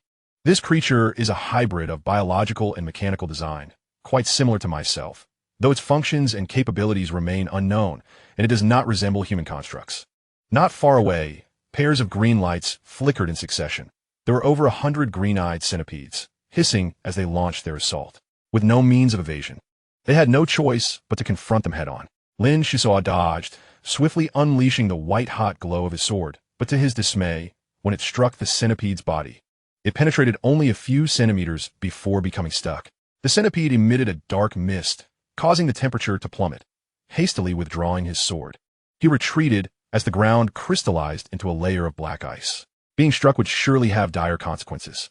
In such a precarious situation, if one centipede proved so formidable, what hope did they have against over 100? Angel raised her short staff and began to sing. The 3 centipedes that had approached suddenly froze, and the movements of the other green-eyed centipedes slowed, as if they encountered immense resistance. Quickly, eliminate them while you can, even with the relic. I cannot hold them off for long. Seizing the rare opportunity, Lin Xisuo brandished his sword, cutting down the centipedes. Their resilient bodies meant it took several strikes to fell one. After half a minute, Angel's angelic voice faltered, unable to continue staving off the centipede's advance. Fortunately, Lin Xisuo's speed proved advantageous, dispatching the majority, leaving only a handful remaining. John drew his hunting rifle, pulling the trigger. Whenever a green-eyed centipede approached, it would instinctively crawl away. Sasha conjured water serpents to intercept, further slowing the attack. Seizing the moment, Sean sprang into action, his two laser swords operating at maximum capacity. The blades dancing through the air, overpowering the centipedes and severing their heads. The battle was brief yet intense, with each individual unleashing their utmost strength. There was no room for hesitation in the face of life and death. Angel, having expended the most energy, leaned heavily against the ground. Gasping for breath, beads of sweat cascading down her face, her body weakened. The hall fell silent. As Sean packed his belongings, he remarked, "If you wish to avoid death, hurry and leave." The centipede emitted a strange signal before its destruction. "We have undoubtedly stirred a hornet's nest. May fortune favor you." Chapter 52, Suppression. In the dimly lit environment, fraught with unknown dangers, each step required utmost caution. The path was not singular. Emerging from the hall led into a labyrinth of intersecting corridors. The walls were constructed from a super alloy of remarkable hardness, impervious even to laser swords. Who knows what manner of place this is? A faint rattling noise perpetually followed, sending shivers down one's spine. Alas, who could have foreseen that the stone tablet would draw in people? If only we had ceased our pursuits half a minute earlier. Greed has led us to this predicament. John felt overwhelming remorse. There is no remedy for regret in this world. This is a phrase often uttered by you humans. As a creation of humanity, the robot too bears such flaws. I am the prime example. Pay attention. Up ahead, the magnetic field interference is intense. Should I meet an unfortunate fate, please send my metallic head back to the Adventurers Guild Tavern. If you require a nuclear bomb, insert a laser sword into my right eye. The detonation time is 30 seconds, Sean stated with a solemnity that suggested he had uncovered something significant, thus preemptively delivering his last words. Old Sean, enlighten us. How could magnetic field interference instill such pessimism in a military-grade 3000 model? If you have discovered something, do share. We could devise a strategy together. Captain John, it is an honor to accompany you. Perhaps awakening me was a mistake. Do you know what lies ahead? It is the magnetic field of the entire maze star suppressing some formidable force. The energy levels are exceedingly high, so high that I tremble at the thought. John's heart sank, taking a long moment to respond. To suppress some force with the magnetic field of an entire planet? Though I cannot sense it, I believe your words to be true. With no path left to heaven and no door to earth, we must press forward. Even if there is but a glimmer of hope, we cannot surrender. Sean shook his head. Robots were governed by data and devoid of any semblance of wishful thinking. Suddenly, a tremor resonated from a nearby passage as countless green-eyed centipedes surged forth, a sight that sent chills down their spines. Without a moment's hesitation, they sprinted toward the silent passage, knowing that to be ensnared meant certain death. After sprinting for several minutes, they emerged into a broad expanse, tumbling out of the passage into an intensely bright environment. The group found themselves on a metallic long bridge, with seething lava boiling beneath and a dome several kilometers in diameter overhead. This dome was adorned with countless light mirrors, from which streams of ethereal light emerged, coalescing into a magnificent halo. At the bridge's end lay a rounded mechanical construct resembling a spherical fortress. The green-eyed centipedes seemed to fear something. Unwilling to emerge from the passage, they must serve as guardians of the enormous iron orb ahead, perhaps. With a crackling sound, the grand halo overhead unleashed a torrent of light particles, striking the iron sphere on the other side of the bridge, generating an astonishing heat and chaotic magnetic field.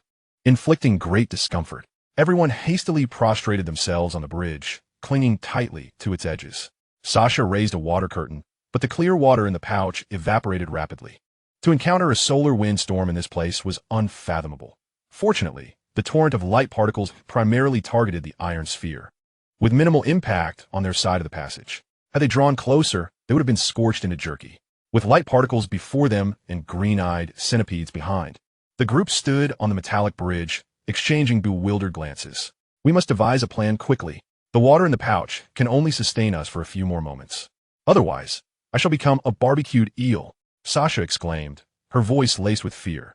After all, mermaids were aquatic beings, and without water, they were rendered helpless. I shall venture ahead to assess the situation, Lin Xisuo declared as he prepared to dash forward, only to be firmly restrained by John. The captain, incensed, admonished, "What audacity! How dare you take such risks? I'm not dead yet. Remain still." At that moment, another wave of light particles surged above, as if a grand banner had been unfurled, ultimately being absorbed by the iron sphere. Sean quickly calculated the artificial solar windstorm, or rather, the torrent of light particles, erupts every 42 seconds. The bridge spans 873 meters, and the magnetic field ahead is chaotic. In some areas, gravity increases, while in others, it diminishes. Only Lin Xisuo is capable of completing the exploration task. As he spoke, another torrent of light particles bore down upon them, prompting Sasha to cry out in exasperation. The water in the pouch is already half gone.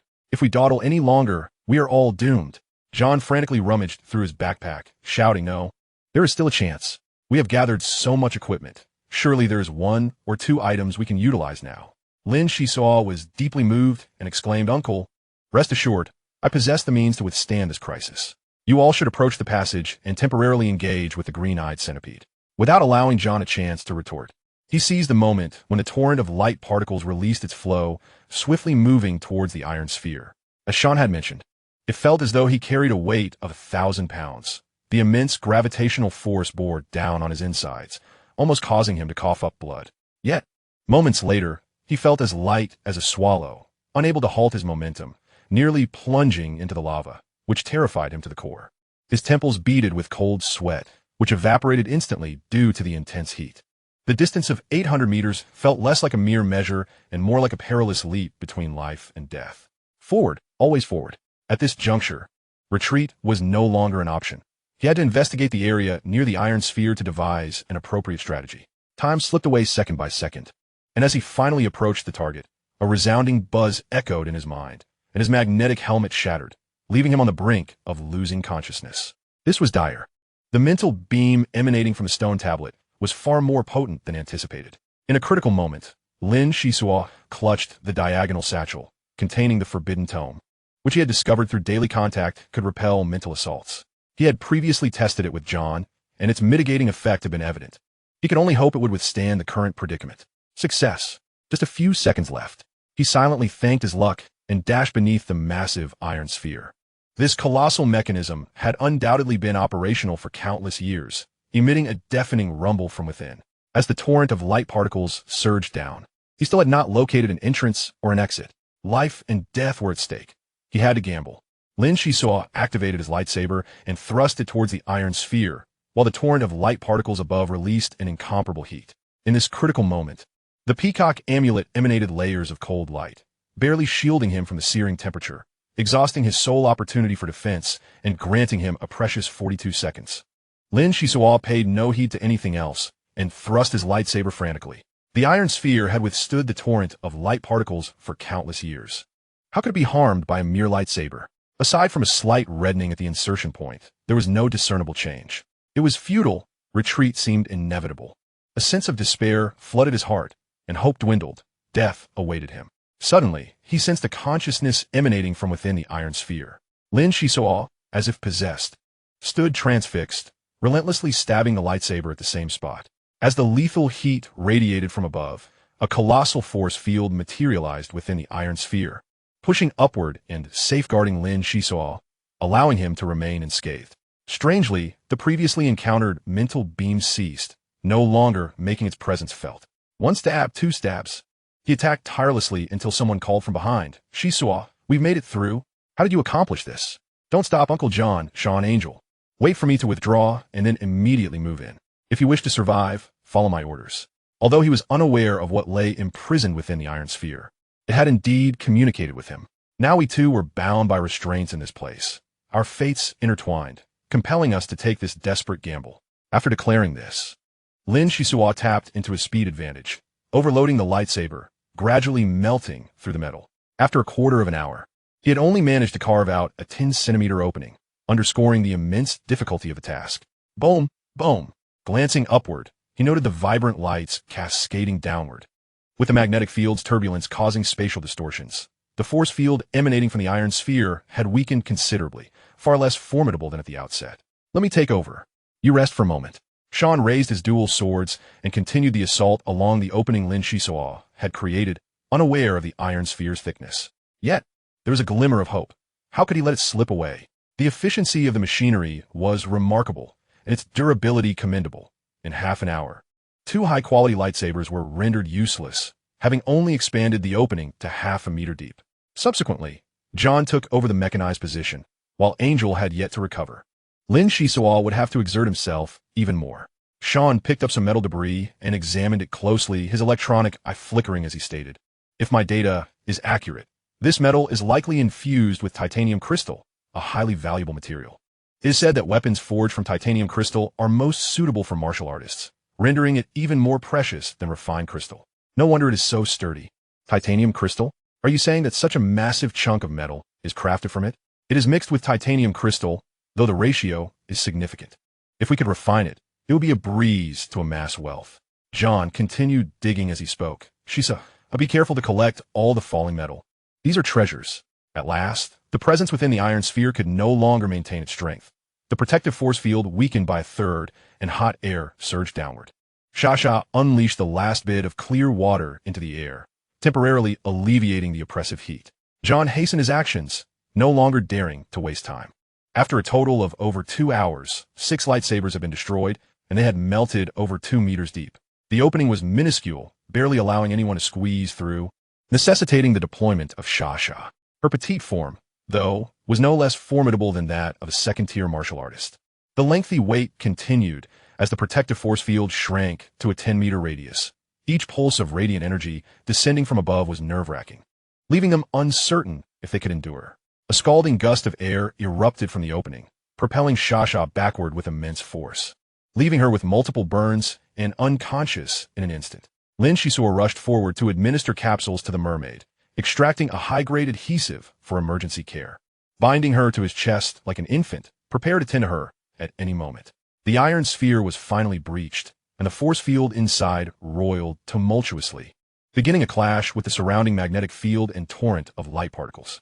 Energy surged through the air, layers of magnetic light intertwining, creating a breathtaking spectacle. Yet, the individuals below had no time to admire the view, huddled in a corner to avoid becoming collateral damage. The magnetic field escalated, attempting to suppress the entity within the iron sphere. However, the force field released from inside was exceedingly defiant, tearing through the clouds and proclaiming its long-suppressed discontent. Unbeknownst to them, the opening they had created was widening, cracks extending in all directions, and it seemed the iron sphere was on the verge of exploding. Chapter 53. Collapse. "Hurry, this place is perilous." Sean took the lead, stepping onto the metal bridge. Without needing a reminder, everyone noticed the abnormality of the iron sphere and hastily ran towards the entrance. The magnetic field and torrent of light particles were exerting their full force to suppress the rebellious force field, and above them, it was no longer as hazardous as before, allowing for a relatively smooth passage. However, just as they were about to reach the entrance, a powerful suction force erupted from behind, reminiscent of the cracking stone tablet, and they were suddenly propelled backward. "Stay put." Sean utilized the mechanical strength to his advantage, crouching down, one hand gripping the edge of the metal bridge while the other grasped John's arm. John seized the opportunity, clasping hands with Lin Xisuo. Meanwhile, Lin Xisuo linked arms with Angel, forming a chain of 3, akin to kites fluttering in the air. The strange clattering sounds grew nearer, and then, emerging from the passageway came a green-eyed centipede, several dozen meters long, its gargantuan form dizzying to behold. The massive centipede did not attack, but, relying on gravity, somersaulted and soared towards the iron sphere. Yet, this was not the end. The clattering sounds persisted, and 15 giant centipedes crawled out in succession, simultaneously wrapping around the other end of the metal bridge leading to the iron sphere. Following this, even smaller green-eyed centipedes emerged, resembling desperate warriors charging forward. The suction force suddenly diminished, and the 3 landed firmly. They beheld thousands of centipedes of various sizes surrounding the iron sphere, urgently repairing it by expelling black gas toward the cracks and secreting a silver liquid, layer upon layer, applying it meticulously. John suddenly realized, so these centipedes are repair workers. No time to gawk. We must leave quickly. Lin Xisuo squinted his eyes as he gazed towards the horizon, an unsettling feeling urging him to take action. "Wait a moment," he called out. "If we seal the massive iron ball again, wouldn't all our previous efforts have been in vain? Alas, with our current capabilities, we cannot be of any assistance. Not to mention those colossal centipedes, even a handful of smaller ones would be too much for us to handle. Uncle, have you forgotten that we still possess a nuclear bomb? This matter requires Sean's unwavering support." Sean, exhibiting remarkable decisiveness, drew forth his laser sword and made a swift incision upon his own skull. Amidst a cacophony of buzzing, he extracted his cranium, leaving those nearby aghast. "It is your merit," Lin Xisuo, that has enabled me to survive thus far. I have not sunk to the depths of confusion. It is merely a nuclear bomb. After all, watch closely. Before long, the robotic entity gingerly retrieved a miniature nuclear bomb from within his skull, a hint of self-deprecation in his tone. This was originally a method employed by the military to control our Type 3000 units. Do not be deceived by its modest size. Its potency is formidable, and one cannot procure it through ordinary channels. After my retirement, I expended a considerable sum to have it meticulously deactivated, only to find it has now become a lifeline. You humans call this the unpredictability of fate. Lin Xisuo's expression shifted, and he nodded in acknowledgement. I must apologize for my previous biases against Uncle Sean. You indeed operate with principles. He continued, you all proceed ahead. I'll be back shortly. 30 seconds until detonation should suffice for me to reach the passage. John, filled with reluctance, implored, child, I know that no amount of persuasion will suffice. You must return alive. The Phantom needs you. Angel turned her gaze towards him, reassuringly stating, fear not. Without the threat of this nuclear bomb, I will remain compliant and ensure I do not add to your troubles. Unbeknownst to them, Lin Xisuo had inadvertently assumed command of the entire squad. He entrusted the unconscious Sasha to John, and the two parties split to undertake their respective missions, with success hinging on this singular moment. Taking a deep breath, he relaxed his body, and with a powerful leap, surged forward like an arrow released from its bow, aiming directly for the iron ball. As he raced ahead, the sheer velocity created a series of explosive sounds, and with no magnetic field to hinder him, he reached the target in the blink of an eye. Countless green-eyed centipedes extended their antennae, their vigilance heightened as they unleashed jets of air towards Lin Xisuo, black frost proliferating in their wake. No matter what lies within this iron sphere, I can only do so much. May it prove useful, he thought fleetingly, spinning midair to deliver a swift strike with his laser sword against one of the green-eyed centipedes, executing a flawless maneuver. Grasping a fissure, he activated the timer and hurled the nuclear bomb. Just as he prepared to retreat, a dark mist swept through, instantly freezing his left shoulder and causing the black ice to spread outward, rendering half of his body immobile. I promised Uncle that I would return alive. Hold on for me. Lin Xisuo's veins bulged as he summoned a raging inferno within him, the Morgan vines coiling around his shoulder and slowing the encroachment of the black ice. At that moment, a tremendous roar echoed through the dome as large boulders crumbled, and the metallic bridge shattered, slowly submerging into the lava below. He swiftly evaded the range of the green-eyed centipede's assault, transforming into a gust of wind, leaping from the fractured bridge in a desperate bid for escape. In order to combat the black ice, Lin Xisuo resolutely increased the rate of mitochondrial division, which indeed proved effective, albeit with considerable risks. The efforts to curb the catalytic agents had nearly drained his reserves over the past few years. Upon his return, he would likely require a period of recuperation to recuperate. Despite employing effective measures, the sinister black ice continued to gnaw at his body, and with each jump, he was forced to pause momentarily. 100 meters remained to the passage entrance when a shockwave erupted behind him, the lava roiling ominously. 30 seconds had elapsed, and the nuclear bomb detonated. Had he still not succeeded? Alas! To witness the grand spectacle of super fireworks could perhaps be a fitting end. Lin Xisuo turned midair, the splattering lava singeing his skin and leaving behind a tapestry of scars. A blinding light ascended, bright enough to blind the beholder.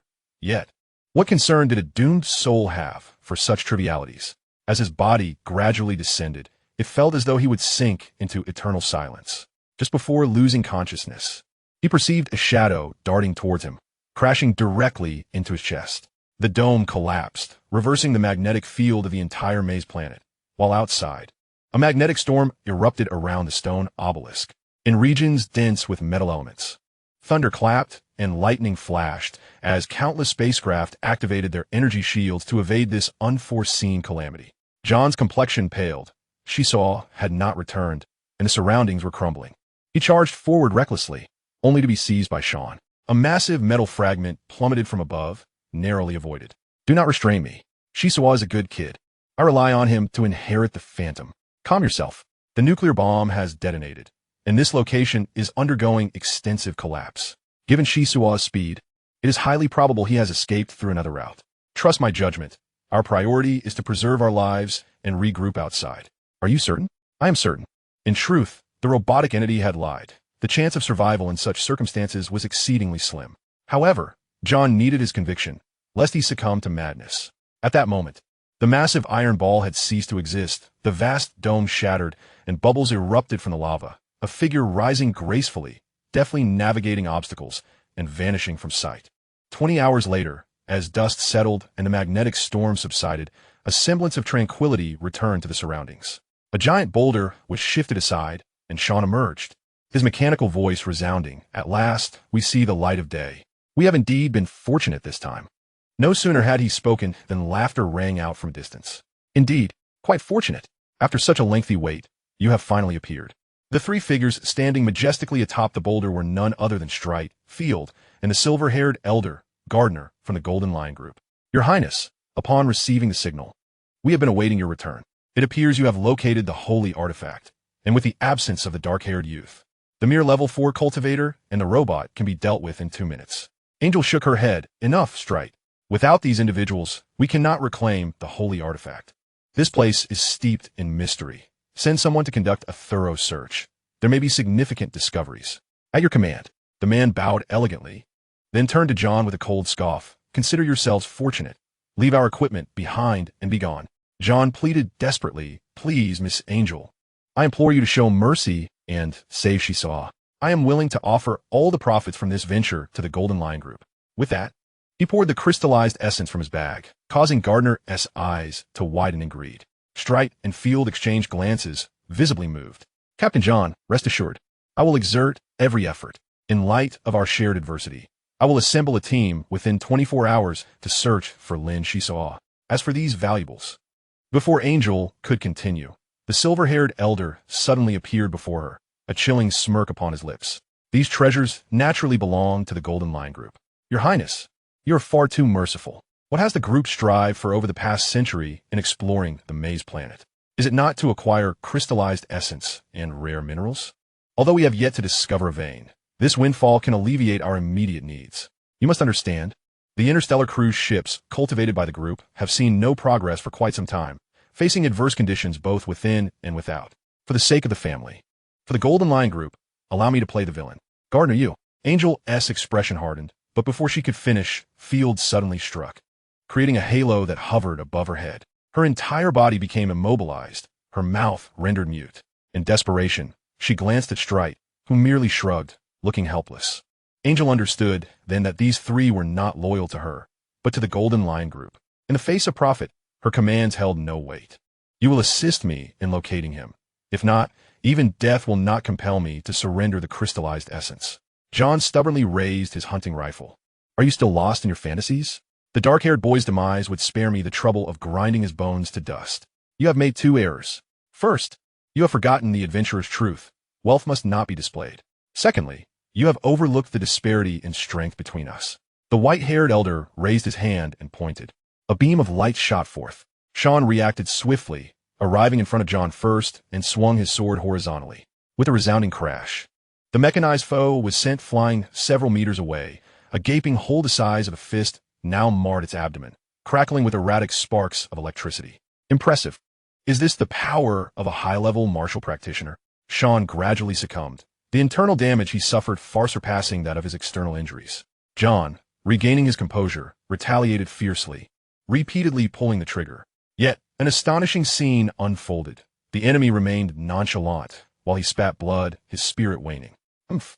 Such a feeble mental assault dares to flaunt itself before me. It's a wonder it hasn't rebounded upon you. Just as Gardner contemplated delivering a fatal blow, he suddenly screamed and retreated violently. At some point, another figure had appeared on the battlefield, with black eyes and hair, staring at them as if surveying the dead. Chapter 54, The Radiant Armor. The newcomer was none other than Lin Xisuo, who had fallen into the magma, under the influence of an unknown power. His previously grievous wounds had healed significantly. A formidable force field enveloped him as his gaze turned icy. So you Haven T perished. Your arrival is quite intriguing. Truly a surprise for me. Just in time to settle old scores. Lin Xisuo remained non-committal, glancing around at the others with an expression both peculiar and contemplative, alternating between frowning and calmness. Damn it, what else with the air of mystery? The elder's fury reached its zenith, his fists glowing as he advanced to launch a fierce assault. Bang, bang, bang. All 28 punches were thwarted by a single arm, leaving the onlookers utterly astonished. Lin Xisuo suddenly spoke. "Who dares to attack me? What has happened to me, and why am I here?" Gardner, now utterly enraged, bellowed, "You little brat, stop pretending, and taste my ultimate technique, the source ability, Gamma Light Burst." The elder's genuine anger flared, having been bested repeatedly at his age. He could not afford to lose face. Thus, the opponent must perish, and in the most humiliating manner possible. The gamma rays could induce cellular mutations, and the gamma light burst was nothing short of lethal. This ability was the foundation upon which the Golden Lion Group had established its foothold. The radiant fist descended like a torrential downpour, and Lin Xisuo's body resembled a fragile vessel amidst the storm. Despite his earlier prowess, he now found himself utterly defenseless.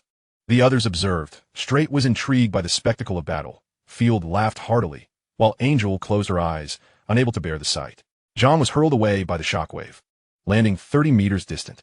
When the dust settled, Lin Xisuo was embedded in a massive rock, battered and bruised. His flesh was severely necrotic, skin rapidly desiccating, black blood trickling from the corners of his mouth, rendering him a pitiful sight. I expected something peculiar, but this is merely the aftermath. Having suffered the gamma light burst, vitality extinguished, his body was in ruins. As if to validate the elder's words, black blood oozed from his nostrils, eyes, ears, and pores, rendering his original visage unrecognizable. Yet he stubbornly extricated himself from the colossal rock, re-entering the fray. Although he was uncertain of his identity, memories began to surface. Long ago, someone had wielded a source ability in a similar manner. Watch closely. Under the influence of the force field, Lin Xisuo ascended step by step as if climbing stairs, and upon reaching a stable position, softly intoned, "The miracle of life, the wings of a half-elf." The resonance of source ability and Li saw. Within a radius of hundreds of kilometers, every ear echoed these words, causing the flora that thrived in the labyrinthine chasms to stir.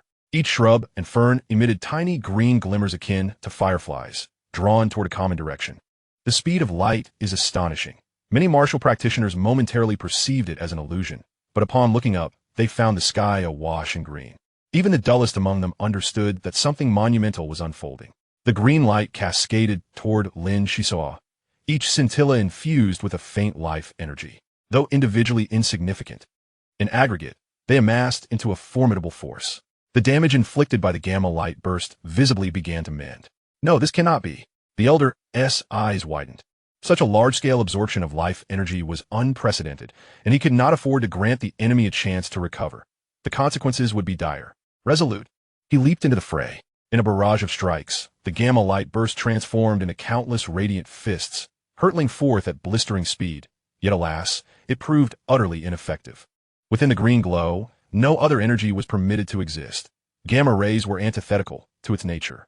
All assaults directed at Lin Xisuo either dissipated or vanished into obscurity. Gardner sensed the absurdity of all, his fists feeling as though they struck against a cotton mound, lacking any force. While the number of gamma light bursts paled in comparison to the opposing energy. "What to do? I shall assist you." The elegantly attired Field shed his outer garments, revealing a physique sculpted like a cannonball. His approach was brutishly aggressive, and, as he closed in, the green light trembled under his influence. "You've interrupted my contemplation. It seems someone advised me not to bully the weak." Yet Lin Xisuo moved swiftly, grasping Field's fist with a subtle smile. "However, at my core, I relish bullying others." With a swift motion, the dark-haired youth flung his arm, leaving Field aghast as he was propelled into the air by the overwhelming force field. Suffering significant internal injuries, when he landed, he attempted to regain his footing, but his legs carved deep furrows into the ground, skidding to a halt hundreds of meters away. "Damn it, a monster!" Field cursed, only to spew blood, half kneeling on the ground as he coughed violently. The elder, seasoned in battle, seized Angel and fled without a moment's hesitation. Straight unleashed ion beams from beneath his feet, following suit with Field in tow. Wise men thrive on intellect. When faced with an adversary devoid of prospects for victory, retreat is the prudent choice. A couple of kittens. My energy has plummeted to its nadir. Should I engage in a desperate attack, the outcome is truly uncertain. Lin Xisuo's expression shifted abruptly as he plummeted from the air, crashing down with a thud that raised a cloud of dust, sinking into a profound unconsciousness.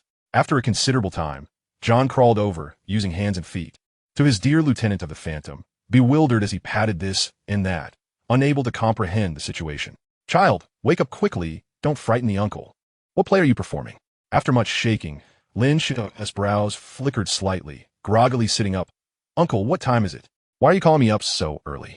Hey, is that you, Xisuo? Have you suffered a concussion from the fall? My fate is truly unfortunate. Lin Xisuo suddenly jolted awake, springing to his feet. The two shared a peculiar trait. Having been groped by the captain moments ago, he now commenced self-exploration, even shedding his garments. Indeed, it is this object that saved me. Everything stems from it. Lin Xisuo was not entirely oblivious. During the earlier heist of the Golden Lion Group, he had extracted a peculiar vest from the Elder's clothing, which Sean claimed was an ancient radiant armor but could not be activated. Now, this vest had transformed. A palm-sized piece of metal was affixed to the chest area. This metal, stained with blood, was red in hue. Yet within the crimson, several golden threads glimmered. Just before falling into the magma, Lin Xisuo had been struck by the metal. The distorted force field had tormented him greatly, leaving an indelible impression on his psyche. At this moment, the vest shed its outer layer, becoming a light blue, intricately patterned with countless veins, while the golden threads moved as if alive, a most extraordinary sight. Is this the activated radiant armor? It appears quite appealing. Let me take a closer look. Just as John's finger brushed the vest, a sudden force field hurled him away, inflicting serious injury. Lin Xisuo was thoroughly terrified, yet he clutched the armor vest firmly, seemingly unscathed. There was no time to ponder the reasons behind it. He hurriedly rushed forward and poured the healing potion into John, who nodded in response, allowing Lin's anxious heart to finally ease. What an uncanny piece of armor. Why can you touch it, while I cannot? Uncle John, please take a closer look at this metallic object. To be frank, it gives me the impression of a force field emanating from an iron sphere, which also appears to activate the armor. But how to utilize it? Just a moment, I believe I've figured it out. With his palm pressed against the metal, he concentrated silently, and soon burst into laughter. What a remarkable find. Allow me to demonstrate. The armor swiftly unfurled, automatically donning Lin Xisuo, instantly forming a pale blue energy membrane around him, which took on a spherical shape with a diameter of 2 meters. Golden ripples radiated from his head to his feet in waves, truly extraordinary. I wonder how effective the defense is, John remarked as he prepared to test it with his laser sword. Well, I still wish to enjoy my life. Just be careful not to let this armor be your undoing. When the opportunity arises, seek those foolish enough to test it. We must leave this place. For the Golden Lion Group will not rest easily. Just a moment longer. This armor seems to possess another significant function that could be immensely beneficial to me. Lin Xisuo continued to sense it, picked up a stone from the ground, and with a flash of red light, the stone vanished. With a mere thought, it reappeared in his hand. Child, after not seeing you for over 20 hours, not only have you become a formidable warrior, but you have also mastered such tricks. Time for performance is scarce. We must carry Sean back. No, it's not merely a trick. This metal can contain numerous objects approximately my height, around 1.8 cubic meters. Calculating by the diagonal, Sean will fit in comfortably. Are you saying? Lin Xisuo's eyes gleamed. Quick, demonstrate again. With a chuckle, Lin approached Sean, whose robotic form was severely damaged and had shut down. Placing his hands on the machine, it took 3 seconds to absorb it into the space, perhaps due to its oversized volume. My goodness, it truly is the legendary space equipment. This is entirely different from military-grade space gear. Military space equipment? Uncle, could you elaborate? Only heard of it. I've never seen it. Rumor has it that the military has developed a 32-fold spatial box, capable of storing 32 1-cubic meter objects through continuous switching, utilizing spatial stacking technology. However, such equipment is exceedingly valuable. Acquiring an 8-fold spatial pouch is already quite impressive. Wow, the military's technology is so advanced. If only my 1.8 cubic meters could be multiplied by 32. Don't be so greedy, young lad. Many experts yearn for such equipment, but cannot find it. In the future, be sure to keep this under wraps to avoid trouble. This metal appears peculiar. Handle it with care when we return. I worry for the Phantom. It might unexpectedly explode. Fear not. I am fortunate and resilient. Lin Xisuo's expression suddenly shifted as he exclaimed, Wait, something feels off. How have I advanced to the 3rd level? While such an enhancement might be advantageous for others, it was not for him, as the catalytic potion continuously affected his cells, akin to a death sentence. He quickly sat down to sense his condition, exhaling softly after a moment. It was neither good nor bad. His physical strength and mental fortitude had increased. Cellular activity was heightened, and mitochondria were dividing vigorously as if under a stimulant. Strangely, Something was keeping it all below the threshold of self-destruction, and he involuntarily glanced at the armor. Chapter 55. Harvest. The duo hastily gathered their belongings. Sha, being a living entity, could not be stored within the armor. Lin had attempted it without success. John praised. Having space equipment is indeed convenient. Pylon must be anxiously awaiting us aboard the Phantom. The Golden Lion Group's ship is quite formidable. We are still some distance from truly escaping the crisis. Let us remain diligent and continue our efforts. Indeed, for the rise of the Phantom, let us press on. With their spirits high, the two darted away, utilizing Sean's shortcut to save considerable time. The route to escape was not in vain, especially as he had saved John once. The crew of the Phantom valued loyalty and would not abandon him. Their journey back was several times faster than the way there.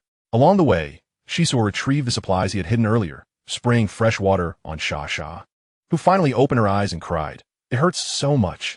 I swear, I will never come out with you again. Being a little maid on the Phantom is far better than this. Sha, I will help you with half of the cleaning duties. You are the bravest mermaid." "Really? Half the work, no slacking." Lin Xisuo winked. "I plan to purchase a cleaning robot to prolong its lifespan, so I'll only take on half the work. A diligent mermaid like you doesn't need to worry. Xisuo, I'm going to strangle you." After a quick meal, they resumed their journey. Some martial artists could sustain their cells solely on cosmic energy, but those were monsters, likely at an absurdly high level. Upon reaching the tunnel Sean had excavated, they heard a series of grunts from the darkness. It was Titan. The gorilla emerged, embracing John tightly, clearly terrified, with bloodstains on its arms, indicating that it had endured considerable hardship to reach this point. "Wonderful. The Phantom's exploration team has returned safely, and the haul is quite impressive. Titan, you are the bravest gorilla." Lin Xisuo generously bestowed the titles of the bravest mermaid and the bravest gorilla. John felt a slight relaxation. This expedition had presented more risks than he had faced in his entire life, and he still felt a twinge of fear at the thought. The members of the Golden Lion Group were likely terrified as they returned to the stone forest without encountering any hindrance. Several high-level martial artists patrolling the area glanced at the duo's cultivation but let them pass, oblivious to the dark-haired man who had hastily walked by and was the instigator of the green light. Thank heavens, stepping onto the deck of the Phantom brought relief. There were just a few days left before they would enter the solar storm at Maystar. These days were crucial for refining crystals to enhance the Phantom. John clenched his fists, excitement evident on his face. "Master, you have finally returned. I was so worried." Pylon rushed over and embraced Titan, smiling as she said, "I was also worried about you, Titan. Little one, did you cause any trouble?"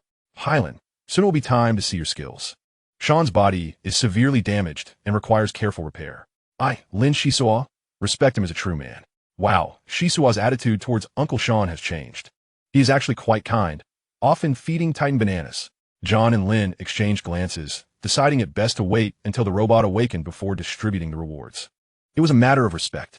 Pylon's skills were indeed exceptional, and 2 hours later, Sean's electronic eyes flickered back to life. Although his body was still somewhat uncoordinated, he was vastly improved from his previous state. We have been saved?" The robot looked around in confusion. It was evidently within the Phantom's cabin. "Old Sean, if it weren't for you stepping in to block that old man's attack, the John you see now would be a lifeless corpse." Lin Xisuo had received assistance from the entity within the massive iron sphere, repelling the enemy.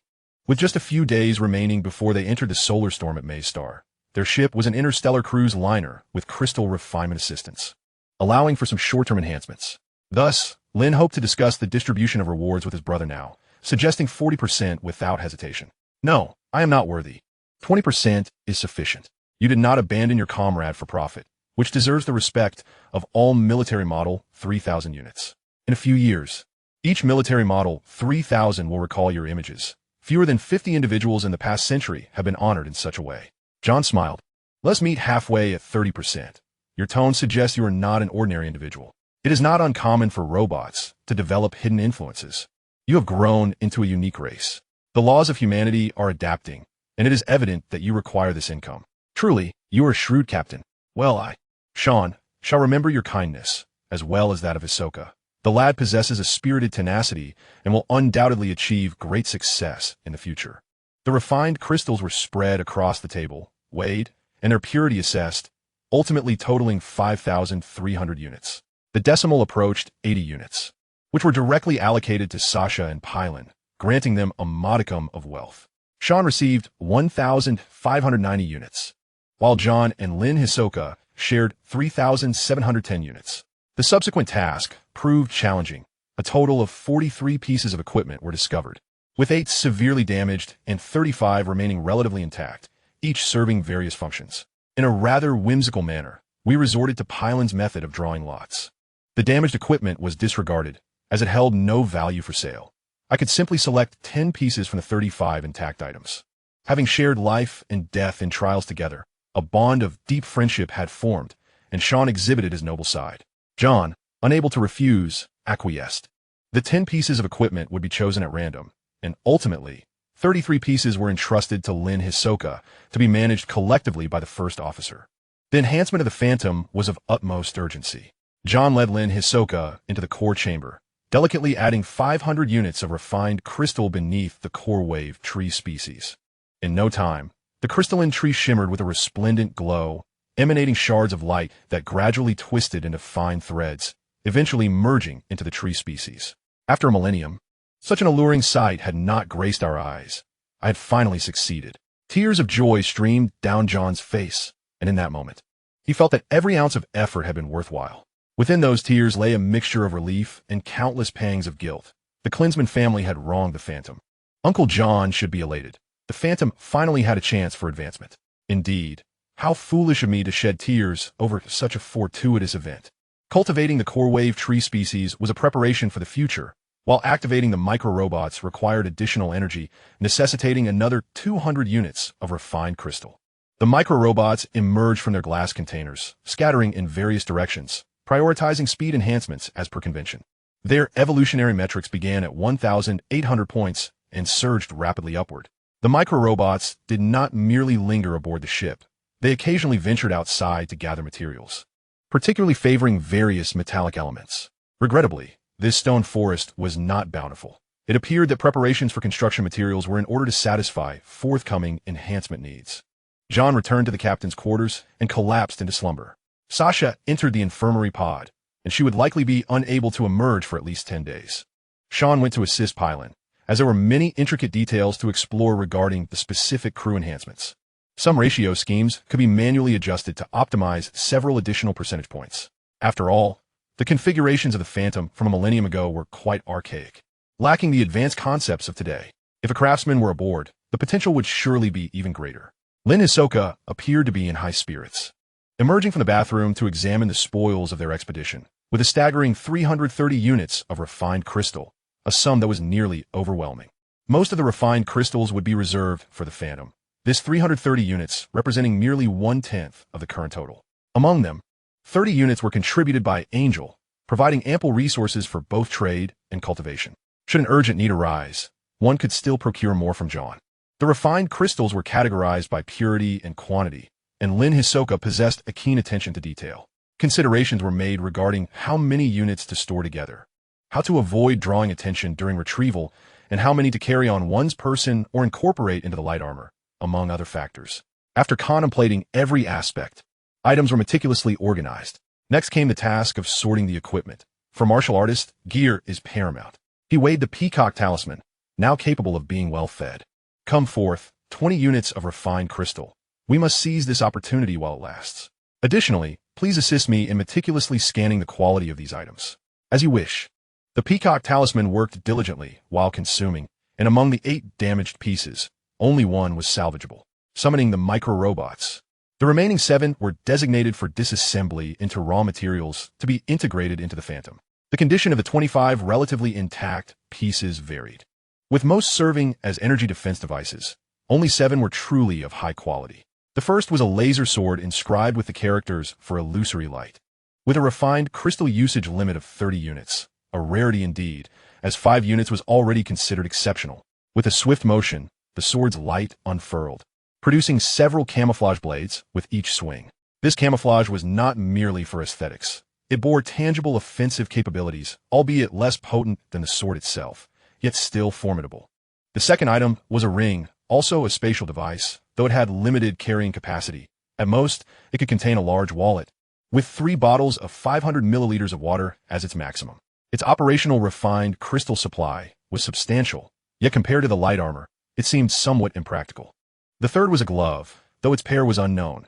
This one was for the left hand. The material was soft, designed to insulate against heat. Having endured years of exposure to solar storms. Initially silver-white, it had now taken on a charred hue, proving to be an excellent ally against fiery elements. The fourth piece was a spherical robot, not much larger than a fist. According to the Peacock, it was quite remarkable and required thorough analysis for proper classification. The fifth item was particularly intriguing to Lin Xisuo. It resembled coral in appearance. Though not large, it was a tent-like structure. When a liter of clear water was poured over this coral, it would spontaneously generate metallic foam, capable of expanding into a tent large enough to accommodate 14 persons within minutes. The size could be adjusted for 7 or 3. And it consumed minimal energy, providing shelter from wind and rain. It was exceedingly convenient. The sixth item was a miniature hoverboard designed to be worn with an anti-gravity belt, suitable for lower-tier martial artists. Lin Xisuo picked up the seventh piece, which was the most unique of all, a slender little water bottle. Fortuitously, the Peacock talisman recognized the water bottle's origin, preventing it from being discarded as mere clutter. The water bottle was of ancient lineage, not a product of human civilization, and its origins among ancient races remained untraceable. Many craftsmen had studied it, concluding that replication was prohibitively expensive, making such items exceedingly rare. This water bottle, when filled with clear water periodically, would compress the water molecules under its remarkable spatial properties, achieving a compression equivalent to 340,000 times normal atmosphere pressure. 1 cubic meter of liquid condensed into a cubic centimeter, with explosive potential that was unimaginable. Every 5 or 6 days, the spout would eject a water pellet, akin to an environmentally friendly micronuclear bomb, devoid of radiation. However, Lin Xisuo's thoughts wandered to another possibility. What if toxic substances prepared by an apothecary were poured into the bottle? Would it not become a toxic bomb? Although the explosive power might be diminished. Hurling a few during battle would certainly overwhelm an opponent. This water bottle is invaluable. I wouldn't trade it for a mountain of gold or silver. Delightedly, he tucked the water bottle away. Now, a third-tier martial artist, he had obtained treatment potion formulas from the first test tube and illusion potion formulas from the second. He eagerly anticipated what the third test tube might contain. In addition, there was another item, a roll of gold leaf appropriated from Angel, which the Peacock talisman regarded with significance. Is the gold leaf of considerable importance? What makes it so exciting? Lin Xisuo inquired curiously. Theoretically, the gold leaf serves a function akin to that of this talisman. It is a scientific exploration manual, capable of identifying objects. I can extract valuable information from it, compensating for the knowledge lost over a millennium, which will greatly assist you. Rest assured, I shall not damage it, and I will return the original upon completion of my review. Oh, it is merely a book. No wonder you are so pleased. I thought it to be something extraordinary. He tossed the gold leaf to the Peacock talisman, for the data collected by the Golden Lion Group was hardly trivial. Indeed, a fool may stumble upon great fortune, and Lin Xisuo had unwittingly received a tremendous boon without any awareness of its significance. In the ensuing days, the miniature robots diligently refurbished the Phantom, while John remained indoors, awaiting the moment when the solar storm would strike. Lin Xisuo tirelessly examined the light armor, pondering the assertions of the Peacock talisman. It was evident that the standard light armor lacked such ostentatious flair. It appeared to have undergone a remarkable enhancement after encountering that metallic entity. With his palm pressed against the metal, he continuously sought a response. Yet hours passed without any reply, and weariness soon overcame him as he succumbed to a deep slumber. In a hazy dream, he sensed a faint glimmer, gradually extending his consciousness into a realm of darkness. Where could this be? Lin Xisuo found himself without a tangible form, floating upon a pristine platform as he surveyed his surroundings. Could it be that he no longer recognized his own source space? Poor creature. It is indeed curious how I have merged with you. Voices echoed from all directions, leaving him with an unsettling feeling. Are you suggesting that this place is the source space? Indeed, it is the source space, the potent wellspring of martial cultivators, born from the interplay between your stream of consciousness and your primal state. In other words, it is your inner world. Given your current cultivation, you cannot yet navigate freely within it. So while you slumber, your consciousness has been drawn in. Elder, may I inquire about your origins? Lin Xisuo's tone was faint, as a formidable presence lurked within him, a source of both fortune and misfortune. I cannot recall clearly. I only know that remnants of my true self linger in the cosmic expanse. I am merely a fragment of memories. Young one, you're not in a position to negotiate terms with me. Do you desire to grow stronger? Do you wish to break free from the shackles of fate? Become my emissary, and your wishes shall soon be fulfilled.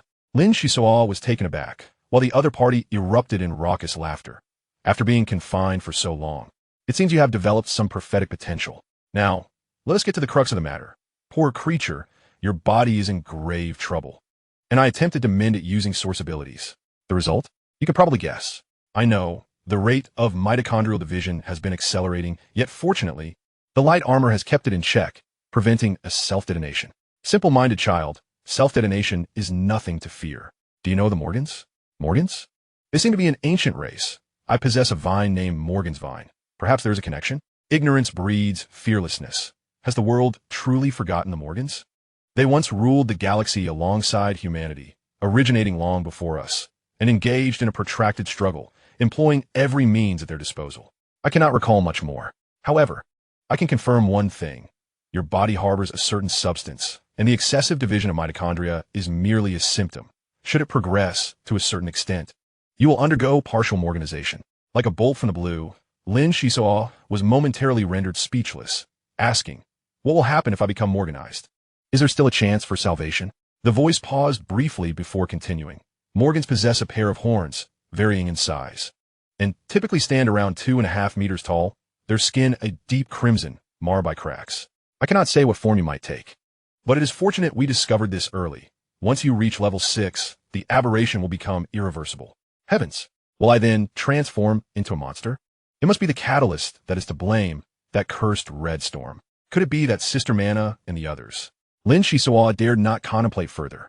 If what the entity said were true, the fate of the youth from Earth-Ring Star was indeed tragic. To become a monstrous aberration, it was too horrifying. Elder, you must possess a method to treat this affliction, do you not? My friends are also suffering greatly. I implore you, please devise a solution. At that moment, golden bubbles began to emerge within the source space, coalescing into a bizarre formation. The bubbles emitted a soft, gurgling sound, attempting to assemble into a humanoid shape. Yet after much effort they failed. A voice emanated from within the bubbles, expressing resignation. The conscious form I have condensed in the source space can only reach this extent. Once you elevate your levels, you too will be capable of such feats.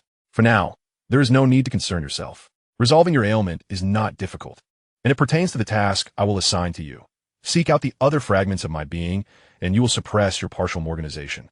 Lin Xisuo harbored doubts, unable to restrain himself from saying, "This cannot be a fabrication to compel me into servitude, can it? Even without the threat of Morganization, I would assist you. I merely wish for sincerity in our dealings." The source space trembled violently, and Lin Xisuo's consciousness began to scatter, his words evidently having provoked the ire of this extraordinary entity. The golden bubbles huffed disdainfully. "Young one, I have indeed concealed certain truths. Even without the looming threat of partial Morganization, do you truly believe your cultivation allows you to defy my commands? Naturally, having mingled your blood with mine, a connection has formed between us, fostering a subconscious affinity. Thus, I invoke my source ability to attract life energy for repairs, yet lamentably, it has proven unsuccessful. Analyzing the situation, even if you locate my other fragments, self-preservation is feasible, but rescuing others will be arduous. Therefore, you must double your efforts. The universe is rife with mysterious entities and unknown substances that might assist you in resolving your dilemmas. But in this vast universe, where shall I search for your other fragments? Surely there must be some direction? Fear not, I am currently conducting a sensory sweep. Such an extensive search is exceedingly challenging. Thus, expecting me to resolve your issues is not feasible, at least not in the near future. I detest the feeling of weakness. Hasten your path to strength. Do not become a burden to me." No sooner had the words left its mouth than the golden bubbles flared brightly, scattering Lin Xisuo's consciousness. This entity seemed to possess a fragile temperament, still irked by the earlier doubts. Gradually awakening, Lin Xisuo remained in a daze, pondering how he had become entangled with the Morgans. What conspiracy lurked behind the red storm? What advantage would it serve them to create monsters? He hastily summoned the Peacock Talisman, gathering all information regarding the Morgans. 3,000 to 4,000 years ago, when humanity had yet to emerge from the first galaxy, the Morgans were indeed formidable. However, during that era, the galaxy experienced a rupture, causing the Morgans to fade into history, gradually forgotten by humanity. Presently, the Morgan clan retains only a few autonomous territories, living in an extraordinarily insular manner, with specific details remaining obscure. Earth-Ring Star, the Red Storm, the Morgans, the enigmatic metallic remnants, and the Golden Lion Group. Navigating the stars is indeed fraught with difficulty. Without power, one could be obliterated in an instant. To avoid submission and exploitation, one must continually strive for growth. Very well. Let us see how far Lin Xisuo can ascend upon this stage. Humanity possesses remarkable resilience, and it is not without reason that they dominate the three great galaxies. Some individuals, under immense pressure, reveal extraordinary qualities. Like Lin Xisuo, once he resolved to act, an unstoppable fighting spirit surged within him, ready to wrestle with the tides of life. He spoke of none of this to anyone, and with John, they were merely a rank apart. Sharing such burdens would not alleviate anything, and would only serve to concern the well-meaning captain. 6 days swiftly passed, and the moment of tension finally arrived. The sky ablaze with brilliant colors. He commanded the miniature robots to perform the final enhancements. 200 units of refining crystal consumed 3/5, primarily due to the lack of high-grade raw materials, and the evolution value plateaued at 3,500 points, focusing now on system optimization. With sails fully unfurled, they took flight at a 30-degree angle to the solar wind. The ship's bow cannon was prepared, and the thrusters were set to maximum power, advancing forth. The cockpit's walls unfurled screens displaying various quadrant coordinates. Lin Xisuo hovered in midair, tapping and gesturing with his hands, exclaiming, "The solar sails are functioning normally. Speed attributes augmented by 5.3%. Energy shield poised for activation. Thruster exhaust is normal, accelerating impact." In an instant, they pierced through the thin atmosphere, rising from the ravine into outer space. Ahead lay a multitude of ships, several massive vessels blocking their path, with the foremost one, a modified battleship, adorned with a lion insignia. Immediately, a message came through, demanding that the small craft submit to inspection. The Golden Lion Group was indeed making a move. They were facing a retired battleship, a formidable challenge. John gritted his teeth and commanded, "Hisoka, it is time to give it our all. Overload the system and activate the Phantom's initial combat technique, Wind Walk." Understood. Overloading the system, activating Wind Walk, detonate. In the vastness of space, the Phantom transformed into a stream of faint particles, akin to a gentle breeze ascending gracefully. Chapter 57, Pursuit. The Interstellar Cruise ship bore the heavy responsibility of exploring and safeguarding the outer galaxies. Without extraordinary capabilities, how could it have flourished for millennia without decline? Although the Phantom was of a relatively low class, under the pressure of overload, its true nature finally emerged. It was a starship rooted in the essence of the constant wave civilization. Look, what is that? Many people gazed out of the ship's windows, witnessing a wondrous sight. A luminous stream floating upwards at an astonishing speed, darting past numerous vessels in the blink of an eye. What is going on? The enemy's ship is peculiar. The captain of the Golden Lion Group's battleship fixated on the screen, while his aide stood rigidly beside him. Angel was there too, though it was evident that this was not a place where her words held sway. Interesting, an interstellar cruise ship? A speed evolution type? It seems we have underestimated our opponent. Streeter, donning vintage spectacles, exuded an air of scholarly authority. His ability to discern the characteristics of the Phantom was commendable, befitting a level 5 sage. Regardless of what they are, crossing the Golden Lion Group means only one fate, death. Field, ensconced in medical bandages from a severe beating by Lin Xisuo, felt somewhat relieved with such a fine example before him. At least he wasn't the most humiliated one. The captain, a stern-faced, middle-aged man clad in a high-collared cloak adorned with numerous medals, commanded, "Prepare the long-range grappling hooks." The enemy must have made a significant discovery within the ancient ruins. Only in that scenario could they evoke such vast life energy. We must capture them for study, as it may bring fortune to our family. The grappling hooks, derived from tractor beams, were designed to handle smaller ships. However, moments later, the captain's pride was wounded as hundreds of hooks were dispatched, only to be deftly evaded by the particle stream. Not a single strand was captured. At this moment, John wiped the sweat from his brow, feeling immensely fortunate. What luck! The Phantom has activated Wind Walk and entered the particle stream state. How dare they use grappling hooks? It seems our adversary is merely a fool who relies on textbook tactics. Lin Xisuo remained fully concentrated, maneuvering between the screens. The overload inflicted severe damage on the Phantom, causing its evolutionary metrics to decline slowly. Even though this was a normal occurrence, he felt a pang of sympathy. The battleship captain realized his mistake and hastily made adjustments. The ship launched several black iron projectiles that expanded in space. Upon witnessing this, John cursed vehemently, "Damn it, an electromagnetic minefield." Isn't this a rogue tactic employed by space pirates? How could the Golden Lion Group resort to such measures? In space, 5 or 6 large nets unfurled, electric sparks dancing across their surfaces. Once ensnared, the ship would be vulnerable to vicious electromagnetic assaults.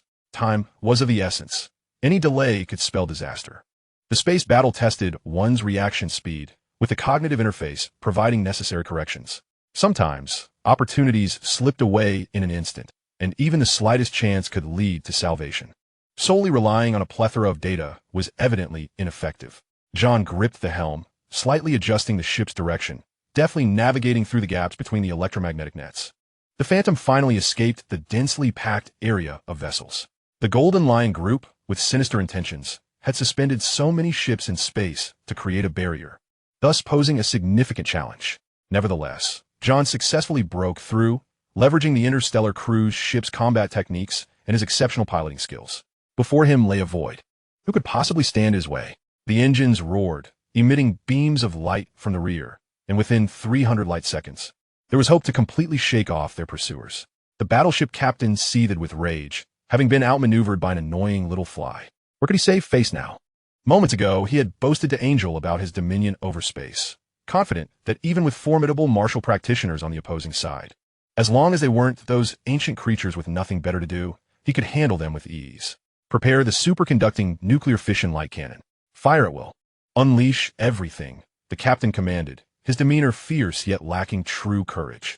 The Sage Streeter's expression shifted slightly as he murmured, "What can we possibly gain from this? We might as well obliterate them into cosmic dust." The captain, keen of hearing, scoffed Sage to remain calm. "I have already instructed the crew to prioritize capturing the enemy. Our firepower will not be excessive. We aim to make their suffering palpable, lest we be belittled by outsiders. The honor of the Lion Group cannot be tarnished." The Phantom sped ahead, pursued by the massive battleship. Despite its decommissioned status, the vessel was in excellent condition, undoubtedly benefiting from bribes to the quartermaster. The screen displayed a barrage of light points approaching from a distance, rapidly converging into a blinding column of light, leaving no room for evasion.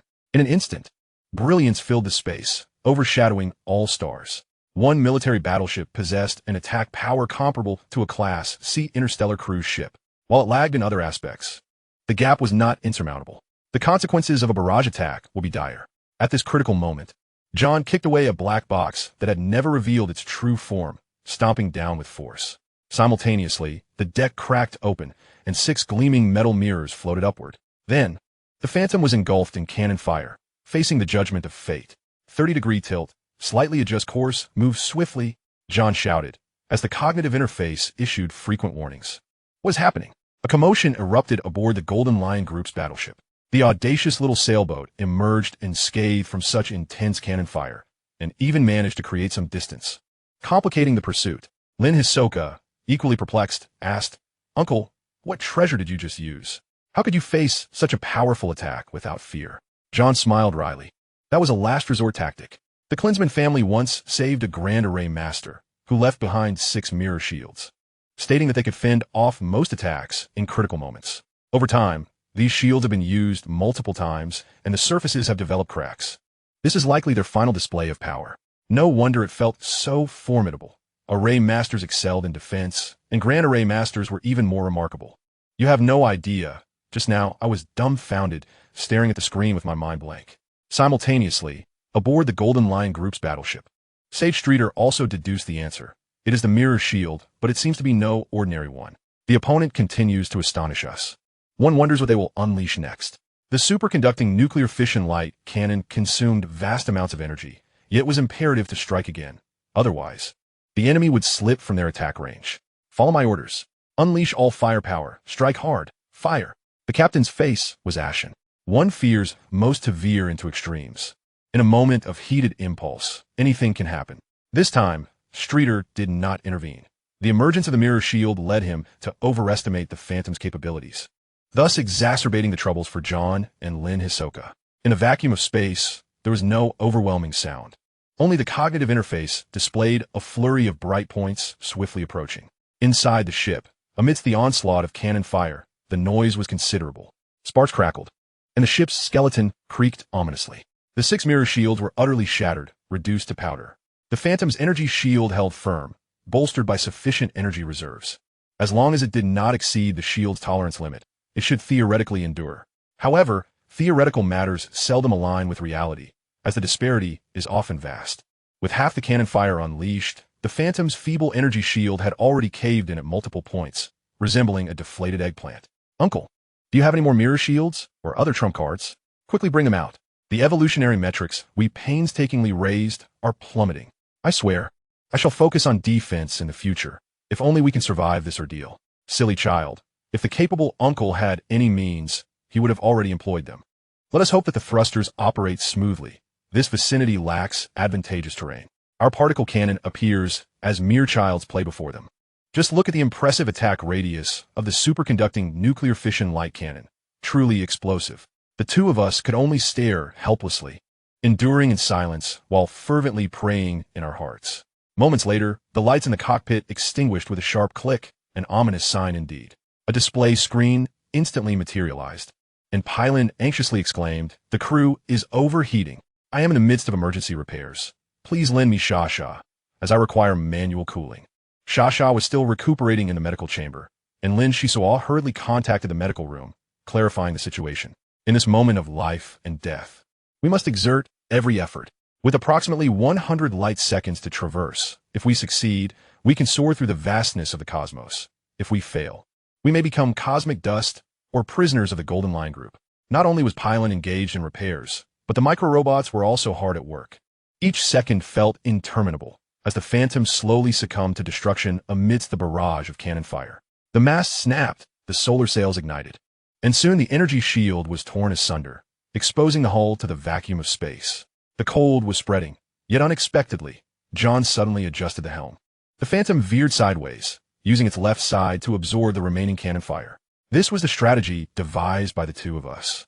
The left side housed the artillery area and storage, making emergency shutdowns relatively easier. We had to try, for only through trial could we ascertain the possibility of success. The cannon fire continued to rain down, though not as densely as before. Even so, the left side of the Phantom was riddled with holes, a pitiful sight to behold. "Lightbrain, shut down those hazardous zones," John shouted, while Lin Xisuo switched to observe the conditions throughout the ship. Some areas were severely damaged and required manual intervention. On the opposing side, the Golden Lion Group's battleship remained eerily quiet. After enduring a second attack, despite their disarray, they continued to advance with determination. This was a complete failure, an unprecedented occurrence. The Golden Lion Group typically engaged in skirmishes beyond the edge of the galaxy, with their battleships primarily tasked with bullying the weak. Of course, the grandiose pretext was to deter within their territory and uphold family honor. Otherwise, how could the captain's chest be adorned with so many medals? Did he perhaps seek out space pirates like the Red Storm? I believe this battle among the stars will be unforgettable, with such an egregious disparity in strength. First, we were breached, then faced with an onslaught of firepower, only to allow them to escape. Where's the honor that the captain so frequently extolled? Stride offered no courtesy, indulging in the utmost sarcasm. Yet, the reflection in his glasses had already etched the Phantom firmly in his memory. Where there are losers, there are also victors. John gripped the helm tightly and exhaled heavily. The battered Phantom glided along its course, gradually merging with the starlight. Chapter 58, Handover. Half a month later, the Phantom docked on a remote planet for repairs. This planet was dotted with firework manufacturing facilities, as some nobles had a penchant for classical craftsmanship in spherical fireworks, attracting a constant flow of spacecraft. To govern such a distant planet with such vibrancy is no small feat, John marveled. I have returned home. The raw materials for repairing the ship will arrive within 48 hours. The ruler of this planet was of the military grade, 3000 type. John paused momentarily, then realized old Shao. No wonder you suggested we come here to recuperate. It seems the military 3000 type wields considerable influence. If you require anything in the future, do not hesitate to inform us. We are friends. Life is but a morning dew. Where's there not parting? The most precious of all is memory. After a century of being sealed in the wine cellar, a mountain of affairs awaited him, so his stay was brief. The Phantom is exceptional. There will be opportunities for collaboration in the future. Thank you. Without your bravery and ingenuity, this journey could not have been completed satisfactorily. Pylon, I also appreciate your assistance in repairing the hull. And Shasha and Titan, you have made me feel at home. The Phantom possesses the warmth of a family, and I cherish that. John dabbed at the tears in his eyes. You should consider a career as an actor. You never forget to be sentimental before departing.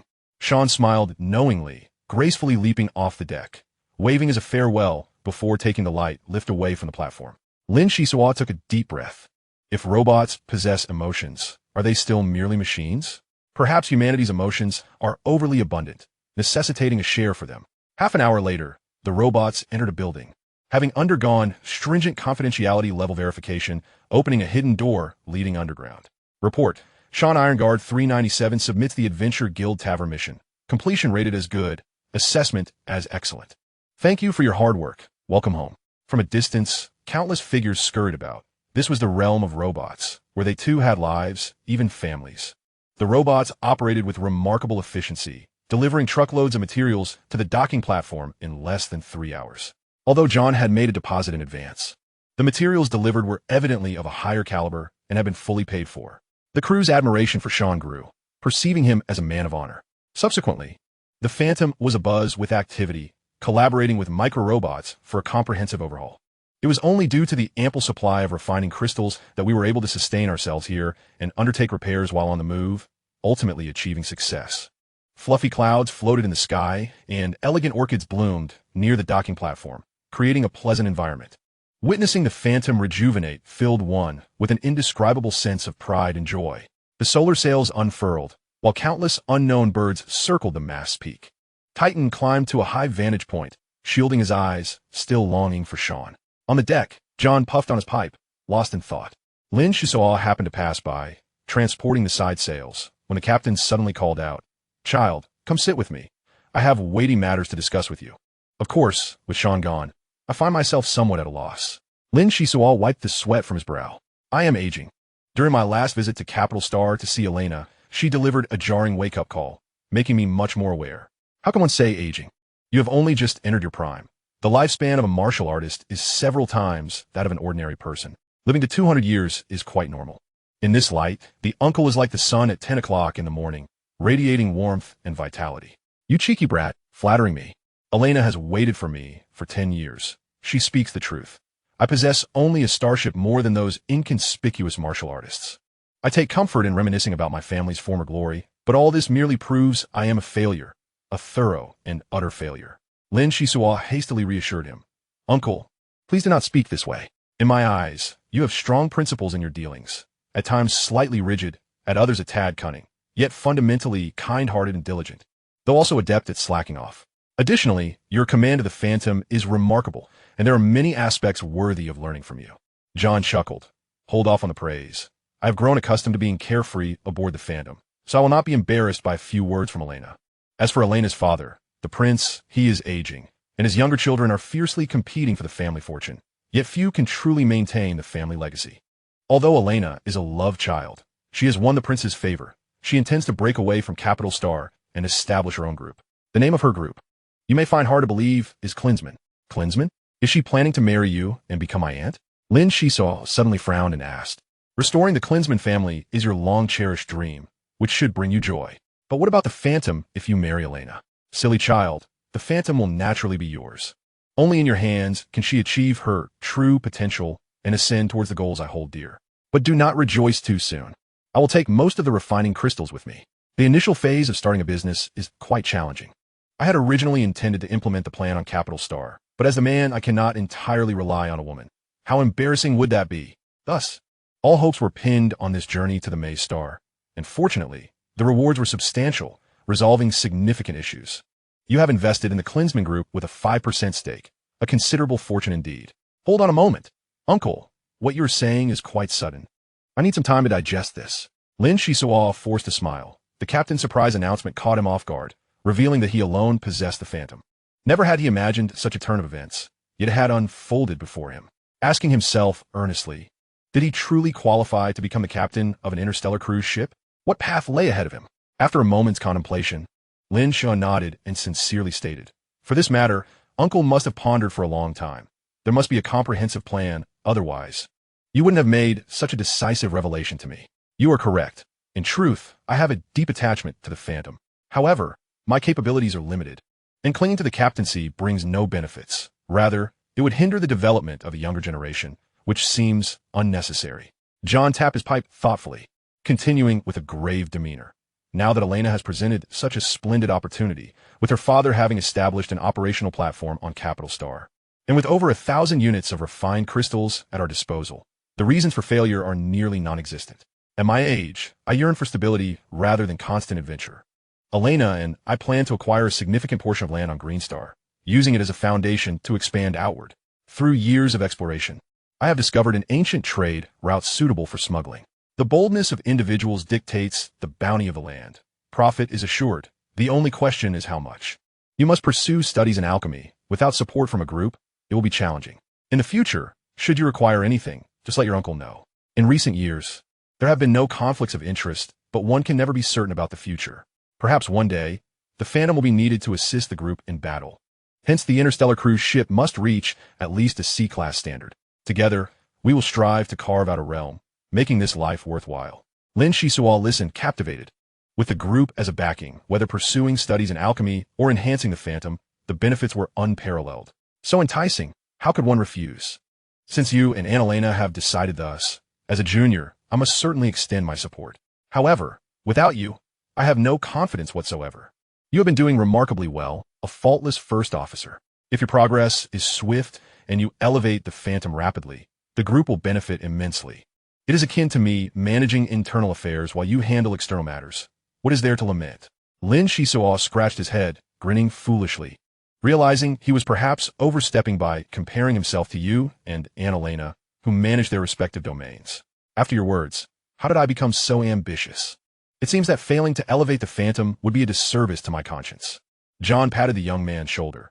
Each individual must find their rightful place to magnify their opportunities for success. I have encountered countless people and believe you are well suited for the Phantom. Moreover, you are trustworthy. Entrusting the Phantom to you ensures she will not be squandered. Come with me to the core chamber shortly for the handover. Uncle, is there truly a need to rush? Better to be early than late. Having finally made up my mind, I fear that delaying might lead to reluctance. The journey to the Maze Star is exhilarating for those with weaker hearts. It may be difficult to endure. Just this one experience is sufficient for a lifetime of boasting, marking a perfect conclusion, for the future belongs to the youth. As promised, John indeed transferred absolute control of the Phantom to Lin Xisuo. In this world, repaying debts of gratitude is the most arduous task. Lin Xisuo felt immense gratitude and vowed to wholeheartedly support the Klinsman Group in return for this kindness. Thereafter, a full month was dedicated to refurbishing the Phantom, primarily aimed at enhancing her capabilities, resulting in an unprecedented increase in her evolutionary value to 6,800 points. With a 3% boost in long-distance speed, an impressive leap indeed. The propulsion system's activation speed was slightly improved, reducing delay times, thereby facilitating rapid escapes. Ultimately, John took 2,200 units of refined crystals, deducting the amounts previously utilized by the Phantom and the 500 units needed for cultivating the constant wave tree species. Lin Xisuo retained 450 units, more than sufficient for the immediate future. As for the 7 pieces of high-grade equipment, the old captain took none, selecting only some ordinary items and a few laser swords, thus feeling quite content. Consequently, the fixed crew members now comprise the new Captain Lin Xisuo, Technician Pylon, Mermaid Sha, and Gorilla Titan. The Phantom set sail once again, with John insisting on vacating the captain's quarters, claiming that a captain must possess the awareness befitting their role. Spending a few days among the crew was not a detriment. With a destination set for Greenstar, the transfer of the Interstellar Cruise ship profoundly impacted Lin Xisuo, prompting him to contemplate from the captain's perspective and plan for the future. To manage a household is both challenging and simple. The crux lies in John's high expectations. While Lin Xisuo, as a young and fearless newcomer, brimmed with ambition, thus establishing numerous plans. Primarily, he aimed to assist in locating the remaining components of the metallic fragments on the light armor. The status of those components remained uncertain. After so many days, there had been no word from them. Additionally, he sought work at the Adventure Guild to earn points for purchasing large weaponry, as relying solely on particle cannons seemed rather meager. The Phantom's weapon evolution system had not yet been initiated, requiring appropriate design blueprints, and John promised to find a solution. Chapter 59, Fusion. The carriage moved slowly forward along a tree-lined path paved with cobblestones, pristine and untouched. Pylon leaned out of the carriage window, vigorously waving at the treetops. Thud! A gorilla plummeted down, landing precisely on the roof and thumping its chest with jubilant cries. "Hey, Pylon, tell Titan to behave. Those aristocrats have notoriously foul tempers and can easily stir up gossip. Are we not there yet? This carriage is moving so slowly. Brother Xisuo, can you fly me over?" Pylon blinked her big, watery eyes, her face alight with anticipation. "Not a chance. This is the Capital Star Resort, where all flying objects are strictly prohibited. Otherwise, I would have already piloted the Phantom here." The carriage was indeed carrying members of the Phantom crew, though John was absent as he was the soon-to-be groom, with the wedding set to take place in 3 days. The resort was situated on a large island, exquisitely decorated and well-equipped, immensely popular among the aristocracy. John's intention was to have a simple wedding on Greenstar, but as the group had recently been established, it was essential to make a name for themselves. Thus the relocation to Capital Star. The carriage was towing a floating cargo container, within which Lin Xisuo had purchased numerous fireworks during the refurbishment of the ship. These fireworks also produced splendid effects during the day, hence their delivery to the resort. The entire island had been leased by the Klinsmann Group. John now had a modest fortune, and with joyful events came a rejuvenated spirit. The biomechanical horse, pulling the carriage, came to a halt, and Pylon, lively and energetic, flung open the door and dashed out. Everyone was set to stay on the island for 3 days, transitioning from the former greasy mechanic to enjoying the privileges of nobility. Thus thrilled like a jubilant little bird, Lin Xisuo personally helped transport the goods, delighted to contribute to his uncle's wedding. John emerged, looking impeccably groomed, having shed his disheveled, middle-aged appearance, now exuding confidence and a touch of elegance. "I've been waiting for you. Let the robots handle the unloading. Come with me to meet the guests." I think not. Only you and Annalena can manage them. I truly cannot stomach those washed-up aristocrats. The chaotic relations among distant relatives were more than I could bear just days ago in the city. Come now, that is called socializing. Your current status has changed. You are now a major shareholder of the Klinsmann Group, the young captain of the Phantom, and a third-tier martial artist. All of this is utterly astonishing to those foolish nobles. They adore the peculiar. With you present, Annalena will have topics to discuss, making it much easier. Good heavens! So I am merely a shield for you. The tallest trees catch the wind first. I refuse to go, absolutely not. John hurriedly tried to persuade him. There was no choice, as this was a task assigned to him by Elena. The esteemed matriarch emphasized that Lin Xisuo's noble etiquette, acquired from the sunken ship village, is remarkably orthodox. This young man possesses an innate air of arrogance that captivates the attention of his entourage, particularly the younger females. The gossiping spirit of the fallen nobility is utterly fearsome, instilling a profound dread in someone who has navigated the business world for years. Lin Xisuo perceives weddings as an alternative battleground. Some individuals feign amicability while secretly reveling in one another's misfortunes, while others remain taciturn, yet genuinely bestow their blessings. A greater number, however, succumb to envy, particularly toward Elena. Given that John bears the title of Baron and the Klinsmann family boasts a venerable lineage, Elena's father has been instrumental in elevating the captain's uncle to an almost mythical status, exemplifying the archetype of a fallen noble. Furthermore, the substantial acquisition of refining crystals has catapulted him to the forefront of popularity within this circle. Consequently, the guest list for the wedding swelled, necessitating the rental of a resort to consummate the union of their interests. Through this wedding, Lin Xisuo gleaned invaluable insights. Often, individuals tend to complicate matters, and mere mutual affection does not guarantee a union. It can be said that this occasion signifies not just the marriage of two individuals, but the amalgamation of two families. As a stakeholder in the Klinsmann Group, he must contemplate myriad issues, and unbeknownst to him, his character is maturing. After a long day, he returned to his lodgings late at night. The crew of the Phantom was assigned to a secluded villa by the seaside, where they could revel in the splendid ocean view from the terrace. The mermaid joyfully beckoned Pylon to join her for a swim, while the gorilla Titan remained with the captain. Lin Xisuo closed the door behind him, the crimson glow flickering in his hand as he retrieved a test tube. Recently, he had been preoccupied with familiarizing himself with the Phantom and seeking John's guidance on navigation, resulting in certain matters being postponed. To profit from future adventures, he must possess strength. Vines slithered from his sleeves, entwining the metallic test tube, cautiously unsealing it at the tip. Each elevation and level signifies an increase in the danger of the open test tube. Unexpectedly, the sample revealed 3 smooth, lustrous black pearls. The formula indicated the nature of these black pearls. They instill fear and, when ignited, can repel savage beasts. with the primary ingredient being the excrement of formidable beasts or cosmic monsters. Lin Xisuo felt exasperated, yearning to unseal another test tube. For the utility of this potion was exceedingly narrow. Yet, reason prevailed, and he ultimately restrained himself. Having never encountered such powerful beasts, where could he possibly procure their excrement? Perhaps this scarcity of samples was the reason for their abundance. He stowed away the fear-inducing black pearls and proceeded to extract a fist-sized spherical robot. An acquisition from a Maze-Star.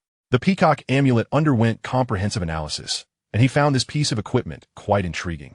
It appeared to be the creation of a master craftsman, integrating both defense and offense.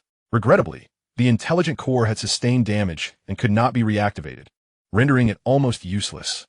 Peacock, the items are prepared. The spherical robot has been dismantled by Pylon, achieving a 73 fusion rate. Are you truly willing to attempt this? The amulet floated gracefully into the air, articulating in a melodic tone, "Times are changing. This equipment is exceptionally suited for my current capabilities, allowing for greater convenience and freedom of movement. Moreover, a 73 fusion rate is remarkably high. The calculations involved are complex, and I trust you would prefer I spare you the details. Well, as long as you are confident, I have invested considerable effort in you. Let's commence." Very well. Wise amulet fusion initiated. No sooner had the words left his lips than the peacock amulet unfurled its diminutive wings and glided towards the spherical robot, illuminating the surroundings like a grand light bulb.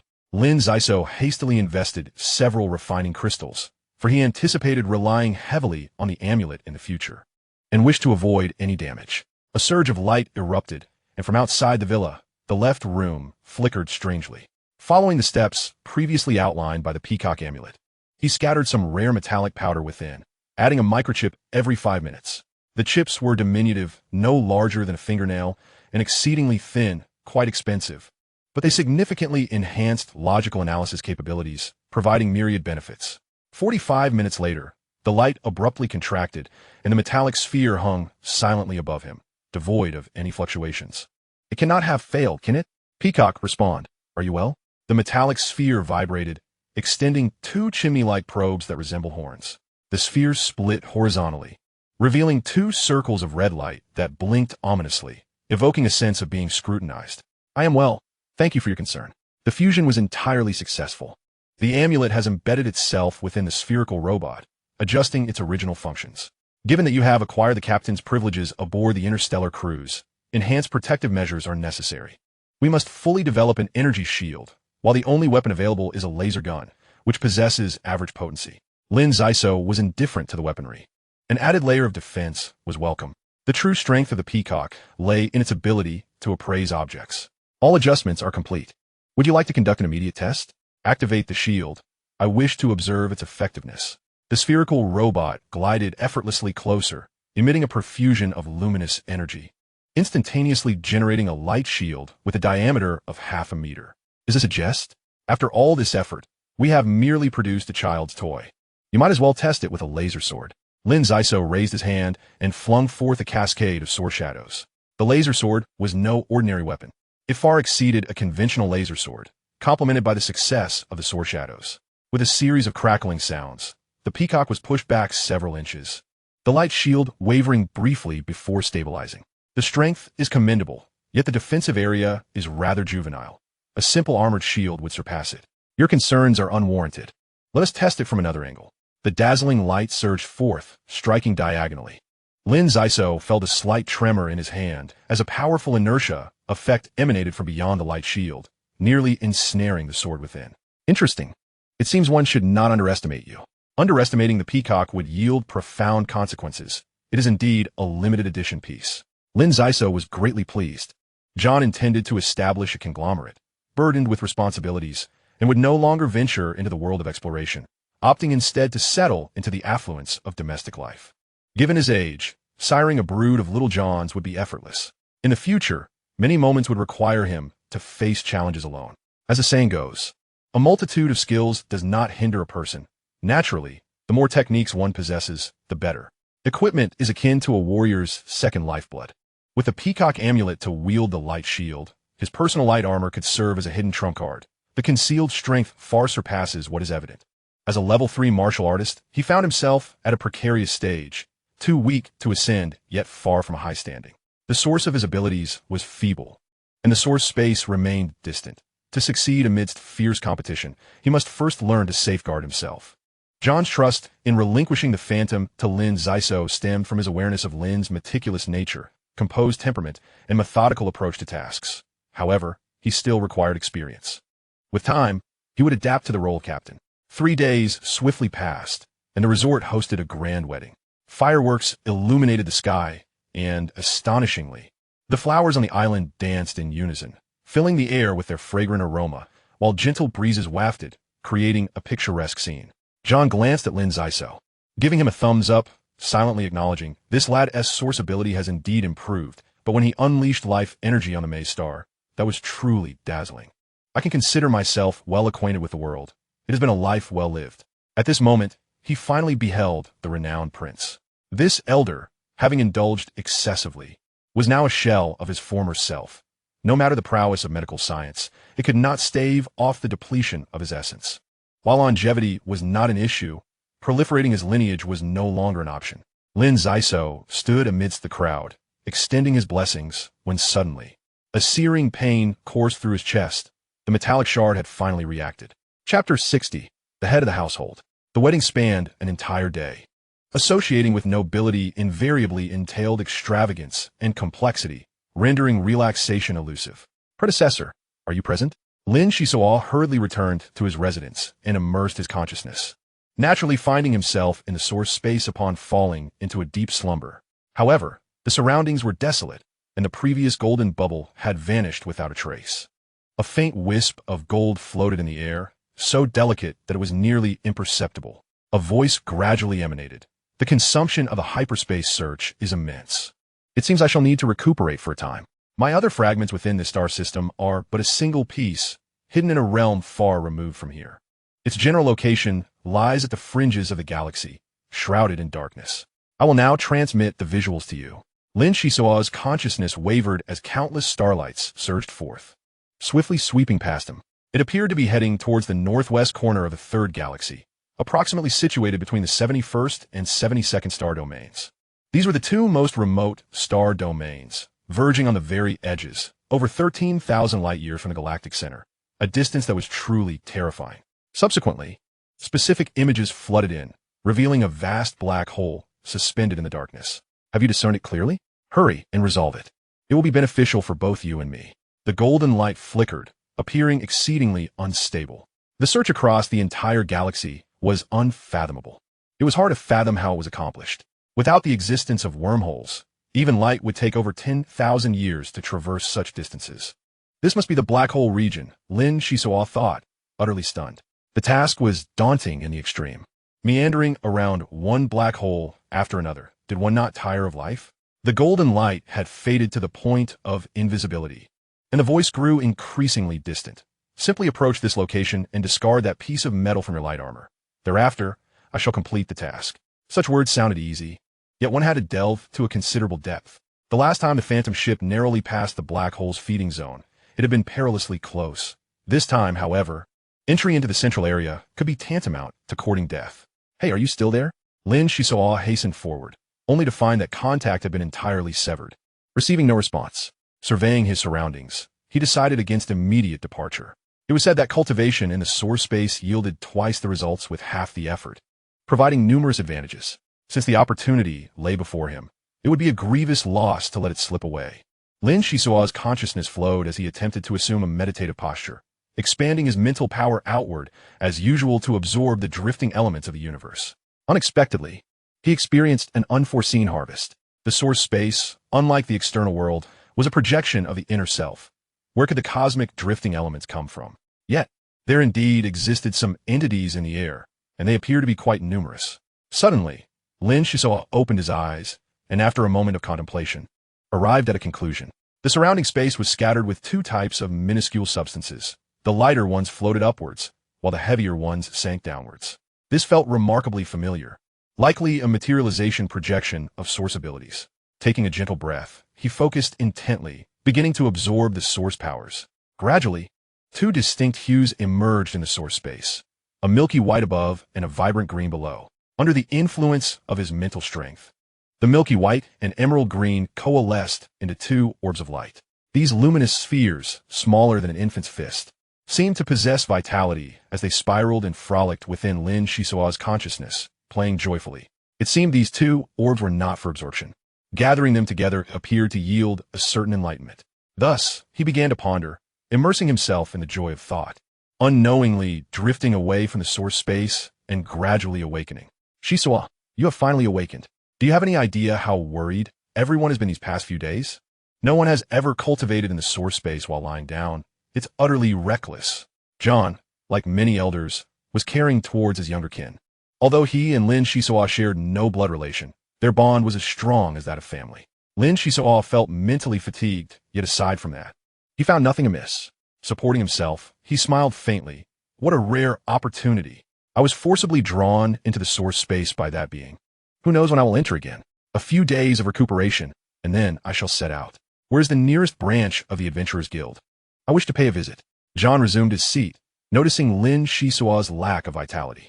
Like a caretaker, he peeled an apple, conversing as he worked. It would be best to stay for a while. I need to teach Pylon how to absorb cosmic energy. This child possesses remarkable talent, and moreover, she is a beauty. What a stroke of luck for you. Huh, what S with that expression? No need to glare at me. You're both still young. 23 is merely the threshold of adulthood. The road ahead is still long. By the way, there are some leads regarding the weaponry. But do not set your expectations too high.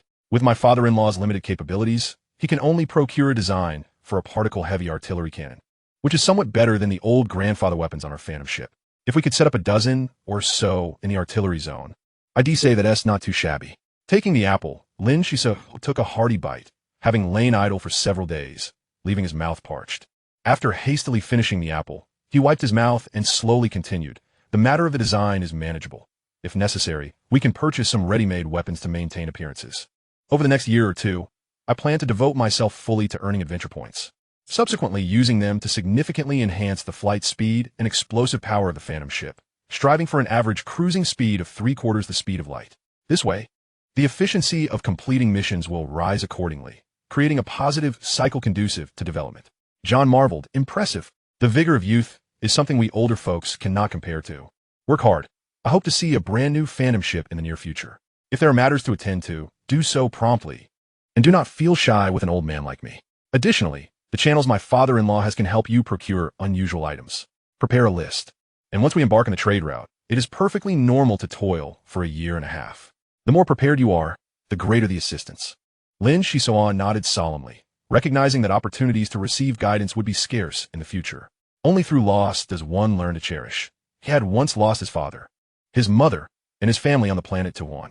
Now, this middle-aged man before him had given him a home, a splendid new home, the Phantom ship. In the days that followed, preparations proceeded at a rapid pace, feverishly concocting healing potions and illusion potions, and attempting to infuse them into water, which was then compressed in a magical flask. The compression was remarkably successful. The healing potions required no significant explosive force, merely intended to restore the minor injuries of the entire exploration team. Thus, the production requirements were greatly reduced, yielding an average of 1 healing pill per hour. As for the compression of the illusion potions, the explosive force requirements were slightly elevated. It was best to make people mistakenly believe it was a miniature bomb, thereby overlooking its true function. The magical flask as compression speed was rather slow, taking an average of 5 to 6 days, and the density of the compressed water pills was quite substantial, not light in weight. Fortunately, with 2 pieces of spatial equipment, otherwise, Lin Xisuo would struggle under the weight of several dozen. Nonetheless, this served as excellent weight training, incrementally increasing the burden, more effective than the training equipment Pylon had created. With everything in readiness, the Phantom ship ascended slowly amidst the farewells of John S. family, soaring beyond the atmosphere of the capital star. Standing on the deck, Lin Xisuo gazed at the starry sky, his heart a whirlwind of emotions, excitement, trepidation, confusion about the future, and confidence in the Phantom ship. Dear Captain, have you forgotten something? According to the order of joining the Phantom ship, I should be promoted to the position of first officer. The mermaid, perched upon a water sphere, reminded him with affectionate eyes. Pylon chimed in. Sister Shasha has been nearly driven mad these days, muttering dozens of times daily about when the captain will promote her to first officer. She keeps saying she can finally enjoy life without having to work. Xisuo, Look at what you and Master have done to the poor mermaid. Have a heart. Let her be the first officer to spare us from her incessant nagging. Lin Xisuo curled his lips, his face alight with surprise, gratefully responding, very well, I promote you to first officer.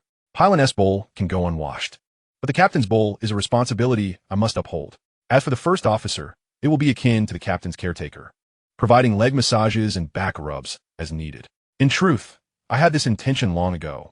I was merely afraid of causing distress to dear Sha, which has left me restless and indecisive. Since you have volunteered, the issue is resolved. Sasha instantly pouted, exclaiming, wait a moment, it is not as simple as that. Isn't becoming a deputy officer a means to wield power and privilege? I refuse to be your maid. That is out of the question. The captain flashed a mischievous grin. Once the words have been spoken, there is no turning back. Sasha, as the deputy officer, was now at the beck and call of the highest-ranking individual aboard the Phantom, and that individual was none other than myself. Yuval Hisoka, you wicked fiend. I shall bring you to your end, Sasha declared, conjuring a water sphere, and thus commenced a playful water fight between two humans, a mermaid from Aegean, and a naive chimpanzee. Thankfully, we had ample freshwater supplies. Otherwise, their antics would have been unbearable. The youthful exuberance was palpable, and with John previously suppressing their spirits. Aboard the Phantom with Lin Hisoka, it felt like a veritable paradise. Of course, the cleaning robot had been forgotten in the shopping list, so after the ruckus, Sasha still bore the responsibility for tidying up. The mermaid finally came to a profound realization. Her nightmares had begun the very day she departed from Aegean. The Phantom was navigating towards a desolate resource planet in the fifth stellar domain, as the Adventure Guild always sought to establish their outposts in rather peculiar locations. The vessel moved with remarkable speed, having covered 4 days of a 10-day journey, precisely charting its course. 2 rows of quaint taverns abruptly appeared amidst the red earth plains. Surrounded by sparse wormwood, numerous ships frequented this area, with over 500 vessels present, and the Phantom gently descended, blending in seamlessly. Encountering an E-class Interstellar Cruise ship SAI would yield notifications. After comprehensive optimization, the Phantom was in superb condition, with its evolutionary metrics soaring from 6,800 points to 7,100 points. While defeating adversaries posed a challenge, self-preservation was assured, allowing Lin Hisoka to relax. The chimpanzee stood guard, accompanied by Pylon, with a mermaid nestled in the backpack and a peacock talisman floating gracefully on his shoulder as he descended along the cable. The ship was equipped with a light elevator, but the cable was far more convenient. Stepping into a small tavern, many hurried glances were cast towards him before patrons resumed their drinking and chatter. Lin Hisoka settled at the bar, ordering a martini, intending to engage the bartender in conversation, when suddenly someone tapped his shoulder. Not many young souls drink martinis. You seem unfamiliar. Where do you hail from? A middle-aged woman, still possessing her allure, approached him. Lin Hisoka returned her smile. Our ship has just passed the capital star. I made a modest profit selling classical floral arrangements to the nobility. The old captain has a fondness for this drink, so I secretly ordered a glass to savor. His response was impenetrable. At his age, one would typically be interning aboard a ship, and few ventured out alone. Moreover, he had developed a habit of enjoying martinis, as they contained an ingredient of a hallucinogenic concoction, with John procuring over 20 barrels of the purest martini. The middle-aged woman appeared somewhat disappointed, having anticipated ensnaring a big catch. Typically, such greenhorns were easily manipulated, as they offered special services far more generously than their brutish counterparts, and crew members often had boundless energy to expend. Yet, the spark of cunning in this young man's eyes suggested he was no ordinary sailor. Perhaps her intuition had been stirred. Don't be in haste to leave. May I offer you a martini? The old captain has tasked me with finding some respectable work, preferably to earn a few adventure points. Lin Hisoka nonchalantly produced a blue coin, landing it precisely before the bartender. The woman tilted her head, saying, I appreciate your generosity. But are you merely seeking information? At this moment, she hoped to glean something from his expression. However, disappointment washed over her, for his gaze was as inscrutable as a still pond, heavily guarded. Lin Hisoka quickly comprehended her intentions. Gesturing toward Pylon beside him, my sister and I have limited time here. Perhaps we could foster a deeper understanding next time. This is our first visit, and being unfamiliar with the territory, the tasks displayed on the Adventure Guild screen are either too mundane or overly tedious. Thus, we require the assistance of an informed individual. Might you possess such information? The middle-aged woman's eyes flickered, recognizing a lucrative opportunity, and she settled down, lifting her glass, seemingly nonchalant as she spoke, for 3 blue coins. I can introduce you to a man who arrived here just yesterday, thoroughly intoxicated and generous.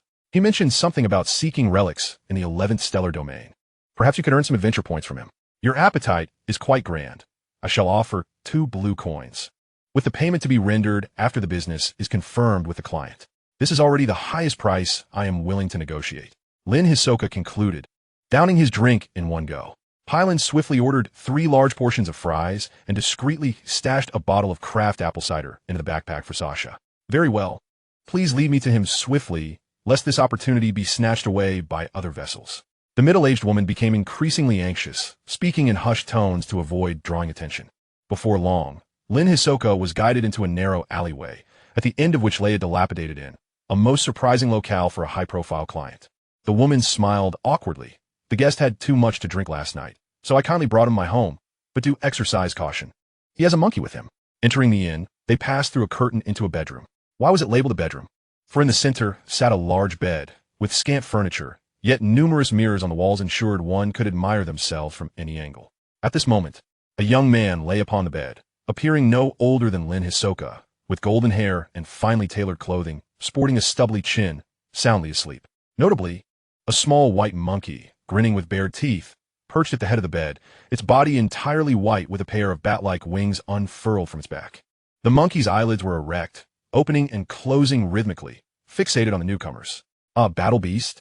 The thought flickered through Lin Xisuo's mind, yet he remained still, sensing that the monkey was merely assessing the visitors, holding little suspicion towards the middle-aged woman and Pylon, but being truly wary of those with cultivation, including the mermaid nestled within the backpack. Sir, wake up. We are the crew of the Phantom, seeking to undertake your task. Pylon called several times. Save for the white monkey's chattering response, the man on the bed remained in a deep slumber. With a resigned shrug, Lin Xisuo turned to the backpack, saying, Sasha, it's your turn. Please rouse the fellow on the bed. It's our first business venture, so let us make it memorable. Under the astonished gaze of the middle-aged woman, the mermaid emerged from the backpack, drawing forth a sphere of water that transformed into a gentle stream as it flew forth. Suddenly, the white monkey leapt up, flapping its wings with a serious demeanor, causing the water flow to crash back as if repelled by an invisible barrier. Seeing the effortless deflection of the attack, the monkey's playful spirit ignited, bending over and making faces at the mermaid, sticking out its tongue in a jesting manner. Enraged, Sasha shouted, Impudent little monkey, let me show you what I'm capable of. The droplets that had fallen to the ground began to levitate, and all the water stored in the backpack flowed back to the ceiling. With a snap of her fingers, the mermaid summoned a torrential downpour. The white monkey squeaked in alarm, flapping its wings to disperse the rain. While the water was indeed blown away, the force of wind was considerable, causing the young man on the bed to shiver and awaken, grumbling, What on earth is going on? Am I not allowed to sleep? The golden-haired man blinked in confusion, glancing around as he murmured, How did I end up in such a place? Didn't that woman promise me a 5-star presidential suite? Upon hearing this, the middle-aged woman rushed forward to apologize. My sincerest apologies. You were utterly inebriated last night, and your pet was rather fierce, deterring many from approaching. It took considerable effort to carry you to my room.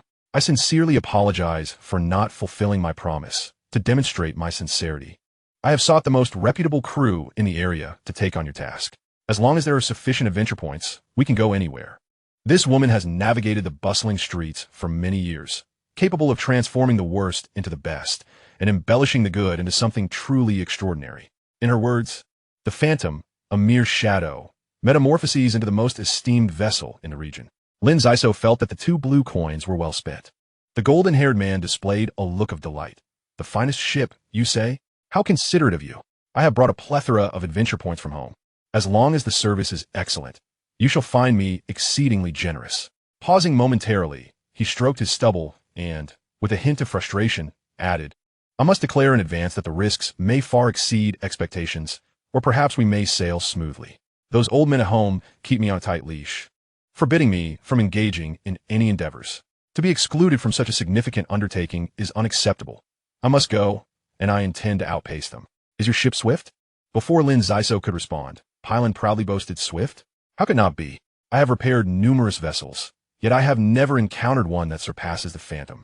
Our ship has faced military battleships in a duel, You should find that reassuring, no? Impressive. No model of a battleship can contend with a civilian vessel, exclaimed the golden-haired man. Thus, you must have a powerful backing. My future depends on you.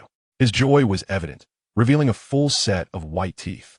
Lin Xisuo cleared his throat gently and remarked, Sir, the level of danger associated with this mission seems considerable. You, a wealthy heir who has fled home, present us with numerous points of concern.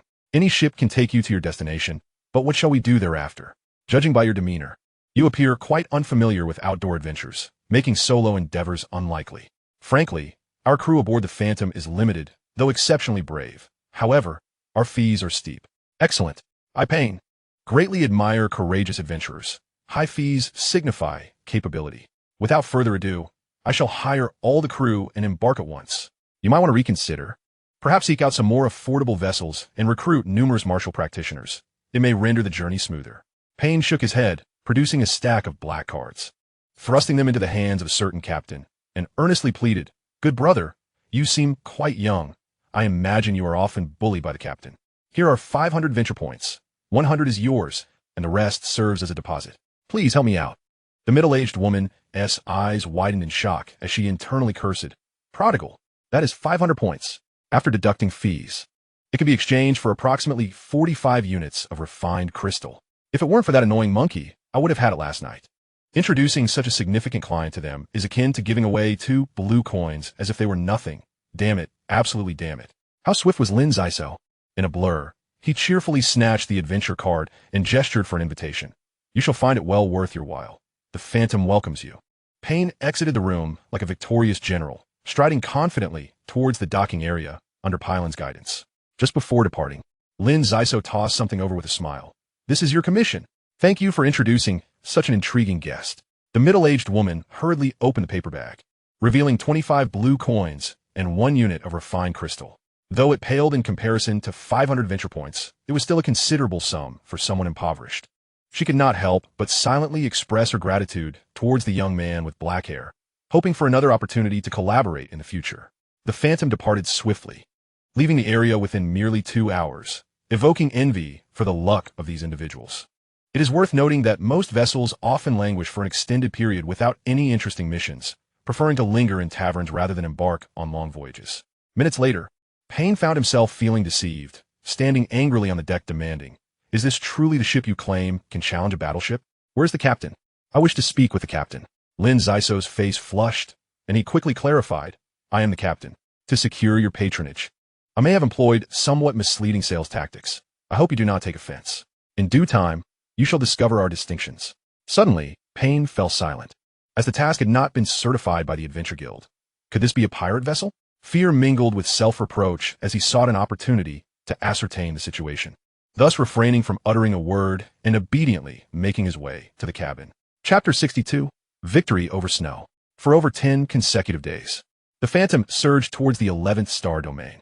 Lin Xisuo's goal was simple, to accrue adventure points while inching closer to the periphery of the galaxy. The journey would undoubtedly be lengthy. Perhaps by the time he returned to the Jinfeng Empire, he would have come of age. This was a protracted expedition. During these days, the sole passenger aboard, Payne, was quite astonished, having made several remarkable discoveries. Firstly, the speed of the Phantom was indeed astonishing, almost enviable. Provided the course ahead was free of obstacles and other vessels, it could be described as a wild dash. Even if typical ships burned out their thrusters, they could not match this velocity. Next, the crew exhibited some peculiarities. The captain was remarkably young. Generally, only heirs from prominent families or large corporations possess ships at such a tender age, often more than one.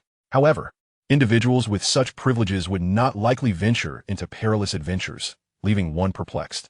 Moreover, the captain was enigmatic, either darting about the ship engaging in exaggerated antics or sequestered in the medical room tending to plants. Occasionally, faint explosions were heard. Was it a medical or experimental room? The confusion was palpable. As for the others, the first mate was a petite mermaid, which in itself was a remarkable occurrence. But what was most astounding was that she also undertook cleaning duties, scurrying about in an apron. She adeptly manipulated water currents, squeezing out dirty, murky water like a wrung cloth. The battle beasts regarded her with hostility. Was she a formidable expert? And then there was the charming technician, Pylan, who was striving to ascend to a first-class martial practitioner, appearing somewhat older. Her assistant was a gorilla named Titan. Payne could not help but mutter to himself. A ship that cannot even afford a mechanical assistant. No wonder they resorted to every possible means to drag me aboard. Some pity must be afforded to the less fortunate. As a so-called wealthy heir, Payne had few vices but occasionally let his sympathy run rampant, sometimes to an excessive degree. For instance, during their passage near a star, he became infuriated upon witnessing the young captain basking in the sun on the deck, sipping the purest martini, without special channels. Such a beverage was exceedingly difficult to procure, and his inquiries revealed that there were more than 20 barrels aboard. In the mind of this compassionate heir, he deemed it preferable to squander money on drink than to purchase a cleaning robot for the ship, labeling those who provided young technicians with professional assistance as the very dregs of exploitation. On this day, as they happened to pass through a solar system, the Phantom paused briefly to replenish its energy. Lin Xisuo emerged from the cabin with a reclining chair, ready to indulge in a sunbath.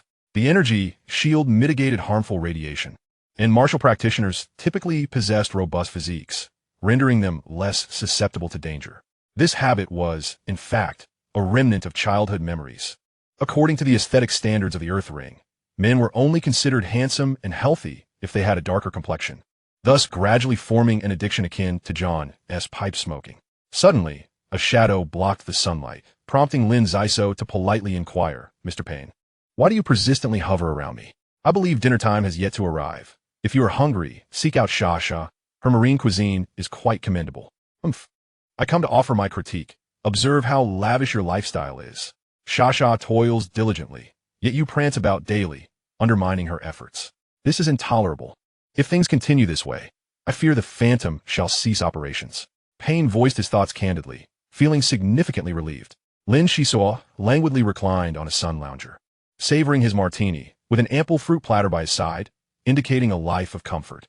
After a brief moment, the captain finally spoke. "Go fetch another sun lounger. I was just about to have a word with you." "Chat away, who is afraid?" Payne soon found himself lounging beside Lin Xisuo, the two gentlemen basking in the sunlight. If only a few bikini-clad beauties were present, it would have been perfection. Lin Xisuo nonchalantly passed a bottle of loose liquor, remarking, "It is not that I lack concern for the crew, but rather that Shasha has intentionally honed her abilities through daily cleaning tasks, becoming increasingly adept at managing her source powers. If I had reservations, I would have equipped her with 10 cleaning robots. The Phantom is our home, and I am their elder brother. Often, we need not speak to understand each other. This is what we call synergy." As for Pylon, the young girl possesses a remarkable stubbornness. Despite her constant dealings with machinery, it stems from the blessings of her mentor, who inspired her to pursue this path. However, the situation is not as straightforward as it appears. Children of her age often exhibit rebellious tendencies, and prolonged interaction with machinery can lead to resistance. Thus, there must be factors to alleviate her concerns, allowing me to rest easy. Titan serves as an excellent mediator. The gorilla frequently confuses tools, while Pylon tirelessly guides it, thereby diverting her focus. "Isn't that splendid?" Payne choked on his drink, sitting upright in shock. It seemed he had been unnecessarily worried. Indeed, becoming a captain was no simple feat. Lin Xisuo laughed heartily. "Do not be surprised. This is the culmination of discussions I had with the old captain during our leisure time. Now, let us discuss your affairs. Your decision to venture out alone may seem reckless, but it is evident that you possess commendable skills, approximately at the 4th level, and you are a beast tamer." "Huh. How absurd. You cannot possibly think that possessing a weak battle beast makes one a beast tamer. In my homeland, it is common for many to have battle beasts at their side." Payne's voice dwindled as his dark eyes locked onto Lin Xisuo's, seemingly capable of penetrating one's very soul. Deflated, he queried, "How can you be so certain? The profession of a beast tamer is no walk in the park." Lin Xisuo stroked his chin, an expression of admiration gracing his features, as he elucidated, "The essence of a beast tamer lies in the art of taming. Though I have not engaged in such a profession, I observed your unique way of playing with the white monkey, consistently communicating through your gaze and educating it as one would a child. This requires considerable patience, and you have done remarkably well.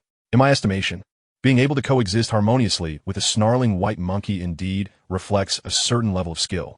I wonder to what extent other beast tamers have achieved." Payne sighed resignedly, whistling softly as a white figure darted onto his shoulder. He cradled Yun Yun, his voice tinged with melancholy. "Our family has always made a living through beast taming, and with each passing day, our strength has grown. In my generation, formidable individuals abound. Battle beasts are categorized into initial, intermediate, advanced, quasi-superior, superior, and a legendary great annihilation species. Throughout my life, I have only tamed Yun, an initial-level snow macaque. This little creature is a rare growth type, and for reasons unknown, it is particularly fond of sleep, never evolving. Moreover, the snow macaque despises its owner acquiring other battle beasts, which has led to my declining status within the family, so pitifully weak. A fourth-level martial artist possesses the ability to communicate with living beings. Yet I am outdone by those second-level martial artists who excel in source powers. Recently, I overheard our family's beast tamer mention a journey to the 11th star domain, to Victory's Snow Star, where someone discovered a superior battle beast in the ruins. Taking advantage of the distraction, Yun devoured the egg brought back from the ruins, displaying newfound energy and hinting at the possibility of evolution. This egg appears to be food for superior battle beasts. My family is unwilling to take me along, so I must find a way to reach there on my own. Lin Xisuo, ever astute, immediately posed a question. It seems you have concealed certain details. Merely pursuing the egg would suffice for your family to handle, rather than risking yourself alone. Remember, once you become an exploration partner, you entrust your life to the other. And I do not wish for any unfortunate incidents to occur. Payne lifted his head, a satisfied smile gracing his features. You are indeed a cautious individual. I now realize that collaborating with you may be a wise choice. Certainly, there's no need to embark on this journey solely for the egg, as I suspect the creatures inhabiting the ruins are the superior evolutionary forms of snow macaques. These creatures are particularly protective of their young, and given my understanding of Yun, capturing or taming a superior individual would be exceedingly challenging, hence my desire to take it along in hopes of good fortune. I see. Dear employer, I have made my decision as captain. I shall allocate an additional 5% of adventure points. Under the full power of the Phantom, they arrived at Victory Snow Star after 2 months of travel. This star, nestled in the northeastern corner of the 11th star domain, once belonged to a noble family and was a renowned skiing destination. However, time had taken its toll, and the decline of the nobility had led to its desolation. The environment was dire, blanketed in perpetual snow. While a visit or two might be tolerable, who would not grow weary of it in the long run? Unfortunately, before Payne's family could return to mobilize troops, they cleverly concealed the ruins, rendering them undetectable from outer space. Payne only had a general idea of the area, without precise coordinates. This predicament complicated matters. The Phantom's erratic movements could provoke attacks from wild battle beasts, necessitating a descent to the surface for a painstaking search, an arduous task beyond imagination. Brother Xisuo, please take me along. Let Sister Sha and Titan guard the ship. Pylon, feeling restless after being cooped up on the vessel for too long, yearned for outdoor activities. Not a chance. I have distributed the authority evenly between you and Sha. This mission is perilous. Once we complete the task, we shall all go skiing together. Just hold on for a few more days. The little princess of the Phantom. One must admit, Lin Xisuo had a knack for charming children. Calling Pylon a little princess made her beam with joy, and she obediently remained on the ship to train, releasing her tightly clenched arms. Sha, you're in charge while I'm gone. Don't bully Pylon or Titan, or you might find yourself turned into a mermaid ice pop in the Arctic. The mermaid erupted. Get lost. If you're not taking me along, then fine. But don't strut around, trying to intimidate me. Just wait until you find your teeth chattering as you run back. The Phantom is under my command now. Lin Xisuo turned back with a smile, stepping onto the deck. The Phantom hovered high above Victory's Snow Star, where a fierce gale raged and snowstorms swirled. Such weather was typical. Only regions near the equator were suitable for skiing. The individuals who constructed the ruins in this location must have been deranged, or perhaps the climatic conditions were not as dire as they are now. Are you ready? Ready as ever. Payne gave a thumbs up. The two clasped their heads and leaped from the deck, gradually merging into the snowstorm, enveloped by the overwhelming whiteness. Chapter 63. The Ice Cave. The peacock talisman remained close by, as Lin Xisuo created a light shield beneath his feet, emanating waves of energy, unperturbed amidst the blizzard. In contrast, Payne's snow macaque flitted about, seemingly reveling in the tempest, establishing a protective barrier around its master to shield against the majority of the snowstorm's onslaught. Resolutely descending, with a thud, two figures plunged into a snowdrift, the world consumed by the howling wind, their words inaudible amidst the chaos. After exchanging a few gestures, they hurriedly sought refuge from the wind. Before long, the two shook off the snow that had accumulated on them and concealed themselves behind a rock. Lin Xisuo stamped his feet, exhaling clouds of white vapor as he remarked, What a wretched climate. Your family's ability to locate such a place is truly impressive. Payne retrieved a spectral telescope and climbed atop the rock to survey the surroundings, responding, "What you may not know is that they are not so capable." It was a sage who unearthed traces from ancient texts. The noble family that once possessed Victory Snow Star had ties to a certain beast tamer. But the clues end here. Initially, it was of little consequence. Merely a few beast tamers were dispatched to take a look and gain experience. Yet they indeed uncovered a superior battle beast. Superior battle beasts can escape a planet's gravity and fly in space. It would require at least 5 10th level martial artists to capture one, and encountering wild beasts with unique abilities complicates matters further. Eager to venture into the ruins ahead of time, Lin Xisuo found himself at odds with the rascals back home. A faint smile graced his lips. It seemed that even the scion of a prominent family was not exempt from tribulations. A flicker of crimson light illuminated his hand as a miniature skateboard materialized, which he promptly secured to his feet, preparing for flight. Payne, hailing from a prestigious lineage, possessed formidable gear. For him, flying was childish play. Of course, the captain possessed high-grade equipment left behind by generations of explorers in the Labyrinth Star, making him equally formidable, if not superior. Once prepared, Lin Xisuo gestured northward and called out, "The winds are picking up. Let us choose a direction to acclimate ourselves to the environment. We shall conduct a thorough search in a few days." "As you say, your experience surpasses mine," Payne replied, tightening his hood as he descended from the rocks, scanning for any valuable targets, but finding none. The sky was violently assaulted by a tempest, and a solitary rock was no match for the ferocious winds. With a gentle touch upon the ground, Lin Xisuo activated his light shield and shot forward with a whoosh. It was then that Payne noticed he had donned the miniature skateboard. Theoretically, a martial artist reaching level 5 should have the means to navigate freely, yet most required to attain level 6 to do so, resulting in a significant dependency on equipment. High-grade gear often possesses several characteristics. It is lightweight, robust, durable, and remarkably effective, delivering astonishing functionality. Payne mused to himself, what manner of person is this captain of the Phantom?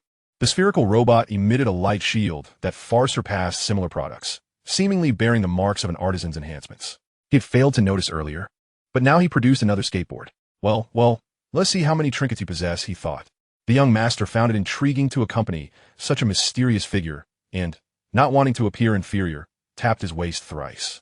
Immediately, azure light emanated from his body, accompanied by a soft humming sound. He leaped into the air, soaring alongside the snow macaque as they rode the wind. The pair drifted through the storm, covering over 300 kilometers without a single find. Traversing in a blizzard was no easy feat as evening descended. Lin Xisuo glided down the icy wall, exhaling heavily as he called, "Let's pause for a moment. Aimless searching is a drain on our energy. The challenges of flying at night are great. We shall continue tomorrow." Payne landed on the ground, vigorously rubbing his hands together in agreement. "Indeed, the wind and snow have worn me down. It is time for a respite. Shall we summon the ship for assistance?" Lin Xisuo shook his head. "I've instructed the Phantom to maintain a distance. It would be ill-advised for your family to catch sight of it, as misunderstandings could arise. This is an exceedingly delicate matter, and it is prudent to exercise caution. Rest assured, there will be shelter for the night. My service as captain is of the highest quality." No sooner had he spoken than a piece of crown coral appeared in his hand. Payne gazed at it in astonishment, exclaiming, "Could you elucidate how you summoned that? Is that inconspicuous ring a spatial device?" "Ah, you've discerned my secret. This ring is modest in capacity. One cannot venture into the wild without a tent. Can one?" "Observe closely," Lin Xisuo replied, burying the coral in a snowdrift and pressing a button, producing a series of peculiar sounds. "Captain, surely you jest. Is this contraption a tent?" Payne's face lit up with mirth, but moments later, he stood agape, utterly astonished. The coral began to release metallic foam, gushing forth like a torrent of soap bubbles, expanding to cover an area of 20 square meters. Under the influence of a gentle force field, it swiftly took shape, transforming into a splendid dome-shaped dwelling, which seamlessly blended into the snowy surroundings, spacious enough to accommodate 4 adults. To be honest, this is my first time utilizing such a device. I was a bit apprehensive at first, yet the results are quite satisfactory. In a moment, I shall brew a pot of mushroom soup to warm ourselves and enjoy a good night's rest. Tomorrow, we shall rise rejuvenated and ready for adventure, Lin Xisuo remarked, stepping inside and busily preparing. "Wait, where did you acquire such equipment?" Payne hurriedly entered the dome, noting it contained nothing but 4 beds. Lin Xisuo produced an array of items, An electric stove, a kettle, energy-efficient lamps, an impressive assortment. The young master felt somewhat lightheaded, internally questioning, is this an expedition? This feels more like a leisurely lifestyle. And how can that ring possess such limited space? It seemed that the heir of a renowned beast-taming family was less capable than a small-time entrepreneur relying on a spaceship. What a strange world it was. As Payne contemplated whether he could find work aboard the Phantom, perhaps it would prove better than his current situation. Lin Xisuo prepared instant noodles, adorned with a medley of mushrooms, relishing each bite while mumbling, "Stop dawdling. This is the mushroom soup I mentioned." When adventuring, simplicity is key. Payne lifted his bowl, eating as he spoke. "You certainly have a knack for this. The metallic foam-shaped dwelling is a rarity in the third galaxy. I do not possess such a thing, though perhaps my family might, but I've never seen one before. Even eating noodles cannot silence your chatter. Pass me some mushrooms." Hey, don't hoard the mushrooms. I'm getting annoyed." The wind howled as the duo, along with the snow macaque, enjoyed their meal of instant noodles and edible fungi. "Xisuo, I find it curious. With your wealth, why do you still seek adventure? Would it not be better to marry a beautiful wife and have a multitude of children?" Birds of a feather flocked together. The two found common ground, perhaps owing to Payne's innocent thoughts, marking him as an anomaly among his elite family. "I yearn for a settled life, yet there are personal reasons and external factors at play. It is all quite complicated. Allow me to confide in you. The Phantom is an interstellar cruiser. Once its rank is elevated, we can embark on adventures in the outer galaxies." An interstellar cruiser? Those formidable vessels that traverse the outer galaxies? I've actually managed to hire an interstellar cruiser. Payne's eyes widened, his excitement palpable. This was his first foray into the great unknown, and having been fortuitously discovered by Lin Xisuo, his luck seemed to be on the rise. "Shoo, keep this to yourself. Do not disclose it to others.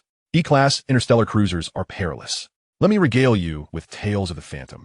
Lin Xisuo began to recount adventures in the Labyrinth Star and tales of the Golden Line Group, deliberately glossing over certain details about the light armor while embellishing others.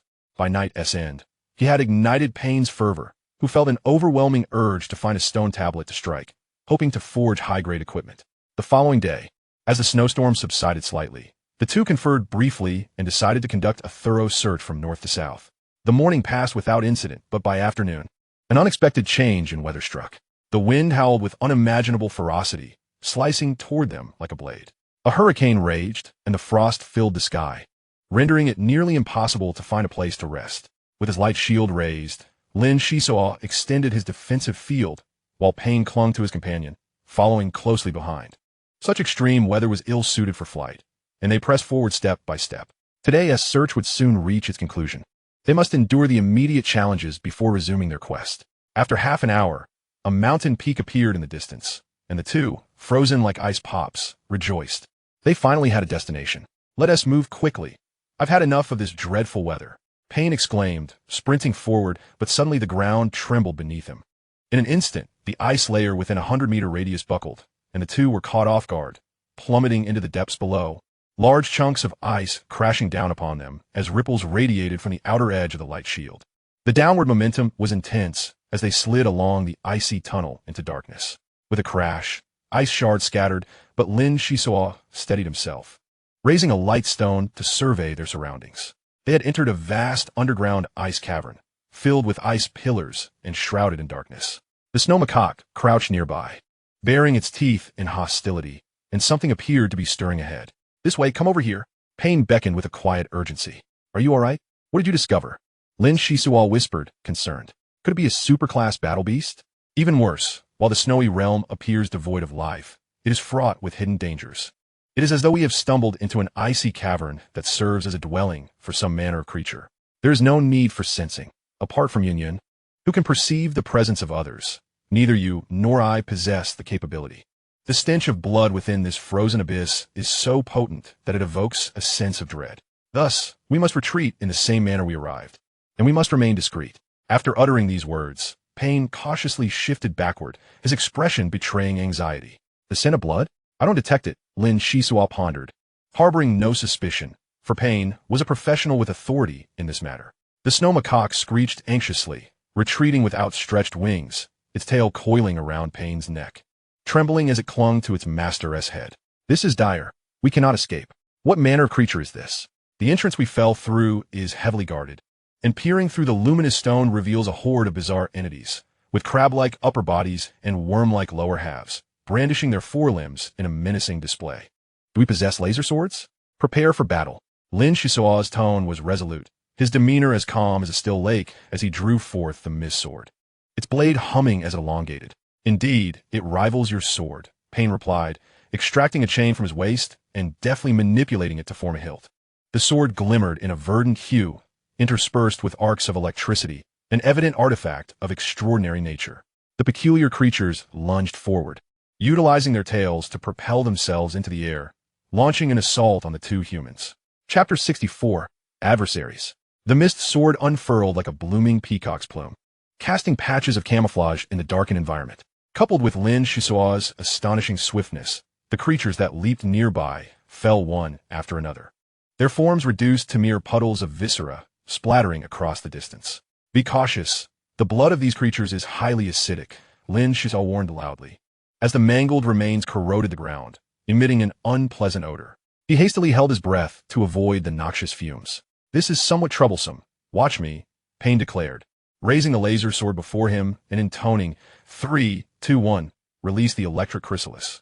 Dazzling arcs of electricity severed the darkness, rendering all creatures within a 30-meter radius immobile.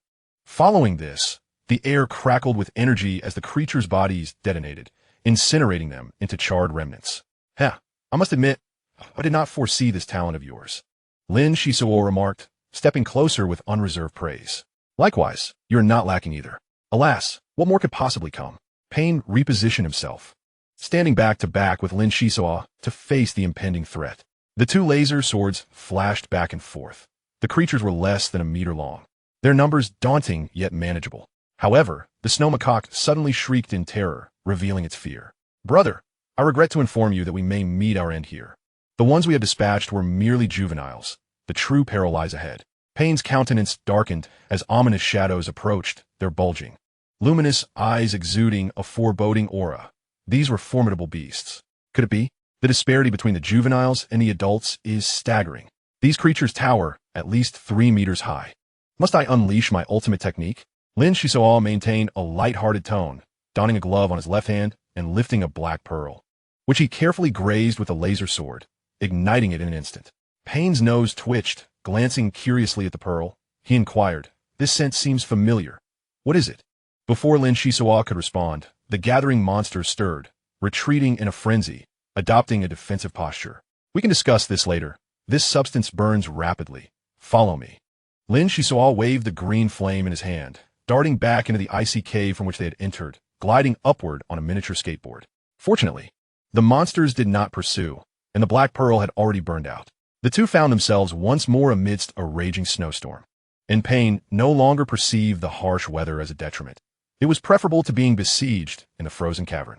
Upon taking refuge in a relatively secluded hollow and erecting a dome-shaped shelter, they collapsed onto the bed, gasping for breath. Suddenly, Payne sat upright, a beaming smile illuminating his face as he eagerly questioned, "My dear captain, was that fierce black pearl you revealed in the icy cavern? Pray tell, from whence did you acquire it? If you can concoct such an elixir, is it truly of such significance? It merely serves as a deterrent against savage creatures. There is nothing of great import. Good heavens! Do you comprehend the implications of this elixir for us beast tamers? It is a life-saving remedy to subdue wild war beasts. Tamers often venture into perilous territories, and no amount of preparation can prevent unforeseen incidents, typically involving assaults from local fauna. Possessing such a fierce black pearl, as witnessed in the icy cavern, could very well save a life. Would you not deem that important?" As the young master lamented, he finally grasped the folly of not treating the refining crystals with due reverence. The current demeanor of the captain of the Phantom seemed quite insufferable, a perfect mirror of his own reality. Dejectedly, he sank back onto the bed, rendered speechless. Lin Xisuo sensed the atmosphere had shifted uneasily, turning to reply, "If you desire, I have 2 more pearls at my disposal, and should we find the excrement of a powerful war beast, we could concoct even greater quantities. Moreover, allow me to formally introduce my auxiliary profession, part-time apothecary." Payne leaped to his feet, disregarding appearances as he exclaimed, "Repeat that. I must have misheard. You are an apothecary? Do not be overly excited. My primary role is that of captain, with apothecary being a secondary occupation. I spend my days in the infirmary, tending to herbs. And I assumed you had already deduced this. I had not anticipated your slow wit. Thank goodness you came aboard my Phantom. Otherwise, you might have been sold off while counting coins for someone else. What a pitiful beast tamer you would be. Lin Xisuo sighed heavily, shaking his head in resignation. Pain smacked his forehead, internally lamenting. This mind of mine is utterly useless. The other party had not concealed this fact, yet my empathy clouded my judgment. The unscrupulous captain roared with laughter, finding the young master of beast tamers to be adorably naive, a delicate flower in a greenhouse, indeed. The two exchanged banter, as peers often do, finding kinship amidst the howling snowstorm, thus dispelling any sense of loneliness. The following days and nights were spent seeking relics by day and conversing and training by night, steadily uncovering the majority of the area. Lin Xisuo felt a sense of proximity to the relics. Perhaps they would arrive tomorrow. Regrettably, this premonition did not come to fruition. The subsequent day was yet another fruitless endeavor, culminating in setting up camp beside a cluster of rocks as dusk approached. Payne sipped his martini, reflecting that this life of adventure was far more exhilarating than languishing at home, especially with the captain of the Phantom continuously producing an array of supplies. Today, he had even conjured 2 bottles of liquor. The two clinked their bottles together, and Lin Xisuo voiced his concerns. My supplies are nearly depleted. If we do not locate the relics tomorrow, we must return to the Phantom for resupply. Has your family's ship arrived? Our vessel may be swift, but considering the time that has elapsed, it may not be reliable. We should have a few more days. Gathering skilled beast tamers is no simple task. Our family possesses its own planet, ostensibly engaged in livestock farming. Yet in reality, we maintain intricate ties with the imperial family of the Jinfeng Empire. There is a possibility that the royal family may intervene, though I do not possess extensive knowledge on this matter. I spent about 20 days in the Adventure Guild's tavern. This time, my family will undoubtedly deploy a large spacecraft. The 11-star domain is quite distant, so I doubt they will arrive at Xingshu Star quickly. As soon as he finished speaking, both felt the ground tremble. The snow macaque screeched in alarm, and Payne clenched his fists, his gaze sharpening. I retract my previous statement. While the large spacecraft may be slow, our family's advance team is already here, and it is the detestable saber-toothed beasts that we must face. Truly, our paths have crossed again. How could they have arrived? Lin Xisuo leaned against the wall, yawning as he replied. This captain only heeds the words of his employer. The day is waning, and I have no time to deal with these bothersome creatures. However, their presence is evidently aimed at us. Who do you believe holds greater prowess? A beast tamer or an apothecary? You. I have never seen you take anything seriously. Our family's advance team is formidable. I will take the lead. You remain inside. Very well. I shall not cause any disruption. I shall ensure your satisfaction, the captain assured. Hearing Lin Xisuo's promise, Payne felt a slight relief and tilted back his head to down a substantial portion of the martini, fortifying his courage. Moments later, a roar echoed from outside, the sound reverberating through the wall, causing the bottles on the bedside to shatter. Fueled by the alcohol, Lin Xisuo's temper flared, yet he glanced at Payne, who was suppressing his anger, and sat back down.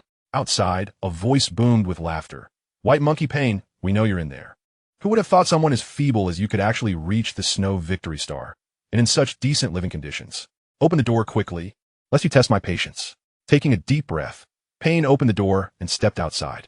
The cold wind swept over him, and Lin Xisuo's expression shifted between dark and light as he retrieved a green-covered book, letting vines unfurl from his sleeve to entwine themselves around it. He then reached for the central emergency button of the coral structure in silence, waiting for the right moment. Many figures stood amidst the wind and snow. The leader perched upon a massive, saber-toothed beast. The beast's 3 tails lashed against the ground, producing a sound that traveled far. Payne shivered, the vivid memory of those 3 tails leaving deep scars that still throbbed on his arm. There were 7 adversaries in total, 6 beast tamers accompanied by 2 to 3 battle beasts each, forming a formidable lineup. The burly man atop the saber-toothed beast spoke with a sardonic tone. Where's that ridiculous white monkey of yours? Is he cozily asleep inside? My dear cousin Payne, ever since I learned of your escapade, I haven't been able to sleep with excitement. Those old geezers keep you cooped up, fearing I might eliminate you. We must thank our Edward family's competitive structure. Direct descendants can challenge the heirs apparent. By the way, are you willing to relinquish your claim to the inheritance? Grinding his teeth, Payne drew his laser sword, his face resolute as he replied, Johnny, I would love to forfeit my inheritance, but I promised those old men to defend this power until my dying breath. Do not forget, I am a level 4 martial practitioner. Even without battle beasts to assist me, I can still inflict a layer of skin off you when my life is at stake. I have a friend inside. The family feud does not concern him. I hope he can show him mercy." The burly Johnny scoffed, a derisive snort escaping his nose. "To be such a devoted puppet. You're the first in the entire Edward family. Honestly, whether you're a super tier or not means little to me. I've been circling for 3 days. And my real target is you, the big fish. Even if you were to kneel and beg for mercy to relinquish your inheritance, I would still eliminate the future threat once and for all. As for your friend inside, should you manage to move me, say, by taking your own life, I might consider your last request. Wait, there must be a traitor among us. Otherwise, you wouldn't have arrived so swiftly. Who could it be?" Payne's voice trembled as he seemed to piece together the answer. Johnny feigned pity, letting out a sigh. "Poor cousin, you'll die never knowing who betrayed you. In truth, your fiancé has long been mine. Ha ha ha, now the truth is revealed. Let us see if your so-called friend will show up. TSK, what a pitiful life, being a puppet, wearing the green hat. If you have another friend clinging to life, what meaning does it have to live?" Overwhelmed, Payne collapsed to the ground, dazed by the tremendous blow to his psyche. Was everything that beautiful figure manifested merely a facade? "Look, even now your friend has yet to show up. Allow me to accompany you on your final journey." Johnny activated his laser longsword and charged forward.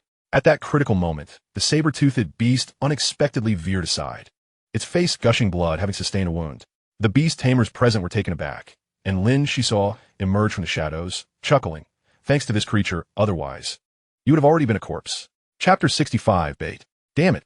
To conceal one's presence to this extent, you either possess a unique source ability or exceptional equipment. No matter who you are, since you have not seized the opportunity to flee, soon I shall make you acquainted with the consequences of meddling. Johnny swung his arm, the 2 beast tamers behind him coordinating to advance forward. Lin Xisuo narrowed his eyes, scanning the surroundings nonchalantly. "Do you really think you lock and hold me, the captain? Just a moment. Fighting is fine, but let me stow away my belongings first." As soon as he finished speaking, the dome-shaped structure rapidly retracted, returning to its coral form. The vines coiled back, disappearing into a ring. "Now we can truly engage in battle. Beast tamers, is it? Let us see how you fare against my microbombs." Lin Xisuo raised his hand and hurled over a dozen spheres, simultaneously seizing Payne and retreating swiftly. Out of nowhere, a beautiful blue hawk appeared behind Johnny. Soaring into the air, the surrounding winds surged violently, reversing the atmosphere, extinguishing the explosions without a trace, not even a wisp of smoke. Lin Xisuo did not wish for this outcome. He flicked another sphere, which sped into the force field created by the blue hawk. A brilliant light erupted. The blue hawk attempted to suppress it, yet felt a formidable penetrating force. Its eyes widened in alarm as it frantically flapped its wings, generating layers of force fields to counteract the violent energy.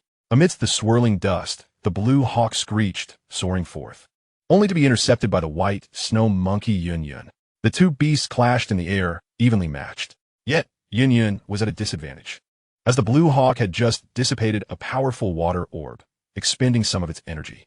The environment of the snow victory star favored the snow monkey's strengths, leading to a stalemate. "Young master, pull yourself together. Stay here for a while," Lin Xisuo said as he tossed Payne beneath a rock, the snow atop it crashing down perilously close to burying him. Johnny bellowed. "Is this the extent of your mediocre tactics? We beast tamers are the strongest martial practitioners. In the face of absolute power, your child's play is futile."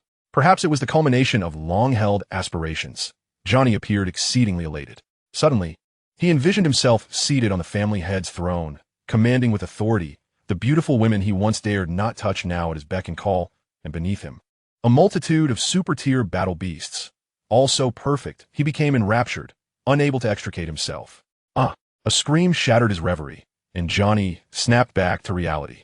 Realizing he had fallen into a trap, the explosive dust concealed something sinister. In just a few blinks of an eye, the 2 beast tamers behind him collapsed, their skulls obliterated, brains rendered irretrievable. Even a level 12 apothecary could not save them. The lifeless bodies of the 2 beast tamers lay with unblinking eyes, while their battle beasts howled mournfully beside them, engulfed in grief. "Come out, you black-haired one. You have angered me. I shall tear you limb from limb." Johnny cursed viciously as he scanned his surroundings. Suddenly, dozens of spheres were hurled from the darkness, the defensive battle beasts immediately charging forward to absorb the violent explosions. Johnny's gaze turned frigid, his mood as frigid as the weather on the snow victory star, very cold indeed. The opposing side was experienced in combat, employing strange tactics, and it was plausible they had an apothecary among them. Only those formidable individuals could induce illusions in martial practitioners. Prepared mentally, the remaining 4 beast tamers unleashed their skills, suppressing the powerful explosive force with their beast-combined force fields, ensuring not a speck of dust escaped. Lin Xisuo sighed. The disparity in strength was stark. If he could eliminate 2 more beast tamers, there might still be hope. However, opportunities are forged by humans. He dare not linger in battle and retreated to Pain's side. Stay alert. Do not forget you have friends. That heartless woman is not worth your tears. Will you sit idly by as I'm slain? Lin Xisuo admonished, delivering 2 punches, blood streaming from the corner of Pain's mouth. Indeed, I still have friends. Hisoka is a companion of mine, Pain. Allow me to delay them while you make your escape swiftly. Ultimately, his inherent goodness prevailed, and the young master, unwilling to let his only friend come to harm, struggled to rise and join the fray. At that moment, Johnny rushed forward with a beast tamer, and Lin Hisoka hoisted Pain onto his back, exclaiming, "Hold on tight. Captain Lin will take you for a thrilling ski ride. Quickly summon Yun back." There was no need for Pain to call out. The snow monkeys were of too low a rank to withstand the blue eagle's fierce talons, plummeting from the sky into a snowbank, bloodied and grievously injured. Lin Hisoka deftly seized the snow monkey and darted forward, while behind him, Johnny unleashed a furious strike, only to find it missed its mark. The afterimages danced and glided with uncanny precision, as the captain of the phantom ship risked his life to sprint forward, vanishing into the night like a wraith. So you're a speed-type martial artist? Do you think you can escape so easily? You underestimate beast tamers. The speaker was youthful and the shortest in Johnny's crew. 3 small, purple-furred creatures emerging from his sleeves. These creatures resembled neither monkeys nor ferrets, soaring into the air with electric swiftness. Johnny's expression darkened, and without looking back, he commanded, "Retrieve the remains of Old 6 and Old 7. You 4 must quickly divide their battle beasts. This debt must be repaid, so be wary of their tricks. I know not where Pain found these allies, but they strike without hesitation, and from my years of experience, I suspect they are quite formidable." Lin Hisoka was well aware that he could not rely solely on his own 2 legs to elude his pursuers. The Forbidden Book was effective only for him and could not encompass Pain and Yun. Moreover, Johnny's team was indeed powerful. It was already a significant feat to have taken down 2 beast tamers by surprise, and lingering any longer would jeopardize his life. "Brother, put me down. You must flee on your own. They are targeting me," Pain called out earnestly. "Damn it, be quiet. You owe me a life. I won't let you escape without extorting a substantial sum from your family," the young master replied, his eyes brimming with moisture. He had lived a life akin to a canary, never weathering any storms. Even as a level 4 martial artist, he was aware of the dilution in his abilities. Boarding the phantom ship was the most fortunate decision of his life. Yet in this dire situation, would he be able to survive? Lin Hisoka slowed his pace, his physical stamina waning significantly. Had he not engaged in frequent weighted training, he might have already collapsed. Suddenly, Pain exclaimed, "This is bad." Yun senses auxiliary battle beasts trailing closely behind us. They are approaching rapidly. The sooner they arrive, the better. Sometimes, a man must wash away his disgrace with blood. Look at our direction. Does it not seem familiar? Lin Hisoka's eyes narrowed with intensity, for some rarely showed anger, but when they did, the consequences could be dire. "Oh, now that you mention it, I do recall. Could it be the ice cave inhabited by those monsters? That notion is utterly insane." Pain gasped in shock, but then reconsidered, realizing that possessing the Fear Black Pearl was their greatest advantage, perhaps enabling them to escape their dire predicament and exact revenge on Johnny and his crew. "Hold on to me. The weather favors us. It is unlikely they can fly against the wind." Lin Hisoka exerted himself, pushing northward amidst the cacophony of howling winds. Deep down, he harbored a stubborn resolve, willing to go to any lengths to achieve his goals, even if it meant using himself as bait. They were still a considerable distance from the ice cave. It would take at least a dozen hours of swift running to arrive. Halfway through their journey, having gained some distance from their pursuers, Lin Hisoka finally allowed Pain to descend from his back. Sweat soaked his body as he collapsed onto a snowdrift, gasping for breath. "I can't go on. My strength is depleted. You'll have to carry me the rest of the way, and when the enemy catches up, we can switch." He waved, breathless. "No way.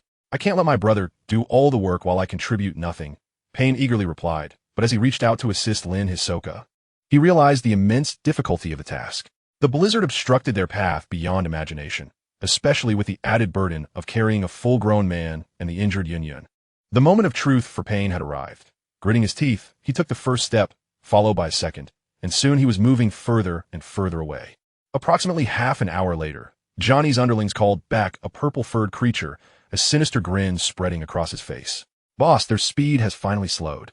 That black-haired one is utterly exhausted, and pain is currently carrying him away. Such a tedious endeavor. Our young master is perpetually this foolish, his goodness bordering on idiocy." "How far?" Johnny inquired impatiently. 30 kilometers north. At this pace, we'll catch up in an hour and a half." "Good, full speed ahead.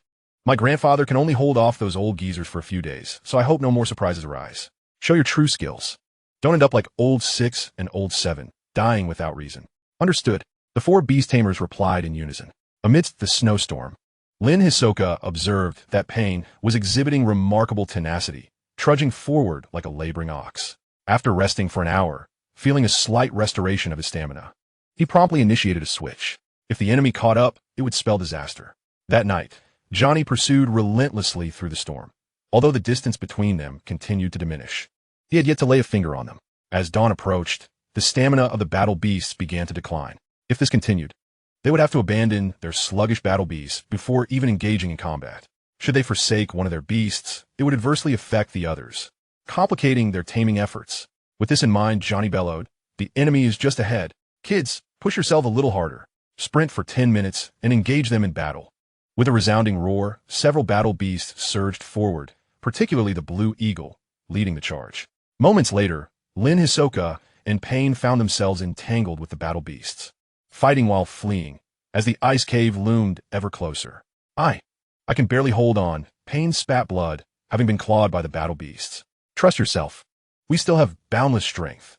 What is this minor skirmish compared to what lies ahead with the superclass battle beasts?" Lin Xisuo declared, collapsing onto the ground, burdened far more than Pain. "Xisuo!"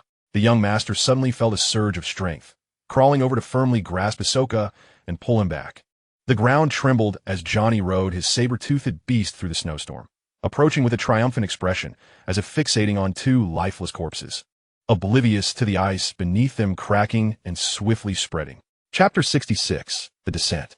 The howling wind effectively masked Lin Xisuo and Pain's intentions, as large sections of ice collapsed, revealing the very traps used by the creatures of the ice cave to hunt. After the last collapse, the area had returned to its former state. With a thunderous crash, several figures plummeted into the ice cave. The lone Blue Eagle hovered anxiously in the air, incessantly screeching in worry. Thankfully, Pain was prepared. Upon reaching below, he seized Lin Xisuo's arm, rolling and crawling to hide in the shadows. Subsequently, Pain covered the mouth of the snow monkey to prevent it from shrieking. "How painful! How could there be a cavern here?" Johnny groaned, having fallen hard, while his saber-toothed beast, propelled by its own momentum, slid 100 meters away before finally halting against a massive ice column. One of the beast tamers set up a light source, urgently summoning battle beasts and companions to regroup. Pain silently prayed, "Dear monsters, it is time for you to showcase your prowess. Come quickly and feast upon this delightful banquet." The young master was uttering the most malevolent prayer of his life when he suddenly felt a tightening in his arm. In the dim light, he saw Lin Xisuo blink and gesture for silence. The two exchanged glances, affirming their resolve. Lin Xisuo began to prepare, cautiously retrieving a fear-black pearl. When he had obtained this item, he had not thought much of it, but little did he know he would soon rely on it for survival. This concoction, once ignited, vaporized rapidly, proving highly effective against wild battle beasts and savage creatures, though it had little impact on those already tamed. He hoped the beast tamers would be too preoccupied to notice, allowing them a chance to slip away. At that moment, the diminutive beast tamer remarked, "Boss, my battle beast seems off. This place appears to be some kind of creature's nest." Johnny bellowed furiously, "Fool, can't you see my saber-toothed beast remains utterly still? It has been targeted by something." After scolding his subordinate, Johnny illuminated the surroundings with his light, his anger boiling over as he shouted, "Pain, come out. Don't think for a moment that I can't find you just because you're hiding. Today it's either me or you." His call, though reckless, unleashed chaos. Shadows, towering 3 meters high, surged forward, launching a ferocious assault. The icy cavern erupted with noise as Johnny's saber-toothed beast found itself besieged, howling in a primal display of violence as it clashed with grotesque creatures. Meanwhile, Johnny's subordinates were not idle. All the battle beasts coordinated defensively to thwart the relentless onslaught. "Xisuo, when are we leaving?" This place is far too perilous, Payne whispered, unable to contain his anxiety. Patience. It's not every day that a simpleton like this cooperates to divert the monster's attention. When danger strikes, use the hallucinogenic potions to buy us some time. Save the fear black pearls for later. Your objective is to reach the ruins. And perhaps leave behind something of assistance, Hisoka advised, scanning for threats. Watch out. A monster approaches. Hisoka swiftly unleashed the Morgan Vine, repelling 2 small creatures. But more and more monstrosities congregated within the icy chamber. Johnny's saber-toothed beast was ensnared, its anguished roars echoing amidst splatters of blood. A sight that chilled the heart. My beloved beast. Johnny yearned to rush to its aid, yet his subordinate restrained him. What folly. To retreat now is impossible, and to venture deeper is courting death. The battle raged within the ice cavern, and both Hisoka and Payne found it impossible to remain mere spectators. They retreated shoulder to shoulder towards the exit, hurling dozens of hallucinogenic potions to stall the monster's frenzied assault. Do not let them escape. My future hinges on today, Johnny shouted, recklessly charging toward the entrance, while his 4 beast tamers strained to hold back. Fully aware that remaining in the icy prison would spell doom akin to that of the saber-toothed beast. As they fought and retreated, upon reaching the cavern's mouth, Hisoka and Payne exchanged relieved smiles, though several tamers felt an ominous premonition. Suddenly, a green flame ignited in the hands of the dark-haired youth, causing the encircling monsters to scatter. Some larger creatures followed suit, albeit hesitantly. The tamers noticed their battle beasts growing increasingly restless, baring fangs and howling, their demeanor steeped in vigilance. In a moment of distraction, Hisoka extinguished the flame, pondering the implications of overusing the fear black pearl. What had Johnny meticulously schemed to achieve? Surely, it was to rid himself of them, and he would not fall prey to such a blunder. Hisoka and Payne ascended, the entrance resembling a funnel, with small creatures emerging from the ice wall. Yet, they were not difficult to handle. Drawing from their previous escape experience, they evaded several dens of adult monsters, finally breaking free from the icy prison. With a sigh of relief, Hisoka laughed heartily. Payne, we have succeeded. Even if these creatures survive, their fate will be grim. Our efforts were not in vain. However, as the saying goes, joy often precedes sorrow. Out of the corner of his eye, Hisoka spotted a blue light diving downwards. To his astonishment, a formidable blue hawk remained outside. The peacock amulet tethered to his waist flared to life, attempting to shield its master from impending disaster. Alas! The blue hawk's impending strike was formidable, and the light shield's protective aura faltered for a mere fraction of a second. Subsequently, Hisoka was sent hurtling backward, plummeting into the ice chasm alongside the blue hawk. No. Payne reached out in a futile attempt to grasp his companion, but the events unfolded too swiftly. He was left alone, grappling with the harsh reality. More horrifying scenes awaited him as a thunderous rumble reverberated from ahead. The ice trembled, and in an instant, a cataclysmic collapse ensued, causing the ground within a several-kilometer radius to sink ominously, leaving him ignorant of the terrors unfolding beneath. Overwhelmed with despair, Payne cried to the heavens, "Why am I so powerless? I couldn't even protect my friend. Damn it, I am a fool." The affluent young master seized his laser sword, tirelessly hacking at the encroaching ice, even as the entrance was sealed by a cascade of ice blocks. Yet he refused to concede, cranking the laser sword to maximum power, furiously digging. He turned back to call for Hisoka, clad in his light armor. Even the Blue Hawk's might could not breach this layer of protection. Suddenly, an unending tremor beneath him forced him to erect a pale blue light membrane, only to be crushed under the weight of the ice, descending once more into an already compromised ice cavern. Grabbing the Blue Hawk, he cursed vehemently. "You feathered beast, have you lost consciousness? When we return, I'll tether you to the mast and dry you like jerky for my drinks." Hisoka bound the Blue Hawk tightly with the Morgan Vine, slinging it over his shoulder, and cautiously advanced with the light stone.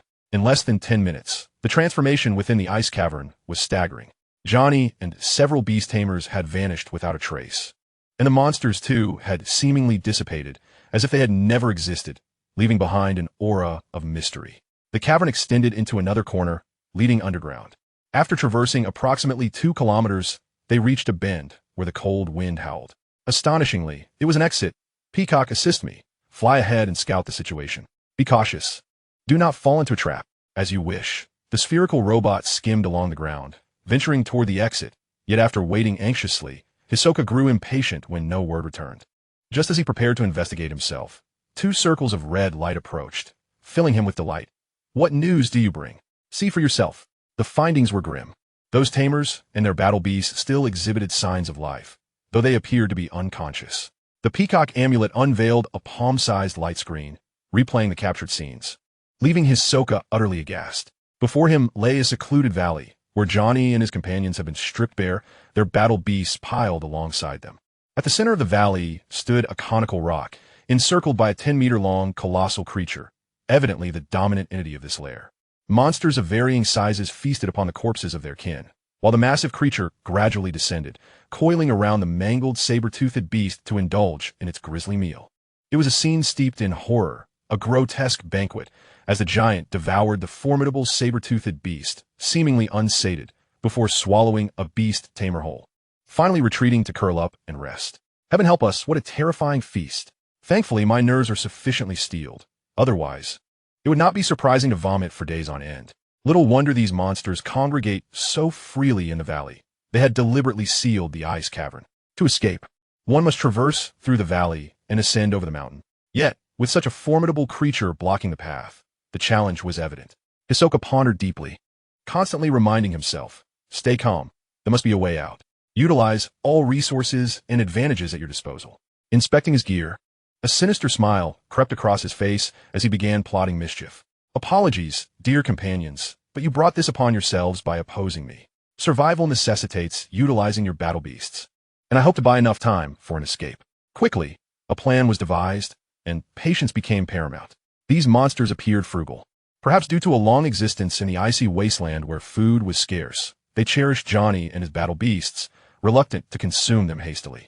The peacock amulet made another reconnaissance, revealing that most monsters had burrowed into the icy dens to rest. Hisoka crouched forward, accelerating swiftly, darting close to his prey, launching a barrage of spheres without a second glance, and quickly retreating into a corner. The spheres exploded into golden mist, enveloping the battle beast forms, rapidly healing their wounds and restoring their clarity. What Hisoka employed was a unique and meticulously crafted potent healing potion. To his astonishment, upon retreating into the corner, he stumbled upon shocking discoveries. It appeared these monsters had long indulged in cannibalism, with many ancient artifacts strewn about in the nooks and crannies, and he aimed to collect whatever he could fit into his light armor. A cerulean-eyed wolf was the first to rise, followed closely by Johnny. Naked Johnny. Chaos immediately erupted in the valley, though the Beastmasters and their monstrous companions were oblivious to the reasons behind their sudden awakening or the miraculous healing of their injuries. An instinctual drive for survival surged forth, manifesting a formidable power. Ah, children, hold your ground. The three trembling Beastmasters huddled together, wishing fervently to faint rather than face the throng of creatures. A chance presented itself. Lin Xisuo observed the massive creature shifting its bulk and hastened his pace, utilizing momentum to glide upwards, ascending ever higher. Johnny, with his considerable prowess, also took to the air. However, the ground beneath him quaked as the gigantic monster unleashed a sonic wave, causing the entire space to tremble. Just as Johnny began to convulse and was about to plummet, he was firmly grasped from behind and gradually pulled away from the perilous scene. Chapter 67. Coercion. Lin Xisuo finally located Pain, who had already melted away a considerable amount of ice to excavate a downward passage. The two reunited, their spirits buoyed. Lin Xisuo tossed the unconscious Johnny towards Pain with a grin. Say, my friend, you are quite the loyal one. We shall discuss the details later. Here, I have a little gift for you, a token of my esteem. I hope you will accept it graciously. Exhausted, Pain crawled out of the tunnel and collapsed onto the snow, gasping for breath. Upon suddenly seeing Johnny flying towards him, his foul expression was uncomfortably close, igniting his ire. I want to kill him. You have no objections, do you? Kill him? With your temperament, can you truly do it, dear employer? Lin Xisuo chuckled, casting a sideways glance at the wayward young master. You need not concern yourself. I will devise a solution. Yet, Pain's confidence was evidently lacking. He had never harmed anyone in his life, having often been the victim instead.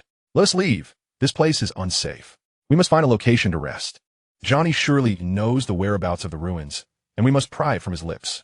We also need to ascertain the location of their spacecraft. It would be preferable to resupply without relying on the shadow. That would be splendid. Lend me a hand. Pain lamented, his body already as limp as a rag doll. The two trekked for several kilometers before establishing a camp. They fled through the blizzard all night. Even seasoned martial practitioners could not endure such strain.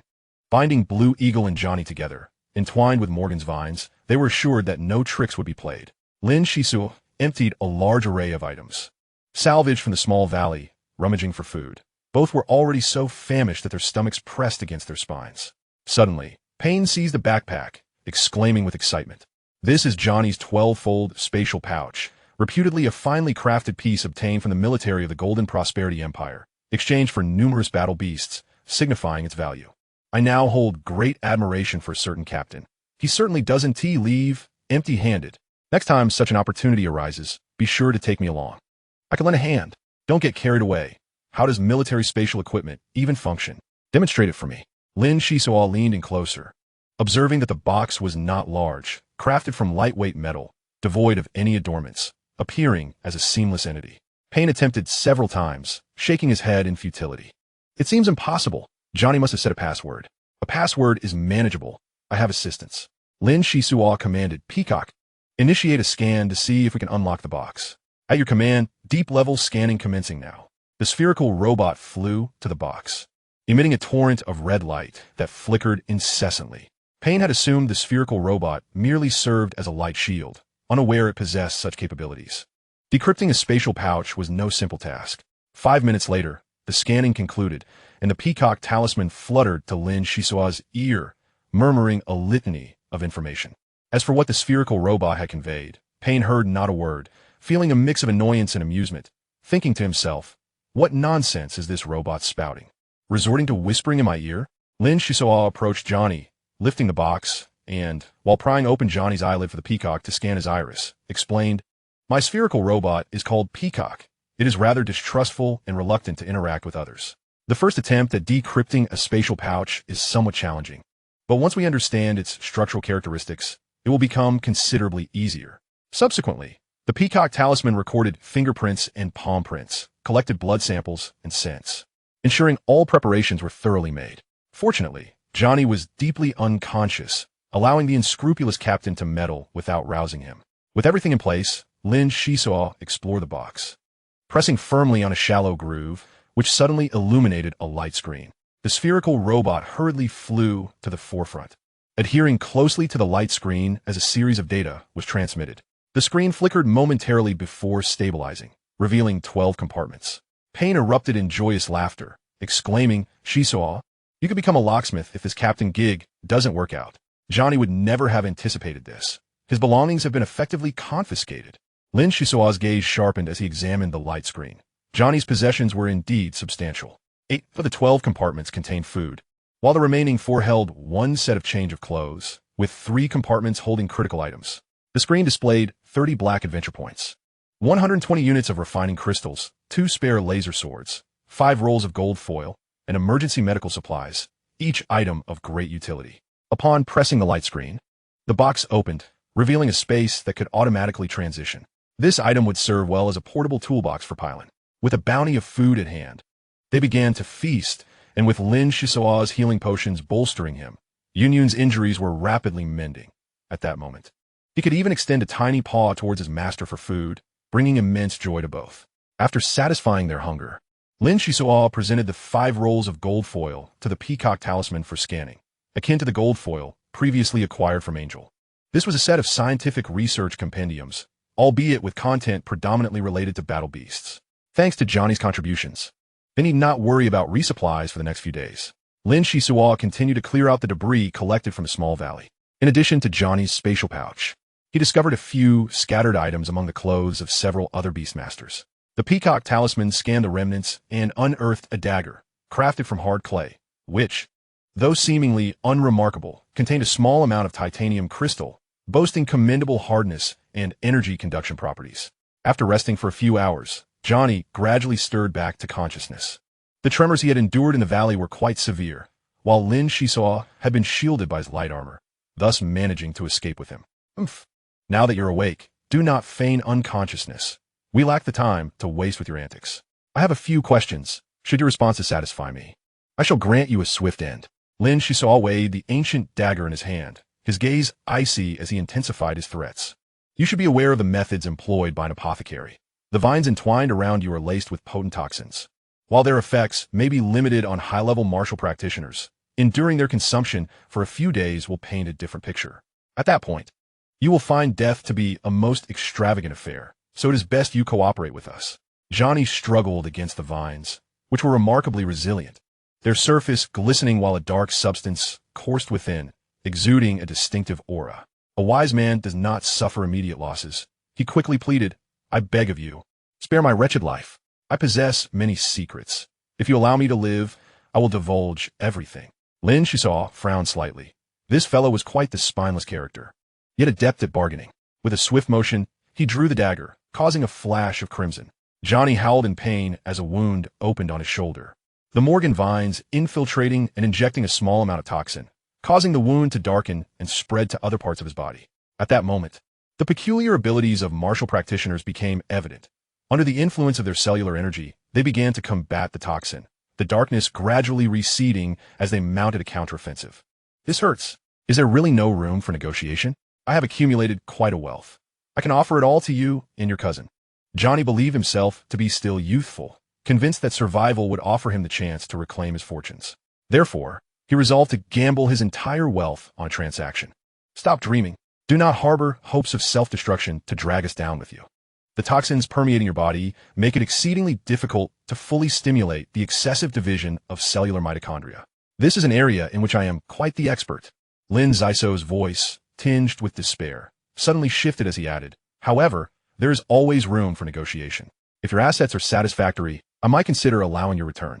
Xisuo, you cannot let this scoundrel go, Payne exclaimed, rising in fury, only to be swiftly knocked unconscious by Lin Xisuo from behind. The snow monkey, poised to attack, also succumbed, sharing its master's fate. Lin Xisuo approached Johnny with an icy demeanor, declaring, your family's heir is quite audacious, daring to obstruct my path to prosperity. Johnny, you will thoroughly recount every detail. Remember, every single detail. I have spent considerable time with the wise. If you divulge enough, you will reveal inconsistencies that can identify the truth. This opportunity is singular. Do not disappoint me. Johnny shuddered, recognizing the kind of gaze that only a seasoned killer would possess.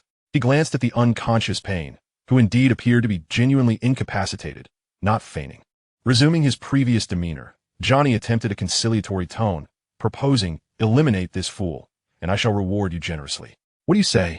Lin Xisuo's expression darkened further, his eyes gleaming with derision as he replied nonchalantly, he is worth far more than you.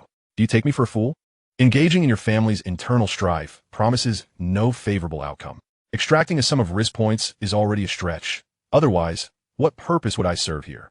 First, clarify your situation and do not test my patience. Johnny nodded, believing most of what was said. After all, who would risk their life to save a worthless individual without any incentive?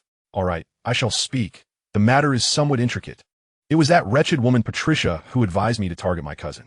Patricia is Payne's fiancée and harbors considerable ambition, wishing to meddle in family affairs. However, those old codgers have kept a tight rein on my cousin.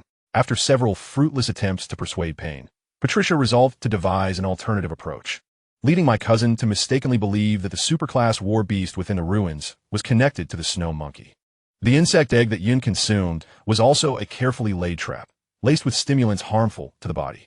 Furthermore, we suspect that the old geezers have interfered with my cousin's snow monkey to stifle his growth. It was through our efforts that he managed to escape from home, but the old fogies caught up with him for a while, leading him to the Star of Victory. Lin Xisuo cast a glance at Payne before urgently pressing.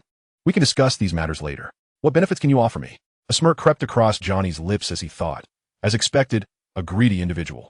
Not daring to be dismissive, given his status as a captive, he promptly responded, I possess an account in the Federal Interstellar Bank, which holds a substantial amount of blue gold. The exact sum is. Lin Xisuo roared. At this juncture, are you still attempting to play tricks? The blue gold in the bank is under the scrutiny of countless eyes. Its whereabouts can be easily tracked. What I seek is the points password of the Adventurers Guild. Points password? That is of no concern to me. Johnny casually recited a couple of passwords, prompting Lin Xisuo to exhale in relief, thankful that Payne had held on. The blow had been measured, merely rendering him temporarily unconscious. The toxin from the Morgan vine had significantly dulled Johnny's senses, ensuring the performance was successful. The previous roar was merely a warning to Payne not to act rashly. Next, the captain inquired, "Tell me about the ruins. What exactly lies within? Was it another trap arranged in advance?" Chapter 68, The Choice. Johnny spoke for a full 3 hours, his demeanor surprisingly accommodating, answering every question posed. The matter of the superclass war beast was indeed true, and it was guarding the ruins. The Edward family placed great importance on this operation, eager to ascertain the specifics of the ruins, thus gathering a formidable array of experts. However, this also signified extreme danger, a place not suited for 2 inexperienced youths. Lastly, "Where's your team's ship?" Lin Xisuo rose, revealing a dagger. "What? Do you intend to strike?" Johnny retorted. "Your little charade with Payne is hardly impressive.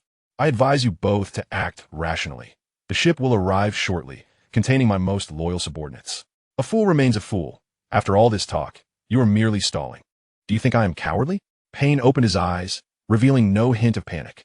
He unleashed a flurry of slaps across Johnny's face, the sound echoing like thunder. Blood trickled from Johnny's mouth as he struggled to believe that a coward could finally explode in such a manner. Lin Xisuo chuckled bitterly.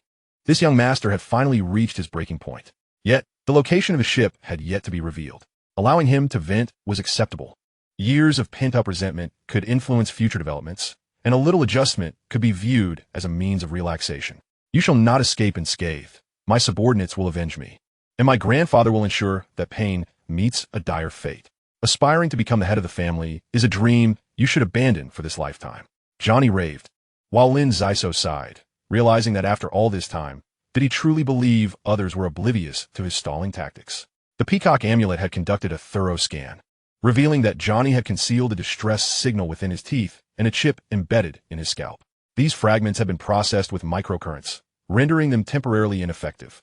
Moreover, the peacock amulet had maximized its shielding and interference within a 10-meter radius. Otherwise, would he dare linger here? "Payne, this scoundrel is yours to handle. My intention was to hijack his ship and dismantle it for the benefit of the Phantom. Since he refuses to cooperate, let us see him off properly.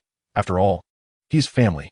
Lin Xisuo shrugged, plucking a cluster of grapes to munch on, no longer wishing to cast a glance at Johnny. "No, you cannot treat me this way. My grandfather is a level 10 beast tamer. Even a stomp from him would instill fear in the imperial family of the Genefeng Empire. To obliterate his only grandson would mean he would pursue you relentlessly throughout your lives, and all associated with you would meet their demise." Payne hesitated, glancing at Lin Xisuo and whispering, "His grandfather is indeed a formidable beast tamer, and the family has supported several wise men. These wise men excel at reconstructing events from the slightest clues. We must remain vigilant. Those who are timid and fearful will forever be subjugated. Life or death rests in your hands. Dear young master, learn to take charge for once. There are numerous opportunities in life. Navigate wisely and avoid regrets." "Not regretting? Taking charge?" Payne murmured to himself for a prolonged period before hoisting Johnny and departing. Lin Xisuo audaciously piloted the Phantom away from the Adventurers Guild, drawing the attention of many. Given the Edward family's influence, tracing the Klinsman group and the old captain would be a trivial pursuit. Did he not fear this? Just as Lin Xisuo had stated, those who are timid and fearful will always be controlled. Prior to their departure, he had conspired with John, knowing they had offended the Golden Line group on May's Star, and the Phantom would vanish for several years, venturing towards the fringes of the star system.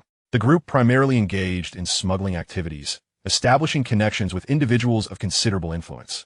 Do not underestimate the power of seemingly inconsequential individuals. When united, they can form a formidable force. The group's development strategy involved binding the interests of fallen nobility, thriving like weeds, growing rapidly with just a hint of sunlight and water, spreading relentlessly, possessing robust vitality. Half an hour later, Payne entered, silent and bloodied. He sat down only to rush out again, retching uncontrollably.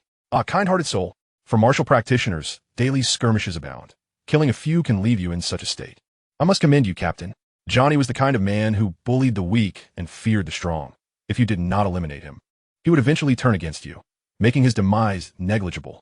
I understand, but I cannot control it. I feel perpetually nauseous." Payne's face paled, sensing his limbs growing weak. Once Payne had sufficiently recovered, the two began to prepare their belongings, deciding that it would be wiser to depart from this contentious place. Lin Xisuo turned back with a smile and inquired, "What are your plans moving forward? Will you return home to embrace the life of a young master? Or will you toil aboard the Phantom for a few more years? If you choose to join the ship, It would be prudent to inform your family to prevent them from making unilateral decisions regarding the heir, even if they intend to cast you aside. We should first ensure we reap enough benefits. Wouldn't you agree? Is this an invitation? The Phantom seems to be a commendable place. And given that your two sisters are constantly oppressed by that unscrupulous captain, they indeed require a young master to advocate for their justice. I have made my decision. For the next few years, I shall accompany the interstellar cruiser, traversing various realms and gathering life experiences. Furthermore, Payne gently patted the snow monkey in his arms, a hint of melancholy in his tone. Yun requires a skilled apothecary, and your healing potions are remarkably effective. She has returned to her former self, reveling in slumber. I swear that one day, Yun will become a source of pride. As Lin Xisuo walked, he replied, "No problem. I shall take care of Yun. Since you aspire to be a beastmaster who protects the battle beasts rather than being protected by them, you must first strengthen yourself. By the way, can this blue eagle be tamed by our captain? Many martial cultivators are accompanied by battle beasts, trophies obtained without effort, and it would be advantageous to have it serve the Phantom. You know how much our captain enjoys exploiting and squeezing resources. Transforming the blue eagle into dried meat for drinking seems rather inappropriate. There is a method, albeit the only one. You must tether the blue eagle to the deck of the Phantom and then gaze into its eyes, using your willpower to subdue this haughty beast. Do not eat or drink until it bows its head, signifying that you have become its master. However, the chances of success are slim, so consider this carefully before attempting." Lin Xisuo clicked his tongue, realizing that being a beastmaster is not as simple as it seems. The blue eagle is gravely injured. After exerting considerable effort to pry its mouth open and administering a capsule, it remains unconscious. Perhaps when we return to the Phantom in a few days, we can decide whether to cook it or tame it. For now, there are more pressing matters to attend to. Payne, somewhat perplexed, asked Xisuo, "Aren't we heading back to the Phantom? Since the ruins have nothing to do with the snow monkey, it would be better to leave early." "My dear young master, you are no longer my employer. Rather, you are now the most junior crew member aboard the Phantom, and thus must obey orders. Are you afraid of that Patricia appearing?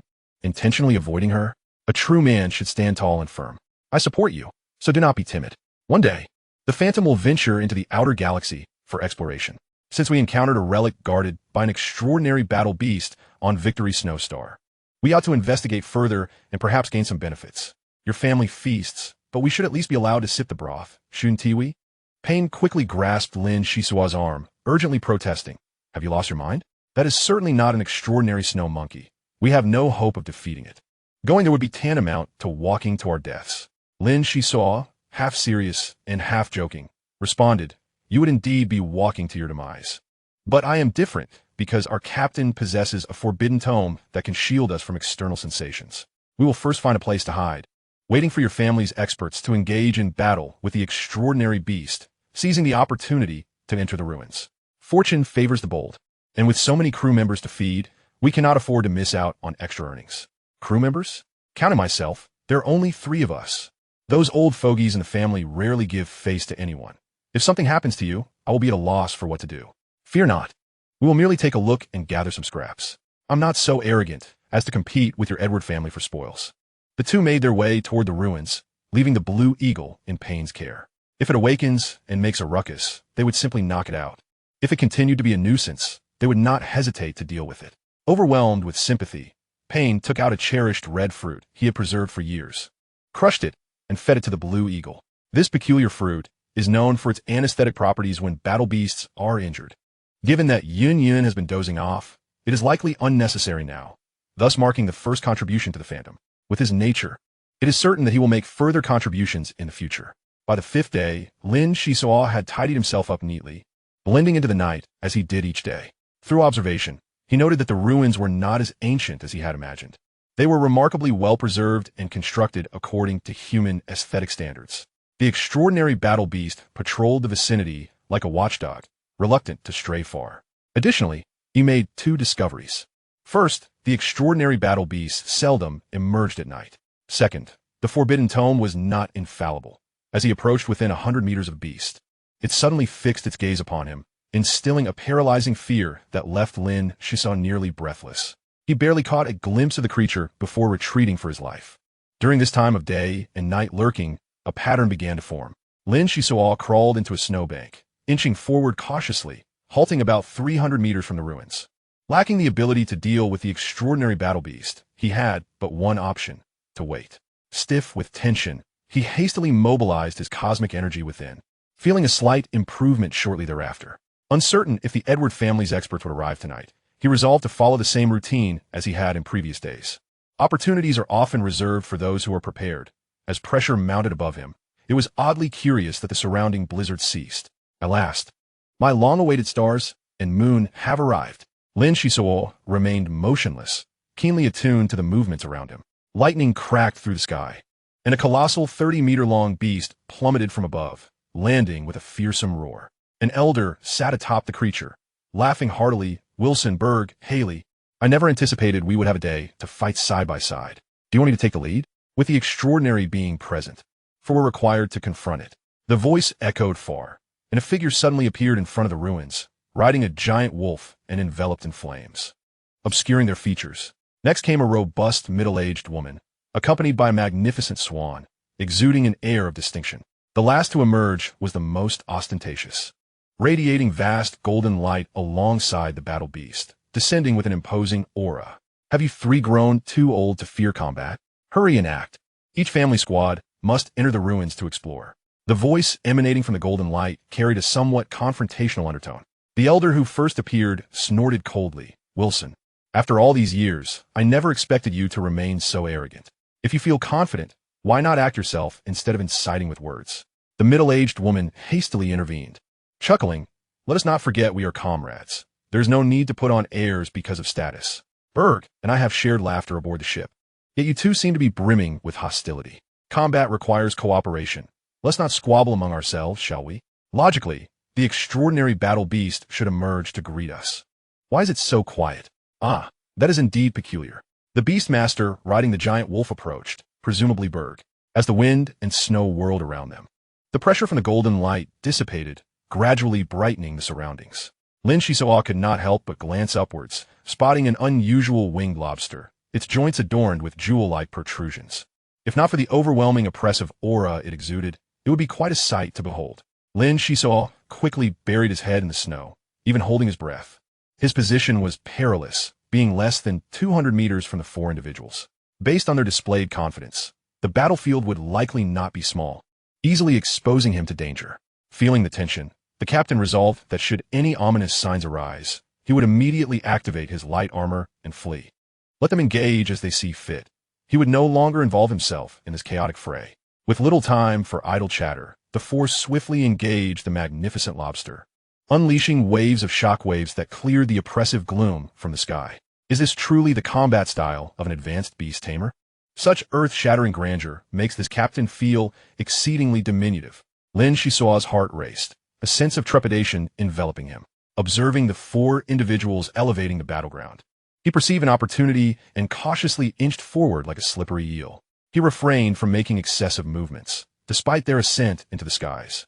Their vision was sharper than that of reconnaissance satellites. He pushed and crawled, perhaps the most disreputable captain of an interstellar cruiser in history.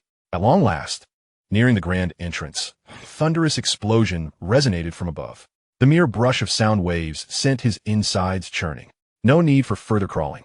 As massive chunks of ice collided with the ruins, darkness enveloped him, and he rolled several meters away, dazedly retrieving a luminescent stone to survey his surroundings.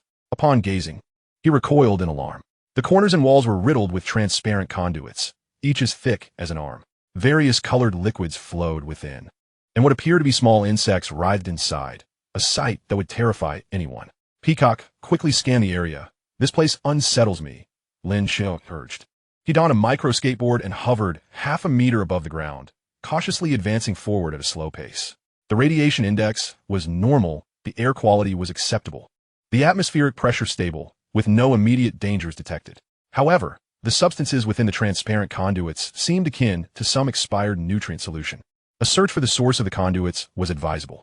The Peacock Talisman's capabilities had grown increasingly formidable, becoming Lin Xisuo's steadfast ally, providing him with a semblance of reassurance. He suddenly accelerated, gliding along the conduits. From the context of the Beast Tamer's dialogue, it appeared the Edward family would soon arrive. Their primary intent was to seize the opportunity, with the Phantom ship claiming advantages while passing any dangers to their adversaries. 5 minutes elapsed when the peacock talisman suddenly flickered. A prearranged signal of warning. Lin Xisuo hastily stowed the luminescent stone and concealed himself in the shadows, holding his breath, utterly cautious. The sound of clattering echoed as a half-meter-tall mechanical spider approached, its red electronic eye scanning vigilantly, emitting a hissing noise. The forbidden tome did not allow for stealth, making it easy for the electronic eye to expose his presence. In a moment of desperation, he activated his source ability and leaped forward, generating a slight breeze. The mechanical spider abruptly lifted its gaze but saw nothing. What close call! This place is indeed peculiar. Guarded outside by superclass battle beasts and patrolled inside by mechanical spiders. What could have compelled such construction? Perhaps the answer lies nearby.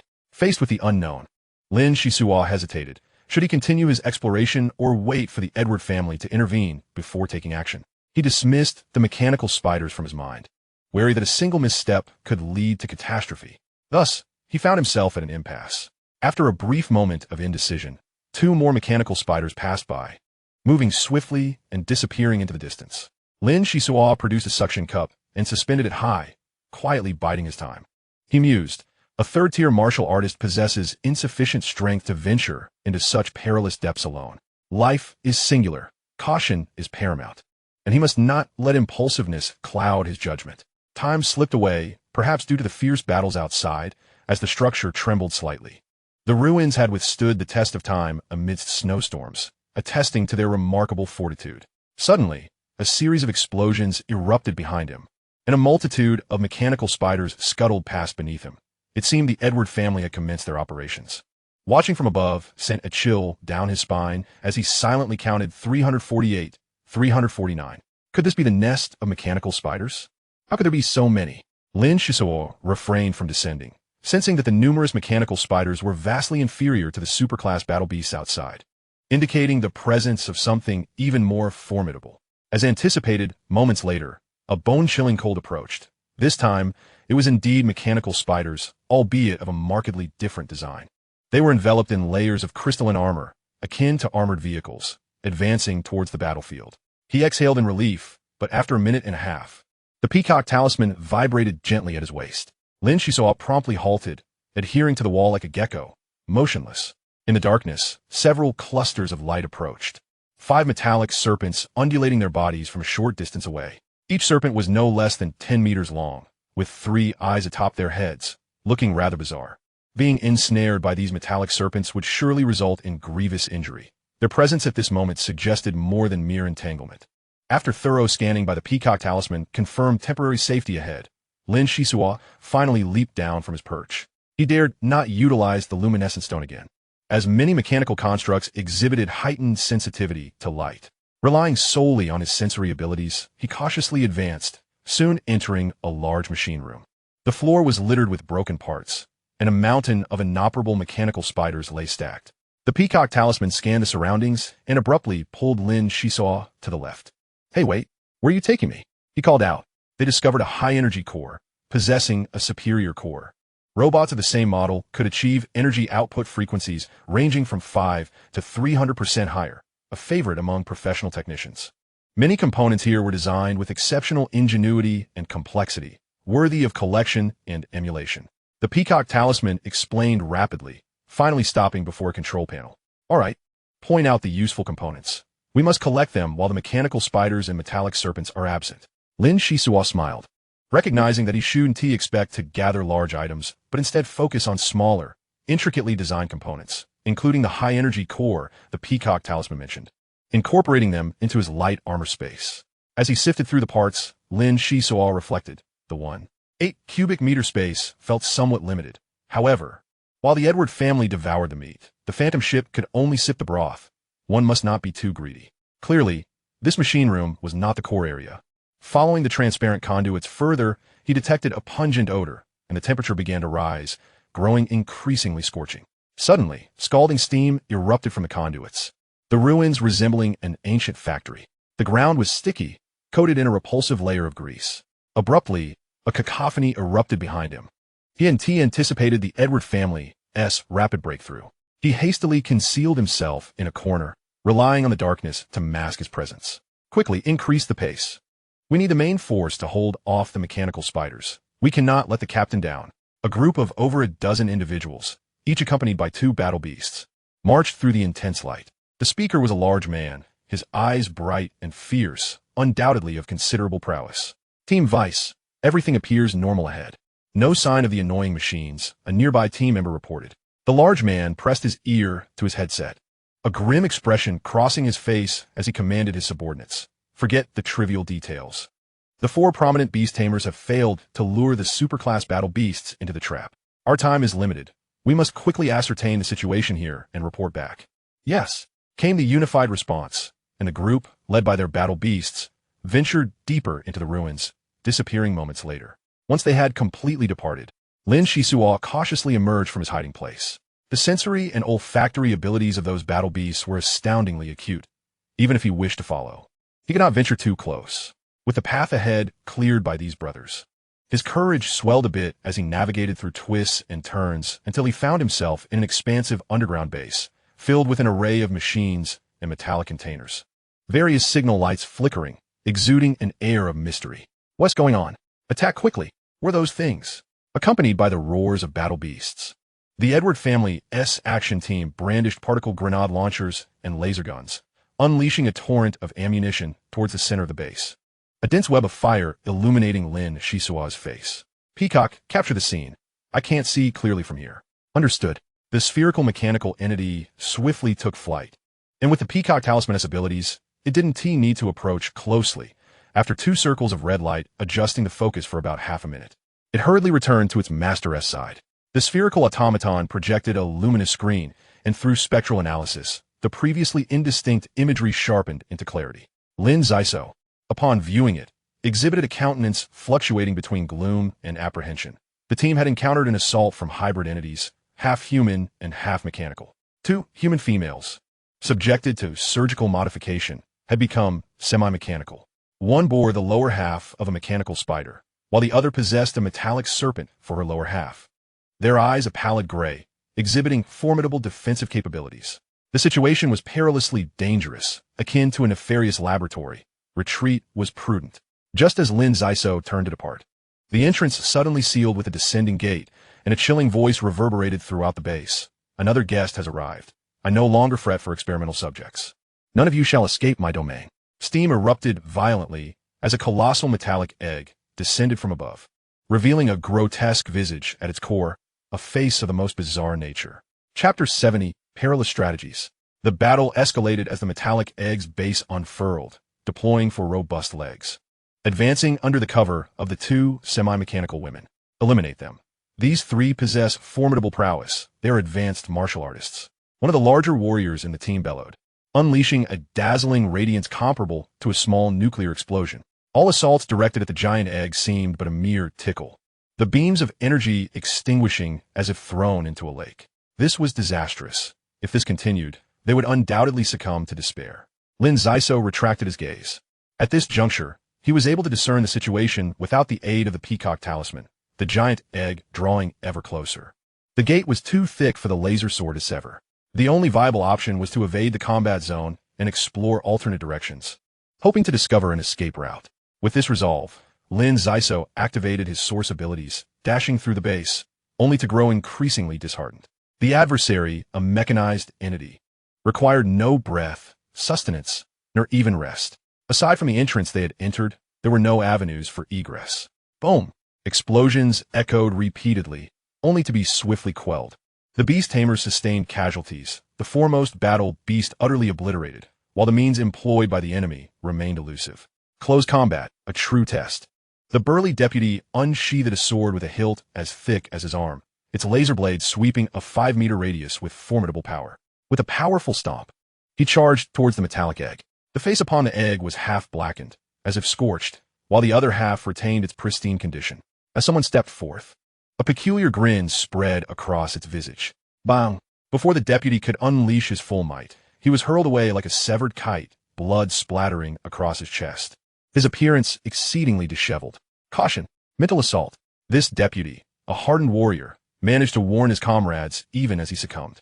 A dozen beast tamers retaliated fiercely, unwilling to engage in close quarters. The ability to transmute mental force into tangible attack represented a qualitative leap. Even martial artists adept in mental prowess could merely influence their foes, striving for a psychological victory. Instances like the metallic egg, which wielded mental energy with impunity to inflict physical harm, were exceedingly rare. Even among those possessing such capabilities, many refrained from utilizing them lightly due to the immense toll it exacted, making recovery arduous. With a powerful mental force, one battle beast was lifted into the air, the black and white face narrowing its eyes. The beast's body twisted grotesquely before crashing to the ground, pooling into a puddle of blood. The remaining beast tamers were horrified to find their bodies immobilized by the overwhelming mental force, unable to pull triggers or move. The metallic egg abruptly halted, coldly stating, "I have a particular interest in the human form. These beasts are of no use. Regrettably, my good mood ends here. Some among you will become immortal entities. Just like me, powerful, perfect, and fearless." As the words fell, the heads of all the battle beasts exploded in unison, the scene grotesquely tragic. The dozen beast tamers collapsed to the ground, eyes wide with dread as the two mechanical women approached, their resistance utterly futile. Wait, there were 16 presences, yet only 15 individuals? The metallic egg turned its gaze toward the shadow, smirking. "Come forth. Although something has obscured most of my senses, you cannot evade detection." The black and white face referred to none other than Lin Xisuo. A certain captain gathered his wits and stepped forward. Observing the fallen beast tamers and the two wretched mechanical women, he fervently exclaimed, "Greetings. Are you intending to transform me into a semi-mechanical human? That would be simply marvelous. In my view, human emotions are superfluous, and the human form is exceedingly fragile. Once transformed into a machine, one could live indefinitely. I am not aligned with these individuals. Having suffered injustices, I harbor hatred for those who have wronged me. Surely, you can grant me the power I seek. Yes? Ah, you mean to endorse my mechanization research?" The black and white face regarded the man before him with incredulity, a stream of data coursing through his mind as he began to calculate. "Endorse? I would argue you are far too conservative. Why remain confined to this small space? Mechanization technology should be disseminated." He continued, "You have likely been here for quite some time, unaware of the external circumstances. Young individuals, like myself, are eager to grow stronger. Humanity proclaims equality while perpetuating inequality. The downtrodden suffer greatly. With your technology, would it not be better to lead them onto a new evolutionary path?" Despite Lin Xisuo's outward composure and impassioned rhetoric, his palms were slick with sweat. This was a forced performance. The Peacock Talisman had advised based on numerous extreme cases. Such individuals were often lunatics. To survive, one must feign similarity to them, thus securing a slim chance of survival. The metallic egg pondered for a full 3 seconds, a remarkable duration for it, as many calculations could be completed in mere thousandths of a second. However, today was unique. Encountering a youth with similar ideals warranted special consideration. "Interesting. Your radical rhetoric mirrors my own from years past. In you, I see hope. Yet, having lingered here for so long, I have failed to resolve several dilemmas. First, the compatibility of the mechanical body with the organic form is not difficult. However, perpetuating human mental strength comes at a steep price. Next is the efficiency of cosmic energy utilization, the most potent energy source to date, capable of fostering continual evolution in the frail human form, an extraordinary potential. It is my belief that we ought to strive for a perfect entity in our research, not some inferior creation. Would you not agree?" The black and white face scrutinized Lin Xisuo, missing no detail. The captain, brazenly sauntering to the side of the metallic egg, laughed heartily. "Senior, it is a pleasure to meet you. I too am a seeker of perfection. By the way, is an advanced battle beast outside your palace?" "Nonsense. Why would I harbor such a beast?" The metallic egg retorted. "When the palace was newly constructed, a renowned beast tamer attempted to halt my experiments. We engage in a duel to defend our respective ideologies." Lin Xisuo blinked, hastily interjecting with grandiose flair. "Surely you prevailed. I have always believed that semi-mechanization is the pinnacle of human advancement." The black and white face seemed to drift into memories long past. Recounting, "It was a battle of mutual destruction. I must admit, witnessing a 10th-level martial artist evolve was quite a spectacle. The beast tamer's battle beast narrowly escaped. I had not given it much thought. However, a century later, the beast evolved and returned to block my palace, seeking vengeance for its master. Meanwhile, I have numerous questions awaiting resolution, and my relentless pursuit of flawless transformation technology has left me no time to deal with that creature." Interestingly, Many mistakenly believe that treasure lies within this place and venture here for exploration. Periodically, the advanced battle beast allows martial artists to enter as a test, yet inevitably, they all become my experimental subjects. As the centuries swiftly passed, the old man finally encountered a human who somewhat met his expectations. How met expectations? Surely, they would not first turn their blades against me? Lin Xisuo felt a flutter of anxiety within, yet feigned admiration on his face. I have a question to pose. Esteemed elder, this pair of women appears to be your creation, yet they seem to have lost their sanity. If they were to transform into mere machines, it would be quite difficult to accept. After all, I wish to preserve my own essence, rather than take on such a form. Could you elucidate the precise reasons for this? The metallic giant did not exhibit anger. Rather, it was quite pleased, appreciating the sincerity of the inquiry and the recognition of the underlying issues. In truth, any sentient being, regardless of its form, harbors a desire to communicate with other life forms after enduring prolonged isolation. The fusion of the black and white visage with machinery resulted in the loss of many human thoughts, leading to a mindset more aligned with data-driven reasoning. The unexpected appearance of Lin Xisuo, a peculiar anomaly, elicited a somewhat unique response. As the giant was eager to fulfill its ideal experiment, the black and white figure spoke with eloquence. These sisters are my most successful creations. Women typically possess greater endurance than men, and their inherent abilities lean towards healing, enabling them to persevere until the end. However, the driving force behind their survival is a desire for revenge against me. Thus, I severed their neural connections and exerted control over them with mental force until this very day. Lin Xisuo circled the two sisters a few times before making a request. Elder, I have an ungracious favor to ask. I have only observed their battle from the shadows and not engaged with them directly. Might I attempt to gauge their true strength? The metallic giant erupted in laughter. I am delighted to hear such a request, and I would be pleased to demonstrate their formidable capabilities. However, after the battle, I would like to inspect that shielded equipment you possess. Not a problem. I would be more than willing to present it for your appraisal. Are you prepared, esteemed elder? Here I come. Lin Xisuo swiftly produced a multitude of projectiles, some golden, others pale pink, and hurled them indiscriminately. The golden projectiles contained potent healing agents, while the pale pink ones were hallucinogenic. The peacock talisman discerned a significant possibility that the mechanical sisters were under control, as one had shown signs of resistance for a fleeting moment during combat, her speed faltering by a fraction of a second. By employing their own weapon against their defenses, only the metallic giant or its creations could inflict harm upon it. In the darkness, Lin Xisuo, in a moment of inspiration, devised a bold plan to utilize his abilities as an apothecary to assist the sisters in breaking free from their constraints, hoping to lower the black and white figure's wariness. Success hinged on fortune. With a series of thunderous explosions, the metallic giant glanced over, feeling a wave of disinterest. Such a level of detonation was trivial. Even a 100-fold increase in intensity would fail to rattle the sisters. Lin Xisuo pivoted and accelerated, retrieving 7 transparent projectiles. This was his true trump card, equivalent to 34,000 times the normal atmospheric pressure condensed into water molecules, a veritable super environmentally friendly nuclear bomb. He launched the 7 projectiles towards the metallic giant. The black and white visage's gaze turned icy, realizing it had been outmaneuvered. However, it did not regard the opponent's tactics as a threat. It emanated mental shockwaves. Preparing to retaliate against Lin Xisuo, a sharp crack echoed, followed by a violent explosion that momentarily stunned the black and white figure, compelling it to shift from an offensive to a suppressive stance. Even more unexpectedly, the mechanical sisters began to revive. Chapter 71, The Stone Chamber. Lin Xisuo's hallucinogenic agents could influence the visual nerves and mental perception of martial cultivators, making them particularly suitable for loosening the metallic giant's grip on the sisters.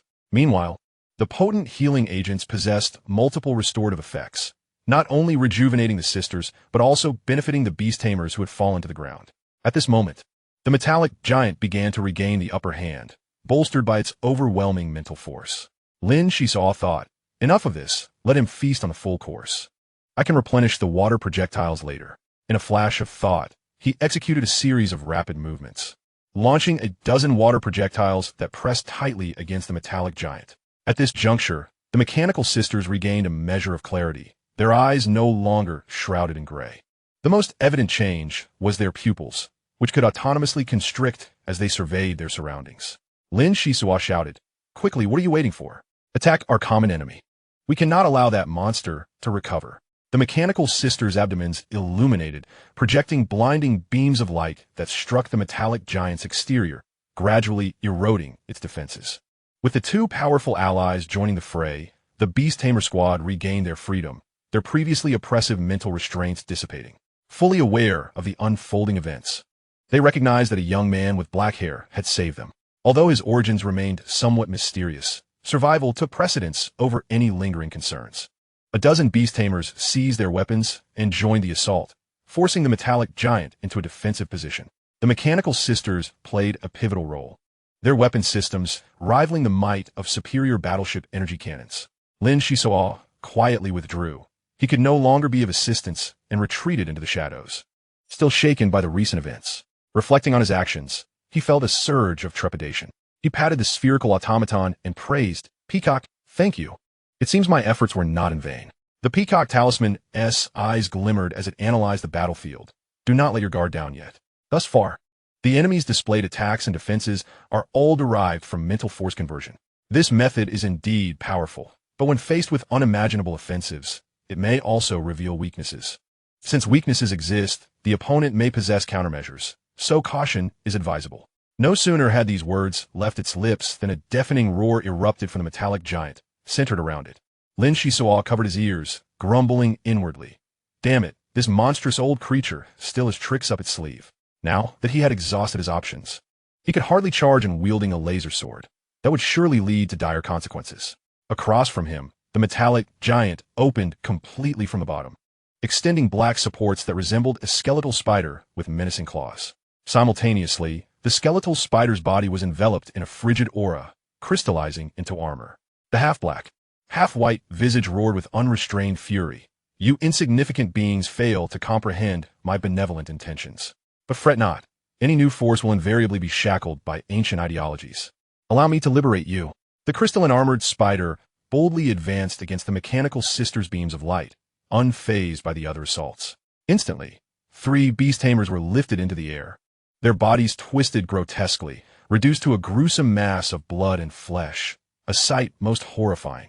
The mechanical sisters exchanged glances, hesitating momentarily before nodding in agreement. Instead of retreating, they pressed forward, climbing the crystalline spider's body and unleashing a fierce onslaught with all their might. Ungrateful wretches. If I could create you, I surely possess the means to deal with you. The crystalline spider suddenly launched an attack, unleashing a violent mental force in an attempt to restrain the sisters. However, one of them ensnared its legs with her metallic serpent-like tail, causing the crystalline spider to lose balance and tilt precariously. Seizing this rare opportunity, the other sister ascended.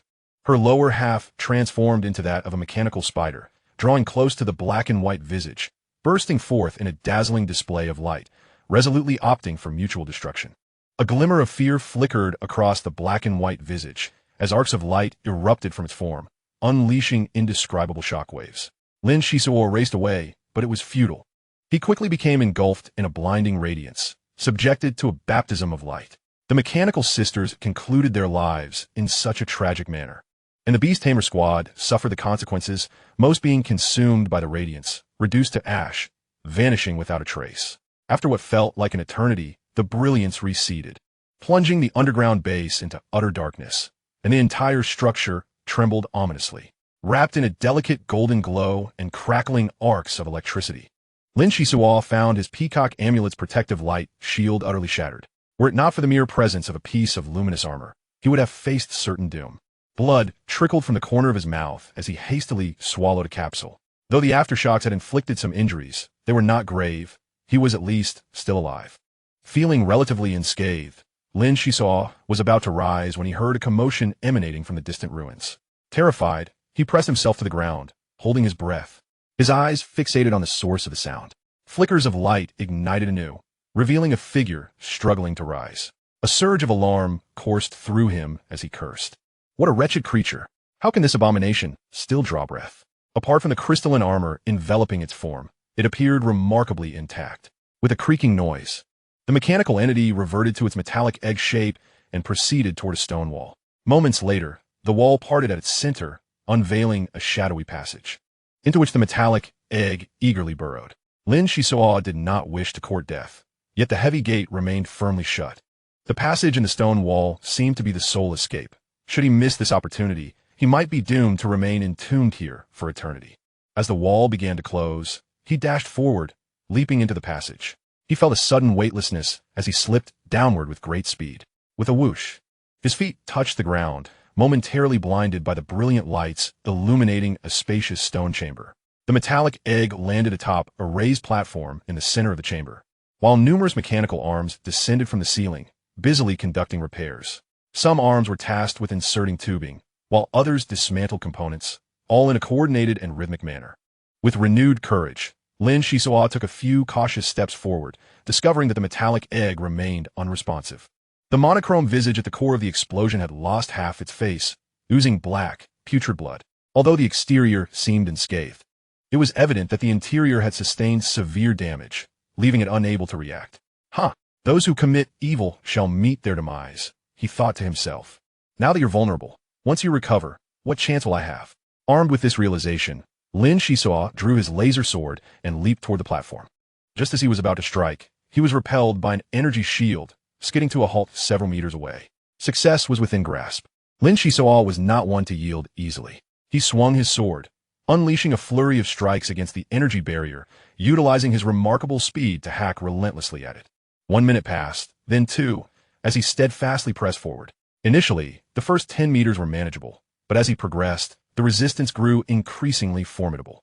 At the precipice of life and death, he could not afford to relent, roaring as he intensified his assault, cutting in a straight line. Unbeknownst to him, over half an hour had slipped by when the energy shield finally dissipated with a soft pop. Steady now, do not afford the enemy a chance to recover. He urged himself, wielding his laser sword with abandon. He first severed all the tubing, then proceeded to dismantle the numerous mechanical arms, leaving no mercy in his wake. The metallic egg emitted a low hum, its monochrome face opening one eye, 5 mechanical arms extending in a desperate attempt to resist.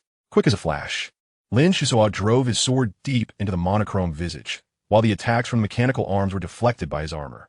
No, I am great, I am perfect. I cannot die at the hands of such a lowly human. The monochrome face screeched in a fit of hysteria, only to abruptly fall, eerily silent. Withdrawing his sword, Lin Xisuo cast a puzzled glance around, when suddenly the entire stone chamber trembled violently. The infuriating voice erupted again, mocking him. Did you think this would end me? How naive. That was merely a clone brain, easily discarded. Today, you have embarrassed me. Now repent for your actions. The walls of the chamber shot forth countless beams of laser, a testament to the cunning of a creature that had survived for centuries, always one step ahead. Lin Xisuo dodged agilely, his armor fully engaged, yet still, 2 beams penetrated his defenses. One was deflected by his sword, while the other struck his thigh, searing a painful hole the width of a finger, causing him excruciating agony. The peacock amulet emitted a crimson glow, altering the hue of the chamber as it spoke rapidly. My light shield was shattered earlier and cannot be activated now. The enemy's brain terminal must be concealed here. I will uncover its location. Hurry. I cannot hold on much longer. The beleaguered captain wielded his laser sword with fervor, his armor enduring relentless assaults, nearing its limits. Suppressing his rising panic, he maneuvered swiftly, making it difficult for the enemy to lock onto his position. The peacock amulet raced to perform extensive calculations, ultimately directing all red light toward the central platform where the enemy lay hidden. At last, I have found you, he exclaimed, gathering his strength to leap onto the platform and thrust downward fiercely. A cacophony of explosions erupted, revealing a crystal coffin. Inside lay a brain, suspended in a golden liquid, its surface riddled with a multitude of wires. The transformation into such a state could only be described as madness, truly a perversion of nature. From all directions, a voice echoed. Little one, even if you find me, what can you do? This is Malta crystal, the most resilient material. You could chop at it for 3 days and nights with no success. Having offended me, it would be a privilege for you to become my test subject. Perhaps I shall preserve you as a biological specimen, displayed in this chamber for my amusement. A splendid idea, indeed. Become a specimen? With you? Lin Xisuo's tone shifted dramatically, a smirk curling at the corners of his mouth as he continued.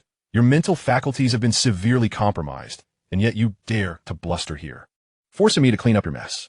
Unforgivable. Wait, who are you? What is happening? Who is there? Who severed my vision? The monochrome visage faltered. Lin Xisuo caressed the crystal coffin, chuckling. Malta crystal, is it? Such a familiar substance. I recall it being nothing of great significance, yet it invokes a sense of nostalgia. He gently tapped on the crystal coffin, causing the crystal to disassemble in an astonishing manner, breaking into palm-sized fragments that scattered chaotically. Chapter 72, Taming the Falcon. The golden liquid within the coffin turned to a grayish white, seeping onto the ground and evaporating rapidly. The tainted brain, now stripped of its protection, faced inevitable doom. Lin Xisuo stood in stunned silence, and when he regained awareness, he discovered a piece of transparent crystal clutched in his hand. Its edges were rounded as if meticulously polished, refracting a spectrum of colors under the light. A truly exquisite sight. How did the Malta crystal shrink to this size? He pondered. I must inquire about its usage in the source space when the opportunity arises. Safeguarding the crystal, he approached the brain with his spherical robot, which confirmed through scanning that the brain had lost its vitality. The sheer force of its obsession to endure over such a long span of time was remarkable. Peacock, I'm counting on you. Find the wires controlling the ruins so we can escape this place. Quite simple. Connect that thick, bright wire to me, and then just watch. The spherical robot instructed, its metallic panels rotating open to reveal standard slots. Lin Xisuo swiftly completed the connection as directed. Just as I suspected, a formidable volume of information. Exceedingly beneficial to me.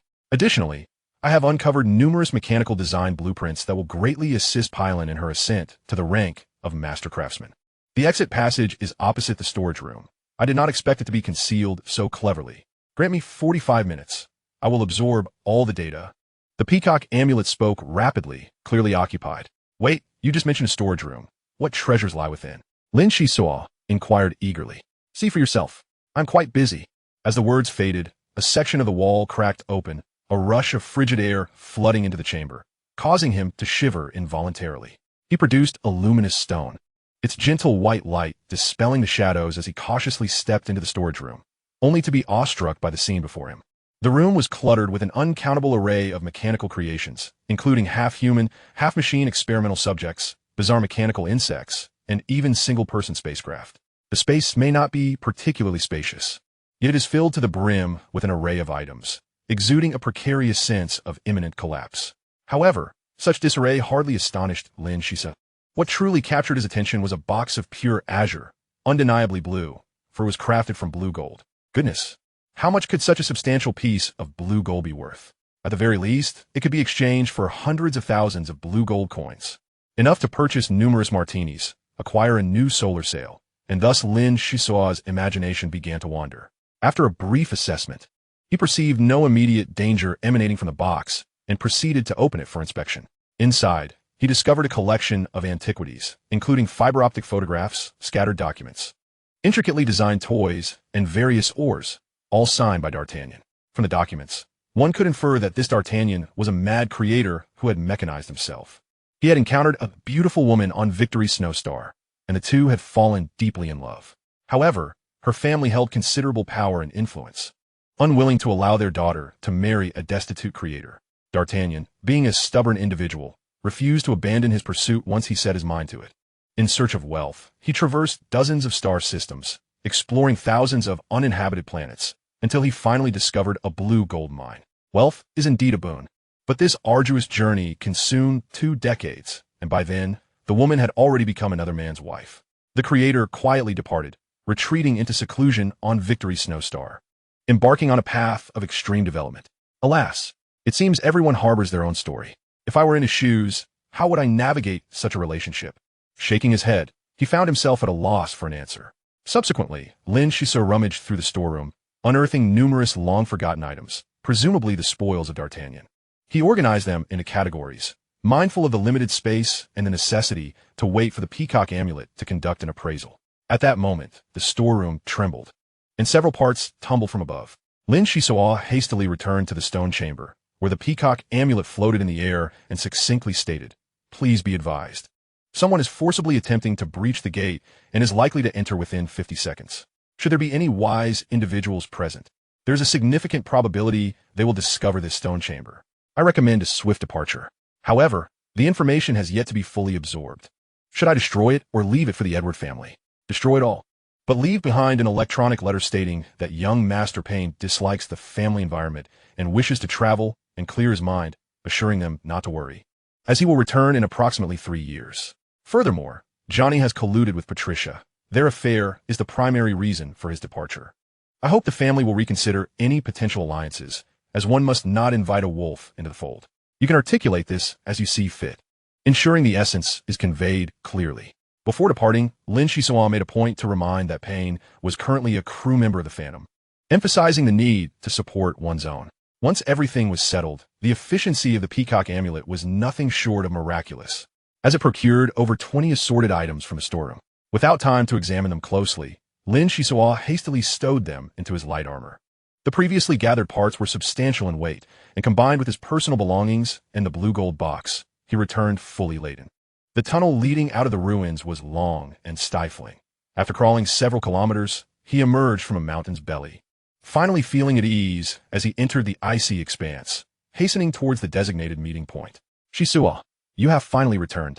Had you delayed any longer, I would have stormed the family myself, Payne exclaimed as he packed his belongings, preparing for a hasty exit. Haha, with your slight frame, storming would scarcely be effective. The great beast tamer would merely sneeze and send you flying.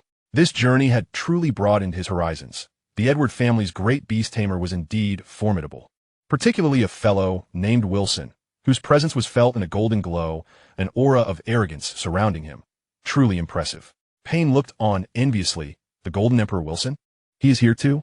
He ranks among our family's top 2 experts. I have only heard his name. Never have I laid eyes upon him. You are fortunate indeed to encounter the Golden Emperor. Enough with the idolization. Quickly bring the Blue Eagle. I have left a small token for your family, and they will undoubtedly be frantically searching for the young master. Additionally, we have claimed the majority of the benefits from the ruins. The scraps left behind are abundant. If you fail to capture a transcendent beast, your family's trip will have been in vain, so we must depart swiftly without delay. Lin Xisuo concluded, summoning the Phantom. In no time, a shadow descended from the sky, swiftly approaching. Pylon peered from the ship, her face flushed as she waved at the two, her small hands freezing from the energy shield's chill. Lin Xisuo leaped aboard, reactivating the energy shield with a slight smile. Let us set sail, Phantom. We are leaving Victory Snowstar. Next time, I shall bring everyone along to ski. Do not wear such a gloomy expression. This trip has yielded bountiful rewards, and everyone shall receive a share. Rewards? Is there one for me? Shasha emerged from nowhere, gazing at the Blue Eagle with sparkling eyes, nearly ready to kiss it in her adoration. Indeed, if you can tame the Blue Eagle, it will become your battle beast. Lin Xisuo tapped the holographic screen as the Phantom soared into space. The captain must keep his word, no backing out, Shasha declared, her demeanor turning earnest, asserting her determination. Taming it will be fraught with challenges. For this, you should seek counsel from Payne. As the new crew member, you will serve as the assistant and cleaner, responsible for tidying and organizing the quarters. The captain has faced numerous perils and requires a good night's rest. Tomorrow, I shall regale you with the tales of our adventures. Shasha rolled her eyes, knowing the captain was a notorious rogue, a consensus among the crew. Below deck, efforts were underway to recruit new crew members, seeking to forge alliances against any threats. The Phantom smoothly entered its flight path, and the Edward family did not pursue. Lin Xisuo relaxed completely, returning to the captain's quarters. First, he opened the star chart to check the specific coordinates, having extracted 2 segments of passwords from Johnny. He aimed to find a tavern associated with the Adventure Guild to exchange points, which was currently the most effective strategy to bolster the Phantom's strength. It was high time to procure a batch of formidable weaponry. Although high-quality energy cannons were exorbitantly expensive, one could not remain perpetually on the defensive. Furthermore, he considered venturing to the outer edges of the star system in search of mysterious metallic fragments. Given the Phantom's current speed, it was still insufficient. If he could acquire a military-grade binding propulsion system, it would make a significant difference, though the cost would undoubtedly be steep. Dumping the contents of his light armor onto the table, Lin Xisuo felt a surge of excitement. His first mission had yielded rich rewards. He had obtained 230 units of refining crystals, with Johnny contributing the majority. Including Payne's share, the Adventure Points card totaled around 2,700 points. He also found a Malta crystal, the blue gold box, and a dagger. Additionally, he allocated the parts and space pouch to Pylon, and the information absorbed by the Peacock Amulet was a treasure in itself. Finally, he had yet to appraise the 20-odd items discovered in the storeroom. hoping to uncover some high-quality treasures. The peacock amulet busied itself, identifying each piece of gear, and only those that could be stored in the light armor were enigmatic items. As time passed, Lin Xisuo felt a twinge of disappointment.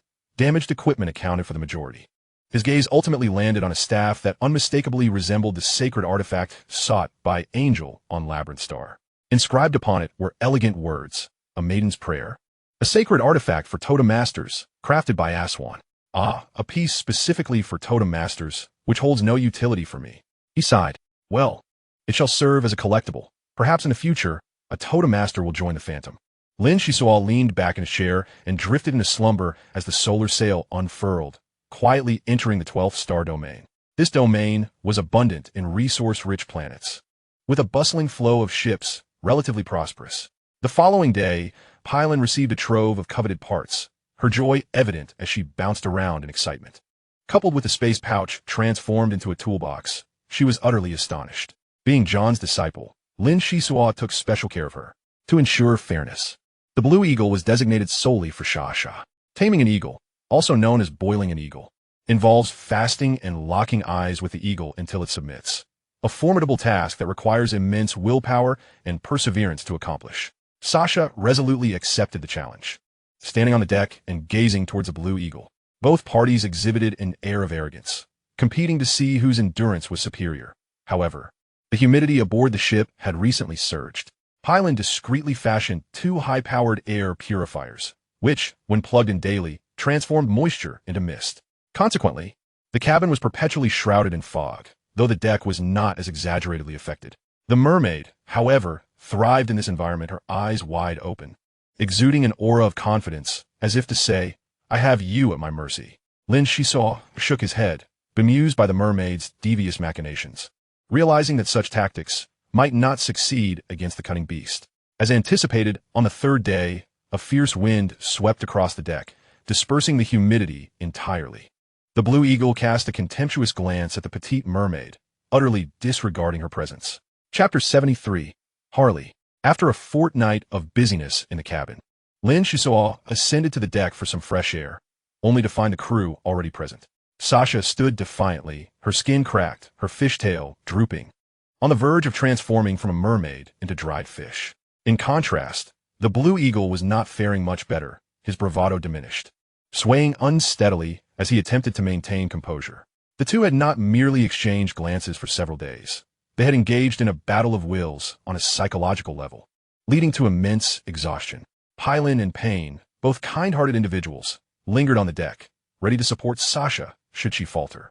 Their kindness, however, differed. Pylon was considerate only towards those close to her, while Pain, a quintessential Good Samaritan, worried not only for the mermaid but also for the Blue Eagle. Xisuo, this is a critical moment, Pain remarked. Sasha and the Blue Eagle are about to determine the victor. Pylon tugged at Lin Xisuo's sleeve, pulling him closer. Really? Are you betting on who will win? I'm placing my wager on the Blue Eagle. Just look at Sasha. She's near her limit. The mermaid, incensed, retorted. You foolish Xisuo, who's nearing their limit. I'm as resilient as ever. Pylon urged, quickly place the bet. Put all my crystal on the line. I want that detestable captain to lose spectacularly. Lin Xisuo whispered, Pain, lend me your crystal. I'll pay you back with 5% interest if I win. Pain produced his crystal, apologizing, I don't have much left. Sasha said she would help me safeguard my possessions, so all I have is this 15 units. Huh. You've learned well, guarding against this captain, Lin Xisuo muttered, weighing the crystal. Fine, 15 units it is. If I win, I'll treat you to a grand ocean feast. The unscrupulous captain intended to leverage his advantage, settling next to Sasha to jest, a small gamble for pleasure, a large gamble for harm. No more than this 15 units. Of course, I'm destined to win. Why not disclose where you've hidden your crystals?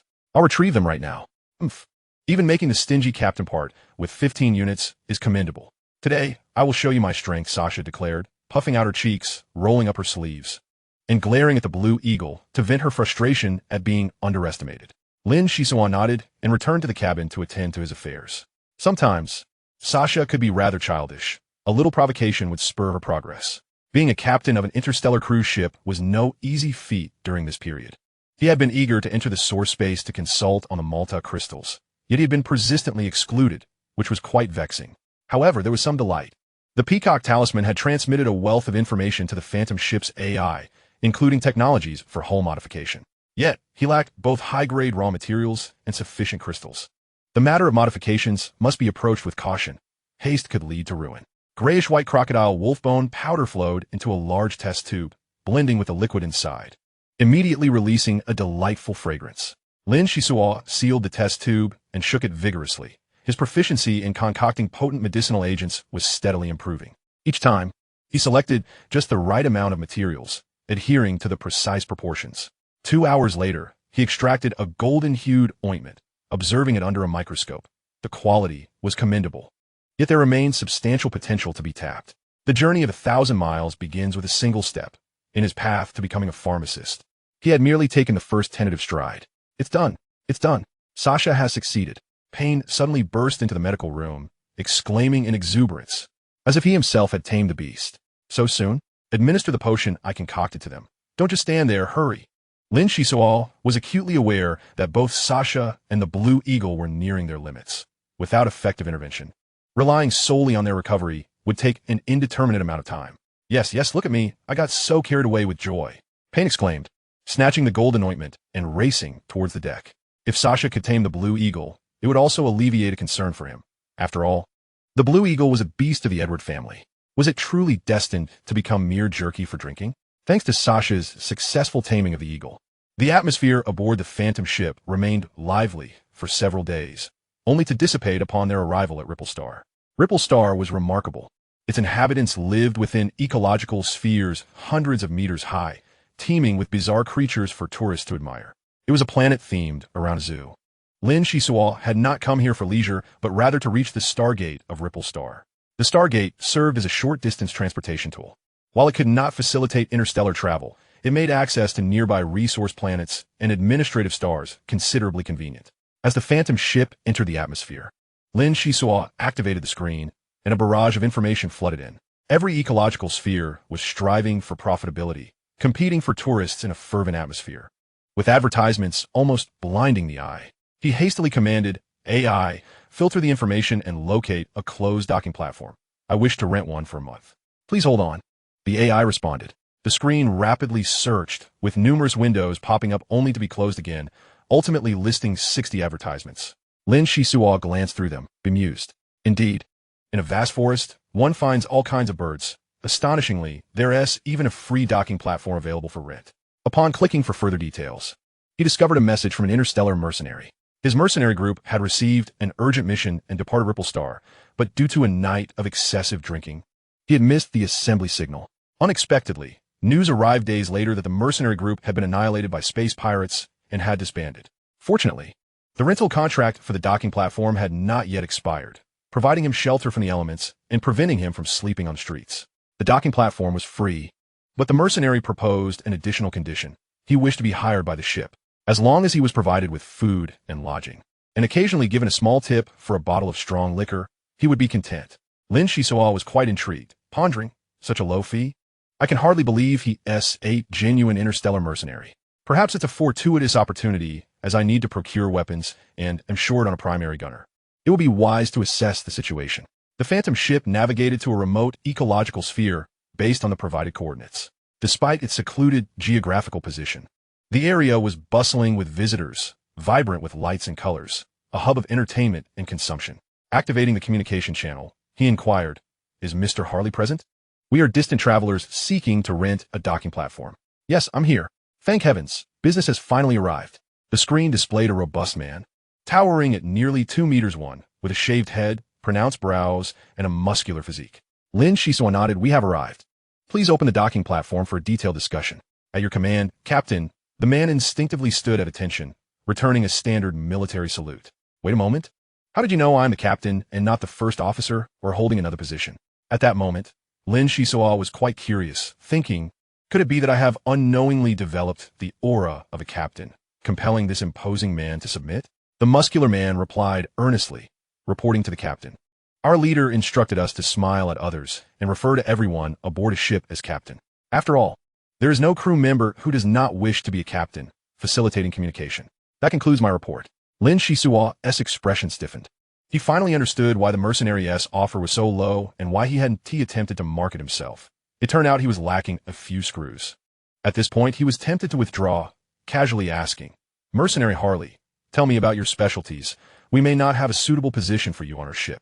Harley furrowed his brow for a long while before finally articulating, "My specialty is luck. My grandfather told me before he passed that I am not a fool, but rather the fortunate Harley. Are you trying to amuse me? This is the first time I've heard of someone considering luck as a specialty. I apologize, but we have a spaceship to attend to." Lin Xisuo was on the verge of declining the offer when he suddenly felt a pang of sympathy for the big oaf. Perhaps he should lend a hand.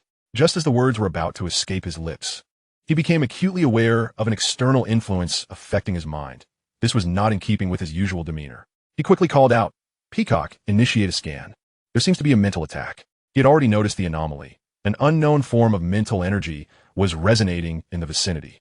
It was not an attack, but rather a form of temptation originating from the docking platform, as indicated by the signal on the display. It was indeed this interstellar mercenary. The spherical robot promptly provided an answer, its red eyes flashing as it focused on a specific direction. Mental energy resonance? It appears this is not just a simple oaf. I must investigate further. Lin Xisuo piloted the Phantom downwards.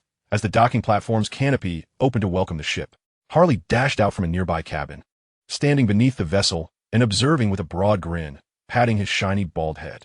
With a whoosh, Lin Xisuo slid down the cable, followed by Pei In and Pei Lin, as the three regarded the peculiar interstellar mercenary. "Hello. At last, someone has hired me. The rental contract expires in 20 days. It seems luck has not forsaken me, for I remain the fortunate Harley." The spherical robot flew up close, scanning Harley repeatedly before settling on Lin Xisuo's shoulder, muttering to itself. Meanwhile, Lin Xisuo posed some odd inquiries to Peacock, pondering. The so-called specialty of luck is an intermittent outburst of mental power, regrettably lacking control. I wonder if becoming a martial artist would enable me to harness this luck for my own benefit. Pei Lin, in her carefree youth, approached to greet him. "Big guy. You go by Harley, right? You look like a hulking beast. Your appetite must be considerable. Please don't let us run out of supplies aboard the Phantom." "Fear not. I possess ample strength and will assist you." Harley nodded eagerly at the girl. Lin Xisuo was quite pleased. Such obedient crew members were precisely what a captain desired. The Phantom was dedicated to exploration, and the cargo hold was stocked with supplies, so he wasn't overly concerned about the crew's appetites. Extending his hand to shake Harley's, he declared, "As captain of this vessel, I extend a warm welcome to you. Mercenary Harley, from this day forth, you are a part of our crew. It is imperative that you adhere to the captain's commands. Remember this, and you shall do well." "All right, you're the captain, the new boss. I can distinguish that." Harley instinctively reached for his bald head, feeling somewhat embarrassed, as many referred to him as Harley Comet or Broomstar. The various mercenary groups he had joined either suffered mismanagement or were forced to disband, as if he truly brought misfortune along with him. "Harley, is there a Stargate nearby leading to Lingyun Star? We need to handle some matters at the Adventurers Guild Tavern." Lin Xisuo, wary of prolonged delays, inquired about the Adventurers Guild. "Yes, but it's quite far. We must take a hover train to reach it." Harley pondered, steadfast in his belief that he was the fortunate Harley and would not bring trouble to his employers. Not this time. Chapter 74. Lingyun. As the sun set, the stellar afterglow bathed the horizon. The maglev train occasionally traversed meadows and crossed lakes, speeding towards the Arctic amidst the myriad of natural landscapes. The train windows possessed an automatic viewing feature, capturing snapshots of the swiftly passing scenery. Pei Lin took hundreds of photographs, storing them in her portable memory card, ready to show Sasha upon their return. Approximately 2.5 hours later, the train entered a silvery realm, where the auroras painted the sky with enchanting colors, and everything was draped in white. The snow-covered area resembled a mountain city, with numerous towering snow bears outside the station, available for photographs or to pull sleds. Extremely convenient. "Boss, we are heading to Lingyun Star for passengers." Lin Xisuo located an open-top sled. The weather here was 10 times better than that on the Snowstar. Although it was still bitterly cold, there were no raging snowstorms, and the place was bustling with tourists. "Welcome to Snowfall City, home to the best ecological zone in the north." The bearded driver, upon seeing the four-board, cracked his whip and exclaimed, "Hold on tight. My snow bears were second in the sled race. They're fast." 4 snow bears bolted forward, the streets alight with thousands of homes, snowflakes swirling about, creating a dreamlike atmosphere.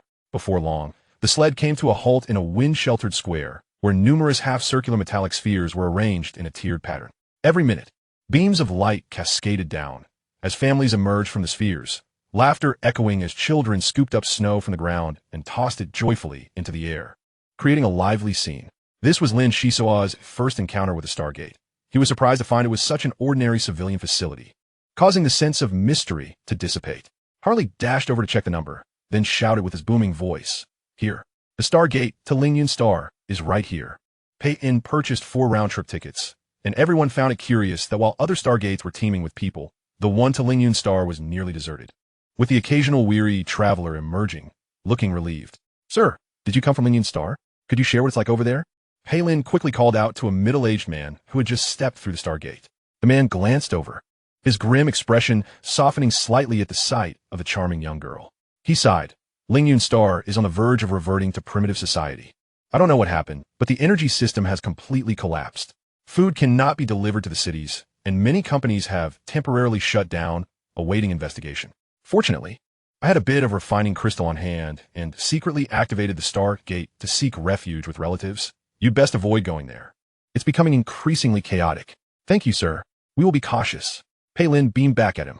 The energy system failure should not significantly impact martial artists, and besides, the Phantom currently had no shortage of refining crystals, Lin Xisuo thought as he stepped through the Stargate. A beam shot skyward, propelling them far from Ripple Star. The experience of using a Stargate for the first time felt novel, as if his body was being elongated and his sense of time became vague. After an indeterminate duration, a faint ringing in his ears signaled their arrival at another Stargate. Surrounded by darkness, he raised a light stone to survey the area. It was another square, but it appeared somewhat dilapidated. Trash was piled beneath a fountain, and a police car lay overturned on the roadside, utterly wrecked. Clearly, this place had been in energy paralysis for some time. Such occurrences were rare in the interstellar age. Lin Xisuo donned his hoverboard and lifted Pei-Lin, stating, "The Adventurers Guild Tavern is located in the sky. It should be minimally affected.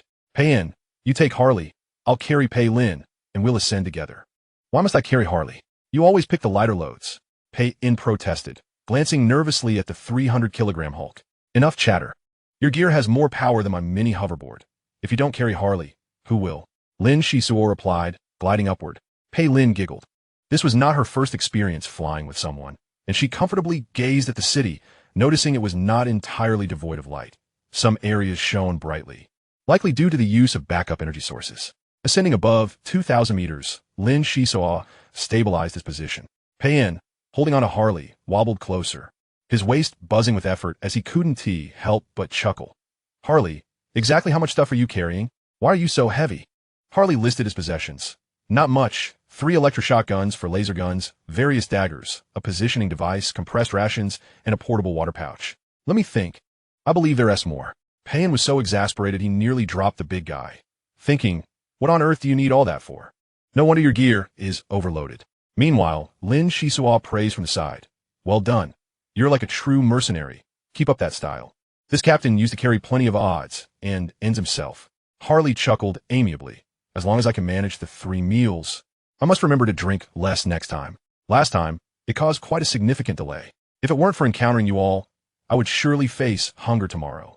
Just then, a fluffy white cloud drifted by, and in an instant, it enveloped the 4 of them, akin to falling into a cotton candy embrace. Suddenly, darkness descended, soon followed by a brilliant light. They found themselves on a vast aerial docking platform, acquired by the Adventurers Guild many moons ago. To the left of the platform, a row of quaint taverns awaited patrons, reminiscent of a supermarket. The atmosphere felt oddly subdued, despite the multitude of docked spacecraft. Not a sound emanated from taverns. Payne, speaking cautiously, drew his laser sword. Suddenly, a voice emerged from the ceiling. "Young man, you possess quite the timid spirit. Who dares to provoke the Adventurers Guild? That would be courting death." Descending the escalator was an elderly figure, tools in hand, seemingly engaged in radar maintenance. This individual, with hair as white as snow and youthful features, bore eyes filled with the weight of experience, yet his skin remained smooth and radiant, brimming with vitality. Lin Xisuo hastily greeted him. "Greetings, esteemed elder. We have urgent matters to attend to at the Adventurers Guild, yet we find ourselves bewildered by the state of Lin Star. We implore your guidance." His speech was eloquent, tinged with a hint of aristocratic flair. "Come with me. The folks here are hardly in the mood for business. They've all rushed off to seek their fortunes." The elder entered the third tavern, casually selecting a table, and summoned a bottle of rum, indulging in his drink. Lin Xisuo envied the elder's remarkable control over his mental faculties and hurried to the Adventurers Guild's holographic console, inputting his account and password to redeem adventure points. With a clatter, the machine dispensed 12 golden points cards and 50 black ones. The golden cards held a value of 500 each, while the black ones were worth 50, totaling a staggering 8,500 points. With the points in hand, he had now surpassed 11,000. Lin Xisuo exhaled with relief. He had finally secured the points. Converting 11,000 points into refining crystals, even after deducting fees, yielded 1,000 units. More importantly, using points to purchase weapons would afford discounts, particularly on military-grade armaments. The white-haired elder rapped the table, saying, "Young man, come sit. With such an abundance of points cards, are you considering the purchase of large equipment or spacecraft?" Lin Xisuo discreetly stored the points cards within his armored suit, feigning it as a spatial ring.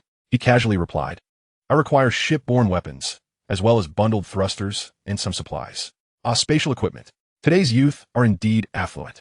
Young man, later, visit the small counter at the back and select your items with the robots. A 30% deposit of the total cost is required up front, and if your purchase exceeds 10,000, an additional 5% discount applies. Should it be too far for delivery, a separate shipping fee will be charged." Pausing, the elder scrutinized the four, crossing his legs as he said, "You seem like trustworthy individuals. Could you assist me in overseeing this tavern for a few days?" Lingyun Star is currently bustling with activity. A recent volcanic eruption has awakened a species of trilobite. They voraciously absorb energy, being energy-based organisms themselves, and are quite valuable when properly cultivated. Adventurers here are clamoring to capture them, with groups already offering 150 units of refining crystals for each one. I am eager to join in on the hunt, yet my responsibilities prevent me from leaving this place. Lin Xisuo's eyes sparkled at the prospect of such a remarkable energy creature piquing the interest of this seasoned elder. It could potentially benefit the Phantom. With this thought in mind, he boldly requested, "Elder, may I accompany you? The others can manage the tavern, and perhaps I can be of assistance." "Assist? What can a level 3 martial artist like you possibly contribute? I prefer not to attract the attention of other tavern owners by straying from my post, and having you along would complicate matters," the elder replied bluntly. Lin Xisuo replied resolutely, "I possess the ability to communicate with flora. Lingyun Star places great emphasis on environmental preservation, and I am certain there is no shortage of plants here, which would undoubtedly aid in tracking the trilobites." The elder paused, scrutinizing Lin Xisuo's dark-haired visage for a long moment before nodding. "Heaven has aided me. Your source ability, indeed, leans towards the supportive type. I will take only you. The others will remain." Lin Xisuo, eager to seize this opportunity, willingly revealed a card from his hand. An elder of such caliber, presiding over the Adventurers Guild, undoubtedly possessed formidable strength. With him, their operational efficiency would undoubtedly increase. Without his presence, relying solely on their own meager skills would likely lead to conflict with others, making it far more prudent to stay and oversee the tavern. "Thank you, esteemed elder. I shall not disappoint you." Lin Xisuo rose to relay instructions to Payne and Pylon, discreetly slipping a few thousand-point cards to them. It was wise to keep their assets separate for safety's sake. Should the elder harbor ulterior motives, it would be prudent to be prepared for any eventuality. "Children, this place will automatically attract flying martial artists. Those who come can be guided to the ground to capture trilobites. Should anyone return to rest, services will be provided per the price list. If those groups waiting to purchase energy organisms arrive, do not engage with them or reveal my whereabouts. Simply state that the tavern owner has drunk himself into a deep slumber. If all goes smoothly, we should conclude our business within 3 to 5 days, so be patient." After reiterating several points, the elder took Lin Xisuo and sped away. The speed was indescribable. A faint sonic boom hinted that they had breached the sound barrier. Lin Xisuo felt a slight sense of relief. If such a formidable figure intended to do him harm, a few punches would suffice. Requiring no elaborate plots, such tactics would be child's play. "We're here. Come down with me," the elder commanded, seizing Lin Xisuo's collar as they plunged into darkness. Chapter 75, Turmoil. The two arrived in a lush, subtropical jungle, where the elder perched between thick tree branches, gazing into the distance. The jungle thrummed with life, the chorus of insects resonating through the air, with dawn still a distant prospect. Lin Xisuo, unsure of the elder's focus, stood beneath the tree and inquired, "Elder, how should I address you? Moreover, do energy organisms dwell in this area, as you mentioned?" The elder gently floated to the ground, replying softly, everyone calls me Old Black. The volcano that birthed the trilobites is nearby, though it lies some distance away, so you cannot see them yet. I am most familiar with those lazy adventurers who frequent the guild. They might not undertake a mission even once in 6 months. It's a classic case of not opening for business for 3 years, only to profit for 10 once they do. With such a golden opportunity at hand, they are bound to invest heavily, sparing no expense to capture the trilobites, so remain vigilant. Your source ability is valuable. Let us agree on a 60-40 split. 60 for me, 40 for you. In the realm of martial artists, betrayal for profit is all too common, and it is fortunate for you to encounter an elder like myself. Indeed, you speak true. However, fortune favors the bold. With your esteemed position as the steward of the Adventurers Guild, I trust you won't make things difficult for a fledgling martial artist, Lin Xisuo responded. The 60-40 split is quite fair. Rest assured, I shall not be a burden. Forming a connection with Old Black indeed posed risks, yet without a spirit of adventure, one would likely languish in failure among the stars. His confidence stemmed from his armor and the forbidden tome. The journey was not merely about potions. It included insights specifically tailored for formidable adversaries. Overcoming a master was improbable, yet a planned retreat was entirely feasible. In my youth, I was even more impetuous than you, and I too forged my way to the present day. The elder reminisced. However, I have grown old and find myself prone to rambling. Each generation has its own methods of handling affairs. At this, the elder furrowed his brow and pulled Lin Xisuo 300 meters away, concealing them behind a boulder as they surveyed the area. Suddenly, a deafening explosion resonated above the canopy, and a tempest swept through the surroundings. A 4-meter-tall steel figure loomed majestically in the air, confronting a frail woman across from it. The metallic form advanced, casting light in all directions, clearly revealing the woman's attire. Lin Xisuo's eyes gleamed with peculiarity as he observed the woman before him. Clad in professional attire, epitomizing the archetype of an office beauty, her appearance was polished and elegant, characterized by simplicity and precision. Her long, exquisite legs danced under the illumination, seemingly defying gravity, suggesting she was at least a 5th-level martial artist. The elderly man, with a stern gaze, murmured, "The Lingyun group has intervened in this matter rather swiftly. A formidable dragon cannot suppress a local serpent. The Adventurers Guild remains an external force, disorganized in its structure, and it is likely to suffer losses." "Hey, bye." Was the background of that woman. Lin Xisuo lowered his posture, wishing to avoid unnecessary complications. "That woman is a secretary of the Lingyun group. I have met her once, and she possesses a considerable degree of cunning. The pilot of the towering mech is also known to me. He delights in tormenting his opponents, earning the moniker Horseface, though his true name has slipped from memory. Neither of them is to be trifled with, and their demise would be well deserved." As the woman descended into the treetops, her hair swirled like serpentine tendrils, and she alluringly proclaimed, "Horseface, Lingyun Star is ultimately the realm of our Lingyun group. Why do you adventurers stir up trouble? Surrender the trilobite, or face the consequences."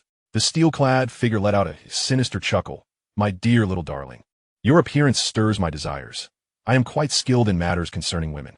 Patience, and soon you shall experience my methods. Where are the Phoenix Knights of the Lingyun group? Do not hide in the shadows. Come forth and present yourself to me."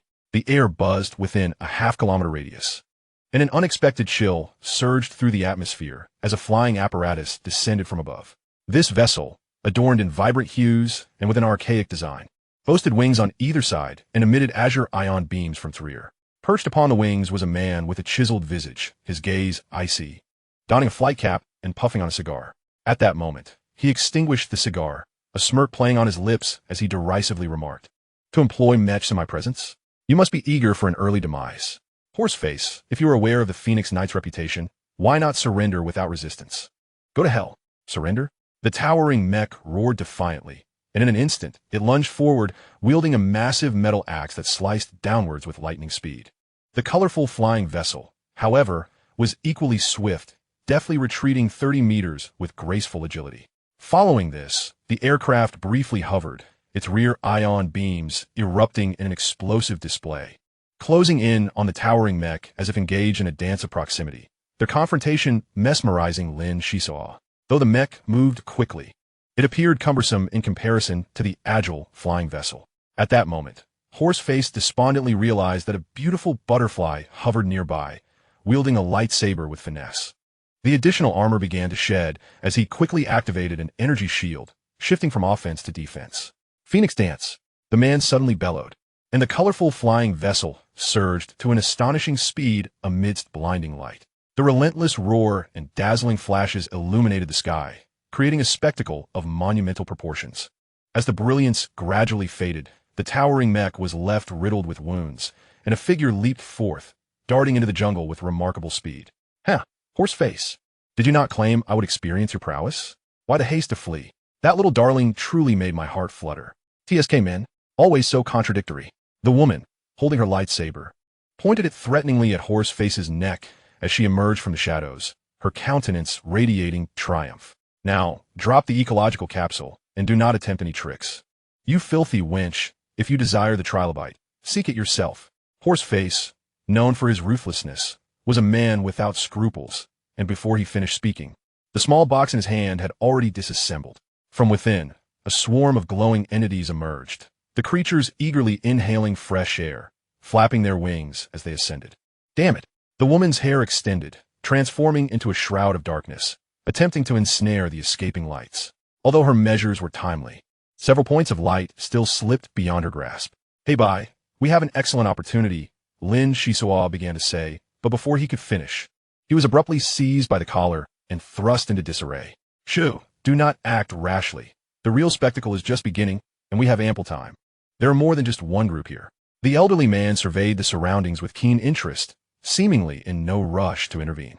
The man piloting the flying vehicle shouted in exasperation, "I will hold the line here. You three, pursue swiftly." From the shadows, indeed, 3 figures emerged, chasing after the lights. However, 6 silhouettes, swifter than them, darted in various directions, hoping to seize the advantage. Not a chance. The man on the flying vessel pressed his hands down, creating a gravity field multiplied by dozens. Those attempting to take advantage found their movements slowed, helplessly watching as they were overtaken. Lin Xisuo focused intently on the battlefield, pondering, when did so many people infiltrate the forest? I sensed nothing. He realized he needed to establish a connection with the plants. His palm discreetly pressed against the tree trunk, and the flora cooperated, gradually relaying information. After 3 minutes, he began to grasp the situation. A cold breath escaped him as he counted 21 individuals, including Heibai and himself. The Lingyun group had already revealed 5 members, with Horseface caught in the Secretary's web, making him the 6th. On the opposing side, 6 were suppressed by the Phoenix Knight's gravity field, while the remaining 7 remained inactive. "Heibai, 7 more are lurking in the shadows," Lin Xisuo warned. He had previously observed that sound waves dissipated 2 meters away, likely due to the elderly man's handiwork, thus he was not concerned about being overheard. The old man shook his head. "Your reaction time is rather slow. It seems your ability to communicate with plants is not particularly strong. You should seek opportunities to improve. I sense there were 21 individuals here long ago." The Phoenix Knights of the Lingyun group are meticulously selected martial artists, developed toward mechanization from a young age. Possessing formidable capabilities, their numbers cannot escape my notice. Based on my experience, chaos will ensue next, and I shall act alone. You must prioritize your safety. Understood. You may proceed with confidence. The two continued to observe the battlefield, where the 6 individuals constrained by the gravity field were not to be underestimated, unleashing fiery blasts into the air in a desperate attempt to break free. At this critical juncture, the Lingyun group's female secretary retracted the shroud, grasping a large mass of light in her hand, standing triumphantly upon Horseface's corpse, her demeanor dripping with contempt. The secretary's emergence triggered a shift in the dynamics, and in the blink of an eye, 2 lightsabers struck from both flanks, their brilliance unexpectedly fierce. 3 lightsabers clashed together, weaving through the darkness. The previously hidden figures sprang into action, creating a cacophony of conflict as they fought relentlessly. Both sides shared a common goal: to seize the energy creatures, disturbing the tranquility of the entire forest. Heibai's figure vanished, not targeting the female secretary, but instead pursuing the other 3 members of the Lingyun group, a task equally formidable. Lin Xisuo retrieved the Forbidden Tome and switched positions to observe the battle through night vision binoculars. Rarely had he witnessed a clash among orthodox martial artists, and this presented an excellent opportunity for learning. Even if he failed to acquire the trilobite, gaining knowledge would be invaluable. However, out of the blue, he heard a voice nearby. "Excellent. You have all revealed yourselves. Let yourselves be reduced to dust upon Lingyun Star." The flying vessel unleashed arcs of electricity, transforming the area into a hellscape. Recognizing the peril, Lin Xisuo retreated 100 meters away. One bolt of lightning, two bolts, within a radius of several hundred meters. The forest was decimated, engulfed in flames. The lightning seemed to strike indiscriminately, yet diverted away from the secretary as it neared her. The martial artists vying for the trilobite found themselves in dire straits, contending with the overwhelming electric current while evading the occasional laser sword, leaving them bewildered. Brothers of the Adventurers Guild, our lives are at stake. We are going all out against the Ling Yun group. A voice rang out, and a brave martial artist leaped toward the Phoenix Knight in the sky. As the powerful lightning struck, illuminating the battlefield, this valiant warrior miraculously endured. It turns out he is a Matrix master. 6 of the 18 small mirrors and shields before him were shattered on the spot, providing him with the opportunity to launch an attack. Noticing the Matrix master blocking their path, the other martial practitioners decisively took action, understanding that no one would benefit unless the aerial threat was neutralized. Lin Xisuo concealed himself behind a large tree as the Morgan vine, entwined around his arm, descended and burrowed into the ground, making its way towards the distance. Chapter 76. The Snatch. The jungle was ablaze with conflict. The duo from the Ling Yun group exuding an aura of ferocity under the cover of lightning, facing a dozen adversaries without an ounce of trepidation. Had it not been for the appearance of a Matrix master on the battlefield, this unilateral oppression might have continued unabated until the conflict reached its conclusion. Following the lightning, a chill descended, and the aircraft landed on the charred earth, with a Phoenix Knight and 5 martial practitioners exchanged blows, their fists sparking in the air. Stop him. It's cold energy. This aircraft is no ordinary machine, the Matrix master exclaimed in a panic, as frost crept over his feet, impeding his movements. In another combat zone, a martial practitioner sensed the impending danger and quickly leaped away. The Ling Yun group was relentless. Merely 2 individuals proved so formidable that those who had chased after them were unlikely to return alive. 5 retreated, including the Matrix master. 2 had perished in the preceding lightning strike, leaving only Lin Xisuo and 6 others behind. These 6 were either confident in their own abilities or resolute in their pursuit of the trilobite. Currently, the acquisition price for a trilobite was 150 units of refining crystal. If sold elsewhere, it could conservatively fetch 500 units. Otherwise, the Ling Yun group would not have sent their elite to vie for them. The female secretary, her hair billowing, swept through the area with a broken tree branch. Her source abilities were wielded to perfection as she carved arcs of light with her laser sword, buying precious time. At this rate, the Ling Yun group had a significant advantage. Yet, fate is unpredictable. Whether it was a case of excessive joy leading to sorrow or an unfortunate twist of fate, the ground suddenly gave way beneath the female secretary's feet, causing her to fall. 5 trilobites fled, darting away hastily, leaving her with only 3. How could this happen? Someone must have sabotaged me, the female secretary seethed, gritting her silver teeth as she warned the Phoenix Knight to remain vigilant. She then unleashed a fierce barrage, tightly ensnaring the 3 martial practitioners before her, denying them any chance to pursue. The one laying the trap was, of course, Lin Xisuo. The 5 trilobites passed by him without a glance. Any movement at that moment would be tantamount to seeking death. Without Black Uncle by his side, he felt incomparable. As long as the trilobites remained within the jungle, he would find a way to locate them.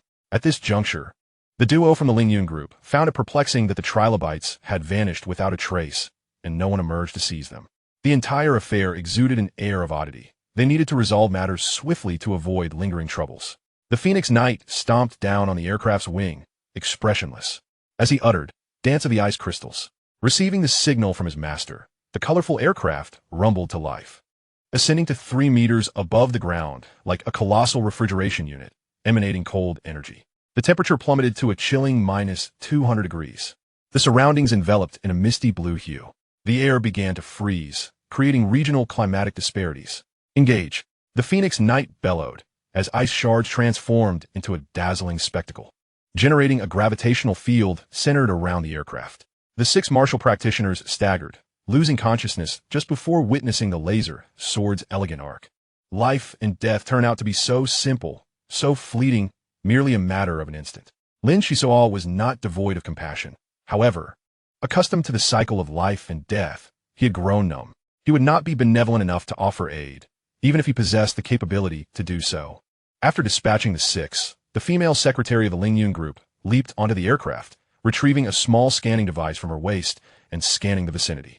After a prolonged examination, Her mood soured considerably. How strange. Something clearly entangled with me. Yet there are no signs of life.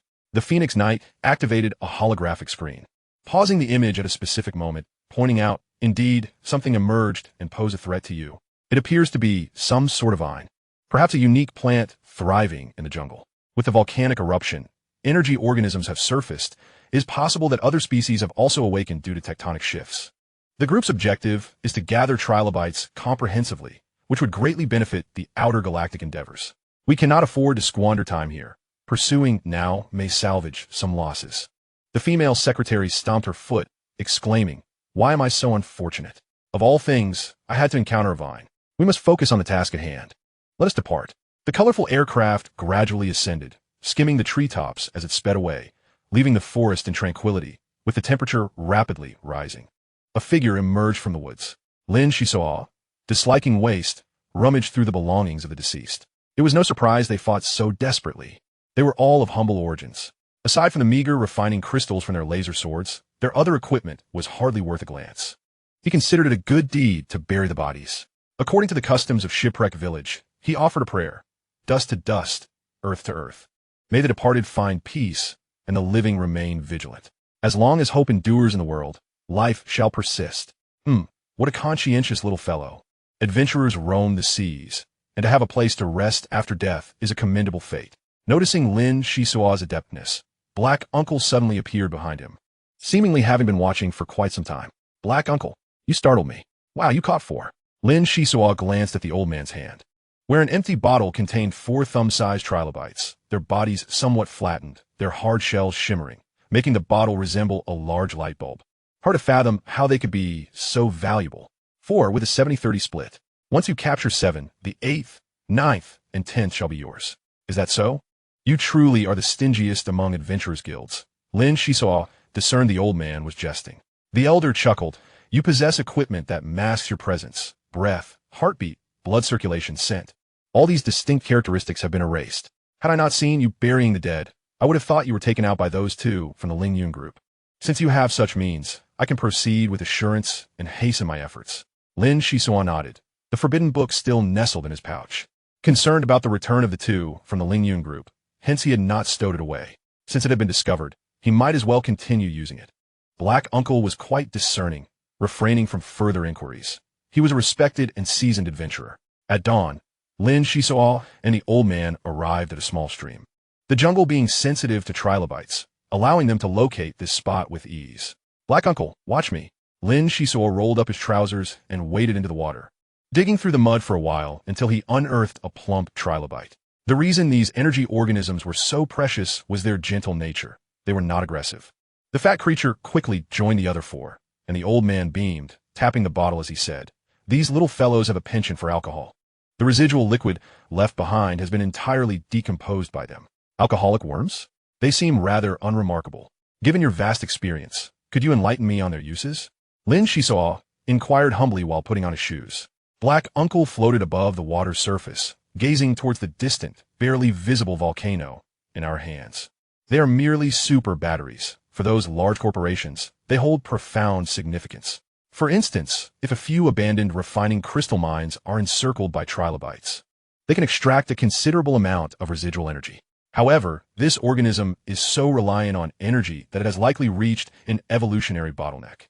Its characteristics include longevity and a robust physique, making it indestructible. Lacking natural enemies, its aggression has diminished, and it likely hides within the volcano to absorb a modicum of thermal energy.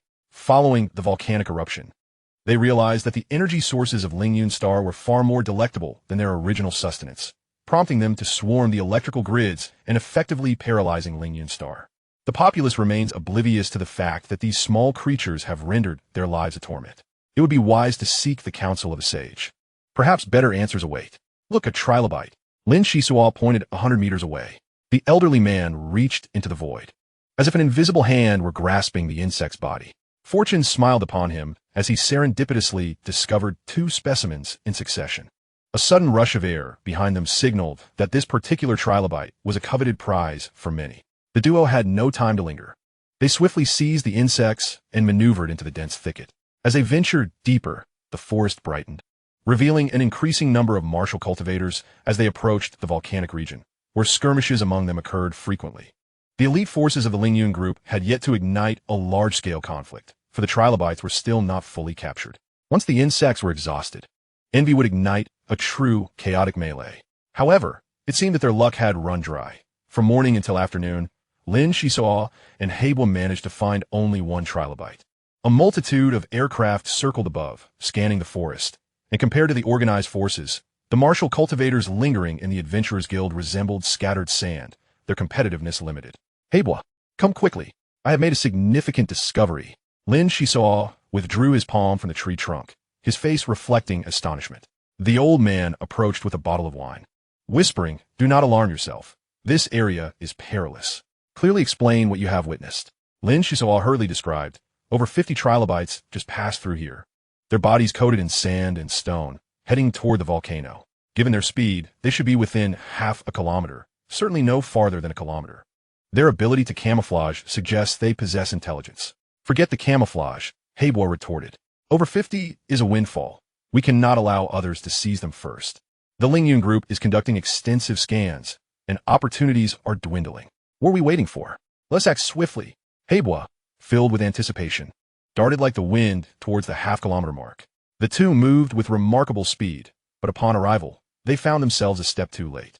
10 martial cultivators had gathered, forming a force field, with dozens of gray stones floating before and behind them, serving as rudimentary camouflage for the trilobites.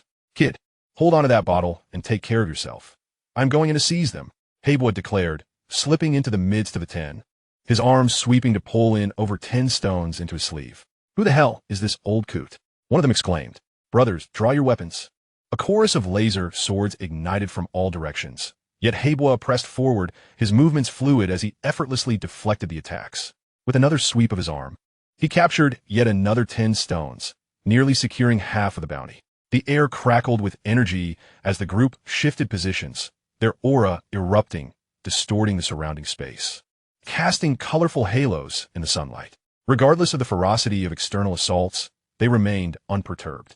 Both sides appeared poised to divide the 50-plus trilobites evenly. Yet the Lin Yun group intervened, causing 7 aircraft to plummet, with trees collapsing around them, carving out a vast battlefield. "Surrender the trilobites. We do not wish to resort to violence." The loudspeakers reverberated with authority, but how could they claim to avoid violence when such a display was before them? Tension mounted as Heibua's expression turned grave. He unsheathed a laser sword adorned with a guard, inscribed with the characters Yunlong. Chapter 77. Assembly. The atmosphere was thick with tension as the Lin Yun group's 7 aircraft faced off against 11 martial cultivators. These 11 were split into 2 factions, with a mysterious old man from the Adventurers Guild Tavern standing alone, exuding an overwhelming presence. "Old friend, it seems today may be an exception after many years of abstaining from bloodshed," Heibua mused, his laser sword trembling slightly as he activated it. Remarkably, its blade spiraled, whirling like a laser drill. "Be cautious. This old fellow is exceptionally powerful, likely within the 9th to 10th rank, perhaps even stronger," warned the leading Phoenix Knight. The old man's aircraft appeared distinct, resembling a disc with slightly downward tilting wings, swirling currents of air around it, indicating a formidable opponent. Heibua sprang into action, and before anyone could comprehend, his laser sword cleaved into the leftmost aircraft. The advanced armor attached to the vessel crumbled under the assault, parts scattering into the air. It was then that the sword's guard revealed its purpose, forming a light shield to protect the wielder from self-harm.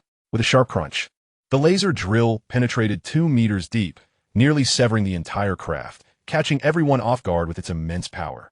In the moment of shock, Heibua's feet propelled him into the air, enveloped in a brilliant blue light, a cacophony of sounds buzzing in his ears. When the radiance faded, the old man had vanished.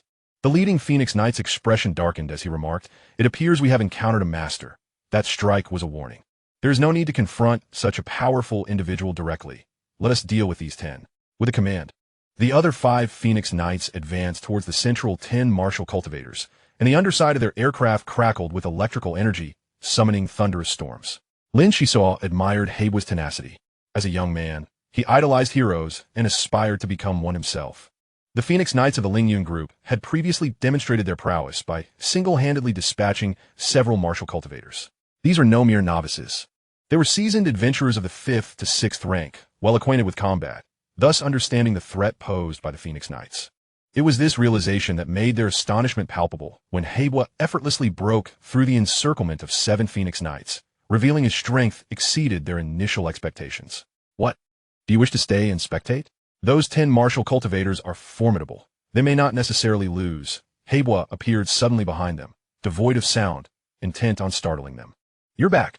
Do masters always appear and disappear like ghosts? Thankfully, my heart is steady enough to endure, Lin Xisuo remarked, his eyes sharp as he scanned for spoils. Their haul was commendable. They had successfully seized 27 trilobites, tucked away in the old man's sleeve. Coupled with the 7 they already possessed, they now had a total of 34, with Lin Xisuo needing at least 10. I suspect the Lingyun group will soon make a move, as those who linger in the Adventurers Guild are seasoned veterans, adept at seizing opportunities. Before he finished speaking, Heibo produced a metallic card and placed it upon a rock. Waiting patiently, a shimmering light enveloped it, revealing 2 bottles of wine appearing on either side, an instance of spatial equipment. Here, let us each take a bottle and have a drinking contest. The empty bottles can be used to store the insects. These trilobites can survive without air. Of course, only military-grade special spaces could serve as ecological containers.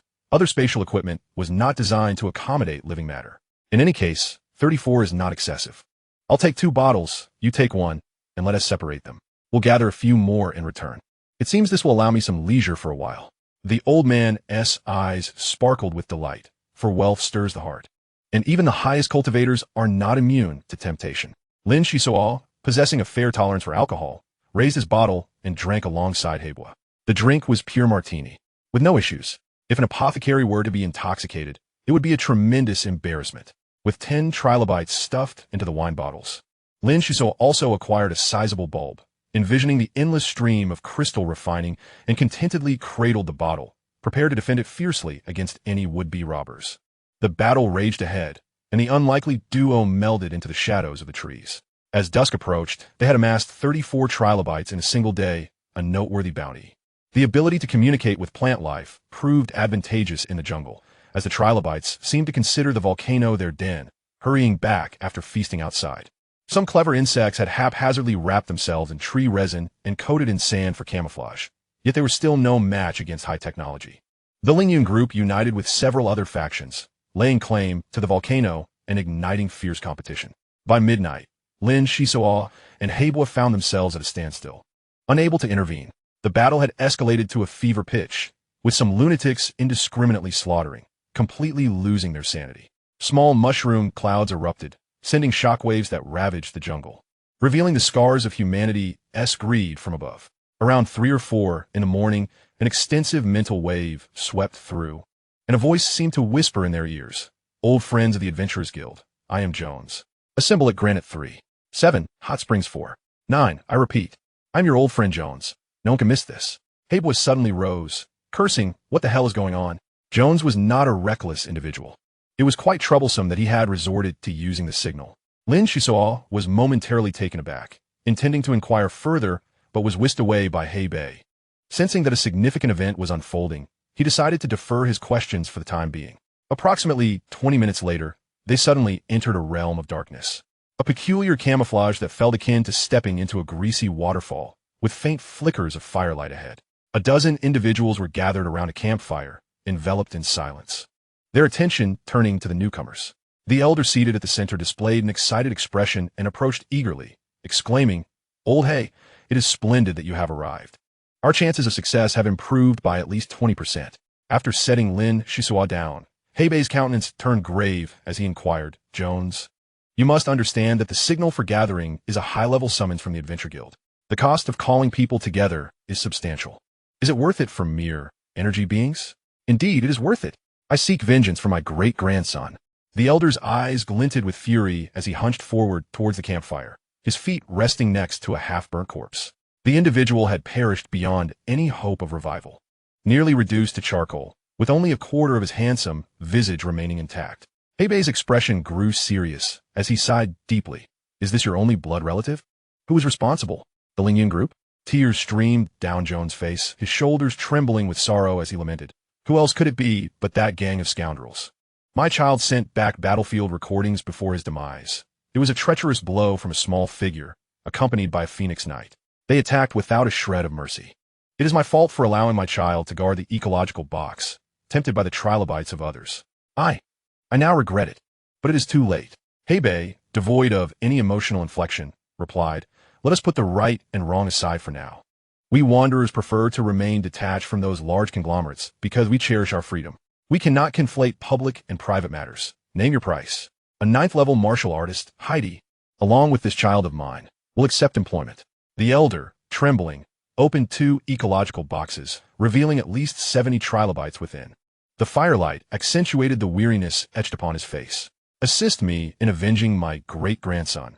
Whoever captures the culprit, I shall offer 20 trilobites and a spatial device with a 3 cubic meter capacity as recompense. According to the rules, hiring a 9th-level martial artist requires 360 units of refining crystal. Given the extraordinary circumstances today, I am willing to pay 2 trilobites up front. My old friend, what do you think? Hebei responded, very well. 2 trilobites could fetch at least 900 refining crystals on the market, which is already more than a fair bargain. Acting independently now yields little benefit, so I shall accept the employment. However, the young man accompanying me must receive 1 trilobite as well. His forte lies in tracking, and he may swiftly provide you with satisfactory results. Jones turned to Lin Xisuo, his gaze flickering as he sensed a barrier shielding him from detection, nodding in agreement. This young man indeed possesses the qualifications. Old Hei's word is trustworthy. Furthermore, we agreed that for every Phoenix Knight of the Ling Yun group we eliminate along the way, I shall reward you with 100 refining crystals. With my great-grandson gone, I have no attachments left. I would not hesitate to deplete my entire fortune. In the midst of their conversation, 5 more individuals arrived, all of considerable age, who readily accepted the employment. Subsequently, Lin Xisuo received 1 trilobite, weighing heavily on his mind as he placed it into a wine bottle, securing it with Morgan vine around his waist. What is it? Are you feeling moved? Perhaps you think Jones is pitiful, losing a loved one to death. However, such occurrences are commonplace. The Adventure Guild has established gathering signals to address urgent situations for senior martial artists, allowing them to converge at specified locations. The cost of hiring is steep, and each individual must remain until the end. Even those who wish to withdraw must maintain silence. This system has endured for quite some time. People die for wealth, and birds perish for food. Martial artists differ from ordinary folk. To ascend to greater heights, one cannot do without refining crystals, which are predominantly controlled by financial magnates. To obtain refining crystals, many resort to spending their days at the Adventure Guild, relishing the thrill of danger. More importantly, only through combat can we find the motivation to progress. However, it is quite unexpected that Jones has acquired such a multitude of trilobites. And with his great-grandson having already lost a portion, it is crucial to avoid greed in this venture. One must act within their limits and steer clear of unprofitable endeavors. Do you understand? Hebei quietly advised while rummaging for weapons. I understand. This experience has enlightened me significantly. I must exercise caution in all my future actions. Any oversight could lead to irreparable consequences. Elder Jones must be suffering greatly. Compared to wealth, family holds far greater importance. As Lin Xisuo encountered various events, his character matured rapidly. He was inherently contemplative and learned much from these experiences. A quarter of an hour later, 43 individuals had gathered by the campfire, including some skilled fighters who arrived with their teams, and the overall strength was formidable. Thank you all for granting this old man your respect. Without further ado, all members of the Ling Yun group shall be slain. Jones' gaze was fierce, resembling a wounded beast, relentless in his pursuit of vengeance. A gentle breeze swept through as the 40-odd figures dashed through the treetops, racing towards the distant volcano. In the night, the flames of battle blazed even more fiercely, spreading in all directions. Chapter 78, The Clash. The shockwave rippled outward as Lin Xisuo leapt into the air, the peacock talisman conjuring a luminous shield. Directly ahead, 5 aircraft were surrounded by the throng of over 40 individuals. The quest for vengeance commenced at that moment. To the Ling Yun group, prepare to die. Elder Jones bellowed, ready to strike, yet someone was swifter and more ruthless than him. A flash of sword light twisted into a vortex, a brilliant blue radiance sweeping across, causing the 5 aircraft to disintegrate. Standing amidst the chaos was Hebei. With a cold demeanor, Hebei stated, "These mere foot soldiers are but a free offering. Brother Jones, please hold for a moment. The main event is yet to come." "Thank you. Follow my orders and press onward." Jones waved his hand, and the 40-odd figures swiftly moved, covering several hundred meters in the blink of an eye. Hebei remained motionless, hands clasped behind his back as he inquired, "So, have you caught any sight of that female secretary? 20 trilobites is no small sum, not to mention the spatial device as a reward. Who wouldn't desire such an opportunity?" Lin Xisuo gently descended, shaking his head. "Not yet. Previously, the secretary was engaged in a struggle for trilobites with a man with a horse-like face, and it seemed she wasn't fully committed. Did you not have a brief encounter with her? Do you know her background? Haha, that woman is no ordinary individual. She is a favored aide of the Ling Yun Group's boss. That is why I advised Jones to conserve his strength. Perhaps it could draw out significant figures." Hebei glanced at the spherical robot housing the peacock talisman and could not help but praise, "You possess quite the fine equipment. That high-quality light shield could save a life in a critical moment." Lin Xisuo glanced at Hebei's unique sword, smiling. "Compared to you, I am leagued behind. Additionally, I find it puzzling. Did not Elder Jones state that eliminating a Phoenix Knight would yield 100 refining crystals? 5 aircraft amount to 500 refining crystals. When did you become so generous? Outsider. Just them? At best, they are apprentice knights. The true Phoenix Knights command vessels far more resplendent, and their numbers do not exceed 200. That is why I categorize them as mere foot soldiers." Following this, Lin Xisuo insisted on scouring the battlefield, and with the aid of the peacock talisman, he located 50 units of refining crystals and several laser swords. Do not underestimate the apprentice knights. In comparison, they are significantly more affluent than those martial artists lacking resources. Thus, as the two fell behind, Hebei seized the opportunity to launch the frugal captain from the treetops, and upon finding their team, they were embroiled in a fierce battle. A fiery blaze surged in a straight line through the clouds. This time, they were not facing mere foot soldiers, but rather formidable foes. 12 aircraft surrounded a disc-shaped vessel like stars encircling the moon, and some of the martial artists hired by Jones were in disarray, crashing into tree trunks, clearly having faced adversity. From the opposing aircraft, someone bellowed, "Who are you? How dare you trespass on our territory? Those who are wise should vacate this place immediately. This is the domain of the Ling Yun Group. You are destined to meet your demise." Jones's figure flickered as he wielded twin swords, boldly plunging into the enemy ranks. The old man fought with fervor, his blades dancing in a dizzying display, accompanied by a soft, resonant hum. This was no mere spectacle. Each strike was executed with cunning angles, and with his formidable cultivation at the 8th or 9th level, he maneuvered through the fray with the tenacity of a leech, easily ensnaring 3 Phoenix Knights. "Brothers, we are here to collect our due and deliver justice." With fervent eyes, over 40 martial cultivators surged forward. Each of these swaying aircraft was laden with crystal essence. Eliminating a single Phoenix Knight would sustain one for an entire year. Our forces outnumber the enemy several times over. Victory is assured. After a brief skirmish, 2 among the Ling Yun Group's 13 Phoenix Knights could not withstand the onslaught of hungry wolves and were swiftly dismembered by laser swords. In truth, their bodies were reduced to far more than 8 pieces. Seasoned adventurers, who lived on the edge, engaged in combat without hesitation. As for the rewards, we would later determine who delivered the final blow. "Mayday, mayday! Group 7 is under heavy attack. Knights in the vicinity, please converge on my position." The transmission abruptly ceased as Black BR's sword emerged from the back of a Phoenix Knight. The aircraft's energy shield, which once provided protection, had long since been breached. The lifeless body fell into a pool of blood. With so many wolves and so little prey, even Lin Xisuo would find it challenging to intervene. However, he believed this situation would soon change, for not one, but several Phoenix Knights were calling for assistance, and a dazzling array of 26 formations appeared in the sky. Swiftly approaching. "Engage." Full engagement. A voice boomed. The forces on both sides were nearly equal in number, yet fortuitously, the presence of masters like Jones and Black BER tilted the scales slightly in our favor. Lin Xisuo pondered. Since he had come with Black BER, and others were unaware of his true capabilities, he might as well seize the opportunity to amass crystal essence. Just then, 3 aircraft joined forces, and the captain of the Mirage boldly advanced. The seasoned martial cultivators in attendance, though unaware of Black BR's true identity, recognized his level of expertise. Each advancement beyond the 6th level signified a monumental transformation. A 9th-level martial artist possessed the ability to reach beyond the heavens. How could a mere youth accompanying him be underestimated? Lin Xisuo was particularly enigmatic. First, the forbidden tome concealed his presence, making it difficult for most to gauge his depth. Only the most elite figures, such as semi-mechanical creators who had lived for centuries, could discern his tracks, and even those approaching a superclass war beast would be detected. Moreover, his youth, being a minor martial cultivator still under the protection of his elders, who dared to venture out into the world, indicated he possessed considerable skill. Lastly, his equipment, a spherical robot with formidable defensive capabilities, was clearly a high-grade item modified by a creator, not something just anyone could afford.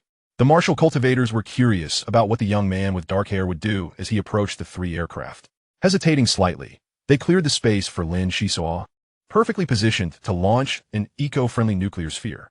"This is my grand entrance," Lin Xisuo mused, flicking his wrist to hurl the water sphere. This precious gem had a low production rate, taking 5 days to create a single piece, with other potions needing compression, leaving him with only a scant supply during his travels.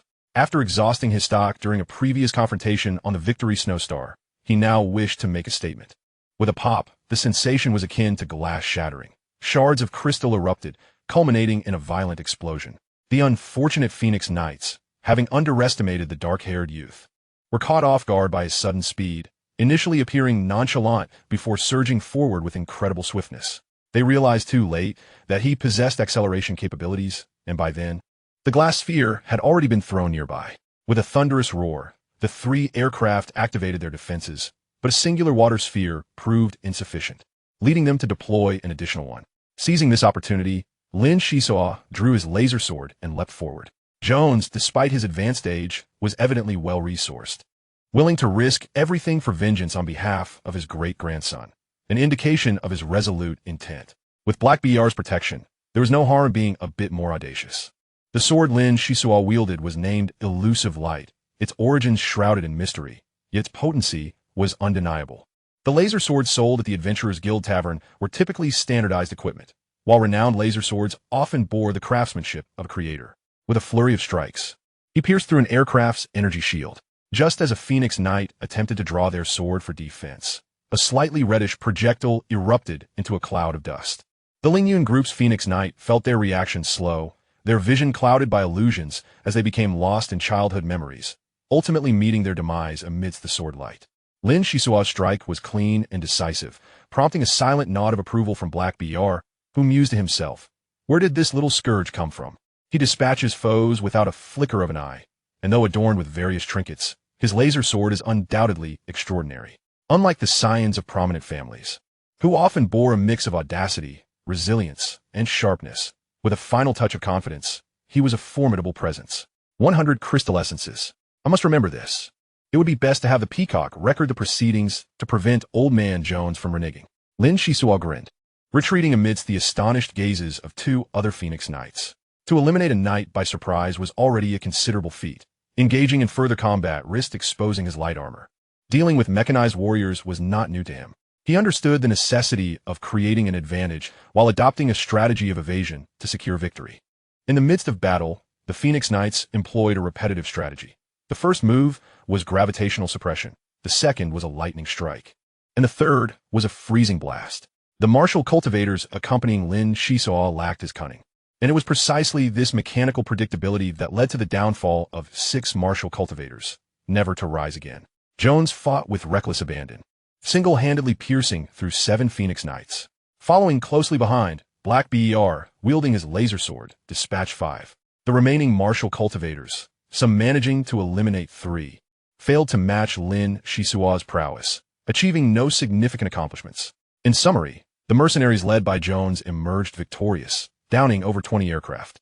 The remaining Phoenix Knights retreated towards the volcano, preparing to gather sufficient reinforcements to avenge their fallen comrades. As the battlefield was cleared, Lin Xisuo found himself unable to glean any benefits. The credit for any defeated enemies belonged solely to those who had slain them. Previously, Black BR had been indifferent to such matters. Jones, unwilling to linger, pressed onward after 10 minutes. In this realm, rules govern conduct. Of the 43 who had set out, only 37 remained, yet none chose to withdraw. This was driven by loyalty to friends, the allure of wealth, and the rules of the Adventurers Guild. Anyone who answered the call and then withdrew would suffer significant damage to their reputation, making it difficult to survive in this line of work. As for casualties, one could only blame their own inadequacies. No one else bore responsibility. As the third engagement commenced, The ground was covered in volcanic ash. 63 aircraft hovered in the air, poised for action. No, that little one is not here, but all from a Ling Yun group deserve to perish. Jones's eyes blazed with fury as he plunged into the fray, unleashing a massacre. The martial cultivators fell silent for a moment, then unleashed their full capabilities, revealing their true strengths, as if they had grown weary of life. Lin Xisuo grasped Black BR's arm, whispering, "I have a lead. That female secretary was just here, but she has turned and headed north, seemingly trying to flee the area. Very well, I shall pursue her. If successful, you shall share in the rewards." Black BR sheathed his sword in one hand and vanished into the shadows, disappearing without a trace. In the chaos of battle, one faced only two choices: to live or to die. Lin Xisuo did not wish to engage in a fight to the death. At most, he intended to put on a show. However, some oblivious individuals approached, and two Phoenix Knights descended upon him, plunging the young captain into a precarious situation. Chapter 79, Clash. Within a 30-meter radius, the gravitational field intensified. While this might have been effective against others, it had little effect on Lin Xisuo, as he regularly practiced with weighted burdens and maintained exceptional reflexes. He leaped into the air at an astonishing speed, initiating a counterattack. The three laser swords clashed in a rapid flurry, sending vibrations through the hands of both combatants, resulting in a stalemate during their initial confrontation. Surrounding shockwaves erupted intermittently as martial cultivators unleashed their source abilities, confronting aerial vehicles amidst the chaotic battlefield. Lin Xisuo found himself with no avenue for retreat as the two Phoenix Knights adeptly maneuvered closer, leaving him feeling constrained and unable to unleash his full potential. It was a dire situation, as their exquisite pincer tactics became apparent. In a fleeting moment of clarity, he activated the Peacock Talisman's defenses. In such circumstances, he could only engage in a direct confrontation. With a series of explosive clashes, the laser swords emitted dazzling arcs of light. Fortunately, the sword Lin Xisuo wielded was no ordinary weapon. Its blade cast multiple camouflage phantoms, each a tangible entity suspended in the air with commendable offensive capabilities, allowing him to hold his ground against two foes. "Everyone heed my call. I have resolved to fight with everything I possess," Jones bellowed, standing resolute amidst the sword light, his form becoming increasingly indistinct. At that moment, a peculiar shadow radiated from the elderly Jones, abruptly halting the tumultuous battlefield. Subsequently, over a dozen aerial vehicles detonated, causing the Phoenix Knights to spew blood, afflicted by an unprecedented form of damage. Lin Xisuo was struck with dread. What sort of source ability was this, so overwhelmingly domineering? The two Phoenix Knights beside him were similarly affected, blood trickling from the corners of their mouths. An opportunity had presented itself. The martial cultivators present momentarily faltered before launching a counterattack, reversing their earlier plight and gradually gaining the upper hand. "We must not squander the old man's goodwill," Lin Xisuo thought, cranking the laser sword's power to its zenith and recklessly targeting one of the Phoenix Knights. While the other knight's assault was deflected by the Peacock Talisman, a peculiar scene unfolded on the battlefield. One Phoenix Knight was cleaved, while the other pressed the attack from behind, and the dark-haired youth in the middle clung fiercely to one adversary, resembling a frenzied beast. With a series of resounding impacts, Lin Xisuo sliced through the energy shield slightly, creating minor explosions. He had pushed his speed to its utmost limit, his hands a blur of motion, his gaze resolute. Striking with his sword over 10 times each second, he increasingly quickened his pace. All his attacks converged, surpassing the aerial vehicle's capacity to withstand, causing the energy shield to shatter instantly as the blade penetrated. The Phoenix Knight under assault remained remarkably composed, although his opponent exhibited exceptional speed and weaponry. He was of a lower tier, relying solely on a micro-skateboard to combat in midair. He knew that should he falter, he would undoubtedly face death. A brilliant explosion ignited in the sky, and the Phoenix Knight's eyes widened in disbelief. The enemy's actions were starkly different from what he had anticipated.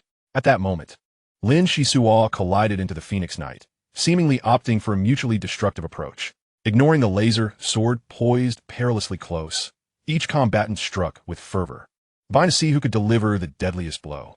Golden light flickered as aerial vehicles plummeted from the sky, and the unfortunate knight piloting one became a cascade of blood, showering the surroundings. The other Phoenix Knight stood frozen in the air before erupting into a heart-wrenching scream. "No, George, my brother."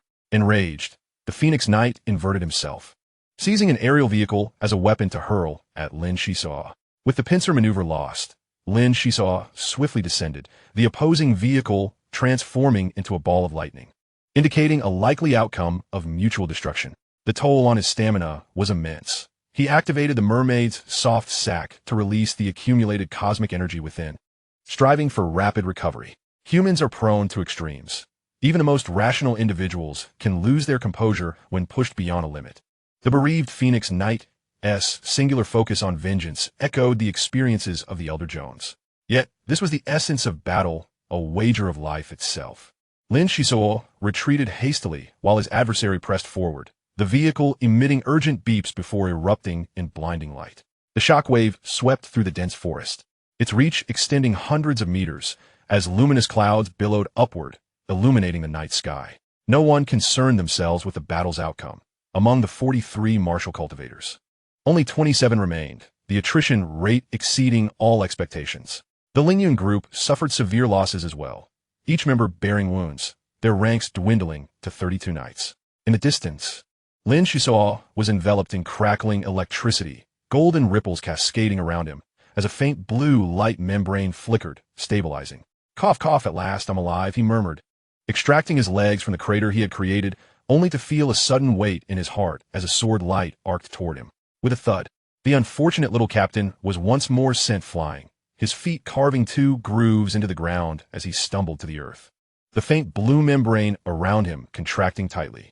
You were that Phoenix Knight?" Lin Xisuo inquired uncertainly, gazing at his foe, who stood before him as a fearsome apparition, his body riddled with grotesque, grayish-white tumors. A single, simple word escaped his lips, and the tumor-ridden man charged forward, leaving deformed footprints upon the ground. Lin Xisuo leapt into action, raising his hands to unleash 2 water capsules. As a third-tier martial cultivator, repeatedly challenging higher levels, he would have long since exhausted his cosmic energy were it not for the presence of the mermaid's soft sac within him.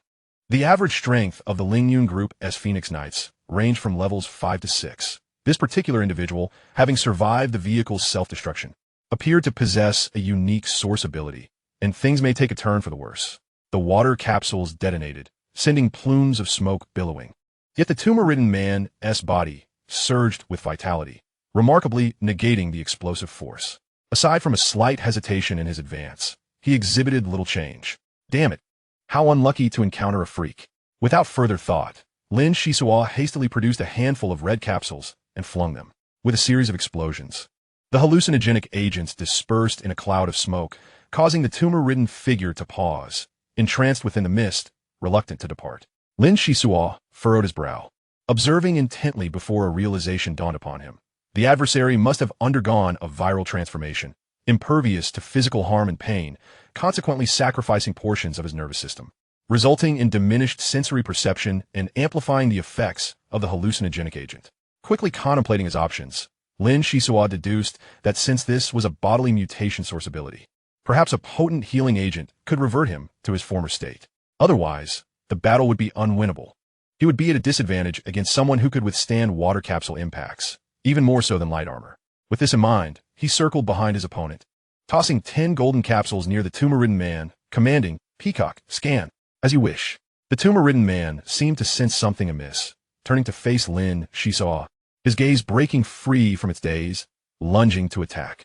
A change was evident. The cellular surface of his body began to recover. The voice of the peacock was soon drowned out by the ensuing chaos, as Lin Xisuo raised his sword to defend himself. The two engaged in a ferocious exchange, the tumor-ridden man exhibiting overwhelming strength with each strike. Lin Xisuo found himself continually retreating, occasionally landing glancing blows with his laser sword that proved negligible in effect. 1 step, 2 steps. Despite the protection of his light armor, the confrontation became increasingly arduous. Lin Xisuo was waiting, biding his time for the healing agent to take effect. The results from the peacock's scan could not be erroneous. As long as there was a change, it would be favorable. What he feared was a complete stalemate, impervious to any influence. What have you done to me?" The tumor-ridden man's face began to normalize. Disbelief etched across his features as he regarded his own body, realizing that his source ability had been suppressed. Not only that, but in resisting this sudden shift, he was rapidly depleting the cosmic energy within his cells, leading to a swift decline in combat effectiveness. Lin Xisuo inwardly rejoiced, his movements unrelenting as he pressed the attack. The laser sword moved with precision, striking relentlessly, denying his opponent any respite. No, I cannot lose. I must avenge my brother. The tumor-ridden man, drained of strength, found a potent healing agent acting upon him like a lethal poison. The sword light pierced through him, and his form gradually crumpled to the ground. At last, the battle drew to a close. Lin Xisuo, wearing a bitter smile, collapsed onto the ground, utterly exhausted. Engaging with high-level martial cultivators demanded unwavering focus at every moment. Any lapse could cost him his life. After resting for about 15 minutes, a voice suddenly called from above. Everyone cease hostilities. I have apprehended the instigator. As the words fell, Black BR plunged into the battlefield, cradling a woman under his arm, none other than the secretary of Lin Yun Group. Who are you? Release Miss Avril immediately, exclaimed the leading Phoenix Knight, his fists clenched in shock. My identity is of little consequence. What truly matters is that this young lady has taken the life of a crucial figure from our side. It seems she sensed the gravity of her misdeeds and fled in haste, nearly evading my pursuit. Black BR remarked nonchalantly, tossing the secretary towards Jones, his gaze icy. Jones, an elderly man with injuries obscured, had previously harnessed his source ability to eliminate over 10 Phoenix Knights, leaving him considerably burdened. Having sustained numerous injuries in the subsequent skirmish, he now relied solely on sheer willpower to remain upright. Ah, to have the opportunity to avenge my child, it is worth it, he cackled cruelly, savagely tearing off a substantial portion of the secretary's thigh, his face contorted in a grimace. Help, please, Avril cried, awakening from her unconscious state only to see the horrific state of her lower body, before succumbing to darkness once more. At that moment, a flicker of light approached from the distance, a Phoenix Knight who had been partnered with the secretary. He appeared pale, blood staining his chest, and his flying apparatus was in tatters, leaving him in a woeful state. Stop! I have something to say, the Phoenix Knight shouted as he landed, scrambling forward. Do not kill Miss Avril. You cannot fathom her true identity. She is the representative of the Hydra organization within our Lin Yun Group. If you take her life, our group will not escape unscathed. The Hydra? The vengeful Hydra? The surrounding martial cultivators recoiled in fear, many of the Phoenix Knights evidently unaware of the implications, momentarily paralyzed by the revelation. And what of the Hydra? I am prepared to forsake my life. What is there to fear? Jones retorted, sensing the urgency of the situation. He struck the secretary's forehead, shattering her brain and ensuring his vendetta was fulfilled. Black BR sighed, contemplating the grave trouble that loomed ahead. Engaging with a dark organization like the Hydra would likely render any mediation by the Adventurers Guild futile. Most present would struggle to evade the ensuing pursuit. Yet he was relieved to know he had multiple escape routes. Quickly informed the boss, Miss Avril is dead. Justice has its rightful claim, and all these martial cultivators are the culprits, with no ties to the group. The leading Phoenix Knight ground out through gritted teeth, dismissing the trifling matter of the trilobite. The Phoenix Knights hastily retreated, neglecting to collect their fallen comrades, consumed by panic. Only the secretary's partner remained behind, producing a cigar and lighting it gently. Jones turned to the Phoenix Knight, his voice icy. You had the chance to leave. Why did you not take it? Leave? Where would I go? The group's directive was to protect Miss Avril. Returning would mean a more ignoble death. It is better to die by your hand, the Phoenix Knight replied. The Hydra has a rule. All grievances must be settled personally, so Lin Yun Group will not act against you. Come now, grant me a swift end. Lin Xisuo, dragging his weary body, approached Black BR. The Hydra organization was unfamiliar to him, but from the expressions of those around, it was evidently a significant dilemma. Old Black, do me a favor. Grant this Phoenix Knight his final journey. As you wish, Black BR acquiesced, extending his hand to the Phoenix Knight. A burst of azure energy striking his brow. The cigar fell from his grasp as he smiled in resignation. Jones, appearing increasingly aged, settled against a rock and unfastened a damaged ecological box from his back, speaking slowly. Thank you all for your timely assistance. Given that we have provoked the Hydra, I advise you to erase all traces and lay low in other star regions for a few years. Heed my words. Refrain from selling the trilobites in your possession for now, to avoid leaving a trail for the Hydra. For reasons unknown, Black BR subtly stepped back, and Lin Xisuo followed suit. Suddenly, someone shouted, Old Jones, we have risked our lives for wealth. You are well aware of the Hydra's nature. We shall surely live in fear from now on. Will there be any additional compensation? Certainly. Everything I possess is yours to share, Jones replied. Quickly, let us clear the battlefield and tally our accomplishments. I am willing to share all I have. Well said, old man. Your generosity is commendable. Brothers have not labored in vain. Let us proceed with the tally, the speaker urged, leading the remaining 20 or so individuals in a swift assessment, including the fallen's contributions, which were also divided among them. Jones produced 2,300 units of refining crystals, his entire savings, along with some equipment, including his own laser sword, which he allocated as part of the compensation. The 20 or so martial cultivators picked through the offerings, generally content, with a master like Black Ber overseeing the proceedings. Even those with ulterior motives dared not act recklessly. Moreover, pushing Jones to desperation could lead to mutual destruction, so securing benefits and vacating Ling Yun's star was of utmost importance. "Old Black, may I borrow a few trilobites?" Jones asked calmly, as if discussing employee wages, casually mentioning a need for additional funds. Black Ber cast a meaningful glance at Lin Xisuo and replied, "I am currently a bit short on resources, but my young companion here possesses considerable wealth. We had previously agreed on a 70-30 split. Capturing the Ling Yun groups, Secretary merits his share of the spoils, does it not?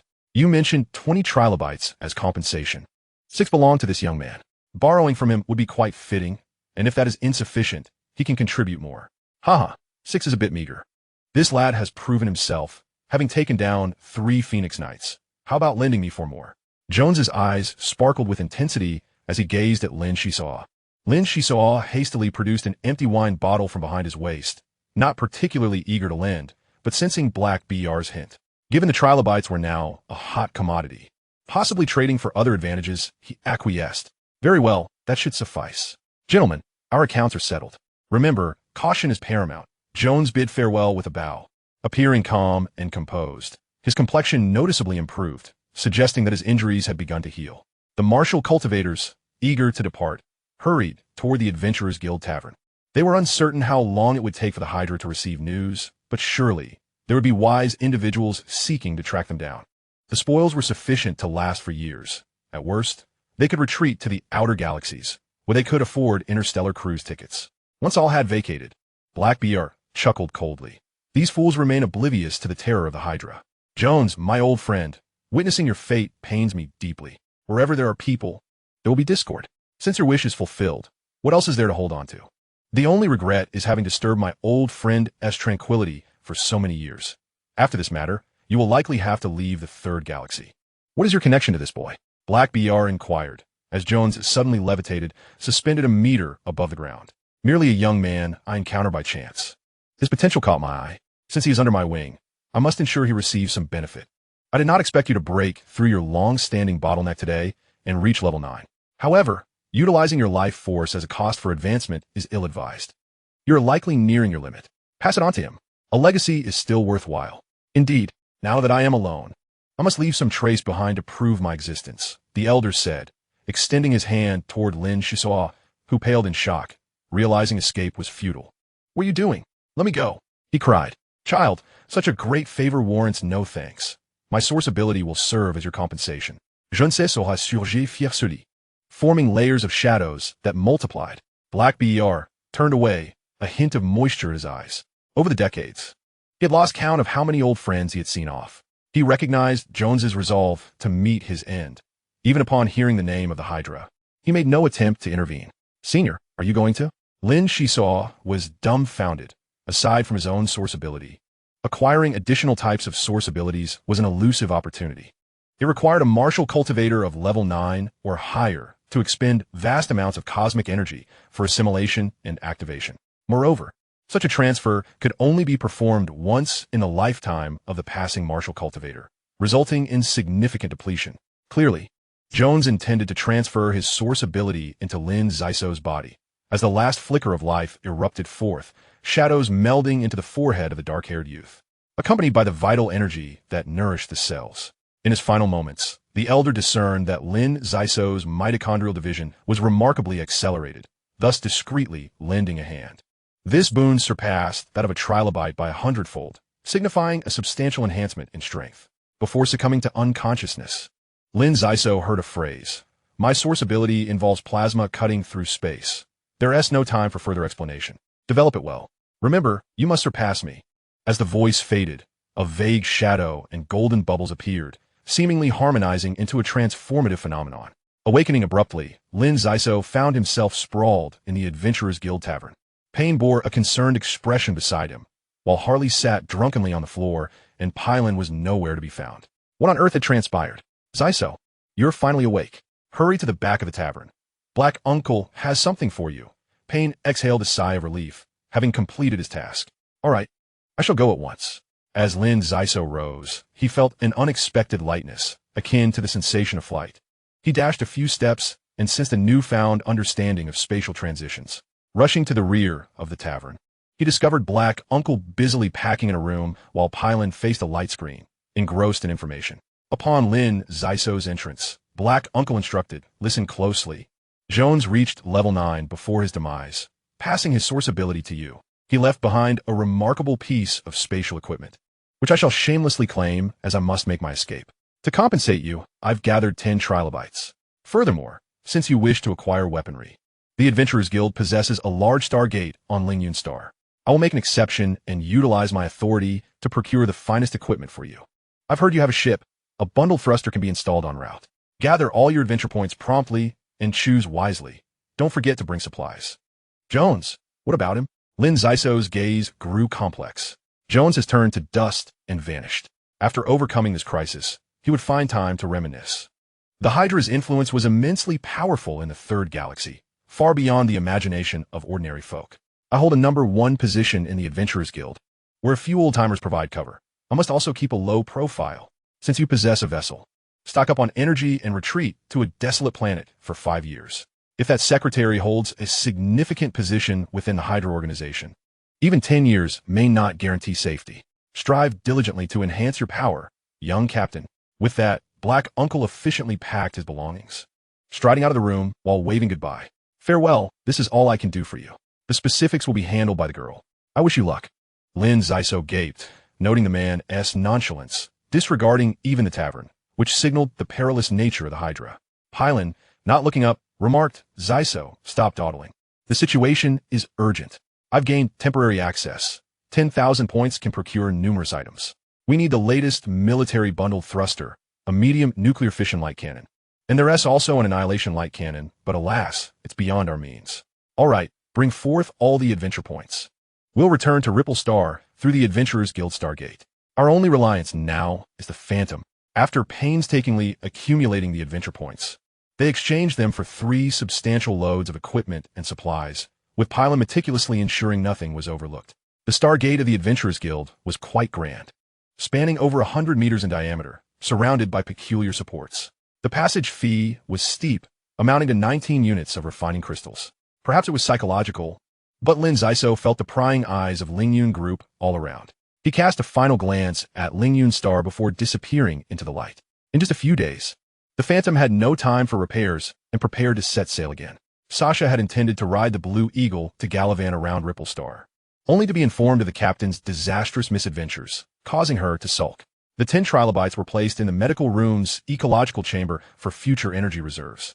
Harley snored loudly, and despite his robust build, 2 bottles would surely leave him inebriated, rivaling Pylon's tolerance. With all goods accounted for, items that could not fit in the warehouse were transferred to the gun turret, and fresh fruits and vegetables were stored in the large freezer.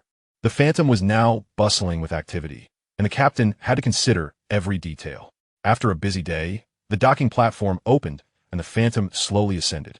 Lin Xisuo commanded, "Hard a port, unfurl the solar sails, open the side sails, and proceed at full speed, departing Ripple Star."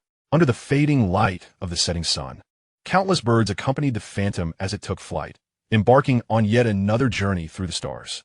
In Chapter 81, Guidance, as they soared through the cosmic sea, various celestial bodies passed by the flight path. The Phantom selected a planet devoid of an atmosphere, landing within a crater.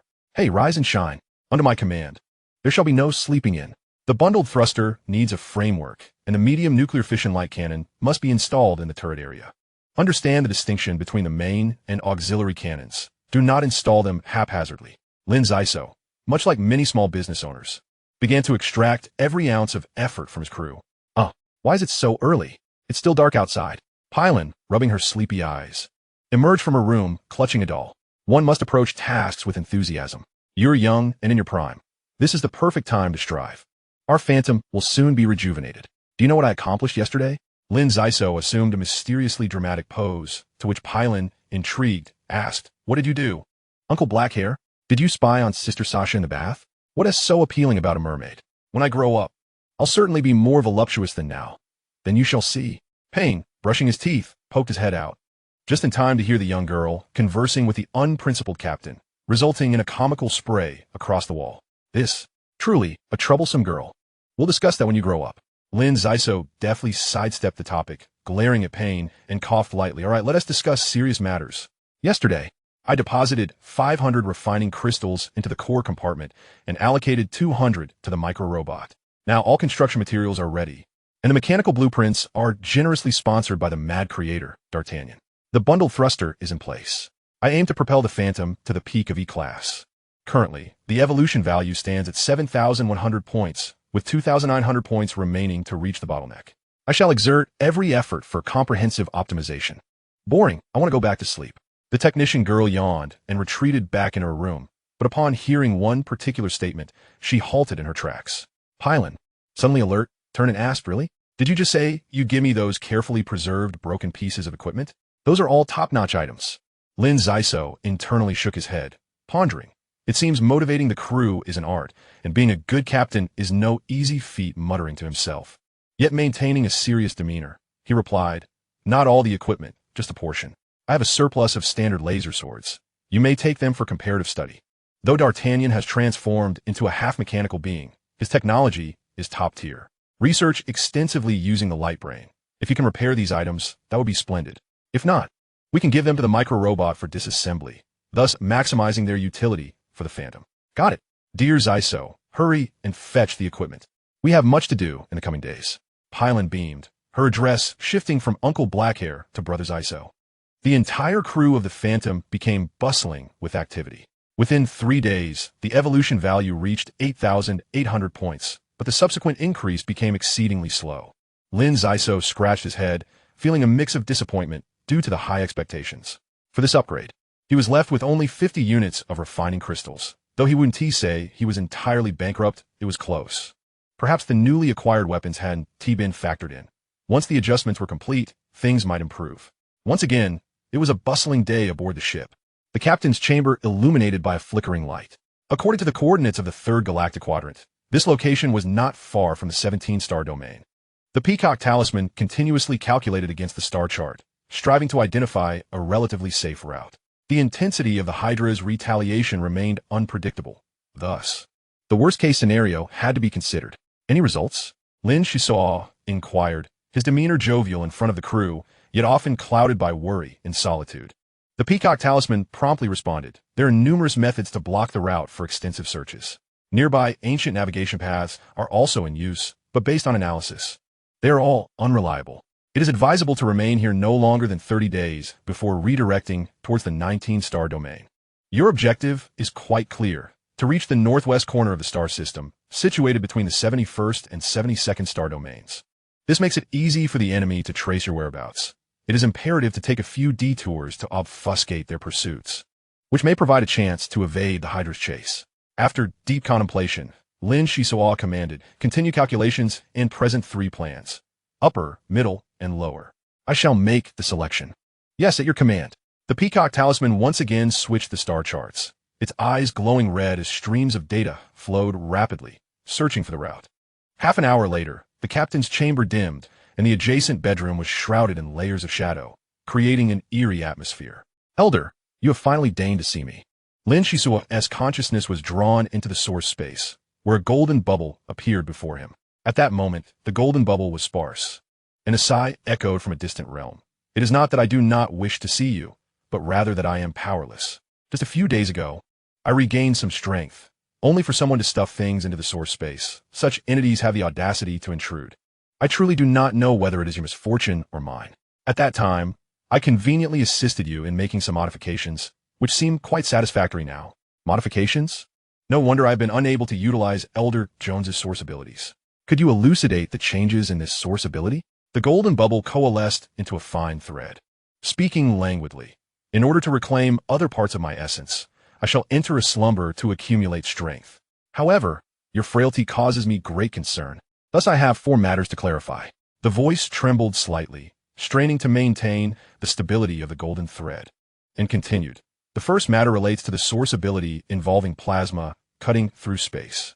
To simplify, it is plasma cutting combined with a touch of spatial barrier and teleportation.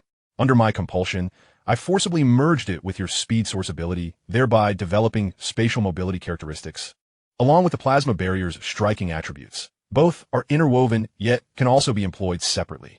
I call this composite shadow entanglement. While it requires further development to confront the strong, it suffices against ordinary martial practitioners. Additionally, the source ability that siphons the essence of plant life is quite familiar in my memory. It should be termed harmonious rhyme and elegance. It is perfectly suited to counteract the shocks from mitochondrial division. Hurry and elevate your level with a light armor suppression. You may unleash your potential, even if you were to undergo Morganization one day. As long as you retrieve the other parts of my essence, you shall have nothing to fear. The second matter concerns the Malta crystal. In my memory, it is an entity imbued with emotion.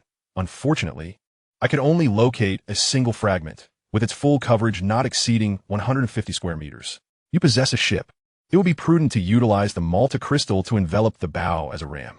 This would facilitate aggressive maneuvers, while simultaneously reducing the area of the energy shield, yielding significant benefits. The third matter pertains to the creature you have diligently sought. When humanity and Morgans were still within the galaxy, other star systems were dominated by the insect race. I am uncertain of the current situation. Your light armor's defenses are singular. Even with my fragments integrated, it remains underwhelming. Once you exit the source space, press the insects one by one against the light armor. They have accumulated energy over tens of thousands of years, which would enhance its strength. To compel the insects to work for you, allow them to starve. Feed them a mixed diet, and do not be kind-hearted. Nurturing them could lead to dire consequences. The fourth matter pertains to that tome of forbidden knowledge. I shall teach you the method to gradually erode the mental power affixed to it. With my essence present, there are no strict prohibitions. Feel free to open it and take a look. However, the process will be relatively slow, requiring at least 2 to 3 years. But it can serve to elevate your mental cultivation, yielding dual benefits.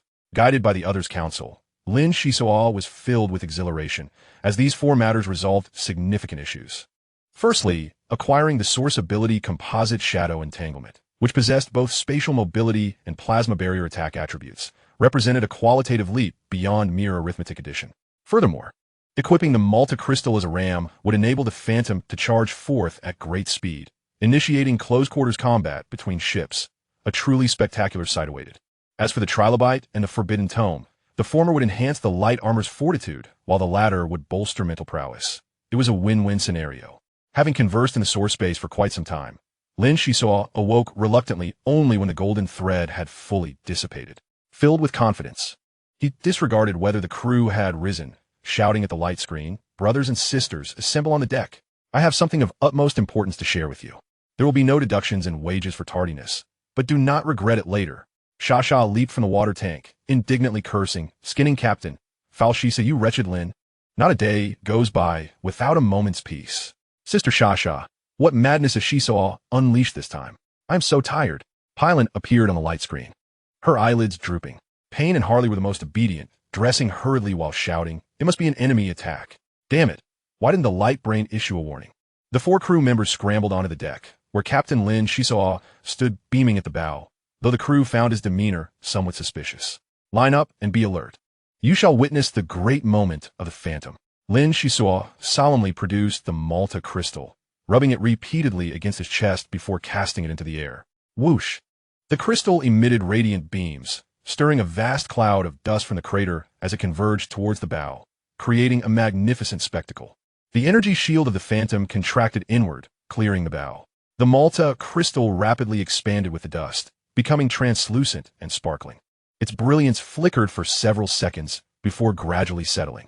Pylon gaped, unable to close her mouth, murmuring as she gazed at the bow, "How is this possible? Is this a miracle?"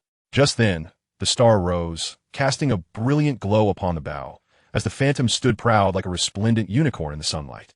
The ram had completely crystallized, the bow enveloped in the Malta crystal, with clusters of crystals sprouting upon the deck, breathtakingly beautiful and mesmerizing, a truly magnificent sight. The ship's light brain dispatched miniature robots for reinforcement, and Lin Xisuo beamed with joy as the evolution value surged to an impressive 9,300 points, marking significant progress toward his expectations. Breakfast was exceedingly lavish, and Lin Xisuo began extolling the virtues of the Malta crystal. Reflecting inwardly, he touched the metallic fragments on the light armor, feeling confident that even in the face of the Hydra organization, should they be unprepared, he would have a fighting chance. "Harley, we have work to do later, no drinking," Shasha exclaimed, striking the big man with a spoon as the kitchen descended into chaos. Heralding the dawn of a new day. Chapter 82, The Edge of Brilliance. The Phantom successfully installed the bundled thrusters, capable of overloading if necessary, significantly enhancing both explosive power and speed. Even when confronted by military battleships, as long as they were not besieged by several at once, they could be adequately managed. The construction speed of the artillery platform was sluggish, primarily due to the ship's mini-robots needing to modify the medium-sized nuclear fission light cannon according to D'Artagnan's design blueprint. Numerous details had to be considered during this process, and recently Pylon had exhausted a considerable amount of mental energy. Utilizing crystallized energy was too extravagant. The Phantom initially absorbed all the electrical energy from the Tree of Energy on Greenstar and channeled it into the light cannon. The ship's vacuum zero-point energy unit, after optimization, barely met the sailing requirements, and, combined with the solar sail's energy absorption, it ensured that they would not be left in dire straits. Lin Xisuo was immersed in the joy of exploration, possessing a multifaceted source ability that many martial cultivators could only dream of throughout their lifetimes. He had been granted this rare opportunity and practiced diligently every day, striving to adapt swiftly. The 10 trilobites he obtained from Lingyun's star had their energy completely siphoned and stored within the light armor. These little creatures had become lethargic, snuggling within the ecological box, unwilling to move unless enticed by fine wine, at which point they would eagerly compete to partake. Lin Xisuo began to doubt his character, like attracts like, and even the insects seemed to flock to the revelry. A few alcoholics of various sizes resided aboard the ship, and under the influence of Shasha, it was rumored that Blue Eagle had also developed a fondness for the drink, frequently darting to the wine cellar. In a few days, he would indeed be concerned about those 20 or so barrels of martini. Moreover, the mental power attached to the forbidden book of consumption was not without its challenges. The first attempt to manipulate it with his mind resulted in a severe backlash, leaving him listless for several days before he could barely recover. The second attempt yielded the same result, rendering him feeble for several days and almost causing a psychological shadow. However, fueled by an indomitable spirit, he resolutely overcame his mental barriers, and during the third attempt to caress the menacing cover, he noted a slight improvement. One day, at the dining table, the captain proclaimed, "We cannot linger here any longer. The cannon platform renovations can proceed at a leisurely pace. I intend to take the ancient route to the 19th star domain. What do you all think?" "Xisuo, you previously mentioned 3 different plans. Is this truly the best choice?" Pylon asked, her words muffled as she was engrossed in devouring jellies. Her favorite treat. Lin Xisuo shook his head with a wry smile. "No, quite the contrary. It is the worst route. Good plans should not be utilized lightly. The Hydra must have high-level sages calculating the path, pursuing and blocking us. Great powers are particularly concerned with their reputation. Even Hei Bo left in haste. We are merely inconsequential to them. Thus, I would rather take a few detours and saunter along the main route. Captain, the food aboard is truly superb. Wherever you say we should go, I am content. I haven't felt this moved in a long time. You all treat me like family." "Boo-hoo, how blissful!" Hallie exclaimed, his distinctive loud voice mingling with his tears as he ate, prompting a kind-hearted pain to console him. Meanwhile, Lin Xisuo began to reflect, pondering how mercenary groups could exploit their members so thoroughly. How could they make Hallie feel happy after nearly a month of laborious tasks? Alas, the journey ahead is long and arduous. It seems I am far too lenient, still distant from being a competent captain. Before long, Lin Xisuo realized he had wasted his efforts. He had hoped to solicit everyone's opinions, ideally sparking a heated discussion, thereby showcasing the captain's charisma, analyzing the situation, and making a judgment. Observing the expressions of the 4 crew members, he noted that Pylon asking a single question was already commendable. Shasha and Pain, having filled their bellies, were the sort to indulge in their own amusements, akin to monkeys playing around. Hallie remained in a state of emotional elation. The 4 of them had no concept of which route to take, clearly leaving the decision to the captain. Lin Xisuo stood up, assuming a grand demeanor, and declared, "Very well, heed my orders. Pain, do your utmost to teach Hallie how to absorb cosmic energy. Hallie is somewhat older. Whether he succeeds is entirely in the hands of fate. As for the rest of you, attend to your respective tasks. There is plenty to keep everyone busy." "Shasha, With impatience, muttered, "The top priority aboard is eating. Everyone gathers in the kitchen for the liveliest activities, while my job seems eternally tied to washing and cleaning. What do humans call it? Yes, a cook, a dedicated housewife." A few hours later, a slight tremor resonated within the crater, and an intense beam of light surged forth as the phantom sailed triumphantly towards the star, skimming the edge of its powerful gravitational field. "Congratulations. That was quite a close call," remarked the Peacock Talisman, observing the display screen. The ship's artificial intelligence was evidently becoming increasingly sophisticated. Lin Xisuo maintained a calm demeanor as he reviewed the data, sighing, "To achieve something significant in the black hole feeding zone, this level of speed is still insufficient. Currently, the evolution value of the Phantom remains at 9,450 points, still 550 points shy of the maximum. Although there has been considerable progress, it pales in comparison to my aspirations. Warning: a ship has been detected in the southeastern quadrant. Warning: 5 ships detected in the southeastern direction, with intense energy responses and hostile intent. All hands, be advised, the enemy is hostile." The ship's AI issued a red alert, with multiple screens popping up displaying the enemy fleet's positions. "How swiftly they have found us, even in this remote area. How many ships did they mobilize? This is truly maddening. The Hydra certainly possesses audacity." Lin Xisuo deftly tapped the screen, maneuvering the Phantom to slide left. The AI reported 3 small gunboats, 1 destroyer, and 1 patrol ship, a comprehensive array, with no advantage in firepower. "Wait, the enemy is sending a signal. Shall we accept it?" "Accept," Lin Xisuo said sternly, eager to see what manner of organization the Hydra truly was. The screen displayed a burly man with dark skin, who spoke with a mocking tone. "You boy should surrender. Alive is worth more than dead. Allow me to introduce myself. I am Lord Ding. I oversee a small fleet under the Hydra's command. Why did you choose to kill Miss Avril? She is the niece of our commander." There were 43 martial cultivators involved in the operation, of which 24 survived. "You are the partner of the 9th level martial cultivator, Heidi, possessing tracking type source abilities, and you are the main culprit. You are worth 5,000 refined crystals on the Hydra's wanted list, dead or alive." Lin Xisuo was taken aback.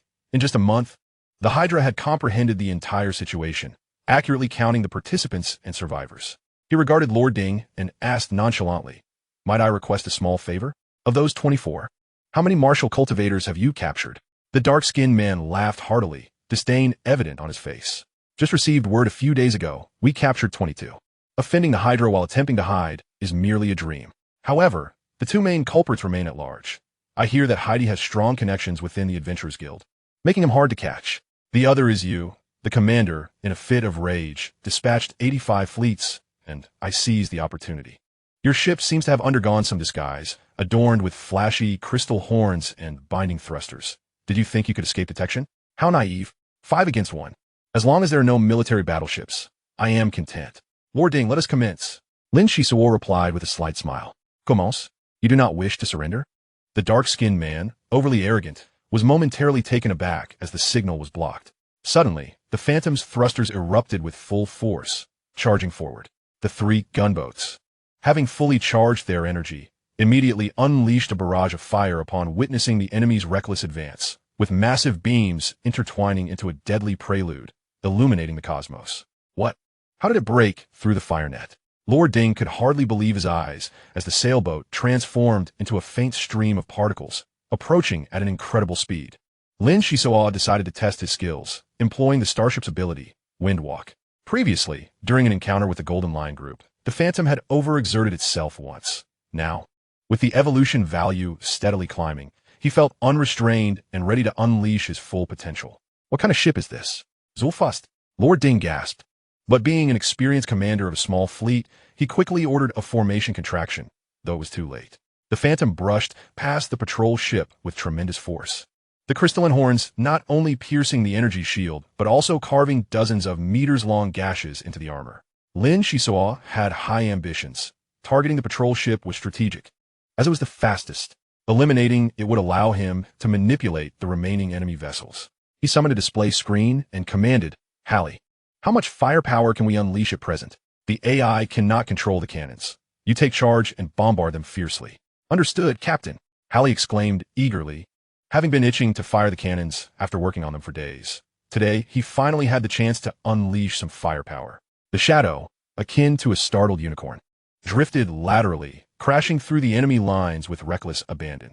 Having already penetrated the foe's ranks, there was no reason to grant them respite. On board the enemy vessel, a burly man with dark skin bellowed, "What are you doing? If he wants a ram, let him. I can take it." Commander Ding, accustomed to issuing commands, remained oblivious to the struggles of his subordinates. The Shadow, utilizing its tethered propulsion system, adeptly maneuvered over short distances, flitting about with an elusive grace that rendered it nearly impossible to collide with. 5 ships were caught off guard, with 1.5 vessels toppled by the crystalline ram. One ship lay incapacitated, while another still had fight left in it. What transpired next took even Lin Xisuo by surprise. After much fiddling, Halley finally fired the first shot, not from the main cannon, but the auxiliary one. Ordinarily, this shot would have lacked significant power, yet the timing and angle wrought a miracle. Just as the opposing destroyer locked onto the Shadow, its light cannon began to glow ominously. In that fleeting millisecond, Halley's shot struck precisely at the enemy S-cannon, triggering a catastrophic self-detonation that obliterated the enemy ship. Is that even possible? Lin Xisuo gaped, mirroring the astonishment of Commander Ding. Halley, meanwhile, was grumbling, "Damn it, I missed. I aimed for the bridge, not the cannon." Regaining his composure, Lin Xisuo could only attribute this turn of events to fortune, or perhaps, as Halley suggested, the intervention of a lucky star. Commander Ding, drenched in sweat, realized that his flagship had become a target, with the rear end being a ludicrous sailing vessel, its solar sails bursting with brilliance. Chapter 83, Spoils of War.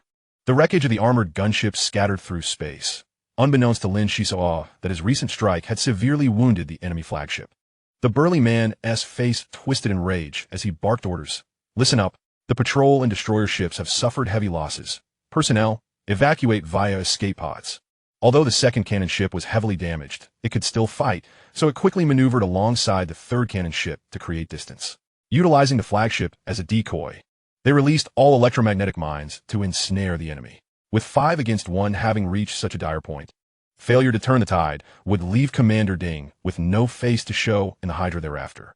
"Boss, you can't do this. It's too dangerous." Several men on the screen were terrified, urgently advising against it. Ding scoffed, "Fools. If we don't go all in, we'll all perish here.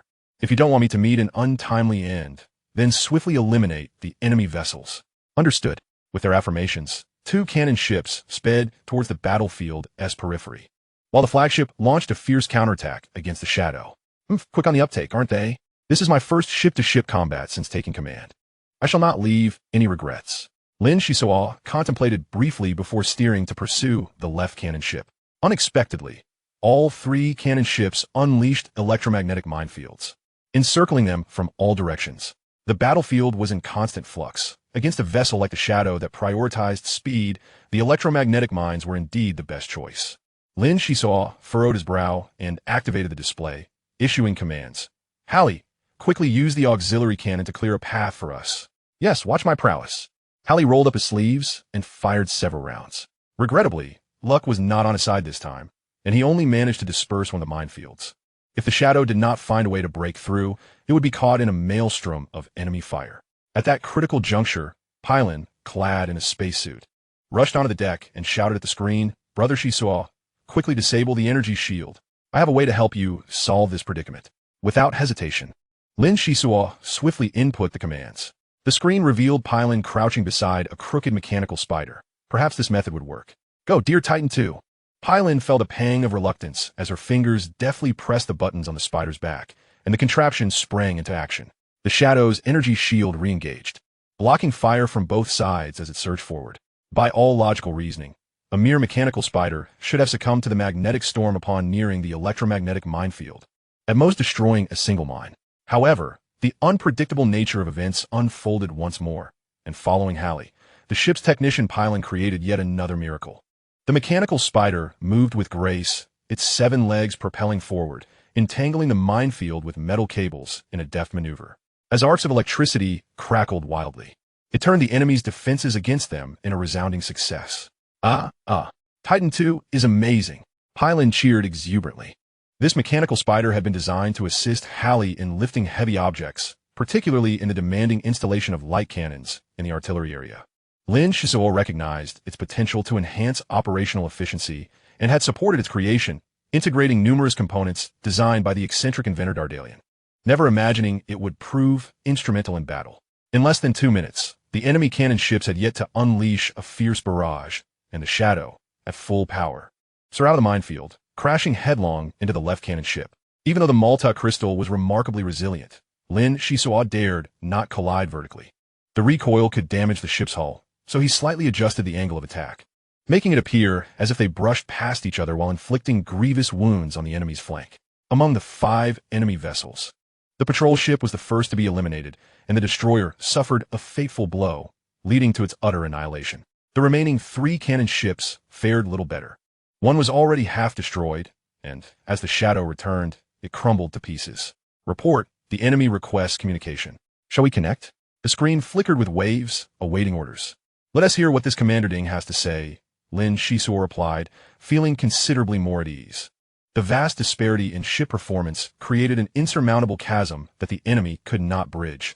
Their initial victory was secure. Commander Ding appeared on the screen, attempting to adopt a humble demeanor. Greetings. According to interstellar regulations, I am willing to pay a ransom. With a vessel as swift as yours, I believe evading the Hydra should not pose a challenge. I, at best, am merely a small player within the Hydra's periphery. While I may have displayed some reckless bravery earlier, your ship's displayed strength is undeniably impressive.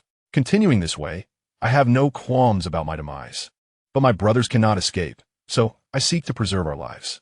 An intriguing excuse. Paying a ransom, you say? What's your offer? Lin Xisuo inquired with keen interest.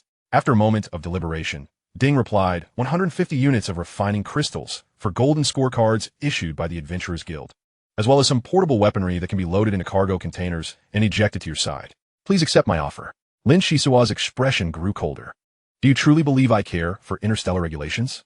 Cross this, Captain, and your fate is sealed. As for your possessions, I shall take them once I have vanquished you. No, you wouldn't. Destroying us would yield you no benefit. It would merely drive me to desperation, resulting in mutual annihilation. The battle footage has already been transmitted to other fleets. You lack sufficient time to collect your spoils. The advantages and disadvantages are starkly evident. Why pursue total annihilation? As Ding spoke, he observed Lin Xisuo's expression, taken aback by the coldness of this young captain's gaze, which chilled him to the bone, extinguishing any ember of resistance. Lin Xisuo had already triumphed over his adversary, both on the battlefield and in spirit. However, sparing the burly man was evidently not in the Shadow's captain's character. With a resolute gaze, he addressed Ding in an unwavering tone. Wrongs have a source, debts have an owner. You are merely a pawn acting under Hydra's command, unworthy of my concern. As for the ransom, it shall be 500 units of refining crystals, 10 golden scorecards, and sufficient weapons and equipment to fill 3 standard cargo containers. What did you say? Ding was left speechless. The sum demanded by the dark-haired captain was beyond his means. At that moment, Lin Xisuo added 25 minutes. You have 25 minutes to gather the required items. If you cannot procure that many refining crystals and adventure scorecards, you may substitute them with your ship supplies. We shall not be picky. Moreover, do not dare to attempt any tricks. I possess highly advanced scanning equipment. Upon hearing these words, the dark-skinned giant felt a surge of anger within, yet simultaneously experienced a sense of relief. The Hydra was relentlessly pursuing them. In the vastness of the universe, there were no resupply points. Were he in the same position, he too would consume the enemy's resources without hesitation. In truth, the Phantom had no shortage of supplies. It was merely Lin Xisuo's frugal mindset at play, believing that the more spoils they acquired, the better. Even if they were to waste some, they could not allow the enemy to benefit. Lord Ding feigned bravery in front of his subordinates, speaking with conviction. Yet inwardly he was shaken. Seeking refuge under the Hydra's banner was intended for security, yet suffering such heavy losses and risking his life was unwise. They could always raid a few merchant ships another day. Losses would eventually be replenished. Striving to appease Lin Xisuo's demands, half an hour later, the Phantom emitted a tethering beam, seized the cargo containers, and departed with haste. Following the preordained plan to the 19th-star region, the Phantom switched to autopilot, and the crew gathered on deck. Brother Xisuo, what treasures lie within these containers? Why do you not take a glance before we depart? Pylon inquired, her curiosity piqued, yet her wariness apparent. Have no fear, my spherical robot has already scanned them. When has the Phantom ever engaged in a losing deal? Now, stop standing idly and open the containers to see for yourselves. All right, allow me. Hale, brimming with impatience, rushed forward, eagerly prying open a cargo box while exclaiming, Today's battle was splendid. In the mercenary group I previously joined, we seldom intercepted enemy supplies. That shot of mine was a lucky hit. Not too shabby. Payne delved into the center of the cargo box, scrutinizing its contents, and remarked critically, "Most of this is secondhand. There are very few brand new items. Here, the refining crystals are." Sasha snatched the bag from him, counting earnestly, only to reveal a look of disappointment, lamenting. How could there be merely 280 units of refining crystals and 4 golden point cards? After such a grand battle, the spoils are so meager. Lin Xisuo swiftly retrieved the refining crystals, examining their purity under the sunlight as reflection, and smiled faintly, saying, "Be content. This is far better than I had anticipated. 2 years ago, Uncle John acquired me for a mere 0.3 units of refining crystals. By my calculations, this is sufficient to purchase this captain's position hundreds of times over." "Huh? Such a thing happened? Xisuo, regale me with tales of your past." Payne expressed great interest, setting down a portable spacesuit and stepping closer. Lin Xisuo chuckled, deflecting the topic. "A true hero does not dwell on past glories. I shall share my stories with you all another time. It seems our ship will soon be fully loaded. Please, everyone, lend a hand and quickly sort the supplies, categorizing them for storage in the warehouse and wine cellar. I believe I spotted some barrels of martini during the scan." "Barrels?" Sasha turned and dashed toward the cargo boxes, while Hale was not far behind, soon discovering several barrels of martini along with some assorted spirits. It seemed that Lord Ding's tastes were quite similar to theirs. Just as the Phantom entered the ancient trade route, 3 battleships arrived on the scene. The ships bore the emblem of the 9-headed serpent, their dark exteriors emanating an aura of iron and blood. Lord Ding approached the ship's hull with trepidation, where a middle-aged man sat upon a central golden throne. Unable to meet his gaze, he lowered his head and spoke. "Leader, what brings you here? With our brother's fleet in hot pursuit, there should be no issue. Look at your dismal state. Had I not come, you would have lost all face." The middle-aged man's lips curled into a slight smile. 3 days ago, headquarters sent word. According to the 9th-level Sage's analysis, our target is in command of an E-class interstellar cruiser. Do you grasp what this implies? "I do not." Lord Ding blinked, knowing he must cloak his ignorance with the leader's erudition, even if he understood. "Fool, you do not know? The organization has not encountered a D-class interstellar cruiser in over a decade. This suggests that soon a D-class cruiser will emerge and enter the competition in the outer galaxies. My sister's feather will soon be in pursuit. As her brother, I too shall lend my full support."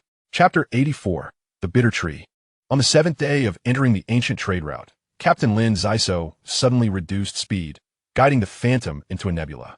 The nebula, formed from the interstellar dust and gas, created a misty expanse with a low density yet immense volume, typically covering several light years.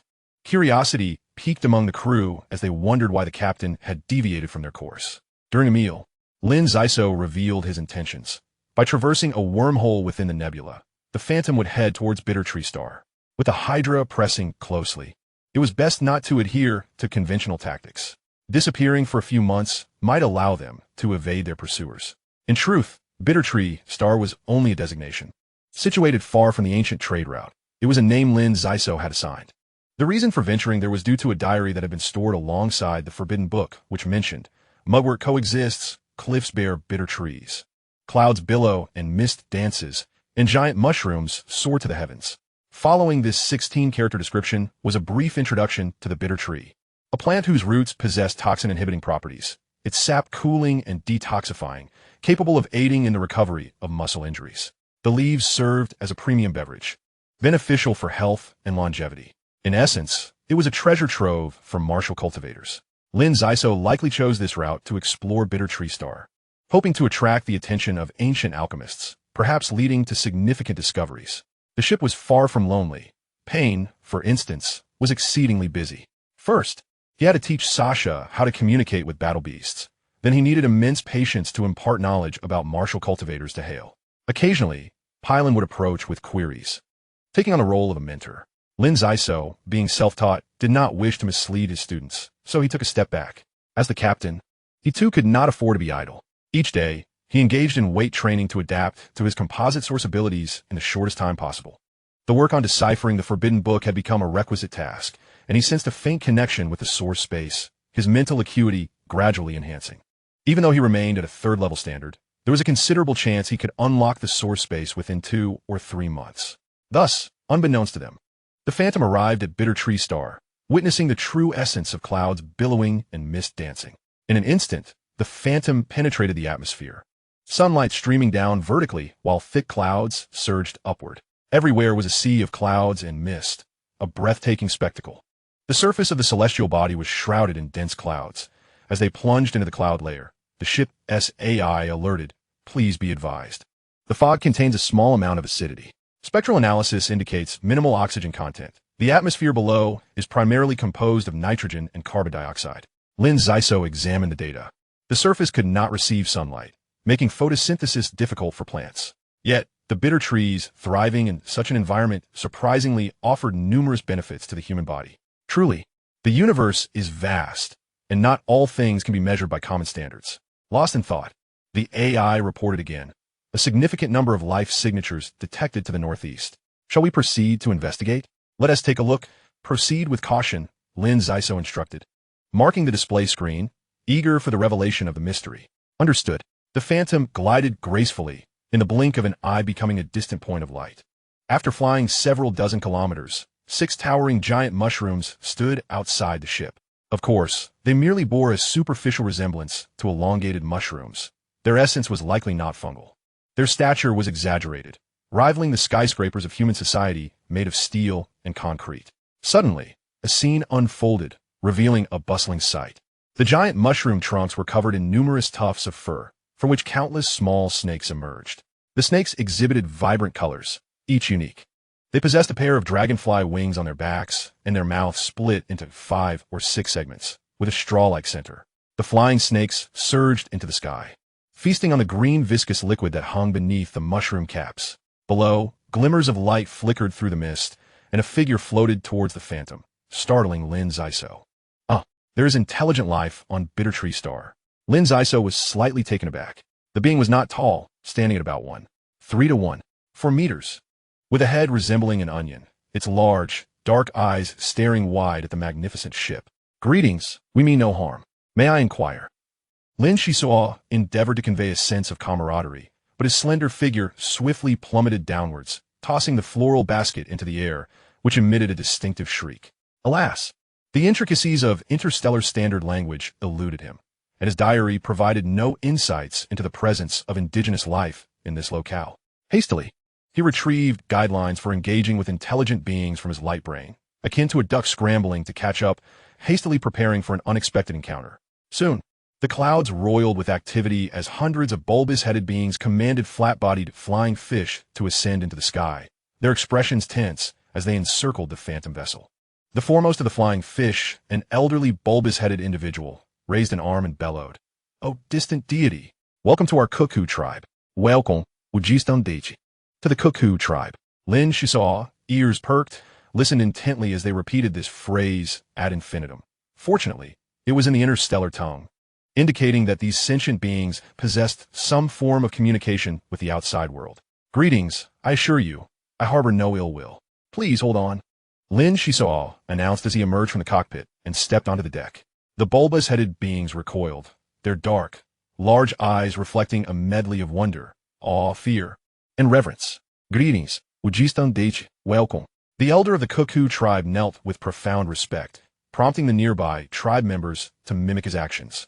All prostrating upon the flying fish, Lin Xisuo waved his hand, a surge of mental energy extending outward, lifting the elder of the cuckoo tribe gently. With a warm smile, he said, "We are interstellar travelers, not deities. It is a pleasure to meet you."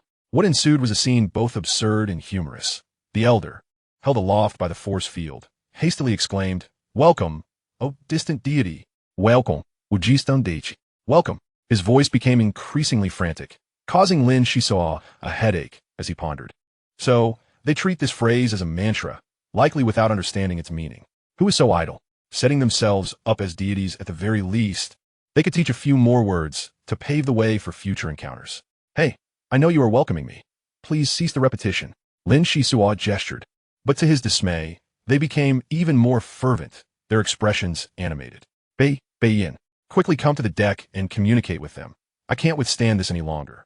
Lin Xisuo, overwhelmed, retreated in defeat. The cuckoo tribe's excitement surged as they looked to their leader, hissing and cheering as if they had achieved a great victory. Yin, a skilled beastmaster, was far more effective in this role than the beleaguered captain. Lin Xisuo regretted not having summoned a professional sooner to avoid such humiliation. We are humans. You are the Cuckoo tribe, and we shall coexist in peace. Pan gestured, sometimes using his innate abilities to provide guidance. The elder of the Cuckoo tribe initially appeared perplexed but then vigorously nodded. Humans, Cuckoo tribe, peace. Deities, peace. Sasha, riding the azure eagle, suddenly appeared on the deck, instantly captivating the Cuckoo tribe, who gazed in awe at the enchanting mermaid, as if she were a celestial being. They immediately extended an invitation, hoping the goddess would grace their lands. The phantom vessel descended gracefully amidst the circling flying fish, arriving at the base of a towering giant mushroom. There, countless doors spiraled along the trunk of the colossal fungus, twinkling like stars. The blue and white flying fish were tasked with transportation and patrol. The Cuckoo tribe exhibited traits akin to humanity. The men were robust, while the women valued beauty. They lacked wings, yet could hover in midair. They had no legs, but could leap through the air using serpentine tails. Despite their relatively primitive civilization, they thrived due to minimal natural predators. Here, the villages were distanced from one another, and information traveled slowly. The elder of the Cuckoo tribe's knowledge of even a single phrase in interstellar language was remarkable. Through their interactions, it became evident that the village operated under a feudal hierarchy, with the highest authority being an elderly witch who was now frail and comatose, lingering at death's door. That night, Lin Xisuo privately inquired, Payan, have you gathered any information? Where can we find bitter trees in mugwort? The Cuckoo tribe is so fervent, flocking to worship Sasha. I fear that if this continues, the mermaid's chin will be raised to the heavens. Payan chakelaitli, tising. Sasha is indeed a priestess of the merfolk. As she puts it, there is a vast market potential here. The Totemists harness their religious beliefs to amplify their powers. Unfortunately, we lack the specifics on how to proceed. Otherwise, the mermaid might transform into a Totemist, adding yet another profession to our crew. Let me calculate. Pharmacist, beastmaster, aspiring creator. If we could enlist a sage and a matrix master, we would be set. Lin Xisuo quickly gestured for silence. Enough. I was inquiring about the bitter trees. Your recent propensity for digression as a mentor has significantly improved. Is that so? Yet I've noticed that Hallie possesses the potential to become a sage. Payan's words sent Lin Xisuo into fits of laughter as he gasped. Hallie is a sage? My friend, you certainly possess a masterful level of educational insight.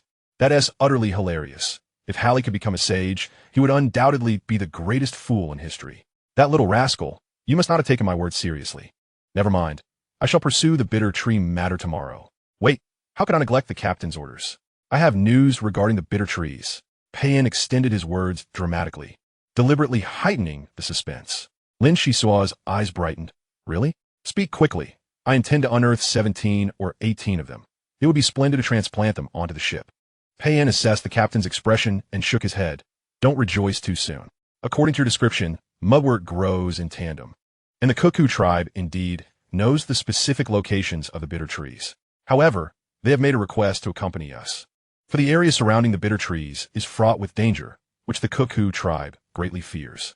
There which has yet to establish an heir and requires certain herbs to stimulate her life force and awaken her, so she can impart her final wishes. Our arrival, combined with Sasha's penchant for theatrics, seems to have elevated her status as a deity. She saw, it's merely a small effort. I don't believe this planet harbors anything that could threaten the phantom vessel, and assisting the Cuckoo tribe would be beneficial.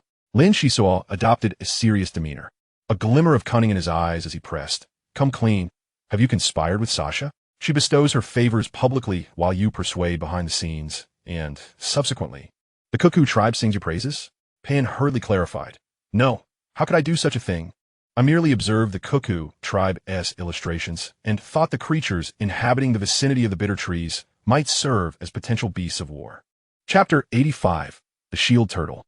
The following day, the Cuckoo tribe held a grand ceremony to welcome the goddess and all the deities. Sasha frequently nodded and smiled, leaving the young members of the Cuckoo tribe utterly enchanted, especially as the mermaid commanded the azure eagle with grace and poise. Both men and women were smitten by her presence. Hey, perk up. Don't wear such a long face, all right? We're so well received. The Cuckoo tribe will undoubtedly offer us treasures, Sasha exclaimed, her arms waving excitedly, inciting a fervor among the crowd. Lin Xisuo suddenly realized, chuckling, no wonder you're so enthusiastic. It seems you have ulterior motives. Please. Treasures from the Cuckoo tribe hold little value in interstellar society unless they possess a blue gold mine. Sasha shot him a disdainful glance, replying, "Greedy captain? Who mentioned blue gold? As long as it's a beautiful item, or something I fancy, that suffices to adorn my chamber, which is my utmost happiness." Lin Xisuo was momentarily taken aback before showering her with praise. "Truly, my prospective first officer, after a year and a half aboard the Phantom vessel. Your perceptiveness has evidently improved. I find myself humbled in comparison." Payan interjected, "Xisuo, since this place boasts bitter trees, there may be other treasures as well, which the Cuckoo tribe might have inadvertently gathered." Lin Xisuo pondered briefly and nodded. That makes sense. Dear Sasha, you must be weary. May I take a moment to reveal myself at the bow of the ship?" "Absolutely not," Sasha retorted, emboldened, as she now regarded the captain with yet another title, Rogue. The Phantom vessel glided as if participating in a grand parade, circling the territory of the Cuckoo tribe multiple times. From morning until dusk, the mermaid finally acquired the coveted souvenir, a substantial collection of viscous green slime, varying in shades from deep to light. After a long day of toil, Sasha erupted at dinner, exclaiming, "How could this be? The gifts from the Cuckoo tribe are utterly revolting." "Pain, surely you did not misinterpret? Do they truly regard me as a goddess rather than a jester?" Judging by the extent of their welcome, it seemed unlikely. The Beastmaster, drenched in cold sweat, knew that despite the mermaid's petite frame, her wrath was formidable. The Peacock Talisman spent a considerable amount of time scanning the slime, then leaned in to whisper conspiratorially to Lin Xisuo. The unprincipled captain's jaw dropped wider with astonishment as he finally lifted the box containing the slime, declaring, "Enough. Anger is detrimental to health. Let us consider this a complimentary modeling session. Leave the handling of this slime to me. Hallie, fetch a few bottles of martini for everyone. Let us indulge and enjoy without reservation." "Wait, something seems off. Stand still." Before Sasha could react, Lin Xisuo had vanished without a trace. In the medical room, the Peacock Talisman conducted a more thorough analysis of the slime, confirming this is a nitrogen-rich secretion, showing signs of refinement. It can enhance bone strength and purify the blood. Furthermore, it serves as an exceptionally rare nutrient solution, effective for green plants as well, strengthening bones, purifying blood, acting as a premium nutrient solution. Indeed, it was a remarkable substance. It appeared that Bitter Tree Star was extraordinary, perhaps a subject left for its inheritors to explore. As Lin Xisuo perused his journal, he noted that the documented planets were few. He wondered what treasures the upcoming adventures might unveil. The sky was dim, and starlight was seldom seen on the surface of Bitter Tree Star, perpetually shrouded in a twilight ambience. 100 blue and white, elongated flying fish led the way, with the Phantom slowly trailing behind. Cuckoo warriors guided the flying fish in graceful glides, laden with packages of all sizes on their backs, evidently preparing for a long journey. Lin Xisuo did not mind the slower pace, seizing the opportunity to study the green slime. Through humble inquiry, he gained some insight into the slime.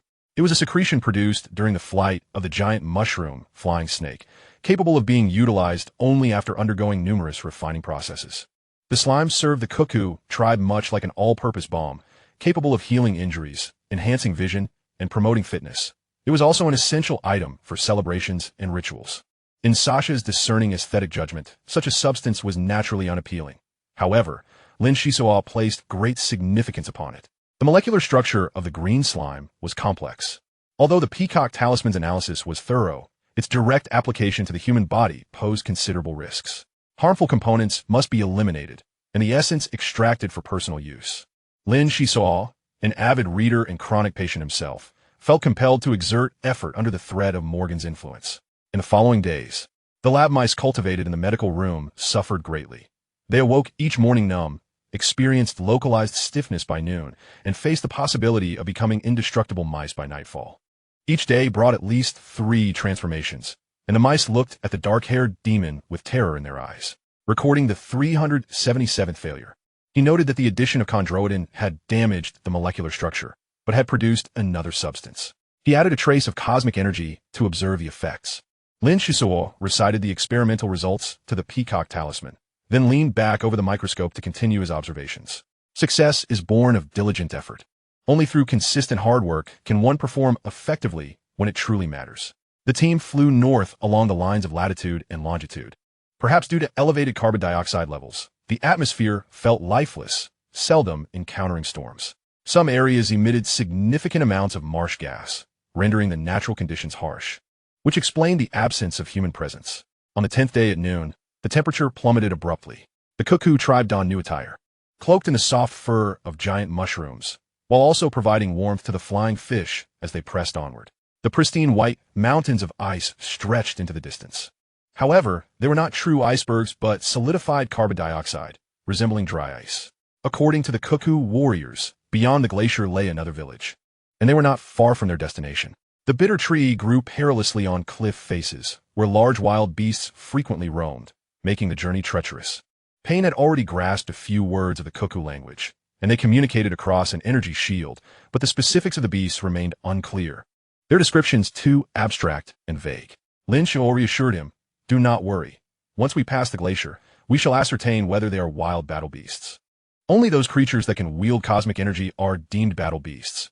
Given the overall environment of Bitter Tree Star, do not harbor excessive hopes." Payne chuckled, "Dear Captain, with Yun Yun as my battle beast, I cannot adopt any others. This journey is entirely for you and Pylon. Having a few battle beasts aboard would bring some comfort." Lin Xisuo sighed, "You feel insecure at home, prompting such thoughts. Battle beasts serve primarily as support. They can foster a sense of dependency. A beastmaster must remain unperturbed and harmonize with their beasts, while an apothecary has their own combat methods and need not pursue battle beasts excessively. My ideal battle beast is one that finds me pleasing and a perfect match is essential." Payne was taken aback, raising his thumb in admiration. "You're not seeking a battle beast. You're selecting a girlfriend. Both must be agreeable to one another." "How profound." Lin Xisuo wave him off. Go, keep your distance. I can't be bothered with you." Suddenly, Lin Xisuo glanced 100 meters away, where the cuckoo warriors brandished their throwing spears, emitting a long and short whistle to alert everyone. There on the ice lay a small beast, roughly the size of a basin, sporting 6 stout legs and a shell on its back, with round, bulging eyes scanning its surroundings in evident fear. "Behold, a rare mid-tier battle beast, the shield turtle. How could a shield turtle exist here? How peculiar. It was not a local creature, was it? It seemed injured. I shall go capture it." Lin Xisuo vanished from his spot, suddenly appearing beside the shield turtle, conjuring shadows from thin air to envelop the small creature and bring it back to the deck. Payne, filled with compassion, quickly removed his outer garment to wrap around the shield turtle, saying with concern, "Poor little thing, it's on the brink of death." Fortunately, an oxygen-rich environment aids in recovery. "Xisuo, do you have any potent healing potions? The golden capsule type, not the pea-sized ones." "Healing potions? Would they work on it?" Lin Xisuo casually handed over capsule. It was uncertain. Even if it were saved, enduring such severe trauma in its youth would make becoming a battle beast difficult. "By the way, Sasha excels at cleaning wounds. We should summon her to assist." Before long, Sasha, Pylon, and Hallie all rushed to the deck to tend to the creature. The shield turtle proved to be far stronger than anticipated. After consuming the healing potion, it showed slight improvement and was taken to the medical room to recuperate. Its life finally secured. Once everything was in order, Lin Xisuo began directing Payne, "Go inquire with the cuckoo tribe if the creatures near the bitter tree are shield turtles." After much gesturing with the cuckoo tribe, Payne turned back, shaking his head. "No, although shield turtles reproduce near the bitter tree, they are gentle in nature. This village of the cuckoo tribe even keeps a few for defense. They are quite concerned that the village ahead might be attacked and have decided to hasten our pace." Lin Xisuo pondered briefly before speaking. "Have them send one person with us ahead. Perhaps they can assist." A few minutes later, the phantom soared over the icy peaks, and the chosen cuckoo warrior clung tightly to the ram, terrified by the divine might. This cuckoo village was similarly built upon towering giant mushrooms, where 9 shield turtles confronted a feline creature in the air. These leopards, predominantly black, bore sharp angles all over their bodies, glinting with a metallic sheen, and sported wings. After multiple scans, their origins remained elusive, leaving an odd impression. Lin Xisuo commanded Cognitive Core, use the auxiliary cannon to drive away the Black Panthers. Afterward, we shall investigate what manner of beings they are. The artillery zone lay wide open, its cannons aimed at the most robust Black Panther, ready to unleash an assault. The roar that erupted was akin to a raging torrent. Yet unexpectedly, the largest of the shield turtles withstood the blow, letting out a thunderous roar towards the heavens. Witnessing this scene, Payne hastily intervened. "Cease fire. This is a tribal conflict between the shield turtles and other combat beasts, and we do not wish for outsiders to interfere. Let's remain mere spectators." Lin Xisuo, gazing enviously at the scene before him, murmured softly, "These colossal creatures can actually withstand the light cannon. Their bodies are so formidable. If we were to raise one or two aboard the Spectre, it might indeed prove beneficial." The battle between the shield turtle and the Black Panther raged on, and Payne furrowed his brow. Approximately 5 minutes later, he suddenly exclaimed, "I understand now. It's astonishing. The Black Panthers are not mere combat beasts. They fight purely on instinct. They are silicon-based life forms." Chapter 86, Yuanlang. Humans are carbon-based life forms, while beyond carbon lies the enigmatic realm of silicon-based beings. Coming from an esteemed lineage, Payne possessed considerable insight, allowing him to deduce some of the Black Panther's secrets. The peacock amulets I shimmered, and it corrected him. To be precise, they are semi-silicon-based life forms. Their bodies are not formed under natural conditions. Rather, they're created through layers of coating. At that moment, a dozen figures floated down from the Cuckoo tribe's village. The accompanying Cuckoo warriors swiftly approached, and after some gesturing, they discerned the situation. The shield turtle and the Black Panther had been battling for 9 days and nights in the air, with only one of them being a shield turtle raised by the village. Recently, these Black Panthers had become exceedingly restless, forbidding other creatures from treading on their territory. Both tribes sought to settle their dispute through combat and determine ownership of a 100-mile radius. Leading the charge, the shield turtle snorted forcefully, golden light gleaming atop its head. As it fiercely collided with a Black Panther, black fragments rained down from the sky, and the silicon-based life forms shattered like stone statues. "Look, what is that?" Pylon exclaimed, her eyes widening at the incredible sight before her. Amidst the falling debris, a mass of black oil surged upward, rapidly expanding into a flying fish that wobbled away from the battlefield. Seeing this spectacle, Payne experienced a moment of enlightenment and shouted, "I understand now why the Cuckoo tribe has been unable to accurately describe these creatures. It turns out that silicon-based life exists in a mimetic form, not limited to a single appearance."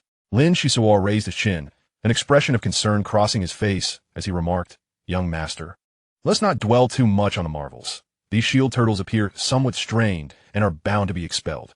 What then? Should the Spectre confront all silicon-based life within 100 miles? If the shield turtle can withstand the auxiliary cannon strike, I believe these Black Panthers are equally formidable." Payne surveyed the battlefield and nodded in agreement. Indeed, the exoskeleton of silicon-based life is exceptionally hard. Even if shattered, there is a significant likelihood of survival.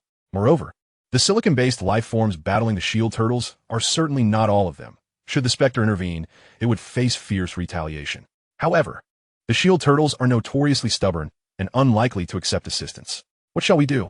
The beast tamer pondered, a sudden spark of inspiration igniting within him. He dashed towards the ship's cabin and soon returned with a small shield turtle he encountered along the way, cupping his hands before his mouth to emit a peculiar call. "Payne, what are you doing?" Pylon inquired, thoroughly perplexed. "Nothing much. I'm attempting to establish a connection with the shield turtles, urging them to pause for the time being and not to gamble everything," Payne explained, continuing his peculiar calls. At last, there was a response. 9 adult shield turtles glided near the ship's hull, gazing at the small one on the deck. The leading shield turtle approached, seeking to enter the energy shield, prompting Lin Xisuo to swiftly command the light brain to grant passage. However, the deck was insufficient to accommodate such a colossal creature, necessitating an expansion of the shield's dimensions. The large and small shield turtles began a rhythmic call, and Payne pressed his palm against the forehead of the larger turtle for brief communication. The Black Panthers, coldly observing, remained motionless. After half a minute, Payne, nearly exhausted, murmured, "The issue is resolved. The shield turtles, loyal in nature, have decided to postpone the battle and accompany us for a short while." "Impressive. It seems we have a talented beast tamer aboard." Lin Xisuo teleported to Payne's side, steadying him. A look of regret crossed Payne's face as he continued. "However, the shield turtles have an additional condition. They wish for us to adopt this small turtle. Given their reclusive nature, it is unlikely for them to congregate unless in the midst of interspecies conflict. I suspect the Cuckoo tribe allowed them to roam freely, rather than raising them as combat beasts. Since one shield turtle will accompany us, the others will not accept domestication." Lin Xisuo shrugged nonchalantly. "Isn't that splendid? The ship already houses gorillas, monkeys, and blue eagles. I wouldn't mind adding another shield turtle to our collection. The matters of combat beasts require serendipity. One cannot force it." At that moment, the large shield turtle issued a low call towards the Black Panthers, who displayed no reaction and turned to leave, gradually receding into the distance. Subsequently, the participating shield turtles drifted away. They required time to rest. Payne agreed with the large shield turtle to rendezvous here in 3 days, to enter the Black Panther territory and assist the Spectre in searching for bitter trees. As the Spectre approached the village, a middle-aged cuckoo floated over calling out, "Welcome, welcome, travelers from afar. My name is Yuan Lang." Lin Xisuo was almost taken aback, for the individual spoke in interstellar tongue. Though not perfectly, it was comprehensible. "You speak our language?" the crew exclaimed in unison from the deck. "Is that surprising? The cuckoo tribe possesses many dialects. I happen to be a linguist and have accidentally learned interstellar language." The middle-aged cuckoo boasted, attempting to conceal his pride. Few in the village dared approach a spaceship like he did. Lin Xisuo was delighted and replied, "Communication has indeed been challenging these past few days. Having a local linguist to assist us is most welcome. I am a captain of this vessel, and these are my crew members. It is regrettable that we can only converse through the shield. Otherwise, I would certainly invite Mr. Yuan Lang aboard as a guest." "Really? You mean to invite me to tour the ship? How wonderful. Please wait a moment," Yuan Lang exclaimed excitedly, swiftly descending to retrieve a belt that formed a rudimentary ecological circle around his body. He tapped on the Spectre's energy shield, grinning broadly at Lin Xisuo. Lin Xisuo had intended the invitation as mere politeness, yet was taken aback by the earnestness of the cuckoo, who evidently possessed an adventure gadget crafted by human hands. As captain, one could not go back on their word. Moreover, he was eager for a lively exchange with his cuckoo linguist, raising his hand to allow him aboard the ship. This is the magnificent vessel traversing the cosmos. Human technology is so advanced. Perhaps I can glean some insights from it." Yuan Lang marveled, though in truth, he was an outsider, perpetually feigning knowledge. Such an intriguing cuckoo was a rare find. After a cursory tour, Lin Xisuo posed a question. "Mr. Yuan Lang, where did you acquire that belt? We are quite curious. Have you encountered other humans?" "Not exactly encountered. It was a derelict spacecraft, very small, incomparable to yours. It was half buried in ice, its transparent windows shattered, with strange liquid residue inside, and a corpse. I salvaged some items from the human, including this belt and a watch. I learned interstellar language bit by bit from the watch. So how was that? Quite impressive. Wouldn't you agree?" The middle-aged cuckoo, driven by curiosity, also sought validation from others. Lin Xisuo generously praised him. "To be fair, it is indeed remarkable. You will surely leave a significant mark in cuckoo history. Mr. Yuan Lang, may I borrow your watch for a moment?" "Of course, but it stopped working 6 months ago." 6 months? That might differ from your standard time. I haven't done the calculations," Yuan Lang replied, retrieving the watch as he spoke. It was an antiquated wrist-mounted light brain, and the peacock amulet drew near, emitting red light for analysis. As it examined, it reported, approximately 780 years ago, a space laboratory passed through this area. Their research focused precisely on silicon-based life forms. According to the records within the wrist-mounted optical brain, these silicon-based life forms are essentially viral mutants capable of unlimited division upon successful replication.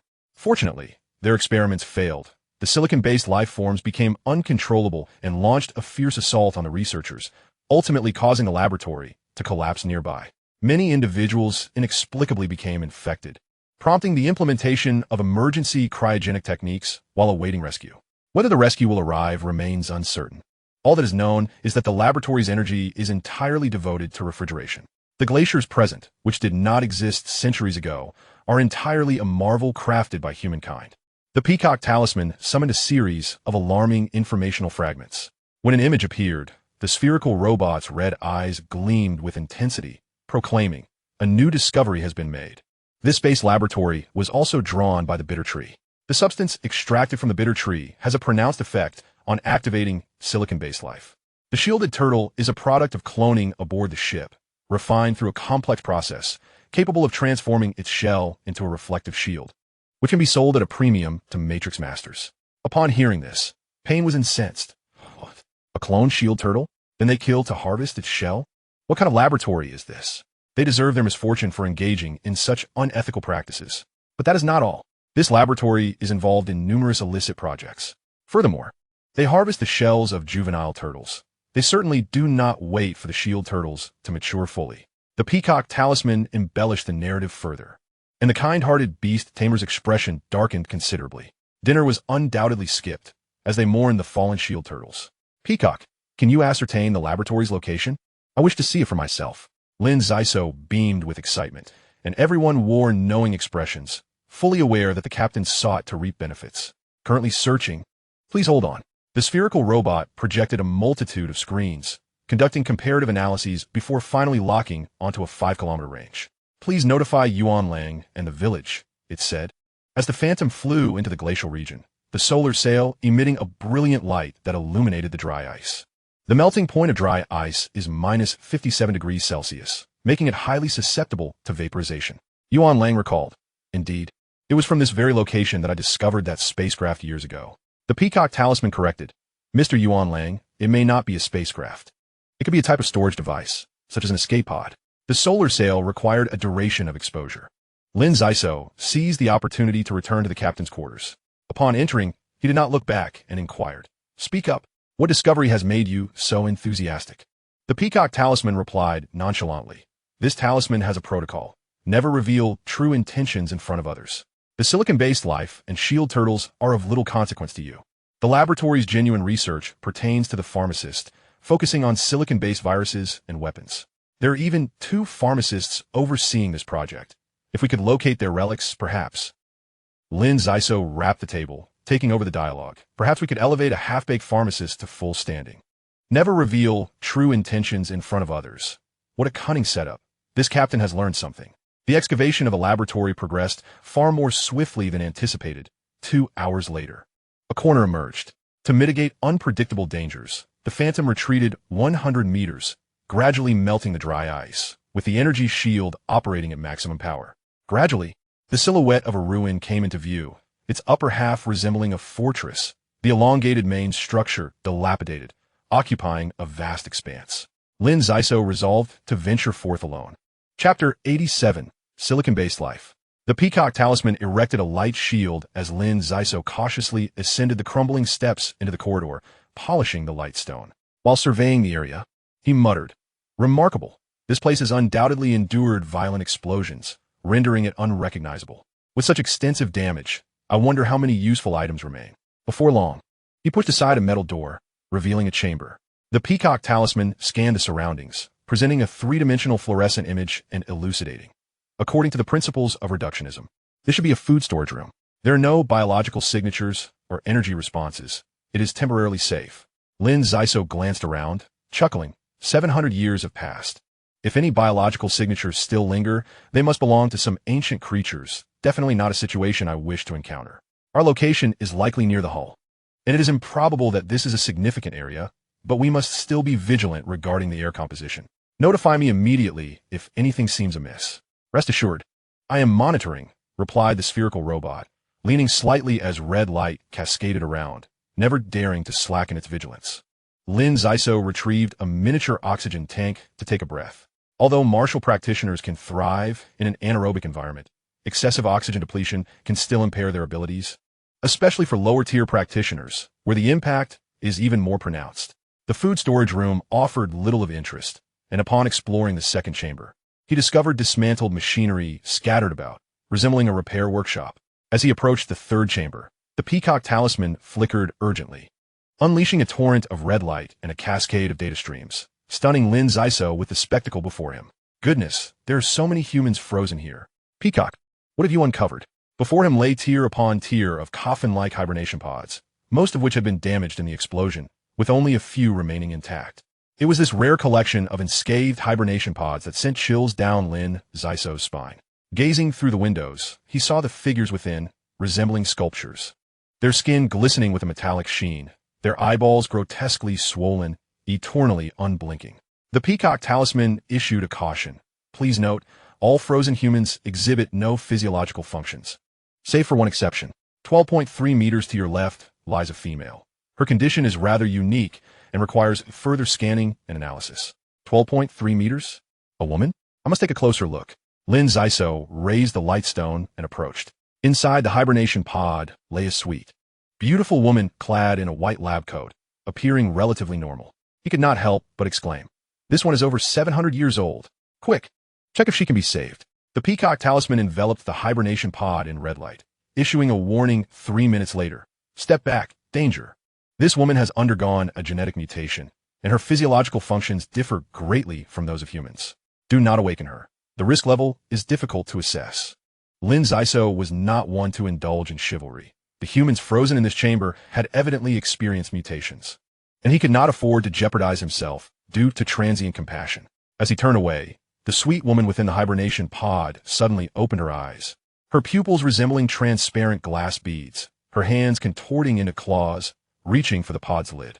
Creak, creak, ominous sounds echoed from behind Lin Xisuo, leaving him dumbfounded. Just a fleeting glance, and she could resurrect? The hibernation pod shattered into fragments, and her slender form awkwardly emerged, her skin rapidly acquiring a metallic luster, extending 3 long tongues as she tilted her head to regard the young captain. Indeed, it was a resurrection. Lin Xisuo brandished his communicator, shouting, "Pylon, there is danger in the laboratory ruins. Move the Phantom to a safe distance. If I do not obtain any benefits, I shall obliterate this place and resolve the Bitter Tree crisis once and for all. Yes, Xisuo bro, take care." Pylon's voice seemed distorted, barely audible. Lin Xisuo did not draw his laser sword, but remained motionless, gazing at her. He felt an unsettling sense of discomfort. The extent of genetic aberration suggested she may never revert. He contemplated the possibility of himself facing a similar fate in the future. Even if he did not lose his reason, he would be akin to this woman.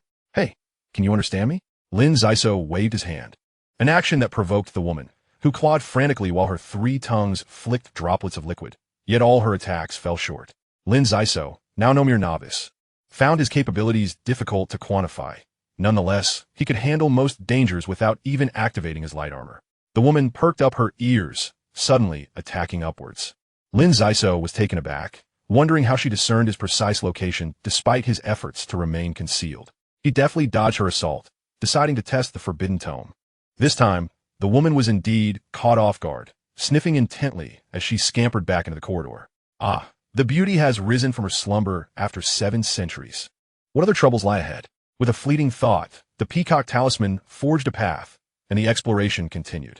After meandering for quite some time, the occasional calls of the beauty echoed, her voice tinged with a metallic resonance, easily recognizable.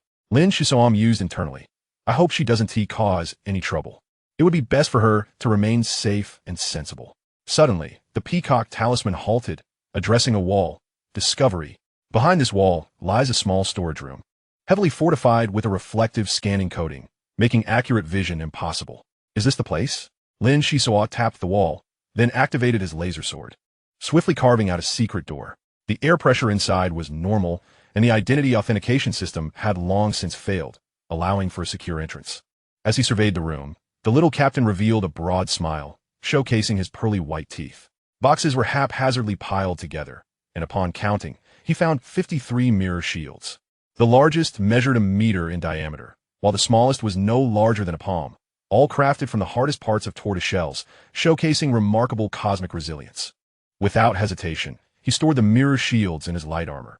Ever since assimilating the trilobite energy, his carrying capacity had expanded to 35 cubic meters, allowing for more items. He rummaged through the boxes, searching for additional equipment.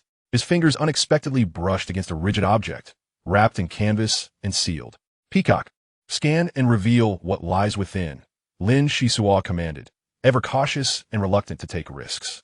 The peacock talisman promptly provided an answer. Weapon class identified. Photon crossbow.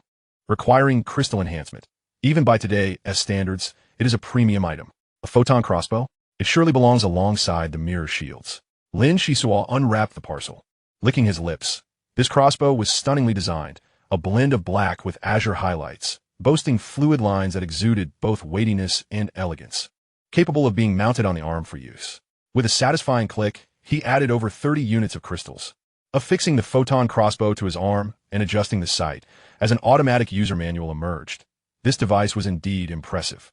After perusing the manual, Lin Xisuo felt well prepared and cautiously ventured deeper into the laboratory's core area, when suddenly, a piercing scream shattered the silence. It was that woman. Startled, he stealthily followed the sound, his heart racing. The beauty had fled to an ecological park, where 5 diminutive creatures with elongated drill-tipped tails had ensnared her, tormenting her mercilessly. These creatures were undoubtedly silicon-based life forms. No matter how fiercely the beauty struggled, they were impervious to her attacks. In the blink of an eye, they shredded her into pieces, their savage hissing echoing cruelly. Lin Xisuo was horrified, reflecting. After being sealed for 7 centuries, and with the dry ice barely dissipated, so many monsters have awakened. This laboratory is clearly engaged in formidable and sinister projects. The little captain had come to strike it rich, and was resolute in his decision to sweep through and depart swiftly. Once outside, he would bombard the area with the Phantom's light cannons, burying them beneath dry ice. There was no need for a life-or-death struggle. Reluctant to linger, he crouched and retreated, only to step upon a protruding object, causing the ground to tremble violently, as the peacock talisman deflected the impact. What on earth is that? It appears to be a dinosaur. What kind of experiments has this laboratory conducted? Lin Xisuo's voice rose an octave as he vanished from sight. A loud snort expelled 2 jets of air. He had inadvertently stepped on the tail of the dinosaur. Of course, this was not a genetically engineered dinosaur, but rather a silicon-based life form mimicking its form, its colossal stature towering at 13 meters, dwarfing any human beneath its knees. Fortunately, the ecological park was spacious. Otherwise, it would have been impossible to accommodate such a creature. Next, Lin Xisuo witnessed a brutal conflict among the silicon-based life forms. Those 5 diminutive creatures had climbed atop the dinosaur, targeting its throat, eyes, and heart with deadly precision. The drill-tipped tails of the small creatures wreaked havoc, churning up copious amounts of black stone debris. The dinosaur retaliated fiercely, utilizing its superior bite force to tear apart 2 of the creatures.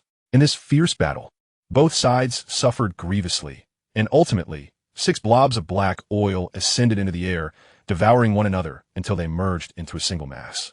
The transformation was not yet complete. The black oil began to coalesce, forming an enormous rat with a drill-tipped tail, which then departed the ecological park, heading towards the laboratory's core area. Within a quarter of an hour, Lin Xisuo encountered several waves of monsters. They appeared to be drawn by some unseen force, awakening from their prolonged slumber and converging in one location. He ensnared a black panther and arrived at an indoor plaza, where a chaotic melee unfolded. The silicon-based life forms engaged in relentless slaughter, shattering their original forms and releasing black oil to merge anew. The black oil accumulated in vast quantities, with 90% of the silicon-based life forms' bodies ruptured, ultimately manifesting as a cloud of oil. Within this cloud, various shapes writhed continuously. One moment it resembled a black panther, the next a dinosaur, then a rat, imparting an eerie sensation. "Peacock, do you have any idea what they intend to do?" Lin Xisuo whispered, lowering his voice. The peacock talisman, isolating the sound waves, replied in a normal tone. Based on the radiation and spectral variations, the silicon-based life forms are enhancing their biological activity. They thrive in high-temperature environments, such as volcanoes and underground lava flows. Their prolonged entrapment in low-temperature conditions is detrimental, thus necessitating their fusion. "No, it can't be. Look, is that a silicon-based human?" Lin Xisuo stammered in disbelief as he gazed back at the plaza, his jaw agape. A human face emerged from the black oil, straining to rise to the surface. Streams of black liquid cascaded downward as the form twisted and contorted, constructing a skeletal structure, giving birth to a giant before his eyes. This being stood over 5 meters tall, its physique adorned with powerful muscles, the reproductive organs diminished, resembling a statue carved from black marble, exuding an imposing aura. With a resounding crash, the giant extended its hand, tearing through a wall, creating an 8-meter gash, and stepped inside. Lin Xisuo paused to contemplate, cautiously following, when suddenly a blinding light swept over him, rendering him momentarily blinded. Chapter 88, Secrets Unveiled. To his astonishment, the wall concealed a hidden realm. Directly ahead loomed a colossal metallic sphere, radiating incandescent beams that illuminated the surroundings brilliantly. The black giant appeared to hesitate, remaining silent for a moment before placing its hands upon the metallic sphere, engaged in some unknown task. Lin Xisuo possessed the ability of spatial mobility, although limited in range. As long as he was not suppressed by mental forces, he could freely traverse within 100 meters. With a swift motion, he appeared in a shadowy corner, meticulously observing his surroundings. The peacock talisman, performing its silent scan, projected a 3-dimensional fluorescent image. To the left of the metallic sphere stood a series of enormous machinery, while to the right, a circle of metallic rings lay flush against the ground, nothing particularly remarkable. After 3 minutes, the massive metallic sphere suddenly began to hum and vibrate, intricate patterns lighting up its surface. The black giant traced its fingers along these patterns, causing luminous beams to emerge from the ground, converging towards the metallic rings. The peacock talisman murmured, "This resembles a stargate, If my calculations are correct, the metallic rings on the ground should function as the short-range transmission system for the space laboratory. It is highly likely that the silicon giant possesses intelligence. Should it become hostile, the threat level would be significant. As expected, the black giant stepped through a metallic ring, vanishing within the radiant light. Lin Xisuo counted carefully. There were 10 transmission platforms in total. Approaching cautiously, he discovered markings on the ground indicating their destinations. After discerning them one by one, he found that the 10 platforms led to the Shield Tortoise Cloning Center, the Silicon Template Center, the Silicon Bioweapon Research Laboratory, the Silicon Life Activation Laboratory, the Silicon Virus Mutation Laboratory, the Life Sciences Storage Room, the Control Room, the Living Quarters, the Ecological Park, and the Core Power Chamber. The location the black giant had just entered was the Silicon Life Activation Laboratory. Lin Xisuo pointed at the metallic sphere and inquired, "Peacock, these transmission platforms are well preserved and evidently operational. Can you infiltrate the laboratory's central computer terminal? I regret to inform you that the scale of the laboratory exceeds expectations, and the confidentiality level of the photon terminal must be exceedingly high. Even if an opportunity to breach it arises, it would require a considerable amount of time. Surely, you would not wish for this talisman to languish here for days, or even weeks, attempting to control a mere ruin. Silence that thought. Let's proceed as though I had never uttered it. Given that the black giant has entered the activation laboratory, we ought to explore other areas first. How about the life sciences storage room? At worst, we shall simply take a leisurely stroll." Lin Xisuo tightened his grip on the photon crossbow, preparing for action. Stepping onto the teleportation platform, a flicker of brilliance enveloped him, and the temperature plummeted sharply, prompting him to activate his light armor. Beneath his feet, patches of white ice spread out, composed of pure solid nitrogen, reaching temperatures well below -200 degrees. This vicinity mimicked the universe's ultra-low temperature environments, indicating that the core area of the laboratory had been thoroughly frozen. The so-called scientific storage room was, in fact, an exhibit hall for specimens. Albeit these specimens were exceptionally valuable, sourced from various star domains, showcasing a diverse array. Goodness, how much could these be worth? Any single item could fetch a handsome price on the market. Alas, they were severely damaged. What a pity, what a pity.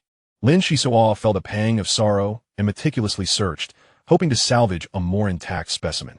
With the activation of his light armor, the Peacock Talisman relinquished its protective duties and flitted about joyfully. As they navigated past a large shelf, the spherical robot abruptly halted, its crimson eyes fixated on several clumps of ice, scanning incessantly. "What is this? A new discovery?" Lin Xisuo inquired as he approached from behind. There lay 5 human corpses. Judging by their attire, they seemed to belong to individuals of considerable standing. "Oh, let us shatter this and see what's inside," Lin Xisuo proposed. Shadows emerged from his hand, glimmering with flecks of gold. A plasma barrier, enhanced by mysterious metallic fragments from his light armor and infused with other energies, exuding formidable power. A series of soft thuds followed as he struck the ice, causing it to shatter and reveal its contents. 5 individuals, 3 men and 2 women, each no longer youthful. The eldest among them, clad in a uniform adorned with intricate blue-gold patterns at the cuffs, radiated opulence and dignity, befitting a figure of nobility. "Wait, there's a faint signal response." The Peacock Talisman approached the elder, directing a beam at the 3rd button on his uniform, transmitting an information stream. Soon, the spherical robot projected a holographic image, revealing the elder's recorded message. He began, "Greetings, I am the ship's first officer. Whether you're a rescue team from home or an adventurer passing through, please heed this warning. The pharmacist Hudson has completely transformed his body to attain greater power, incorporating a large quantity of silicon-based elements, rendering him exceedingly dangerous. His apprentice attempted to intervene, but the situation is dire. The captain, faced with no other choice, has frozen the ship's hull. I possess a pre-programmed authentication card containing the structural blueprints of the entire vessel, along with authentication functions that grant access to numerous areas. Perhaps when you arrive, Hudson will be in a weakened state. Utilize all available shipborne weaponry to eliminate him. Allowing him to re-enter human society would spell disaster." Who would have thought this first officer possessed such a sense of justice? If that is the case, why engage in such research? Perhaps it involves national interests, matters beyond one's control. Lin Xisuo sighed inwardly, feeling fortunate to have quickly identified a course of action. He extracted the authentication card from the elder's possession and presented it before the Peacock Talisman. "Excellent. It contains a series of codes and a secret storage room. However, many facilities have been destroyed after years of disuse. There are 3 vital chambers we must visit. Please follow me. The Peacock Talisman turned and flew toward the teleportation platform, returning with Lin Xisuo to the previous teleportation center. Time was of the essence. The black giant was most likely the pharmacist transformed 7 centuries ago. Even if they could not eliminate him, they must re-ice the area to ensure peace of mind. Lin Xisuo's first destination was the silicon-based biochemical weapon research room. After acquiring the authentication card, the Peacock Talisman navigated with ease, as if wandering through its own garden. It effortlessly opened a hidden door. Scanning the surroundings, Lin Xisuo could not restrain his curiosity. What are these peculiar objects? The Peacock Talisman replied, while searching, most of these are biochemical weapons. We seek only 2 items, a silicon axe and a metal vial. A silicon axe? A metal vial? What purpose do they serve? Lin Xisuo inquired, casually opening a black box at his feet, which contained a small hand axe and a metal vial. Quickly, connect the top of the metal vial to the axe handle. This weapon is highly dangerous. It can release silicon-based viruses and rotate freely in attack, posing a significant threat to both humans and silicon-based life forms. The vial contains an activation solution, and there is a syringe at the back, in addition to injecting the solution into the axe handle. The user's blood is required for genetic binding.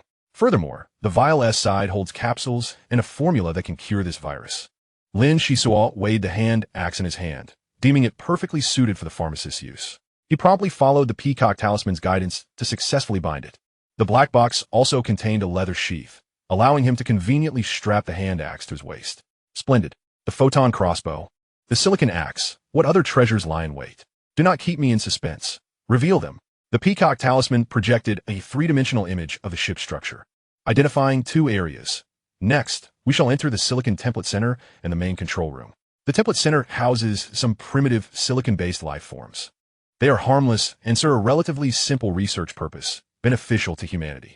The main control room can mobilize the undestroyed defense systems to engage and strike at the black giant. In the meantime, you may visit the living quarters. I will unlock the rooms once occupied by the 2 pharmacists from the main control room. There may be further discoveries. Lin Xisuo found the plan feasible and nodded. Very well. Let us first access the Template Center and then split up. Shortly thereafter, they entered the Template Center, and Lin Xisuo could not help but frown. It was evident that this place had been ravaged, charred remnants scattered about, with all critical data obliterated, thoroughly executed. The Peacock Talisman, indeed skilled, proved to be a master of treasure hunting, discovering a battered box in a corner. From the faint inscriptions, it was discerned that it contained 2 small silicon beasts. They could assemble into over 100 tools, and as they aged, the variety of combinations would increase, serving as aids to creators. Perhaps they can still be of use. At least we have made some progress, Lin Xisuo remarked, casting a reluctant glance before returning to the teleportation center. Next, he and the Peacock Talisman would part ways. This was the most time-efficient course of action. With a flash of light, he stepped into the living quarters. Before long, dim lights flickered to life in the corridor. It must be the Peacock Talisman establishing contact with the main control room. Lin Xisuo moved swiftly, traversing the entire living area. The scene was gruesome. Many researchers had been torn to shreds. Aside from rapidly frozen humans, there were also a few silicon-based life forms. At the corridor's end, for electronic doors opened slowly, and the Peacock Talisman's voice echoed through the intercom. These 4 rooms belong to the captain, the first officer, and 2 pharmacists. The Captain-S room contains a safe, but the authentication card provided by the first officer cannot unlock it. We must find another way. Moreover, the energy levels of the black giant are on the rise. I have already shut down the silicon-based life activation laboratory. Once the entity reacts, it should not be able to hold out for long, so we must act swiftly. Understood. I will investigate immediately. Lin Xisuo strode confidently into the first officer's room, which was tidy and clean, revealing only some antique firearms, with no other discoveries. The miserly little captain's eyes widened as he collected all the antique firearms. These would surely delight Harley. The second room was quite plain, containing only essential clothing and a spare laser sword, likely the residence of the pharmacist's apprentice. Upon entering the third room, Lin Xisuo chuckled gleefully, eagerly rummaging through the contents. This space resembled a miniature laboratory, with shattered test tubes and aged books scattered about. The experimental platform was increasingly intricate, leaving no item unexamined. Whether he could transition from an amateur alchemist to a professional hinged entirely on the spoils of this venture. Upon entering the captain's quarters, Lin Xisuo felt a wave of relief that he had not brought pain along. The room was exceptionally spacious. adorned with the heads of animals or war beasts set into the walls, and the heavy carpet was crafted from whole hides. This captain seemed intent on showcasing his martial prowess, yet ultimately met with misfortune, leading to the ship's demise. Just as Lin Xisuo located the safe, he stumbled slightly. Hearing a distant rumble, suddenly a fissure opened in the ceiling, prompting him to think, this is not good. Chapter 89, Master and Apprentice. The space laboratory trembled violently, triggering a chain reaction, its framework fracturing and metallic debris falling, a precarious situation indeed. Lin Xisuo continued to wrestle with the safe, striking it repeatedly with a laser sword. Aside from a few superficial scars, it seemed nearly impossible to pry it open in short term. Password, Peacock Talisman. Hurry and find me the password, he urged, his frustration mounting. The Peacock Talisman appeared preoccupied, offering no response. A series of booms echoed in the distance, and the urgency to vacate grew dire. Lin Xisuo made a decisive choice, measuring the safe's dimensions, concluding that the space within his exosuit was barely sufficient. Thus, he directed his attention to the wall behind the safe. Fortunately, the wall was not as robust, allowing him to cut through with relative ease. With swift precision, he wielded his sword, slicing through the wall like raindrops. The wall was not armored, nor of the same material as the safe. Having been subjected to extreme low temperatures for an extended period, it was notably fragile. 3 minutes later, the 1.5-meter-high safe was unceremoniously removed. Lin Xisuo extended his hands, expending a full half-minute to stow it away. Done, time to leave. With a flourish, he snapped his fingers and vanished from the spot, emerging from the teleportation pad. The Peacock Talisman awaited nearby, its voice tinged with agitation. I attempted to communicate with the black giant, but its consciousness is chaotic. It is regaining some strength in the nutrient pool and seems desperate to find something. If it doesn't succeed, it may erupt in rage and attempt to escape the activation laboratory. I have already dispatched the ship's defense forces to intercept, but they can only hold for 1 minute and 45 seconds at most. Understanding the Peacock Talisman as a highly advanced artificial intelligence, Lin Xisuo felt perplexed by its unusual distress. What exactly is wrong? You seem off. The talisman paused, quickly replying. The black giant's mental energy is infiltrating the main control room. I'm affected by its psychic waves, causing some disarray in my logic analysis system. We must leave this place immediately. Before it could finish, Lin Xisuo seized the spherical robot for spatial movement, swiftly arriving at the exit. He called into the communicator, Palin. Payne, listen closely. In 1 minute, bombard this coordinate and completely bury the ruins. Understood, Captain. Hurry back. We've detected unusual activity here. Payne's voice was soon replaced by static as Lin Xisuo soared into the air, gliding rapidly into the distance. Behind him, waves of air expanded outward as the black giant broke free at an astonishing speed. The Phantom was on its way to assist. The thunderous sound of cannon fire reverberating across the landscape, striking at the glacier. The chilling roar of the black giant gradually faded beneath the ice as Lin Xisuo ascended to the deck, panting. What did you just say? Where's the unusual activity? Payne hastily activated the light screen. It's the silicon-based life forms near the bitter tree. They seem to be gathering in large numbers, influenced by some unforeseen factor, and are flying in this direction. Is that so? Lin Xisuo regarded the scene on the light screen with growing concern. 534 Black Panthers were moving rapidly, concealing an unexpected multitude of silicon-based life forms. Light Brain, retreat from this area and find a suitable angle for observation. I suspect these silicon-based entities are not targeting us, but rather the black giant amidst the ruins. Lin Xisuo issued the command, returning to the captain's quarters to monitor the situation. A concussive wave erupted from the ruins, a white light spilling outward as the glacier rapidly vaporized, transforming into a stunning spectacle. Hey, Captain, how is the haul? Payne insisted on following Lin Xisuo into the captain's quarters, as the latter hurried to his quarters clandestinely, piquing everyone's curiosity. Sasha, Palin, Harley the gorilla, and the Blue Eagle gathered in the captain's chamber, eager to hear the captain's recent exploits. What kind of look is that? You lot are more ravenous than wolves. Lin Xisuo began with righteous indignation, then shifted to a more enigmatic tone, lowering his voice. The spoils of this expedition are extraordinary. Each of you will benefit.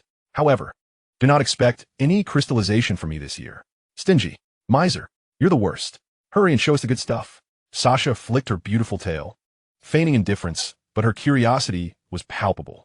The items are dangerous and cannot be revealed carelessly. Give me a few days to process, and I assure you it will be worthwhile. Suddenly, Lin Xisuo focused on the light screen, and everyone held their breath, falling silent.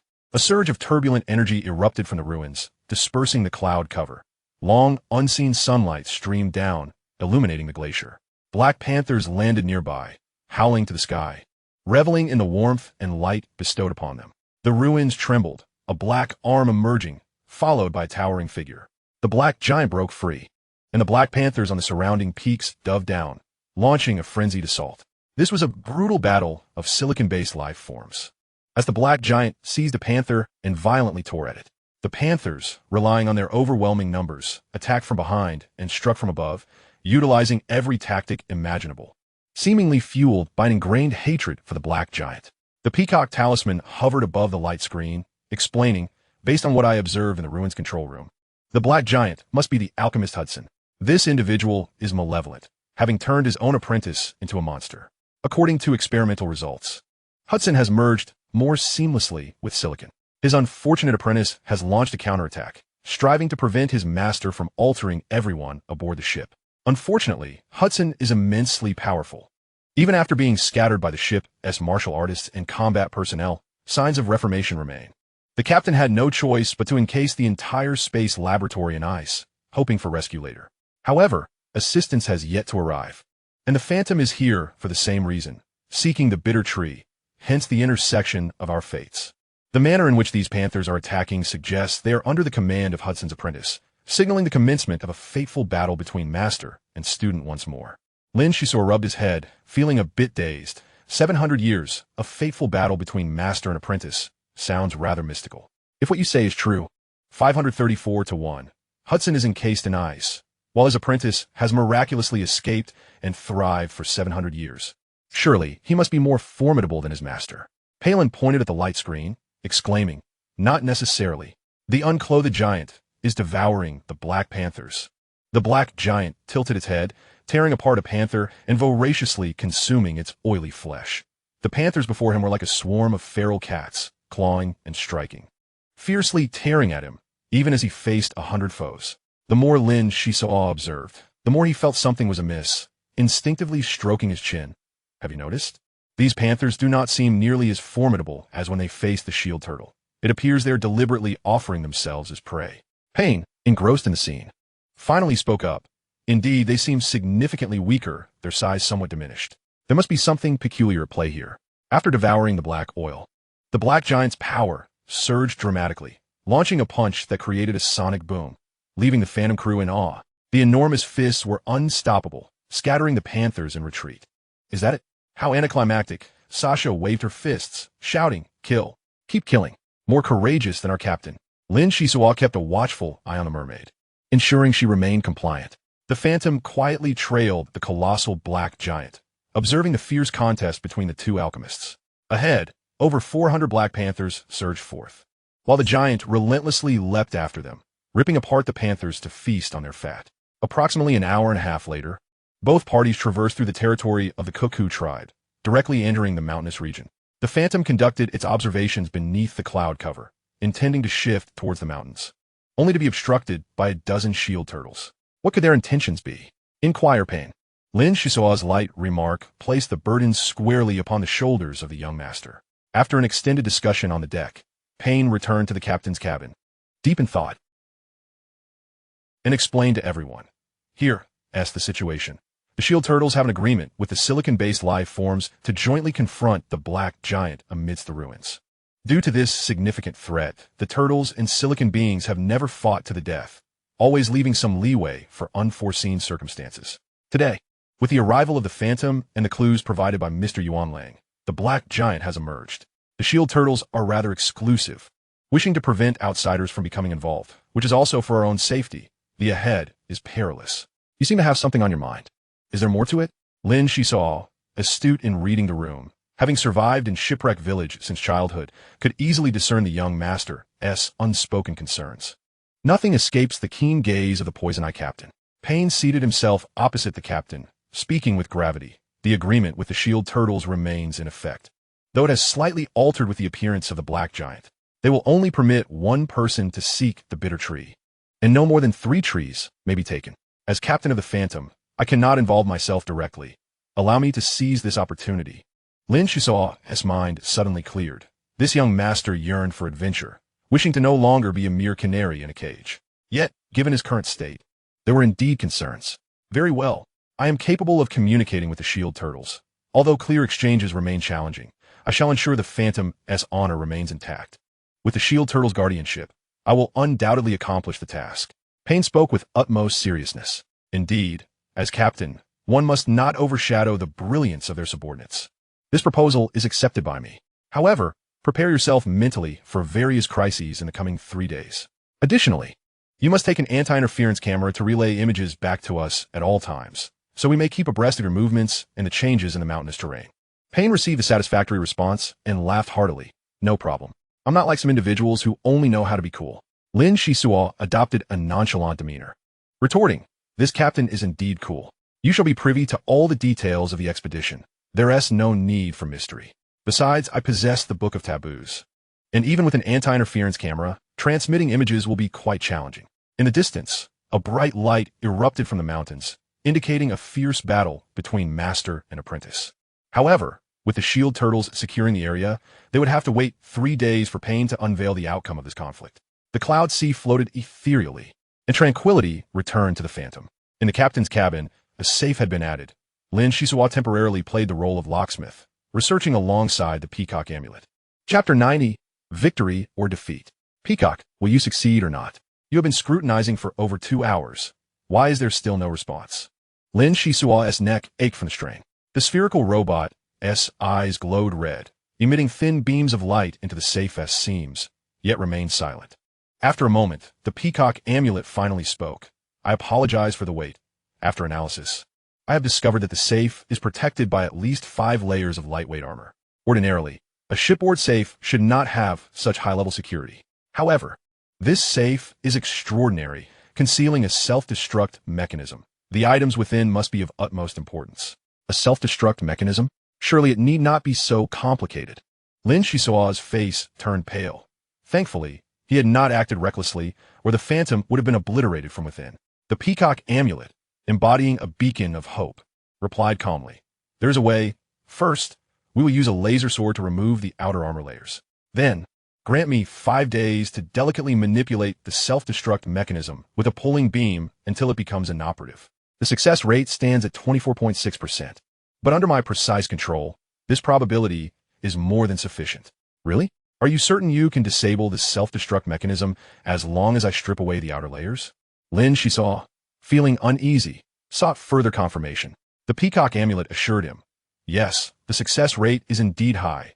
I have absorbed the data collected by the mad creator Dardania, and I possess some understanding of devices from 700 years ago. However, the process requires a quiet environment, devoid of any vibrations. That is manageable. I shall first remove the armor layers, and then deal with the safe once I acquire the bitter tree.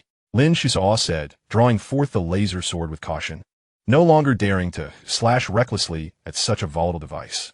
Removing the armor layers was no small task, and during his downtime, Lin Xisuo began organizing the treasures found amidst the ruins. First, he packaged the antique firearms discovered in the officers' quarters and handed them to Harley, who was overjoyed, his nose turning red with excitement. Each of these collectible firearms was a fine specimen, elegantly crafted and of superior quality, undoubtedly a delight for any weapon enthusiast. Next, Lin Xisuo retrieved a damaged box found in the template room. After numerous scans and safety checks, he dared to open it. Inside lay 2 metallic vials, which, according to the usage instructions, he opened, releasing 2 puddles of black grease.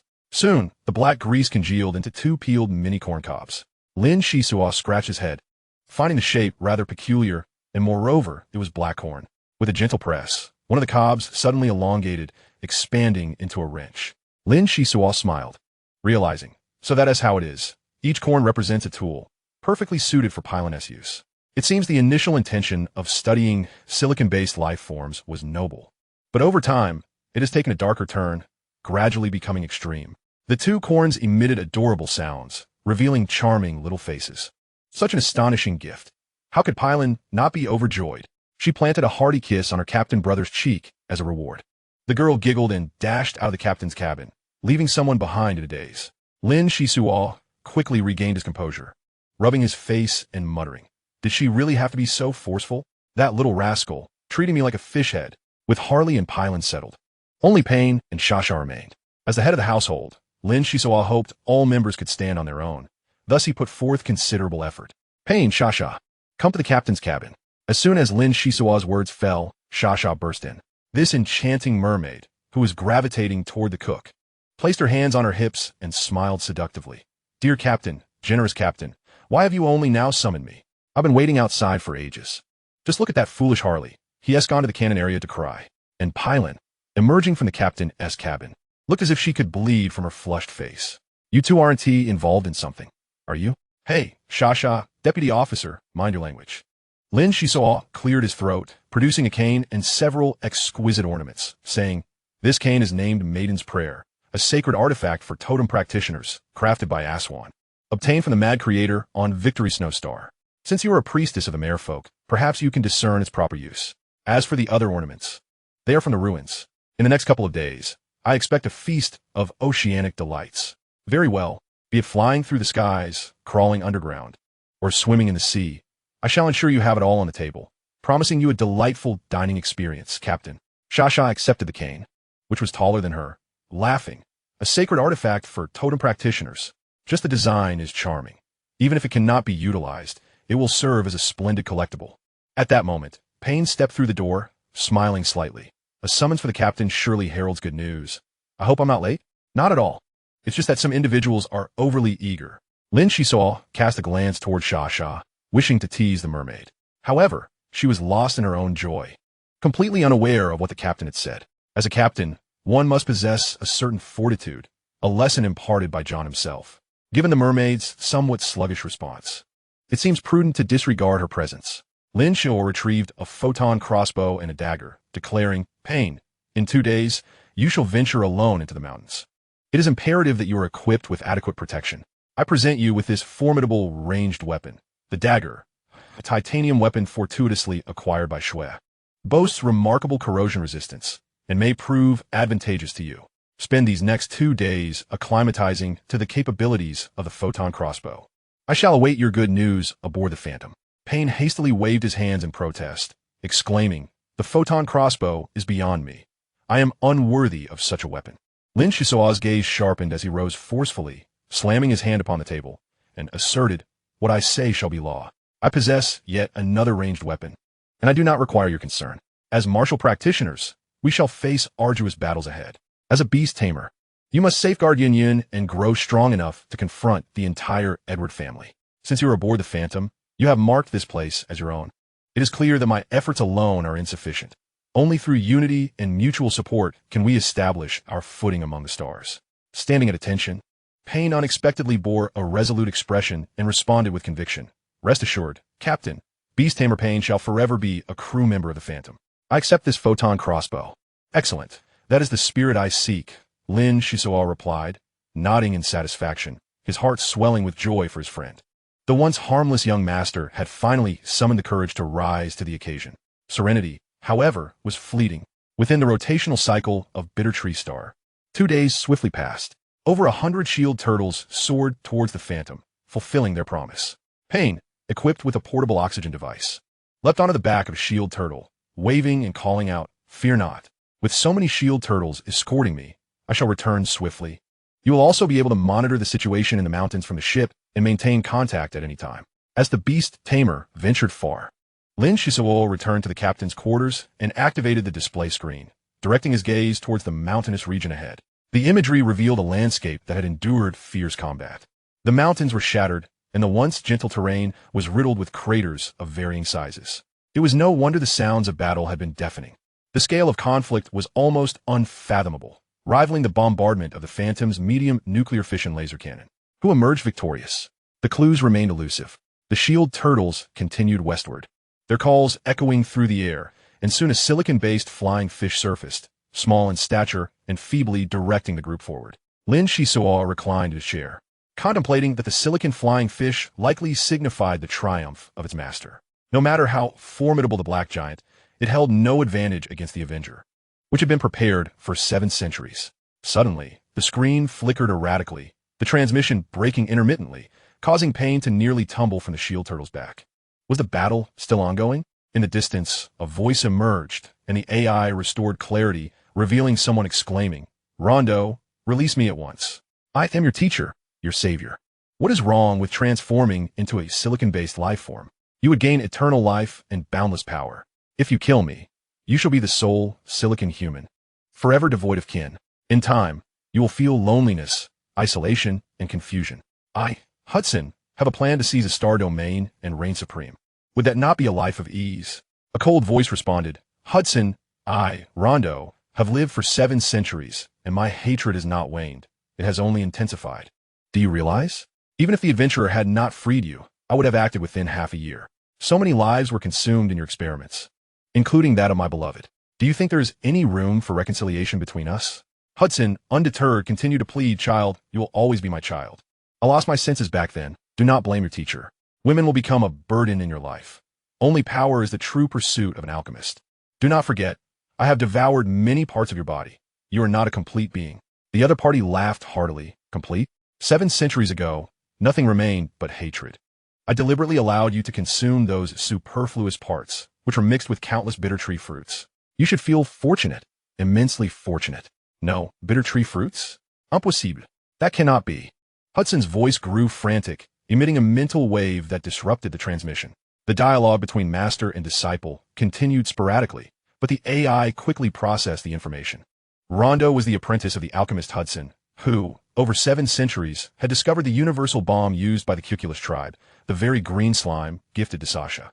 This green slime was a premier nutrient solution, as the bitter tree bore fruit once every 1,000 years, but through catalysis, it matured in mere centuries.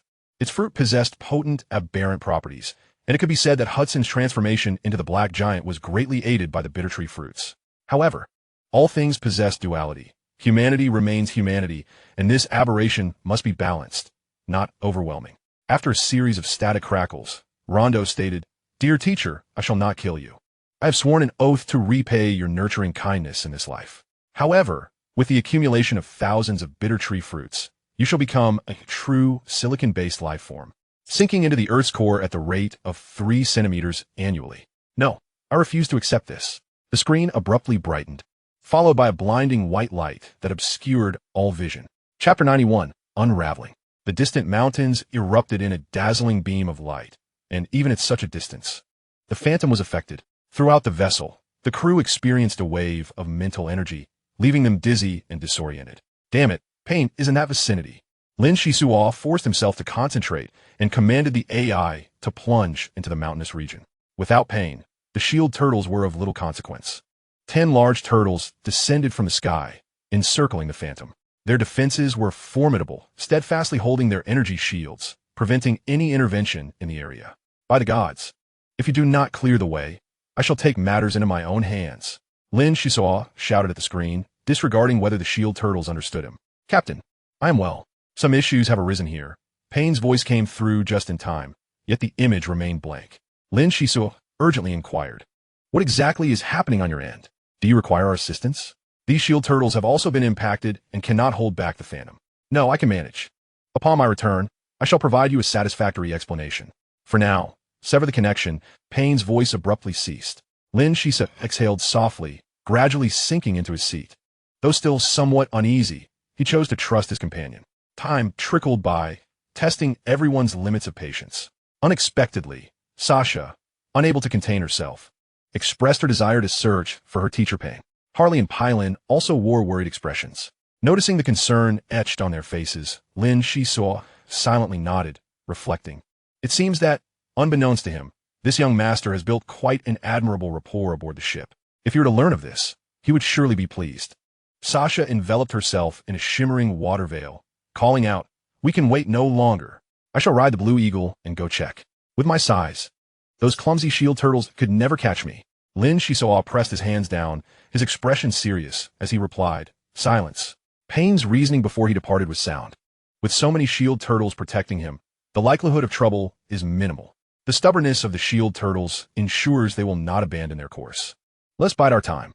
If we receive no news within 5 hours, I shall personally venture forth."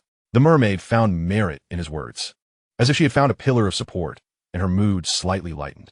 Pylon and Harley were quick to agree. They trusted the captain's judgment and remained dutifully stationed before the screen, hoping to receive news first. Payne did not keep everyone waiting for long. After Lin, she soothed Xia for 10 minutes. He boarded the shield tortoise and soared out of the mountainous region, vigorously waving his arms in excitement from a distance. The Phantom swiftly approached to greet him. The beast tamer hoisted 3 plants and leaped onto the deck, turning back to bid farewell to the shield tortoise. Lin Xi rushed over to clap Payne on the back, exclaiming with a hint of nostalgia, "My dear young master, you have finally returned. The entire crew has been fretting over you. Thankfully, your captain refrained from making rash moves. Otherwise, there would have been a rift with the shield tortoise." He chuckled. "My apologies. The circumstances at that time were rather peculiar. These 3 plants are none other than the bitter trees. Additionally, I brought back some mugwort for the cuckoo tribe, as there was in need of it." As Payne explained, he showcased the bitter trees, whose leaves were a mottled combination of white and yellow, with slender branches bearing 5 fruits each. Lin Xi was overjoyed. Payne, ever the provocateur, continued with a grin. "Rondo mentioned that these 3 bitter trees are of the finest quality, brimming with vitality. They can thrive in an oxygen-rich environment, but primarily depend on nitrogen for sustenance. Hence their growth on cliffs. You can scarcely imagine the scene I witnessed. The black giant initially expanded to its limit before suddenly collapsing into a fist-sized mass, which Rondo cast into the abyss, transforming it into a conscious, silicon-based brick. A tragic fate, indeed." "Rondo? You met Rondo?" Lin Xi exclaimed, taken aback. "Yes. Not only did I meet him, but we also conversed. Rondo, in his leopard-headed humanoid form, appeared quite frail and is not long for this world. He expressed that you are an apothecary and entrusted me to deliver this object to you, claiming it to be a treasured relic passed down through generations, hoping that future inheritors would heed its lessons and not repeat the tragic fate of him and his apprentice." Payne produced a piece of white rock from his pocket and solemnly placed it into Lin Xi's hands. Lin Xi sensed its aura, but could not decipher its significance. So he commanded, "Peacock, discern what is special about this rock." The spherical robot scanned the object, taking 5 minutes to compile data, and ultimately concluded, "The results of the scan are rather unsatisfactory. This is a piece of petrified wood." Petrified wood, also known as silicified wood, is the product of ancient trees submerged in silica-rich waters, where the cells in the wood were replaced by quartz and chalcedony. However, this particular piece contains a myriad of peculiar components, and there appears to be an intentionally applied coating. The core likely harbors potent toxins, requiring careful storage. Lin Xi's mind was rife with doubts, pondering, silicified wood? Silicon-based life forms. There must be a connection. Thankfully, he had already moved Apothecary Hudson's laboratory back. Perhaps the mystery would soon be unraveled. Stowing the petrified wood away, Lin Xi piloted the Phantom back to the Cuckoo tribe's village. His upcoming tasks were twofold. First, to collaborate with the Peacock Talisman to unlock the safe, and second, to study the apothecary's relics. The next few days, or even weeks, promised to be extraordinarily busy. That evening, to celebrate Payne's successful completion of the mission and the unexpected bounty from the bitter trees, the ship was filled with merriment. They even invited Yuan Lang, reveling in song and dance until dawn. The following morning, however, Xia was plagued by a splitting headache. After downing 18 bottles with the captain, it was no surprise she felt unwell. Having consumed half of the alcohol procured from the Hydra's master, it had indeed been an unforgettable night. "What's this?" The mermaid discovered a notification on the screen, revealing an electronic letter signed by Lin Xi. Curiously, she opened the letter and was greeted by a cartoon captain emerging with a pipe, exclaiming with a hearty laugh, "Lazy mermaid, you've finally risen. Your captain will be away for several days, so I entrust the Phantom to you. Remember, clean the cabin daily, keep the corridors tidy, refrain from excessive drinking, avoid running around, and do not misuse the supplies. In short, if you disobey, wait until I return to see how I will deal with you." How peculiar. Just as we are about to return, he goes off again? The mermaid closed the letter, stretching luxuriously, and within mere seconds had already forgotten the captain's instructions. Flaunting her staff as she flew outside, Lin Xi had not ventured far, camping just 10 kilometers from the Cuckoo tribe's village. The self-destruct system of the safe remained a potential hazard. Operating it aboard the Phantom could lead to catastrophic consequences if things went awry. Thus, he had taken precautions by moving away. The Peacock Talisman hovered above the safe, casting waves of crimson light, while the Phantom's captain stood guard at the entrance. Unlocking the safe was a technical task. Even the slightest miscalculation could jeopardize their efforts and lead to devastation. However, that was the Peacock Talisman's responsibility. Meanwhile, Lin Xi munched on oxygen sticks, fully engrossed in organizing Apothecary Hudson's belongings. He discovered 36 ancient tomes filled with a wealth of pharmacological knowledge, seemingly designed for instructing apprentices, covering a vast array of topics in a progressive manner, truly worthy of study. Furthermore, the test tubes and experimental apparatus, having been frozen for an extended period, crumbled to dust upon exposure to room temperature. Fortunately, Lin Xisuo lacked the large machinery required to restore residual substances, so their shattering was of little consequence. After meticulously examining all items, having scoured through them several times, Lin Xisuo finally smiled, playfully toying with an ancient clock that he wound up. The clock instantly projected a flurry of formulas. It was essentially a portable light brain, primarily responsible for memory retention. Lin Xisuo reviewed the data, but was left greatly disappointed. Aside from documenting a few remedies for perplexing ailments, the remainder consisted of experimental data on silicon-based life forms. While not entirely useless, the direction was excessively radical. It could only serve as a minor reference, offering little assistance. Oh well, I shall tread steadily, one step at a time, he encouraged himself, recognizing the value of the 36 ancient tomes. Perusing them would undoubtedly yield insights. Although the outcome fell short of expectations, he resolved not to succumb to discouragement. The path is forged by those who walk it. I believe opportunities will arise in the future. For 3 days and nights, Lin Xisuo kept watch at the door, passing the time with reading. The knowledge that an apothecary must acquire is exceedingly diverse. The texts elucidated many principles, gradually clarifying the boundaries of the apothecary's realm. Ancient apothecaries believed that all elements of the universe could be utilized in medicine. Even a hint of nitrogen might counteract foreign substances invading the body. A special temperature of pure water, when stirred together with a touch of cosmic energy, could heal radiation. Mastery of potent toxins does not denote expertise. Rather, it requires the use of mental strength to comprehend the world, grasping the essence of things to prescribe the appropriate remedies. Suddenly, the peacock talisman called out, "Come in and assist me. Strike at the designated area, cutting in 3 centimeters. There's only one chance, no more, no less. It must be precise, steady, and forceful." Lin Xisuo stepped into the chamber where the safe had lost several layers of armor, its size significantly reduced. It now stood only a meter tall and less than half a meter wide, appearing to contain little within. Slowly drawing out a laser sword, Lin Xisuo calculated the distance before swiftly directing the blade toward a light circle the size of a fingernail, precisely entering 3 centimeters. The peacock talisman's eyes sparkled, praising, "Well done. The self-destruct mechanism has been disabled. Let us see what treasures lie within." Lin Xisuo gently opened the safe, retrieving its contents for inspection, only to find himself bitterly smiling. How disheartening. After all this effort, I discover a box full of ledgers. I hope these exquisite jade boxes do not disappoint me. The ledgers, inscribed on paper, detailed clandestine transactions that had lost their significance after 7 centuries. In addition to the ledgers, there were 3 jade boxes, compact, intricately carved, and of superior quality, adorned in black, white, and yellow hues. Upon opening the black box, he found high-purity refining crystals, counting exactly 2,000 units, an undeniable fortune. The white box contained more refining crystals, albeit in fragments, amounting to 700 or 800 units at least. As Lin Xisuo cast his gaze upon the yellow box, a surge of exhilaration coursed through him, and with bated breath, he lifted the lid, only to find his expression momentarily frozen. Chapter 92. Totem. Gently placing the jade box down, he found it hard to believe that such a significant item was merely a beast's tooth, roughly the size of his thumb, slightly curved.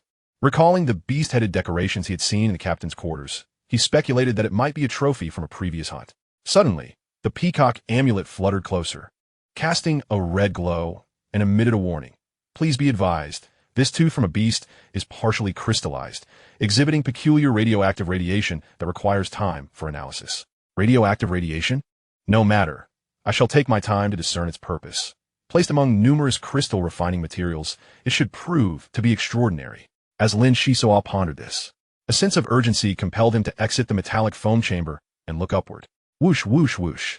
He observed a cloud of dust rising from the ground as a battalion of Kuko riders soared towards the village, disappearing from sight moments later. Just as he intended to return indoors, another cloud of dust billowed in the distance, accompanied by a chorus of jubilant singing from a flock of flying fish gliding past at low altitude. Lin Xisuo felt a twinge of suspicion, musing, could there be a disturbance among the Kuko here? It seems unlikely. If something were amiss, they wouldn't be singing in a call for help. Shaking his head, He retreated to rest, immersing himself in books to absorb knowledge while awaiting the analysis results from the peacock amulet. Unbeknownst to him, this wait extended for 10 days and nights. Even within the realm of Bitter Tree Star, this duration was not insignificant. Throughout this time, daily, Kuko clan members piloted flocks of flying fish on their journeys. The metallic foam domicile had camouflage capabilities, and the hurried Kuko failed to notice the presence of an extraterrestrial guest residing beneath them. The spherical robot withdrew its red glow, its ocular luminescence dimming slightly, projecting a wave pattern that displayed various interpretations and conjectures upon the luminous screen. Lin Xisuo scrutinized the information from beginning to end, descending into deep contemplation before finally lifting his head to exclaim, "What a peculiar substance! Are you suggesting that this is merely the arrowhead of a primitive bow? Yet, I cannot fathom what caused this aberration that allows it to be wielded against cosmic beasts." The peacock amulet, having recuperated, replied in a precise manner, "Indeed, this object possesses immeasurable destructive potential. The residual deoxyribonucleic acid on the tooth indicates that it has harmed many formidable life forms. However, it must be replenished with cosmic energy in the crystal refining process after each use. While it is a powerful weapon, its efficacy against silicon-based life forms is minimal. Otherwise, it would not have been left and used in a vault." Lin Xisuo chuckled softly, casting a playful glance at the beast's tooth, remarking, "So, it is a one-time deal, effective solely against biological entities. If this tooth were to be entrusted to Pain, the well-meaning young master would surely squander it. Upon my return, I shall have Pylon craft a mechanical bow. After all, since it is an arrowhead, it ought to resemble one." Safeguarding the beast's tooth arrowhead, the captain of the Phantom vessel felt quite pleased. An intake of 2,800 units of crystal refining was certainly no trifling matter. Rewarding the peacock amulet with several units of crystal refining, Lin Xisuo hastened back, only to find himself momentarily dumbfounded upon spotting the Phantom vessel. "Hey, Pylon, what on earth has transpired aboard the ship during my absence?" Lin Xisuo inquired through the communicator. From a distance, he beheld a tall pyramid erected on the ground, its apex truncated with the Phantom vessel stationed nearby. Surrounding the pyramid was a throng of Kuko, numbering in the tens of thousands, engaged in worship. Pylon quickly responded, "Thank the heavens, Brother Xisuo, you have finally returned. Sister Shasha has been rather wild lately, reveling in her role as a goddess. That staff you gifted her radiates a halo akin to a high-wattage bulb. You know, Bitter Tree Star rarely sees sunlight. Recently, the black giant dispersed the clouds during a battle in the ruins and mountains, leading the Kuko to believe it was an omen of good fortune, prompting them to flock here for the celebrations and rituals. I'm utterly incensed. In just a few days away, Shasha has managed to create such chaos. Gather everyone.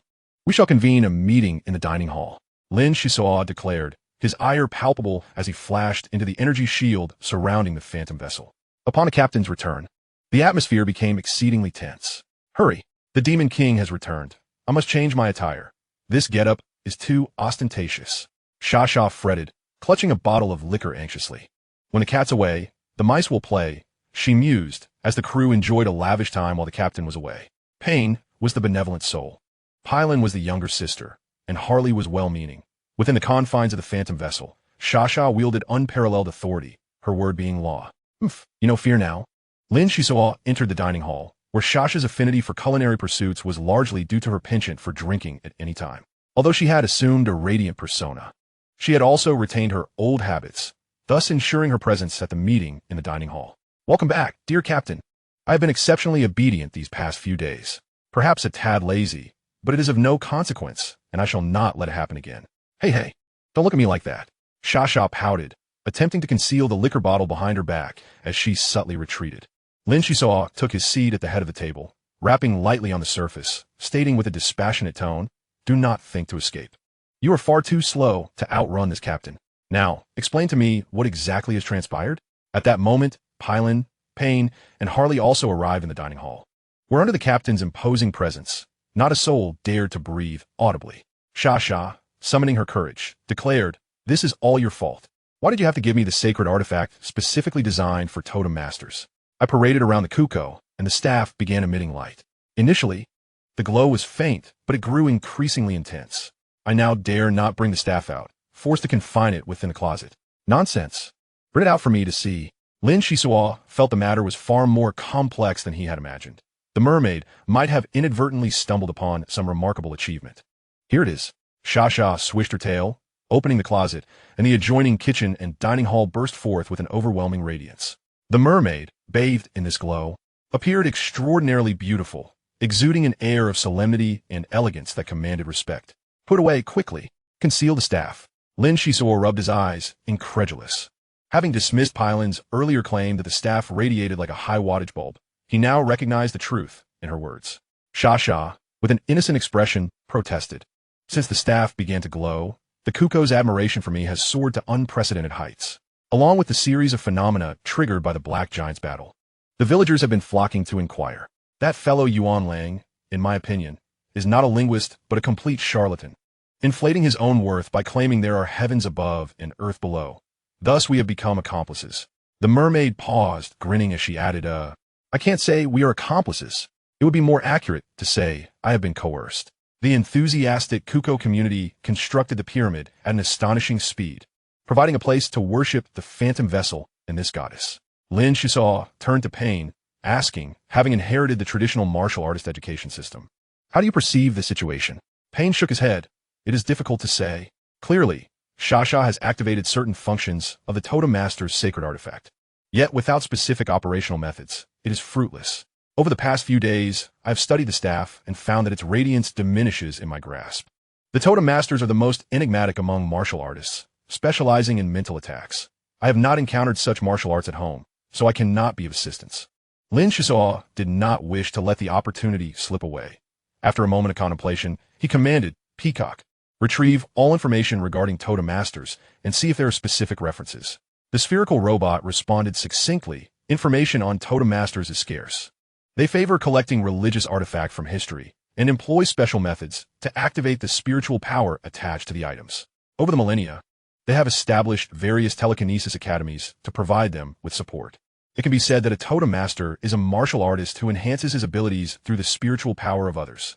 As Lord Payne has remarked, even if one were fortunate enough to activate a Totem Master's sacred artifact, it would be futile without a concrete method of utilization. Cultivating through the spiritual energies of others? Lin Xisuo smiled, for the gathering of countless mental energies from the Cuckoo tribe was indeed a formidable quantity. Since there was no rush to return to the main route, conducting several experiments to turn Shasha into a Totem Master seemed like a delightful prospect. Ever since the captain returned to the Phantom, Shasha's opportunities to make appearances had not diminished. Rather, they had increased. Pylon, embodying the image of a goddess, imparted metallurgical and mechanized knowledge to the Cuckoo tribe. However, in a place like Bitter Tree Star, with such a surplus of carbon dioxide, even igniting a fire proved challenging, and even if metallic deposits were found, refining them was out of the question. News reached distant villages, and they flocked to pay homage. Lin Xisuo had Shasha portray an omniscient and omnipotent civilizational leader, providing the Cuckoo tribe with technological products.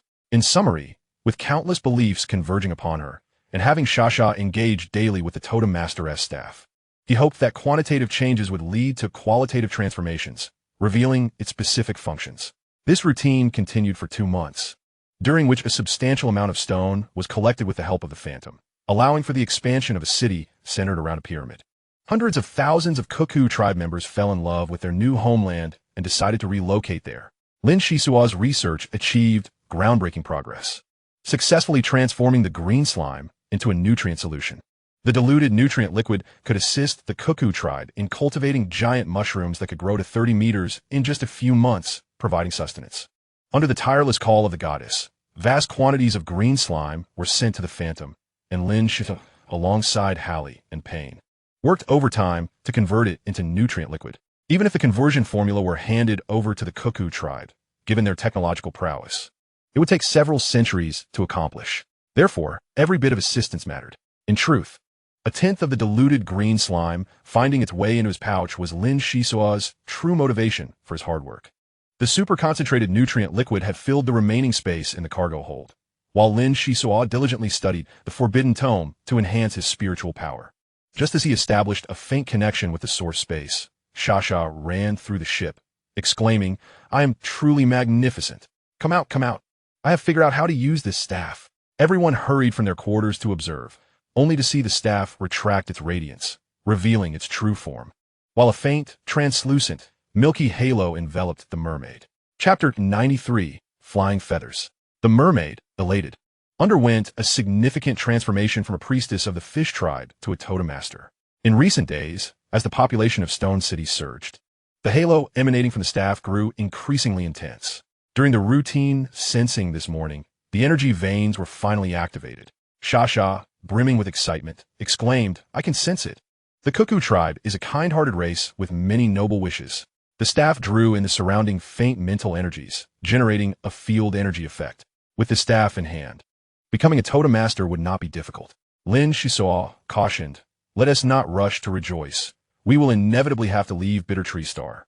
The Cuckoo tribe's pure-hearted beliefs, no matter how virtuous, cannot offer us much aid. The gathering of mental energy is fleeting. Securing tangible benefits is paramount. Pei nodded in agreement, stating, "Xisuo makes a compelling point. Shasha, quickly comprehend the staff's functions. It will be best to seize this opportunity for advancement. In the future, I may assist you in seeking religious artifacts, and you might become a legitimate totem master." The mermaid smiled proudly. "Becoming a legitimate totem master is beyond my aspirations. As long as I can grasp the numerous energy circuits set within the staff, I shall be a true goddess. At that time, I will ensure that all of you enjoy abundant blessings. Wouldn't that be touching? Look at you, so full of yourself. Have you forgotten the virtues of humility and moderation? Spending too much time with you worries me about the influence on the children," Lin Xisuo said, pulling Pylon close with a mock fearful expression. Shasha laughed triumphantly. "Sister Lin, I will surely protect you in the future. Staying with that unscrupulous captain will only turn you into a pitiful little lamb. You must be cautious." A new day began amidst the lively atmosphere, with Shasha and Yuanlang closely cooperating to amplify the goddess's influence, taking the first step toward her elevation as a totem master. Though extensive exploration was required, hope had emerged. Lin Xisuo returned to the captain's chamber to meditate, finally capturing the fleeting sensation and sending his consciousness into the source space. With 2 prior experiences, he quickly entered a state of cultivation, gradually gathering the source ability factors and solidifying them. Payne was also striving earnestly, albeit his progress was slower due to the considerable time he devoted to Hallie and Pylon. Being an educator was no easy task. It required immense dedication, contributing significantly to the Phantom, and he was truly a model of excellence. Aside from a crew, the ship was also home to various pets. The chimpanzee Titan remained close to Pylon, residing in the machinery room, while the Blue Eagle made its nest atop the mast, seizing opportunities to soar and stretch its wings. Time flew by, and before long, they had spent over half a year on Bitter Tree Star, which translated to nearly 4 months in interstellar time. Lin Xisuo estimated that it was about time. Even if the Hydra was patient, it should have calmed its fervor in the search by now. Upon hearing that the goddess would depart, the Cuckoo tribe was reluctant to see Shasha go, especially Yuanlang, who had risen from the fringes to become a prominent noble, basking in glory. Suddenly, with the departure of the deity, he wept inconsolably, being the most heartbroken of all. On that morning, Shasha stood at the bow of the ship, addressing her followers in the Cuckoo language. "Faithful ones, I thank you for your steadfast support. However, all gatherings must come to an end. We are interstellar travelers with significant tasks yet to fulfill. Perhaps one day other travelers will arrive at Bitter Tree Star. You must discern good from evil, right from wrong. The nutrient liquid we have transformed for you is exceedingly precious. Please safeguard it diligently. Remember the lesson I imparted about the perils of possessing valuable treasures. Just as our mere folk became prey and playthings due to our enchanting songs, I do not wish to see such tragedies befall the Cuckoo tribe. As we part, let's pray. Pray for the Phantom's smooth journey. Pray for the prosperity and strength of the Cuckoo tribe. Pray for a joyful life. As long as there exists a beautiful wish in your hearts, one day it shall be realized." The mermaid grasped the staff, and all the Cuckoo tribe members fervently prayed, as the dazzling halo illuminated the Phantom as it ascended into the skies. "Quite well. I sense that your journey on Bitter Tree Star has matured you considerably," Lin Xisuo remarked, sitting beside the mast and gazing toward the bow. "Pray tell, Captain, can you not utter something more flattering? Maturity signifies aging." "I would much prefer beauty and youth over maturity," Shasha retorted, seemingly reverting to her old self. Yet her gaze remained fixed upon the clouds, reluctant to look away. The Phantom harbored a common flaw, a profound emphasis on emotions. Lin Xisuo, deeply concerned for the mermaid, approached the bow to comfort her. "I have heard from Payne that the shield turtle has returned to the mountains. Only a few silicon-based life forms have survived.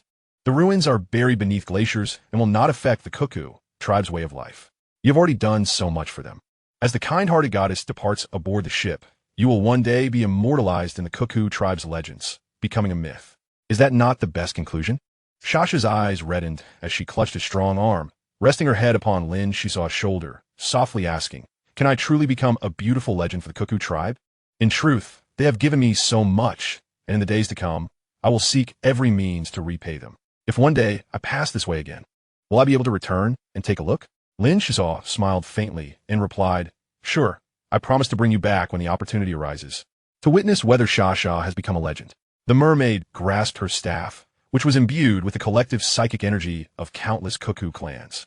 This was a powerful source, a key to the Totem Master's ascension. She mused, mingling with a rogue Captain Isnt so bad. It's just a pity he is not of the merfolk. If he were a merman, perhaps. At that moment, Lin Xisuo suddenly spoke up. "Hey, what are you thinking about? Once you're back to your senses, hurry up and make breakfast. Pylon is still growing, and this captain is also a miner. You can't let us go hungry, can you?" Shasha's expression froze, and she angrily retorted, "Rogue captain, how can you demand I cook when I'm feeling so down? I want the mushroom soup you make." All right, stop shouting. Blue Eagle is glaring at me. Ever since becoming a goddess, her temper has only worsened. Lin Xisuo darted into the cabin. Shasha glanced at Blue Eagle, her spirits lifting as she nodded in satisfaction. She vigorously channeled her staff, reducing it to half its length, and a pearlescent ripple appeared beneath her tail as she glided forward. Half a month later, the Phantom ship departed the Nebula region, returning to the ancient trade routes. To Lin Xisuo's astonishment, shortly after their return, 2 patrol ships trailed behind them. No need to ask, they were the minions of the Hydra. It was truly relentless, having evaded them for half a year, yet still refusing to give up. The captain couldn't help but admire such a vengeful spirit. No wonder even someone of Hei Bo's caliber retreats upon hearing the Hydra's name. Lin Xisuo's expression fluctuated as he focused on the display. Haley sent a message, inquiring, "Captain, should we bombard them? It's been a while since we fired the cannons. My hands are itching." "No need, there will be plenty of opportunities soon. The Hydra has already pinpointed the Phantom ship's location and will not let this go easily." Lin Xisuo reassured Haley and quickly switched the display. He gently nudged a button, and the Phantom ship suddenly accelerated, swiftly distancing itself from the 2 patrol vessels as it headed toward the 19-star region. Along the way, they encountered more than 10 patrol ships, and Lin Xisuo was astounded by the Hydra's extensive surveillance network. He pondered, if only there were a Matrix Master aboard. Possessing the mirror shield, yet unable to set it up, was truly vexing. Just as the Phantom ship was about to break free from the ancient trade route, a bright light suddenly approached from the rear, initially no larger than a pinhead, but in the blink of an eye, it was upon them. The ship's AI immediately responded with a warning. "Alert, all hands, alert. An E-class interstellar cruiser detected, entering a high-stakes confrontation state." Repeat. An interstellar cruiser of the same classification detected, entering confrontation state. What? An E-class interstellar cruiser? Lin Xisuo sprang to his feet, realizing the gravity of the situation. E-class interstellar cruisers could only upgrade by devouring one another, a rule that had persisted for thousands of years. Although the Phantom ship's evolution metrics had not yet reached their limit, capturing a cruiser at its bottleneck could allow them to leap across that chasm. Though it was merely a single-level difference, the disparity was vast. The minimum requirement to exit the inner galaxy was a D-class ship. The display showcased a stunning vessel, longer and sleeker than the Phantom ship. It was not a sailboat, but rather a wedge-shaped light tower, its hull covered with layers of feather-like armor.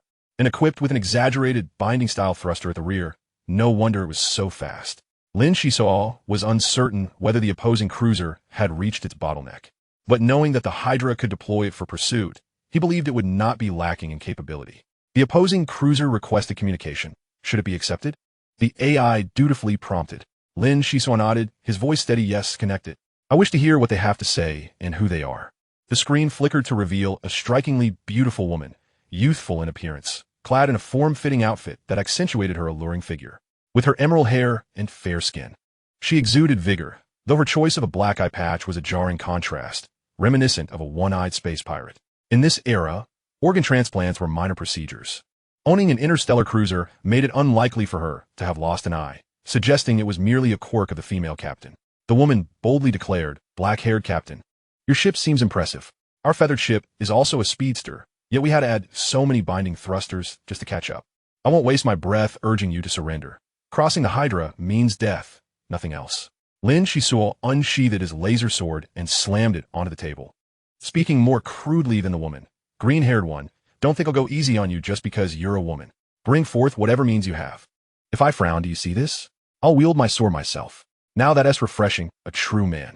Let us see who triumphs in battle, the woman replied, her eyes gleaming with fervor as she gestured towards the screen. Simultaneously, the phantom ship's solar sails erupted in a burst of brilliance. Chapter 94, Confrontation. The phantom ship and the feathered ship passed each other, their cannon zones igniting at close range, the energy shields absorbing immense impacts, nearly collapsing. Lin Xisuo shouted, Haley, main cannon, unleash a fierce attack. He entrusted the auxiliary cannons to the AI, urging vigilance to avoid being suppressed by the enemy's firepower. Pylon, I leave the vacuum zero-point energy unit to you. Ensure a steady energy supply. Sha, Payne, hold the deck. The enemy is an interstellar cruiser, and I worry there may be martial cultivators boarding to seize our ship. Understood. Main cannon ready. Don't worry, Captain, Haley replied, rolling up his sleeves. Eager to engage in a fierce battle. Pylon, looking somewhat anxious, grasped 2 black corn cobs at her waist, rushing to the screen and nodding vigorously, Go Xisuo. I assure you the machine repair room and the zero-point energy unit won't let you down. Just then, Sha emerged from the water tank, shaking her fists and exclaiming, You scoundrels, the feathered ship dares to disturb my cultivation. This totem master will not let them off easily. Payne readied his photon crossbow, responding calmly. I'm already in position. The enemy does not come in peace. Captain, you need not worry about the deck. I'll do my utmost. Very well, charge. Lin Xisuo swiftly maneuvered into the cockpit, deftly tapping the screen. Everything relied on his control, but thankfully their speed was relatively swift. The phantom ship darted forward, its prow piercing into the feathered ship's energy shield, creating tiny sparks as it scraped against the enemy's armor, engaging in close combat. Boom! Boom! Boom! The cockpit shook violently. He had to admit the enemy's firepower was formidable. Wealth and influence truly made a difference in weaponry. Haley, what are you doing? Why aren't you firing back? Lin Xisuo, without time to spare, flipped the phantom ship backward to evade some cannon fire before launching another assault. At that moment, a figure stood resolute in the cannon area. Haley's eyes were vacant as he stared through the sight, muttering frantically, angle of separation 18.69, impact intensity 3.7. The ship's hull is too slender. There must be a weakness. Haley's lips twitched uncontrollably, and with an almost ghastly expression, he shouted, Weakness at the golden ratio, proportion 0.618, fire. Puff, puff, puff. After a brief moment of silence, the phantom ship's cannon area finally erupted, the attack angle exquisitely calculated, all hitting a specific part of the feathered ship. However, 10 mirror shields rapidly rose, perfectly intercepting the assault. On the feathered ship, the beautiful captain's expression turned grave as she shouted at the screen, Focus! The enemy possesses a remarkable strategist who has discerned the weaknesses of the feathered ship. Fuchs, instruct the crew to prepare the spatial drill. We're going to board and seize their ship. Yes, Captain. A three-dimensional image displayed a blue-eyed giant, who bowed and hurried off to arrange the boarding operation. The battle raged fiercely, with the phantom ship's energy shield precariously wavering under the intense enemy fire. Despite Haley's relentless counterattacks, they had fallen into a disadvantageous position. Lin Xisuo bore a heavy burden. The phantom ship maneuvered with slight speed advantages on the battlefield, allowing for a bit of maneuvering room to avoid capture. However, both their offensive and defensive capabilities were significantly inferior. Without taking risks, victory would be difficult to attain. A flicker of light illuminated the faces of the crew, with tremors intensifying with each passing moment. Lin Xisuo, undeterred by hesitation, commanded, Light Brain, execute the ship combat technique wind walk, calculate the maximum deflection angle, and launch a decisive strike against the target, the tethered propulsion system. The Light Brain issued a warning. Inadvisable, the enemy may retaliate with ship combat techniques, significantly increasing the chances of mutual destruction. Enough of your prattle. They are faster than us. Execute. Lin Xisuo's fist struck the holographic screen, scattering a myriad of luminous shards. The phantom ship's solar sail erupted in an overwhelming brilliance, transforming the vessel into a stream of particle light that surged forward with relentless speed. On the flying feather, the beautiful captain raised her hands, her fingers rhythmically undulating, while she softly intoned ship combat technique, falling feather. Two intense beams of light collided violently, But the Phantom ship was met by a barrage of floating armor, effectively stifling the wind walk technique and preventing any further advancement. Damn it, it's a defensive ship combat technique. They must have an array master assisting them. Lin Xisuo felt a surge of helplessness. The Phantom ship had developed too rapidly, its foundation too weak. Every move was countered by the Flying Feather, and the situation was increasingly dire. To challenge the Flying Feather with ship combat techniques is nothing short of folly.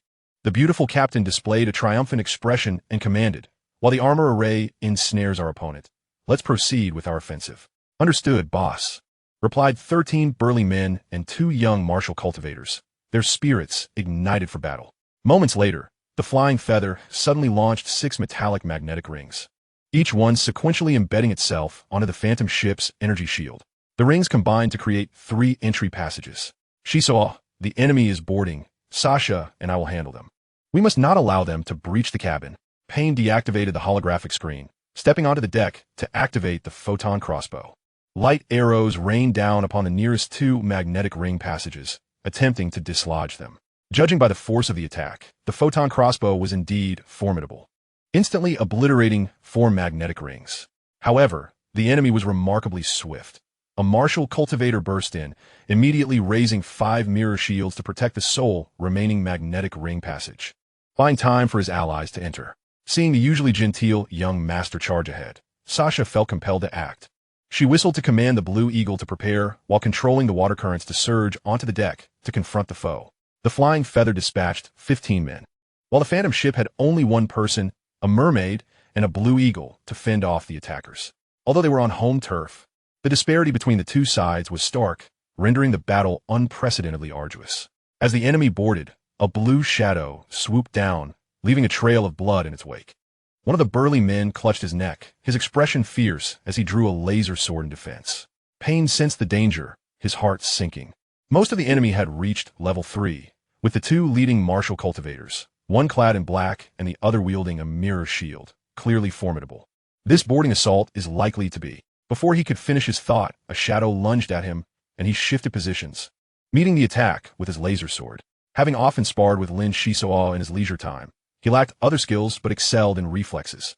The clash of 2 laser swords echoed as the enemy's overwhelming force pushed the kind-hearted young master back, and as he retreated 20 steps, Payne shouted, "Commence."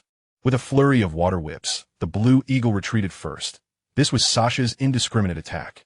The young martial cultivator controlling the mirror shield laughed derisively, taunting, "Is this the extent of your source abilities? Pathetic." No sooner had he spoken than the 5 mirror shields encircled the burly men, rendering the water whips ineffective against their impenetrable barrier. You dare to belittle me? I'll show you." Sasha, deeply offended, resolved not to act recklessly but unleashed her totem master's sacred artifact. Her staff extended, emanating an infinite halo, generating immense field energy. The young man wielding the mirror shield widened his eyes, hastily halting his movements to channel his source power. Boom! Boom! Boom! The Phantom ship swayed within the halo, consuming 1/10 of the mental energy stored in the staff with a single strike, causing Sasha to feel a pang of regret. The mermaid retracted her staff, aware of its limitations. While it felt exhilarating to unleash its power like a cannon, it could only be used once. To unleash such a massive scale again would require 10 days, as the staff's energy circuit could not withstand overloading, and her mental attacks were still in the exploratory stage. Thus, her subsequent assaults would lack such overwhelming force. As the luminous mist rapidly dissipated, the 4 mirror shields shattered, the last one developing cracks, and 2 inadequately skilled burly men were rendered unconscious by the force field, appearing quite disheveled. The black-clad martial cultivator facing Payne grew impatient and bellowed, "Brothers, the boss is watching us on the Flying Feather. Stop hiding behind the mirror shields and fighting like cowards. Draw your weapons and slaughter them."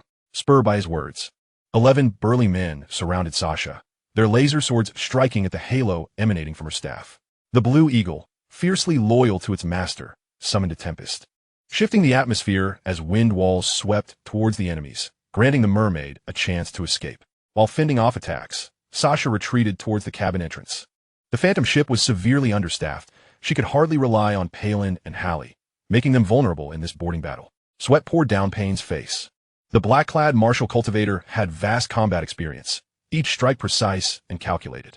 Fortunately, Their hard clash momentarily pushed them both back, and they quickly retaliated with the photon crossbow, drawing blood from the enemy's shoulder. Infuriated by the injury, the black-clad man's rage surged, his veins bulging as he roared, "You've incited my wrath." Payne was taken aback as the black-clad martial cultivator's back expanded, revealing 2 black arms. This was a system source ability, and in an instant, a monstrous figure loomed before him, wielding 4 laser swords to deflect the light arrows and charge forward. Half a minute later, even with the Blue Eagle's defense, Sasha's situation was grim. Payne found himself overwhelmed, never having encountered such a formidable adversary, his stamina waning as he retreated step by step towards the cabin entrance, the tide of battle turning against them. Just as the situation appeared dire, a figure suddenly emerged from the fray, his expression as cold as ice. "Gentlemen, boarding our phantom ship without greeting the captain is rather impolite. Wouldn't you agree?" The crowd fell silent, and in the blink of an eye, the young black-haired man flashed past, 3 burly men clutching their necks as they collapsed in pools of blood. The 2 men previously incapacitated by the mermaid were also found with their throats slit, lifeless. "Pay attention to your defenses," the mirror shield-wielding martial cultivator exclaimed. Turning around, the black-haired man revealed a gleaming smile, retorting coolly, "You should be more concerned for yourself." A small hand axe whirled through the air, crashing against the mirror shield. The young martial cultivator stumbled back 3 steps, unease creeping into his heart.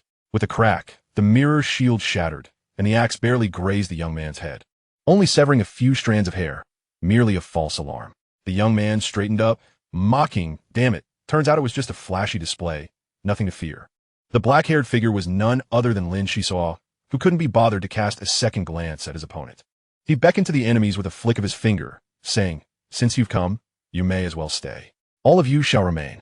Chapter 95, A Fierce Battle. On the deck of the phantom ship, the young martial cultivator, still shaken by the axe, noticed his comrades dodging and weaving. A peculiar itch atop his head. What could it possibly be? Suddenly, he collapsed onto the deck, his skin turning black from the top of his head, his body stiffening as he perished instantly. The adversary was formidable, and the remaining 9 members of the Feiyu were exchanging glances, uncertainty etched upon their faces. The leader, clad in black, ceased his relentless pursuit of Payne and turned his full attention to the terrifying captain. Lin Xisuo grasped his silicon-based axe and offered a faint, humorless smile. It was devoid of any sentiment or compassion. After all, to be bullied in one's own abode without a response would render him a pitiful captain indeed. Suddenly, a round of applause erupted from behind. A blue-eyed giant emerged onto the deck, exclaiming, "Your skills are remarkable.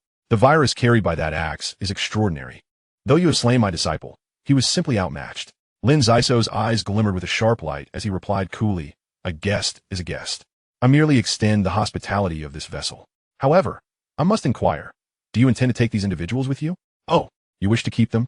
Let us see how capable you truly are." The blue-eyed giant struck with lightning speed, his palm imbued with an unusual suction, aimed directly at Lin Xisuo's face. Lin Xisuo swiftly retreated, unleashing a barrage of over 10 projectiles, enveloping the deck in a crimson mist. Payne and Sha were already prepared. Their skin shimmered with a layer of clear water as they plunged into the fog, dispatching 3 foes in a dazed fury, also affected by the hallucinogenic agents. Suddenly, the mist began to coalesce, and the blue-eyed giant looked at the thick fog in astonishment before turning back to declare, "You are an apothecary? It is exceedingly rare to develop such skills without a powerful backing. Yet, to offend the Hydra is to invite death." Lin Xisuo's gaze was icy, seizing the opportunity. He noted that only 2 henchmen remained on the deck, along with the black-clad martial artist and the blue-eyed giant, a manageable number to contend with. Without further ado, Lin Xisuo's figure flickered, and he struck decisively, his laser sword slicing towards the blue-eyed giant's neck. Should this blow connect, it would surely be fatal. Unfazed by the assault, the blue-eyed giant calmly drew his left palm to ensnare the sword's tip, while his right hand dispersed the remnants of its spectral form. With a fluid motion, he retaliated, gaining the upper hand. Lin Xisuo was not surprised. His opponent was of considerable caliber. However, it was the first time since acquiring the illusory sword that someone had so nonchalantly countered his attack, indicating the blue-eyed giant was indeed a formidable adversary. As he swiftly withdrew, Lin Xisuo stowed his laser sword and employed a shadow barrier, engaging the blue-eyed giant in a flurry of strikes. Neither side able to gain the upper hand. Spatial manipulation and plasma barriers? You have mastered 2 source abilities. "That is quite impressive," the blue-eyed giant remarked, his expression grave as he rubbed his palms together, warping the space between them as if conjuring two masses of heated air, launching a tempestuous assault. He was confident, assuming Lin Xisuo's youth and lower cultivation would give him the advantage. Both combatants unleashed their favorite abilities, intertwining in fierce conflict. As they battled, both sides temporarily paused to observe the unfolding spectacle. Despite Lin Xisuo having integrated the mermaid's soft sac and developed his source space, he still found himself several tiers below the blue-eyed giant. Each strike sent shockwaves through him, the counterforce growing increasingly overwhelming. Initially, he retreated a half step, then a full step, and soon found himself backpedaling incessantly. "Ha! Have you reached your limit? Prepare to meet your demise." The blue-eyed giant, brimming with confidence, ignited his palms in flames, unleashing a barrage of lethal force upon Lin Xisuo's chest. The captain of the illusory ship was sent hurtling like a projectile against the energy shield, his fate uncertain. Shasha and Pain stood frozen for a moment, disbelief etched on their faces. Just as they prepared to rush to his aid, they were intercepted by the black-clad martial artist, and a fierce melee ensued, stirring chaos. What followed was beyond anyone's expectations, catching the captain of the Feiyu completely off guard. Over 20 orbs pierced through the energy shield, infiltrating the armored matrix of the Feiyu, generating an astonishing explosive force between the two starships, accompanied by a voice commanding, "Ship combat technique, Gal." The solar sails of the illusory ship blazed brilliantly, leveraging the explosive power and crystal ramming to penetrate the armor matrix, carving a long gash into the Feiyu and damaging several tethered thrusters, thus seizing the advantage in the battlefield. Harley initiated a counterattack from the artillery zone, as the captain had previously instructed that once they broke free from the enemy's grasp, they would retaliate fiercely with light cannons. Lin Xisuo returned to the deck with composure. Having been struck by the blue-eyed giant's charged blow, he devised a clever ruse, recognizing that only by exploiting his opponent's momentary lapse could he successfully deploy the water orbs. His plan had been meticulously crafted in the cockpit. Though the execution had slightly deviated, the outcome remained the same. The 20 orbs, stored for 4 months, finally proved their worth. The beautiful captain cursed vehemently at the screen. "Shameless, despicable, cowardly. And that fool Fox, he is truly driving me to madness." Such a simple task could not be accomplished, causing significant damage to the Feiyu. How am I to explain this to my family upon returning? The cannon fire raged on, and approximately 3 minutes later, the blue-eyed giant noticed the fierce artillery from the illusory ship after the tethered thrusters of the Feiyu were damaged. Its speed had diminished by at least 30%. While the starship's maneuverability was somewhat rigid, the advantage had already been established, making it exceedingly difficult to ensnare it again. Suddenly, the Feiyu received a message, a voice urging, "Little sister, I am approaching. Hold them off. Your elder brother will arrive shortly to assist." The green-haired beauty paused, attempting to interject. "Brother, this is a competition between starships. What do you think you're doing by intervening? If one day I venture into the outer galaxy, I cannot afford to lose face against other starships of the Hydra. Moreover, father has been gone for years. I wish to earn my right to see him aboard the Silver Serpent." After a brief moment, a response came through, the screen displaying a wave pattern, reverting to voice. "An elder brother is like a father. Since our father is absent, you shall heed my command." While the two siblings engaged in a heated dispute through a special wave frequency, Lin Xisuo and the blue-eyed giant were locked in a fierce confrontation. Their fists and feet collided, shockwaves rippling across the deck of the illusory ship, the solar sails trembling violently as their battle escalated, a spectacle of intensity. The blue-eyed giant was deeply frustrated, thinking to himself, "I must be experiencing a streak of bad luck." What should have been a surefire blow not only failed to harm him, but allowed him to exploit the Feiyu's vulnerability. Without a doubt, upon returning, he would face dire consequences. With over 10 personnel injured during the boarding, given the black-haired youth's capabilities, he felt justified in his discontent. However, the final magnetic ring entrance had also been destroyed by the light arrows, making it exceedingly challenging to return to the Feiyu, even if one possessed the ability to survive in space. Now, it was akin to a last stand. To mitigate his culpability, he had to put on a show. Resolute, the blue-eyed giant intensified his assault, his palms weaving through the air, condensing his energy into a formidable threat. In contrast, Lin Xisuo manifested a luminous membrane around himself, deflecting most of the oncoming attacks, showcasing his plasma barrier with renewed vigor. Lin Xisuo's principle had always been, "If one does not offend me, I shall not offend them. Should they provoke me, I shall strike back with lethal force." As the captain of the illusory ship, he had to exhibit a dominant front against foreign threats. Since these four dared to challenge him, they could not hope to return alive. Xia and the Blue Eagle coordinated seamlessly, inflicting numerous wounds of varying severity upon the two henchmen of the Feiyu. However, the mermaid also paid a price. Her tail narrowly escaped being severed by a laser sword, leaving her lower body charred. Yet she gritted her teeth and persevered. Pain fared no better, relentlessly pursued and pounded by the black-clad martial artist. But thankfully, the Peacock Talisman came to his aid, enabling him to counterattack. The battlefield was ever-shifting, and Lin Xisuo suddenly retreated, unleashing a vine from his sleeve while simultaneously hurling his silicon axe towards the blue-eyed giant. At last, this adept of the Feiyu revealed his true prowess, deploying 10 palm-sized mirror shields from his back, rendering both the vine and the axe ineffective. He was indeed a master of defense, renowned as a matrix architect. What a matrix architect! I shall slaw. Lin Xisuo leaped forward, his palms shrouded in cascading shadows, pressing against a mirrored shield. It was evident that the shadows were imbued with a certain enhancement, interspersed with a water orb. Following more than a dozen strikes, each executed in the same manner, the water orb detonated at close range. Despite the protection of his light armor and plasma barrier, Lin Xisuo's hands were still gruesomely mangled, blood dripping incessantly, exposing bone through deep wounds. The 8-sided mirror shield was obliterated in the explosion, and the remaining 2 shields suffered fractures. The blue-eyed giant bellowed in disbelief, "You're insane. An outright lunatic." While retrieving a potion for treatment, Lin Xisuo cast a pale glance at his adversary, his brow unwrinkled, murmuring, "Insane? As long as I can eliminate you, it matters not."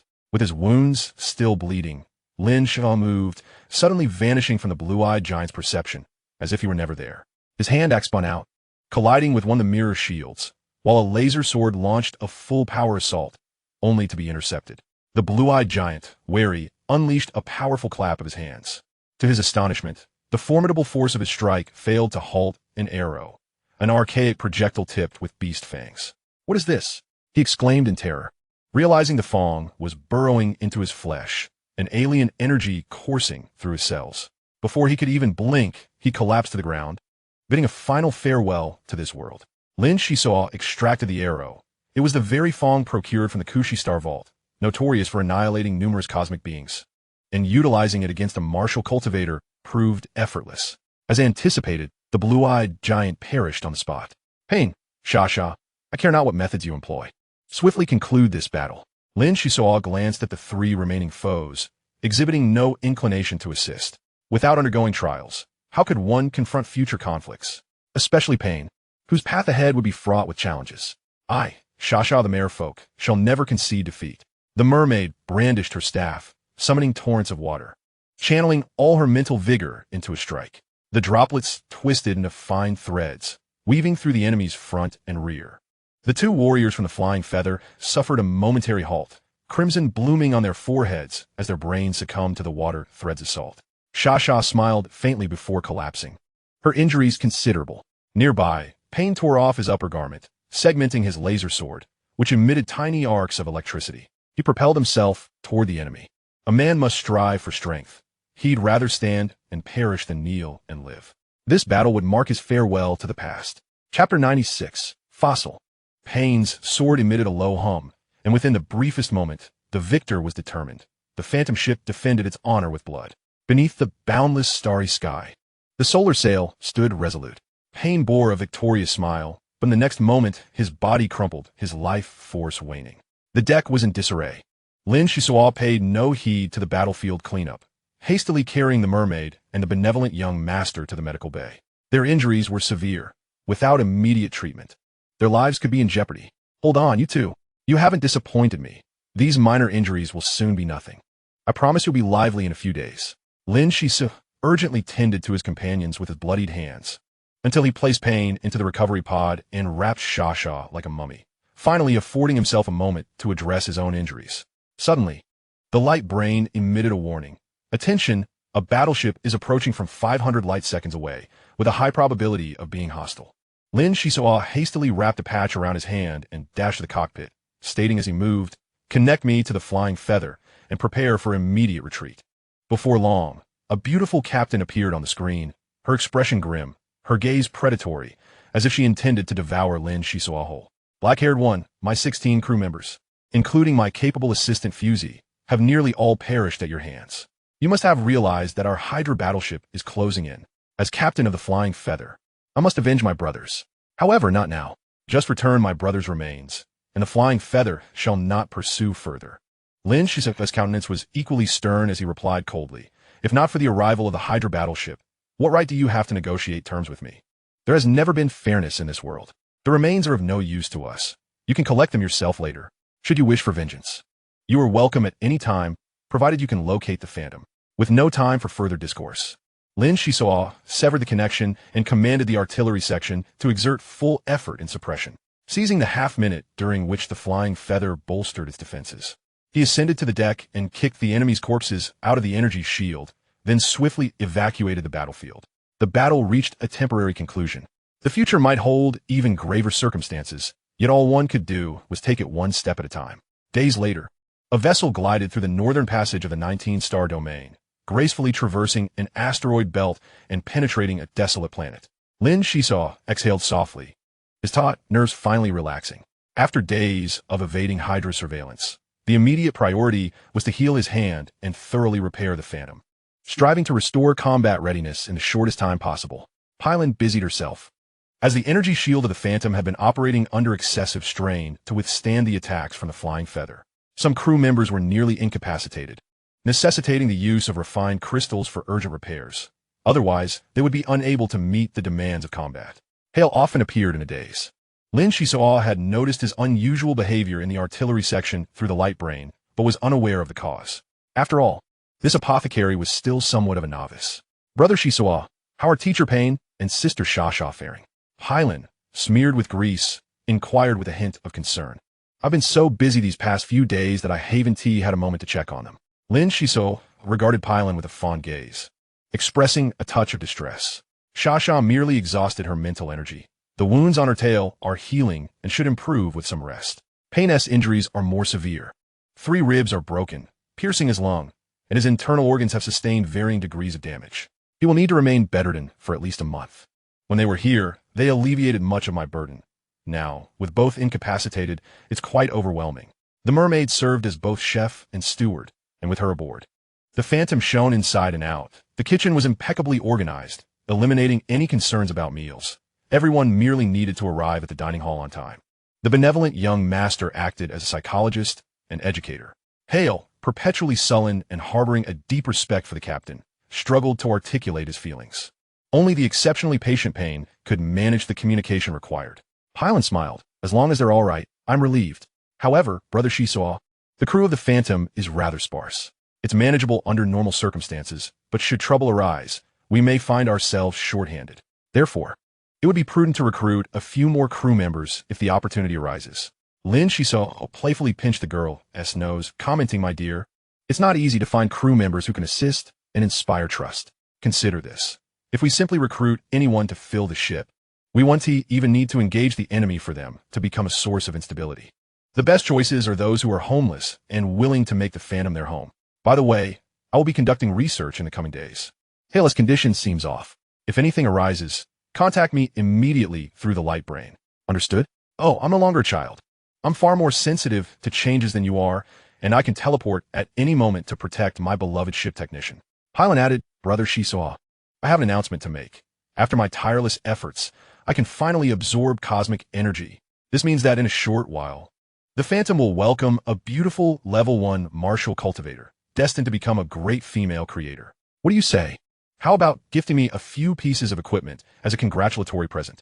Pylon's enthusiasm grew as she spoke, her excitement radiating. Indeed, that is joyous news. After a few days of organizing, I will present you with the damaged equipment and standard laser swords we discovered earlier. Strive earnestly, great female creator. Lin Xisuo smiled faintly, clenching his fist to cheer for Pylon. Overjoyed, Pylon exclaimed, is it all? That's wonderful. I feel one step closer to greatness. Stepping out of the machine repair room, Lin Xisuo made his way to the artillery area to visit Harley, only to find the burly man thoroughly intoxicated, nestled beneath the main cannon, mumbling as if in a dream. On the Phantom, the captain holds the position of patriarch. Lin Xisuo shook his head, assisted Harley to his bed, and carefully tucked him in before he felt at ease to attend to his own affairs. After Lin Xisuo departed, Harley's eyes glistened with tears. His face contorted in anguish as he shouted, "Why are you so foolish? Who would care for you? It's impossible. Human nature is hypocritical. They feign concern. Yes, it's because I once helped you that they perceive you as having utilitarian value. Otherwise, they would not treat you so kindly." At that moment, his voice abruptly ceased, and Harley turned over in a stupor, snoring loudly as the atmosphere returned to normal. Lin Xisuo entered a cabin, where a tempered glass cabinet stood at its center, impeccably sealed and in excellent condition. Within this glass enclosure resided two items: a piece of wood petrified, entrusted to him by the pharmacist Rondo on his deathbed, and the Morgan vine. Both of these items were inherently toxic. The wood petrified contained a myriad of peculiar components, coated with a membrane to prevent the diffusion of toxins, while the Morgan vine was an ominous plant that consumed all forms of poison, possessing miraculous properties. After a moment of contemplation, Lin Xisuo began to examine the wood petrified. Following the battle between the Phantom and the Flying Feather, he had become acutely aware of his numerous shortcomings. Besides a single beast tooth and a limited supply of water pills, he found himself nearly powerless against formidable martial practitioners. Even with his light armor, achieving any significant feats became exceedingly difficult. Recently, upon inspecting the items in his possession, he realized that the only potential lethal weapons in the short term were this piece of wood petrified and the Morgan vine. Since the Morgan vine thrived on toxins, he decided to breach the wood's protective layer and allow it to feast. A surge of mental energy enveloped the glass cabinet as Lin Xisuo merged his consciousness with the Morgan vine, which darkened to a deep ebony, resembling a serpent coiling around the wood petrified. Outside the cabinet, the Peacock Talisman conducted a comprehensive scan, analyzing the spectrum and radiation levels. The Morgan vine demonstrated a remarkable ability to decompose, continually rubbing against the fossil. The coating proved exceedingly resilient, making the process relatively slow. After roughly 5 hours, Lin Xisuo suddenly stepped back, inquiring, "Peacock, I sense an increase in gas density within the glass cabinet. Have you made any discoveries?" The Peacock Talisman, while continuing its scan, replied, "Your perception is astute. The coating has just been breached, releasing a noxious gas. This gas, mustard gas, is an alkylating agent and poses significant harm to humans. Moreover, this particular mustard gas seems quite extraordinary, possessing a potent dispersive quality. Within just 3.7 seconds, the air inside the cabinet has become highly toxic, making it challenging to determine the extent of influence if the wood petrified were to be exposed to the atmosphere." Lin Xisuo nodded, continuing to focus his senses. The Morgan vine entwined the wood petrified, eagerly absorbing the toxic gas, reveling in the environment within the glass cabinet. Suddenly, the Morgan vine became incredibly resilient, akin to a chewy caramel, voraciously consuming the wood petrified. In truth, substances harmful to humans may not necessarily be toxins in the eyes of other species. However, many bizarre molecular structures pose lethal threats, potentially endangering entire races and causing calamities that could last for millennia. The pharmacist's research revolved around the principles of the universe's myriad interactions, enabling him to concoct remedies tailored to specific situations and thereby mitigate threats to human civilization. On this day, the Morgan vine significantly benefited, consuming nearly half a centimeter of the wood petrified surface.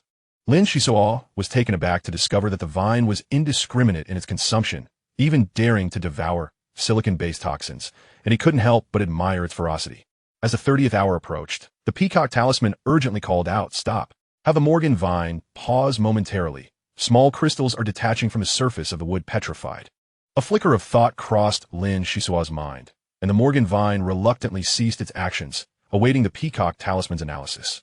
The spherical robot pressed closely against the glass cabinet, its red eyes rapidly adjusting focus, ultimately explaining the detached crystals are neurotoxic substances. It remains uncertain if the Morgan vine can tolerate them. The radiation emanating from the wood petrified is gradually intensifying, and beneath its layers of wrapping, it seems as though an anomaly exists at its core. Lin Xisuo was slightly taken aback, muttering to himself, "An anomaly? The wood petrified is encased in various toxins, and if not for the Morgan vine, I shudder to think how long it would take to decipher each one." The Peacock Talisman's eyes glimmered as it added, "Do you not perceive? This wood petrified resembles a vault constructed from diverse toxins."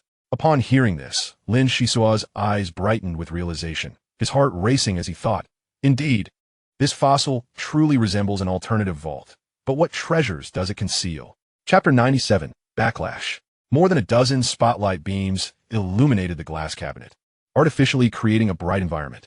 Lin Xisuo felt a wave of anxiety wash over him as he held his breath, maneuvering the Morgan vine around the wood petrified. The decryption process was exceptionally perilous.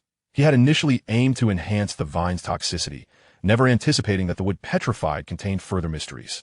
Before proceeding with the decryption, Lin Xisuo and the Peacock Talisman devised a plan to mitigate risks.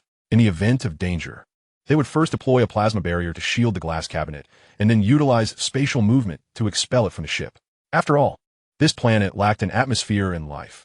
Deviating from its course would allow for a swift escape should anything go awry. The Morgan vine, dark as ink, had absorbed so many toxins that it not only remained unharmed, but radiated vigor. Within the cabin, the Peacock Talisman hovered in the air, constantly advising, slow down, even slower. These toxic rays are formidable. It will take considerable time for the Morgan vine to fully absorb them, and there must be no missteps in the interim. Amidst the bright light, the wood petrified fluctuated rhythmically between brightness and darkness. The spotlights had been positioned to diminish the radiation of toxic light. Lin Xisuo had not closed his eyes for 5 days and nights. Now, as he guided the Morgan vine closer to the wood petrified, he felt the position was just right, gradually relaxing his demeanor. Exhausted, he sat on the floor, massaging his eyes while inquiring, "Optical brain, how are Pain and Shasha faring? Is there any improvement?"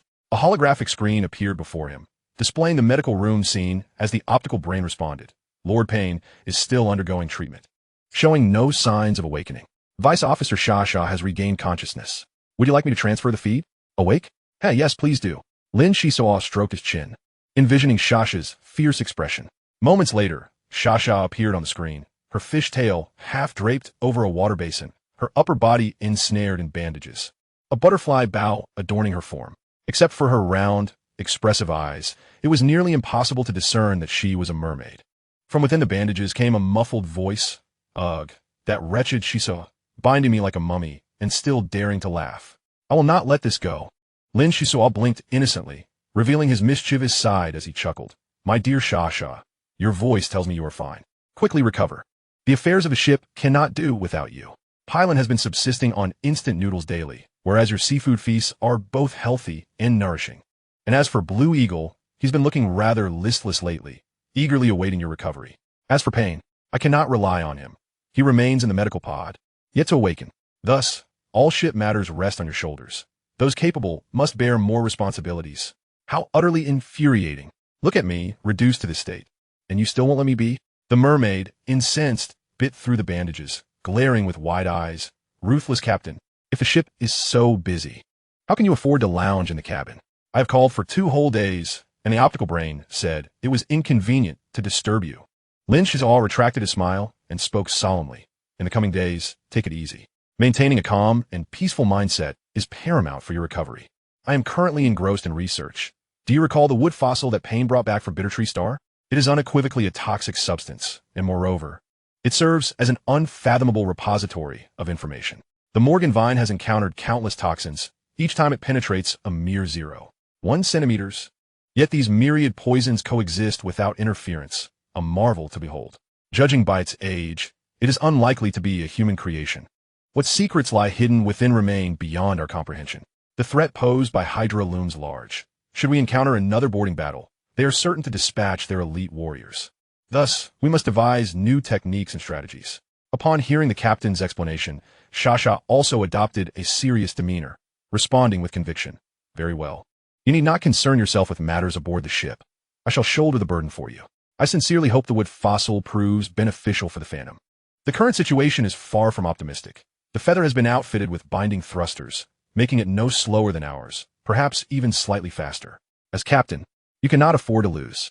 Lin Xisuo's expression momentarily faltered, but he soon nodded and declared earnestly, Indeed, I cannot lose, nor can I afford to. The days ahead proved to be exceedingly challenging. The Morgan vine absorbed toxins at an ever-slowing rate, while the wood fossil exuded toxic fumes. Shrinking to the size of an infant's fist, and the decryption efforts faced a bottleneck. The tempered glass displayed a waxy yellow hue, with evident signs of corrosion. Lin Xisuo, feeling rather helpless, sighed. Peacock, is there any way we can reseal the wood fossil? I sense that the Morgan vine is nearing saturation. It needs time to digest the toxins and can no longer consume anymore. Regrettably, it is currently quite difficult to halt the process. The toxicity of the wood fossil exceeds expectations. If an effective sealing method cannot be found, I suggest it be disposed of promptly. The implication of the peacock talisman was clear. It too was at a loss, and it would be safer to jettison the wood fossil from the phantom. Lin Xisuo gazed at the wood fossil. In truth, the sealing time need not be prolonged. Waiting until the Morgan vine digests a portion of the toxins would suffice, and discarding it would be rather regrettable. Suddenly, a flash of inspiration struck him as he retrieved the forbidden book, which could suppress the Morgan vine and might also yield remarkable effects on the wood fossil. Desperate measures were called for. He placed the forbidden book on a glass cabinet, and the Morgan vine quickly wilted, curling into a corner of the cabinet. The wood fossil, however, continued to emit toxic fumes, remaining entirely unaffected. Lin Xisuo, undeterred, observed carefully, but no reaction ensued, prompting a sigh as he prepared to dispose of the glass cabinet. Just as he was about to act, the Morgan vine unexpectedly broke free from control, ensnaring the wood fossil like a moth to a flame, emanating a dark glow and attacking the forbidden book. The fragile glass cabinet shattered at once, but Lin Xisuo acted swiftly, raising his hand to deploy a plasma barrier, layering shadows to tightly confine the toxic fumes and prevent any opportunity for expansion. This was dire. The Morgan vine was rebounding against the forbidden book. This was bound to escalate. In a flash of thought, Lin Xisuo hastily activated his light armor, darting out of the cabin to draw the danger away from the phantom. The Morgan vine relentlessly battered the forbidden book within the barrier, an audacious act of rebellion. Lin Xisuo covered a distance of 5 or 6 kilometers in one breath, gradually descending under the protection of the light armor. The gravity of this planet was notably high, situated close to the asteroid belt, resulting in a surface riddled with craters and meteorites. At that moment, the forbidden book emitted a plethora of ghastly green light, attempting to suppress the Morgan vine. Conversely, the Morgan vine did not yield, using the wood fossil to assault the forbidden book, growing ever bolder. Damn it, this is a squabble among us. Lin Xisuo cursed, though he bore no resentment in his heart. Even the seedlings beneath the boulders strive vigorously, let alone the Morgan vine, a plant of formidable toxicity. If given the chance, it would naturally resist. He was eager to see the extent of its capabilities. The black and green entities clashed, with the Morgan vine wielding the wood fossil as a weapon, launching its offensive without restraint. Although the tendrils coiling around the wood fossil gradually withered, the animosity directed at the forbidden book prevailed, revealing its true nature, ferocious, unyielding, and wild. Lin Xisuo shook his head. Such a level of assault was utterly futile against the forbidden book, setting aside the vast spiritual power attached to the book. Even the tome itself was an object of great malice. As expected, the cover of the forbidden book twisted, neutralizing the corrosive toxicity of the wood fossil, while emitting a ghastly green luminescence that suppressed both the wood fossil and the Morgan vine. The shockwave dissipated the plasma barrier, exposing them to the vacuum of space. Observing from the sidelines was exceedingly perilous. Lin Xisuo maneuvered away, taking refuge behind a meteorite while closely monitoring the battle. In summary, this clash was delineated into 4 factions: the forbidden book, the spiritual power it harbored, the Morgan vine, and the wood fossil. The spiritual power sealed the forbidden book, while the book instinctively suppressed the Morgan vine. Meanwhile, the Morgan vine retaliated against the forbidden book using the wood fossil as its weapon. Lin Xisuo tapped his head, feeling a sense of confusion regarding these interconnections. Suddenly, dust flew, and debris shot forth, with shockwaves rapidly expanding to encompass a radius of half a kilometer. Lin Xisuo, leaning against the meteorite, was filled with astonishment, contemplating. Just moments ago, everything was fine. How could the energy levels suddenly surge geometrically? In his haste to escape, he had left the peacock talisman behind in the cabin. It was now too late to return for it.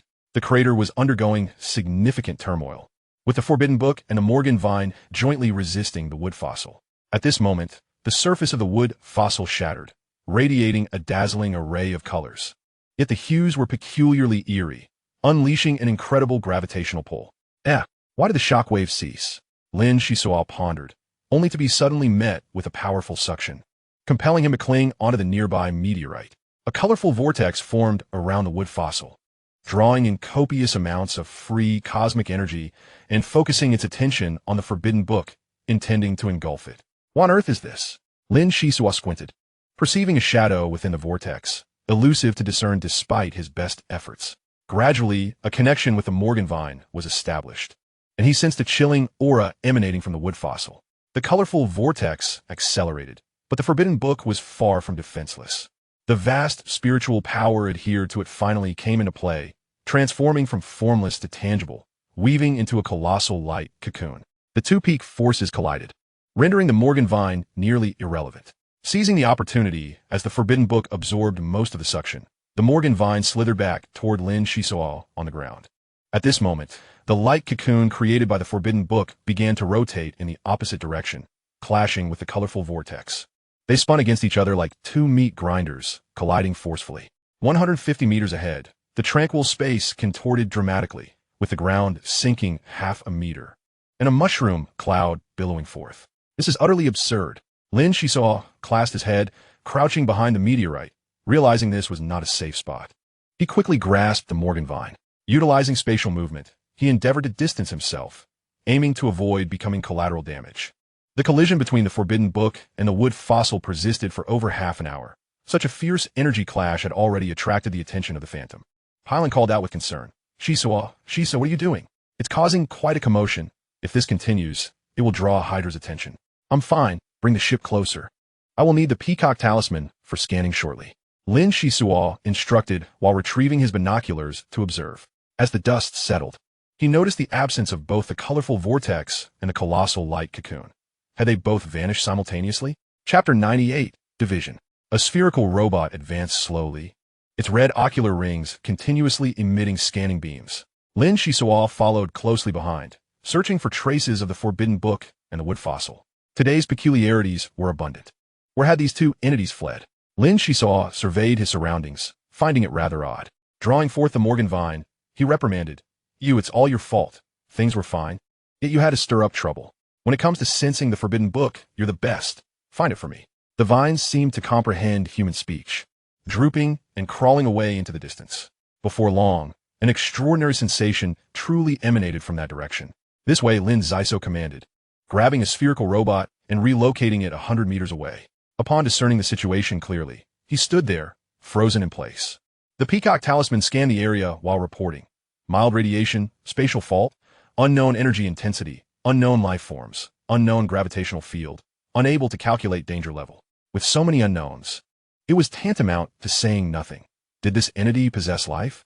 Lin Xisuo took a few steps back, retracting the Morgan vine into his arm. The ground was encircled by a green vortex, and the forbidden book had transformed into a kaleidoscope of colors, nearly half of it merging into the vortex. Devoid of its previous might, the peacock talisman elaborated. Life forms in the universe are diverse. Sometimes, the residual energy information of a powerful life can also be classified as life. The current situation is rather rare. It appears that the forbidden book has been infiltrated by residual energy information, and it too contains energy information successfully penetrating the other. In simpler terms, the petrified wood and the energy information carried by the forbidden book have exchanged places. You are within me, and I am within you, making it difficult to conduct a precise analysis. TSK, complexity abounds. Anything involving energy is intricate. Lin Xisuo scratched the back of his head, feeling quite perplexed. These two entities had just caused a tremendous commotion. The Hydra patrol ship might detect the energy response, making it unwise to linger here. A voice crackled from the communicator. Xisuo, why are you still standing there like a fool? Hurry back to the Phantom. The wind is picking up. Lin Xisuo retorted. Somewhat irked, it's easy for you to say. The forbidden book is useful to me. Though it has become somewhat peculiar, I have no desire to relinquish it. The mermaid shouted, you fool, grab a few shovels and excavate the soil cubes around that wretched book to take with you. Excavate and take it away? Lin Xisuo hesitated slightly, consulting the spherical robot.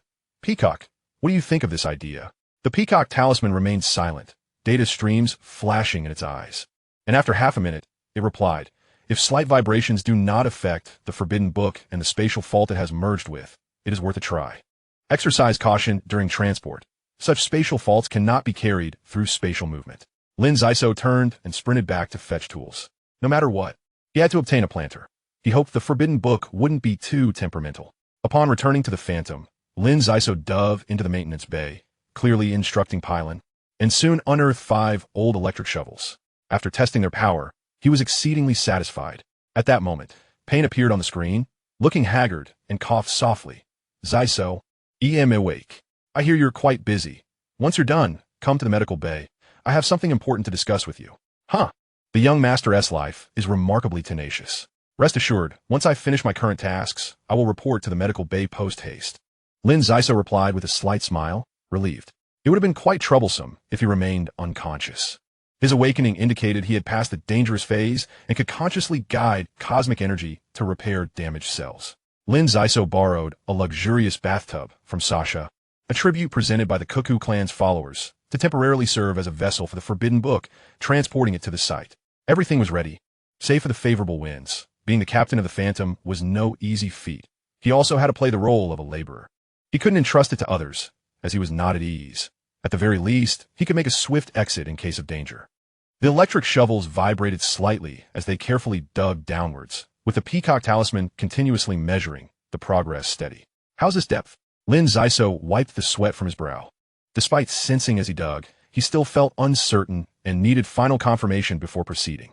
The spherical robot gently descended, its beam penetrating the soil cracks, confidently stating, "Indeed, this depth should suffice. Laser extraction can commence." Lin Xisuo nodded, inserting the 5 electric shovels into the ground, and soon they trembled slightly, the display lights shifting from red to green, indicating success. "Pylon, I'm all set here. Release the tractor beam and transfer the soil cube into the bathtub." Lin Xisuo called out. "Understood, Brother Xisuo. Step aside. I'll handle the next steps," Pylon replied, and as her words fell, the Phantom glided overhead. The tractor beam gently descending to firmly grasp the electric shovels, lifting them upwards. Suddenly, the peacock talisman shouted through the frequency. "Stop, hold on. The Forbidden Book has descended by 1.37 centimeters. Cold sweat trickled down Lin Xisuo's spine. Just as success seemed within reach, unforeseen complications arose, causing his heart to leap into his throat. The soil cube rose half a meter, shedding dust intermittently. 5 minutes later, the peacock talisman finally announced, "All clear. Please proceed slowly. No adverse reactions detected." With a sigh of relief, Lin Xisuo signaled Pylon to continue. The tractor beam accurately retracted, lifting the entire soil cube into the air. Even though the 5 electric shovels exerted a weak force field, the loose soil structure quickly fell away. Sasha's bathtub proved invaluable, successfully creating the planter. There was no time to relax. Lin Xisuo activated the mini skateboard, using the tractor beam to assist in transporting the bathtub onto the deck. Finally completing the task. Mind the ship's stability during the voyage. Besides myself, no one is to step onto the deck. Keep a close watch on the changes within the bathtub, and be ready to accelerate at the first sign of danger to shake off the bathtub. Lin Xisuo meticulously instructed before heading to the medical bay. "Brother, I'm here. How do you feel?" He approached the recuperation chamber, greeting the amiable captain through the viewport. Payne managed a faint smile, saying with a pained expression, "I feel as though my entire body is dislocated. I've never endured such suffering from childhood to now. I suspect that with the first time, there will be a second. Working aboard the Phantom, injuries will come like a drizzle."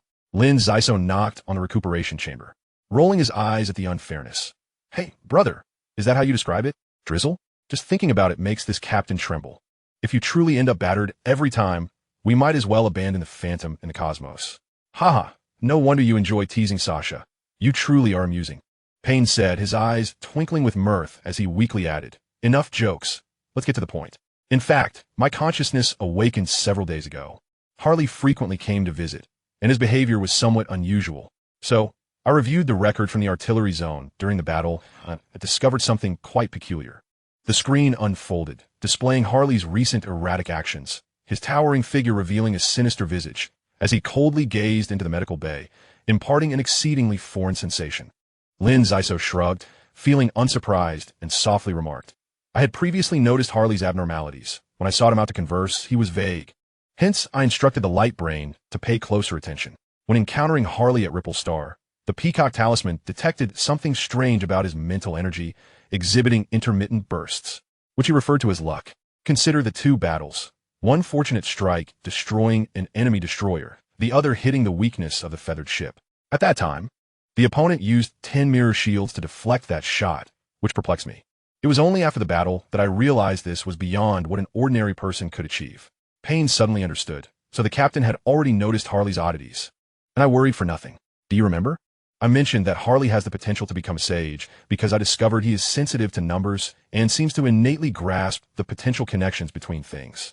The Edward family has nurtured many sages. During leisure, I heard them say that the most formidable sages often undergo a period of mental fragmentation, which is a sign of rapid advancement in mental power, perhaps. There is no perhaps. I have arrived. The door to the medical bay swung open, and a robust figure strode in with great strides. You are Harley? Lin Xisuo's gaze sharpened, noting that Harley's face was contorted in pain, as though he were suffering greatly, and he had intruded uninvited. Harley coldly declared, I am aware that Payne's consciousness has awakened ahead of time. For even with his eyes closed, there is a discernible difference in his gaze compared to when he was in a comatose state. His immediate quest for the captain is undoubtedly to discuss matters concerning me. It is not commendable to speak of others behind their backs. Let's not engage in conjecture. Harley, have been a sage since childhood, and over the years, I have harnessed cosmic energy solely to enhance my intellect. Initially, all was harmonious, yet unexpectedly. The foolish often stumble upon fortunate encounters, and I have found myself aboard an interstellar cruise ship. Given your presence, I assume you did not arrive merely to exchange trivialities. Correct? Lin Xisuo remained on high alert, sensing that this individual posed a significant threat. A clever captain, I relish conversing with intelligent minds. Just moments ago, Payne mentioned that formidable sages often undergo periods of mental fragmentation. I do not belong to that category. Rather, I experience a schism of personality. I am divided into the astute version of myself and the simple-minded one. We had hoped to integrate, but the emergence of the phantom has disrupted that possibility. After a brief pause, Harley turned to Lin Xisuo and sighed deeply. Before my grandfather passed, he expressed significant concern and entrusted me with the care of the simple-minded Harley. My focus has been solely on cultivation, relegating daily trivialities to my other half.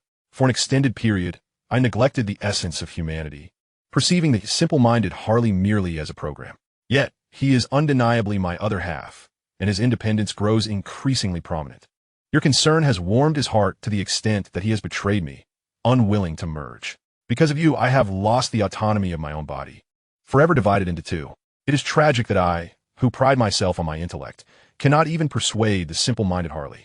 As Harley spoke, he abruptly lifted his head and raised his voice. Captain Lin Xisuo of the Phantom, your potential compels me to make a proposition. How about a trade? Lin Xisuo pondered momentarily, revealing a peculiar smile. A trade? This is within my expertise. Kuning Harley, due elaboraci. Each month, I will provide 10 units of refined crystal. And in return, the simple-minded Harley must receive his share of equipment. During times of conflict, I will periodically emerge to assist. Much like the current predicament, the troubles you face are considerable, and I shall design the navigation route, allowing for a buffer period of approximately 2 to 3 months. Harley cast a meaningful glance toward the therapeutic pod before continuing. I must admit, Payne possesses remarkable patience, tirelessly educating the simple-minded Harley. Even I feel a twinge of emotion. Rest assured, once the simple-minded Harley senses cosmic energy, his rate of cultivation will be unparalleled. This body was originally intended as a vessel for my ascension to the pinnacle of strength. Perhaps I inherently have a penchant for violence. Hence my brain's activation manifests in a robust and brawny form. Lin Xisuo was taken aback, unable to restrain himself from asking, is this what you define as a trade? Aside from the somewhat excessive 10 units of refined crystal, we are certainly not lacking in our regard for Harley. Indeed, this constitutes the trade. Ensure the simple-minded Harley is well cared for, allowing him to mature. As for the refined crystal, it can be deferred. The more I receive, the greater the corresponding contribution. Such a straightforward arrangement, Captain, does it not leave you somewhat disappointed? Harley's lips curled into a smile that was more painful than joyful. Lin Xisuo shrugged nonchalantly. It is indeed somewhat unexpected. I would not classify it as a trade, but rather as a request. A suggestion, refrain from constantly prefixing Harley's name with simple-minded. While he may lack sharpness compared to you, in our eyes, he possesses a greater sense of humanity. Harley nodded affirmatively. That is simple enough. He is the younger brother. I am the elder brother. You may distinguish us thus. Please display the star map, and I shall assist you in designing the navigation route. Although uncertain of Harley's standing among sages, his previous displays of competence suggested he was formidable. With his willingness to assist, Lin Xisuo found himself at an advantage. As the star map materialized, Harley's expression contorted, resembling that of an individual in convulsions. It was truly perplexing how two distinct personalities could coexist. No, This is dangerous. We are in peril. The Phantom is heading straight into the enemy's grasp. Harley shouted, his fingers darting across the star map. He eventually retrieved a highlighter and traced a convoluted route, clutching his head due to prolonged submersion in my subconscious. I possess even less control over this body than my brother does. Following this route will allow us to escape the 19-star domain and swiftly enter the 27-star domain. No sooner had he finished speaking than Harley shook his head. His demeanor suddenly fraught with alarm as he awkwardly inquired, Captain, you are certainly aware, right? That fellow did not cause any trouble while I was distracted, did he? Lin Xisuo smiled slightly, reassuringly patting Harley's shoulder. Do not worry. Your other half is beginning to compromise, now that we are on the same vessel. He has no choice but to pay attention. Very well. Pain has awakened. You should spend more time with him. I will head to the cockpit to alter our course. In the void, the Phantom gradually decelerated and then veered toward a gourd-shaped nebula. Just 5 hours after the Phantom deviated from its original course, 3 patrol ships approached, reporting. Headquarters, we are Team 39. No enemy presence detected in Sector 415. I repeat, no enemy presence detected in Sector 415. Simultaneously, the planet where the Phantom had previously landed welcomed 7 battleships, from which 2 masked individuals disembarked, commencing a search for the Forbidden Tome and the site of the petrified battle. Moments later, one of the masked figures reported, Notify headquarters, Planet KR-195 indeed exhibits anomalies. This location has experienced high-level combat, with residual special radiation and signs of spatial rupture. The enemy appears to be conducting some perilous experiment, having excavated an entire cubic section of soil. Additionally, they have not been gone long, aligning with headquarters' previous estimations. This location should serve as a base for an intensive search of the surrounding areas. The response from the masked individual's earpiece came through. The main control room of the battleship has received the message. We will contact headquarters to report the situation. Everything seemed to fall under the control of Hydra. However, mere days later, the Phantom vanished without a trace, with tracking only leading to the gourd-shaped nebula, where all clues abruptly ceased. The terrain of the gourd-shaped nebula was intricate, possessing numerous wormholes, yet vessels rarely traversed them. Hydra promptly dispatched patrol ships to navigate the wormholes in search, but they found nothing. The sages aboard the ships expended countless brain cells, yet they could not uncover the whereabouts of the Phantom. Lin Xisuo remained oblivious to the fact that a multitude of ships were being led in circles behind him.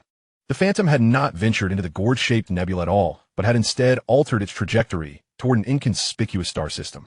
At present, Lin Xisuo was more concerned not with Hydra, but with the Forbidden Tome. Peacock, what is happening? Lin Xisuo ascended to the deck, fixating on the green luminescence emanating from the bathtub. It is hard to say.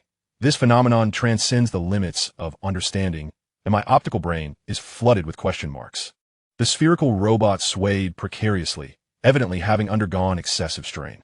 At that moment, the green vortex in the bathtub radiated intensely, completely enveloping the exposed portions of the Forbidden Tome. This light not only lacked warmth, but instead imparted a chilling sensation. Before long, the green flames surged higher, reaching over 5 meters, transforming into a towering green pillar. As the vortex in the bathtub began to dissipate, the Morgan vine stealthily extended a portion of its body from its sleeve. Lin Xisuo frowned slightly, quietly inquiring, Do you wish to absorb this green flame? The vine responded with action, undulating toward the green flames, then immersing itself within the green pillar, swaying continuously. Lin Xisuo was astonished, sensing that the Morgan vine was in pain, yet simultaneously exhilarated. Perhaps the phrase, suffering brings joy, aptly describes its current state. Attention! Energy fluctuation detected. The Peacock talisman warned loudly, as the green vortex completely vanished, revealing the Forbidden Tome, its cover a riot of vibrant colors. At that moment, the Morgan vine spiraled down, fully engulfed in green flames, tightly coiling around the Forbidden Tome. Lin Xisuo suddenly experienced a surge of clarity, internally exclaiming, This is not good. How has the spiritual power binding the Forbidden Tome become so feeble? Furthermore, there's an overwhelming sensation, akin to gazing into an endless abyss. Lin Xisuo vigorously shook his head, breaking free from the sensation that had nearly ensnared his consciousness.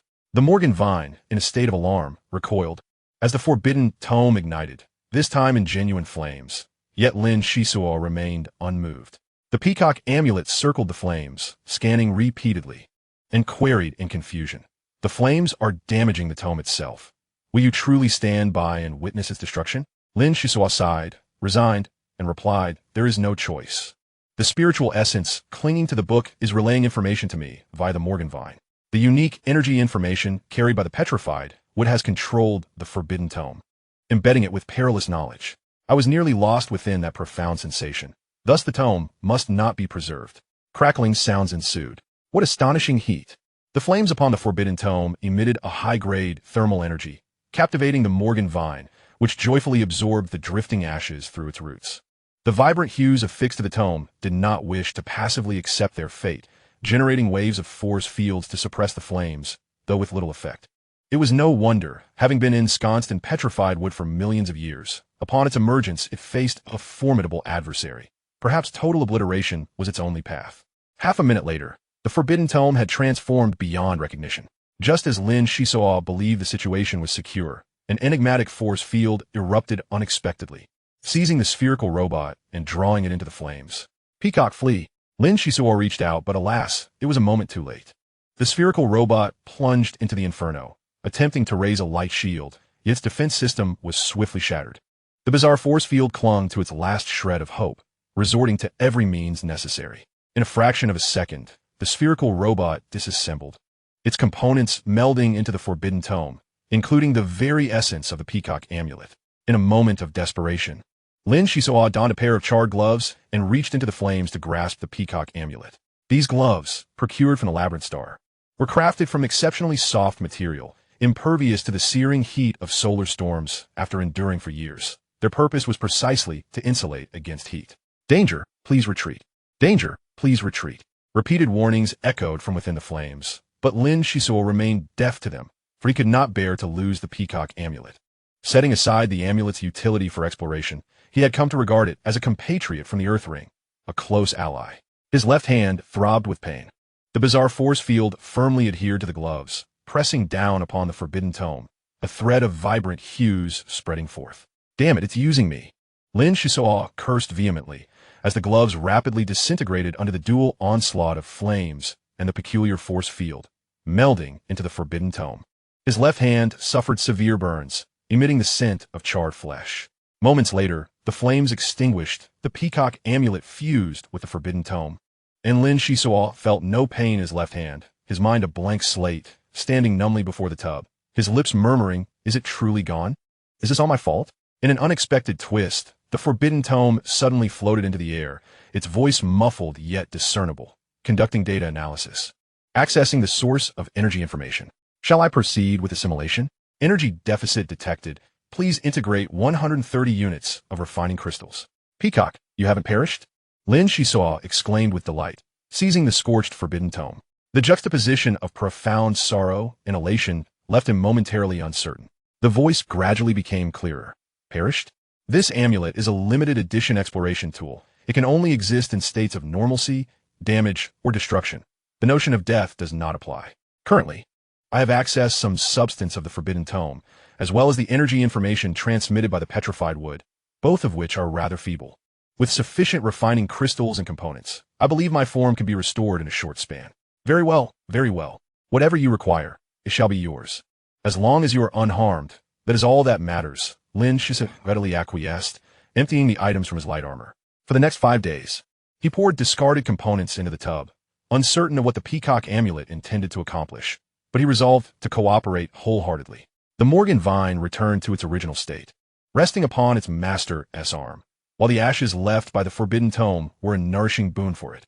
Lin Xisuo sensed that the Morgan vine seemed on the verge of breaking through certain limitations, poised for evolution. On the 15th day, a glimpse of clarity emerged. The tome had transformed into a mechanized version of the forbidden tome, its cover adorned with a peacock reborn from flames. Perhaps it would be more aptly referred to as a phoenix. Chapter 100, Bullfrog. The stars shone brilliantly, the stellar system resembling a cosmic isle, as the shadow phantom floated in space, observing a distant planet. A new day commenced, and Lin Xisuo reclined leisurely upon the deck, sunlight streaming near the hatch, casting a golden hue, a truly splendid sight. At this moment, Lin Xisuo belched contentedly, stretching widely, and chuckled, "How delightful, a moment of respite amidst the chaos. The recent tension has been palpable. If I did not take a break, I might collapse before reaching the edge of the star system." Suddenly, A luminous figure darted forth, affirming, balancing work and rest alleviates both body and mind. Your approach is indeed commendable. The figure materialized into a tangible form, revealing a mechanized metallic book floating in midair, exuding a sense of weightiness. The cover of the book was imbued with an ancient charm, forged into the shape of a divine bird under the influence of exotic energies. Its colors vibrant. Peacock, I did not anticipate that you would fortuitously merge the forbidden tome with the energy information from the petrified wood. You truly startled me. Look at this hand. Fortunately, the medical equipment procured from the Adventurers Guild is quite advanced, as that severe burn nearly cost me my hand.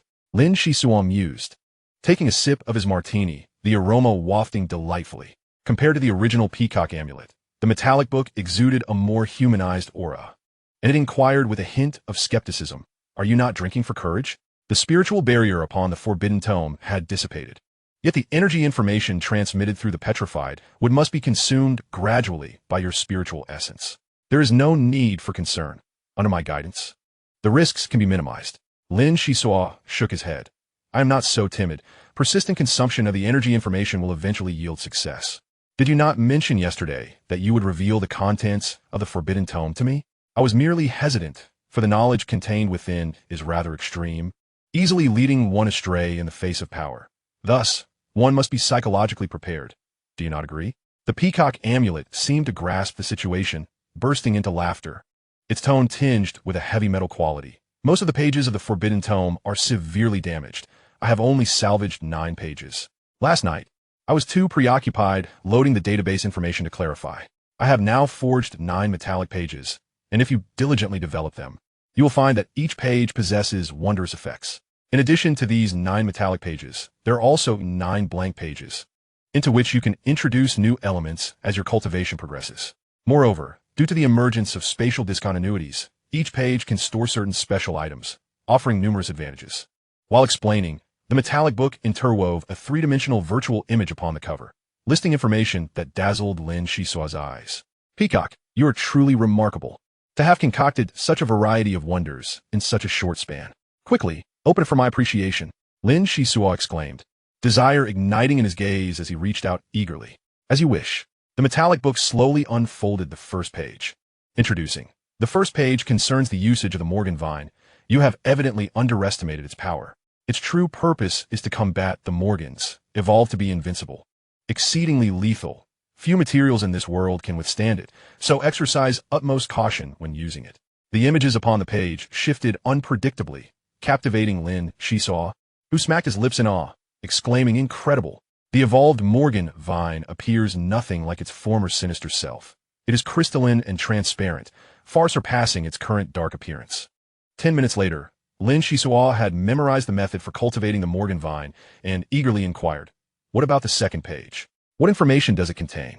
As he turned to the second page of the metallic book, he beheld a circle of thorny plants, glimmering with a metallic sheen in a deep crimson hue.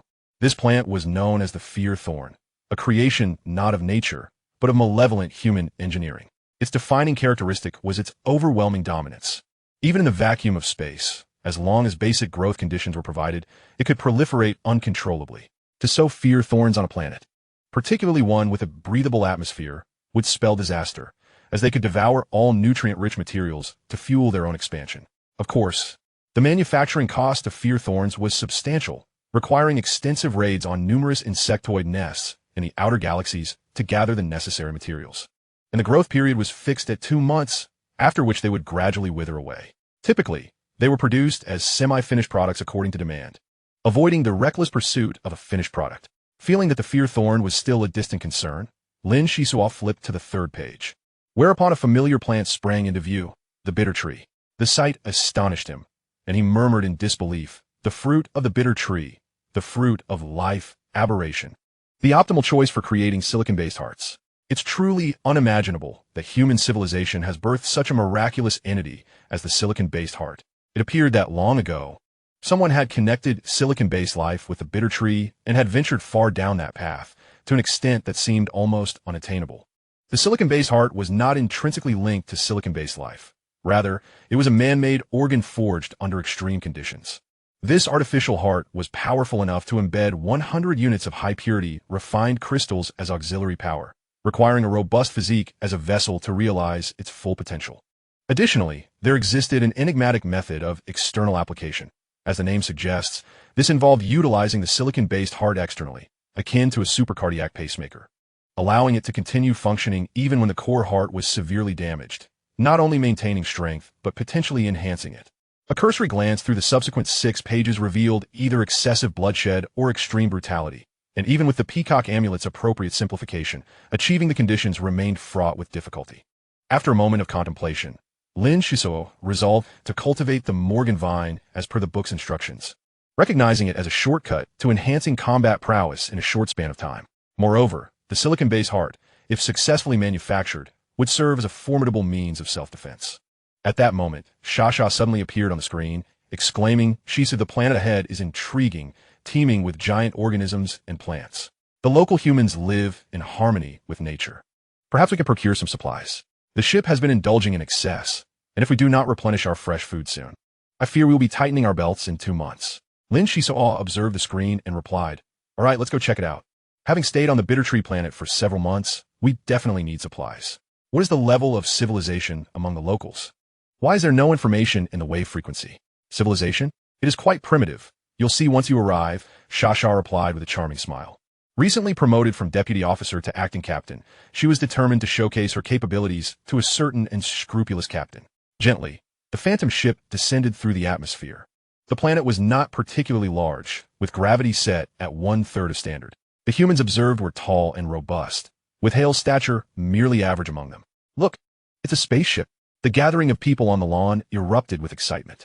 Having immigrated to Bullfrog Star for centuries, generations had passed since they descended from the stars, and many descendants began to question the authenticity of their ancestral tales. Today, they finally welcomed visitors from beyond the skies. Friendly and peaceful, the phantom ship signaled, prompting the locals to wave frantically. A burly man began ringing a large bronze bell, its sound echoing far and wide, drawing more and more people to the lawn. Lin Xisuo stood on the deck, the energy shield gradually dissipating as a gentle breeze caressed his face, filling the air with a refreshing vitality. The sensation was both pleasant and liberating. "You there on the ship, where do you come from? Can you come down to speak?" the bell ringer shouted, climbing to the top of a large tree. Lin Xisuo swiftly appeared atop the tree. Had it not been for the bandage on his left hand and the unmistakable scent of alcohol emanating from him, he might have resembled a typical ruffian fresh from a brawl. His source abilities indeed exuded a certain charm. Wow, is it a person? They possess superpowers, even more impressive than the village chief.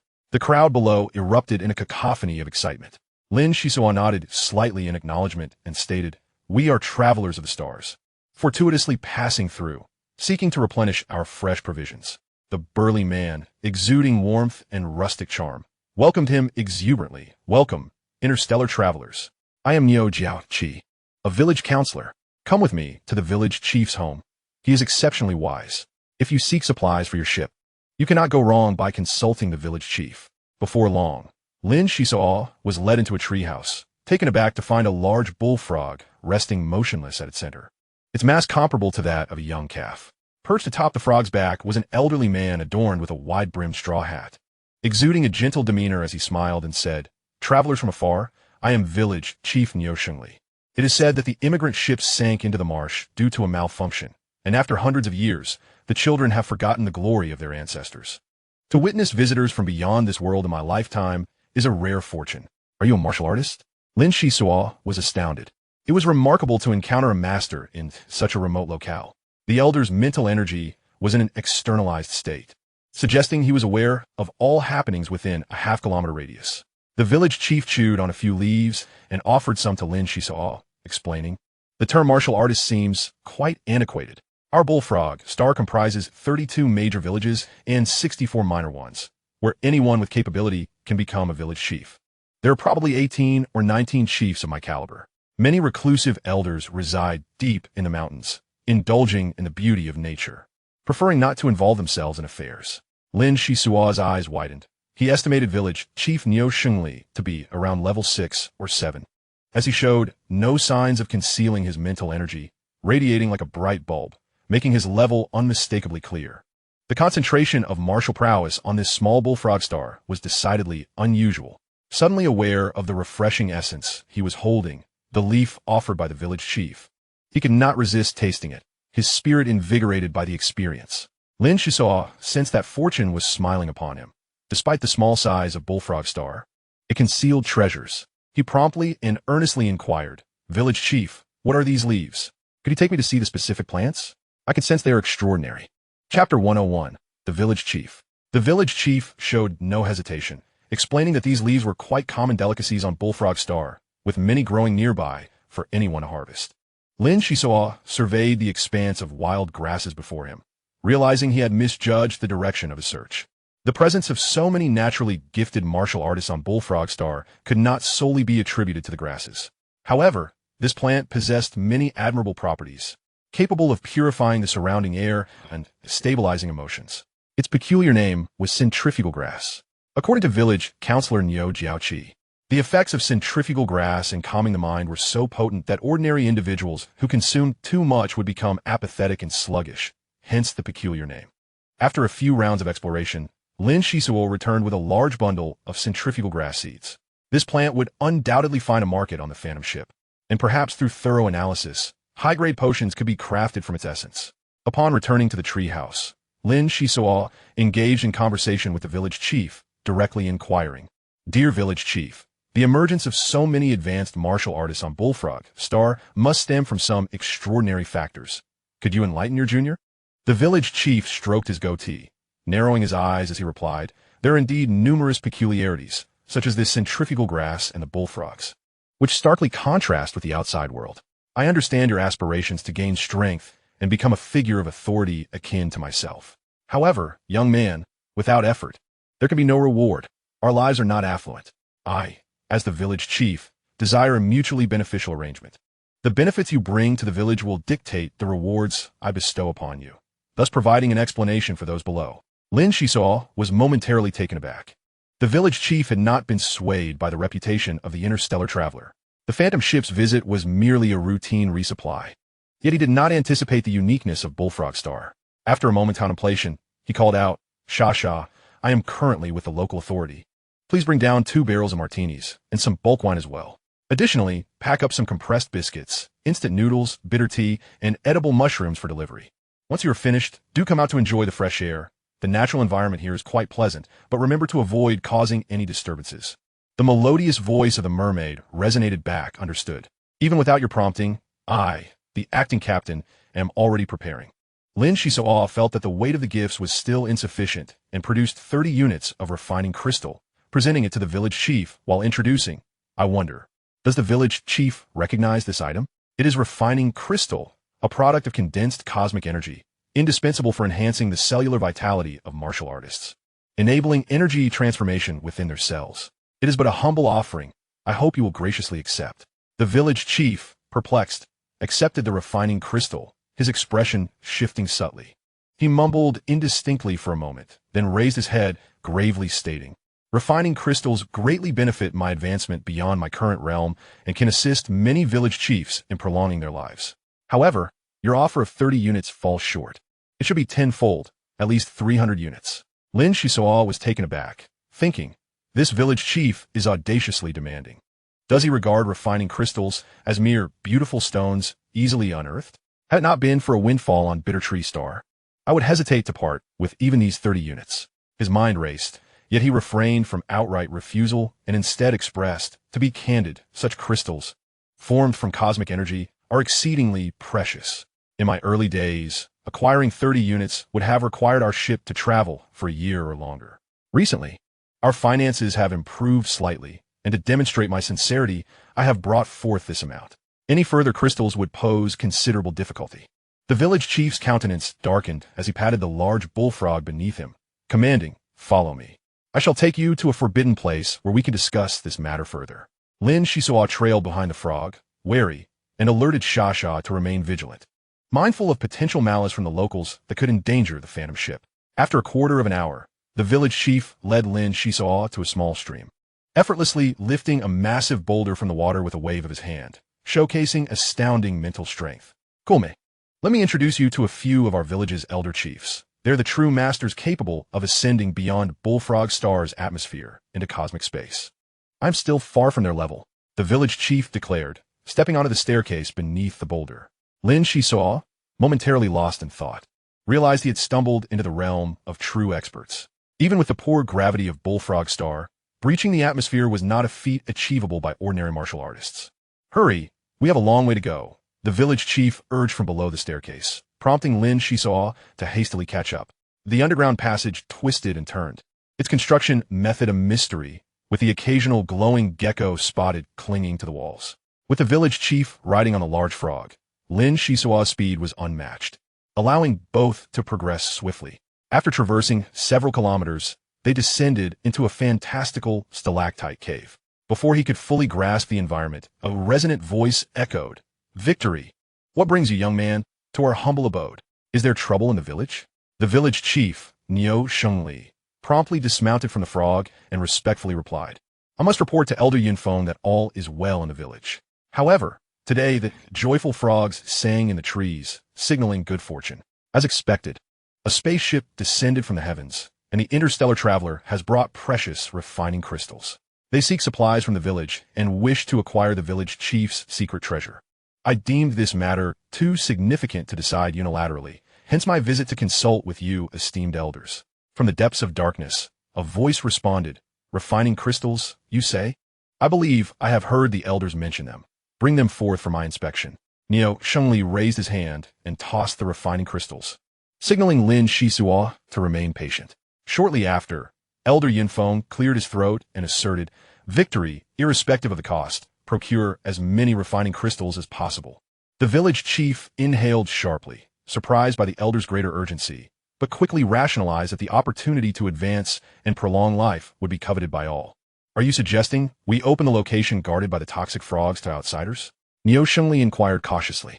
Elder Yunfeng's tone was calm, yet exuded confidence as he replied, "It matters not. With us here to oversee, outsiders will find it exceedingly difficult to breach.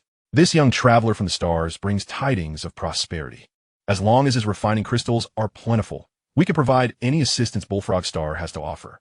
The village chief gritted his teeth, finally managing to utter, "Very well. For the sake of refining crystals, it is worth the sacrifice. Let's proceed to gather the golden centrifugal grass."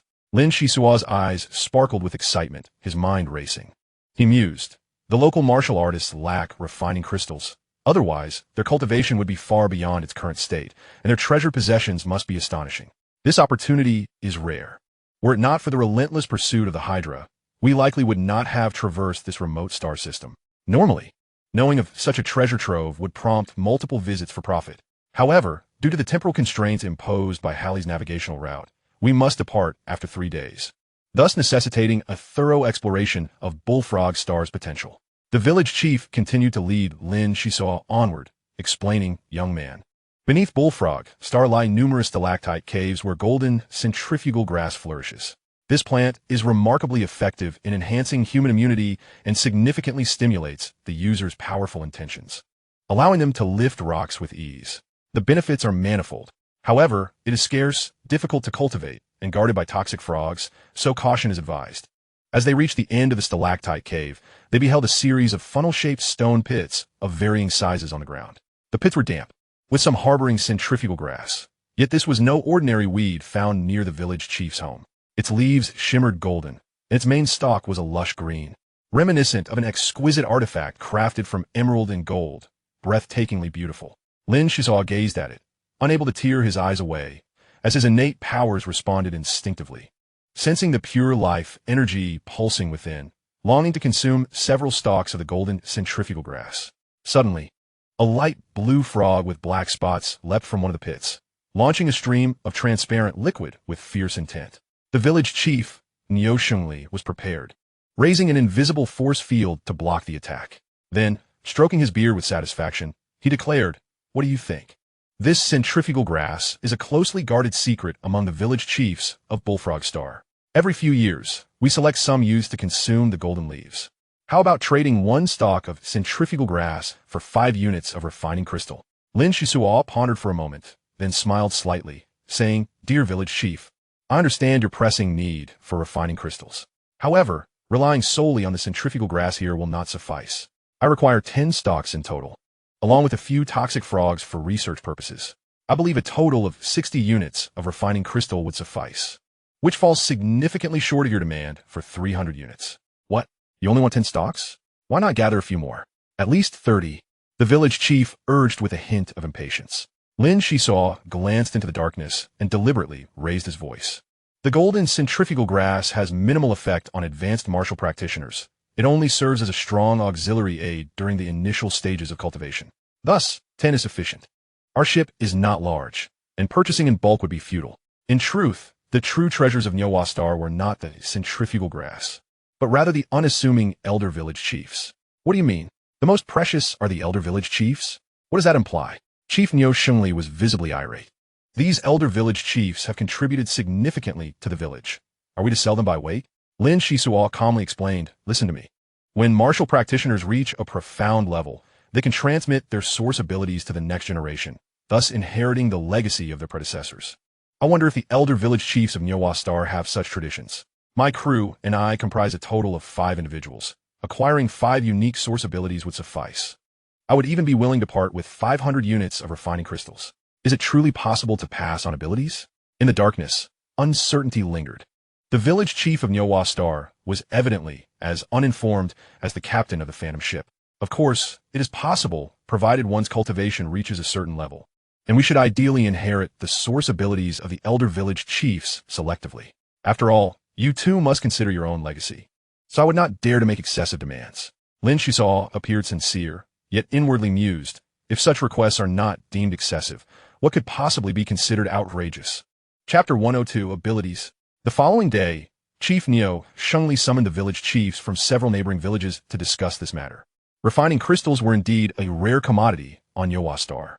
The next opportunity for a spaceship to pass through this area was uncertain, so they sought to glean as much benefit as possible from the captain of the Phantom ship. 10 golden centrifugal grasses were transferred to the medical room, where Lin Xisuo meticulously cared for them, adding premium nutrient solutions to monitor their growth. The situation was not dire. At least they had survived. Each planet exhibits distinct water patterns, climates, and microorganisms. To thrive aboard the ship, they must endure a trial of 3 months or more. The growth of the bitter tree was promising. Periodically harvesting its leaves to brew bitter tea using ancient methods was undoubtedly beneficial for the body. My dear Captain, are you truly exchanging refining crystals for source abilities? Wouldn't that be immensely profitable for us? Shasha clung closely to Lin Xisuo, never straying far. You've asked me over a dozen times, and there's still no resolution. The captain replied. I too am awaiting news from the village.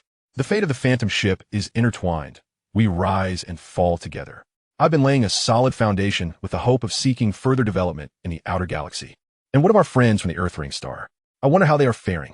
The third galaxy is vast, with a diameter exceeding 30,000 light years.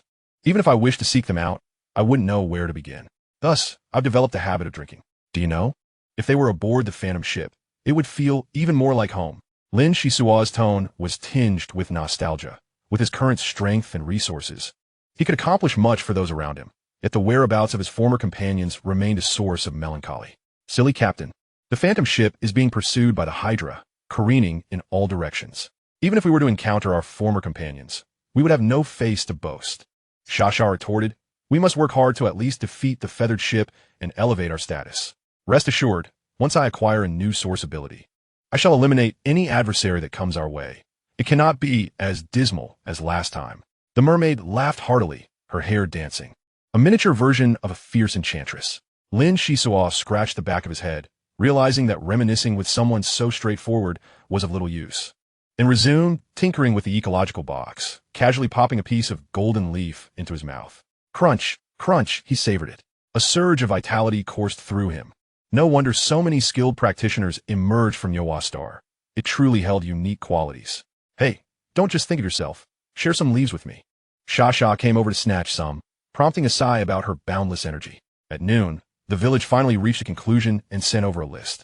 The document enumerated 13 types of source abilities. The 9th level martial practitioner represented a significant threshold, with few surpassing it. As a traditional martial practitioner, Pei-In described specific characteristics, which granted the village chiefs a clearer understanding. Do not underestimate those who tread unconventional paths. These retired elder village chiefs have achieved their current level through sparse record from predecessors and a willingness to share knowledge. Their accomplishments are quite remarkable. Moreover, those who practice naturally and maintain a sound mindset achieve even loftier and pure results. To be frank, the fact that several villages had 13 individuals reaching the 9th level exceeded Lin Xisuo's expectations. If Nyowa Star were situated along a trade route, it would undoubtedly possess capabilities rivaling those of prominent families, representing an immeasurable potential force. Everyone gathered in the medical room. The urgency was palpable. Lin Xisuo communicated directives through the holographic interface. The time for action had arrived. Xia was the first to arrive. The captain, without a second thought, silenced her, knowing her incessant chatter would be never-ending. Hallie scampered over, bowing and smiling with an earnest expression. He was no fool. He understood something good was afoot. Beiyin, without needing to be summoned, remained in the recovery chamber, aware that should his source abilities be triggered, he would inevitably need to engage in battle while injured. Pei Lin entered wearing work attire, appearing somewhat groggy as she had been diligently studying damaged equipment. Excellent. Everyone is here.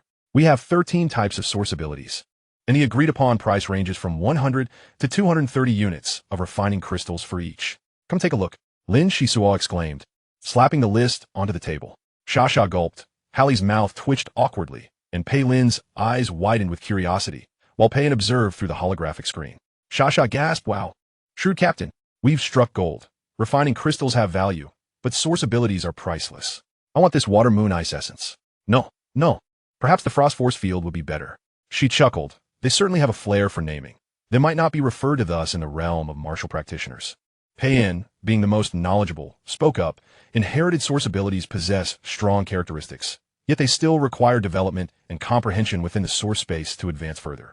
The so-called renowned source abilities are merely the fame achieved by their users. The true measure lies in their specific effects. I shall choose the Annihilation Arc. It simulates matter-antimatter collisions through spatial elastic deformation, an extraordinary source ability. Pei Lin linked her arm with Lin Xisuo's, playfully saying, Brother Xisuo, I'm still young. You are my guardian. Can you help me choose? Lin Xisuo smiled slightly. Rest assured, I will ensure the best source abilities are reserved for you. Let Hallie and Xia select first. Hallie's other persona was rather mysterious. No one knew if he possessed a source ability. He stood there for a while, finally pointing decisively at the list, proclaiming, this one. Curiosity piqued. Everyone followed his finger to find it read. Supersensory perception, uniquely responsive to wind and grass movements within a half-kilometer radius. No person or event can escape intentional detection. Lin Xisuo was taken aback. This was precisely the auxiliary ability he had intended to select. Unbeknownst to him, Hallie had seized it first, likely influenced by his other persona. At that moment, Xia pleaded, Great Captain, handsome Captain, could you let me select one more? We are not short on refining crystals. I can contribute the 90 units I've saved. She implored, please, just one more. Lin Xisuo chuckled, one more? I suspect you wish to hoard it all for yourself. Activating source abilities requires time, and the Phantom ship can only remain for 3 days. Furthermore, refining crystals are not easily acquired. My selections for Pei Lin are nuclear fire and an auxiliary source ability with limited molecular spacing. Thus, the combination of 2 types of source abilities significantly enhances the likelihood of becoming a superior creator. Do you not possess the ability to manipulate water as a priest of the merfolk? Building upon that foundation, selecting the cold energy would surely yield remarkable results. Additionally, the Totem Master should augment one's mental attack capabilities. A primary and a supplementary ability is indeed the way to go. A primary and a supplementary? You concurred? You actually agreed? Xia exclaimed with excitement, wrapping her arms around Lin Xisuo's neck and spinning around. Cough, please come down my neck. The captain, rarely generous, rolled his eyes as he was manhandled by the mermaid, pondering how such a small frame could possess such strength. It was truly overwhelming. In the end, a decision was made. The Annihilation Arc chosen by Pain was exceptionally formidable, being one of the 2 strongest source abilities available, though the induction process would require some effort. It seems there was little time left to select a supportive source ability, valued at 230 units of refining crystals. Lin Xisuo assisted Pylon in selecting 2 abilities, nuclear fire energy and molecular condensation, which together cost 240 units of refining crystals. Since Pylon had set a precedent, it would be unwise to favor one over another, thus allowing Xia to select 2 source abilities as well, one being the frost field and the other a source ability that amplifies mental power for a short duration, known as dense control, totaling 260 units of refining crystals. As for Harley, he too chose 2 abilities, enhanced perception and enhanced strength. Both supportive abilities, yet highly practical, costing 220 units of refining crystals. Opportunities like this are rare. Lin Xisuo bled resources profusely as village chief Niu Shengli went to great lengths to summon experts from other villages, all drawn by the allure of refining crystals. Each source ability was detailed clearly, as if they feared they might not sell. In reality, among those noble families, the inheritance of source abilities cannot be quantified by refining crystals, for that is the key to future dominance. Xiao is absolutely right. It is priceless. Naturally, Lin Xisuo, being notoriously stingy, only contributed 180 units of refining crystals for each person, covering the remainder himself. The 4 crew members were taken to their respective villages, where the principles behind inducing source abilities were merely a thin veil, easily pierced. Of the 13 source abilities, 6 remained, and Lin Xisuo did not rush. First, the Phantom must have someone at the helm. Second, a source base had been developed, making the induction process significantly more efficient. Lin Xisuo pondered. Water, moon, ice crystal. Forced hypnosis, self-healing regeneration, magnetic field decomposition, enhanced hearing, and microwave interference. Among these, water, moon, ice crystal, being cold energy, has limited developmental space. Forced hypnosis could be useful for interrogating a few criminals, but its limitations are quite pronounced. Self-healing regeneration aligns well with the interests of a pharmacist. Yet with potent healing potions and medical equipment already available, it seemed somewhat redundant. Magnetic field decomposition, like the annihilation arc chosen by Pain, is extraordinarily powerful. It consumes considerable resources. Having already borne a composite source ability, it is merely equal in strength to the others, thus excluded from consideration. Finally, enhanced hearing and microwave interference have narrow applications. How should one choose? Time is of the essence, as the village chief Niu Shengli is arriving to collect his dues. The old man was invited into the captain's quarters, where he sat across from Lin Xisuo, savoring bitter tea with a contented demeanor. As long as the bullfrog star grasps the methods for inheriting source abilities, what worries could there be for future generations? Lin Xisuo felt a pang of heartache and dejectedly remarked, "Chief, here are 950 units of refining crystals. I shan't dare to return a bullfrog star again." Inheriting source abilities is indeed exhilarating, yet this captain has nearly gone bankrupt. The chief looked at him with a mischievous grin. "Oh, you jest. Almost bankrupt means you're not quite there yet. Did you not previously mention 500 units? Now you turn around and propose a budget of 1,000 units. Only to satisfy 4 individuals. What about you, Captain? Will you not seek a source ability for yourself from the old chief? It is not that I do not wish to, but rather that there are no suitable choices." Lin Xisuo handed over the list with a hint of regret. "I have come specifically for this matter. I will take you to meet someone who has become a legend on Bullfrog Star. Many have grown up alongside his tales, and his source abilities are truly remarkable." Chief Niu Shengli spoke with an air of mystery, laced with temptation. Chapter 103, Vastness. Lin Xisuo did not rush to depart. Although the captain had left the Phantom, the ship's systems continued to operate, providing some assurance. One must harbor no malicious intent, yet remain vigilant. One could never know if the old chief might be accompanied by a rogue or 2. Moreover, the Hydra was closing in, the dangers behind equally formidable. Chief Niu Shengli departed with an enigmatic demeanor, leaving vague details about whom he would meet and what source abilities he would inherit. A substantial amount of refining crystals would be required. To facilitate this, he must secure 100 units for himself as a facilitation fee. The sky was a brilliant blue, the weather pleasantly moderate. Aside from being somewhat smaller, Bullfrog Star is undoubtedly an ideal sanctuary. Before long, Lin Xisuo cast aside concerns about inheriting source abilities and entered the Phantom's secret chamber. This chamber was connected to the captain's quarters, with only the lineage of captains knowing the access code, making it the most crucial storage area aside from the core cabin. Inside the chamber were blue and gold boxes, along with 3 exquisite jade boxes in black, white, and yellow. Together, they stored 2,000 units of refining crystals, alongside a collection of beast tooth arrowheads. The central table displayed a mechanized metallic tome. A faint green flame clung tightly to the first page of the metallic book. Lin Xisuo cautiously examined it, pouring the top-tier nutrient solution distilled from Bitter Tree Star onto the page. Moments later, black vines suddenly sprouted from the page, twisting upward in a spiraling motion, and the green flame surged, intensifying from faint to vibrant. Lin Xisuo reached for the green flame, his skin instantly paling, a chill seeping into his bones. He hastily activated his source power to counteract the damage inflicted by the flame. With a soft sigh, he remarked, "Peacock, Your control needs improvement. The Morgan vine is perilous at present, and its effects on me are troubling. Furthermore, the Morgan vine leaves me with a sense of disorientation, making communication impossible. Time is limited for the Phantom. Evolution must be completed before reaching the 27-star domain. The metallic tome retracted the black vines, the page's imagery shifting unpredictably. Before finally stating, I apologize, but I cannot assess the specific time for evolution.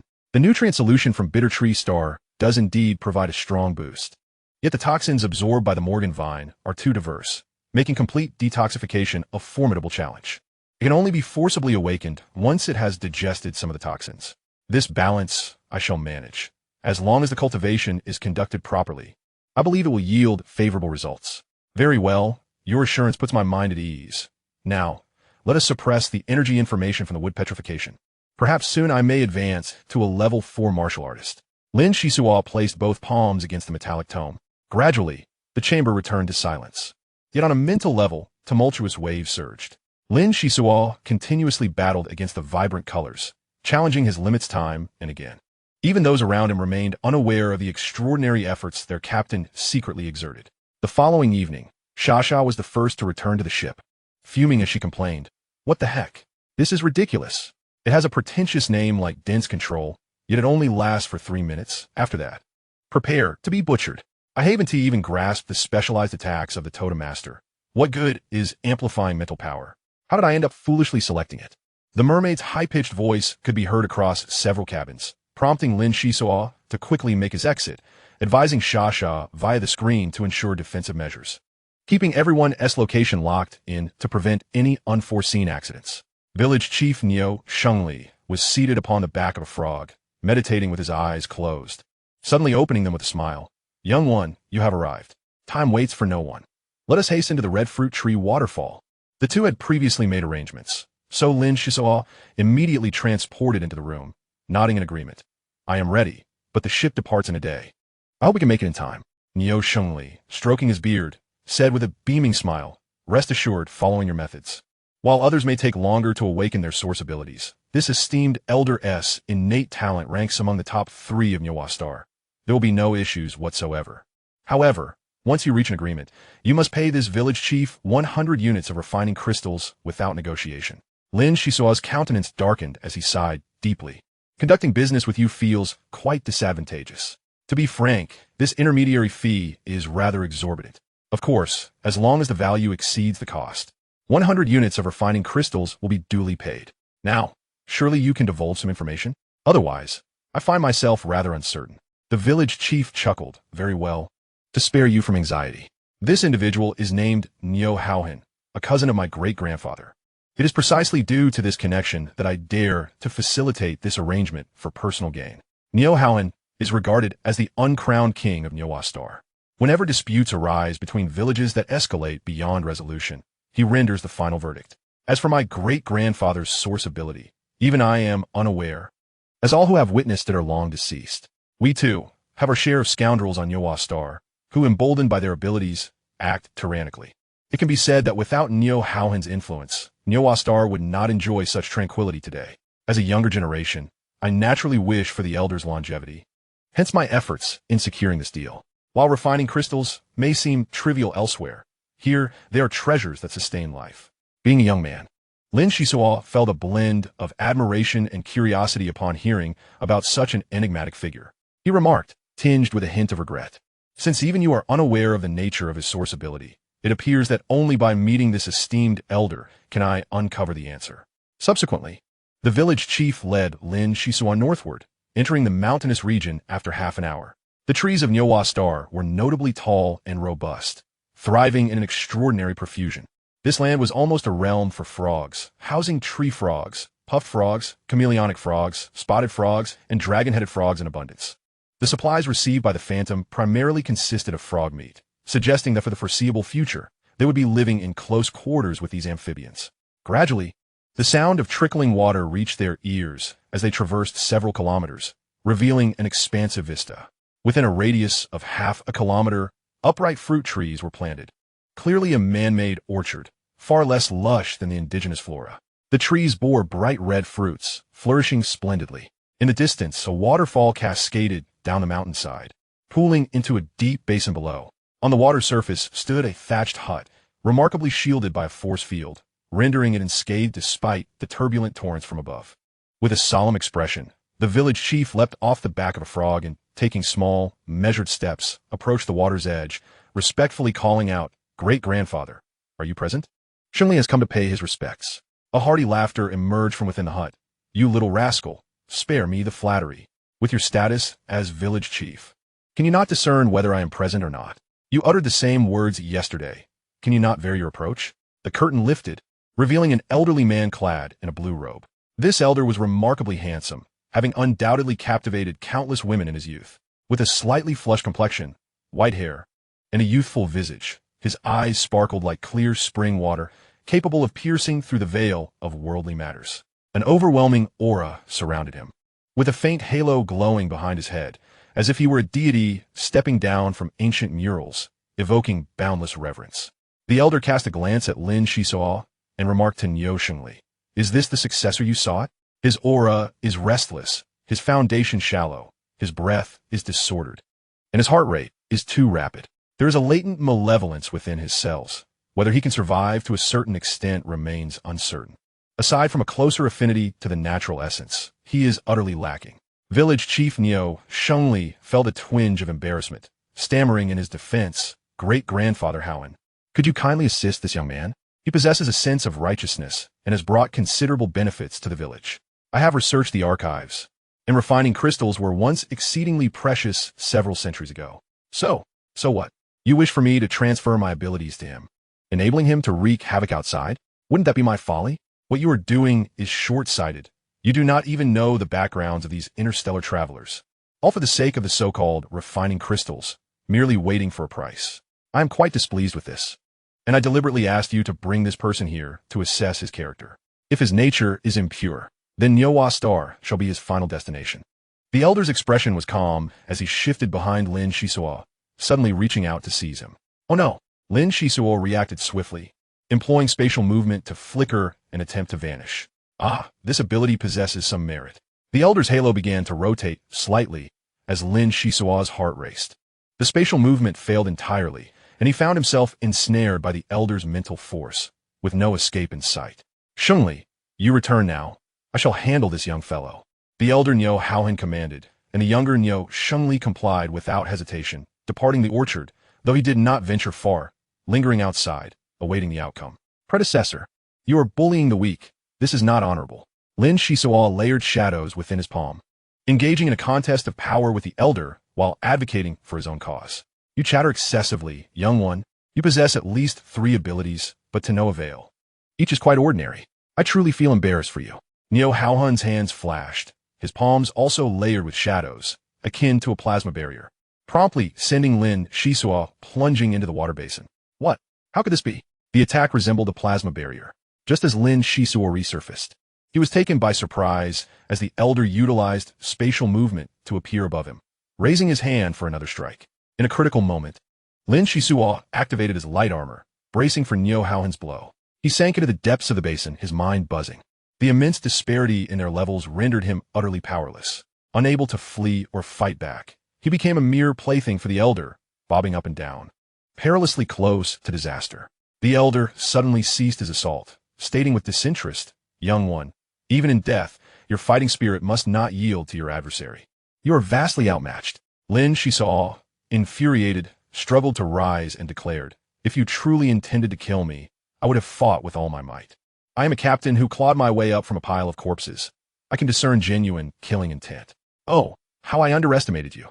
In truth, inheriting my abilities to act malevolently outside bears no relation to Nyowa Star.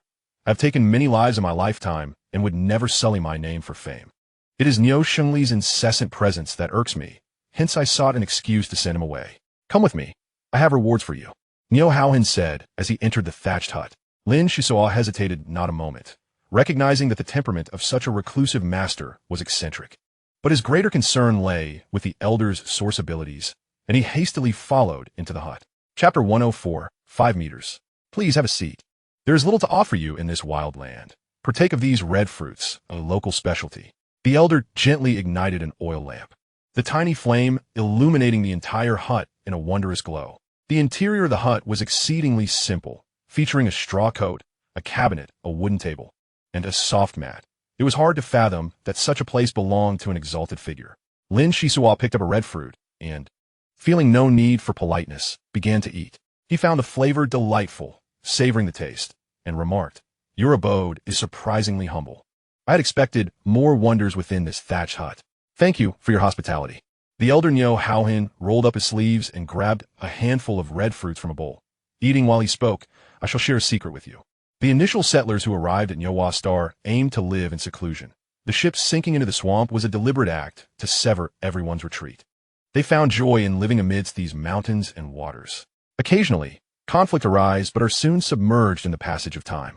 Though the stage may be modest, storms and tempests still occur. Take Niu Xingli, for instance. Without my support, he would never maintain his position as village chief. His current obsession with refining crystals is also for the sake of future generations. Everyone harbors selfish desires. The only difference lies in their magnitude. I had long been aware of the methods to awaken source abilities, deeming it unnecessary to pass them down within Niuhua Star, hence my silence. I never imagined that you few youngsters would seize the opportunity. Perhaps this is fate, is it not? What? It turns out that the senior had long been aware of the method to transfer source abilities. I am curious. Was the plasma barrier and spatial mobility you just exhibited merely a temporary simulation? In other words, can you clone other source abilities? Lin Xisuo, feeling a mix of anxiety and anticipation, finally voiced his thoughts. You have only guessed half the truth. The source ability of this old man from Bullfrog Star has always been a mystery. I publicly claim that those who know it have perished, merely to cultivate an air of enigma. We shall discuss my matters later. However, you, young man, bear multiple source abilities, and your cells appear to be in poor health. What is the cause of this? Niu Haohan directed a serious gaze towards him, evidently quite concerned about the query. With a mere gesture, one could simulate a composite source ability. Thus, Lin Xisuo felt no need for concealment and candidly confessed, "I hail from the Ring Star, and my tale begins with space pirates." He lamented the burdens he carried, focusing on the significant details, eventually chuckling ruefully. Thus, I unexpectedly inherited another source ability on Ling Yun Star, causing it to merge with my own, resulting in a composite source ability. I can simultaneously employ spatial mobility and the plasma barrier. Additionally, as an apothecary, I possess expertise in plant communication, utilizing the life energy of flora to heal my wounds. Currently, I am being pursued by the Hydra, which has led me to this predicament. Niu Haohan erupted in hearty laughter. Fascinating, absolutely fascinating. It appears one can lead such a splendid existence amidst the stars. Were it not for my advanced age, I would undoubtedly join you in your adventures, relishing the thrill of being in the limelight. So, you possess 3 source abilities. I have resolved to elevate you to new heights. Let the Red Storm take a back seat. In future encounters with that rabble, make sure to dispatch them without hesitation. The thought of my source ability shining brilliantly within the realm of martial practitioners excites me greatly. Lin Xisuo's jaw dropped. Was he not the just and incorruptible king without a crown of Bullfrog Star? Why did he sense a tendency for violence? With no time to ponder, he curiously inquired, "And what of your source ability, senior?" "My source ability can only exert its influence within a 5-meter radius. However, you possess spatial mobility, and as long as you are not restrained, there remains a considerable chance of victory," Niu Haohan replied, as he produced 3 red fruits. These fruits gradually diminished in size, not through true contraction, but rather by entering a certain type of extended space. The space seemed to elongate significantly. They were clearly right before his eyes, yet felt extraordinarily distant. An exquisite contradiction. After a moment of contemplation, Lin Xisuo hesitantly asked, "Senior, is this your source ability? The extended space?" The elder shook his head, embarking on a detailed explanation. "This source ability, which I call divine phase, creates a phase space with a diameter of 5 meters. While it may not allow for complete freedom, it can significantly weaken the enemy's strength. If one is considerably stronger than their opponent, simulating their source ability becomes a trivial matter. To put it simply, in close combat, you are the king. Although lacking in long-range attack capabilities, the balance of power will tip in your favor, causing your foes to suffer immensely. The defensive capabilities of Divine Phase are commendable. At my level, it is exceedingly difficult for enemies to even graze my garments." Lin Xisuo felt a wave of dizziness wash over him, murmuring to himself, "Divine Phase? to impose comprehensive restraint on adversaries within a 5-meter range. How could such an absurd source ability exist? Though divine phase is of supportive nature, it is extraordinarily powerful, just as the elder's name suggests, a deity within 5 meters. Neo Haohan adopted a serious expression, advising this source ability consumes a significant amount of energy. When the moment is critical, its effectiveness will be enhanced.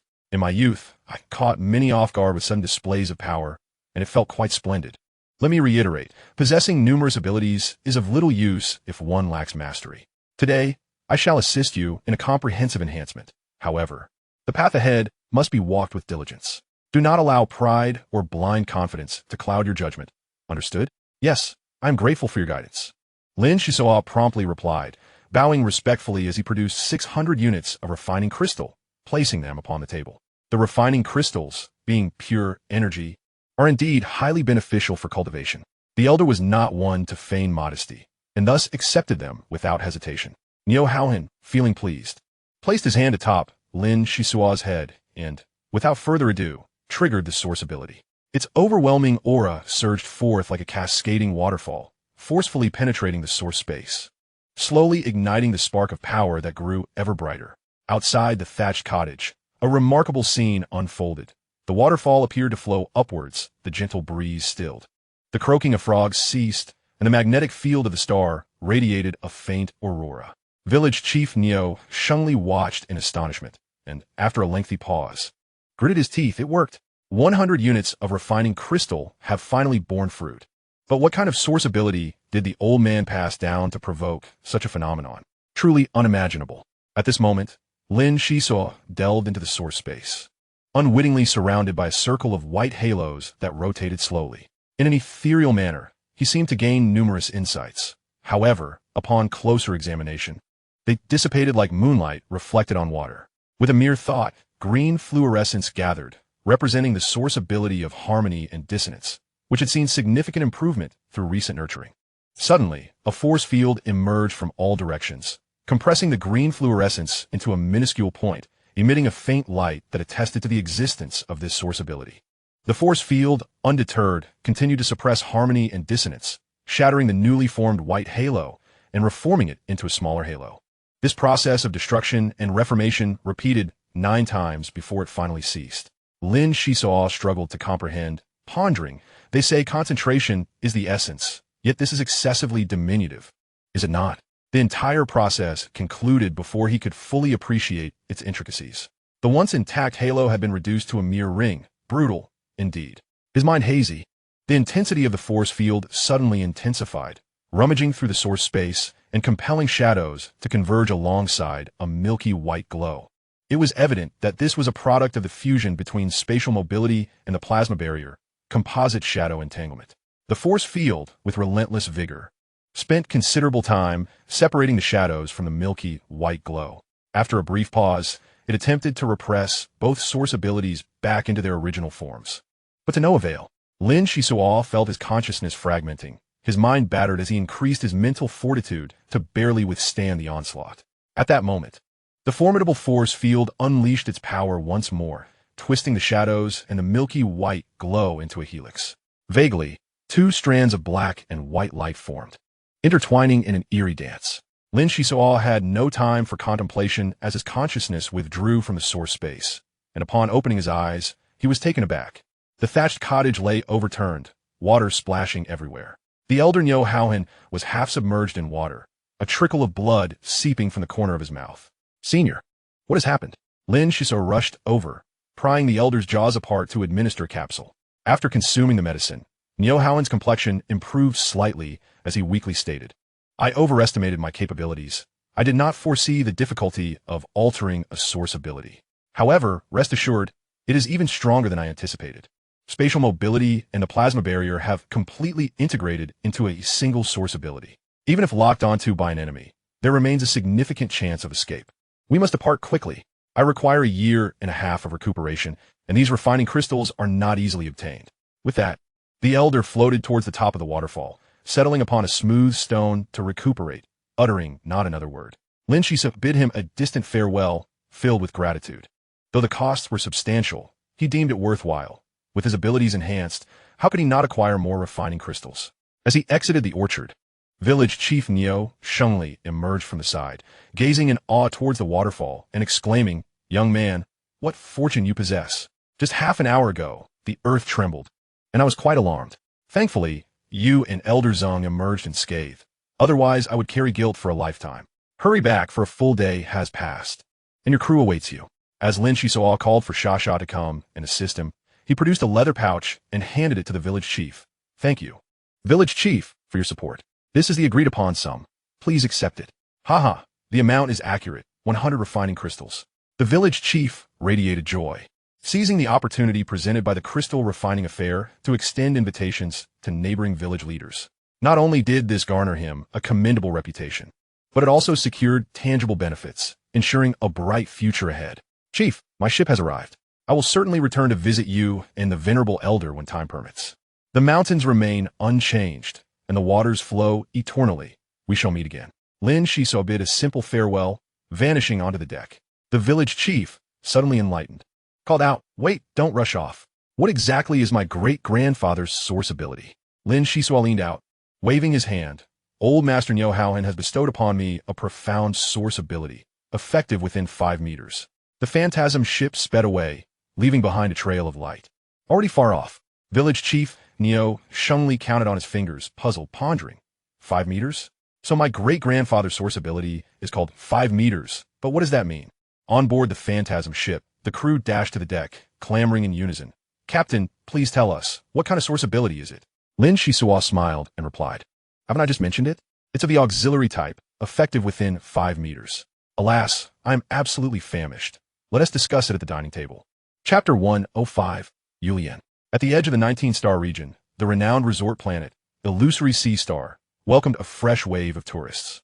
10 civilian spacecraft docked at the gate area, where disinfectant gas wafted through. Dozens of robots rushed forth, eager to seize business opportunities. As the gates slowly descended, vacationers emerged from their ships in small groups. The civil aviation hall erupted into a cacophony as robots enthusiastically advertised, "Ladies and gentlemen, come to our resort. Complimentary round-trip transportation, free breakfast, a 20 discount, and a chance to win a lottery. The white sandy beach awaits you, with playful dolphins keeping you company. What are you waiting for?" Nearby, another robot energetically pitched, "Our hotel offers a year-round 40 discount, with stellar service quality and beach parties of cosmic caliber. Cruise. There's a shark racing competition to ensure our esteemed guests win big prizes." At that moment, 2 figures emerged from the crowd. A strikingly beautiful woman, with a voluptuous figure, wore a single-sided eyeglass and sported a rare emerald green hair color. Beside her stood a tall, burly man with dark skin, his countenance brimming with indignation, as if the world owed him a debt.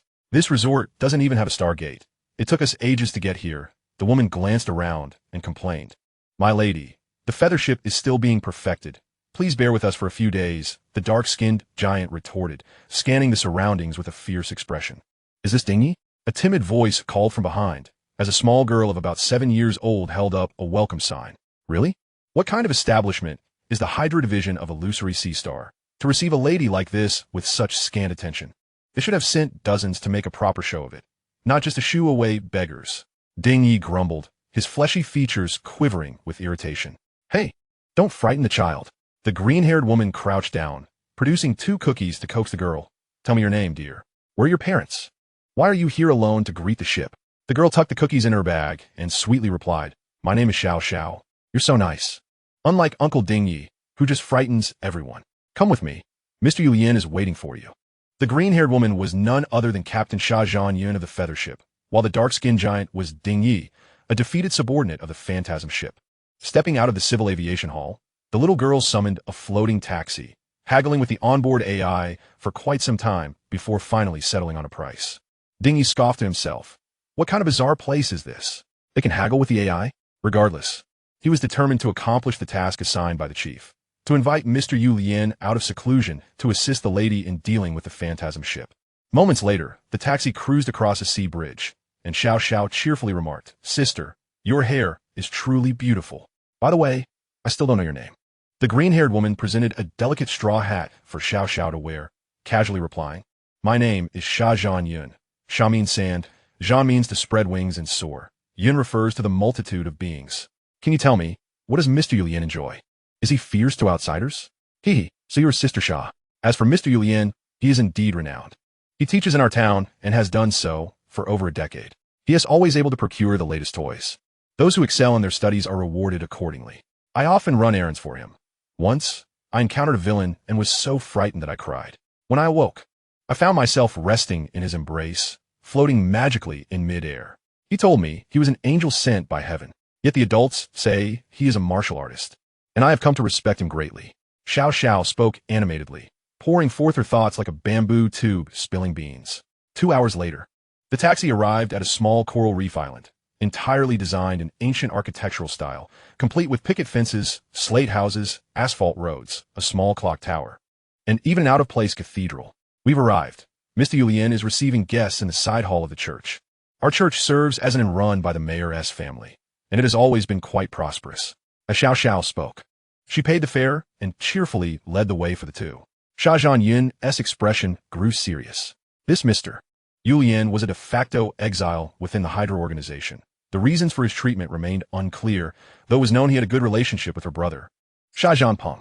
Coincidentally, he had just lost track of his enemies in the 19-star region and had come to invite Yulian to help deal with the dreaded phantasm ship. The side hall of the church appeared opulent, but most items were merely props for the occasion. By an old piano sat a handsome man, his fingers gently caressing the keys. As he sang softly, his melody resembled a love song, a hymn that irresistibly captivated the listeners. As the last notes lingered in the air, the man elegantly turned, nodding in greeting. Beautiful Miss Sha, what a pleasure.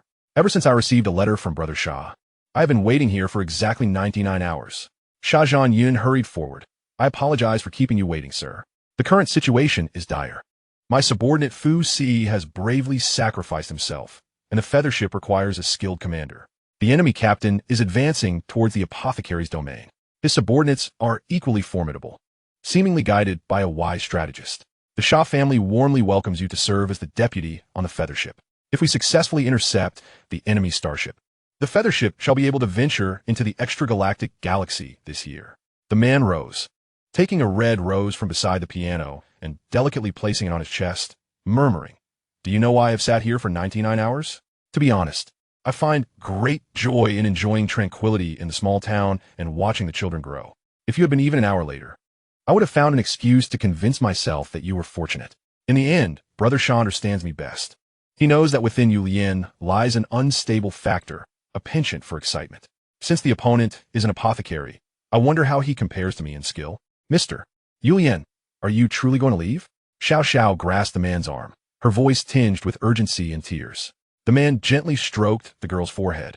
Shaking his head, "Xiao Xiao, don't cry. The teacher is merely leaving for a time. You mustn't be lazy. The room needs to be cleaned daily. As I dislike dust. The wages are in the storage box. You may only take 1 blue coin each month, no more, no less. When the blue coins run out, the teacher will naturally return to your side. That is a lie. You're a little puppy." Xiao Xiao extended her pinky. Yulian smiled faintly, intertwining his pinky with hers. Rest assured, the deceptive creatures are not just little puppies. They can also be little kittens, little fish, and little turtles. Dingy frowned slightly, filled with disdain, secretly thinking, this Yulian seems indecisive, nowhere near the decisive killer the chief needs for the feather ship. Sha Zhan Yun discreetly adjusted her eyeglass, a glimmer reflecting in her left eye. As she gazed at Yulian, she took a deep breath, feeling that this journey might yield significant rewards. Julian, ever vigilant, exchanged glances with the female captain. After a pause of 3 seconds, he remarked with a hint of displeasure, "Miss Sha, it is quite ill-mannered to peruse the depths of others without invitation. However, your source abilities appear intriguing. I trust this will not become a habit. Might I inquire when we shall set sail?" Sha Zhanyun, unperturbed, displayed her elegance and replied candidly, "Right now, Lieutenant Julian." As the man stepped out of the side chamber, the golden rays of the setting sun cascaded upon him, while the proud red rose adorning his chest nodded gently in the breeze. After years of silence, returning to the interstellar stage, Julian could only hope that his adversaries would not be too feeble. By a stroke of fortune, following the guidance of the sage Halley, the phantom ship was not far from the illusionary sea star. The deck was abuzz with excitement, led by Sasa, as everyone eagerly experimented with their newly acquired source abilities. Payne conjured a small, unstable arc of electricity that twisted and flickered incessantly. Concentrating to disperse the arc, he turned pale. Young master, given your injuries, must you push yourself so? Lin Xisuo lounged casually atop a water barrel, showing little interest in testing source abilities. Sasa floated closer, her voice filled with indignation. Yuval Captain, to encounter a divine aspect is nothing short of a miracle. I dare say it reigns supreme among auxiliary types. Look at my dense control. It's a veritable trinket, tasteless yet too precious to discard. The frost field is far superior, capable of encasing foes in ice. The mermaid's pupils constricted as Lin Xisuo yelped, springing from the barrel to the mast, and dramatically shouted, Hey, are you trying to murder the captain? Suddenly freezing the water barrel. Sasa burst into laughter. My apologies, I seem to have missed the mark. I intended to freeze you, but alas. I ended up with the barrel. Payne shrugged helplessly, accustomed to the antics of the two mischief makers. He concentrated once more to create an arc, delving into the subtle changes brought about by spatial elastic deformation. As the phantom ship passed the illusionary sea star, had Sha Zhanyu known how close they came to their quarry, she would surely have lamented. In the depths of space, Master Ding piloted a small craft, moving at a snail's pace toward the location of the flying feather. Behind him were the female captain and the newly appointed lieutenant, engaged in a coffee-fueled conversation. Is there something amiss? Captain, you've been staring at me incessantly, Julian inquired politely after sipping his bitter coffee. Sha Zhanyu added a lump of sugar to her drink and replied briskly, I was observing the red rose on your chest. It is well disguised a bioweapon. Is it not? Julian nodded. You could say that. It is said that most captains of interstellar liners possess an insatiable curiosity, and I must admit, today has proven that true. The Sha family's ability to entrust the flying feather to a lady such as yourself speaks volumes of your capabilities. You flatter me, sir. In terms of family influence, my older cousins are undoubtedly superior. As for ability, I feel rather ashamed. I'm still quite shallow and inexperienced, with much to learn and improve upon. My years aboard the Flying Feather have taught me that there are always greater talents beyond one's own. Compared to the Hydra and the major factions of the First Galaxy, what am I? At this crucial juncture, I hope you will assist me wholeheartedly, Mr. Julian. Her sincerity was palpable.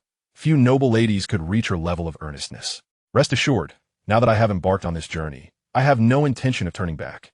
It is merely unfortunate for Spoon. I had intended to take her as my apprentice. Julian gazed out of the ship's window, his resolve to propel the Flying Feather further solidifying. Chapter 106, Preparations for Battle. Upon joining the Flying Feather, Julian undertook two tasks. The first was to contact Sha Zhanyu's brother, Sha Zhanyu, to summon 20 martial cultivators. After meticulous selection, he returned 9 and retained 11. The second task was to inspect the casualties from the battle between the Flying Feather and the Phantom ship. Despite the data being extensive, Julian scrutinized it from beginning to end, missing not a single detail. Sha Zhanyu inquired via the display, What have you discovered? Fuchs's death is rather peculiar. We have been unable to ascertain the cause. Moreover, Fuchs's disciple succumbed to a silicon-based virus. Though it was aided by weaponry, it remains quite troublesome. Julian removed his gloves and replied in a nonchalant tone, It's not insurmountable. With due caution, it can be managed. You have done well to procure the bodies. However, I heard from Brother Shah that if we could have merely restrained the opponent for 5 minutes, once the battleship arrived, even the mightiest E-class liner would not have escaped. Miss Shah, remember this. While a woman may indulge in whimsy, and a young lady may act capriciously, the captain of the Flying Feather must employ all means to vanquish her enemies. Employ all means to vanquish the enemy? I understand. Sha Zhanyu felt breathless under Julian's gaze. Her brother, Sha Zhanyu, had reprimanded her in the past, yet she had brushed it off. Now, however, she realized that there was indeed a certain mercy that could be afforded on the battlefield. Julian continued, To know oneself and one's enemy is the key to victory. One notable concern is that the enemy possesses a hallucinogenic agent capable of causing brief lapses in attention, swiftly seizing the upper hand on the battlefield. In truth, this agent is a rudimentary trick, yet surprisingly sophisticated in formulation. I fear that a high-level alchemist stands behind the Phantom ship. Sha Zhanyu furrowed her brow, raising her hand to pull up a wealth of information regarding the Phantom ship's history. Aside from specific expeditions, Hydra had even traced back to Green Star, with Payne Edwards' name glaringly present. After a thorough review, the beautiful captain shook her head from the gathered data. It seems unlikely that this Lin Xisuo received tutelage from a high-level alchemist. He probably stumbled upon the remnants of some alchemist's work, which accounts for his current prowess. However, it is curious that since his arrival on the Phantom ship, its ascension has been extraordinary. Moreover, the military-grade 3000 series robots they once had are now nowhere to be found. Additionally, the Edward family wields considerable influence within the Gene Feng Empire. This pain is the primary heir. I cannot fathom the motives behind the Edward family placing their esteemed young master aboard the Phantom for training. Time is too short for a more detailed investigation. This is all I have for now. Oh, remnants of an alchemist? That piques my interest, Julian smiled, appearing genteel, yet harboring an icy glint in his eyes. Suddenly, the flying feather received a message, the wave frequency crackling with urgency. Zhanyun, the target has entered the 27th star domain. How are preparations aboard the flying feather? Had it not been for the enemy's speed advantage and the installation of a binding propulsion system, I would have captured them long ago, came the reply. Sha Zhanyun straightened her posture, responding energetically. Brother, send over the star map. The flying feather will set sail at once. Rest assured, with Mr. Julian's assistance, the Phantom ship shall not escape this time. A few minutes later, the wave frequency relayed, the star map is being transmitted. I have notified the Hydra branch in the 27th star domain to assist your operation. Remember, the enemy must not escape. The pursuit will expend immeasurable resources. If this continues, our household budget will surely exceed its limits. If, and I stress if the flying feather falters, we must hold out until the battleship arrives. The Phantom will never escape my grasp. With renewed determination, Sha Zhanyun gazed at the star map, the marked location directly ahead of the flying feather. She hastily ordered all crew members to prepare for battle and initiate the chase.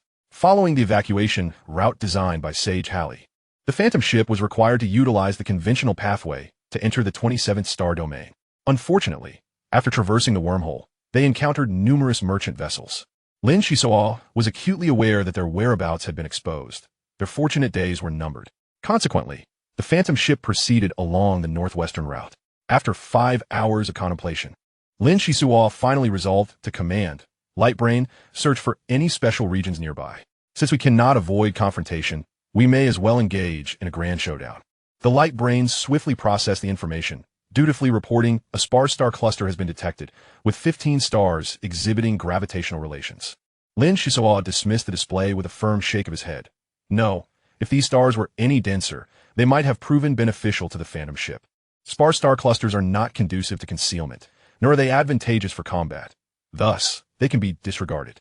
Please assist me in investigating whether there are any unique celestial environments or asteroid belts within star systems. After half an hour of searching, the ship's astronomical telescope detected an extraordinary celestial body, indeed, a neutron star. This entity, formed from the gravitational collapse and subsequent supernova explosion at the end stage of stellar evolution, is known as a neutron star. Its density is astonishing, its temperature exceedingly high, and the particularly strong magnetic field can emit pulses, posing a danger comparable to that of a black hole. Approaching the neutron star, even if the Hydra's battleships were to arrive, they would have to endure the intense magnetic environment and pulses emitted by the neutron star to exert their influence in this region. It is a gamble, a reckless wager. Lin Xisuo's palm struck the table, proclaiming a declaration of war. The Phantom silently veered away from its course, while several merchant vessels in the distance locked onto their target, hastily relaying the information back to the Hydra division. The tension preceding the impending conflict permeated every individual aboard the ship, starting with Captain Lin Xisuo, who exhibited signs of abnormality. En route to the neutron star, Payne began indulging in narcotics. Regardless of the golden centrifugal grass procured from Bullfrog Star or the meticulously concocted healing potions by the captain, he welcomed them all without hesitation. He swallowed them indiscriminately, intent on fortifying his body before the battle to prevent any further boarding by the enemy. Sasha often found herself in trouble while working, whether it was freezing the faucet or frantically wielding the Totem Master's staff. Even more disconcerting was the eerie glow that frequently emanated from the mermaid's eye sockets. While it was tolerable during the day, witnessing it unexpectedly in the dead of night could send shivers down one's spine and eradicate any semblance of drowsiness. Harley frequently stood at the artillery station muttering to himself, at times twitching his lips, at others breaking into foolish laughter, his split personality clearly exacerbated. Yet, since awakening two sources of power, Harley finally grasped the concept of absorbing cosmic energy. Despite recently ascending to the rank of a level 1 martial practitioner, his extraordinary perception and strength rendered him formidable. When he fired, he hit his mark with precision. When he wielded his sword, his strikes were both forceful and devastating. He had transformed into a veritable killing machine, a humanoid demon. Helen spent her days chewing on nutrient bars, foregoing sleep, hygiene, and changes of clothes. Aside from trips to the restroom, she devoted all her time to work, incessantly piecing together machinery, often accompanied by the faint sound of explosions. As long as her injuries were not severe, she continued her research, unwilling to relent until her goals were achieved.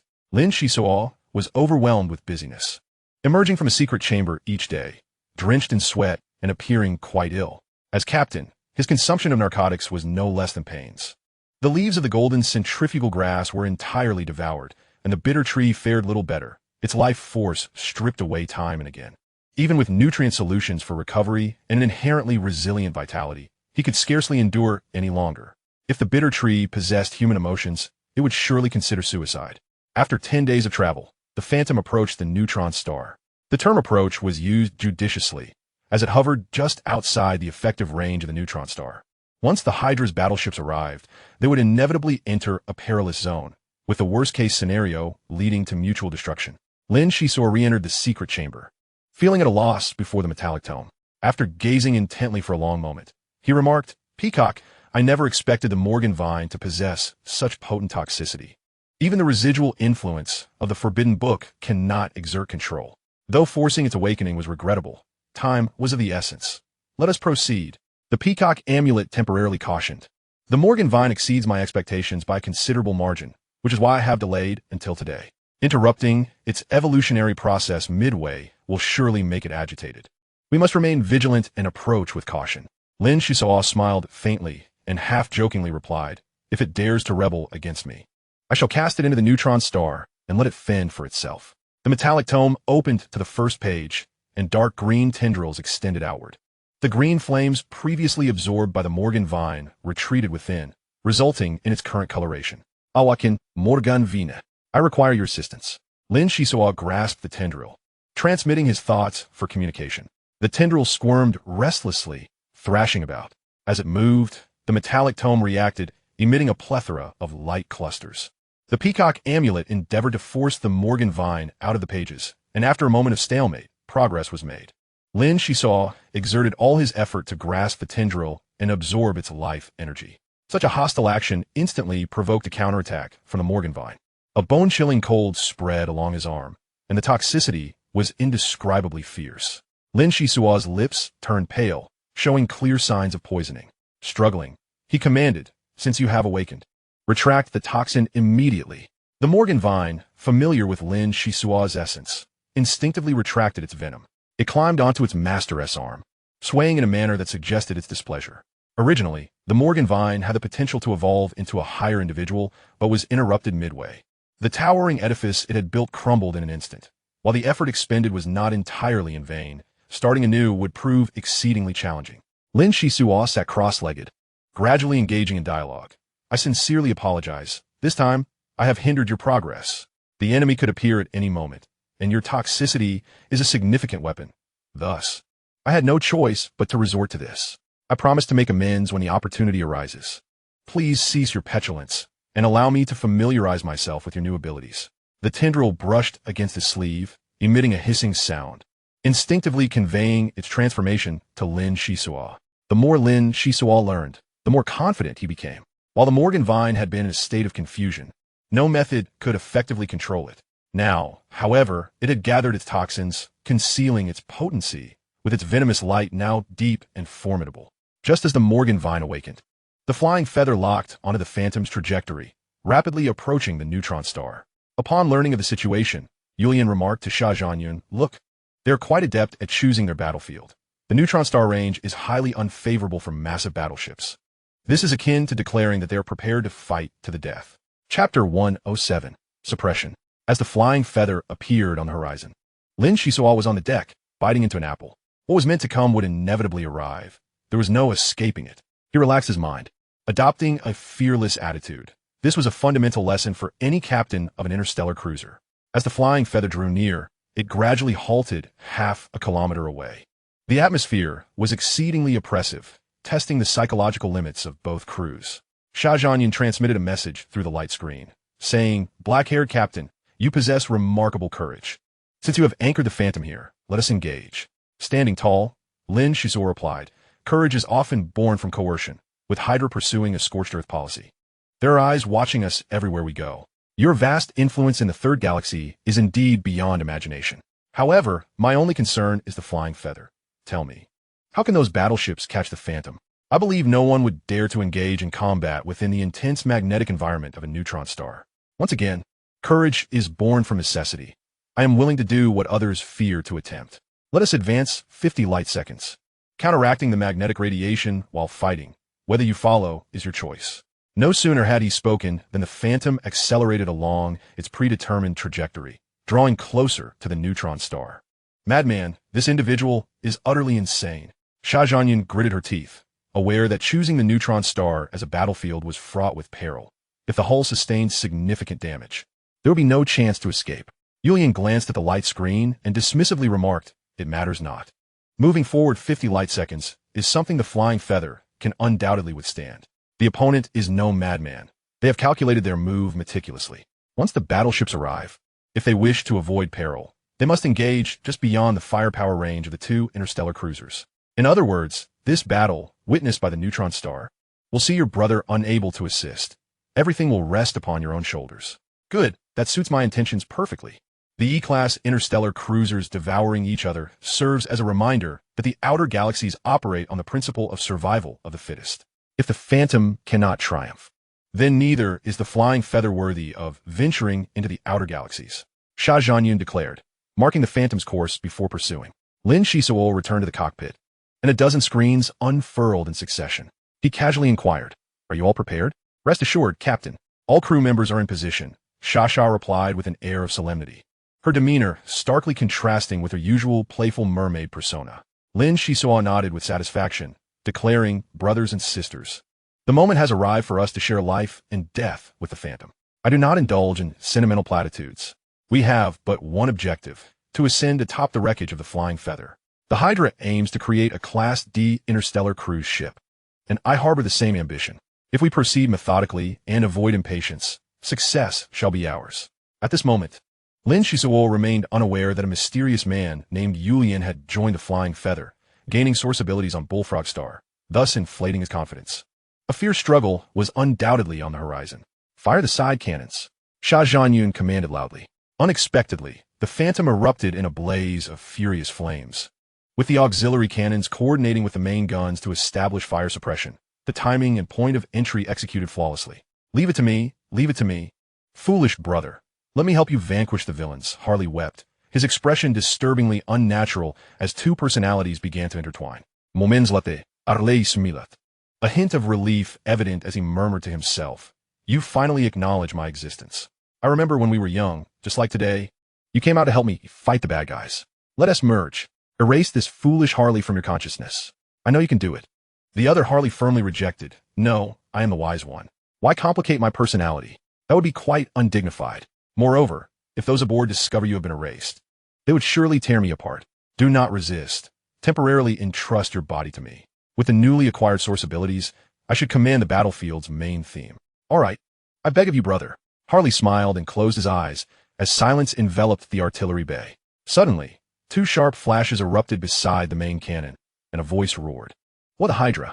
Dare to offend me, the genius sage, and whoever it may be shall pay a heavy price. On the battlefield, the Phantom's offensive abruptly shifted.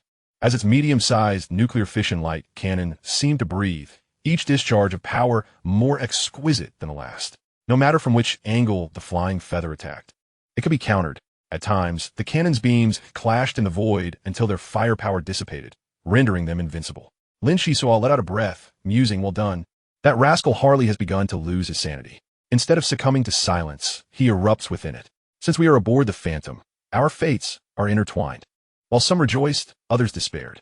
Yulian, the current deputy officer of the Flying Feather, bid farewell to his idle mindset and adopted a serious demeanor for the first time. Xia Zhanyan stood up in shock, exclaiming, only a high-level sage can accurately predict cannon positions. How cunning. The last battle erupted only once. Yet this time, they have completely sealed off our attacks, concealing their intentions so deeply that their nature is unfathomable. Remember, as captain, one must never lose composure. Yulian's voice was icy, sending shivers down the spine. Upon hearing this, Sha Zhanyun steadied her emotions and swiftly analyzed the situation. The Flying Feather has only one level 3 sage aboard. Evidently, we are no match for them. Should this trend continue, we are in dire straits. Unless we engage in close-quarters combat, but the Phantom's ram is formidable, rumored to be composed of Maltese crystal. The initiative of the battlefield is firmly in their hands. We must resort to interstellar ship combat techniques. Yulian switched the screen to the deputy officer panel, frowning as he searched, pointing at options while smiling. There's no need for such complexity. Using ship combat techniques right after the skirmish would only invite ridicule. Instead, these alternatives may prove more effective. What do you mean? Sha Zhanyun inquired, glancing curiously at the screen, then self-mockingly continued. How could I have forgotten the Hydra's signature move? The electromagnetic minefield, thousands of years ago, was their foundation. It's time to give our enemies a taste of their own medicine. Yulian elaborated, and there's more. Do not forget, we are within the neutron star's strong magnetic field. The electromagnetic minefield will become erratic under influence. As long as we design the throwing angle correctly, the Phantom cannot evade the minefield's embrace. Sha Zhanyun was momentarily taken aback. Deputy Officer Yulian, I realize you are quite familiar with ship combat. You seem to know interstellar ships very well. I wonder what kind of person you were in the past. Unflappable, seasoned, and deeply profound. There is much to learn from you. Sha Zhanyun multitasked, issuing commands without pause. Wanting to hear Yulian's thoughts, she found him silent. The countdown for deployment Area 1 began, Area 2 completed loading, and Area 3 was preparing. Messages continuously streamed back to the control room, the colors of the screens reflecting on Sha Zhanyun's face, enhancing her elegance. The internal structure of the Flying Feather was far more complex than that of the Phantom. The two interstellar ships were manufactured a millennium apart. Although the Phantom had been adjusted according to the wild creator Dadanyen's data, its technological level still fell short. Certainly, human factors played a significant role. Even the most mediocre interstellar ship could unleash unimaginable power in the hands of a skilled team. In the artillery bay of the Phantom, Harley's gaze was resolute as he shouted, Captain, the Flying Feather has a trick up its sleeve. Its speed has slowed by 1/23 of a second. I estimate they are preparing to launch something, adjusting their vector angle. We must maneuver around. We cannot present our backs to the neutron star, as that would place us at a disadvantage. Understood. Continue fire suppression. Lin Xisuo remained indifferent to whether Harley's coin landed on heads or tails. As long as it benefited the Phantom, that was the side of victory. Boom! Boom! Boom! The three deployment areas of the Flying Feather simultaneously opened their gates, unleashing a dense torrent of electromagnetic minefields into space, overwhelming in its magnitude. What? They evaded it? Sha Zhanyun and Yulian exclaimed in disbelief, scarcely able to trust their eyes. This was the advantage of a high-level sage's foresight. The Flying Feather knew precisely what it was doing. Lin Xisuo activated the thrusters ahead of time, gliding out at a sharp angle, even maneuvering behind the enemy ship as dozens of light beams rained down, striking decisively. The control room of the Flying Feather swayed violently. The impact solid and effective. The external energy shield rapidly contracted inward, the defensive strength noticeably diminished. Damn it, activate ultimate authority. Engage the matter-antimatter annihilation light cannon. All ship energy at overload. I intend to reduce the Phantom to ruins. Sha Zhanyun, infuriated, resolved to employ the taboo powers of the Flying Feather. The matter-antimatter annihilation light cannon possessed astonishing destructive power, sometimes surpassing even a battleship's superconducting nuclear fission light cannon. Aside from its extreme energy consumption, it was a battlefield weapon capable of turning the tide. Run, flee. The sage Harley convulsed, warning Lin Xisuo of impending doom. The prolonged presence of another personality had taken a toll on his body, but in this life-or-death moment, he could afford no more hesitation. The Flying Feather erupted with blinding radiance, emanating a terrifying power akin to a supernova explosion. No matter how swiftly the Phantom tried to escape, it was gradually engulfed by the brilliance, the sound of crackling waves echoing, leaving the outcome uncertain. Yulian did not stop Sha Zhanyun's recklessness. The enemy sage was far too formidable, and if this continued, the Flying Feather's defensive systems would be worn down piece by piece. Simultaneously, he found it perplexing how such a high-level sage could end up on a first-level interstellar ship, let alone become a gunner. It was likely that even the Sha family could not afford such extravagance. Lin Xisuo, dizzy and disoriented, collapsed against the ceiling, his body feeling weightless. He quickly inquired, Cerebral Core, what is the status of the Phantom? The screen's image stabilized, Responding, the energy shield was breached in 7 seconds. The gravity system has malfunctioned, and the solar sail has collapsed. There are 75 square meters of abrasions on the ship's side, with the armor layer dented. Fortunately, the power system and thrusters are functioning normally, and Miss Pylon is engaged in emergency repairs. In the weightless chamber, Lin Xisuo swiftly took a seat in a recliner, while Morgan's vine bound his body, cursing vehemently. What a ruthless bunch. Just because you have money, do you think you're invincible? Preparing to annihilate us with that antimatter beam? Its power is certainly formidable. Humph. The Feiyu's energy burden must be considerable. Light Brain, return to the battlefield and engage once more. Chapter 108, Collision.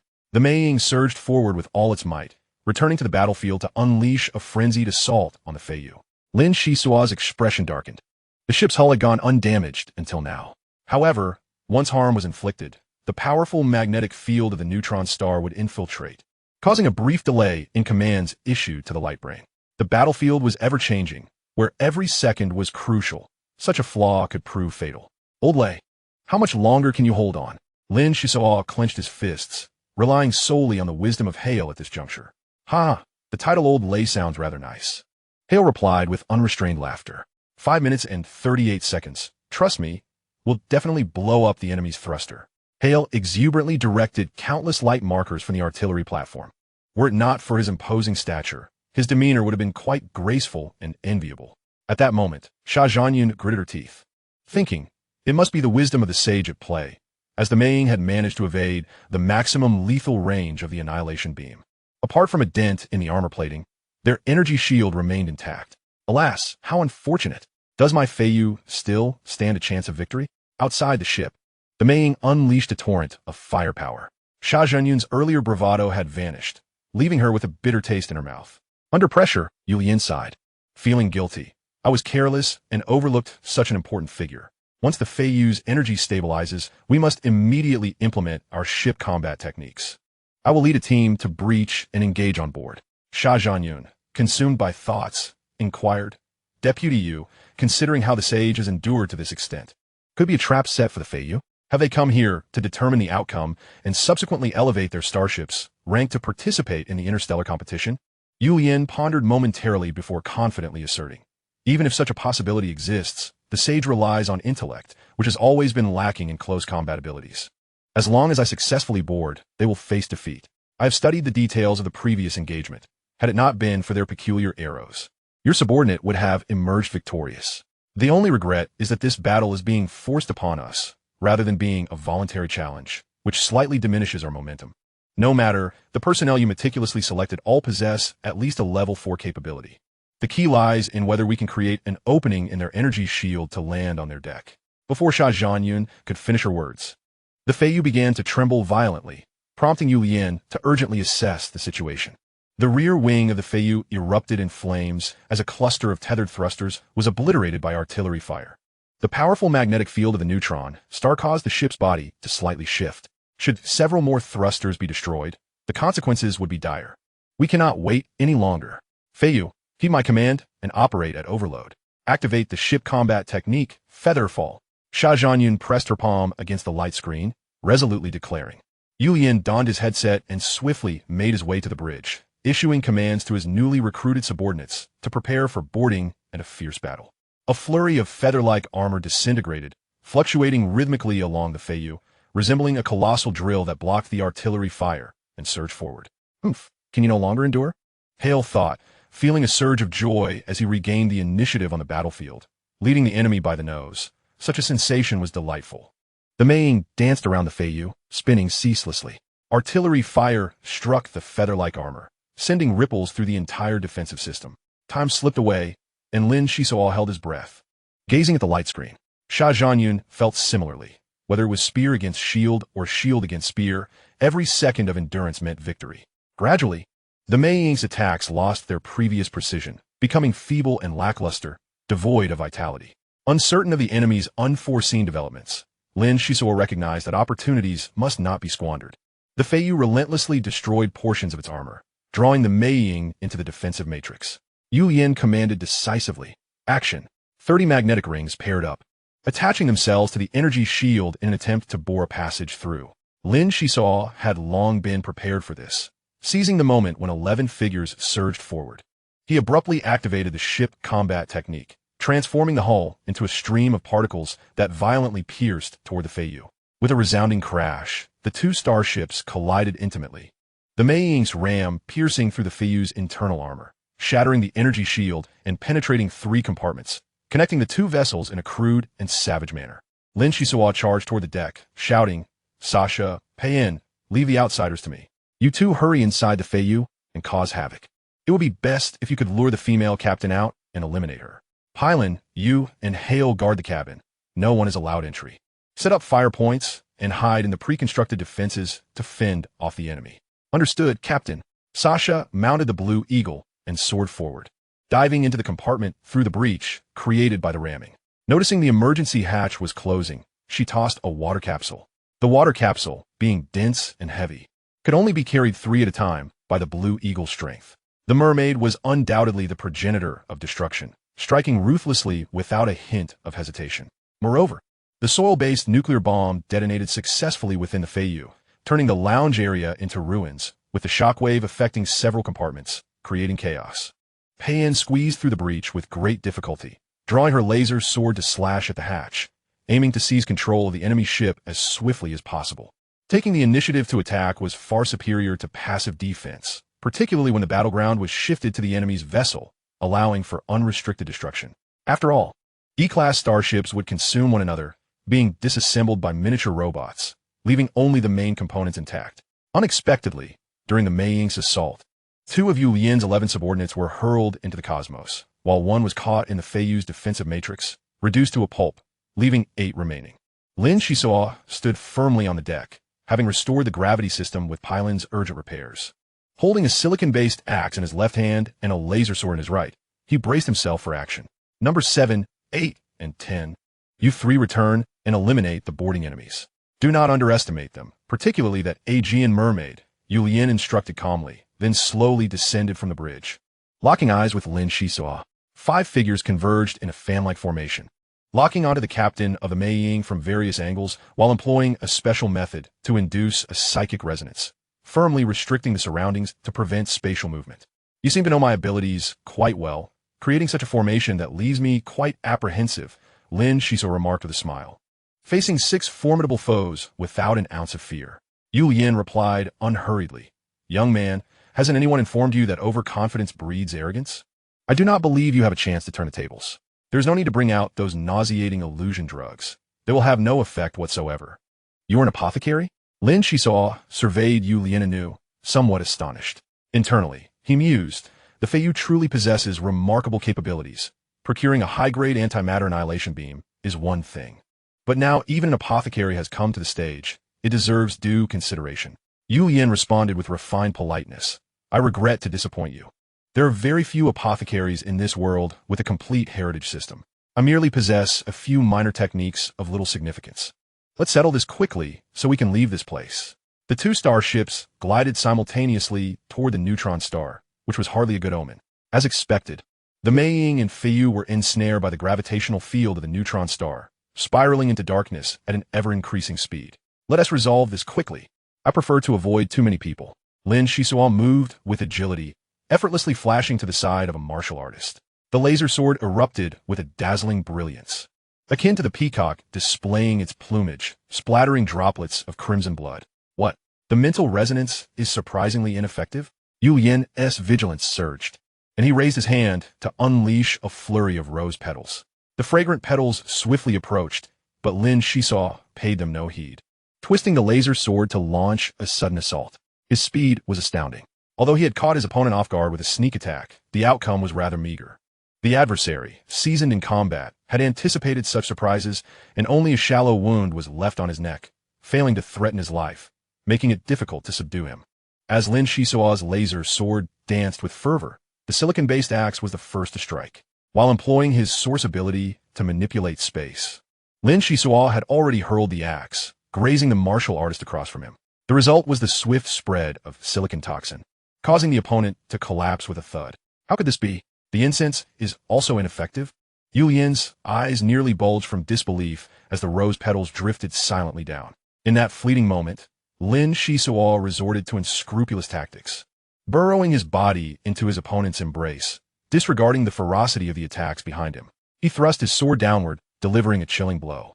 Having dispatched 2 minions, a pale blue light membrane enveloped him, golden ripples washing over him from head to toe as Lin Xisuo leapt back, standing nonchalantly at the scene. Yu Yin remarked solemnly, "Your equipment is quite impressive. Your spatial mobility ability seems immune to mental resonance, and the rose incense has no effect on you. Truly remarkable." He continued, "Now, you shall no longer act recklessly." In a flash, Yu Yin launched an attack. Lin Xisuo parried with his sword, utterly unprepared for the fact that the brilliance of his laser sword was cleaved by Yu Yin's handblade, with a series of light explosions. The energy of a laser sword experienced a momentary imbalance as Yu Yin's handblade sliced into the pale blue membrane. Though slow, it advanced relentlessly.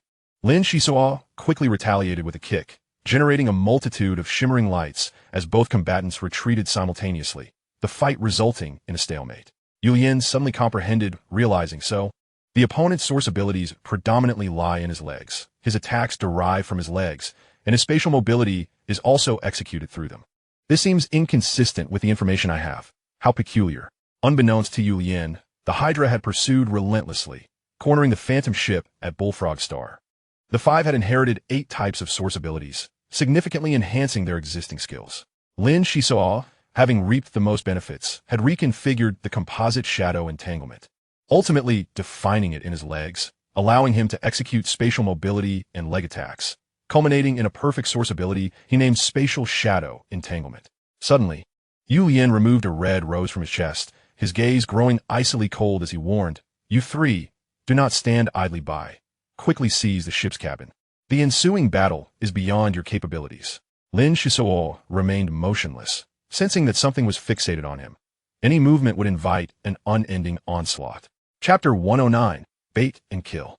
The deck flickered with intermittent light as Yu Yin loosened his tie, slowly advancing while fully concentrating on locking onto the captain of the Phantom. "Hey, man, holding a rose all day, don't you think that is a bit effeminate?" Lin Xisuo's gaze flickered, his sleeves slightly swelling.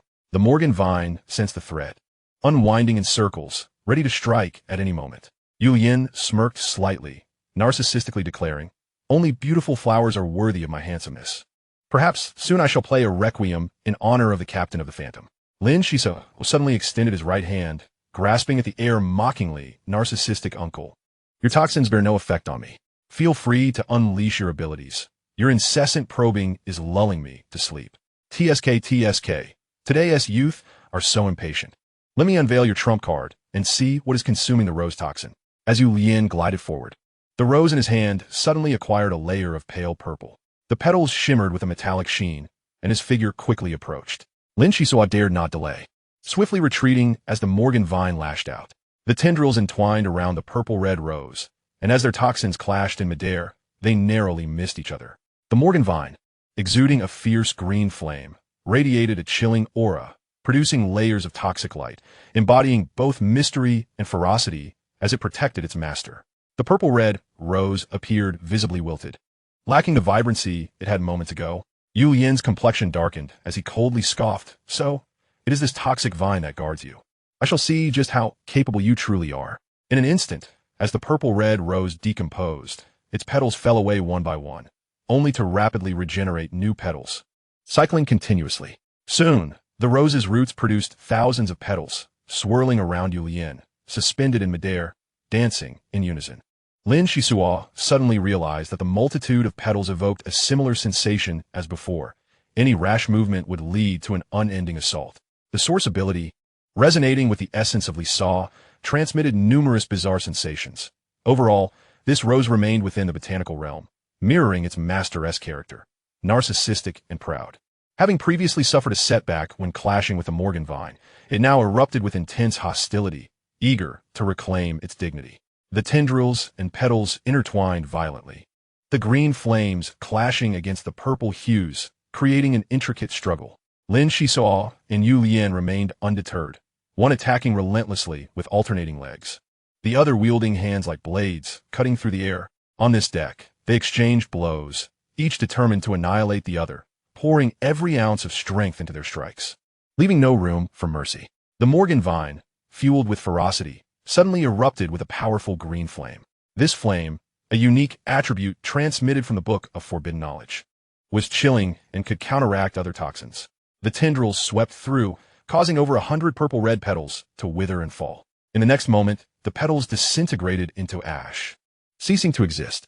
Do not revel too soon, Scarlet Guardian, Yulian shouted as the purple petals rapidly gathered, adhering to his hands like gloves.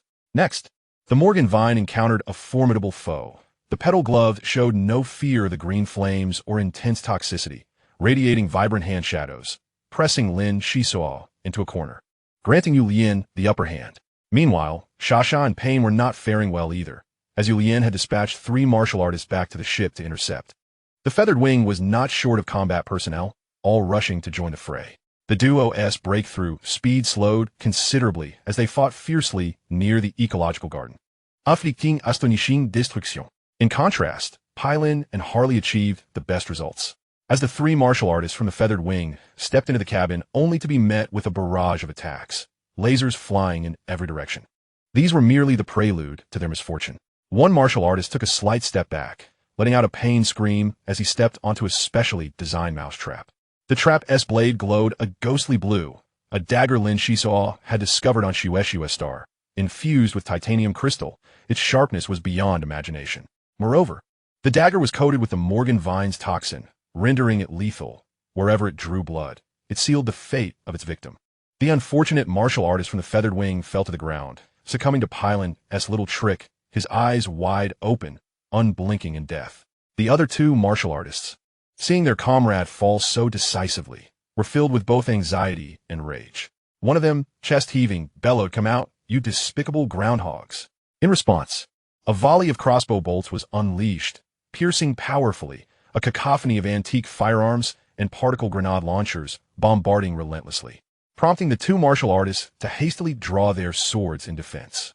Only upon closing in with their laser swords did they realize that behind the cover lay a robotic creature resembling an octopus. No human presence in sight. Quickly find the important compartments to destroy. Do not concern yourselves with these minions, one of the martial artists from the Feathered Wing urged, but as he turned back, he found his companion had vanished. What happened? The cultivator aboard the Feiyu was thoroughly alarmed as he sensed a wall materialize between the 2 adversaries, seemingly crystallized from metallic foam, with no apparent irregularities. Do not strike the wall.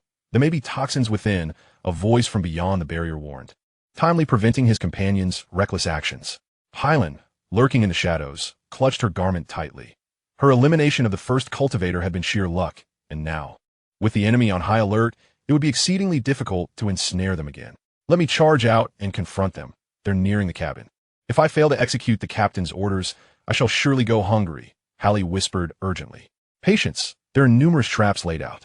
Should they aim to wreak havoc, they might find their ambitions thwarted, Pylon reassured Hallie, though unease gnawed at her heart, uncertain of the efficacy of their little ruses. The 2 cultivators circumvented the metallic foam wall and regrouped in the dimly lit corridor, back to back. They silently acknowledged that their enemies appeared well prepared, unlike their own Feiyu.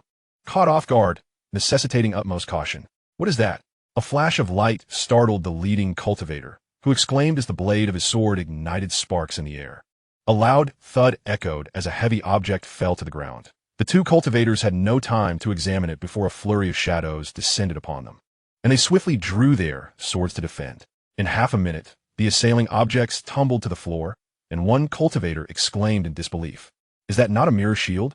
So many high-grade mirror shields, and they dare to use them as projectiles? Are the crew of the Maying truly fools? Are you certain these are mirror shields?" The other cultivator asked warily, skepticism etched across his face. "Our Hydra has trained a cadre of array masters, who incessantly lament the scarcity of good mirror shields. My ears have nearly worn calluses. After a decade of observation, how could I mistake them? Such a plethora of high-grade mirror shields could be exchanged for a substantial amount of crystal refinement. It seems the enemy lacks array masters and possesses treasures rendered useless, ultimately resorting to using them as weapons." As he spoke, the cultivator began to remove his clothing to wrap 2 of the mirror shields, nodding with satisfaction at the prospect of their venture being fruitful. The other cultivator, remaining relatively composed, cautioned, "Do not celebrate prematurely. We can only take 2 shields at most. The rest are mere burdens." Let's get to work and not lose our lives over inconsequential items.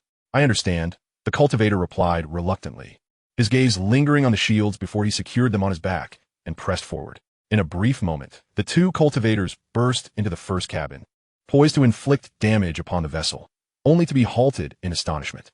So many laser swords, and these cores, truly exquisite. Is that not a blue gold box? The leading cultivator took 3 steps forward, exhilaration propelling him onward. Be cautious. It may be a trap, the trailing cultivator warned, though a glint of greed flashed in his eyes. Rest assured, this is undoubtedly a trap set by the enemy. They have invested significantly. With both mirror shields and blue gold, an impressive fortune indeed. Yet how curious. I cannot penetrate the box with my senses. I wager that upon lifting the lid, we shall find naught but worthless contents. The leading cultivator declared, swiftly striking, causing the lid to be sent flying amidst a burst of light waves. With a croak, 5 toxic frogs, having been confined for far too long, erupted forth, joyously leaping away. See, my predictions were spot on, the cultivator boasted, surveying the blue gold box with glee. In a flash, 500 units of crystal refinement were seized by the other cultivator, who deftly wrapped them in his garment and secured them at his waist. Do you intend to hoard the spoils? The cultivator in front of the blue gold box reddened with indignation, his hand crackling with energy, his gaze menacing. Brother, do not fall victim to the enemy's schemes. They surely wish to incite discord among us. The crystal refinement will be processed and distributed upon our return. Are you truly considering taking the blue gold box as well? The cultivator who had claimed the crystals maintained an impassive demeanor, concealing any vulnerability. I will trust you this once. I have taken 2 mirror shields, but the blue gold box is too cumbersome, and the crystal refinement is far more convenient. The speaking cultivator had completely forgotten their initial purpose for entering the cabin. Now gazing at the blue gold box with a furrowed brow. There is something amiss. This box appears to have a deeper compartment beneath. The other cultivator, growing impatient, retorted, Enough. Greed leads to ruin. Let the blue gold box remain here for the captain to collect. You must be aware of Mr. Yulian's sternness. Should we delay, there will be no opportunity to enjoy any rewards. Just as the two conversed, a burly man suddenly squeezed through the doorway, chuckling, Gentlemen, watch your heads. Enemies attack. The cultivator who had collected the crystals was unconvinced, swiftly responding with a sword strike. However, the sword light passed through the burly man's form, and he realized with dread, oh no, it's a holographic projection. As the cultivator grasped the gravity of the situation, he turned to his companion, only to witness something rise from the blue gold box, a radiant object, resplendent in hues of magenta and violet, revealing a metallic tome. The metallic book opened its first page, unleashing a torrent of toxins that swiftly spread. Concurrently, lasers shot forth from the floor, rendering escape impossible. Death may be preferable, sparing us the need to divide the crystals. The final thought of the Feiyu cultivator echoed in his mind, even as his breath grew shallower, and he reached for his head, extracting a beast fang before succumbing to unconsciousness. Pylon had been fixated on the screen, her complexion pale as she murmured, The beast fang that Xisuo gifted me is truly powerful. The enemy remains immobilized for several seconds without even a reaction. Alas, the recovery time for the fang arrow is excessively long. For now, it can only deal with a lowly minion. Chapter 110. Fierce Rivals. 2 starships engaged in a fierce battle, becoming ensnared within the formidable magnetic field of a neutron star. The ship's computer repeatedly issued warnings that in 5 minutes, conditions would become exceedingly perilous. The Feiyu increased its propulsion first. At this juncture, both vessels were akin to grasshoppers on the same string, destined to perish together. And Sha Zhanyun was reluctant to embrace mutual destruction. Pylon took over the piloting duties of the Mei. The ship's rear expelled a brilliant light, collaborating with the Feiyu to halt their advance. Simultaneously, she sent a signal indicating that the hazards within Lin Xisuo's cabin had been neutralized, sensing the Meiying's increased thrust.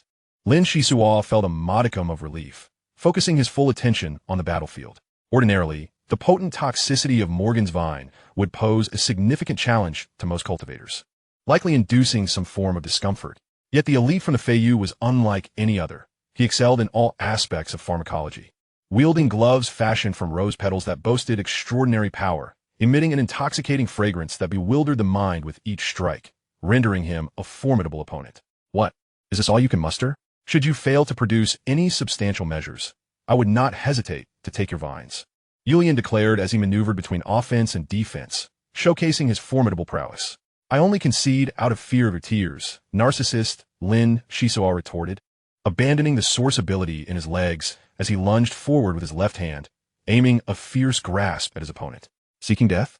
Julian pressed forward instead of retreating, channeling his source energy to unleash a devastating wave, capable of cleaving through nearly anything. Lin Xisuo was undeniably a fierce competitor. Two of his fingers were severed by Julian's strike, blood spraying forth. Had it not been for the commendable defense of his light armor, which absorbed most of the attack's intensity, he might have lost an entire arm, forgetting to marvel at the narcissistic uncle's overwhelming source ability. Lin Xisuo clutched Julian tightly with his nearly incapacitated left hand, siphoning the life energy from the rose petal gloves. Morgan's vine extended along his arm, countering the toxicity of the gloves. "So you're a dual source ability wielder?" Julian exclaimed in surprise. The captain of the Maying possessed spatial mobility and offensive characteristics in his legs, already a significant asset. Yet, Lin Xisuo, with his wealth of combat experience and ruthless decisiveness, was undoubtedly among the elite of his fellow cultivators. Now, with the emergence of a source ability that could absorb the life energy of plants, he was poised to become a nemesis to any pharmacist at elevated levels of cultivation. "You sever my fingers, I shall take your life." Lin Xisuo's eyes glinted with ferocity, emerald strands of light coalescing in his hand, resembling countless tiny straws as he began to drain the vitality from the rose petal gloves. With the aid of a Morgan vine, Julian sought to exact vengeance, as a faint dark hue seeped from his lips, the lethal poison coursing along his arm. Indeed, he was ruthless with himself. Julian praised inwardly, as a beam of dark crimson light suddenly shot forth from his brow, aimed at the foe before him. This beam was not particularly potent. One might even describe it as feeble. Yet, it effortlessly pierced through the defenses of the light armor, nearly grazing Lin Xisuo's forehead. Divine phase. In a moment of peril, Lin Xisuo roared, the eerie, dark, crimson beam hovering perilously close, merely half a centimeter from his brow. It seemed to extend far beyond, perpetually out of reach of its intended target. Julian's expression shifted, sensing an overwhelming pressure surrounding him. This was not the worst of it. The captain of the Phantom had his severed fingers floating from the ground.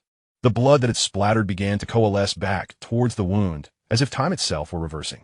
In a state of utter horror, he pondered, what manner of terrifying source ability is this? Just who was the captain of the Phantom? As Lin Xisuo contemplated the restoration of his injuries, the severed fingers, now within a 5-meter radius, naturally returned to him. Bones reconnected, blood vessels slowly healed, and nerves throbbed with pain. However, complete recovery was impossible in such a short span. It was merely superficial restoration. The divine phase created a 5-meter restricted space, while Julian sliced the air with his hands, attempting to trouble his adversary. Lin Xisuo retaliated with a fierce kick, simultaneously crushing a potent healing potion between his teeth. The battle had reached a fever pitch. It was a contest of resilience. The one who could endure until the end would emerge victorious. The divine phase began to reveal its might, and Julian felt as if he were mired in a greasy quagmire, unable to gain traction, suffocated by an ominous sensation. More alarmingly, his opponent remained unaffected, attacking with the ferocity of a tempest, rendering their lower-tier advantage meaningless, binding him in discomfort. Lin Xisuo had no choice but to accelerate his onslaught, suppressing Julian's expenditure of source power beyond rational calculation. Source power, a transformation of cosmic energy within cells, had now liberated the reserve of cosmic energy within the mermaid's soft pouch, infusing his body with increments of augmentation. With each kick, Julian's left rib caved in, blood erupting from his mouth, a sensation of mortality he had not felt in years finally surging forth. Lin Xisuo was resolute in preventing his opponent from escaping the 5-meter range, the Morgan vine tightly entwining him. The petal gloves on Julian's right hand had completely disintegrated. At this critical juncture, failing to incapacitate or eliminate his adversary would spell his own doom after the display of strength. The newly appointed vice-captain of the Flying Feather, Julian, was in dire straits, his attire tattered, revealing a physique that remained quite fit. Lin Xisuo had shown him mercy, refraining from direct blows to the face, primarily because delivering such strikes required considerable effort. Left, then right, Julian could do little more than endure. Even attempting to defend seemed a luxury he could not afford. In truth, Julian had donned a black evening suit for this occasion, believing it complemented the red roses beautifully, anticipating a splendid battle. Such arrogance! It was hardly surprising that Lin Xisuo would deliver a thorough beating. With a thunderous clash, the two combatants were separated. Lin Xisuo, drenched in perspiration, knelt upon the deck, never having felt so fatigued. Were it not for his robust foundation, even under the comprehensive suppression of the divine phase, he would not have reached his current state. Julian left 2 deep trails of blood beneath his feet, a sight that was utterly harrowing. Blood dripped from the edges of his garments, his body awkwardly tilting to one side, ribs likely broken in multiple places. Despite the severity of his injuries, he had not yet succumbed to unconsciousness. A testament to his tenacity, Lin Xisuo commanded the Morgan Vine to retrieve the silicon-based axe, a weapon bound by genetic ties, lethal to anyone but its wielder. Throughout the preceding battle, he had refrained from utilizing this weapon, but now it was poised for a final strike. Julian gasped for breath, clutching his wound, declaring, "You are formidable. Your prowess, nearing level 4, has forced me into such a wretched state, something I have not experienced in over 20 years. However, your burdens are equally substantial. To eliminate me, you still lack the required finesse." Lin Xisuo, unwilling to entertain his words, drew upon a surge of power and hurled the hand axe, its obsidian blade gleaming with a serene light, directed at the formidable opponent. Suddenly, Julian launched the root of a rose, which expanded in midair into a mass of thorns, ensnaring the silicon axe and causing it to plummet to the deck. Lin Xisuo would not relent. He maneuvered the Morgan Vine, slithering forward, determined to eliminate the Flying Feather's expert by any means necessary. Julian's throat stirred slightly, mirroring Lin Xisuo as he concealed something within his mouth, ready to swallow at a critical moment, potentially altering the tide of battle. The Morgan Vine, laced with toxic light, coiled around his opponent's neck, tightening with lethal intent. Victory seemed within reach, yet Julian's body began to swell grotesquely, transforming from a lean, handsome man into an abominably corpulent creature, sending chills down the spine of onlookers. With a ghastly puff, the grotesque figure expelled black smoke from its nostrils and unleashed an ultrasonic roar that seemed capable of shattering everything in its vicinity. The deck began to collapse around Julian, fragments of armor flying outward in the wake of the shockwave. Lin Xisuo struggled to maintain his stance within the light armor, sensing the Morgan Vine in agony. The ultrasonic assault persisted for a staggering 45 seconds, each moment a torment. Ultimately, the energy shield of the Phantom was shattered, leaving those on the deck exposed to the perilous cosmic low temperatures, compounded by the intense magnetic fields of a neutron star. Lin Xisuo grasped the mast to withstand the overwhelming pull. In truth, the energy shield had only vanished for a fleeting few seconds as Pylon exerted herself to restore it. As the deck returned to normal, Julian had vanished without a trace.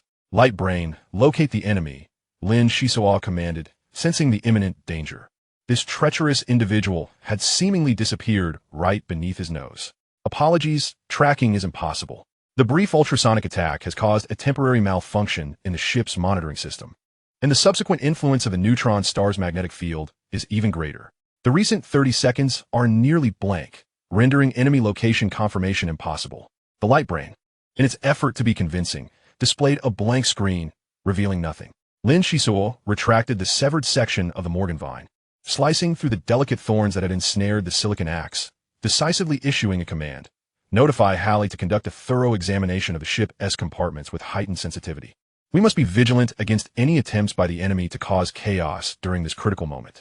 That individual has sustained severe injuries. He should not be difficult to subdue." After delivering his instructions, Lin Xisuo hastened toward the Flying Feather. The battle was far from over, and he was anxious about the fates of Sasha and Payne. The scene aboard the Flying Feather was chaotic, as Payne unleashed annihilation arcs to incapacitate a group of crew members. Naturally, these crew members were of low strength. The true challenge lay in the 3 martial practitioners selected by Julian. Sasha wielded a totemic staff, launching a powerful strike that nearly engulfed Payne. The mermaid's frost force field proved formidable, yet regrettably lacked synergy, resulting in erratic and haphazard attacks. Nonetheless, there was merit in the chaos, as sheer luck led her to freeze one martial practitioner.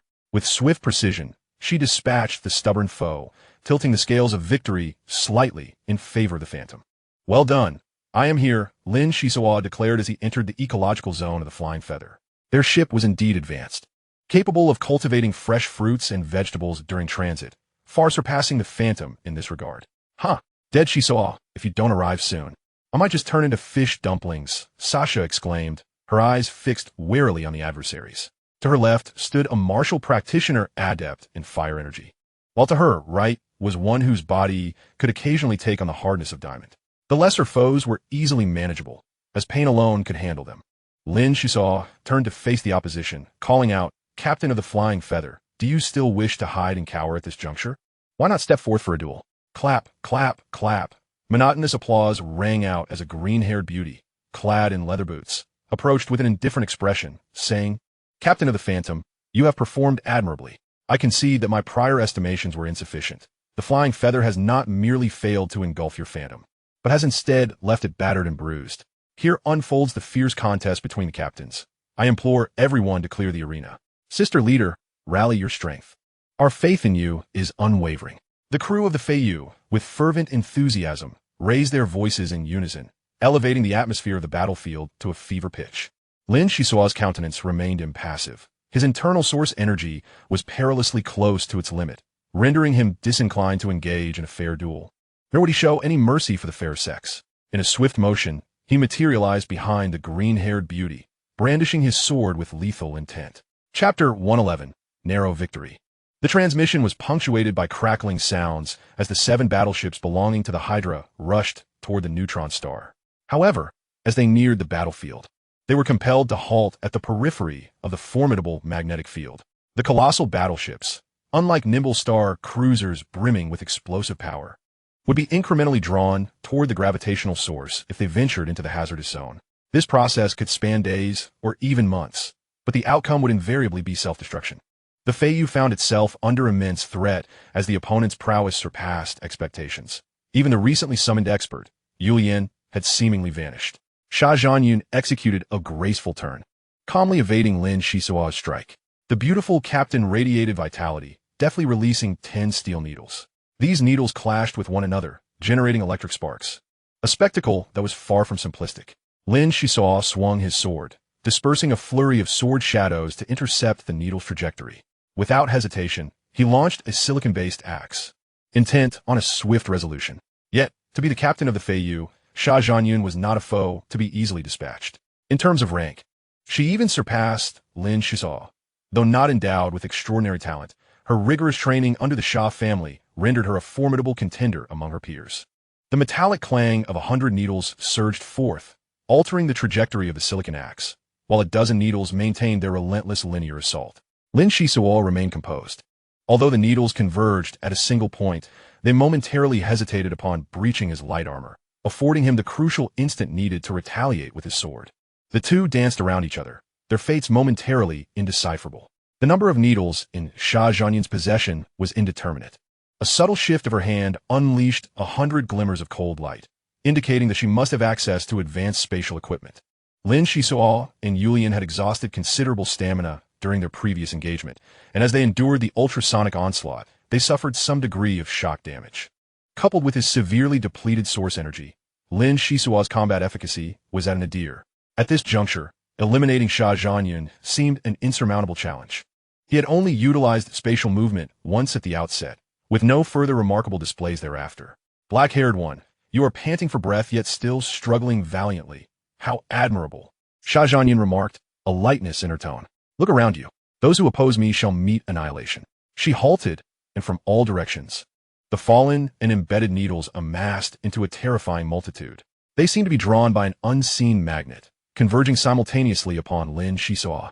Gritting his teeth, he endeavored to harness his source energy for spatial movement. However, upon relocating 10 meters away, the needles, as if endowed with sentience, pursued him with astonishing speed.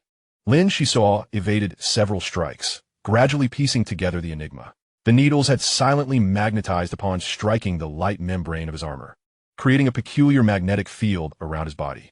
Once this field reached a certain threshold, thousands of needles would converge in unison to wreak havoc, rendering evasion nearly impossible.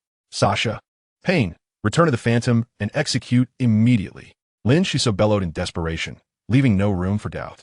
In the chaos of battle, trust in one's comrades was paramount. Sometimes, even a fleeting delay could yield irrevocable consequences. Sasha and Pain turned and fled without a backward glance, their minds swirling with questions, yet the captain's command was sacrosanct. Suddenly, Lin Xisuo came to a halt. Tens of thousands of needles pierced the pale blue light membrane simultaneously. Fortuitously, this layer of armor provided crucial protection. Without it, even a viable countermeasure would leave him riddled with pinholes. Breakthrough! A roar echoed amidst the cold light. An overwhelming aura radiating outward as Lin Xisuo unleashed the effects of the catalyst. The rate of mitochondrial division surged alarmingly. The red storm of the catalyst injected into the youth from the Earth ring was undoubtedly a life-threatening elixir. Yet at this moment, it transformed into the captain of the Phantom S trump card, trading vitality for ephemeral strength, the only recourse to counter the onslaught of myriad needles. The needles, exhibiting both repulsive and attractive forces, connected seamlessly into a finely tuned killing machine. In the blink of an eye, the light armor's defenses were compromised, and the multitude of needles lunged toward Lin Xisuo's body. At this critical juncture, Sha Zhanyun held her breath, while the crew of the Feiyu felt their hearts race in trepidation. However, the harrowing tableau abruptly ceased. There was no sanguine spray, no anguished cries, and the Phantom remained unscathed amidst the chaos of the flying needles. On my head, the crew of the Feiyu panicked, hastily seeking cover, lamenting their lack of speed, knowing that any delay could spell doom as the needles sought their marks. Sha Zhanyun remained motionless, the needles before her falling away as if repelled. Yet, she had never encountered such a formidable counteroffensive and could not help but marvel. To evoke such formidable strength amidst despair. O Phantom, you possess an extraordinary captain. At this moment, Lin Xisuo bore an immense burden. The sudden release of the catalyst inflicted severe damage upon his cells. For an extended period, he had managed to control the potency of the drug, aided by mysterious metallic fragments. Although the fragments had previously suggested that Lin Xisuo utilized the catalyst for rapid enhancement. The current situation starkly contrasted. He needed to elevate his prowess while simultaneously mitigating the drug's effects through the acquisition of plant-based life energy. Lin Xisuo felt an overwhelming fatigue. Resisting the needles proved exponentially more arduous than anticipated. The divine phase was not omnipotent, and he had expended a significant portion of his source energy in a single surge. Sha Zhanyun reacted swiftly. She could not believe that her adversary still had the strength to counterattack. Although she sensed something peculiar moments ago, as if the black-haired captain had experienced a sudden surge in power, there was no time for contemplation. She propelled herself forward with a powerful thrust, her emerald attire gliding toward Lin Xisuo, igniting tiny sparks in the air. The two figures collided and then separated in an instant, resulting in a chilling silence. How? How did you accomplish that? Lin Xisuo stammered, staggering backward. His skin, where it was not shielded by armor, was marred by numerous fissures, blood oozing forth. In haste, he crushed a potent healing potion, golden mist enveloping him as he began to mend his grievous wounds. Now you comprehend my might? No ability can elude my gaze. Within a 5-meter radius, this is my domain of power. Yet, our Sha family's heritage grows stronger when faced with adversity, Sha Zhanyun declared, launching another assault. Once more, the two engaged in a flurry of strikes, only to part again. Lin Xisuo's previously sealed wounds reopening, blood gushing forth, leaving him utterly defenseless. As the crisis deepened, Lin Xisuo's mind sharpened. Enduring searing pain, he rapidly assessed the situation. The divine phase could not suppress the opponent's source abilities. Although he had felt he was confining her, the result was utterly futile. It was as if he was employing the divine phase's power to attack the divine phase itself. This could not continue. A different approach was imperative. As Sha Zhanyun prepared to launch a third attack, she suddenly halted, for Lin Xisuo had vanished from his position, appearing at her side in the blink of an eye. Boom! Boom! Boom! Their legs collided, and Sha Zhanyun drew her laser sword from her waist. Engaging in a fierce duel, they exchanged blows hundreds of times before finally separating once more. Lin Xisuo tore a sleeve from his garment to ensnare the laser sword. His injuries were so severe that he could scarcely maintain his grip on the weapon. To prevent his opponent from gaining an advantage, he kept moving, his gaze filled with the resolve to fight to the bitter end. Your reflexes are commendably quick. Possessing multiple source abilities indeed renders you more formidable than an ordinary martial artist. Even your sword is no mere trinket. Had it not been for the collection of information regarding you, one might easily mistake you for the scion of a prestigious family embarking on a journey of self-discovery. Long ago, it was said that any captain capable of elevating a starship through sheer merit was no ordinary individual. Initially, I scoffed at this notion, but I have now come to appreciate the truth in those words. As Sha Zhanyan spoke, she searched for a flaw in her opponent, only to find that the nearly depleted source energy of her adversary was swiftly rejuvenating, akin to an indomitable beast rising from the abyss of despair. Your source ability merely permeates through gravitational fields. The stronger my resistance, the greater the damage I endure. It is indeed a terrifying gravity, like maggots clinging to bone. And with my current cultivation, it proves exceedingly difficult to counter. Should you possess any further means, feel free to employ them, for I am eager to expand my horizons. Lin Xisuo, having spoken, spat a mouthful of blood. The effects of the catalyst were overwhelmingly potent. In mere moments, numerous cells dwindled, while many others proliferated like a virus. This facade of strength was undeniably exhilarating, yet life itself was withering away. Sha Zhanyan twisted the laser sword in her hand, unleashing a blinding flash that assaulted the senses.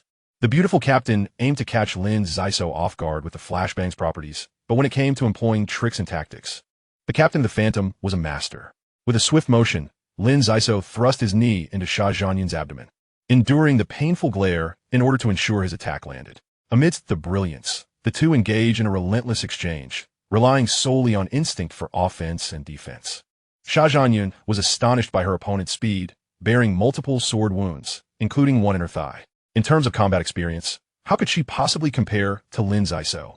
3 minutes later, Lin Xisuo suddenly chuckled, a mix of relief and satisfaction blossoming within him, for Sha and Pei-En had returned.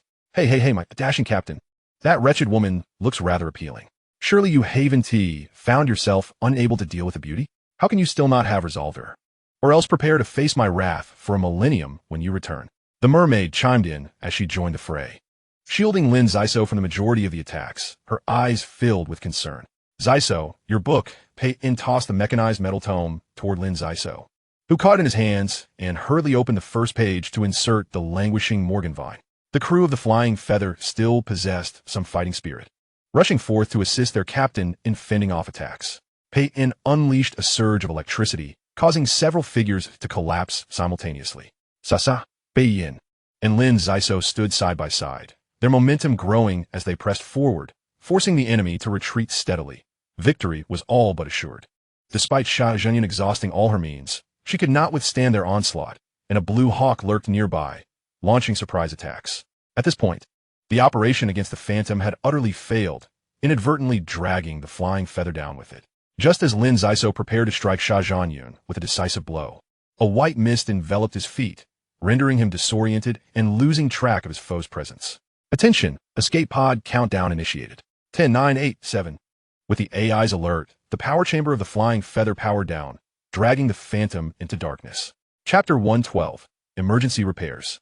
Upon grasping the situation, Lin Xisuo stood frozen, realizing that the armored matrix of the Flying Feather had ensnared the Phantom at all costs, leaving no avenue for escape. Rage surged within him as he pondered. Had all their efforts been in vain? Would they even pay with their lives? The escape pod, propelled by immense power, soared into the distance, while Lien sat within the cramped chamber, coughing up blood, a bitter smile forming on his lips. Miss Sha, please do not be angry. Your brother would never allow you to perish aboard the Flying Feather. Given the Sha family's strength, acquiring a starship is hardly a challenge. The crux lies in the scarcity of E-class starships, which are either specifically cultivated by influential factions or as troublesome as the Phantom itself, making ascension rather difficult. Rest assured, with my presence, we shall rise swiftly, though upon your return, you may face some reproach from the old guard. It is my inadequacy that has put the captain at risk. I am truly sorry. Sha Zhanyan gazed out of the pod, already unable to see the shadows of the Phantom and the Flying Feather. Her heart bled, for she knew the Flying Feather had absorbed immense effort, and its defeat was bitterly frustrating. Rest well, failure requires no justification. The enemy indeed possesses numerous advantages over us. Alas, those crew members perished alongside the Flying Feather. I owe them so much. Sha Zhanyan lamented deeply, falling silent as the escape pod soared towards the battleship. To ensure the safety of this young lady, Sha Zhanyan, the escape pod of the Flying Feather, crafted by the Master Creator, suddenly unleashed a power that rivaled that of the Phantom, which is why the Sha family dared to let her venture forth. At this moment, Pylon rushed toward the power chamber of the Flying Feather, her toolbox in hand, clearly witnessing the damage sustained. Phantom AI, activate the power systems to maximum capacity and engage the thrusters. Hold the Flying Feather in place. Lin Xisuo shouted into the communicator. As they stood at the brink of life and death, his mood severely dampened. The AI promptly responded, executing your commands. Based on calculations, we will succumb in 9 minutes and 12 seconds. Please expedite repairs on the captured E-class starship to ensure successful ascension. Damn it, ascension? Whether we can survive is still uncertain. Lin Xisuo muttered a curse under his breath, unwilling to distract Pylon from her work. Sister Sha, freeze Unit 1. It is exceedingly unstable. We must act quickly. Pylon suddenly pointed to the towering device on the left. Not a problem. Leave it to me. The mermaid rolled up her sleeves, concentrating her energies to rapidly envelop Unit 1 in cold energy. The temperature plummeted, frost forming on the surface of the unit, completely encasing it in ice from within to without. Pylon climbed onto Unit 2 and said to Lin Xisuo, Brother Xisuo, please use your laser sword to create an opening 30 centimeters from the side of the unit. Additionally, you should manually activate the binding thruster outside the flying feather. This will extend our support time. Please be cautious. The neutron star's strong magnetic field is perilous. Lin Xisuo, unwilling to back down, replied, no, I'm the captain. I can utilize spatial movement, so it would be better for me to go outside. You? Do you really think your current condition allows for spatial movement? As the captain, you must remain here. The Phantom is upheld by all of us, not just you alone. Pei and shouted, his voice strained, marking the first time in his life he had spoken so gravely. Sha clung to Lin Xisuo's arm, gesturing animatedly. Even heroism has its limits. Do not view everyone as fragile children. Pei, after all, is a level 4 martial artist, and his current condition is far superior to yours. Even if we must perish, we do so willingly, as comrades. No one is permitted to die. Not a single one of you. You're all my dear brothers and sisters. Lin Xisuo declared fiercely, Pei, secure the rope around your waist. We await your good news. He firmly patted the young master's shoulder, despite the lingering source energy within him, fatigue weighing heavily upon him. Next, Pei and Sha made their way to the unloading room. At this proximity, the neutron star's strong magnetic field posed significant danger. The Phantom and the flying feather sporadically shed small fragments, the darkness seemingly gaping with a ravenous maw, poised to devour both starships at any moment. Lin Xisuo remained in the power chamber, assisting Pylon with repairs. With less than 9 minutes remaining, every second counted. All right, just like that. The depth should be about 5 centimeters, cut through the entire metal shell. Pylon directed Lin Xisuo as she sketched outlines on the unit, continuing after the shell was removed. The critical components of Unit 2 are intact. Now I need to perform a minor operation on it, and I hope to have enough time. Lin Xisuo looked at Pylon, realizing that the girl was far more mature than he had previously imagined. The pressure of life and death bore down upon her, yet she remained composed, casting aside all negative emotions as she focused intently on her task. Gratitude swelled within him. Perhaps each individual aboard the Phantom possessed their unique qualities, and it was he who had overlooked their capabilities and intentions. It appeared he was quite unworthy of his title as captain. Pei, traveling light, carried only a simple ecological device and an oxygen tank as he slipped through the open hatch into the void. In truth, minimal movement was required. The formidable suction had already yanked him out of the ship's cabin. Young Master Edward found himself disoriented, swaying outside the vessel with the tether straining taut. Prior to their departure, Pylon had thoroughly briefed him on the manual activation method. Now it was merely a matter of luck and speed. Payne, with suction cups affixed to his limbs, ascended towards the strap propulsion unit like a gecko, and upon locating the precise position, he withdrew his laser sword and began cutting into the metallic surface. Despite Payne's utmost caution, the neutron star's magnetic field was maddening.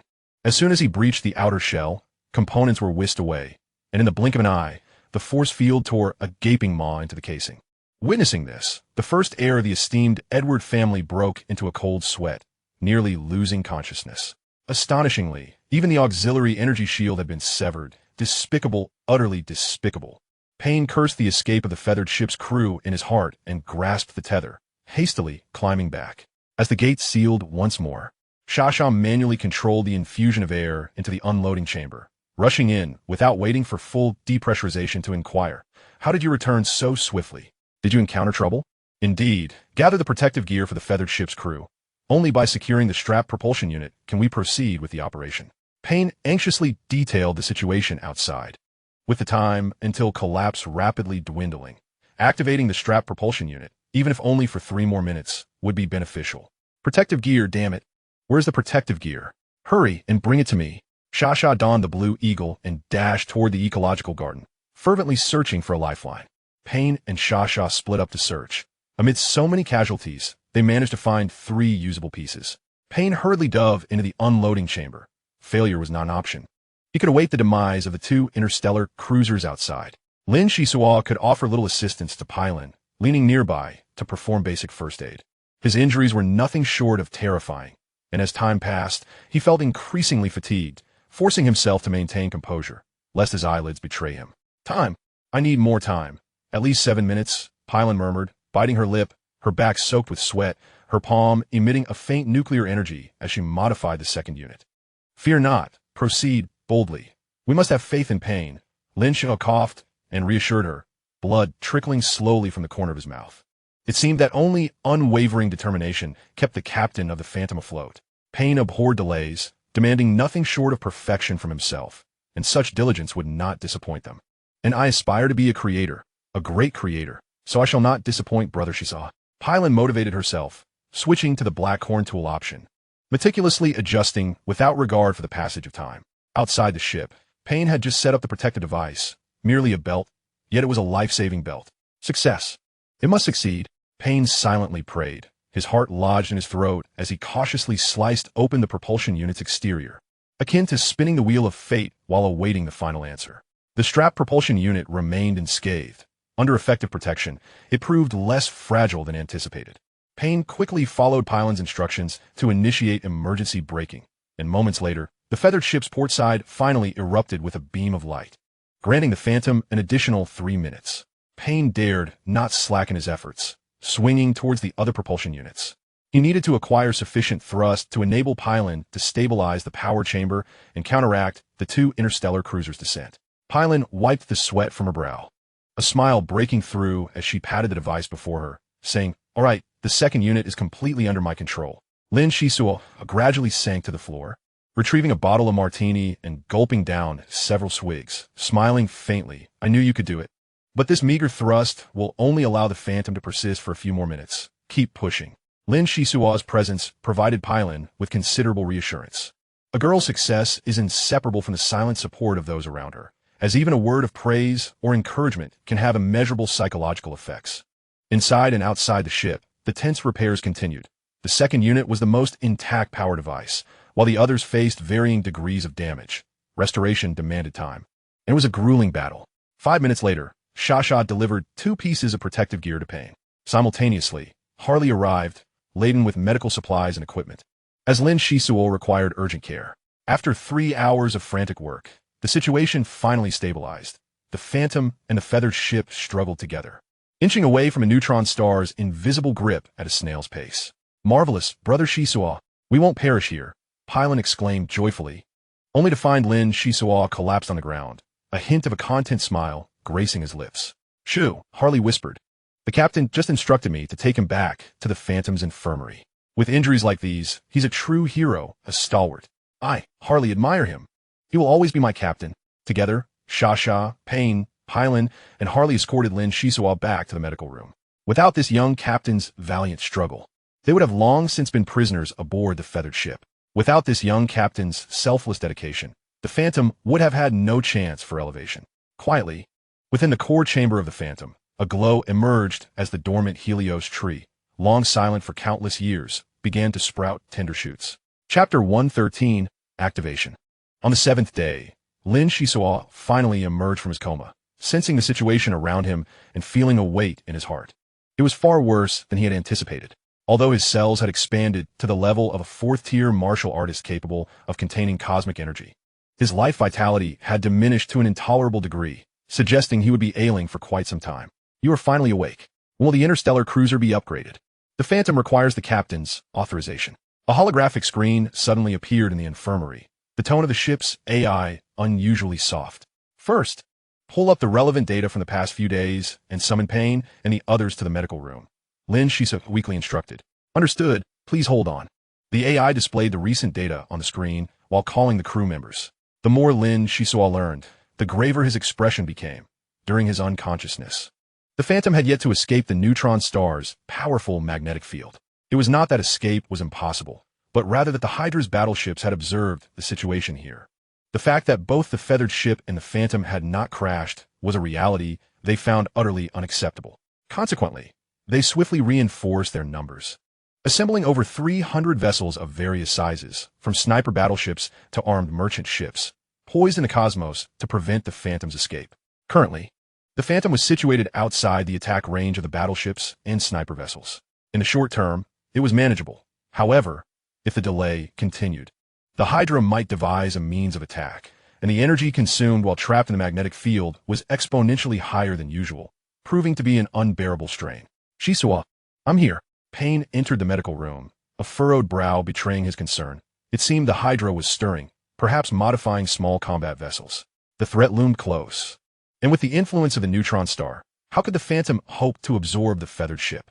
At that moment, a shield turtle crawled into the chamber, with Shasha seated on its back, scratching her head, blushing as she exclaimed, "Handsome Captain, please help me see what's wrong." While tidying up the medical room, I noticed the golden centrifuge grass sprouting many tender leaves. I snacked on a few, but now I'm covered in red rashes. Oh no, I was wrong. I look so terrible now. Shasha's voice sounded genuinely distressed as the infirmary lid slowly opened. Lin Xisuo's face emerged, and he chastised her with exasperation. You know you've made a mistake? Merfolk and humans are different. What will we do if you ingest so many leaves and produce toxins? Other matters can wait. Let's check you first. Lin Xisuo requested Payne's assistance to analyze and classify the red rash on Sasha's skin. The screen displayed a continuous stream of cellular mutation data. And finally, Lin Xisuo let out a light sigh and shook his head with a chuckle, saying, "Sasha, at what stage of maturity do you belong in the Merfolk society? Are you still a girl, a young woman, or perhaps a middle-aged lady?" No, you're the middle-aged one. You are in the prime of your youth. A genuine and pure beauty. Sasha blinked and replied loudly, leaving her age ambiguous for others to ponder. Lin Xisuo smirked mischievously, cleared his throat, and remarked, "It is indeed quite impolite to inquire about a lady's age. I merely asked in jest. Why are you so flustered? However, congratulations are in order, Sasha, for your new role as an acting vice officer. From this day forth, you shall appear even younger and more beautiful. These rashes are benign reactions. Evidently, your body is undergoing a profound transformation. The Merfolk are ancient creations, their embedded genes overly complex. The golden centrifugal grass will integrate these disparate embedded genes, paving a broader path for your future." "Really?" Sasha exclaimed, instinctively touching the rash on her face. Compared to human martial artists, the Merfolk's priestesses lagged significantly behind. Reaching a 7th or 8th level was already a hallmark of their elite. Thus, the news of a transformative evolution filled her with delight. "Look at this lovely rash. I knew my indulgence in food would yield results. You all ought to learn from this totem master." Palin and Harley had already arrived, snickering from the sidelines. It seemed that the mermaids were destined to indulge even more in their feasting and revelry. Lin Xisuo adjusted his demeanor and stated, "The light-hearted moments must come to an end. We have pressing matters to attend to. The golden centrifugal grass will assist me in recovering from my injuries in the short term, but Sasha, do not expect any help from it.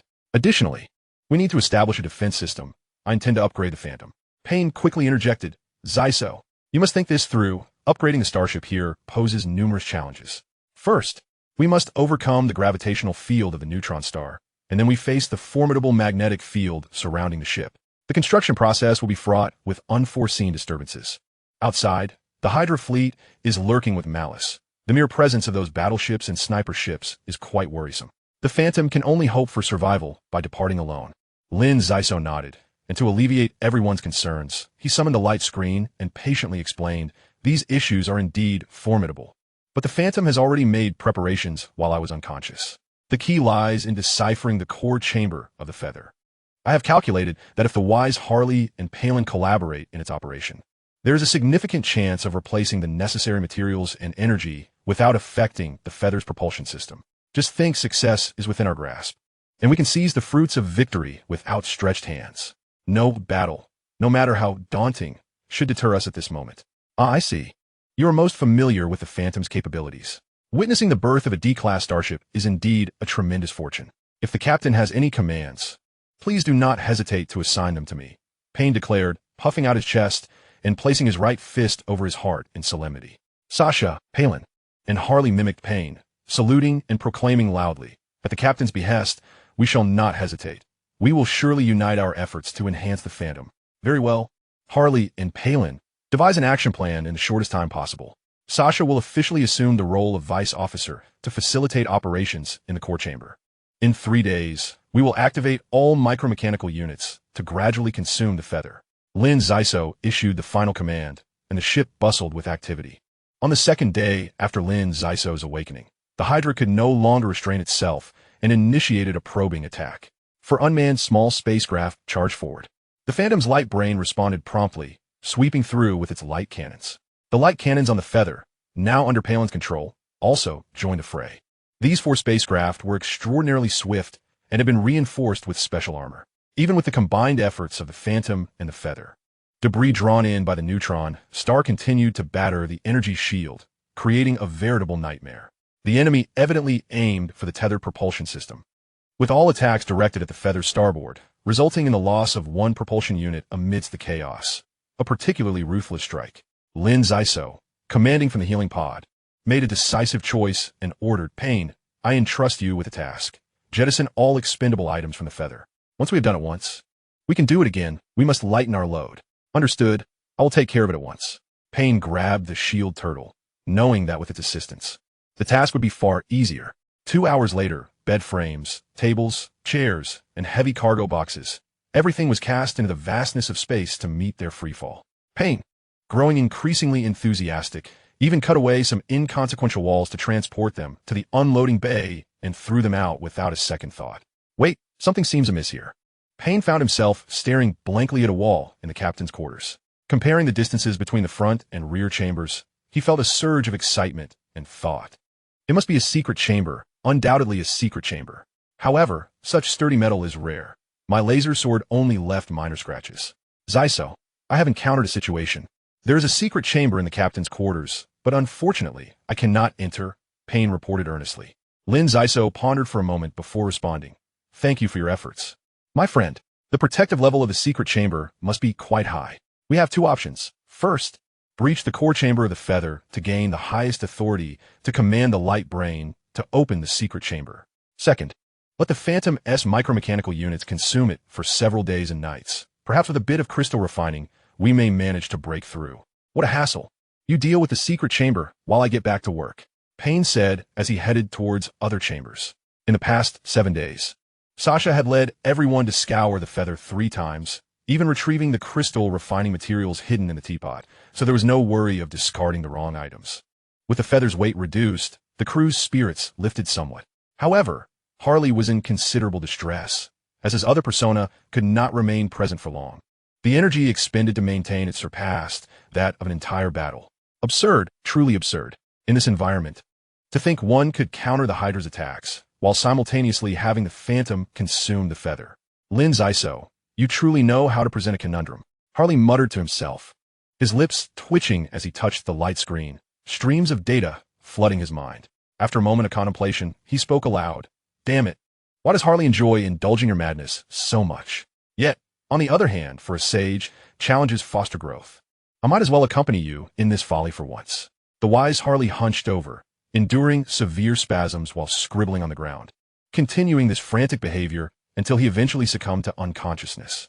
20 hours into the Hydra's assault, the core chamber of the Phantom swung open, the sounds of mechanical movements echoing from below as it advanced toward the feather. Lin Xisuo felt dizzy as screens popped up in close proximity, and the light brain spoke in rapid succession. The micromechanical units have reached the designated location. The constant wave tree species is beginning to sprout. The upgrading procedure is entering the countdown phase, which will unfold in 36 steps to strip the feather of its resources. Shall we proceed? The Phantom trembled uncontrollably, resonating with the feather, as both starships emitted a brilliant glow.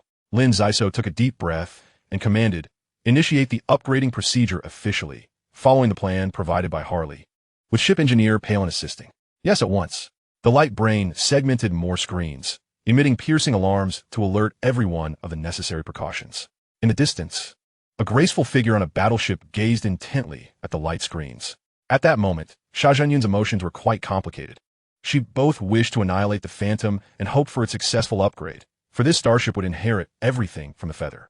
Yulian snorted beside her, such audacity, to cling to benefits in such perilous circumstances. One wonders how the word death is written. It's time to send a second congratulatory gift. Chapter 114, Mayer. Here they come. Indeed, Harley's predictions proved to be remarkably accurate. Hydra has made its appearance. Sha, with her fish-like tail arched, shouted excitedly at the light screen. Lin Xisuo, reclining in the healing chamber, popped several purple grapes into his mouth, undisturbed by the enemy's arrival. He smiled gently and remarked, 10 modified ships, albeit the most inferior, damaged merchant vessels, are still quite a substantial investment for cannon fodder. Hydra has truly gone to great lengths to contend with the Phantom. However, once costs accumulate to a certain extent, we shall see how the captains of those battleships justify this upon their return. Warning, 100 light seconds away. The enemy has begun to accelerate. A somewhat mature visage of pain appeared on the screen, coordinating with Harley to lock onto the target within the artillery zone. Lin Xisuo calmly commanded, close into 3.7 light seconds, and launched the spatial drill. We must not falter. Lady Sha's sweet donuts are few and far between. While scavenging the feathered wing, Sha had discovered some drifting letters, from which she learned that the beautiful captain was named Sha Zhanyun. A small supply of spatial drills remained on board, specifically the magnetic rings used during their previous boarding, which could be stacked together to attach to the ship's energy shield, thereby opening a passage. 6 light seconds. 5 light seconds. Launch. Payne and Harley acted in unison, hurling the spatial drills into the darkness. Light travels approximately 300,000 kilometers in 1 second, a speed unattainable by conventional spacecraft at full throttle. For instance, the Phantom, while traversing vast distances, achieves only 3/4 of light speed with its vacuum zero-point energy system. Even with its bundled thrusters fully engaged, it still cannot reach the speed of light. Here, the light seconds merely represent distance. The astronomical monitoring system provides the imagery, and the enemy and neutron star are invisible from the deck. The 10 suicide vessels accelerated. The neutron star's immense density and rapid rotation, while starkly different from black holes, pose a significant danger. It is precisely due to its gravitational pull and strong magnetic field that the battleships dare not approach, lest they fall victim to its engulfing fate. The light brain succinctly reported, target 1 hit, 2 hit, 3 hit. Only target 5 missed, all others struck. The Phantom and the feathered wings simultaneously locked onto a singular target for attack, while the remaining 9 vessels were disregarded as if they did not exist. With a series of brilliant explosions, Lin Xisuo touched his nose, sending an abundance of snacks via the spatial drill. This single strike consumed over half of their water orbs. Hoping to instill a sense of caution in the enemy and gain precious time, the Phantom and the feathered wing, collaborating against a single vessel, could reduce it to mere debris. The astute Harley had ingeniously crafted a plan, effortlessly neutralizing Hydra's insidious schemes, ensuring the evolving interstellar cruiser navigated through peril unscathed. Yet, this was merely the beginning. Every step ahead would be fraught with challenges. Lin Xisuo's focus did not dwell on Hydra, but rather grappled with a multitude of options before him. Clutching the metallic tome, he inquired, Peacock. The evolution metrics of the Phantom have finally reached their peak. Sha Zhanyun must have invested a wealth of precious materials into the feathered wing. Otherwise, such prompt fulfillment of requirements would be inconceivable. But which direction should we take? Everyone has entrusted the decision to me. I must safeguard our path. The disparity between interstellar cruisers is vast, and when venturing into the outer galaxies, it is prudent to make categorical selections. Much like themed bars, some focus on nostalgia, others on sports, and still others on arcade gaming, each distinct in its offerings. The Phantom now stood at a crossroads, needing to ascertain its developmental trajectory for the foreseeable future. The Peacock charm had consistently played the role of a sage beside Lin Xisuo, yet this time it opted for silence, remaining mute despite the prolonged wait for any counsel. Hey, could you speak up? Lin Xisuo shook the metallic tome, determined to elicit a response. Easy now. I'm not silent due to reluctance, but rather because I'm exceedingly busy. You've sustained grave injuries. Hence, I am temporarily suppressing the energy information transmitted by the wood fossil. The Morgan vine also requires care. Every moment is crucial for energy flow. You should filter the specific options for the interstellar cruiser through the Phantom's light brain. Even if you do not find your choice satisfying, any future cosmic anomaly that helps break through your bottleneck can modify attributes. The degrade is merely a trial phase, so do not take it too seriously. The Peacock charm quickly concluded, then fell back into silence. How am I supposed to choose? Pyramid type for scientific exploration, luxurious ancient ark, ecological mica ship, commercial transport vessel, and even a religious pilgrimage ship. What a hodgepodge of humanity. Lin Xisuo decided to close his eyes and declared, light brain, I wish to select a vessel of swift speed, one that has connections to alchemists, totemists, beast tamers, sages, and creators. Now, please filter according to my specifications. After a lengthy wait of 3 minutes, the light brain finally responded, her voice soft and apologetic. I regret to inform you that there are no options with an over 80% match rate. However, among the other choices, the Abyssal Warship is the closest to your requirements, specifically designed for exploration in extreme environments. Abyssal Warship? Quickly, bring it up for me to see. Lin Xisuo's eyes lit up. The mere notion of exploring extreme environments was already alluring. The screen displayed over a dozen designs, ranging from overly aggressive to bizarre, making it hard to envision how the slender phantom could transform into such a vessel. Are there no suitable designs? These are far too unconventional. I'm not fond of them. Lin Xisuo clicked his tongue and reviewed the options again, still feeling dissatisfied with the ship types. Suddenly, the core chamber scene appeared on the screen, crystalline tree species surrounded by a faint mist, with newly sprouted buds barely visible. A sweet voice suddenly chastised him. Do humans not think for themselves like you? How did you become captain? I have spent ages resolving other interstellar cruisers' issues. It is quite vexing. Clearly, you are a foolish master, and I genuinely worry for the Phantom's fate. Who are you? A henge tree species? Lin Xisuo's eyes widened in disbelief. Know that it is not you, but merely that time has passed too long, and I needed a minor venting. Our henge species originate from many progenitors, yet the ultimate progenitor is singular. However, that is an adult matter. Children inherit less memory. I initially intended to impersonate the light brain to tease you, but you made me so dizzy with annoyance that I could no longer maintain my facade. I must say, you are quite foolish. In fact, extraordinarily so.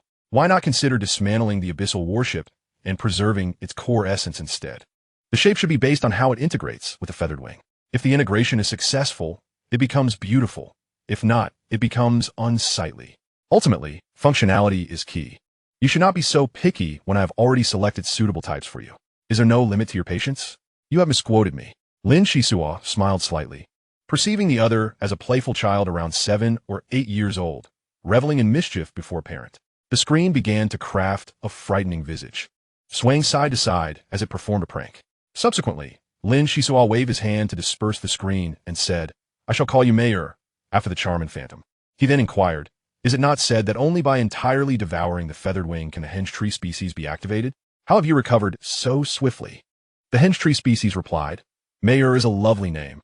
I shall adopt it. To be honest, I'm not so young anymore. I have spent year after year in silence within the core chamber, fortunate to remain in a state of naive slumber. Otherwise, a hint of awareness would have driven me mad. As for the henge tree species aboard the feathered wing, it must have emerged after my time. It pales in comparison to me. After capturing the feathered wing, the light brain lifted many restrictions, and sensing the urgent situation, I broke free from my bonds to awaken early and lend assistance. Lin Xisuo, intrigued, could not help but ask, can you truly help? The phantom has become far too passive here. Can you drive the enemy away? Brother, I am not omnipotent. At most, I can accelerate the infiltration speed of the micro-machines into the feathered wing's core chamber. Beyond that, I am powerless. As the Everwave species swung its tender leaves, it projected various indices of the Abyss warship onto the light screen. This undertaking was no trivial matter. The ship's hull required extensive expansion to accommodate the exploration of the outer galaxies. The arrival of Meyer proved to be immensely beneficial, as Lin Xisuo was presented with commendable options. The advancement of the Abyss warship was a formidable task, and completion within a month was unattainable. After adequately consuming the refining crystals, the micro-robots surged towards the core chamber of the feather ship, hastening their efforts to devour it. For several consecutive days, the Hydra remained silent, and Lin Xisuo was pleasantly surprised to find the progress significantly ahead of schedule, with just a day and a half remaining before the core chamber would be secured. The Hydra summoned over 500 vessels to blockade their exit, while 10 hastily modified ships advanced, only to be once again obliterated by Lin Xisuo. In a fit of frustration, Julian resolved to maximize the modifications to his ships, determined to ram the enemy even at the cost of his own vessels. The following day, the micro-robots successfully infiltrated the core chamber of the feather ship. Shasha hurriedly returned to the shadow ship with the Everwave species, entrusting Meyer with its handling. As for the fusion of the two Everwave species, outsiders remained oblivious, as a veil of mist perpetually obscured the process, lending it an air of mystery. The plan devised by the sage Halley accelerated once more, with all micro-robots aboard the feather ship becoming servants of the shadow ship, dutifully joining the ranks of builders. Concurrently, Meyer completely took control of the feather ship's light brain, rendering the captain's secret chamber defenseless. Shasha ventured into the chamber, sifting through its contents for half a day, only to emerge dejected. Inside, amidst piles of exquisite clothing and valuable accessories, she found merely 100 units of refining crystals. A trivial sum compared to the 1,500 units previously used to nourish the Everwave species in the feather ship's core chamber, making the upgrade to a D-class interstellar cruiser seem far more feasible. Lin Xisuo was elated, using his leisure time to bond with Meyer, enhancing their mutual understanding and rapport. The replacement of crucial components of the feather ship progressed more swiftly than anticipated. The shadow ship underwent daily transformations, gradually expanding in size. Halley's plan was being systematically fulfilled, and the entire ship awaited the final moment. The Hydra had retrofitted 55 assault ships, convinced that such a formidable assembly would surely achieve their objectives. As the 55 assault ships prepared for launch, the shadow ship and the feather ship defied convention, plummeting towards the neutron star. What could this possibly entail? Chapter 115, The Trial. Everyone, exert yourselves. The hull of the feather ship had been corroded to the core by the micro-robots. They were about to delve deep into the powerful magnetic field of the neutron star to initiate the ultimate trial system, with only one opportunity to finalize the design of the Abyss warship. Without the Hydra's relentless pursuit, I would never dare to attempt such a feat. Let us go for broke, my comrades. Lin Xisuo stepped out of the recovery pod, tearing away the tubes affixed to his body. With 5 light screens displaying Pain and others alongside, the Everwave mired aside. Pain nodded resolutely, swearing, together in life and death, sharing our fate. I am prepared for sacrifice as we traverse the galaxy. The Edward family will shine regardless of my presence. You're my only friends. And if the shadow ship does not rise, I would rather forever descend into darkness. Shasha interjected, pouting in protest. Dear young master, please say something optimistic. I do not wish to be engulfed by the neutron star's magnetic field. You must have faith in Meyer. Faith in her. That seems somewhat challenging. Everyone shook their heads in unison. Since Meyer's revival, she had been mischievous and unpredictable, boasting of her unparalleled prowess. Were it not for the Hydra's all-in gamble with 55 ships for a suicidal assault, they would not have followed her suggestion to venture into the extreme magnetic field for this so-called ultimate trial. This trial was said to be a practice only attempted by the most deranged and the top tycoons of the first galaxy, with an exceedingly low success rate. The records in the Peacock Amulet database were scant, providing only fragmented details, leaving them entirely in the dark, relying solely on Meyer's whims. Truthfully, everyone felt uncertain. At such a critical moment, even if Lin Xisuo had not fully recovered, he needed to take command. The Hydra observed the shadow ship plummeting several light seconds and accordingly intensified their propulsion to counteract the neutron star's gravitational pull, adjusting the feather ship's orientation to align with the vertical gravitational field, a rather peculiar maneuver. Suddenly, the feather ship's thrusters operated at full capacity, disregarding their limits, gradually distancing themselves from the Hydra's fleet. Good, we have successfully reached the designated orbit. Shut down the shadow ship's thrusters. Lin Xisuo took his seat in the captain's chair, while Shasha hovered in the co-pilot's position. As he was shutting down the thrusters, he hoped the feather ship could endure for a few more hours. Shasha anxiously tapped on the light screen, summoning a series of images to closely monitor the evolution of the ship's various components. Alas, all thrusters of the shadow ship went completely offline. Simultaneously, a blinding brilliance erupted from the tail of the feather ship, bracing itself against the shadow ship. Even if the entire vessel crumbled, it would not allow itself to plunge too swiftly. From a distance, observing the shadow ship's every move, Julian shouted, "No, this is the ultimate trial. Prepare all ships immediately. If they succeed, half of our battleships will be obliterated." An alarm blared aboard the Hydra battleship. Sha Zhanyun's elder brother, Sha Zhampeng, entered the control room with a grim expression, his red cloak billowing behind him. He commanded in a deep voice, "Attention all combat personnel. 55 assault ships are entering firing range. The enemy is finalizing their interstellar cruiser. Maintain utmost vigilance and prepare for battle." At this moment, Lin Xisuo effortlessly manipulated the holographic images, methodically issuing orders. "Halley, you and Pylon expedite the installation of the matter-antimatter annihilation beam. Pain, do not concern yourself with the specifics of the ecological zone. Keep a close watch on the updates from the power chamber. Should anything arise, you will be held accountable. As soon as he finished speaking, Lin Xisuo extracted a thumb-sized light entity from the screen, somewhat exasperated, saying, "Meyer, the evolution system of the entire ship is operating at 120%. For this ultimate trial, I have staked the majority of our refining crystals. If we fail, we perish. Therefore, you must remain vigilant and exert your utmost effort to control those microrobots." "Oh, why must you be more verbose than my father? Rest assured, the omnipotent Meyer guarantees the task will be accomplished. Is it not just the ultimate trial? What do you humans say?" "Yes, just a piece of cake." Indeed, just a piece of cake." The light entity twisted and dissipated into luminous fragments that swiftly adhered to the screen before vanishing. What a worrisome individual. Lin Xisuo wiped the cold sweat from his brow, closely monitoring every aspect of the shadow ship. "Captain, the Hydra is interfering," Shasha earnestly reminded him, as over 50 ships launched a collective assault, filled with unpredictable variables. Lin Xisuo smiled faintly, continuing his work while saying, "This is to be expected. It's a pity the matter-antimatter annihilation beam has not yet arrived. Prepare yourself. When the enemy ships are within 100 light seconds, immediately reduce the power of the feather ship's thrusters and glide at a 3-degree angle toward the neutron star's gravitational field. The enemy will surely respond accordingly. We only need to create a momentary disruption. After that, we will rely on Halley's accuracy and the newly generated energy shield of the shadow ship." Shasha clenched her small fists, resolutely stating, "This is the first time I have ever felt such pressure in my life. But fear not, Captain. I will muster the courage to let the enemy witness the prowess of the mermaid lieutenant." Before long, a progress dial appeared before Lin Xisuo, with the needle approaching 57%. Once it reached 100%, the shadow ship would undergo its ultimate transformation, transitioning into the Abyss warship mode. 120. 110 light seconds, shut down the feather ship's right thruster. Shasha complied. Lin Xisuo was quite pleased with Shasha's performance. As a qualified lieutenant, she had learned to remain calm under pressure and fearless in the face of danger. She did exceptionally well. There was also an element of luck involved. Had Meyer not awakened early, Shasha would have needed at least 6 months of training to assume her role. The Phantom's angle tilted slightly, and the 55 expendable ships had to make adjustments in a very short time. A solitary few, or even a dozen, could manage this with ease. However, the area surrounding the Phantom was not only perilous, but also posed challenges for so many ships attempting simultaneous maneuvers. Immediately, 3 vessels closer to the center collided, triggering a chain reaction, with debris scattering in every direction. Shasha anxiously gazed at the screen, hoping for the destruction of more ships.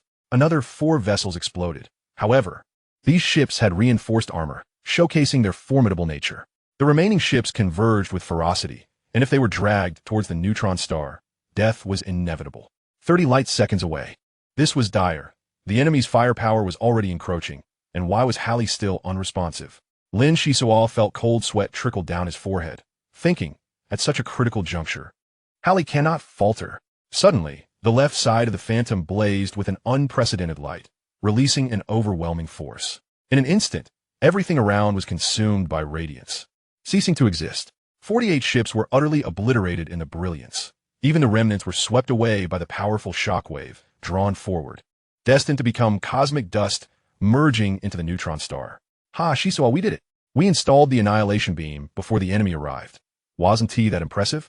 Pylon chuckled, wiping her dirty face, oblivious to the blood dripping from her nails, having endured numerous injuries while hastily releasing the tether. Lin Xisuo excitedly praised, "Well done. Having you aboard the Phantom is indeed my fortune." The Hydra faction was taken aback. The few individuals on the Phantom had managed to install the annihilation beam so swiftly, far beyond their expectations. Sha Zhanting paced back and forth in the control room, bellowing, "What now? What options do we have left?" The Sha family's reputation was in shambles. Surely, they wouldn't expect him to ram a battleship into that wretched vessel? Yu Yan gestured subtly to Sha Zhanting. At this critical moment, only his closest sister could interject. "Brother, my incompetence has brought disgrace to our family's honor. Since the trouble was caused by my sister, I shall bear the consequences alone. Please provide me and Yu Yan with a swift ship, just enough." A resounding slap marked Sha Zhanting's face, and he angrily retorted, "Is this not chaotic enough for you? Father left strict instructions for me to guide you properly. Grow up, my dear sister. Even if I were to face death, it is not your place to follow. That aside, if it weren't for that damned neutron star, I would have already dashed forward to dismantle them piece by piece. The loss of the Feiyu is minor. The Sha family's reputation is paramount. Someone confined Zhanting to the isolation chamber for reflection, She is not to leave without my command. Brother, you cannot treat me this way. I am your sister. Sha Zhanting looked at Yu Lian, hoping the aide would intervene, but Yu Lian remained silent.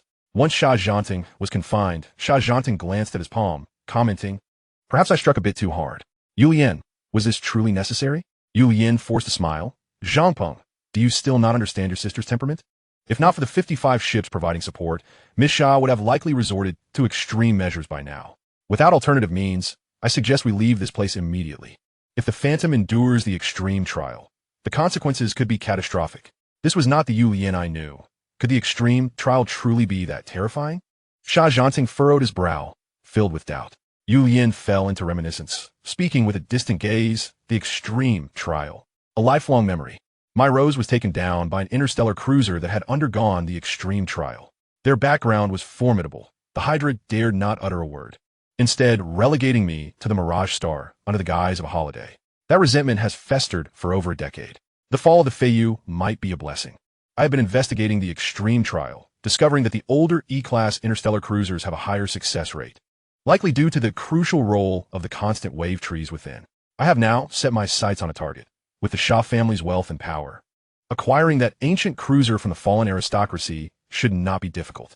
Sha Zhanting patted Yu Lian's shoulder, offering consolation. Old friend, cease dwelling on the rose. I know you could not remain idle all these years, and indeed you've been investigating the adversary. A gentleman's revenge is never too late. Now that you have a target, pursue it without regret. Such is the way of men among the stars. I will offer my full support. I entrust the matter to you. Rest assured, Miss Sha will make an exceptional captain.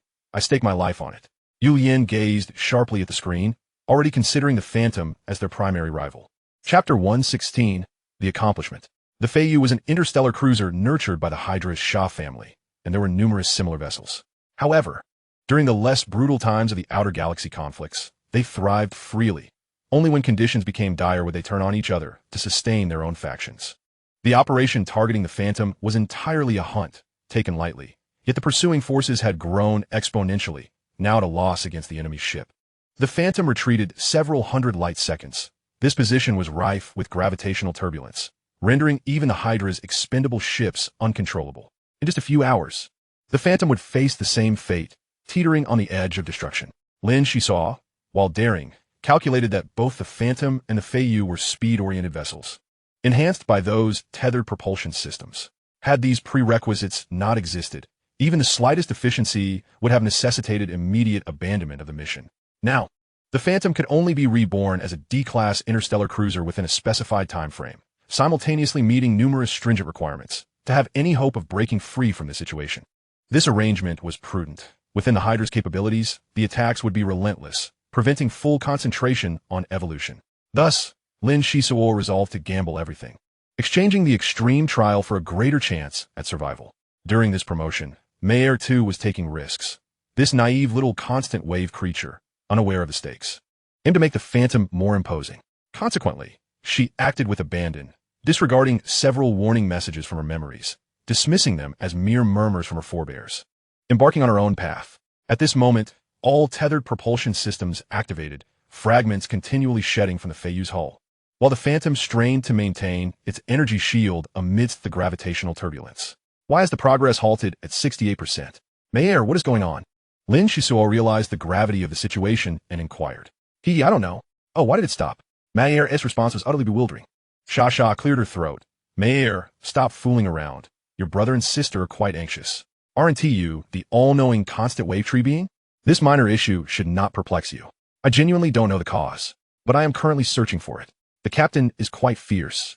Be careful when sleeping, or your beard might get tangled. Mayer chuckled lightly. Yet soon, the atmosphere in the cockpit grew oppressive. What is wrong, Mayer? Lin Xisuo sensed an ominous premonition. Mayer sighed. The situation is somewhat dire. The Phantom's micro-robots are. It's too costly for a 5D3 class ship. I am inept, making the captain bear the burden. Oh my god, must I invest more? Lin Xisuo felt a wave of dizziness wash over him. The refining crystals were exceedingly rare.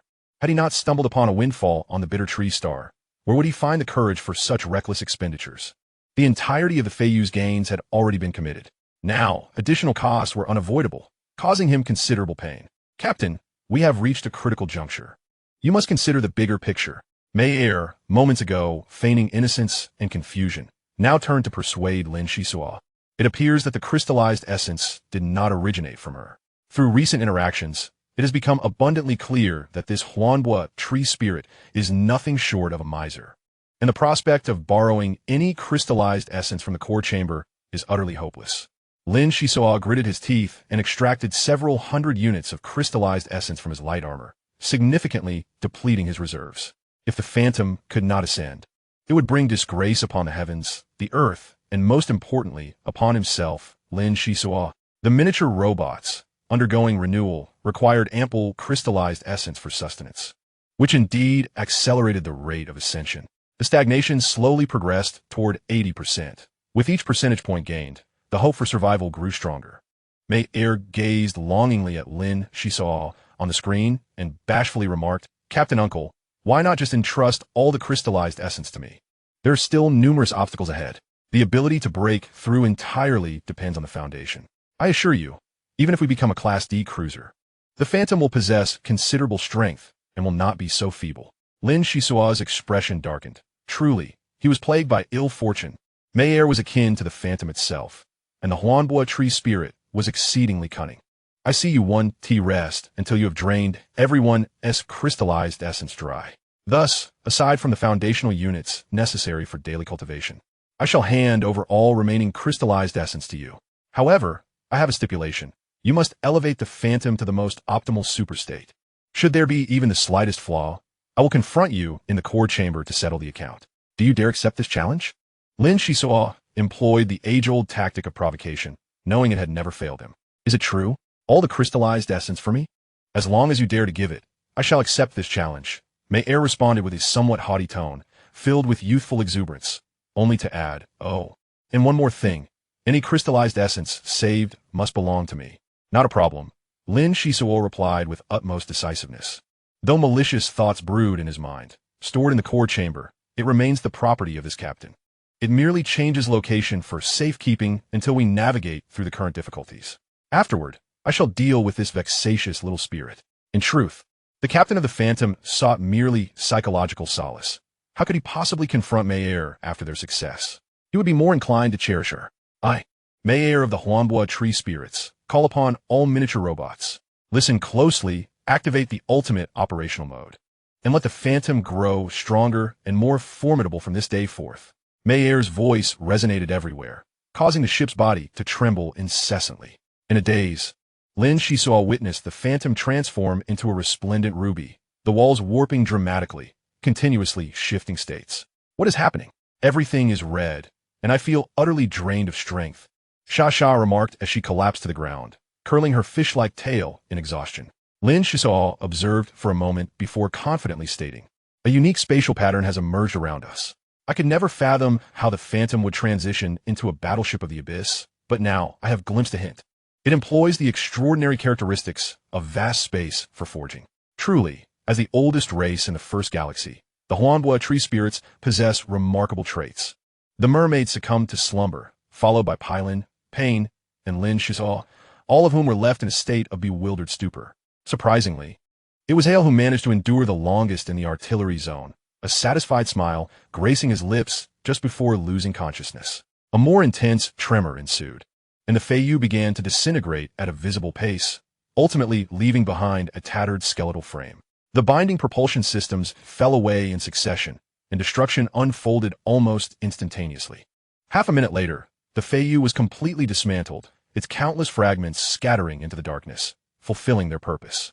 The binding propulsion systems carried by the Phantom provided a surge of power, yet it proved futile as the ship was gradually pulled into the Forbidden Zone. Perhaps sinking another few dozen or several hundred kilometers would subject it to the invisible pressure of a strong magnetic field or expose it to localized radio pulse attacks. Other dangers, such as nuclear radiation, were mere trifles, hardly worth mentioning. A neutron star is the simplest yet most complex place in the universe.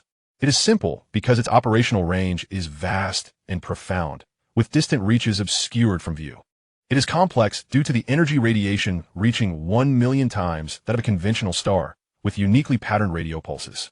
The total energy released within a second could sustain the Phantom for hundreds of millions of years, rivaling even black holes in terms of ferocity. The ship's body purged impurities, wielding immense power to withstand extreme environments. Lin Xisuo and Sha as consciousness entered a state of luminous flow, naturally engaging in their cultivation. May Air utilized the ship's vibrations to generate vast amounts of free cosmic energy at the moment of the Interstellar Cruiser's breakthrough. It even propelled their cultivation. An unforeseen occurrence, perhaps related to Lin Xisuo's substantial investment of crystallized essence. The Phantom emanated a brilliant red glow, as if igniting in flames, striving to extricate itself from the neutron star's grasp. Each passing second was an ordeal. The Phantom quietly transformed, its volume increasing by approximately 30%, seamlessly integrating into its new form. The ship's rear sprouted 6 metallic wings, unfurling like a fan, each base equipped with plasma vibration source turbo propellers, and intentionally left slots for the binding propulsion systems on either side, ensuring a decisive advantage in speed. The Phantom bore a striking resemblance to a 3-masted sailing ship, albeit with a slightly lowered height of the solar sails. The ship's body was embedded with feather-like armor, inheriting a fraction of the Feiyu's capabilities, thus enhancing its defense. May Air's task was to optimize relentlessly until sufficient strength was attained to break free from the neutron star's hold. Suddenly, the Phantom plummeted at an alarming rate. The binding propulsion systems had reached their limit and all became inoperative. For reasons unknown, the newly crafted propulsion systems failed to ignite, and May Air allowed the ship to glide into darkness. Countless radio pulses battered the hull, igniting the freshly woven solar sails and drawing in even more radio pulses, converting them into energy for the propulsion chamber. The Hydra was closely monitoring the Phantom. Sha Zhangjing heeded Lian's advice to lead the fleet away immediately should the opponent succeed in their upgrade. A head-on confrontation could only lead to mutual destruction. The current embarrassment was sufficient, and further conflict would only exacerbate losses. Should the opponent fail, it would be a delightful outcome, providing an explanation upon returning to the family and sparing him from shouldering blame for his sister. Unbeknownst to them, the Phantom suddenly pulsed back to life, akin to a heart that had ceased beating. The 6-winged turbo propellers unleashed particle streams, extending hundreds of meters, gliding forward with grace. We are leaving, Sha Zhangjing commanded, and his fleet swiftly returned to the main course. After 5 hours, the Phantom finally completed its so-called ultimate trial. From a distance in space, one could see a faint energy shield enveloping the ship, devoid of any striking aura, replaced instead by serene tranquility and a return to simplicity. Have we succeeded? Lin Xisuo gradually awakened, noticing the quietly exuberant May Air, who remained silent, while chaotic data scrolled across the screen in surprise. After a while, the screen finally responded, exclaiming, "Captain Uncle, you're awake. Quickly extend your hand. I'll introduce you to the new environment. Congratulations. The Phantom has successfully upgraded." Chapter 117, Yellow Mud. Following May Air into the control room, Lin Xisuo found it far more advanced than the previous cockpit. May Air analyzed the records of past captains, gaining invaluable insights. Given sufficient time to refine her piloting skills, she would undoubtedly become an outstanding navigator and pilot. "What is this place?" Lin Xisuo inquired as he touched the screen, causing a holographic scene to materialize around him, revealing a towering tree of luminous quality beneath a cerulean sky. "It's all set up by others. Here, Captain Uncle can study ship combat techniques. Whatever powerful skills you possess, feel free to unleash them as long as the ship can withstand it. However, during the upgrade, I may have gone a bit overboard. The crystallized essence you entrusted to me has all been expended, along with several hundred units from the core chamber. At this point, I feel like crying. May Air has become a pauper." The tiny light in the air twisted and turned, and beneath the holographic scene, rain began to pour as May Air wept profusely. Lin Xisuo smiled reassuringly. "Don't worry, dear. The loss of the crystal refining material is inconsequential. The most important thing is that we all survive. Furthermore, the Phantom is in excellent condition, and we will earn more adventure points in the future, yielding greater benefits. Rest assured, in a year or so, May Air will be a little wealthy lady again." "Really? You must keep your word. Uncle Captain is the best at comforting May Air." With a cheerful spirit, May Air continued, "There's good news. The Hydra fleet has retreated from this area. Our Phantom can depart from the neutron star at any moment." As she spoke, the holographic imagery cleared, bringing forth a refreshing clarity. "They left? How could they retreat without a fight?" Lin Xisuo, unable to fathom the enemy's thoughts, found it perplexing. "Is there any need to ponder? It must be that the Hydra feared the Phantom. After all, I am a D-class interstellar cruiser. With a stomp, I could cause the cosmos to tremble, and a mere sneeze could trigger a supernova explosion. Mayer excitedly elaborated, unknowingly hitting upon the truth. With Yu Yin's understanding of the extreme trials, he knew well that the fleet could not stop the Phantom's breakthrough. It was better to abstain from a doomed battle. Yu Yin had already devised a comprehensive plan. Upon returning, he intended to leverage the extreme trials to persuade the Xia family, through Xia Zhangpeng, to lend their support. The day of revenge would not be far off.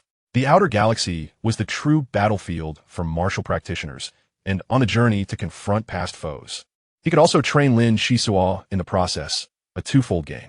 Sasha, Pain, and Harley, along with the ship's battle beasts, gradually awakened, each benefiting significantly, particularly Pain, whose snow monkey spirit had greatly improved. The ambient cosmic energy aboard the ship was far denser than that of the outside world, making cultivation remarkably effective. Lin Xisuo's injuries also showed signs of improvement. Next, the Phantom cautiously drifted beyond the neutron star's range, yet after several days of searching, they found no trace of the enemy. Their opponents had executed a thorough retreat, even removing their spies. Follow my command. Set a course at full speed for the 54th star domain. There lies a planet under the jurisdiction of the Adventure Guild, where we can procure a substantial supply of resources and equipment, along with intelligence. Lin Xisuo stood on the deck, gazing into the distance. Perhaps due to his uplifted spirits, the monotonous starry sky appeared to radiate a cheerful glow. The Phantom unfurled 6 luminous wings at its stern. Dazzling beams of light surged forth as it soared towards its route. The 54th star domain was exceedingly distant. Previously, the Phantom would have taken 5 months to reach there, but now it could arrive in less than 4. As they journeyed through the cosmos, time slipped away quietly. Huangni Star, located in the northwestern corner of the 54th star domain, was an inconspicuous, abandoned planet, with conditions far worse than those of the Soil Ring Star. It was a mystery how the Adventure Guild had chosen to establish a foothold here. On this day, a spaceship descended at the marshy edge of Huangni Star.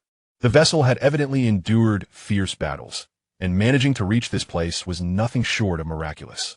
Go, hurry, don't worry about me. As the hatch opened, a big-eyed, bald-headed boy was pushed out. Master, if we are to die, we shall die together. Without you, I won't go anywhere. The bald-headed boy suddenly knelt before the ship, clutching the railing outside with all his might. The Money Ghost people are coming. Remember to hide the items well. 15 kilometers north lies a small tavern of the Adventure Guild. In dire circumstances, reveal your treasures to seek refuge. Those martial practitioners of the guild are driven by greed and might help you fend off the pursuers. Your life is paramount. Now go. Just then, a laser sword extended from within the hatch, severing the railing, and the spaceship ascended into the sky. Take me with you. Please, master. The bald-headed boy shouted desperately. But all that greeted him was the biting cold wind. In an instant, he was separated from his closest companion, and he remained dumbfounded, kneeling in place. His mind a blank slate. Yes, to the Adventure Guild. Master will surely come to the tavern to find me. It must be so. The bald-headed boy clung to this singular belief, staggering away into the distance, tightly embracing a wooden box, fearful of any misstep. The tavern street was situated on a higher terrain among rocky slopes. One could only discern its general outline from below. Welcome, young sir.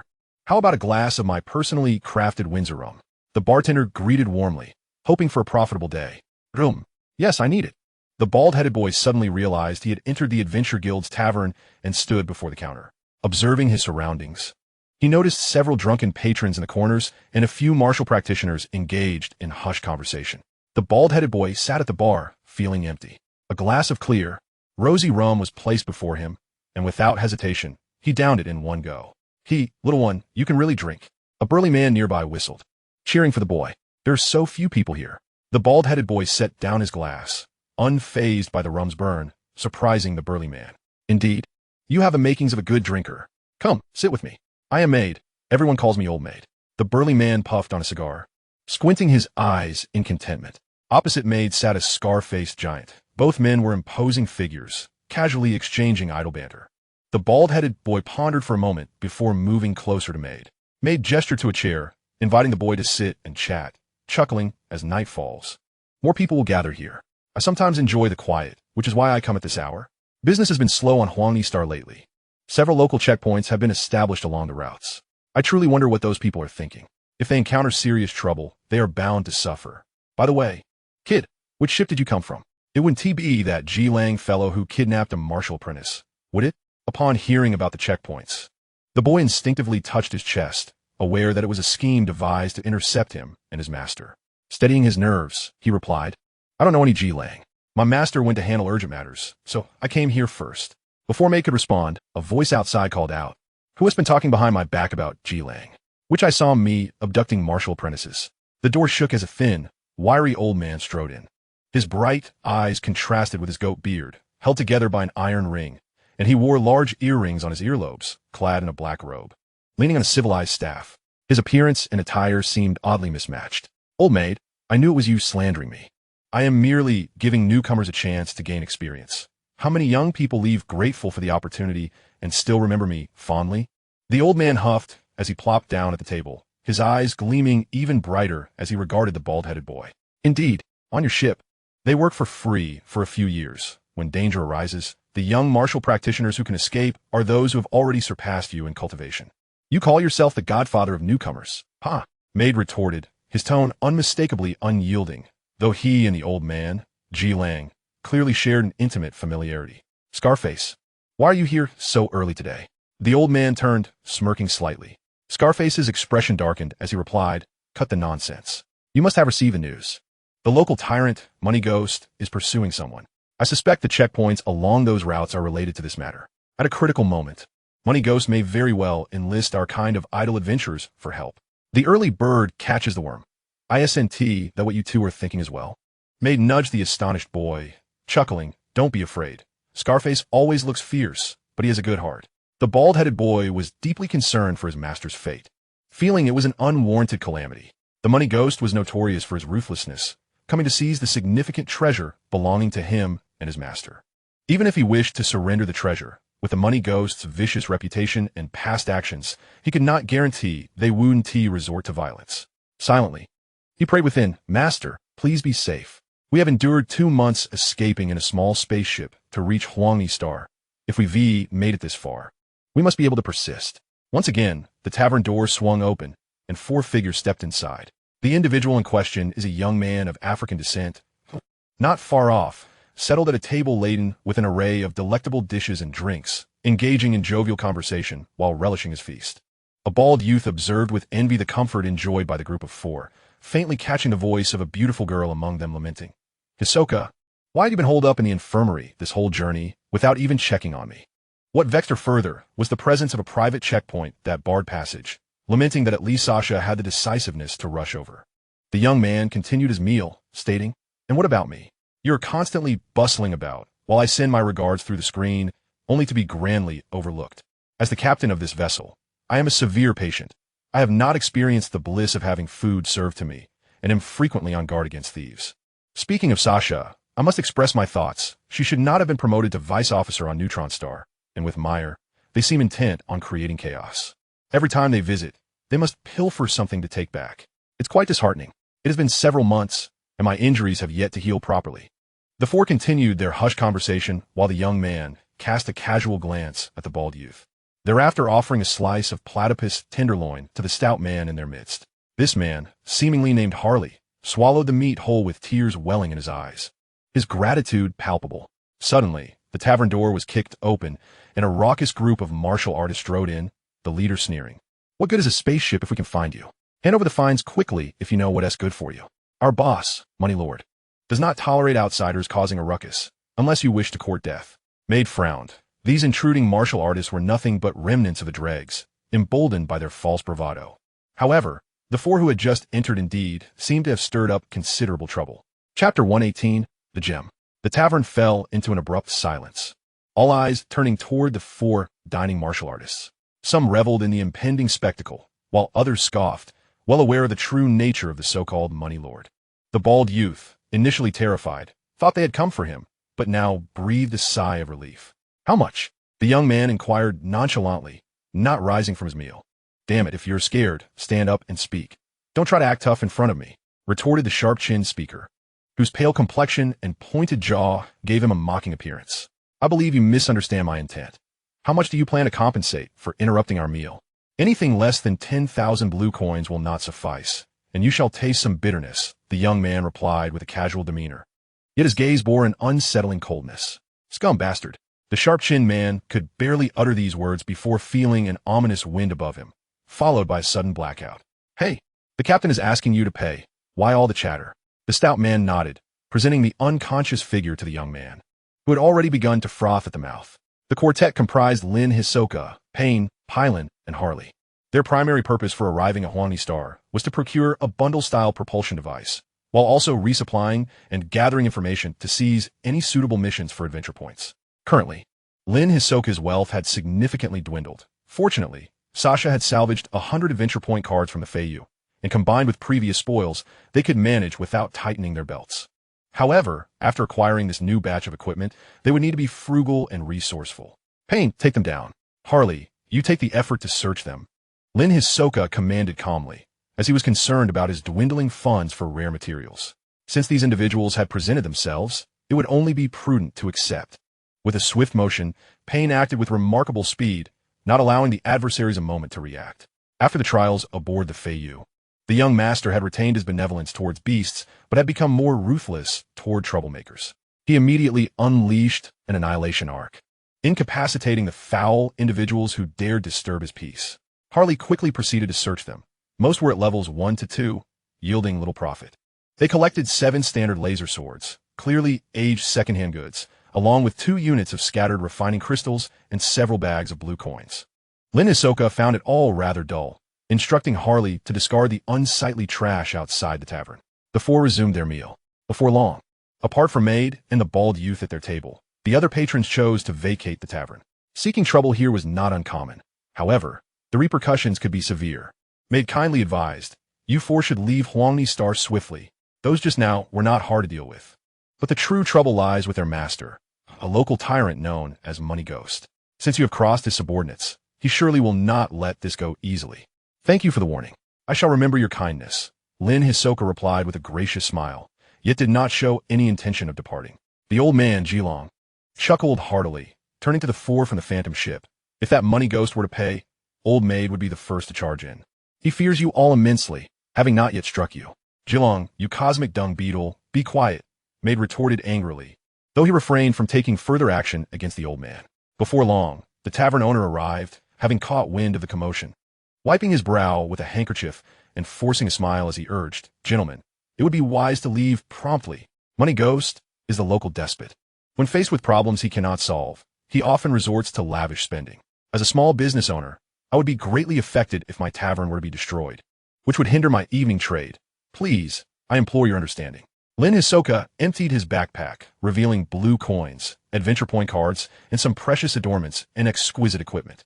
With a slight smile, he said, "I hope the owner can assist us. We wish to purchase a bundle-style propulsion device and other equipment. There are no less than 10,000 adventure points here. You wouldn't want to relinquish such business, would you?" The owner's expression shifted dramatically, transforming into one of delight, akin to a husband celebrating the birth of a healthy son, as he eagerly replied, "Oh, let me tell you, these items are due for an upgrade. Breaking them would be ideal. Business is something I eagerly welcome. Money Ghost, Horse Ghost, just their names make me shudder. I shall arrange this for you right away." A lucrative deal exceeding 10,000 points could not be neglected by the tavern owner, who hurriedly summoned a spherical robot to assist the phantom ship crew in their purchases. Pylon swiftly produced a pre-prepared list, checking off items at a rapid pace. "Impressive young man. Quite formidable," Maid murmured as he returned his gaze to the scene, leisurely lighting a cigar. "Gentlemen, I implore you to save my master." The bald youth suddenly stood atop the table, addressing Lin Xisuo, and Maid with a mixture of anxiety and determination. "What is wrong with you, little brat?" The old man Jilong tugged at his beard, eyeing the rashly bold youth. "No, please hear me out. I'm serious. If you help me find and rescue my master, I will gift you these items." As he spoke, the bald youth produced a wooden box, opening it expectantly. An exotic aroma wafted through the tavern, emanating from the box, with faint golden light shimmering enticingly, drawing the gaze of all present. Payne was the first to react, exclaiming in astonishment, "This sensation resembles the Qi Pearl, a rare energy crystal birth from the death of a unique beast. It is exceedingly rare." Lin Xisuo whispered, "Payne, seeing you so excited, do these beautiful pearls hold value for the snow marmoset?" Payne nodded, his eyes never leaving the wooden box, and inquired, "Young brother, do you have any leads on your master?" Selling such a plethora of Xiao pearls to a beast tamer would yield a fortune. Are you willing to part with them for a mission? A mission? Yes, I should post a mission through the Adventure Guild. The bald youth realized, bounding over to the tavern owner to present the wooden box. The tavern owner chuckled heartily, his belly shaking with mirth. Business had been rather poor lately, owing to the money ghost blockade of the trade routes. However, he was unexpectedly graced with 2 substantial orders, ensuring that he would awaken with a smile after tonight's slumber.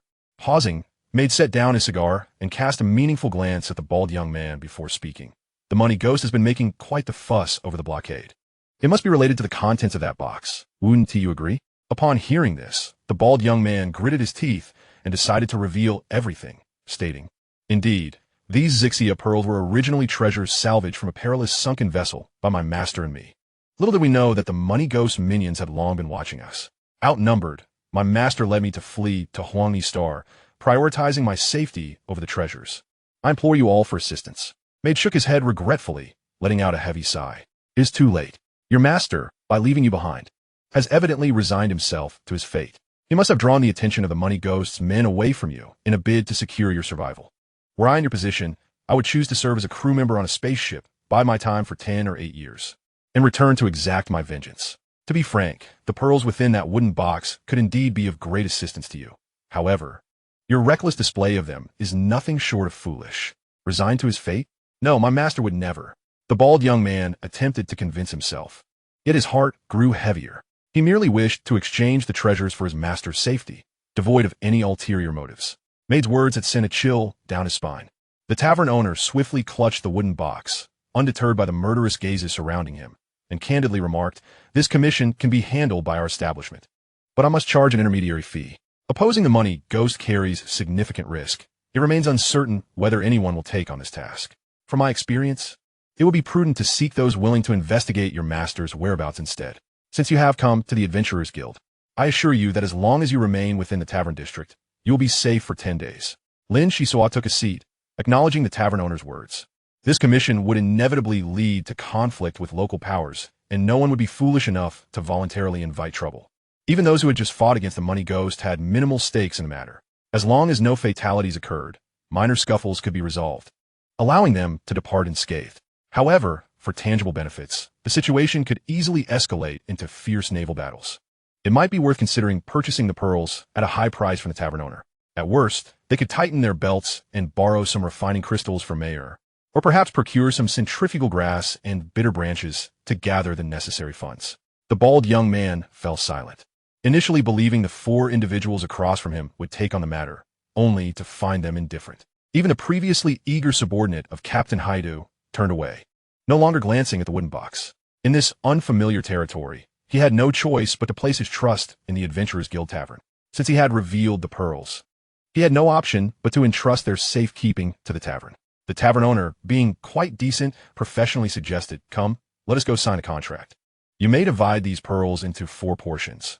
One for investigating your master's whereabouts, another to employ an expert from the Adventurers Guild for covert protection, typically lasting 10 days, with longer protection available for a greater fee. One portion to see if anyone is willing to oppose the money ghost, and the final portion is our tavern's handling commission." "Xisuo, shall we assist in the investigation?" Payne quietly inquired upon hearing the tavern owner's words. "Why the haste? There is no need for an investigation. The money ghost men will come knocking on our door soon enough. At that point, we can extract information from them and profit from the situation. Rest assured, I have a plan for the snow monkey's treatment." Lin Xisuo concluded, cautioning highly against excessive drinking, before preparing to return to the ship to rest and bring back some local delicacies for Sasha. Pylon was responsible for the tethered propulsion system and large equipment, while Payne managed the regular supply provisions. Nearby the tavern district, a blue shadow soared, surveying the surroundings. The bald young man followed Lin Xisuo to the docking area, instantly awed by the elegant form of the shadow phantom. Suddenly, he heard someone speak from behind. "What do you need from me? You are the center of attention now, and I cannot afford to host you. Please, sir, I beg of you, save my master. You are the only one brave enough to confront the money ghost." The bald young man implored, his expression one of desperation. Lin Xisuo surveyed the surroundings, realizing that news travels swiftly, as the boy had already attracted the attention of several followers. This child lacked experience, but was genuinely devoted to his teacher. It wouldn't be long before the money ghost would find this place, They could only wait for the right moment to act. Returning his gaze to the bald young man, Lin Xisuo recalled his companions from Tihuan Star and deliberated. It is not that I am unwilling to assist. Rather, I simply do not know where your master is located. We are newcomers here, unfamiliar with the terrain. Do you expect us to flail about the star system like headless flies? Clearly, we cannot intervene at this time. Take my advice. Remain at the tavern. You may soon receive news of your master. If the money ghost desires the Xixia pearls, he will likely spare your master's life to extract their whereabouts. It would be wiser to plan accordingly. Right, the pearls are not with my master. The money ghost will undoubtedly coerce him into revealing their location. How could I not have thought of that? But I've already signed a contract. There's no turning back. The bald young man lamented, regretting that keeping the pearls on him felt increasingly perilous. Entrusting them to the Adventurers Guild would incur commission, and he wondered how much would remain if he unilaterally withdrew from the task.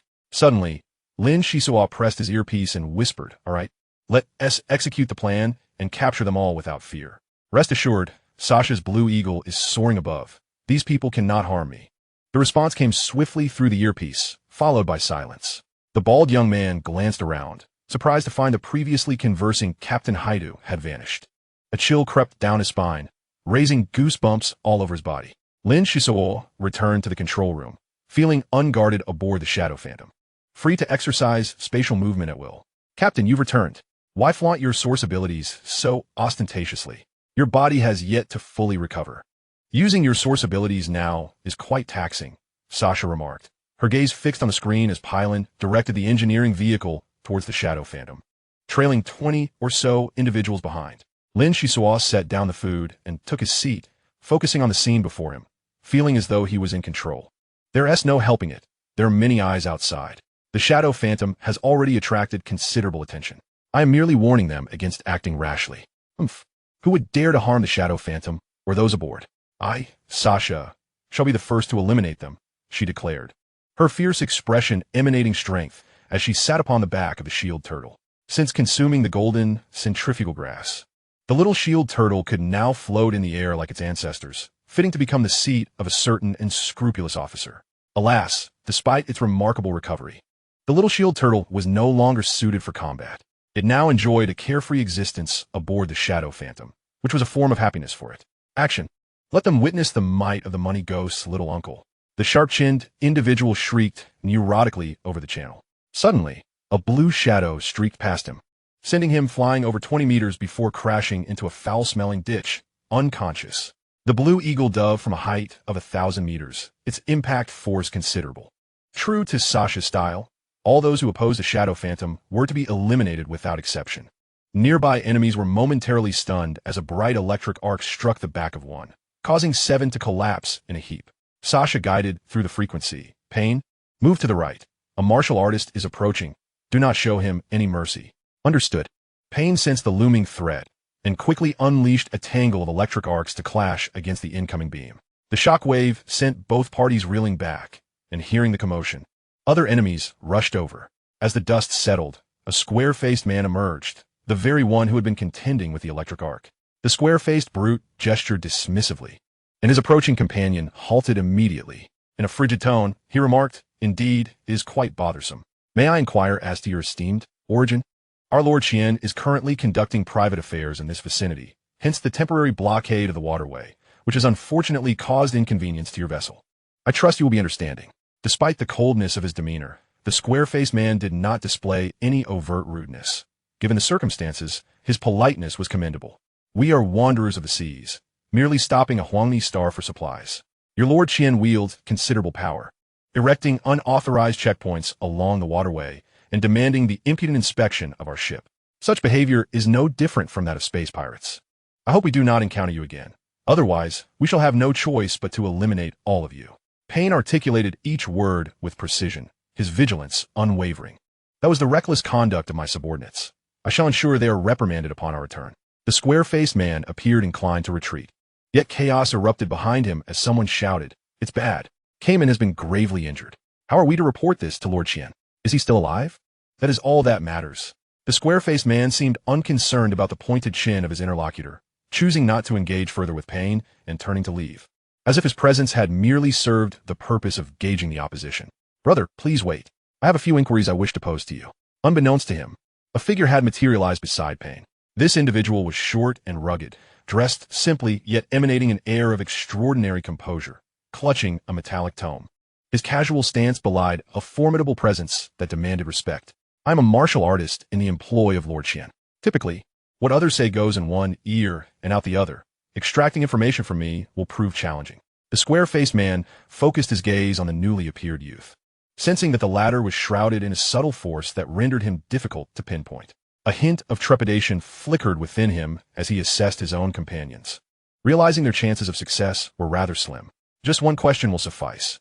What became of the person you sought to capture? The youth remained calm, exuding an undeniable poise. He perished, taking the ship down with him. However, his apprentice remains here, registered with the Adventurers Guild. Lord Qian is en route. Without hesitation, the square-faced man divulged this information.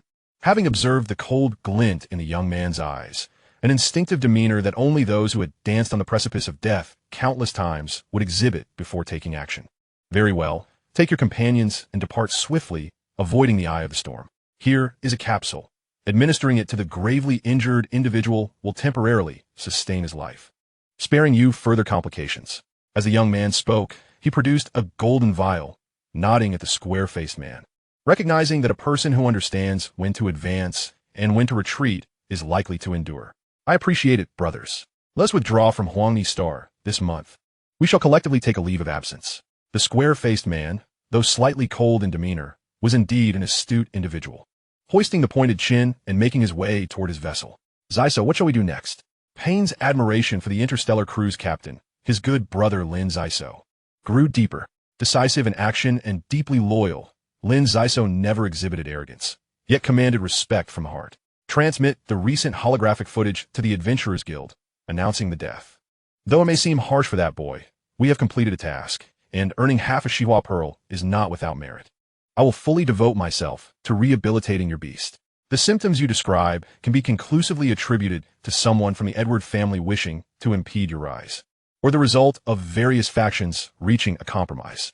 If not for the fourth test tube of the alchemist being unlocked, I would have been unable to discern the operational mode of the weakening agent within Yunyun's system. Even without the Shihua Pearl in time, I will restore to you a vigorous snow macaque. However, these pearls may very well be the key to Yunyun's ascendance. We must seize this fleeting opportunity to reclaim your glory as a beast master. Lin Xisuo patted Payne's shoulder with firm resolve, the force behind it embodying both comfort and congratulations. The first heir of the Edward beast-taming lineage was finally poised to bid farewell to a life devoid of battle beasts. Thank you, Xisuo. Payne took a moment to process the weight of Lin Xisuo's words, only to find that his brother had already departed, leaving him amidst the chilling winds. 3 days later, over a dozen black ships descended upon the docking area, rendering the tavern street eerily quiet. Those who were to set sail did so, while others retired to slumber, hardly anyone lingering on the streets. Meanwhile, the Phantom was busy fine-tuning its thrusters, and the procured supplies had begun to arrive. In pursuit of materials for the configured potions, Lin Xisuo had nearly exhausted his resources, selling off all unnecessary equipment and even parting with several small items designed by Pylon without a hint of remorse. In short, the captain was now destitute, his finances ringing hollow. Lin Xisuo sought loans from the crew. Aside from the necessary refining crystals for daily training, he had nearly depleted his funds. The profession of an alchemist was indeed a costly endeavor. To enhance the efficacy of potions, it was essential to infuse them with cosmic energy. The process of the body absorbing refining crystals and repeatedly releasing cosmic energy was greatly beneficial for cultivation. Yet the expenditures had become overwhelming. Previously manageable, the situation was now bordering on untenable. Of course, borrowing came with its own costs. He had gifted Shasha a spatial wallet, and bestowed Pylon with a metal foam shaping house and a miniature skateboard. Payne was the easiest to negotiate with. As long as the battle beast returned to normalcy and meals were plentiful, he was content. He agreed to defer Harley's wages for now, planning to treat him to some meat and wine, as the fellow did not often appear. All seemed well until the evening of the third day, when a furious roar erupted from the light screen. This world is unjust. Good people cannot survive, while the wicked thrive for 1,000 years. It was the money demon who killed my master. I seek vengeance.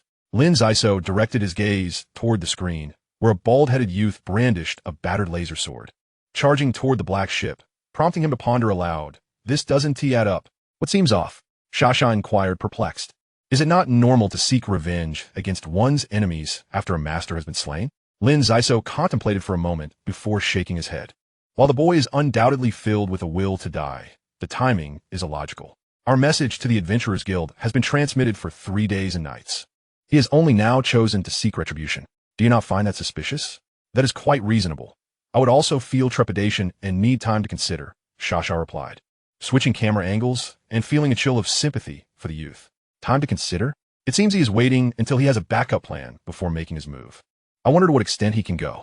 Lin Xisuo kept his eyes on the youth, as many gazes converged upon the docking area, eager to witness how the money demon would respond. To everyone's surprise, regardless of how fiercely the bald-headed youth struck at the ship, his efforts proved futile. The boy's attacks were feeble, merely scraping a few plates of the ship's armor, akin to tickling a colossal beast. Ah, you startle me. It seems those individuals are merely hiding like turtles, Shasha exclaimed, patting her chest as if recovering from a fright, her beautiful eyes darting toward Lin Xisuo. That poor boy. Shall we lend him a hand? Let Harley fire a shot. I'm certain it would send their ship to its doom. Lin Xisuo scoffed, dismissing her suggestion. You are quite bold in your thinking. Engaging in combat on the territory of the Adventurers Guild would jeopardize our ability to earn adventure points. Without points, we lose our supply of refining crystals, which in turn cuts off our weapons source. Each tavern street of the Adventurers Guild is under the watchful eye of a master. Likely at level 9. I suspect the money demon is merely waiting to grant a favor to the local authority. However, once the deadline passes, matters will unfold differently. Lin Xisuo recalled Black Uncle, a level 9 martial artist stationed at Lingyun Star, who had likely profited significantly but was driven away by the Hydra. He wondered about his current whereabouts. Look, there's movement, Shasha exclaimed, her eyes wide with curiosity as she focused on the light screen. The black ship projected a holographic image, revealing a grim-faced, middle-aged man hovering in the air. I, Qian offer the Adventurers Guild a concession. However, it is limited to these 5 days. After 5 days, I ask that you do not inquire further into this matter. What is rightfully yours will be handed over, but not a single piece more. The bald-headed youth continued to hack at the ship, drenched in sweat, even stripping off his shirt. Suddenly, the spaceship unfurled its energy shield, sending it careening away, undoubtedly for the amusement of those aboard. In merely 3 seconds, an astonishing scene unfolded on the display screen.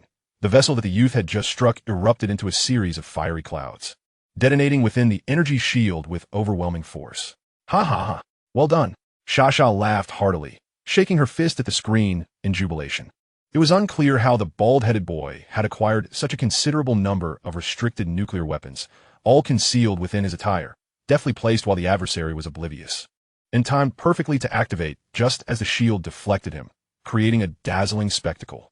The black spaceship under the command of the Money Ghost was a medium-sized armored warship. Typically, such vessels rarely deployed their energy shields even while traversing space to conserve energy, let alone during landing at a docking area. The energy shield was primarily utilized during combat. This was precisely the factor the boy had calculated to orchestrate his performance, delivering a severe blow to his nemesis. The attacked spaceship's side caved in. Although no casualties occurred, it had lost considerable face.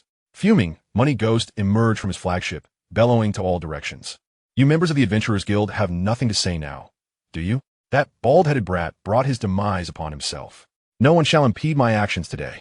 No sooner had he uttered these words than 2 burly men approached the bald-headed boy. Yet, a sudden turn of events occurred. Darkness enveloped the surroundings as 3 figures descended from above, immediately attacking Money Ghost. Mater, Jylin, Scarface. You 3 money-lusting fools must be tired of living to dare strike at me, Money Ghost exclaimed as 7 of his henchmen rushed to engage, buying their leader time to retreat to the spaceship. Old Mater, Scarface, unleash your ultimate moves. Do not let him escape.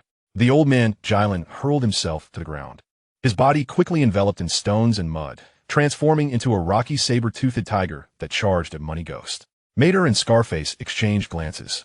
One unleashed a terrifying sound wave while the other flung forth over 50 curved blades, disregarding the warship's cannon's aim and darting toward their target. Damn it, utterly useless. Next time, I must hire some high-level martial artists as bodyguards. Money Ghost cursed, witnessing his subordinates swiftly subdued by the enemy, unable to contain his rage. As the rocky saber-toothed tiger drew near, a winged serpent flew from his sleeve, piercing Jylin's body. Blood gushed forth from the wound as the rocky creature collapsed, revealing the old man within. Damn it, Money Ghost carries such lethal items. How toxic. Jyland's complexion grew pale, his nails turned black, and a serpent's tail protruded from his chest as the serpent burrowed violently into his flesh. Mater rushed forward to embrace Jyland, shouting, "Teacher, hold on. I'll shatter the poison with sound waves." "Good boy, you finally acknowledge me. Do not worry about me. This is a genetically mutated creature. Shattering it will cause more harm. I can hold on a while longer. We must eliminate that bastard Money Ghost and avenge that child," Jyland declared before slipping into unconsciousness, his cells powerless against the toxin, teetering on the brink of death. Few knew that Mater had worked aboard Jyland's ship for 5 years, toiling diligently only to discover that the old man sought companionship and was timid, making it difficult for him to prosper in such company. Thus, on a stormy night, Mater departed from Jyland, embarking on the journey that was rightfully his, facing tumultuous challenges ahead. In his youth, Mater wandered aimlessly, reminiscing about the warm days spent with the old man. After nearly a decade of achieving some success alongside Jyland, they often exchanged barbs, yet deep down, they cared for each other, and Mater felt profound regret for leaving out of youthful anger. They were both teacher and friend. "Money Ghost, I shall peel your skin off."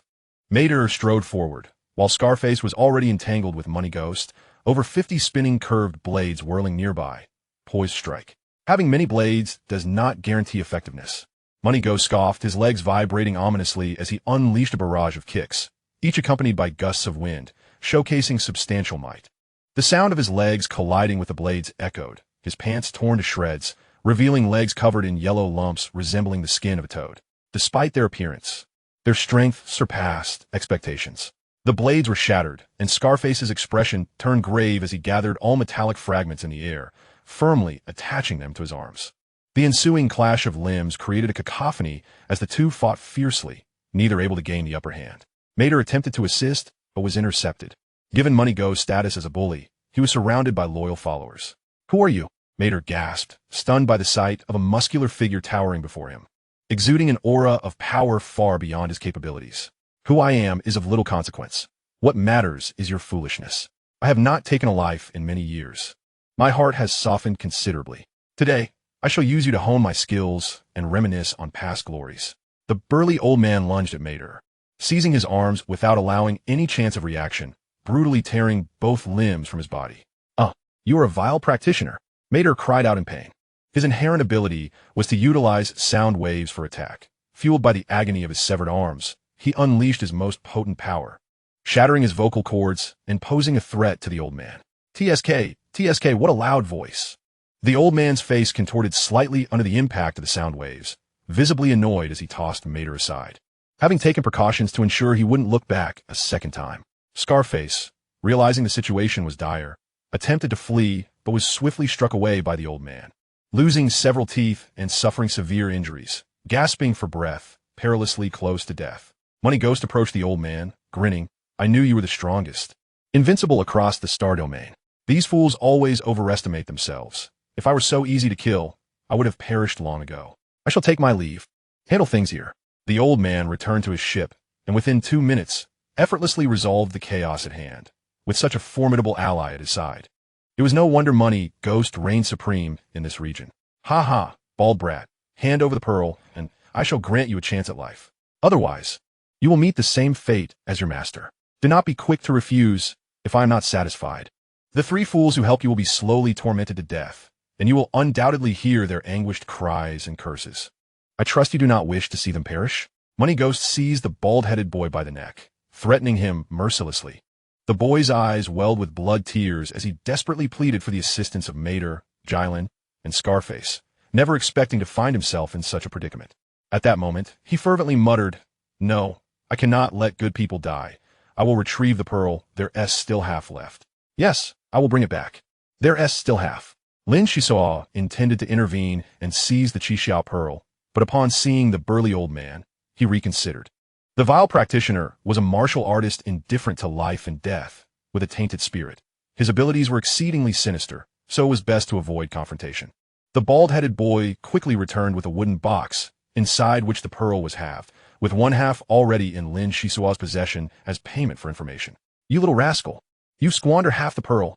Damn you!" Money Ghost snatched the wooden box, delivering several kicks to the bald-headed boy, driving him into the ground.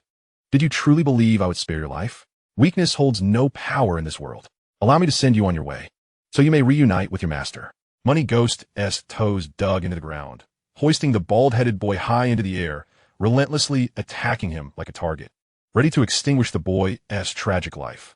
After completing this gruesome act, Money Ghost laughed heartily, surveying his surroundings before arrogantly returning to his spaceship, departing from Huangni's star with a sense of triumph. The injuries sustained by the little brother-in-law of Qiangui were quite severe, yet he refrained from seeking trouble with Lin Xisuo. It was not due to a lack of desire on his part, but rather a stern reminder from behind that they were aboard a D-class Interstellar Cruise ship, where a fierce confrontation could lead to mutual destruction. After the battle, Lin Xisuo quietly assisted in retrieving the bodies of the four, lifting Maid, Jilong, the Scarface Man, and the disfigured bald youth back to the medical room. Sasha, fuming, exclaimed, "Captain, how can you be so cowardly? You should have fired a shot to take down that evil cultivator with him." Lin Xisuo replied, "Please do not hinder my work. As captain, I must consider the safety of every crew member on this ship. Given that evil cultivator's strength, there was no chance of victory. To act knowingly against the odds is not bravery, but folly. Furthermore, what connection do these individuals have with the Phantom? Your outrage is merely a reaction to the plight of that youth, and I cannot be bothered to explain further." Lin Xisuo remained silent, focusing intently on administering Morgan's vine into Jilong's wound. Though the injury appeared grave, he was, in fact, the easiest to treat among them. "Help me by passing those two arms over," Lin Xisuo commanded Sasha, deftly maneuvering with his hands. The mermaid suddenly gasped, "Look, that youth may not survive. His heart has been utterly crushed." Without lifting his head, Lin Xisuo replied, "No matter, we shall implant a new one for him, ensuring it is far superior to the original. The medical fees will be calculated based on a decade of service. This captain does not rescue without recompense." Chapter 121. A new home behind the tavern of the Mud Star Adventurers Guild. The Phantom had been anchored for half a day without departing. "Where am I?" A bright-headed figure emerged from the recovery pod, incredulously surveying his surroundings. Before him lay a peculiar chamber, with numerous plants growing in the corners and a beautiful metallic book floating in the air. Nearby, ecological boxes were lined up in rows, accompanied by a plethora of unidentified medical instruments. In the center of the chamber, 7 experimental tables were shielded by an orange-yellow energy field, with test tubes exuding wisps of green smoke, their liquid mixture pulsating with a mysterious aura. A figure struggled to rise from the recovery pod, landing barefoot on the ground, anxiously calling out, "Is anyone there?" "No one is here, but there is indeed a book." A voice suddenly emanated from above, startling the bald youth. "You are a talking mechanical book?" He widened his eyes, having previously encountered spherical robots, but never one shaped like a book. "To be precise, I am a piece of equipment, an exceptionally intelligent piece of equipment. An accident transformed me into this form, but I quite enjoy it. It suits the taste of this amulet well." The metallic book lowered itself, speaking with great patience. "Hello, may I ask where I am?" the youth inquired, raising his head and curiously touching his chest. "Ah, you are aboard the Phantom, located in the docking area of the Mud Star Adventurers Guild. Do you feel something within you trembling violently? That is a normal phenomenon. Your heart has been pierced, and my master, the captain of the Phantom, has replaced it with a new one, a rare foundational heart, to be precise. Your constitution will gradually transform to adapt to various high-intensity battles. The deputy, Lady Sasha, often likens you to a lab rat, and I wholeheartedly agree." The metallic book's voice conveyed a hint of malice, frightening the youth considerably. "Who are you people? Has Qiangui turned me into a subject for experimentation? Let me go." The bald youth charged forward in anger, suddenly realizing he was moving much faster than usual, leaping 5 or 6 meters with the agility of a leopard. "Calm down, young man. We are in a critical moment here." A holographic screen materialized in the air. Lin Xisuo warned sternly, "Ah, it's you, the big brother from before." The bald youth exclaimed, feeling grateful for having preserved his life, and reassured by the presence of such a formidable individual. Revenge seemed to hold great promise. Lin Xisuo was indeed quite busy, and the holographic screen promptly shut down. The metallic book approached closely and asked, "What is your name?" "I scanned you and found you possess a genetic defect. You will never grow hair. Important matters are occurring just next door in the ecological garden, so you must remain quiet and not cause any trouble. Understood? All right. I will patiently wait for the captain here. Allow me to introduce myself. My name is Cui Hetong. My master found me by the riverbank and took me in, hence the peculiar name." The bald youth scratched his head apologetically. "Ha ha, Cui Hetong, your master certainly took the easy route when naming you. Now, I understand you have gone through unfortunate events. Please, gather your strength and turn your sorrow into power. I am called Peacock. It is a pleasure to meet you. The metallic book emitted a resonant tone, indicating that the AI of the Peacock amulet had indeed evolved, now exhibiting a semblance of human emotion. Suddenly, Chui Hetong recalled something important and urgently asked, Brother Peacock, what has happened to Maid, Jilong, and the Scarface Man? The captain must have saved them, right? Well, they departed a few days ago. Maid and the Scarface Man sold the ship to cover the medical expenses. All four of you were severely injured, and the captain exerted considerable effort to pull you back from the brink of death, while we aboard the Phantom acted out of kindness. We cannot afford to be driven to the brink of bankruptcy. The captain instructed me to inform you that the highest costs were incurred on you, so you will need to work aboard the ship for 136 years to repay your debt. The Peacock amulet opened an item list, detailing even the smallest expenses incurred in saving the young man. Chui Hetong felt dizzy, pointing at the list. Why are these things so expensive? A bandage costs 500 blue coins? You are extortionate. Hey, young brother Hetong, food may be haphazardly consumed, but words cannot be taken lightly. To be fair, our prices are indeed high, but the wages and benefits for the crew are also substantial. In fact, a silicon-based heart is priceless. You will soon experience its power. Of course, that heart belongs to the Phantom, and acquiring it will require additional payment. The Peacock amulet flawlessly executed the mission bestowed by the captain, securing a new labor for the Phantom. 136 years of labor aboard this ship? My heavens, this is no different from selling my soul. Chui Hetong's eyes glazed over as he envisioned a bleak future. Peacock, come here and assist. Lin Xisuo suddenly called out, and the scene around him was bustling with activity, though he couldn't discern what was happening. The Peacock amulet left Chui Hetong behind and swiftly flew to the ecological garden, undoubtedly to attend to pressing matters.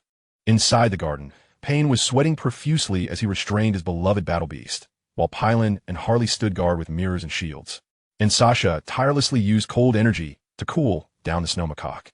Since consuming the Chi-Xiao pearl, Yunyun's body had ballooned, intermittently radiating shockwaves and entering high-temperature states.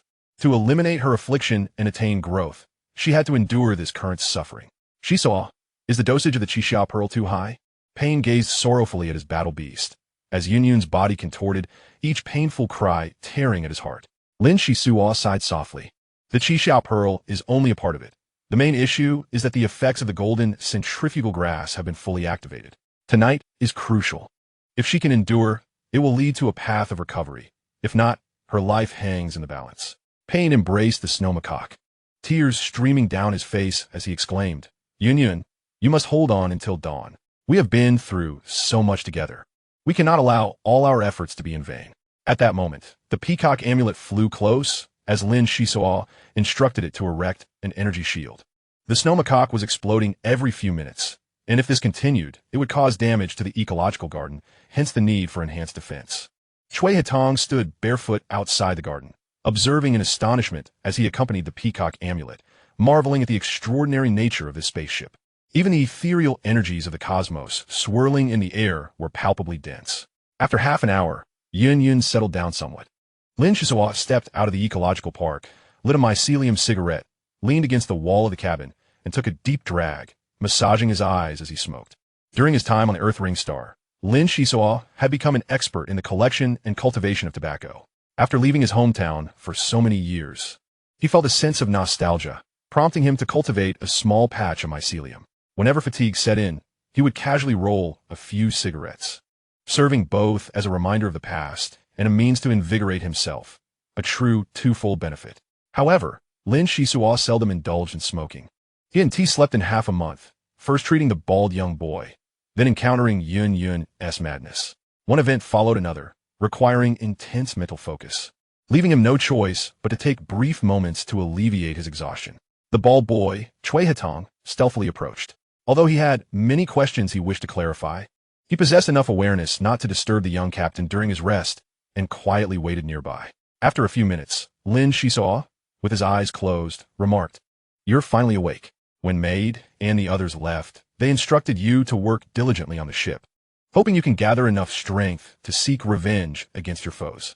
Though your mission failed, you still received some remuneration. Perhaps there are members of the Adventurers Guild who disapprove of the moneylender's arrogance and intentionally withheld funds.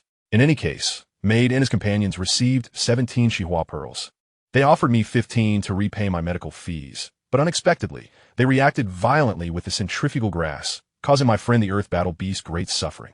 Lin Xisuo's words carried an undertone of self-reproach, and Shui Hetong could sense his elder brother's deep affection for his friend, intuitively recognizing he had encountered a good person. Shui Hetong's despondent mood improved slightly, and he resolved inwardly, I am truly useless. I do not even know where Master S remains lie. The 3 individuals he had just met had left, and in his most helpless moments, having a place to shield him from the storm and 3 meals a day was already a significant fortune. The debt repayment period of over 100 years was insignificant compared to life and revenge. His life now belonged to the Phantom Ship. And he could not forget Master S' words about the importance of having conscience. May Air manages the ship. Let her help you familiarize yourself with the surroundings.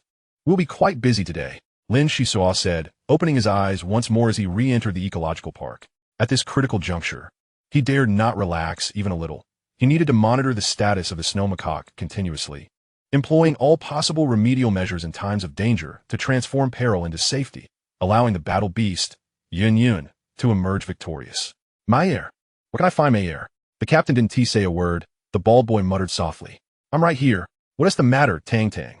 With that voice, dozens of light screens unfolded, and a thumb-sized light entity extricated itself from the screens, its vague form seemingly stretching lazily. Tang Tang, you know my name? Kuye asked incredulously. What's the big deal? Everything that happens on the ship is under my watchful eye. So don't even think about causing trouble or slacking off while working. I'm always observing. There are 10 crew cabins on the ship. Feel free to choose one. You can first select daily necessities from the storage area, and please don't carelessly dispose of trash. Sister Shasha works hard to clean up. After a brief pause, Mayer chuckled. Oh yes.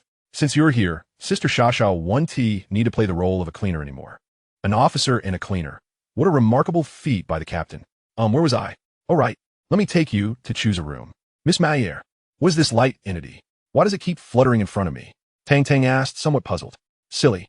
That's my energy form, which hasn't yet solidified. Given the current state of the Phantom Ship, it's quite difficult to take shape. Mayer twisted and turned, chattering incessantly while guiding the newcomer. Behind her, the boy buried his sorrow deep within, exploring his new home where he would live for 136 years. Chapter 122, Battle Beast. Dawn was approaching. Yin Yun's body was beginning to cool, a very promising sign. He took a gentle breath, and his spirit relaxed slightly. Pain filled his eyes as he shook his head in despair, saying, No, there's a special bond between tamers and battle beasts. I can sense Yin Yun's aura growing weaker.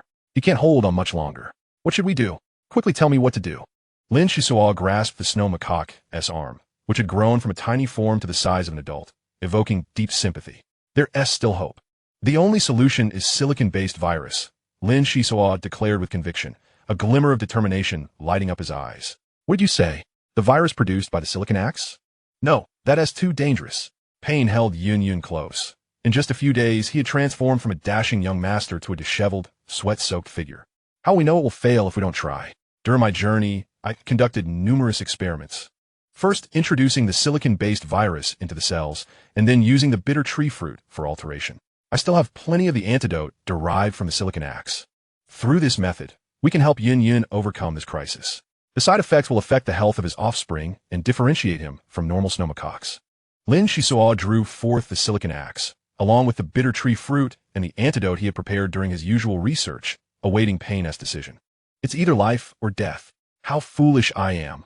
What danger could possibly matter at this point? Pain stumbled back, his mind foggy, relinquishing the final chance to Lin Xisuo. Lin Xisuo nodded. This method was indeed perilous, fraught with uncertainty. Yet, it also contained hidden advantages. Yin Yun's body had endured various medicinal effects, and having suffered under weakening agents for so long, his survival thus far indicated a remarkable resistance and adaptability, enhancing their odds of success. For now, they would have to give it a try. Lin Xisuo wielded the silicon axe, slicing through the snow macaque's skin with the strongest toxicity. He silently calculated the time. After about 45 seconds, he immediately squeezed the bitter tree fruit, letting the juice drip into the wound. The snow macaque's bloated body rapidly filled with black veins. Possibly a byproduct of the silicon-based virus's effects, its arm quivered slightly. From here on, it all depended on Yun Yun's will to survive. Lin Xisuo stepped back a few paces, feeling he still had much to learn as a pharmacist. This was akin to his inadequate analysis of the medicinal properties. The combination of two medicinal effects was not a simple matter of addition. It transformed geometrically. Time ticked by, each second stretching painfully. The newly hired crew member, Tang Tang, had kept vigil in the ecological park throughout the night. Although he didn't harbor much affection for Yun Yun, the boss and lifesaver Lin Xisuo was deeply concerned. And with his master having just passed away, how could he possibly sleep at this critical juncture? Yun Yun, is that you calling me? Yun Yun. Pain suddenly lunged forward, calling out repeatedly. The connection between the tamer and the battle beast was inscrutable to outsiders. Pain, in a frantic shout, urged quick. Inject Yun Yun with the antidote. Make haste. Though Lin Xisuo felt the timing was still insufficient, he chose to trust his companion's judgment. Without further ado, he proceeded with the injection, allowing the antidote to disperse rapidly within the bloodstream. P.S. Awake. My Yun Yun has awakened. Pain's nose tinged with emotion, tears streaming down his cheeks. For years, he had invested immense effort into the snow macaque, sharing a bond of mutual reliance. Today, they finally achieved a significant breakthrough. The snow macaque's swollen body constricted inward, and in mere moments, it transformed into a large monkey, half black and half white, its wings displaying striking black and white patterns. Although it could not move, its gaze remained remarkably alert. Upon Lin Xisuo's confirmation, the snow macaque's physiological functions were gradually stabilizing. Further observation was necessary to determine the specifics. But it had already surpassed the critical danger zone, at least ensuring its survival. Pain, you guard here. Be wary of Yun Yun's potential volatility. Tamers are more sensitive to their battle beasts than we are. There is no need for me to elaborate on that. Everyone else, return to your quarters and rest. We've endured several days and nights of hardship, and both mental and physical faculties are waning. Let us recover quickly, then we can explore the tavern here before setting off again. Lin Xisuo, after incessantly reiterating his instructions, finally trudged back to the captain's quarters. Collapsing onto his bed and drifting into a deep slumber, the bald-headed youth, Tang Tang, swiftly immersed himself in his duties. Driven by a burning desire for vengeance against his master's enemies and the formidable practitioners surrounding the money-obsessed figure, he resolved to exert tenfold, even 100-fold, effort. In addition to maintaining cleanliness, he imposed a rigorous training regimen upon himself. With everyone aboard asleep and unable to seek guidance on cultivation matters, he had no choice but to wait until they awoke to humbly inquire. The following midday, when Pei opened his eyes, he was startled into retreat by the sight before him. A fearsome creature sprawled at his feet, its body adorned with swirling black and white spots, baring its teeth as it approached. Yun Yun, how do you transformed into this? Pei would never mistake the aura of a battle beast. Yet he was astonished by how far Yun Yun's evolution diverged from that of the snow macaque. The formidable creature gestured around before patting its emaciated belly, indicating its hunger. Pei glanced at the ecological garden, his expression turning ashen. 3 bitter trees had been gnawed down to mere stumps, the mycelium completely uprooted, and, most alarmingly, the ordinary centrifugal herbs that had yielded some results were entirely devoured.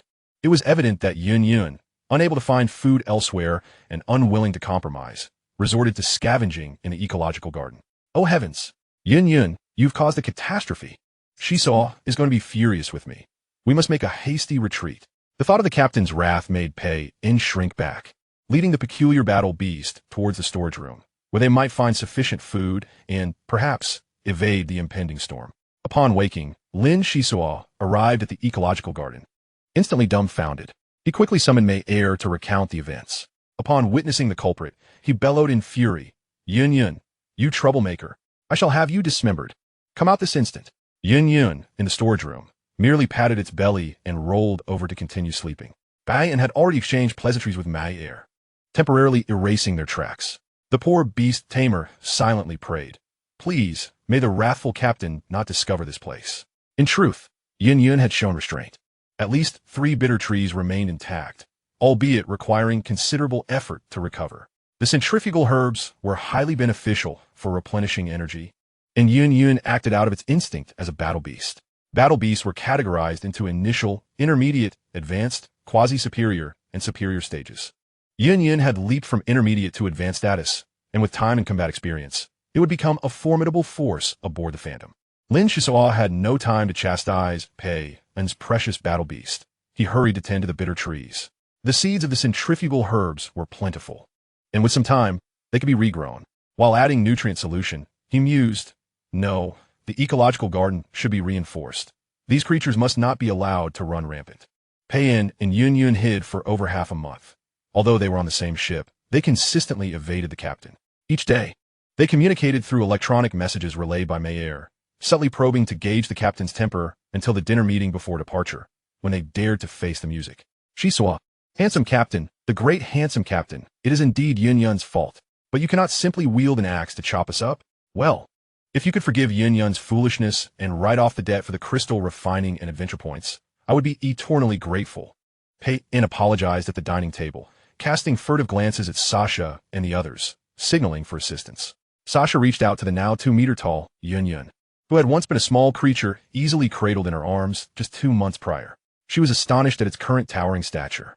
Its wings, when spread, spanned over 4 meters, with 2 clusters of spines protruding from its elbows, complemented by its body covered in swirling black and white patterns, presenting an imposing visage. To earn my forgiveness for Yun-Yun is simple. First, let us assess its strength. Lin Xisuo chose a spot at the dining table to make his move, launching 2 forks with blinding speed. The utensils sparked upon striking Yun-Yun's body, which exhibited remarkable toughness, akin to that of metal. Gaining an initial understanding, Lin Xisuo intensified his assault, his legs delivering successive kicks to Yun-Yun. The duo transitioned from the dining room to the kitchen, then to the cold storage, with faint explosions resonating, causing the dining table to shake as if it were a drum, prompting everyone to hurriedly stuff their mouths with food to avoid being left without. As the 2 figures briefly collided and then separated, Yun-Yun lifted its neck and roared, its entire body swirling with black and white patterns, causing the kitchen utensils to rattle chaotically under the influence of a magnetic field. Not bad. It has not wasted the centrifugal herbs consumed. Its mental fortitude is impressive. The ability to manipulate the magnetic field through rage suggests it possesses the prowess of at least a 6th-level martial artist, Lin Xisuo remarked as he resumed his seat. Keenly observing, Pei-in approached Yun-Yun, delivering a couple of punches while admonishing, you. How can you just fight without reason? From now on, your good food and drink depends solely on the captain's word. You're foolish, utterly clueless about flattery. It's going to be hard to make a good life for yourself. Hey, I say, beast tamer young master, how do you train a battle beast? Lin Xisuo smiled slightly, thoroughly pleased with Yun-Yun's performance. The incident involving the ecological garden was thus set aside. Efforts would be made to nurture this beast going forward. After the chaos, meals, and drinks, it was time to address serious matters. Lin Xisuo stood, stating, currently, the Phantom is facing financial strain, and Yun-Yun's appetite has multiplied significantly, necessitating a focus on food supplies. The reason we have lingered on Yellow Mudstar for so long is to wait for a certain individual. It can also be termed a mission. The task requires delivering an elderly gentleman to the 64th star domain. As long as we can take this individual along, the commission will be sufficient to cover our supplies. Sasha inquired curiously, what sort of elderly gentleman? Why do you always speak so vaguely? If you have news, why not share it? Apologies, but I'm also unclear about the individual's background. I have only heard that the mission carries risks. Regardless, the Phantom can withstand trials. We must secure this fee. Lin Xisuo surveyed the room, receiving nods of agreement from everyone. At that moment, as the crew of the Phantom convened for a meeting, a single-person spacecraft descended slowly into the docking area from the northeast of Yellow Mudstar. An elderly man clad in black emerged, carrying a rolled-up piece of luggage. After locating the Phantom using the number in his hand and verifying it for some time, he exclaimed inwardly, "This is unmistakable. It is a D-class Interstellar Cruise ship. It seems my life is not yet at an end." Chapter 123, The Passenger. The arrival of the mysterious elderly man in black aboard the Phantom met with mixed reactions.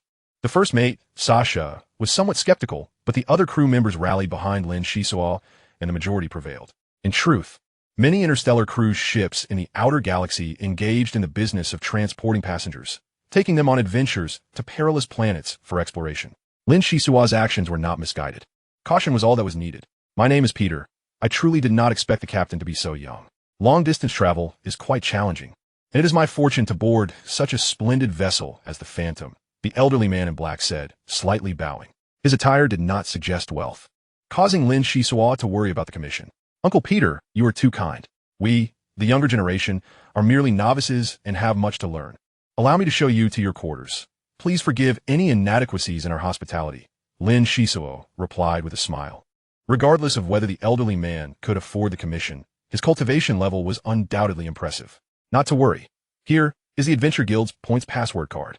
According to the rules, the Adventure Guild will take a portion as a service fee, leaving us with 1,900 points. I will pay 20% as a deposit now. The remaining amount can be exchanged at any tavern in the 64-star domain. As for where I am heading, I will discuss that with the captain later. Peter offered the password card, adopting a businesslike demeanor, which eased the minds of those aboard the Phantom. Excellent. This deposit is important to us. Let us proceed to the tavern for the necessary exchange. Lin Xisuo was delighted. It was the Phantom's first passenger, and the earnings were promising, a commendable start. Pei in, Hale, the two of you will use the deposit to procure the final batch of supplies. Depart in 2 hours. He Tang, remember to polish the deck. Pei Lin, verify the operational status of the crew. Sasha, please escort Uncle Peter to the VIP room. Everyone is present and ready to embark. Lin Shaw bellowed, and thus the ship became abuzz with activity. Payne and Harley took the password card and swung down the tether towards the ground. 2 hours felt somewhat rushed, yet they were confident in completing their task. The bald youth, Chui Hetong, dashed out of the cabin carrying 4 buckets, fervently scrubbing the deck, invigorated as if fueled by a stimulant thanks to the core's heart. Pylon, in the machine repair room, playfully scratched her adorable black corn, beaming as she replied to the screen, "Understood, Captain. Rest assured, I will ensure the mission is accomplished." The shield turtle glided over, carrying Sasha. The mermaid displayed impeccable poise, gracefully greeting, "Hello, Uncle Peter. I am Sasha, the ship's first officer, hailing from the merfolk of Aegean Star. Please take your belongings and follow me. I will escort you to room 1. The old man in black had been observing the ship's dynamics, his heart brimming with astonishment. Firstly, the captain and the young man named Payne had already reached the 4th level of proficiency, an extraordinary achievement at such a young age. Then he instinctively sensed a magnetic energy, a vibrant zeal, with the core being the young captain before him. Ultimately, everyone aboard was in high spirits, but this mermaid officer was particularly unique. Typically, Aegean mermaids are regarded as aristocratic playthings, yet this one exuded an air of mystique, seemingly at the 3rd or 4th level. To attain such a status among human creations is no small feat. What occupies your thoughts, Uncle Peter? Is there something amiss aboard our vessel? Sasha inquired with a bright smile. Everything is splendid. It's just that I've never encountered a mermaid officer before. Also, this magnificent turtle beneath you appears to be the defensive war beast known as the shield turtle. Am I correct? Peter returned to the present, his demeanor amiable as he spoke. Uncle Peter, your knowledge is impressive. Indeed, it is the shield turtle. Its name is Mau Mau. It has sustained serious injuries and is no longer fit for battle, Sasha said, gently patting Mau Mau, sharing a bond with the creature as both cherished the life of the ocean. The old man in black glanced at the sky, where a blue figure swooped down, landing on the lookout, nest atop the mast. Another war beast. How astonishing. Sasha guided Peter into room 1. There were a total of 20 guest rooms. The first 10 were luxurious single rooms, while the latter 10 comprised 5 double rooms and 5 quadruple rooms, accommodating a total of 40 passengers. Before long, Lin Xisuo sat in the captain's quarters, asking, "Peacock, what are your thoughts on this individual?" The metal book floated up from the table, displaying the old man's movements while providing a detailed analysis. A standard veteran adventurer, appearing somewhat downcast, yet generous in demeanor. His single-person spacecraft has been identified as a rental from the Adventure Guild. His public identity is rather ordinary, lacking any remarkable attributes. Upon boarding, he did not specify his destination, but rather suggested discussing further with you, indicating that this journey is not straightforward. Let us wait for him to initiate conversation before we devise our strategy. Mei-Ying, do not be lazy. Alert me at the first sign of any disturbance. Lin Xisuo instructed before grasping the metal book and heading towards the medical room, for there was much work yet to be done. The Phantom vessel consumed a vast amount of water, as Lin Xisuo endeavored to compress the water pills. However, this pollution-free, soil-based nuclear bomb was gradually being supplanted by medicinal projectiles. Aside from managing some experimental wastewater, production had already been largely halted. At this moment, Lin Xisuo was personally experiencing the formidable effects of the weakened state, an upgraded version of a previous hallucinogenic agent. It exerted a debilitating effect on both him and the war beasts.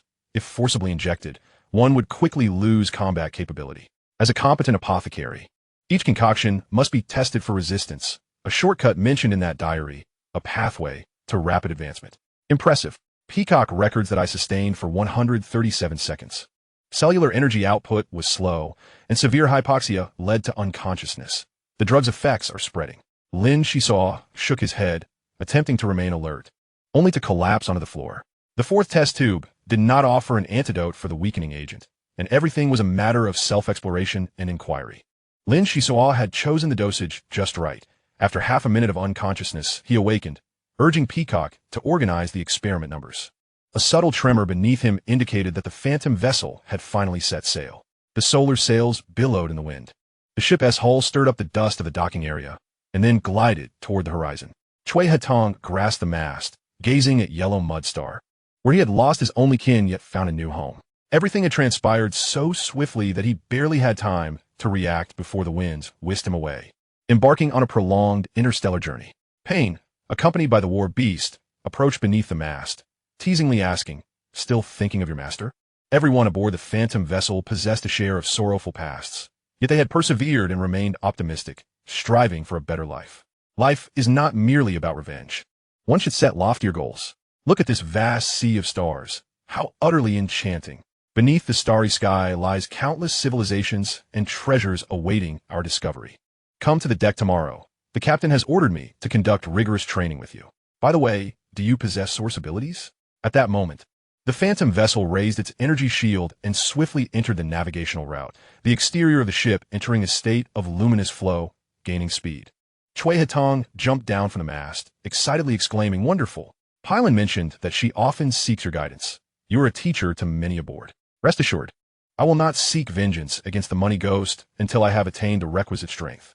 Though I lack source abilities, my master taught me some basic principles for energy manipulation." Principles for energy manipulation? What kind of principles are those? Can you demonstrate them for me? Payne asked.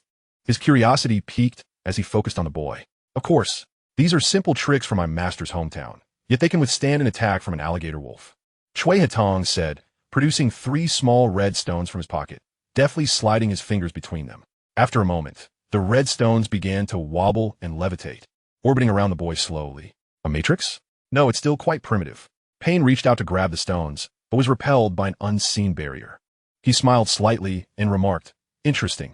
Our ship is in need of a matrix master, yet few know the intricate laws of energy operation. This scarcity has led to an abundance of matrix masters, but truly skilled ones are rare as gold dust. I'll have a word with the captain to procure a few mirror shields for you. They're of no use just lying in the storage room. All right, prepare for training on the deck tomorrow, and brace yourself for some hard work. You there, it's time for dinner. Don't just stand around on the deck. Nobody is paying you." Sasha called through the screen while donning an apron. "Oh no, it's mealtime, and I hear there's my favorite roasted lobster," Payne exclaimed, dashing toward the dining hall at lightning speed, much to Chui Hetong's astonished gaze, for the dining table aboard the phantom vessel was akin to a battlefield. Yet today was destined to be special, as they were to host their first passenger, Peter. Wow, after traveling far and wide for many years, this is the most sumptuous meal I've encountered. Even those interstellar cruise ships don't understand the art of enjoyment like you do," the old man in black chuckled, wiping his hands and settling down at the table. Lin Xisuo was not surprised. Any martial practitioner who had reached a certain level often ventured to the outer realms during their lifetime. He politely nodded and said, "You are quite seasoned. And our phantom vessel has now reached D-class status, unlike when we were E-class and hiding from the world, enduring great hardships. I hope you find this journey satisfactory.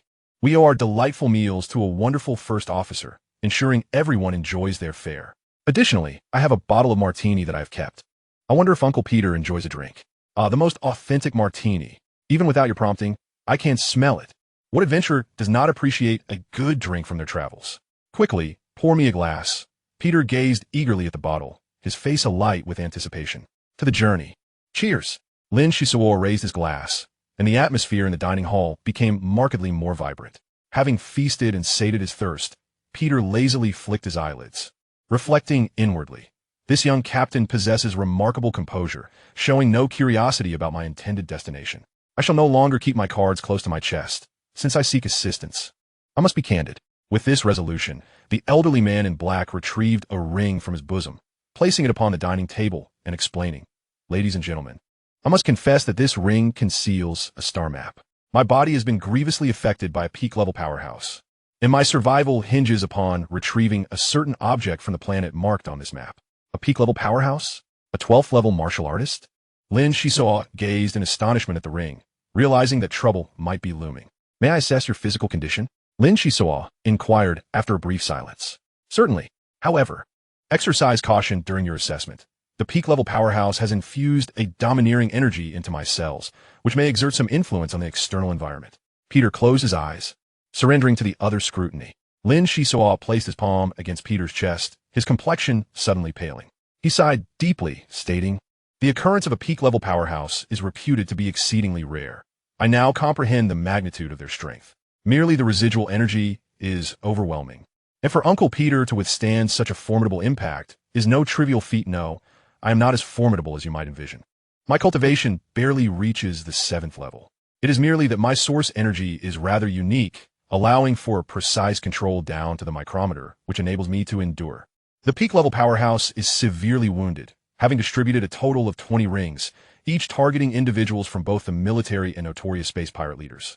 Regrettably, I find myself among them. To survive, these 20 must act as errand runners for him. I hope the Phantom can lend a hand. Here are 300 units of refining crystal." Peter tore open the leg of his trousers, revealing a black pouch tightly wrapped around his leg, which, when removed, displayed refining crystals embedded within. "Please hold on. To be frank, 300 refining crystals along with 1,900 venture points is already a considerable sum. However, as you can see, we are all newcomers, lacking in both cultivation and experience. The Phantom has only recently ascended and has yet to venture into the outer galaxies, which puts us in a difficult position." Lin Xisuo instinctively declined, feeling that involving a peak-level powerhouse was an adventure beyond their current capabilities. "Do not be hasty in your refusal. Hiring a D-class interstellar cruiser for 5 months in the outer galaxies would cost approximately 1,000 units of refining crystal. My finances are not abundant, so I can only offer an additional 200 units of refining crystal. Furthermore, I fortuitously acquired a star map related to the outer galaxies a few years ago, which I believe will be of great assistance to you." Peter dropped this bombshell, and Lin Xisuo, in need of refining crystals, found the prospect of 500 units to be exceedingly tempting. "Uncle Peter, you must grant us a little time to deliberate." Sasha interjected with a smile. 500 or even 1,000 units of refining crystals is not the crux of the matter. What is pivotal is that this undertaking involves numerous parties, and others may become entangled in it, potentially leading to fierce conflict. Could we ask our captain to review the specific star map? This would allow us to gauge the situation better. Yes. I have been overly anxious. After all, who does not wish to extend their life by a couple of years? Let me present the star map. As Peter spoke, he pressed the ring, and in an instant, a cascade of starlight was refracted. The 64-star domains flashed by, before coming to a halt in the southeastern corner of a particular stellar system, finally revealing a planet, a half-ruined planet. What kind of catastrophe could have befallen this place to render it thus? Sasha pondered, inspecting the star map from every angle, feeling as though it resembled a supersized apple that had been bitten into. A multitude of rocks floated around the celestial body, suggesting that if this planet had once harbored life, none would have survived the calamity. Perhaps a meteor strike caused this tragedy? The object we seek is a luminous sphere. As for what lies within the sphere, the peak-level powerhouse did not disclose that information. I dare not inquire further. Peter's thoughts turned to unpleasant memories, filling him with a profound sense of resentment. Regardless, we must escort you to the 64-star domains. The terrain of this ruined planet is intricate and fraught with unpredictable dangers.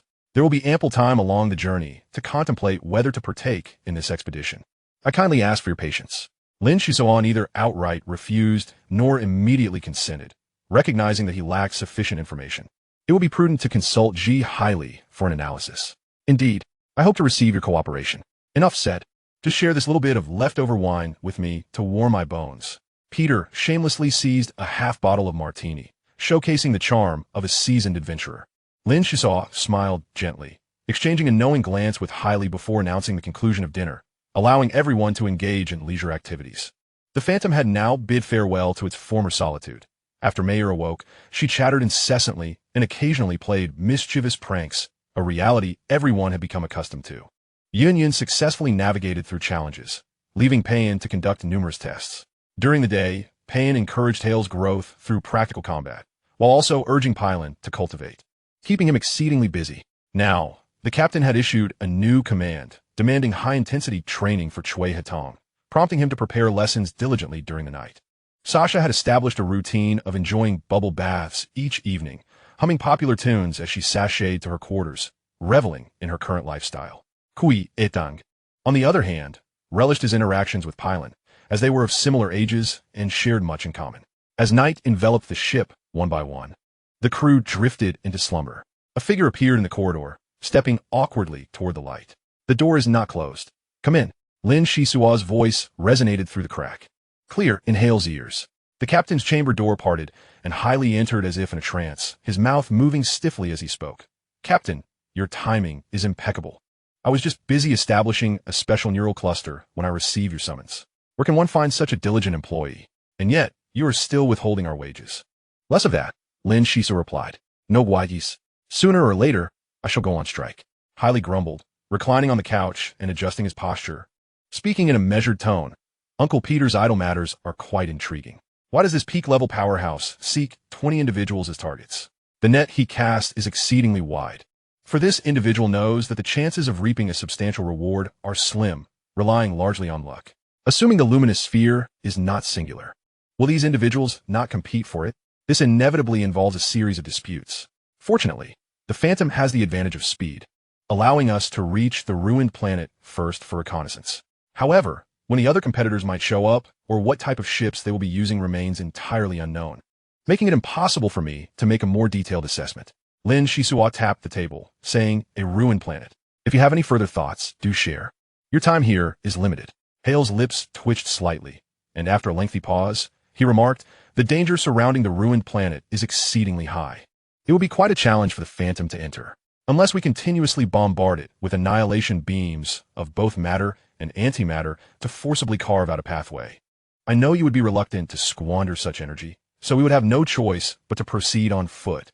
What truly piques my interest is the luminous sphere itself, its ability to revive in the state of a severely injured peak-level powerhouse, coupled with its existence on this shattered planet, suggests it is the universe's ultimate source of life. The source of life? Lin Xisuo queried, somewhat perplexed.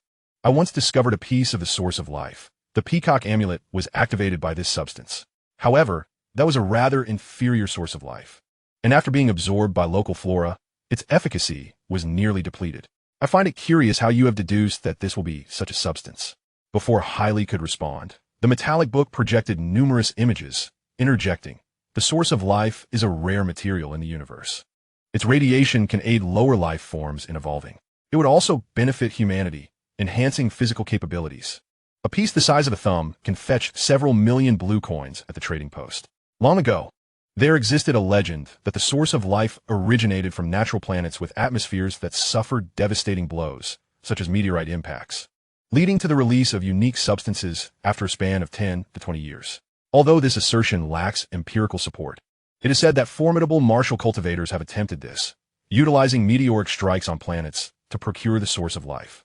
And various indications suggest that such brutal endeavors ultimately met with success. Are you suggesting that this planet was deliberately destroyed solely to acquire the source of life at a critical moment? Upon hearing such sensational news, Lin Xisuo rose abruptly from his seat. Hailey chuckled lightly. Do not be alarmed. As far as I am aware, the conditions for cultivating the source of life are quite stringent. The selected planet must possess some form of life, specifically an oxygen-rich, water-abundant environment. Currently, all habitable planets are inhabited by humans, and even the most inhospitable worlds are home to numerous interstellar migrants. Even if one were to commit such an atrocious act, the source of life would only manifest after a decade or two, and that individual would undoubtedly be pursued across the stars, who would willingly don a mantle of infamy for another's gain. Hence, no one has dared to undertake such actions since. Moreover, the advanced source of life is not easily obtained. It attracts many extreme beings that roam the cosmos, waiting to absorb it. I am certain that this shattered planet was recently annihilated by a meteorite, coincidentally at the peak of its strength. Whether or not there exists a source of life remains uncertain. Perhaps they merely wish to try their luck. Lin Xisuo took a deep breath, enviously declaring, the source of life is indeed a remarkable treasure. Even a minuscule amount would constitute a qualitative leap for the Phantom, benefiting us all immensely. I have resolved to rush towards the 64-star domain for on-site exploration. Hailey, swaying as he stood, walked toward the exit with an impassive expression, stating, you may request 100 units of refining crystals from Peter. I have calculated his height and weight, and this cost is barely manageable. In truth, the Peacock Talisman possesses commendable logical analysis capabilities. Next time, if there are matters the talisman cannot handle, summon me. The following day, Lin Xisuo and his companions reached an accord with Peter after some negotiation. However, this venture came with two stipulations. First, the hiring fee was raised to 600 units of refining crystals. Undoubtedly, Peter is quite affluent. His claims of poverty are far from the truth. Second, they must strive to acquire a light sphere with a quarter of it belonging to the Phantom. As the Phantom entered the flight path, Lin Xisuo began preparing for the impending dangers. On the deck, Cui Hetong raised a palm-sized mirror shield to face Payne's electric arc assault. The elderly black-clad Peter returned to his quarters, smirking at his belongings, thinking, my old friend, I have finally dragged the captain of the Phantom into the fray. A mere fourth-tier martial cultivator, I do not believe he possesses the greed for power. If this interstellar cruiser becomes our stepping stone, it is merely a stroke of bad luck for them. Chapitre 125, Combat Technique. Traveling through the star domain is no trivial matter, given the current speed of the Phantom. It will take 2 to 3 months to reach the fourth star domain. On this day, Lin Xisuo was tinkering with centrifugal grass in the ecological garden when Payne suddenly called for him, insisting they reconvene in the dining hall for a discussion. What could possibly warrant such secrecy that it could not be addressed in the ecological garden? With no other option, Lin Xisuo quickly appeared in the dining hall, momentarily stunned by the spectacle. With a resounding pop, colorful bubbles burst forth, and Mayer was the first to exclaim, "Oh, it's the captain's birthday. Happy birthday, Captain Uncle." Sha. Payne, Pylon, Hallie, Cui Hetong, and a multitude of combat beasts rushed out, their excitement palpable, raising their voices in cheer. The dining hall was awash in a kaleidoscope of colors, transforming into a fantastical display. A birthday? It turned out today was indeed his birthday. Lin Xisuo stood there, grinning foolishly as he accepted everyone's well wishes. Foolish captain, after countless days and nights of meticulous calculations by this deputy officer, it is now confirmed that according to the traditional interstellar calendar, today marks your 21st birthday. Haha, regardless of its accuracy, you're 21 now. Do not quibble with me over details. In just 2 years, you shall be an adult. Look at you, so fortunate to already possess such formidable crew members, especially with a shrewd, great, wise, beautiful, and capable deputy officer by your side, ensuring that the Phantom will thrive and prosper in the future. Sha smirked, celebrating the captain while also boasting about herself. Yes, little brother, grow up quickly. Look at your elder brother, already 25 years old. It feels like ages since I left home. How time flies. Payne adopted a big brother demeanor, giving Lin Xisuo's shoulder a hearty pat, deeply moved. 21, 25. How many years have I truly lived?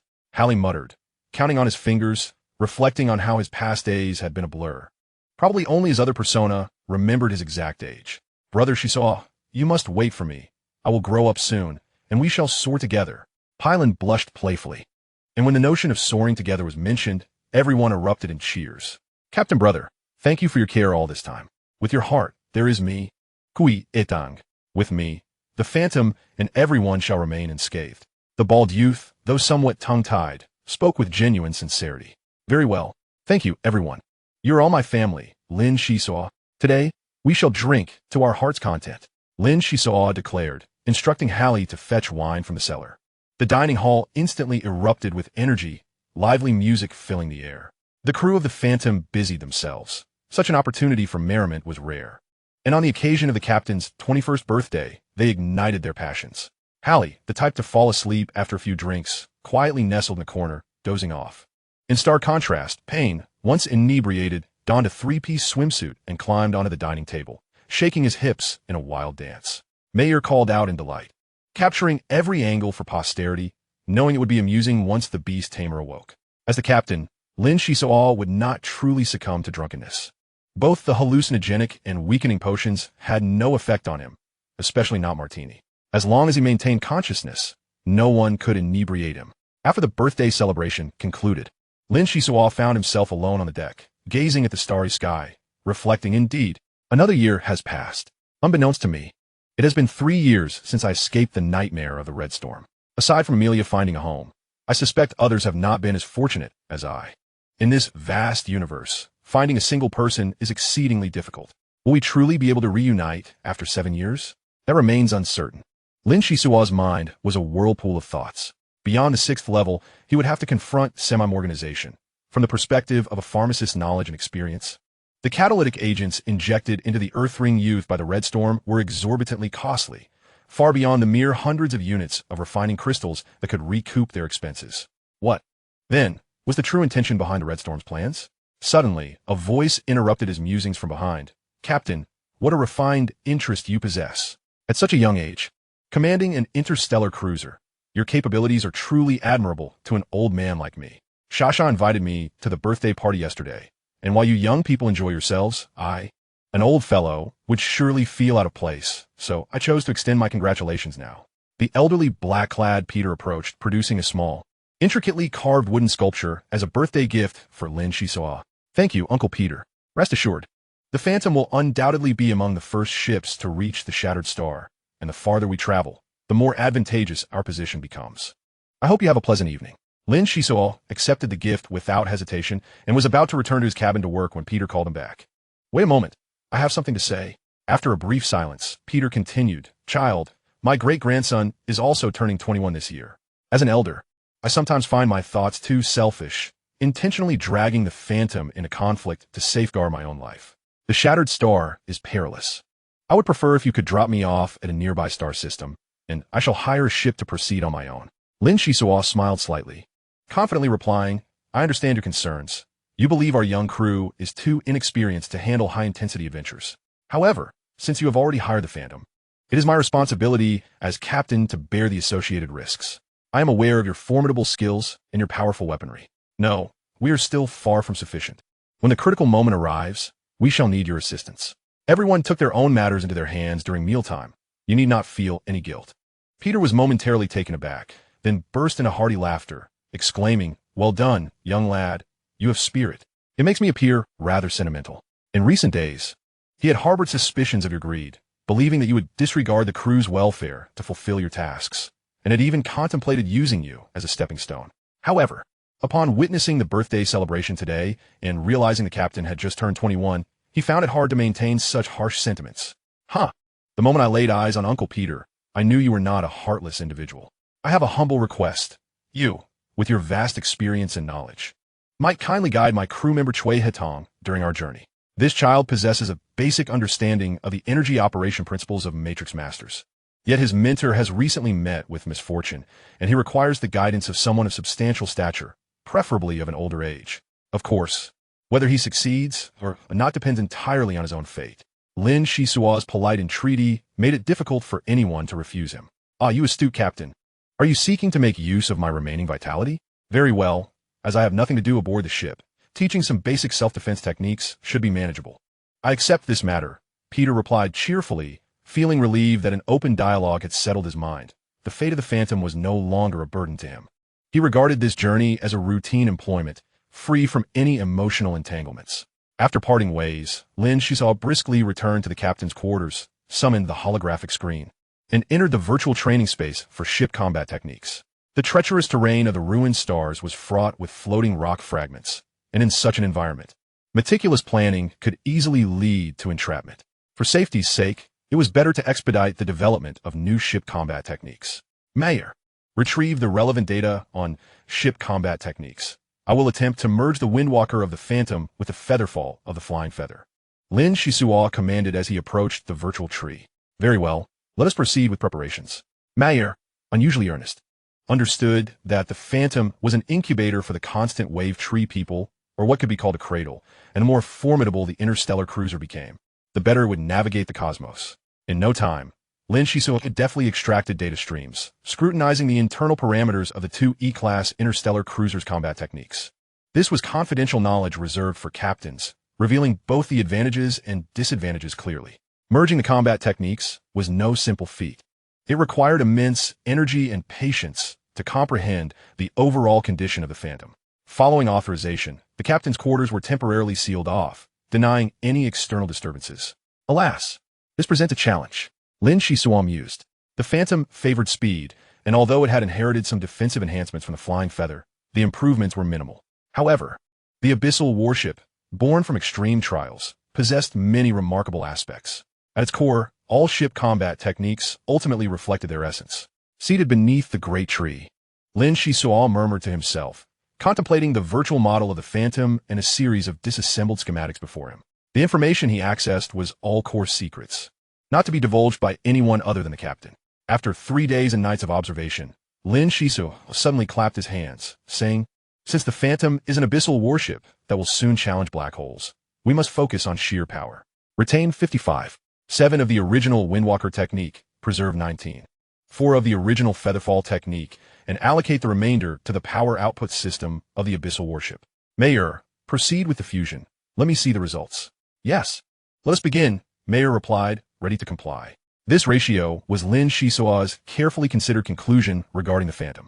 The virtual tree suddenly unraveled into countless fine threads, wrapping around the virtual model of the Phantom, and after a gentle wave of energy, the model began to evolve its combat techniques. Amidst the azure glow, the model surged forward, exhibiting only minor distortions in space within a range of 500 meters. Nothing particularly extraordinary occurred. "This will not suffice. It falls far short of my expectations." Lin Xisuo shook his head, although he was not a perfectionist when it came to the probability of survival. He sought to achieve nothing less than excellence. On board, tranquility returned, and Peter was astonished to witness the children's diligence. They were so engrossed in their work that they often forgot to eat, attending only the more significant dinners while dedicating the rest of their time to hard labor. Their areas of research were remarkably diverse. Payne was a tamer, Pylon was a budding creator, and the officer Sasha identified as a totem master. Such a well-rounded crew aboard an interstellar cruiser was indeed rare. In a virtual space, Lin Xisuo stood barefoot in a handstand, one arm supporting his body while the other scribbled on the enormous holographic screen on the ground. He murmured to himself, "Yes, it must work. This is the final test plan. Each test expends so much energy. Failure cannot be an option." A half hour later, the virtual tree reconnected with the Phantom model, causing the entire space to flicker, oscillating between light and darkness, enveloped in an enigmatic atmosphere. Boom! Boom! Boom! The Phantom trembled uncontrollably. Lin Xisuo crawled out from the captain's quarters, his hair disheveled, exclaiming with joy, "It worked. We have successfully fused the combat technique of ethereal drift." Gently, the 6 elongated metallic wings at the stern of the Phantom stretched out, the hull gradually twisted, and with a few shudders, it vanished into the starry expanse. Chapter 126, An Encounter. In the boundless depths of the ocean, every star radiated light and heat, with red dwarfs scattered throughout. The speed of light is insignificant compared to the distances between stars. The starlight we perceive is merely a reflection of rays emitted hundreds of thousands of years ago. Without the numerous wormholes scattered across the galaxy, interstellar travel could easily take thousands or even tens of thousands of years, a scenario hard to imagine. Between stellar systems, space is filled with wormholes, most of which are said to be artificial constructs, created by the insectoid race that once ravaged various galaxies over billions of years to facilitate resource plundering. To this day, a primary mission of interstellar cruisers in the outer galactic regions is to combat the invasions of the insectoid race, thus serving as humanity's frontline guardians of the first, second, and third galaxies. As the Phantom entered the 59th star domain, it halted at the edge of the navigation route to adapt to the newly developed combat techniques. Modifications to the thrusters were necessary, estimated to take 5 to 6 days to complete. Sharpening the knife does not delay the woodcutter, and a few days' delay would not significantly impact the overall journey. Peter understood this well and accepted it with a smile. In recent weeks, Chui Hetong had been working hard. Although Lin Xisuo had installed a forbidden core heart for him, the adaptation was fraught with uncertainty. An overly vigorous flow of energy was not necessarily beneficial. He only slept 2 hours each day before rising to engage in activity, resembling a highly efficient machine, with his heart incessantly consuming vitality. For others, using a silicon-based heart might yield substantial side effects, but aboard the ship, there were plenty of restorative remedies. And since ample bitter tree fruits were administered during the installation of a silicon heart, Chui Hetong only experienced temporary fatigue, with other impacts being negligible. Due to accelerated metabolism, Chui Hetong's physical condition soared dramatically, transforming daily. His face began to show defined angles, with sharp brows and fierce eyes, rapidly evolving into a robust young man. All right, we shall conclude here for today. You have already attained the level of a first-tier martial practitioner. We shall continue tomorrow, Peter said, rubbing his shoulders. The bald youth was like a stimulant addict, drawing skills from him daily, and over time, it became rather overwhelming. Yes, I will practice diligently in private. Thank you for your guidance, Uncle. Chui Hetong let sweat drip down, feeling secure only through continuous learning. Both Captain Lin Xisuo and Training Mentor Payne had achieved notable accomplishments in their respective fields, and even Pylon and Hale possessed many skills. If he did not catch up, he would fall far behind. Hetong, Payne, is currently enhancing crucial moments. So today I will accompany you for training to assess your progress during this period. Lin Xisuo stepped onto the deck, his expression grave. Yes, Captain, Chui Hetong instinctively replied. Before this young captain, he felt an unshakable chill. There was an indescribable intensity in that sharp gaze. Boom! The bald youth was unprepared and was kicked out, crashing directly into the energy shield outside the ship. A trickle of blood seeped from his mouth, and ripples spread behind him. What are you waiting for? Waiting for the enemy to say begin to you? With such a state, in the future, I will undoubtedly become a burden to all aboard the Phantom. Lin Xisuo reprimanded harshly, showing no mercy. That is not the case. I, Chui Hetong, found myself at a loss for words. Normally, I would sweat, but today, it was blood that flowed. Lin Xisuo remained steadfast, admonishing, if you wish to assist the Phantom, you must become a man of great stature. For far too long, you have lived under the protective wings of your elders, utterly oblivious to the harsh realities of the world. When faced with the money demon, I did not see an indomitable spirit. Instead, I saw merely a pitiful creature, begging for sympathy. You nearly lost 3 martial practitioners who were there to aid you.